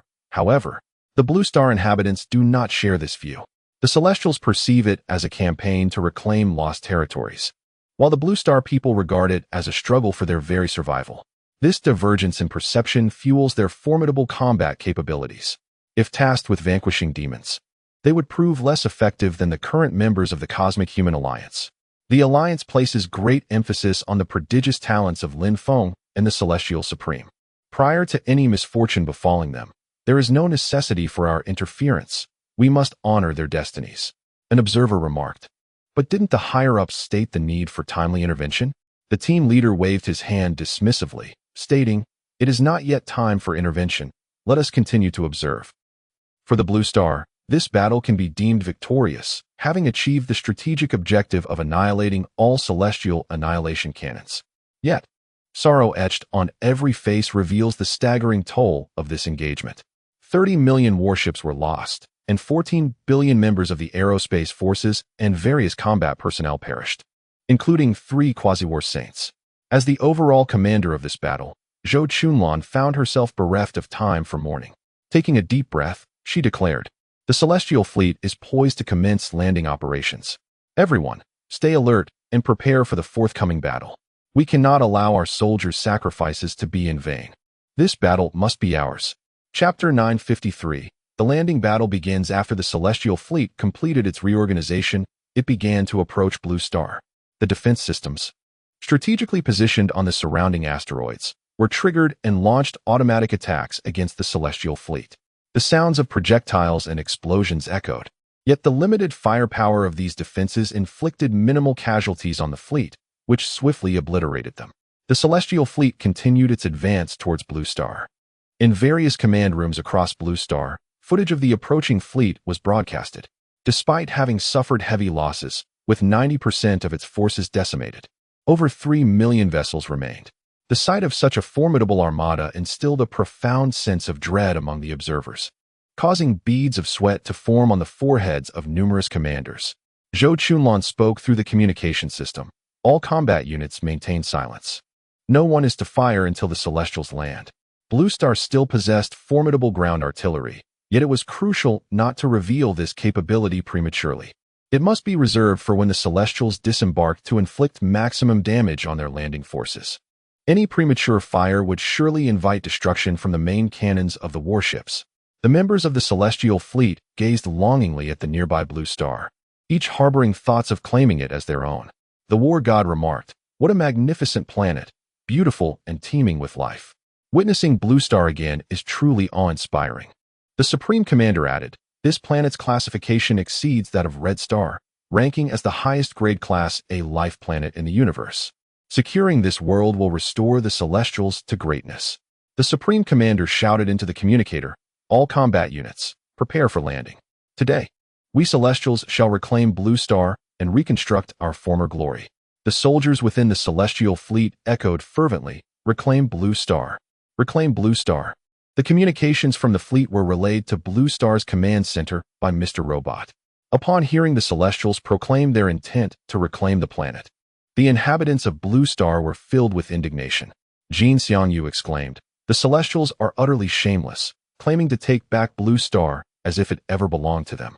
Blue Star will forever belong to its people. It has no ties to the Celestials. We must ensure they pay dearly for their audacity." The Celestial Fleet completed its preparations swiftly. Cosmic fighter jets, mechs, individual descent pods, and combat robots designated for deployment were all ready. The Supreme Commander declared, "The landing battle commences." Various units began their descent towards Blue Star, with all warships providing aerial cover. The war god stated, "Master, I shall descend as well." The Supreme Commander nodded, "Be cautious. With a whoosh, hundreds of thousands of cosmic fighter jets and mechs, along with billions of individual descent pods, surged from the vessels. Over 2,000 aspiring martial saints, gliding on powered boards, descended in groups of 5 towards the surface. As these combat units ignited upon atmospheric entry, countless red dots appeared in Blue Star's atmosphere. Gulping at the sight, Jin Xiangyu in the command center felt a lump form in his throat. Unexpectedly, after enduring 2 rounds of assaults, the Celestials still possessed such formidable armed forces. The citizens of the ideal state, concealed within various air raid shelters, gripped their weapons tightly. At that moment, Zhou Chunlan shouted into the communicator, "Commence battle. All combat units, proceed as per the original plan." The personnel in the command center raised their fists and roared, "Long live the ideal state." The citizens and soldiers in the shelters also raised their fists, proclaiming, "For the ideal state." Countless gun ports emerged across the plains of Blue Star, mountains, and waters. Whoosh, bang, bang. At the very instant the gun ports appeared, innumerable energy beams, shells, and missiles soared into the sky. Boom, boom, boom. The descending cosmic warships, mechs, and individual landing pods were struck, erupting into brilliant fireballs. The celestial quasi-war saints, gliding on individual powered skateboards, nimbly dodged various attacks. Supreme observed the multitude of red dots densely clustered on the radar and remarked, "The Blue Star inhabitants have finally revealed themselves." All warships immediately opened fire to eliminate Blue Star's air defense capabilities. Whoosh, whoosh, whoosh. Beams and missiles shot forth from the celestial warships toward Blue Star.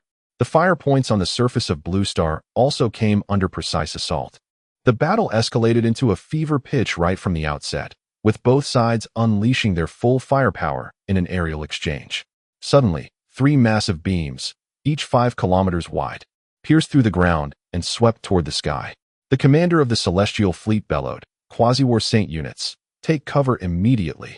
The Blue Star annihilation cannons fired, targeting the Quasi-War Saint units.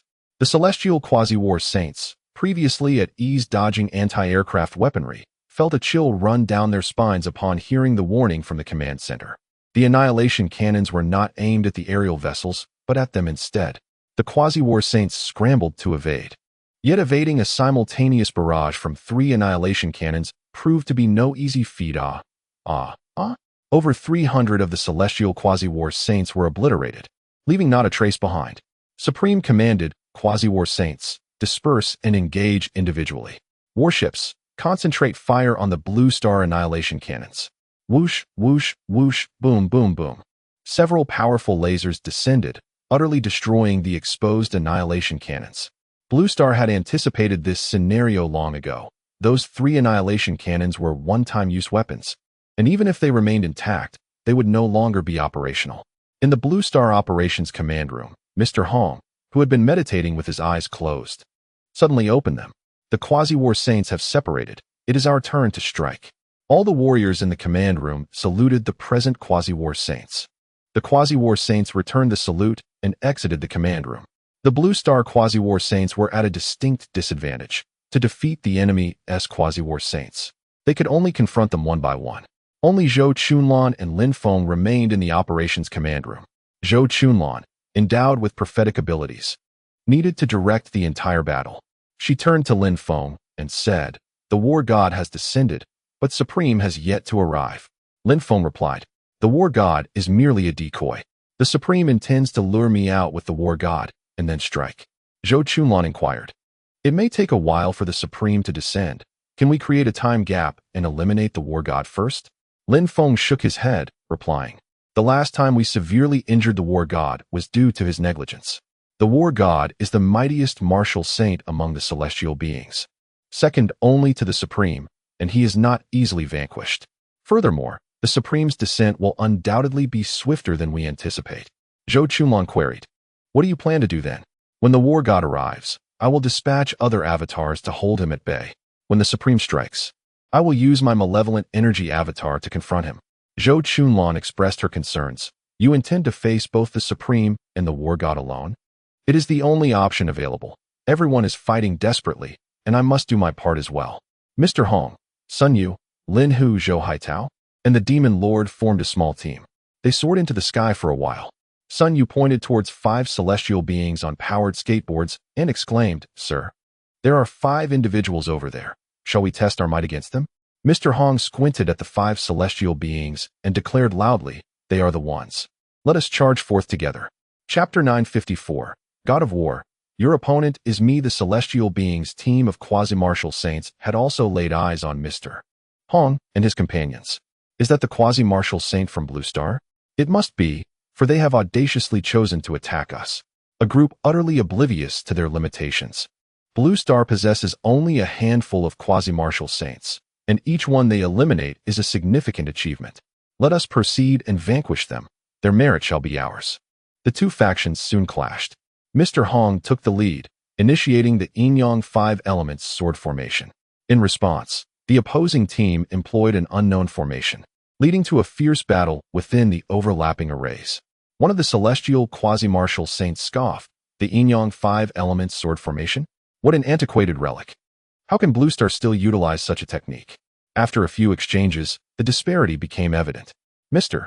Hong and the Demon Lord were considered the pinnacle of Blue Star's quasi-martial saints, yet they found themselves at a disadvantage. In terms of true energy, Blue Star's quasi-martial saints appeared slightly inferior. This was a result of Lin Feng's frequent guidance. Mr. Hong and his companions understood they were up against the elite of the celestial quasi-martial saints. Exchanging knowing glances, Mr. Hong and the Demon Lord simultaneously unleashed their most formidable sword strikes towards the leader of the celestial quasi-martial saint team. The celestial team reacted swiftly, uniting their strength to counter the oncoming sword energies. One sword energy was deflected, while the other grazed the shoulder of a celestial quasi-martial saint, soaring past. Lin Hu, Zhou Haitao, and Sun Yu were not idle either. Each unleashed their signature martial arts, with blades, hammers, and fiery dragons assailing the celestial team. Remarkably, the celestial quasi-martial saints demonstrated impeccable coordination, successfully parrying all assaults. The expressions of Mr. Hong and his companions grew increasingly grim, as their full efforts had only inflicted minor injuries on the adversaries. The leader of the celestial team wore a look of disdain. "Our accumulation over several 100,000 years cannot be compared to you, mere natives of Blue Star."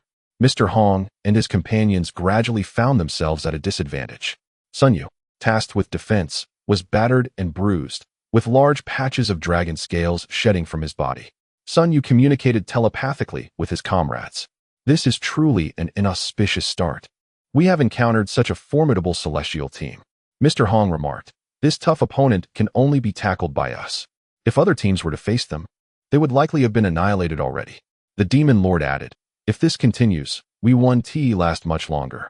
Mr. Hong stated, "I will contact Lin Feng and have him utilize the power of heaven and earth to support us. Once the power arrives, we shall strike together to eliminate them." Mr. Hong reached out to Lin Feng, who responded, "The power of heaven and earth is being utilized across various battlefields. It can only be redirected for a brief moment. You must seize the opportunity." "We understand."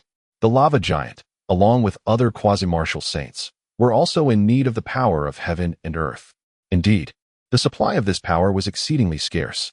Lin Feng could only summon them for a fleeting moment. Mr. Hong and his 5 companions held their breath, while the 5 celestial quasi-war saints opposite them became alert. A hum resonated as the power of the heavens descended. The body of the celestial quasi-war saint tightened, as if a great mountain pressed down upon him. Mr. Hong and his companions swiftly took action, unleashing their most formidable techniques. Whoosh, whoosh, bang, bang.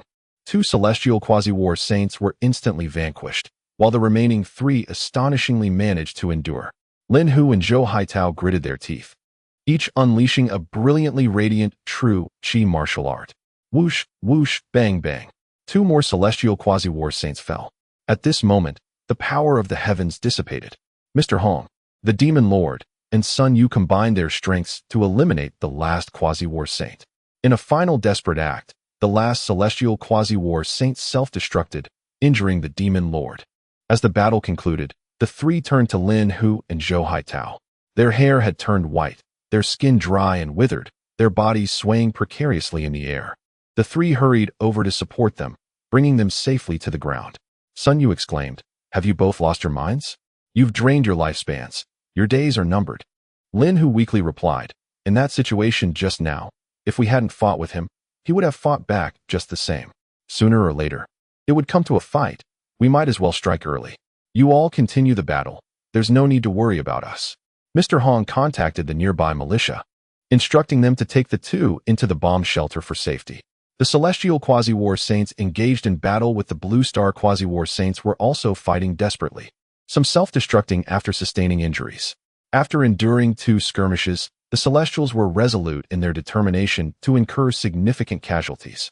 Whenever they had the chance, they too would self-destruct, leading to a devastating conflict. Bang, bang, bang.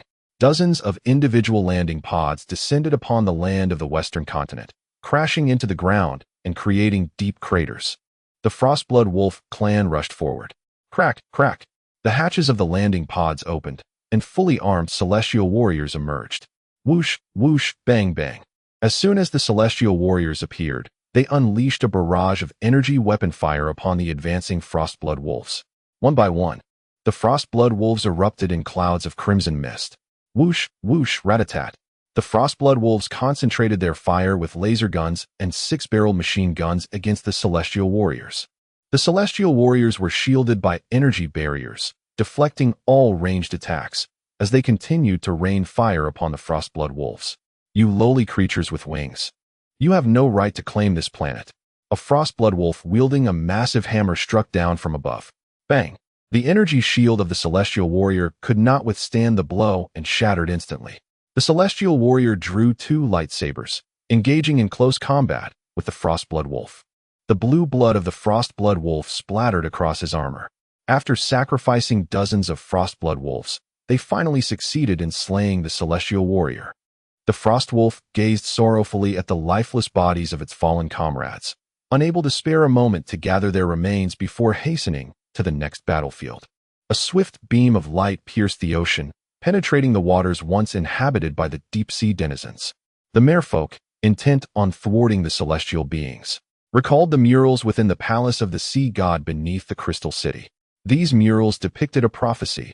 One day, a beam of light would illuminate the ocean depths, prompting the underwater races to emerge and seize the land, basking in the sunlight. Such a mural could only have been crafted by the celestial beings, who aimed to lure the denizens of the deep to the surface to aid them against the people of Shenzhou. As the beam of light struck the deep sea, several large warehouses were unsealed, revealing equipment designed to withstand the immense underwater pressure.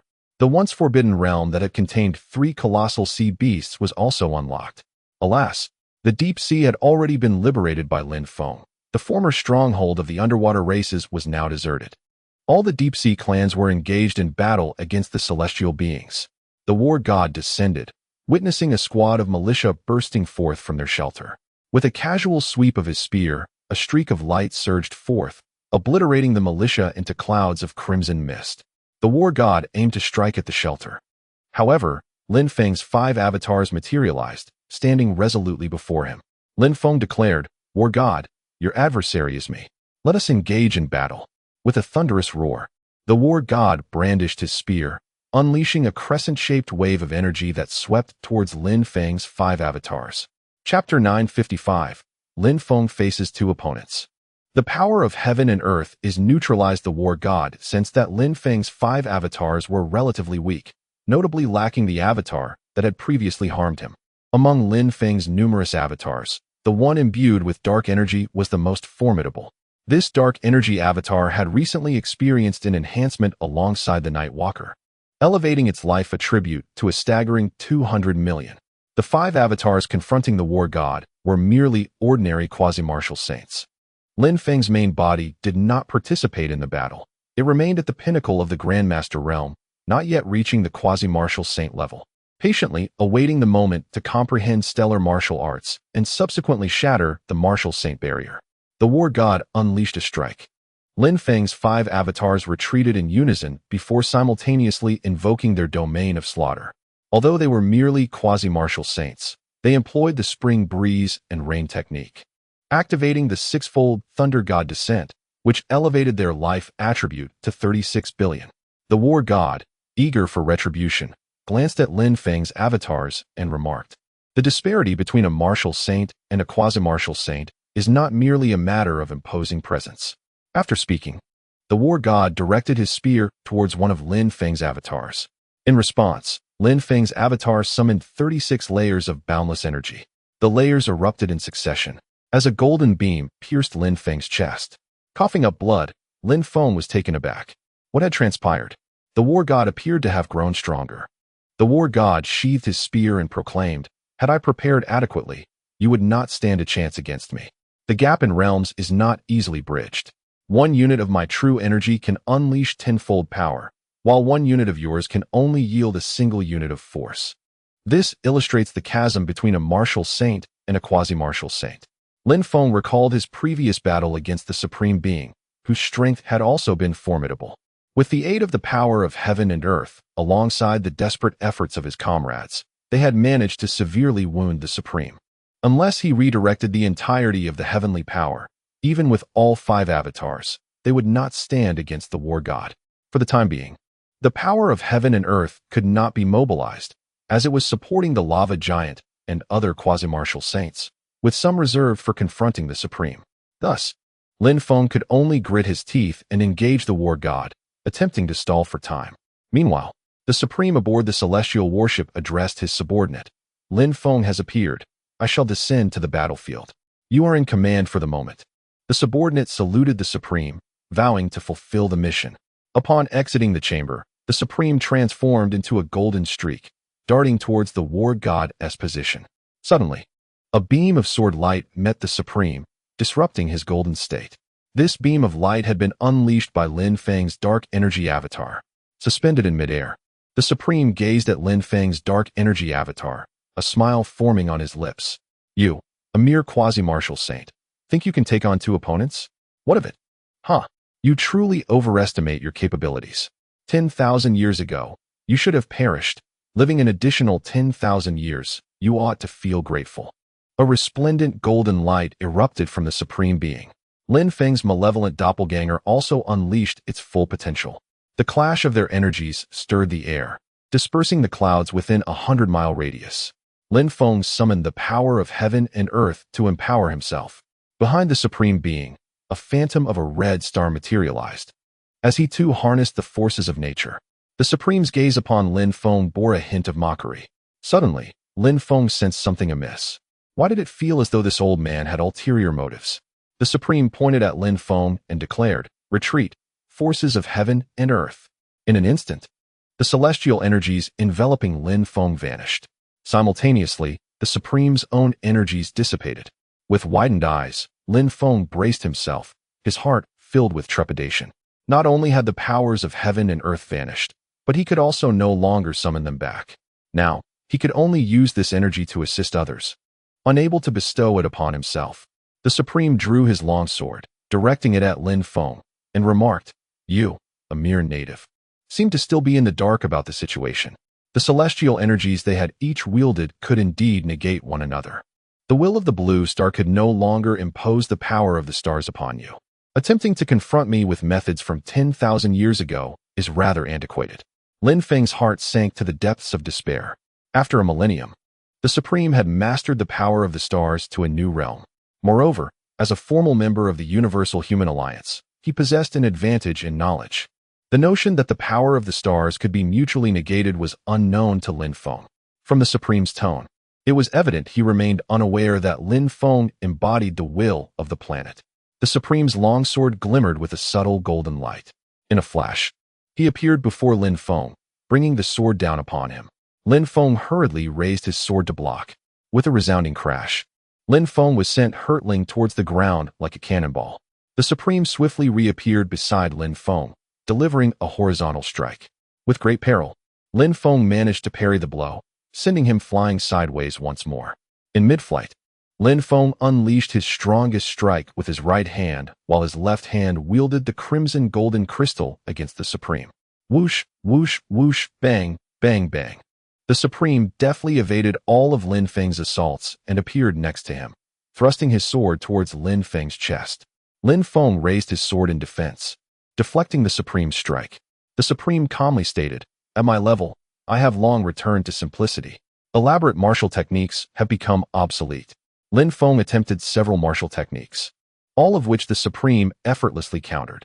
Lin Feng infused his true energy and malevolent power into his demonic sword, beginning a contest of techniques with the Supreme. In the blink of an eye, they exchanged blows for 200 rounds, with neither emerging victorious. The Supreme remarked, "Your talent surpasses even mine. Your techniques indeed outmatch me. Alas, you are ultimately not a martial sage." While Lin Feng could indeed best the Supreme in technique, he fell woefully short in strength. His hand, gripping the sword, felt numb from the force. Each strike from the Supreme possessed the might to cleave mountains and rivers. Lin Feng summoned the sinister shadow of the netherworld, enveloping an area of 1 mile around him in a thick shroud of dark energy.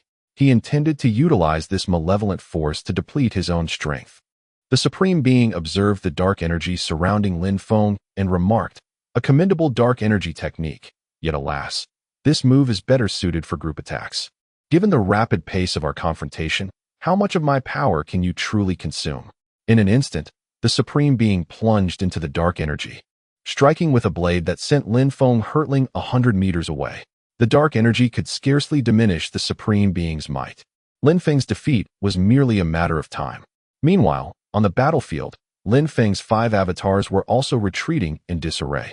With a sickening thud, one of Lin Feng's avatars was pierced through the shoulder by the God of War's lance. The God of War laughed heartily, exclaiming, "Ha, today, I shall make you experience the agony of a severed limb." All 5 of Lin Feng's avatars gritted their teeth and endured, no matter how abundant their vital energy. It could not compensate for the vast disparity in power.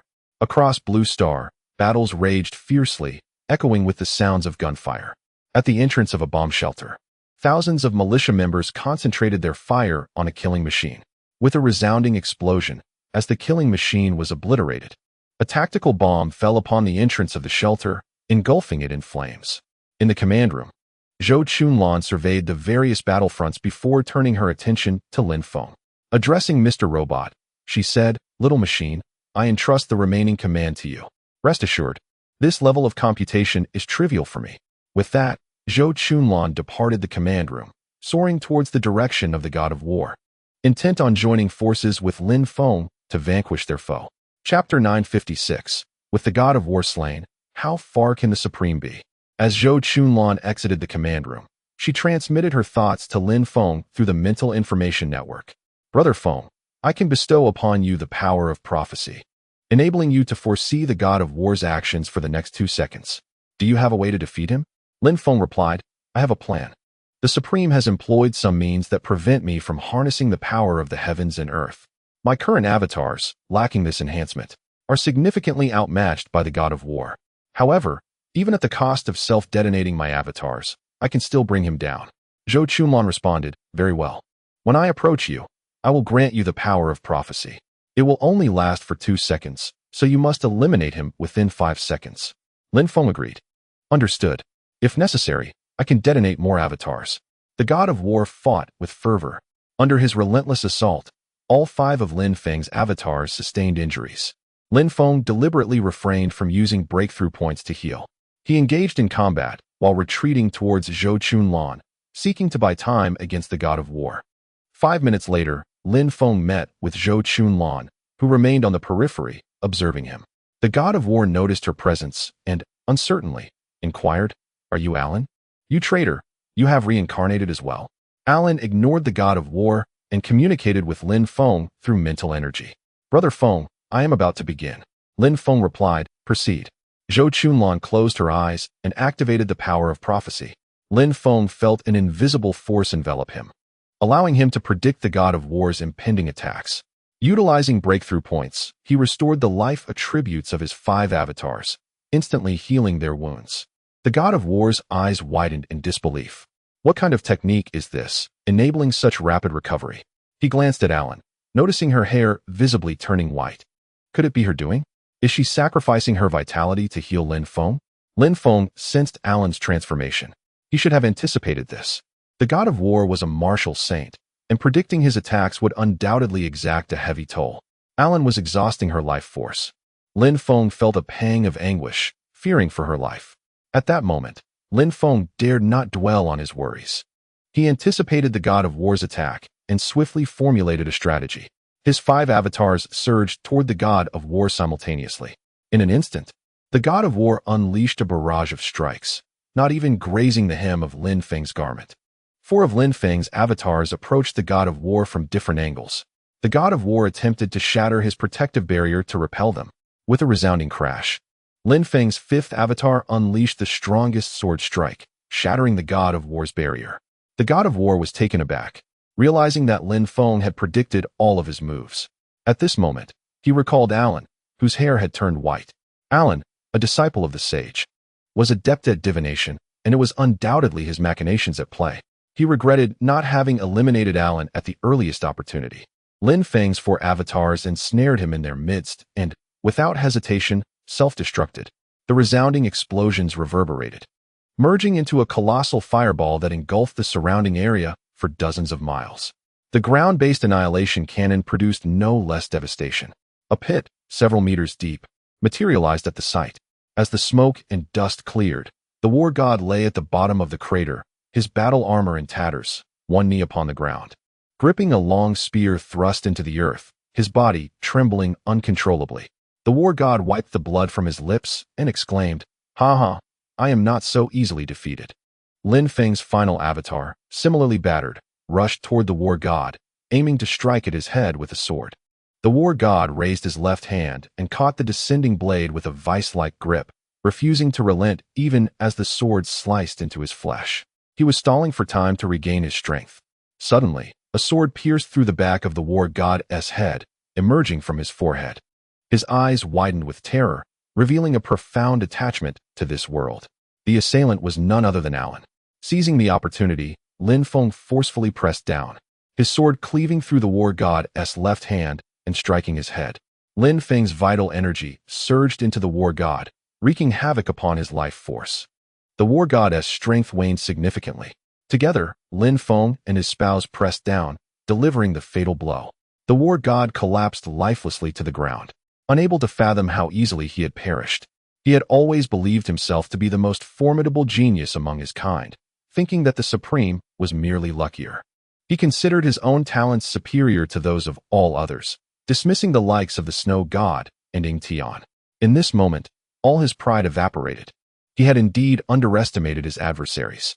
Lin Feng stored the war god's physical form within his spatial storage. Suddenly, Zhou Chunlan fell backward, and Lin Feng caught her. "Chunlan, are you all right?" he questioned, continuously channeling vital energy and spiritual power into her, while also administering a spiritual elixir. Slowly, Zhou Chunlan opened her eyes, affirming, "I am fine."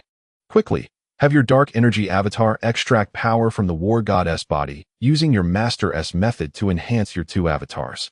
Lin Feng gently brushed Zhou Chunlan's silver hair with trembling hands. "Very well, I shall attend to it at once." Lin Feng's avatar transported Alan into the realm of nurturing. Meanwhile, the Supreme, engaged in combat with Lin Feng's dark energy avatar, bore a look of anguish. He sensed the war god's presence fading. The mothership in the sky communicated with him, confirming the war god's signal had vanished. The Supreme, perplexed, could not comprehend how the war god had been slain, especially by avatars far inferior to the one before him. Could it be that the blue planet still conceals formidable experts? The celestial mothership refrained from disseminating the news of the war god's demise, fearing it might dampen the morale of the troops.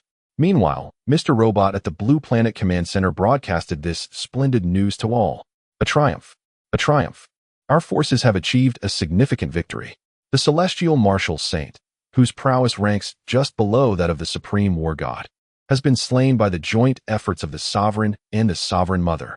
Long live the ideal nation." Mr. Robot conveyed the joyous tidings without mentioning any losses. The weary warriors of Blue Planet, upon hearing this jubilant announcement, felt invigorated as if energized anew. Everyone pondered that if the war god, second only to the Supreme, had been vanquished, then the Supreme could not be far behind. In the northern continent, little Jean, leading a family of serpent demons in battle, felt an exhilarating surge upon receiving this news. Truly, the master is formidable. There is no problem beyond their resolution. "Younglings, let us strike," he commanded, as he led hundreds of thousands of his descendants into battle against the celestial warriors. Meanwhile, Lin Feng's malevolent doppelganger seized the opportunity to open a portal, vanishing from the Supreme's sight. He reappeared next to another of his doppelgangers, and together they harnessed their powers to extract the strength of the war god. By siphoning the war god's essence, their life force would reach 300 million, potentially allowing them to contend with the Supreme. Chapter 957. A crane soars above the clouds. Evoking ambition to the azure sky after Lin Feng's departure, the celestial fleet swiftly pinpointed his location and informed the Supreme Being, who then set forth in Lin Feng's direction. As he journeyed, the Supreme contemplated silently. This young man possesses spatial abilities, making it exceedingly challenging to eliminate him. The next time he opens the portal, I must surely follow. Lin Feng's malevolent doppelganger and blood sea avatar, utilizing the sinister techniques of the Nightwalker, had acquired the power of the god of war. The foundational life attribute of the malevolent doppelganger reached 300 million, while that of the blood sea avatar attained 200 million. Lin Feng instructed the blood sea avatar to confront other quasi-martial saints. Despite the blood sea avatar's life attribute of 200 million, it could hardly contribute significantly. With the malevolent doppelganger's strength surging by 1/3, Lin Feng felt the gap between himself and the martial saint narrowing further.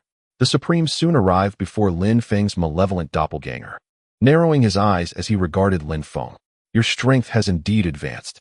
Such rapid progress suggests you must be practicing some nefarious techniques. Lin Feng replied.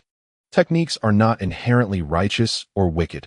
It is the individual who determines that. The Supreme retorted. Do not presume that a slight increase in strength will enable you to triumph over me. A quasi-martial saint may contend with an ordinary martial saint, but throughout the cosmos, no quasi-martial saint has ever bested a top-tier martial saint. Lin Feng countered. Only through battle can one truly comprehend. With a harmonious fusion of man and sword, Lin Feng lunged at the Supreme. The clash of steel rang out as they engaged once more. A Jian, accompanied by Lin Tianlong, Lin Tianfeng, and two newly ascended quasi-martial saints, had just annihilated a squad of celestial quasi-martial saints. The five lay on the ground, panting heavily. Lin Tianlong gasped. The celestial quasi-martial saints are simply too numerous. We cannot eradicate them all.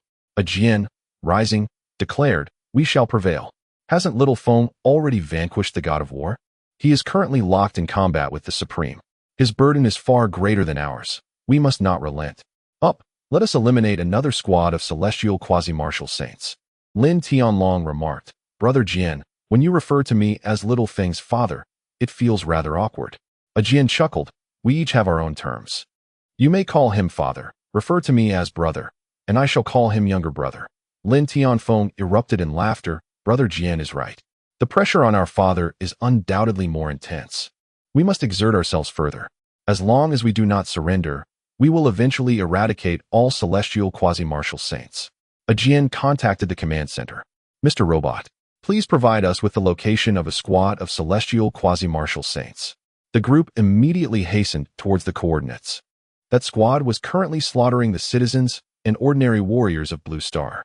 Each second they delayed would result in countless more lives lost. With unwavering determination, a Jian and his companions raced onward, consuming medicinal pills to replenish their true energy. At this level of expertise, Blue Star was still woefully short of quasi-martial saints, leaving them reliant on the martial venerables to take the lead. With a deafening roar, a pair of martial artists from the Blue Star self-destructed, taking down a duo of celestial quasi-saints. Before their demise, a smile graced their faces. Mr. Hong and his companions arrived just in time to witness this tragic self-detonation. Mr. Hong lamented deeply. What a pity, they were all talented youths.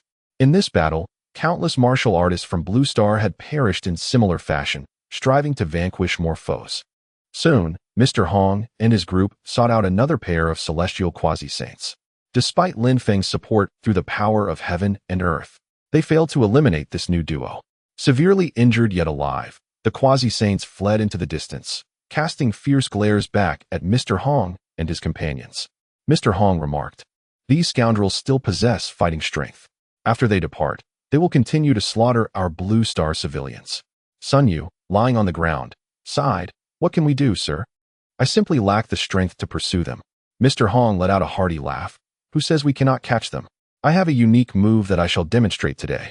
He summoned his vital energy, transforming himself and his sword into a blinding white haze. Sun Yu and the Demon Lord shouted in unison, "Sir, don't." It was evident that Mr. Hong was resorting to a desperate martial technique. He cast a loving glance over his companions and said, "The remaining adversaries are in your hands. I shall take my leave." Like a crane soaring through the clouds, he ascended with grandeur into the azure sky. Mr. Hong's figure morphed into a white crane, shooting upwards and swiftly penetrating the ranks of the celestial quasi-saints.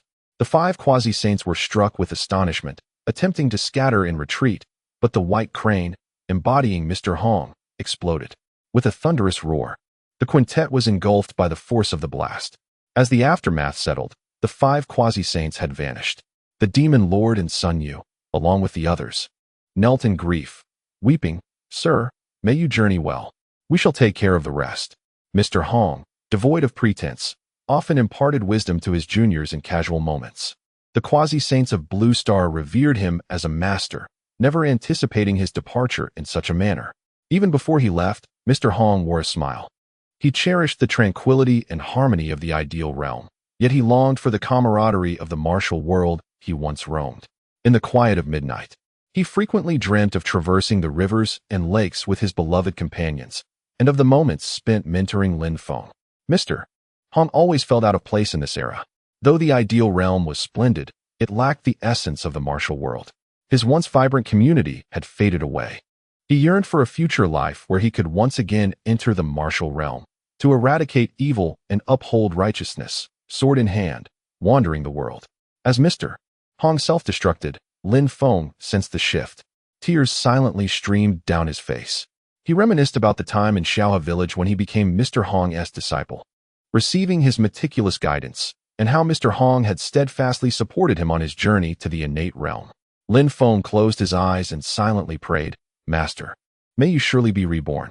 If you can return to life, I shall take on the role of your mentor, guiding you to reach the pinnacle of greatness." At this moment, Lin Feng's true self had yet to engage in the battle. Not only was his combat strength insufficient, but he also wished to delve into the comprehension of stellar martial arts, hoping for a breakthrough in the heat of the moment. Once he grasped the essence of stellar martial arts, all challenges would effortlessly dissolve. However, he did not place all his hopes solely on this understanding. The comprehension of stellar martial arts was inherently elusive. He still desired to employ his existing abilities to vanquish the sovereign. Lin Feng's dark energy clone had been battling the sovereign for a while, but gradually found itself at a disadvantage. The more they fought, the more pronounced the sovereign's superiority became.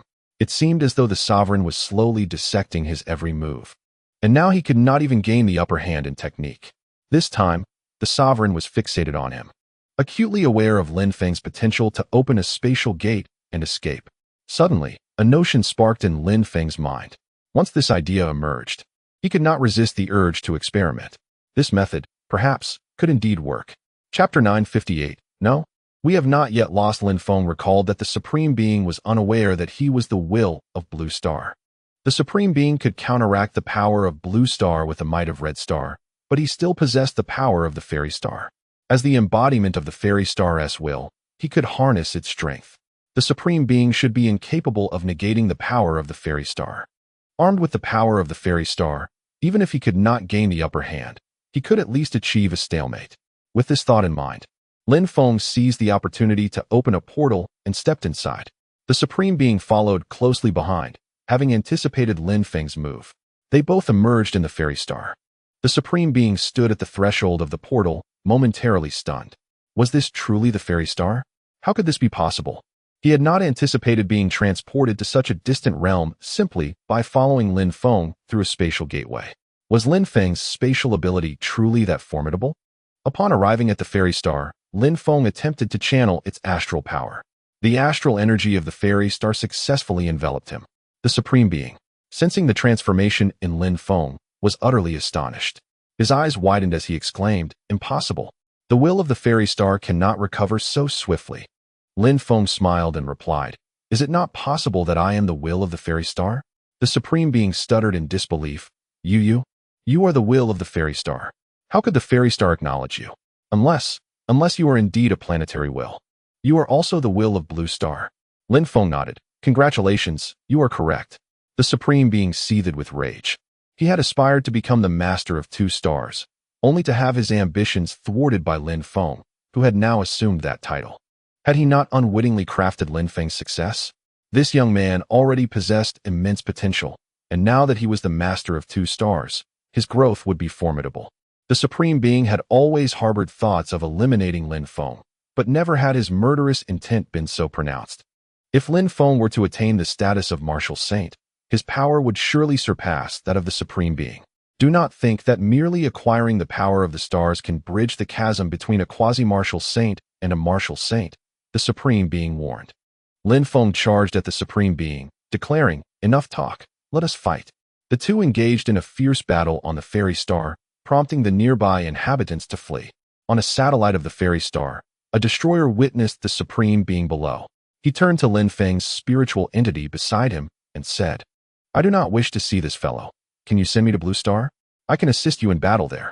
Lin Feng had left a spiritual entity with the destroyer, allowing for communication. Elated by this unexpected boon, Lin Feng realized that the destroyer would be a significant ally. His involvement would undoubtedly alleviate pressure on Blue Star. The spiritual entity promptly agreed, opening a portal to transport the destroyer to Blue Star. Mr. Robot was elated to encounter the destroyer, for this was the only being of his kind. "Greetings, big fellow," he exclaimed. The destroyer grinned, replying, "I am equally pleased to see you, little one." "Do not call me little," Mr. Robot insisted. "Address me as Little Machine." After a brief exchange, Little Machine began to command the destroyer to eliminate the celestial martial saints. The destroyer's immense size was immediately noticed by the celestial warships. The commander aboard one of the vessels was astonished. "Is that not the destroyer? How did he arrive on Blue Star?" Another commander interjected, "Regardless of how he appeared, the destroyer is on our side. Our combat strength has significantly increased. The Blue Star inhabitants are doomed." Moments later, the destroyer effortlessly dispatched a squad of celestial martial saints, leaving the warship's commander in disbelief. "What is this colossal being doing here? How did he turn against us? This is dire. We cannot kill him. We are in trouble. Where is the Supreme One? We must have him communicate with the destroyer to halt his assault." The Supreme One and Lin Feng had just vanished together, their whereabouts unknown for the moment. The warship's commander promptly ordered the main cannon to engage the destroyer, aiming to curtail his rampage. Meanwhile, on the fairy star, Lin Feng and the Supreme One were locked in a fierce battle. The clash of their weapons generated shockwaves that swept across vast distances. The Supreme One was taken aback. With the power of the stars augmenting Lin Feng, their strengths were now nearly equal. Furthermore, Lin Feng displayed an unyielding stamina, his energy remaining ever abundant. Showing no signs of fatigue, Lin Feng, too, was astonished. No matter how he attacked, he could not breach the Supreme One's defenses. There was surely a hidden trick at play. The Supreme One had yet to unveil his forbidden techniques, which would harm his foundation. He would not resort to them unless absolutely necessary. The two engaged in combat for 3 consecutive days and nights without a clear victor. Their bodies were enveloped in a mist, as if boiling in fervor. After trading several blows, they instinctively retreated to rest. Although Lin Feng's energy was boundless, his physical body inevitably faced wear and tear. He occasionally utilized breakthrough points to recover from injuries, or else he would have been defeated long ago. The prowess of a top-tier martial saint was extraordinary, exhibiting remarkable endurance. Over these 3 days, the tides of battle on Blue Star had turned. The celestial ground forces had been decimated by 80%. Defeat was merely a matter of time. The commander of the celestial fleet was frantic. "Where has the Supreme One gone? If this continues, our ground troops will be annihilated." The Blue Star's achievements came at an immense cost. Sun Yu had lost 2 arms and a leg. His will to survive was unyielding, or he would have perished. In his grievous state, he fixated on his numerous wives, particularly the newlywed queen of the Dark Moon from Fairy Star. They were still in their honeymoon phase. As Sun Yu was carried away, he touched his lower body and smiled, relieved that his 3rd leg remained intact. He was still a formidable man. The Demon Lord had perished in battle, and before his demise, he expressed a desire to experience reincarnation and cultivation once more, perhaps even becoming a brother-in-arms to Mr. Hong. The high-ranking officials suffered tremendous casualties, while those below fought valiantly. To date, the population of Blue Star had been halved. This battle claimed the lives of over 100 billion. turning Blue Star into a river of blood, strewn with corpses. Yet, the conflict was far from over. 2/5 of the celestial ground forces remained active. Exhausted, the remaining enemies, though few, proved to be formidable adversaries. 3 days swiftly passed. The celestial ground forces were utterly annihilated. Upon witnessing this outcome, the commander aboard the celestial warship slipped from his captain's chair to the floor, his hat falling away. 2 celestial warriors, one on each side, supported him. With tears streaming down his face, the commander lamented, "Oh no, it's over. We have lost. Our elite forces have been decimated. We have suffered significant losses. How can I account for this to the families of those brave warriors?" Many felt a pang of regret, wishing they had not engaged in this battle. At that moment, another commander spoke up, "No, we have not yet lost. As long as the supreme over there prevails, we shall emerge victorious in this war." Chapter 959. The breakthrough of Planetary Will Supreme and Lin Feng had been engaged in battle for several days, gradually losing patience. Supreme inquired tentatively, "Surely Blue Star has been annihilated by now, yet you still have the composure to fight me?" A smile graced Lin Feng's face. "You may be unable to reach them, but I can. Do you wonder why I remain so unperturbed?" With a measure of confidence, Supreme replied, "When we arrived, your Blue Star people were consistently suppressed. I can only assume you have been eradicated by now. The disparity in strength is evident. There should be no unforeseen surprises." Lin Feng nonchalantly responded, "Then let us continue our duel." 2 days passed. With the ground forces eliminated, the celestial battleships continued to bombard Blue Star's surface. In response, Blue Star formed a nuclear-powered mech squad. The leader addressed the team, stating, "The Celestial Supreme has been transported to Elf Star by the kingdom's ruler through a spatial portal. The Celestial Fleet has lost its highest command. It is time for us to counterattack." On the command center's large screen, the formation of the Celestial Fleet was displayed. With only a single mothership remaining, it would undoubtedly be fiercely defended. We need only to send a few individuals to feign an attack on the enemy's mothership, diverting a significant portion of their forces. Meanwhile, the rest can target their supply ships. Their ammunition will soon be depleted. Without munitions, they will be like a toothless tiger, posing no threat to us. After devising their strategy, the Blue Star mech squad launched an assault on the Celestial Fleet's mothership. The Celestial Fleet, fully committed to protecting the mothership, unwittingly provided an opportunity for the Blue Star mech squad. Under the meticulous guidance of their leader, the Celestial Supply Fleet was utterly annihilated. Although the Blue Star mech squad suffered considerable losses, the Celestial Fleet quickly fell silent, forced to retreat from Blue Star's orbit. The forces on Blue Star began to clear the battlefield, utilizing the remnants of ships and mechs to manufacture new vessels and mechs. 2 more days elapsed. Supreme finally received battlefield intelligence relayed from the Snow God Fleet. The Celestial Fleet heading to Blue Star had faced complete defeat. The ground forces were obliterated.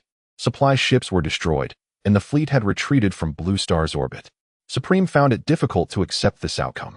He had brought a significant portion of the celestial forces, a culmination of years of accumulation, only to see it entirely decimated without achieving victory. Fixing his gaze on Lin Feng, he demanded, "How did you accomplish this?" "It seems you are already aware," Lin Feng replied. "You have failed. There is no reason to ponder. Justice will ultimately triumph over evil." "Ha! The strong are the true bearers of justice," Lin Feng declared. "The outcome has proven everything." Supreme's expression darkened considerably. "It is not over yet. Killing you will ensure Blue Star's defeat is merely a matter of time." As he spoke, a blinding golden light emanated from his body. Supreme finally revealed his trump card, sacrificing his own supreme form to gain power. Lin Feng felt the oppressive aura intensifying, forcing him to retreat continuously. Lin Feng cast a glance at the attributes panel of the Supreme Being, and was astounded to discover that its life attribute had reached an astonishing 800 billion. This was beyond comprehension, even with all his efforts. Lin Feng's life attribute only amounted to 200 billion.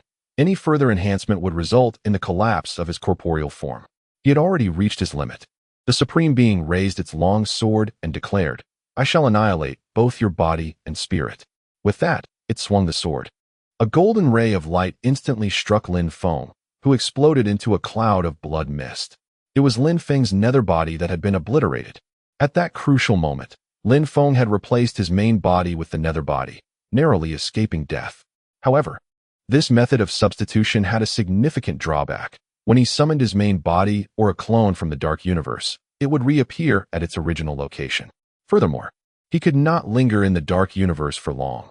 Without a physical form in the outer world, he would become lost within it. Lin Feng summoned another nether body, which immediately fled into the distance. The Supreme Being swung its sword again, causing Lin Feng's clone to explode once more. The Supreme Being remarked, "I have paid a great price. If you manage to survive, it would be a jest indeed." Lin Feng dared not summon his evil energy body. If he did, it would undoubtedly be instantly vanquished as well. One by one, his nether bodies were obliterated, and their numbers dwindled rapidly. If this continued, he would soon be left defenseless. Anxiety gripped Lin Feng's heart, not for his own safety, but for the countless citizens of Blue Star and the Elven Star. If he failed, the denizens of the Ideal Nation would be slaughtered by the Celestials, who were intent on exterminating the people of Blue Star and would not spare the Elven Star either. Meanwhile, Lin Feng's main body, secluded on Blue Star, was on the brink of madness. Why had he yet to comprehend star martial arts? Why had he not achieved a breakthrough in the heat of battle? What was he to do? In a brief moment, over 200 of Lin Feng's nether bodies had been slain, leaving only 30 remaining. Suddenly, he recalled what the Night Walker had told him. The Star Master could harness the strength of the populace. But how could he summon that power? Just then, another nether body was destroyed. In his desperation, the evil energy body hidden within the Dark Universe experienced a breakthrough in planetary will. He realized that he too could summon the astral phantoms, just like the Supreme Being.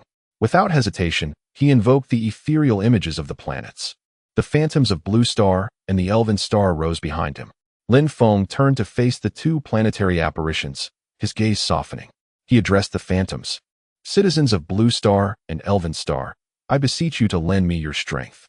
Upon his utterance, the images of Lin Feng appeared in the minds of every inhabitant of Blue Star and the Elven Star.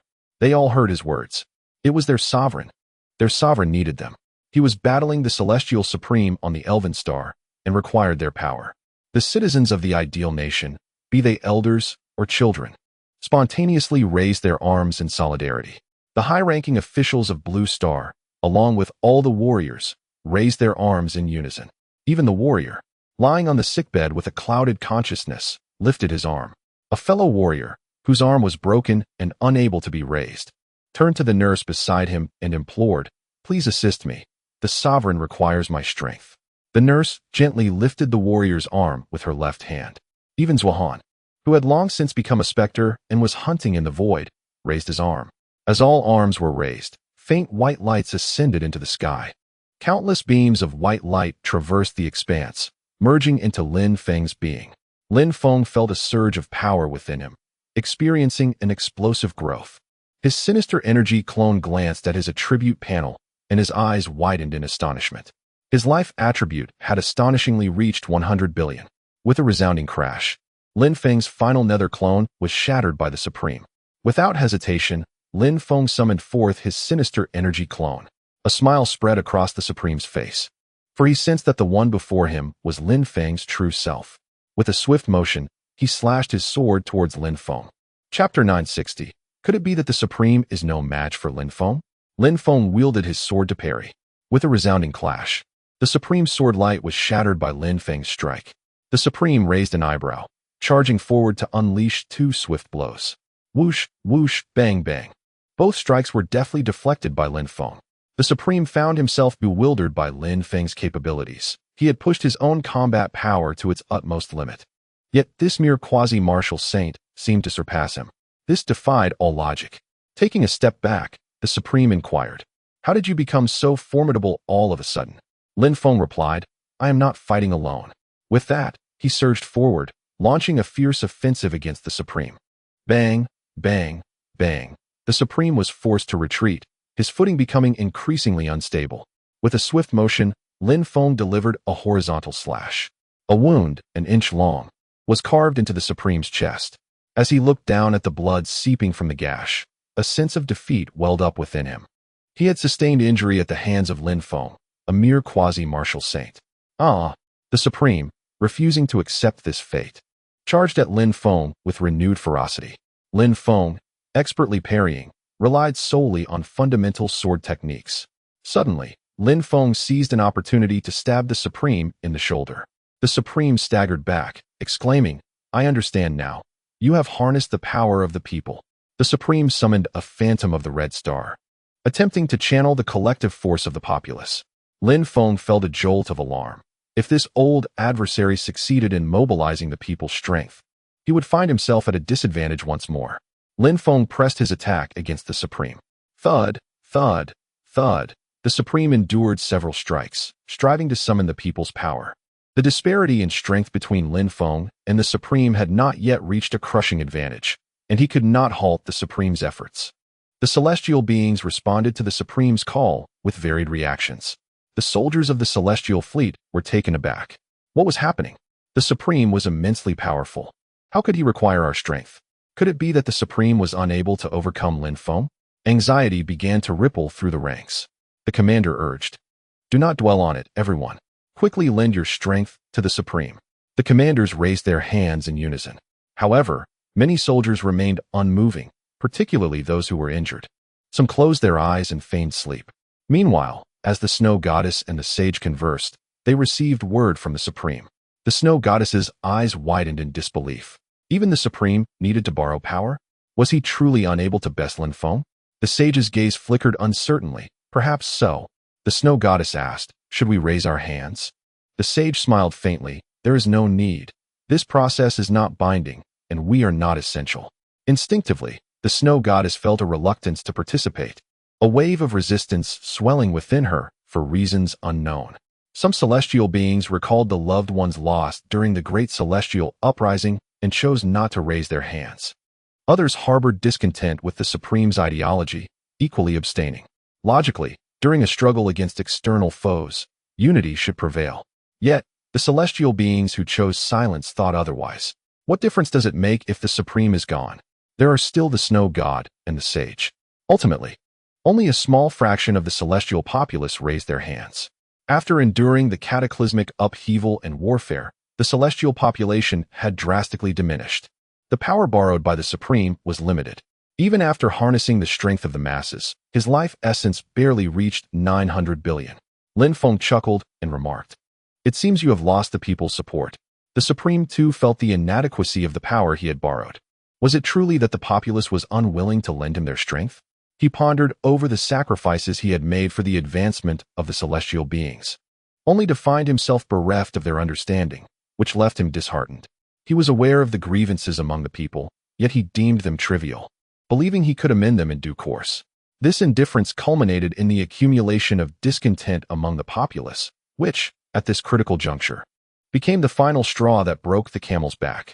Lin Feng, with singular focus and his blade steady, inflicted more wounds upon the Supreme. Furthermore, by sacrificing his physical form to gain strength, the Supreme grew increasingly feeble. A sense of dread began to rise within him as he felt the looming threat of death. Reluctantly, the Supreme found himself pleading for mercy. "Lin Feng, if you spare me, I shall grant independence to Blue Star. I can also offer substantial resources and technological support to Blue Star. Henceforth, we shall be allies." He implored, "Do you not comprehend the significance of an alliance? Wherever there are people, there exists a realm of conflicts. The Cosmic Human Alliance is not a monolith.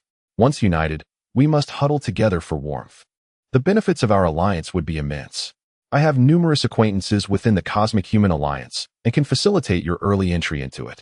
This last statement was a desperate fabrication by the Supreme, a testament to his willingness to deceive for the sake of survival.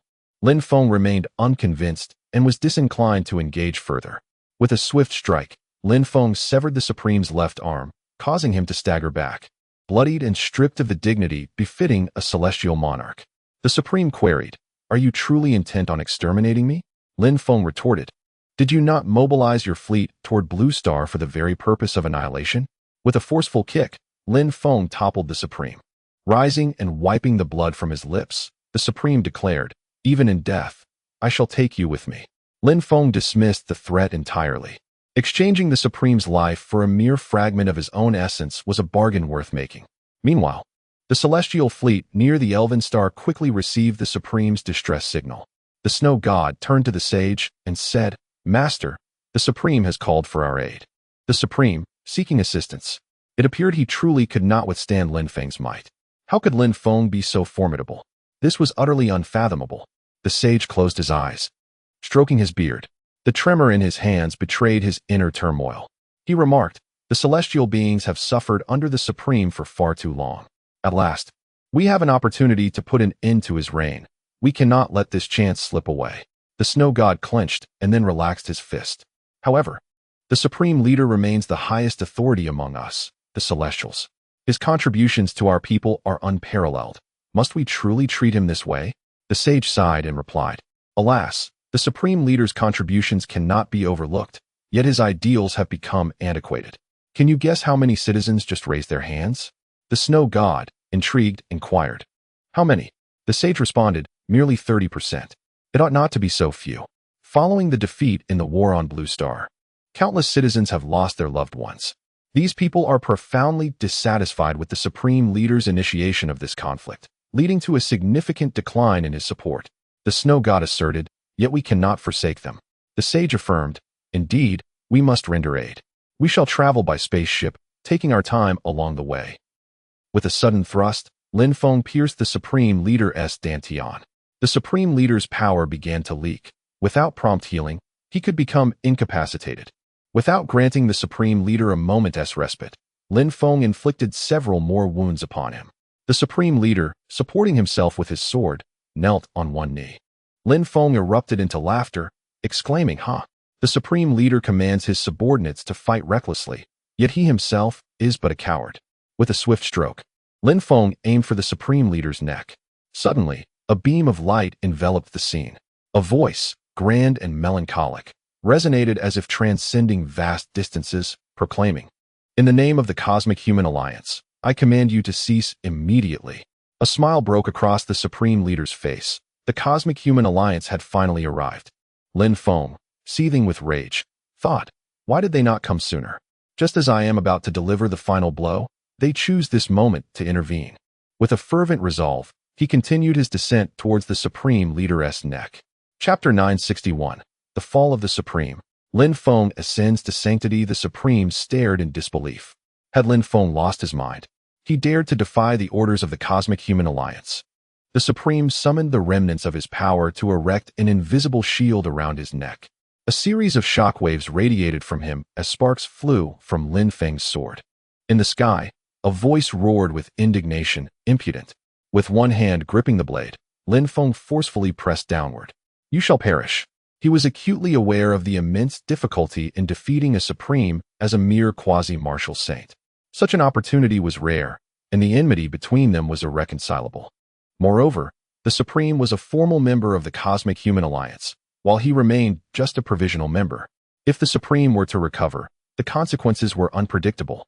A tremendous pressure descended from the heavens, akin to a planet hurtling towards him. In that moment, Lin Feng felt insignificantly small. Yet, he refused to relent, forcing the demonic sword deeper.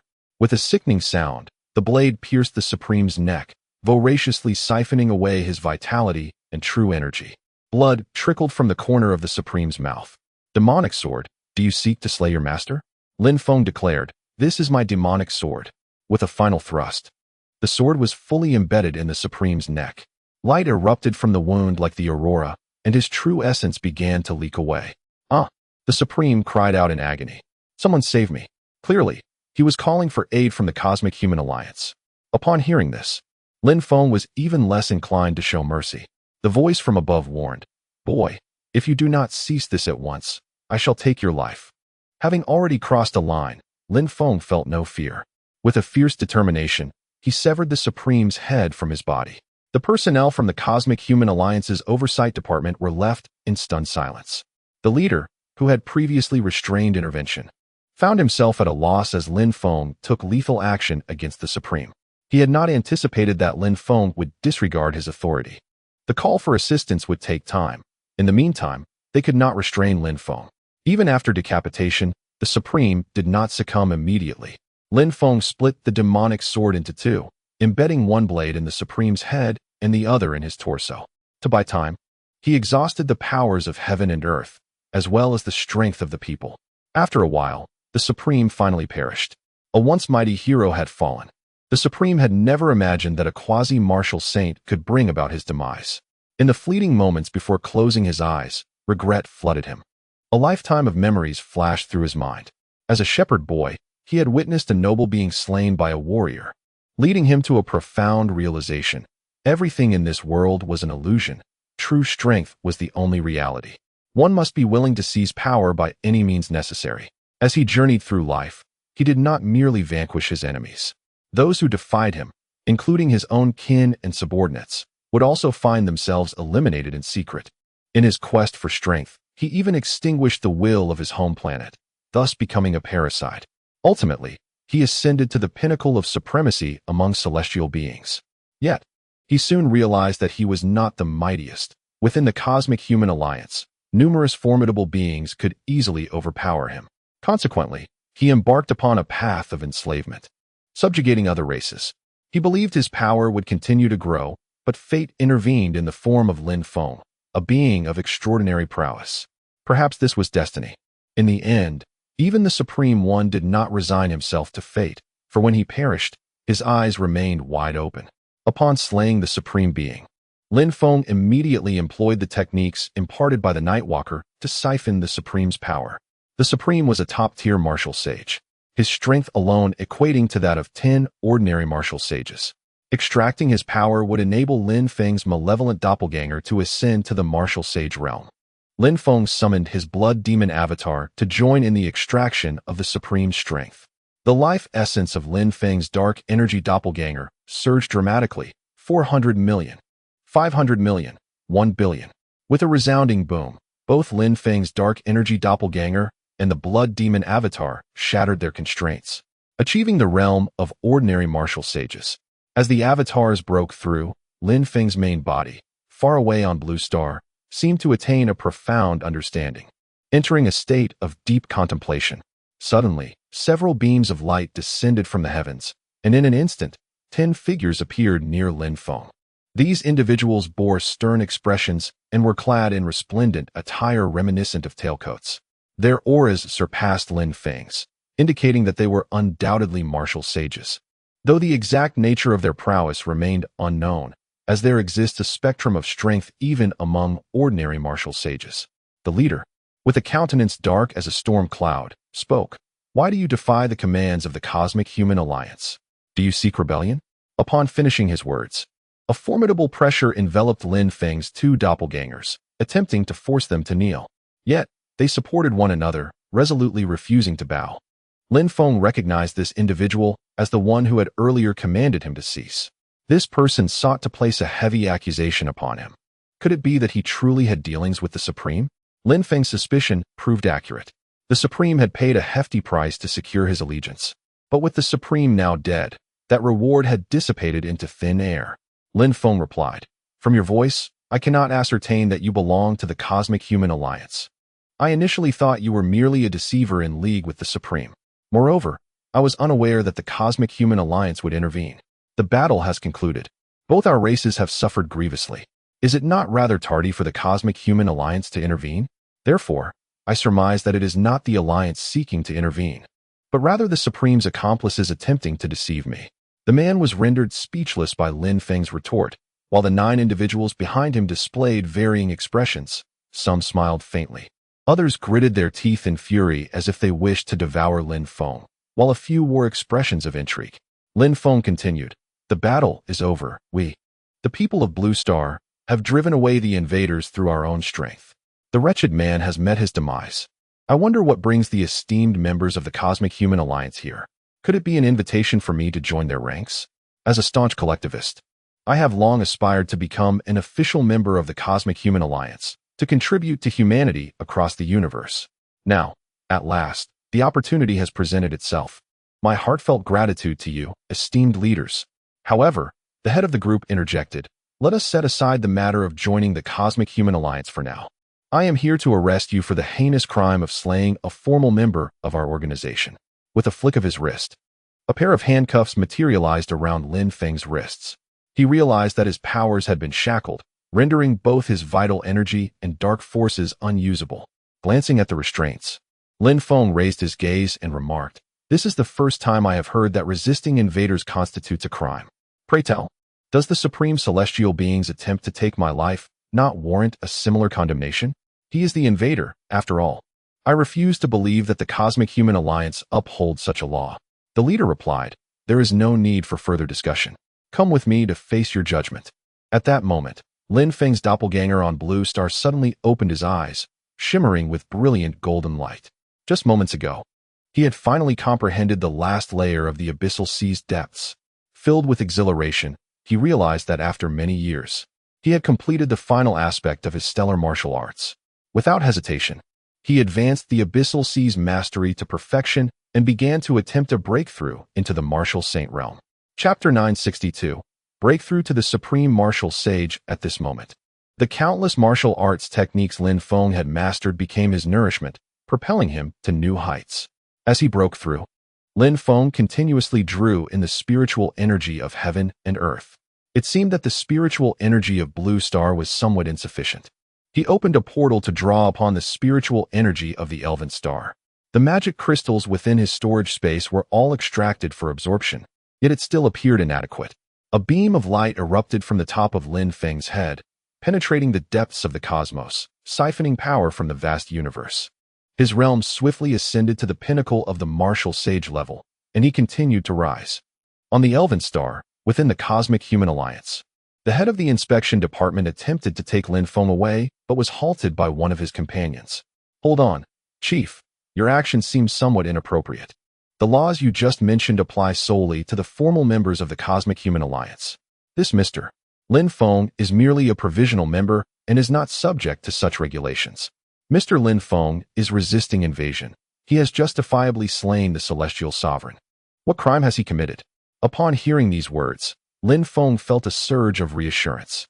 Someone was advocating for him, indicating that the individuals before him were not of a singular mind. Lin Feng concurred. Indeed, what crime is there? I refuse to accept this. I demand the higher-ups of the Cosmic Human Alliance to arbitrate on my behalf. The chief turned to the speaker, Dark Knight Ghost Eye. Do you intend to oppose me? Shangguan Qinglong. I am merely speaking the truth according to the laws of the Cosmic Human Alliance. If you believe I am opposing you, then I can do nothing about it. If you take him away today, you will be violating the rules. The chief, known as Shangguan Qinglong, retorted. Then I shall violate the rules. What can you do about it?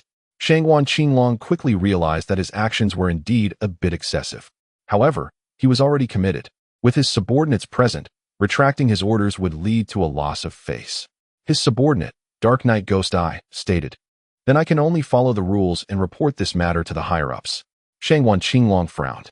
Bringing back an ordinary martial sage, even if it was a violation, was not a significant issue.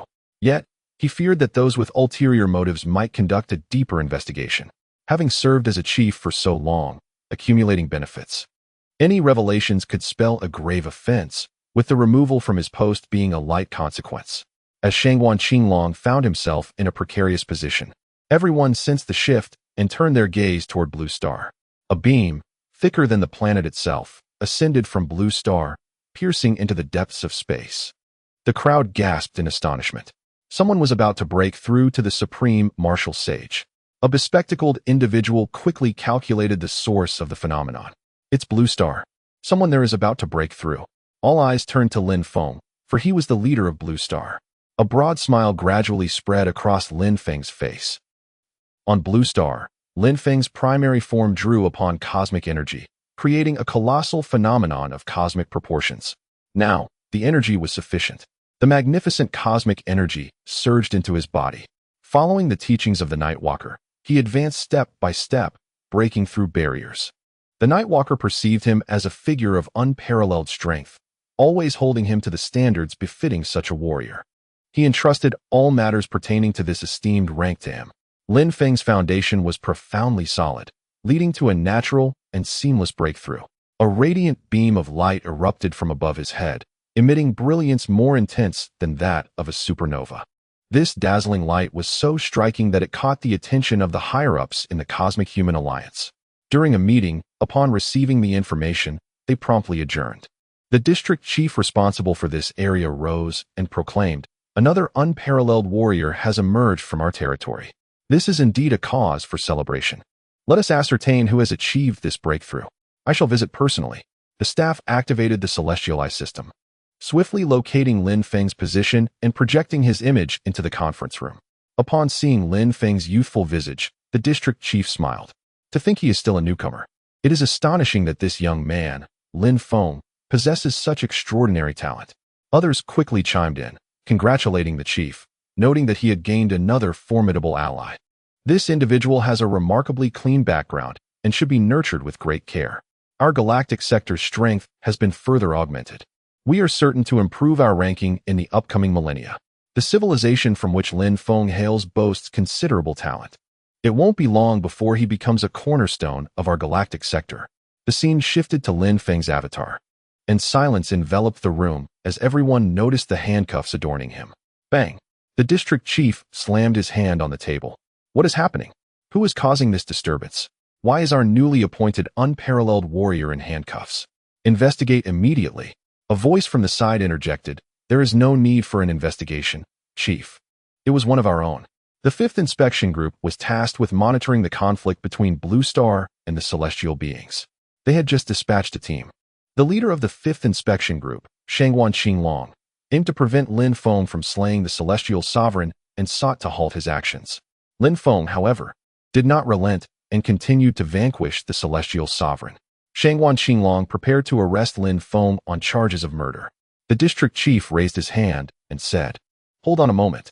You just mentioned that Lin Feng killed the celestial sovereign. When did this occur?" "Not long ago. At that time Lin Feng was merely a quasi-warrior." A wave of disbelief swept through the assembly.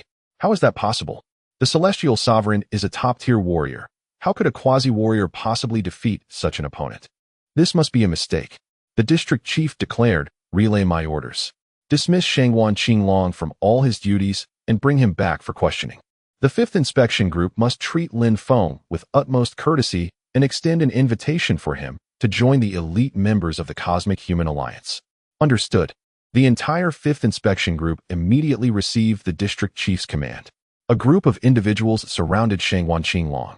"Team leader, the higher-ups request your return for a discussion. Kindly cooperate and spare your brothers the trouble." Shangwan Qinglong's face turned pale. Trouble had indeed arisen.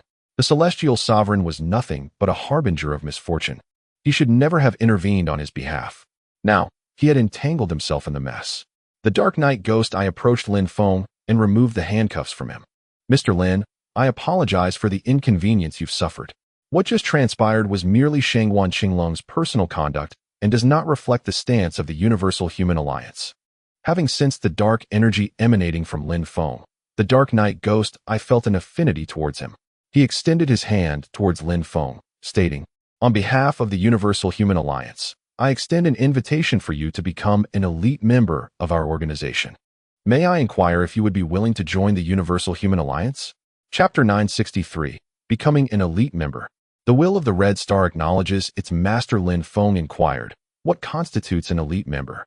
Is their status superior even to that of the celestial sovereign?" Only the most formidable martial saints can ascend to the ranks of elite members within the alliance, who are entitled to occupy high-ranking positions. Indeed, their standing surpasses that of the celestial sovereign, who is merely an advanced member. On the distant Blue Star, Lin Feng, having solidified his realm, opened his eyes. After many years, he had finally comprehended the star martial arts and achieved the pinnacle of martial saint. From this moment forth, the ideal nation would rise in its entirety. The Nightwalker had proclaimed that the most formidable martial saints represent the zenith of existence in this universe.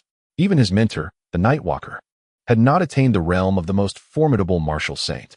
Lin Feng felt an inexhaustible power coursing through him. With a mere flick of his will, he could shatter a planet with a single punch. As he contemplated his own strength, the power of the Red Star, which permeated the vicinity of Blue Star, suddenly surged toward him as if it had found its target. With a thought, Lin Feng permitted this force to enter his being. It was the residual will of the Red Star seeking to acknowledge him as its master. The reasons for this acknowledgement were twofold. Firstly, his strength was sufficiently formidable. And secondly, he had avenged the celestial sovereign.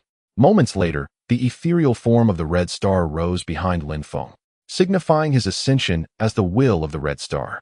Internally, Lin Feng cautioned himself not to become complacent. Though he now possessed immense power, his understanding of the universe remained woefully inadequate. He had only a rudimentary grasp of the circumstances within the galactic star region of the Human Alliance. It was imperative for him to integrate into the familial fabric of the Universal Human Alliance before contemplating his next steps. In the conference room of the galactic star region of the Universal Human Alliance, the district chief commanded his subordinates to utilize the Heavenly Eye to review the battle between Lin Feng and the Sovereign. They sought to discern how Lin Feng, with the strength of a quasi-martial saint, triumphed over a top-tier martial saint. The images of their confrontation propagated outward at the speed of light. Though the distance traveled was not extensive, the Heavenly Eye, consuming vast amounts of energy, employed superluminal methods to intercept and collect these images. The footage of Lin Feng's battle with the Sovereign materialized on the large screen in the conference room. The high-ranking officials, observing the combat, were utterly astonished. Both individuals were manifestations of planetary will, evidently possessing their own unique fortunes. The celestial sovereign had been excessively eager for immediate results, having slain the planetary will of his home planet. Lin Feng, on the other hand, was quite impressive, having become the planetary will of two celestial bodies even at the quasi-martial saint stage. His dark energy techniques appeared to originate from the Shadow Temple. The attendees turned their gaze toward a high-ranking official draped in a black cloak. After a moment's contemplation, he remarked, "The techniques are indeed from our Shadow Temple, but we have no record of such a person. Perhaps he acquired this legacy elsewhere." The assembly continued to observe the footage of Lin Feng's combat. His spatial abilities were undeniably formidable. It seemed he harbored secrets of his own.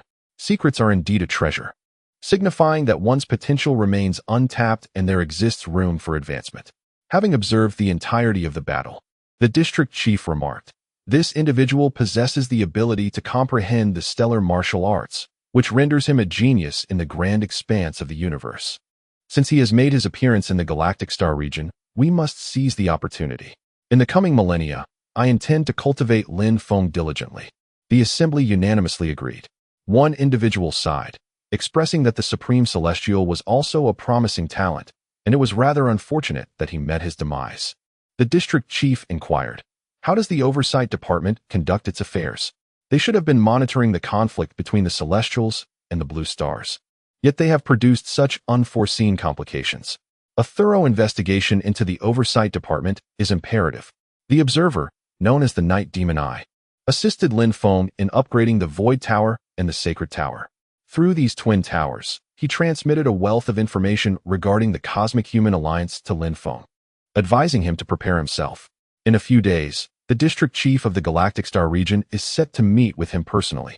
Subsequently, he will lead all members of the Oversight Department away. Before departing, he addressed Lin Feng. "As an elite member of the Cosmic Human Alliance, you possess considerable authority. Should you have any uncertainties, you may consult the information repository. If you cannot find the answers there, feel free to ask me." Lin Feng waved his hand in acknowledgement, saying, "I will manage it. Thank you for your assistance. No need for formalities." The Night Demon Eye was exceedingly courteous to Lin Feng. As an observer for the Oversight Department, he was merely a formidable yet ordinary martial saint. The Galactic Star region was home to numerous powerful martial saints. Yet those individuals had gradually ascended to their current status, nowhere near the caliber of Lin Feng, who achieved the pinnacle of a martial saint with a single breakthrough. The pinnacle of martial saint is merely Lin Feng's starting point. As long as he remains alive, his future achievements are boundless. Such individuals must be nurtured with utmost diligence. After the departure of the Cosmic Human Alliance members, Lin Feng utilized the mental information network to address everyone in the ideal nation. "The Supreme Celestial has been slain by my hand, and I have attained the status of a pinnacle martial saint. We have emerged victorious in this war. Long live the ideal nation." Upon hearing this proclamation, all the citizens of the ideal nation erupted in cheers. Long live the ideal nation. Many abandoned their weapons and embraced one another, weeping uncontrollably. The vast majority had lost loved ones in this conflict, and the toll of the war was immense. Lin Feng continued, "I shall establish a monument to commemorate the heroic souls of the ideal nation. May those who perished find their way back to the ideal nation, to witness the realm they defended with their lives, and to live the lives they envisioned." The ideal nation has now become an elite member of the Cosmic Human Alliance. and we shall no longer lack for cultivation resources. From this day forth, any gifted warrior will receive the finest training. Lin Feng undertook this initiative to ensure that any reincarnated prospective martial saints would not be hindered. This battle claimed the lives of many prospective martial saints, including his own mentor, Mr. Hong, and his disciple, the Demon Lord. Lin Feng harbored hopes that they could all reincarnate and cultivate anew, living another life. Subsequently, the ideal nation commenced its post-war reconstruction. With the echoes of war fading away, the fervor of the populace to rebuild their homes is exceedingly high. Lin Feng sought out the injured Zhou Chunlan, utilizing the formidable true energy of the Supreme Martial Saint to aid her recovery. Zhou Chunlan's once white hair swiftly regained its lustrous ebony sheen. Cradling her in his arms, Lin Feng gently remarked, "Elan, you have suffered greatly."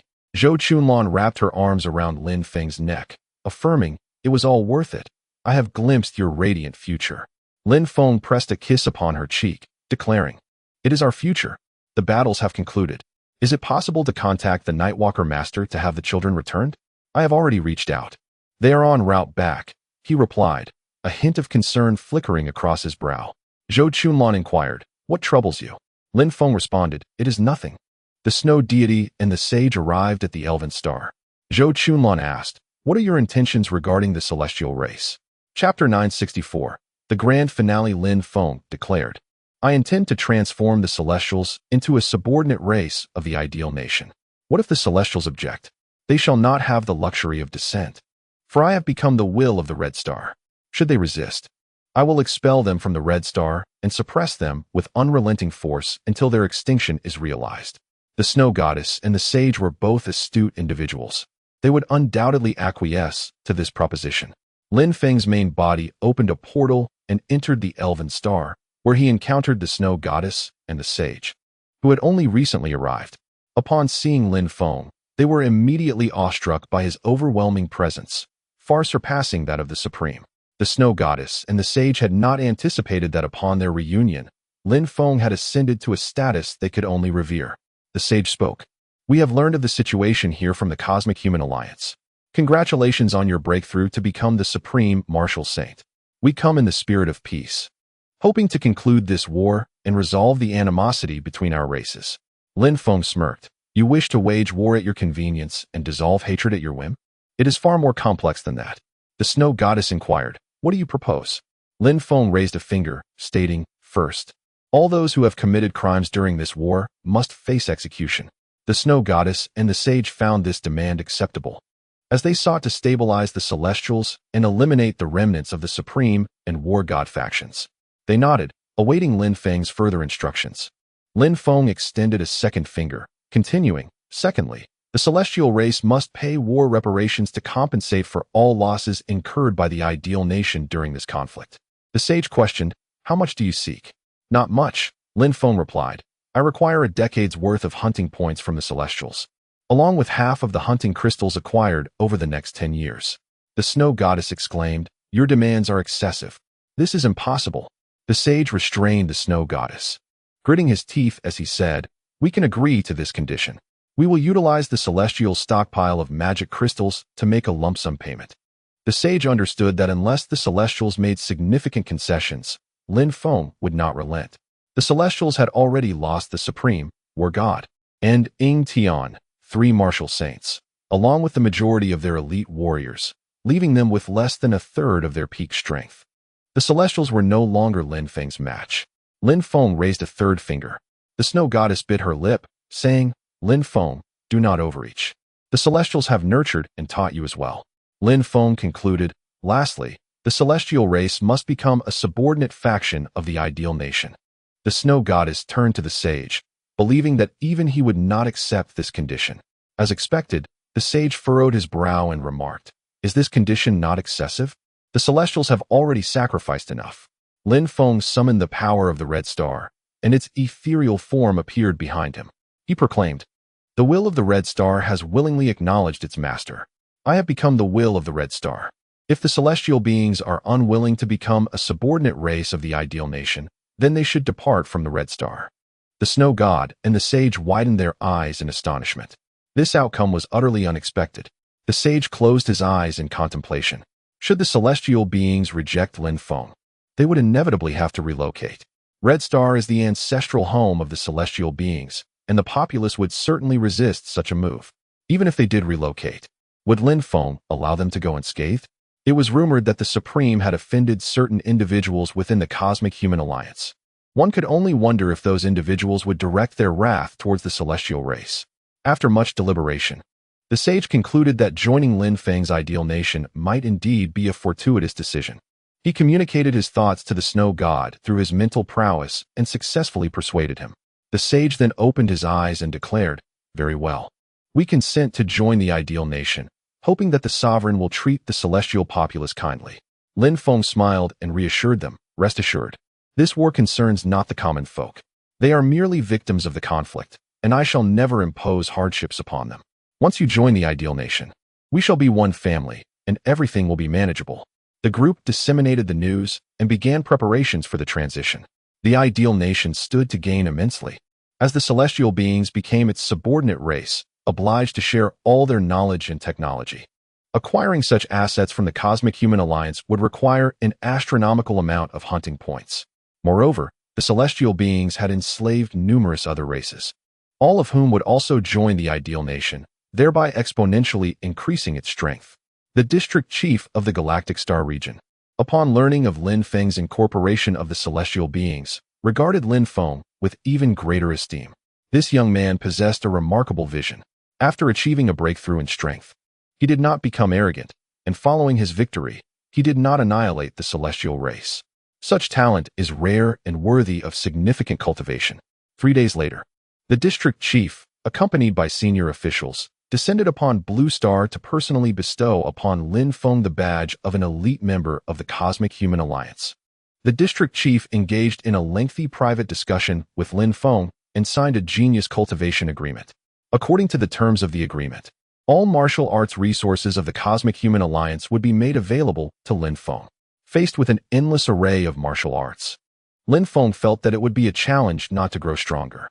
In the future, he would lead the ideal nation to rise. The lives of the citizens of the ideal nation would improve progressively, ultimately realizing their aspiration for immortality and greatness. End of the book. Those who can read this are kindred spirits.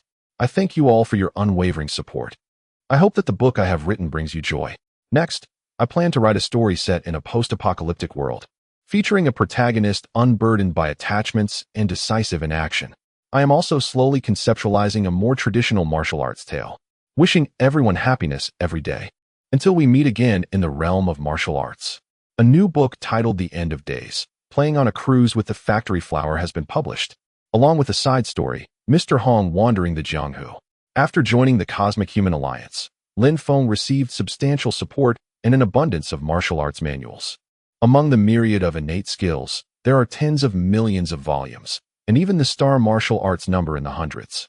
5 centuries later, Lin Feng consolidated all the subordinate civilizations once governed by the celestial human race. He initiated a universal enlightenment for these civilizations and directed them to hunt demons. Lin Feng amassed an immense wealth of breakthrough points, perfecting 100,000 innate skills and 100 volumes of star martial arts, thereby attaining the pinnacle of martial saint and acquiring 3 divine abilities. One of these abilities allows him to trace the soul of a reincarnated individual, locating them even before their awakening. The first person Lin Feng sought out was Mr. Hong, who in this life had reincarnated as a 16-year-old youth, fervently dedicated to martial arts, though regrettably lacking in talent. Lin Feng recalled Mr. Hong's desire for a martial world reminiscent of the once vibrant and faction-ridden Divine Land. Thus, he tailored a fortuitous encounter for Mr. Hong. Upon entering a certain ruin, Mr. Hong was transported to an ancient martial planet. Lin Feng, as a spiritual entity, accompanied him, utilizing his enlightenment function and the magical sword's breakthrough point conversion ability, along with his own spatial capabilities, to create a martial arts system for Mr. Hong that incorporated spatial elements. Emerging from a brothel, Mr. Hong laughed joyfully to the heavens, proclaiming, "This is the martial world I yearned for." Disguised as a youthful maiden, Mr. Hong made a name for himself in the county, attracting the attention of a notorious flower thief. He vanquished the thief, earning himself 10 breakthrough points. With these points, Mr. Hong perfected his flowing cloud sword technique, rising to the status of a moderately renowned second-tier expert. As he traversed the martial world, Mr. Hong encountered a female hero, and their companionship deepened, leading them swiftly to consummate their relationship. However, this heroine proved to be overly clingy, insisting that Mr. Hong remain by her side, cultivating the land and tending sheep in pastoral tranquility. Bound by his system, Mr. Hong could not comply. Thus, under the cover of a moonless night, he penned a letter and left behind all his silver, quietly escaping. Lin Feng, observing Mr. Hong's departure, chuckled, surprised that his mentor had become a cad in this life. Perhaps this was indeed the life his mentor desired, carefree and unrestrained. As Mr. Hong journeyed to a small mountain village, he stumbled upon a scene of slaughter at the hands of marauding bandits. He charged into the fray, slaying more than 10 bandits and driving them away, earning the profound gratitude of the villagers.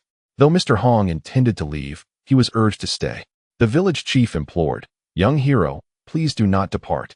You have vanquished many bandits, and they will surely return to exact revenge, threatening the entire village. We beseech you to remain for a while longer, to help defend our home." Fearing Mr. Hong might refuse, the chief gifted him a family heirloom, the piercing cloud and shattering sun technique, along with a magnificent bow. Overjoyed at receiving the technique, Mr. Hong, having slain so many bandits that day and acquired numerous breakthrough points, was eager to enhance his martial prowess. He perfected the piercing cloud and shattering sun bow and had the village blacksmith craft him over 100 arrows. More than half a month passed, and the bandits returned once more. Mr. Hong, armed with his bow, single-handedly felled over 20 riders, deliberately allowing 3 to escape. He followed the 3 individuals to the lair of the bandits, where he unleashed a torrent of violence, slaying over 100 marauders and rescuing numerous abducted women. Within the bandit stronghold, Mr. Hong discovered a fundamental sword technique, which had been deliberately left there by Lin Feng. Remarkably, Mr. Hong mastered the basic swordsmanship without utilizing any system enhancements. When he executed the technique, it flowed effortlessly from him, as if he had practiced it in a previous life. Soon, Mr. Hong's reputation as the carefree hero spread far and wide, known throughout the surrounding counties. Wherever injustice arose, the common folk would call for the carefree hero. Upon hearing their pleas, Mr. Hong would rush to their aid, seizing the opportunity to earn breakthrough points to enhance his strength. Observing Mr. Hong's growth and his use of system enhancements, Lin Feng experienced a sudden epiphany. He gazed skyward, pondering whether there might be another individual safeguarding his path, and if perhaps his own system had originated in a similar manner.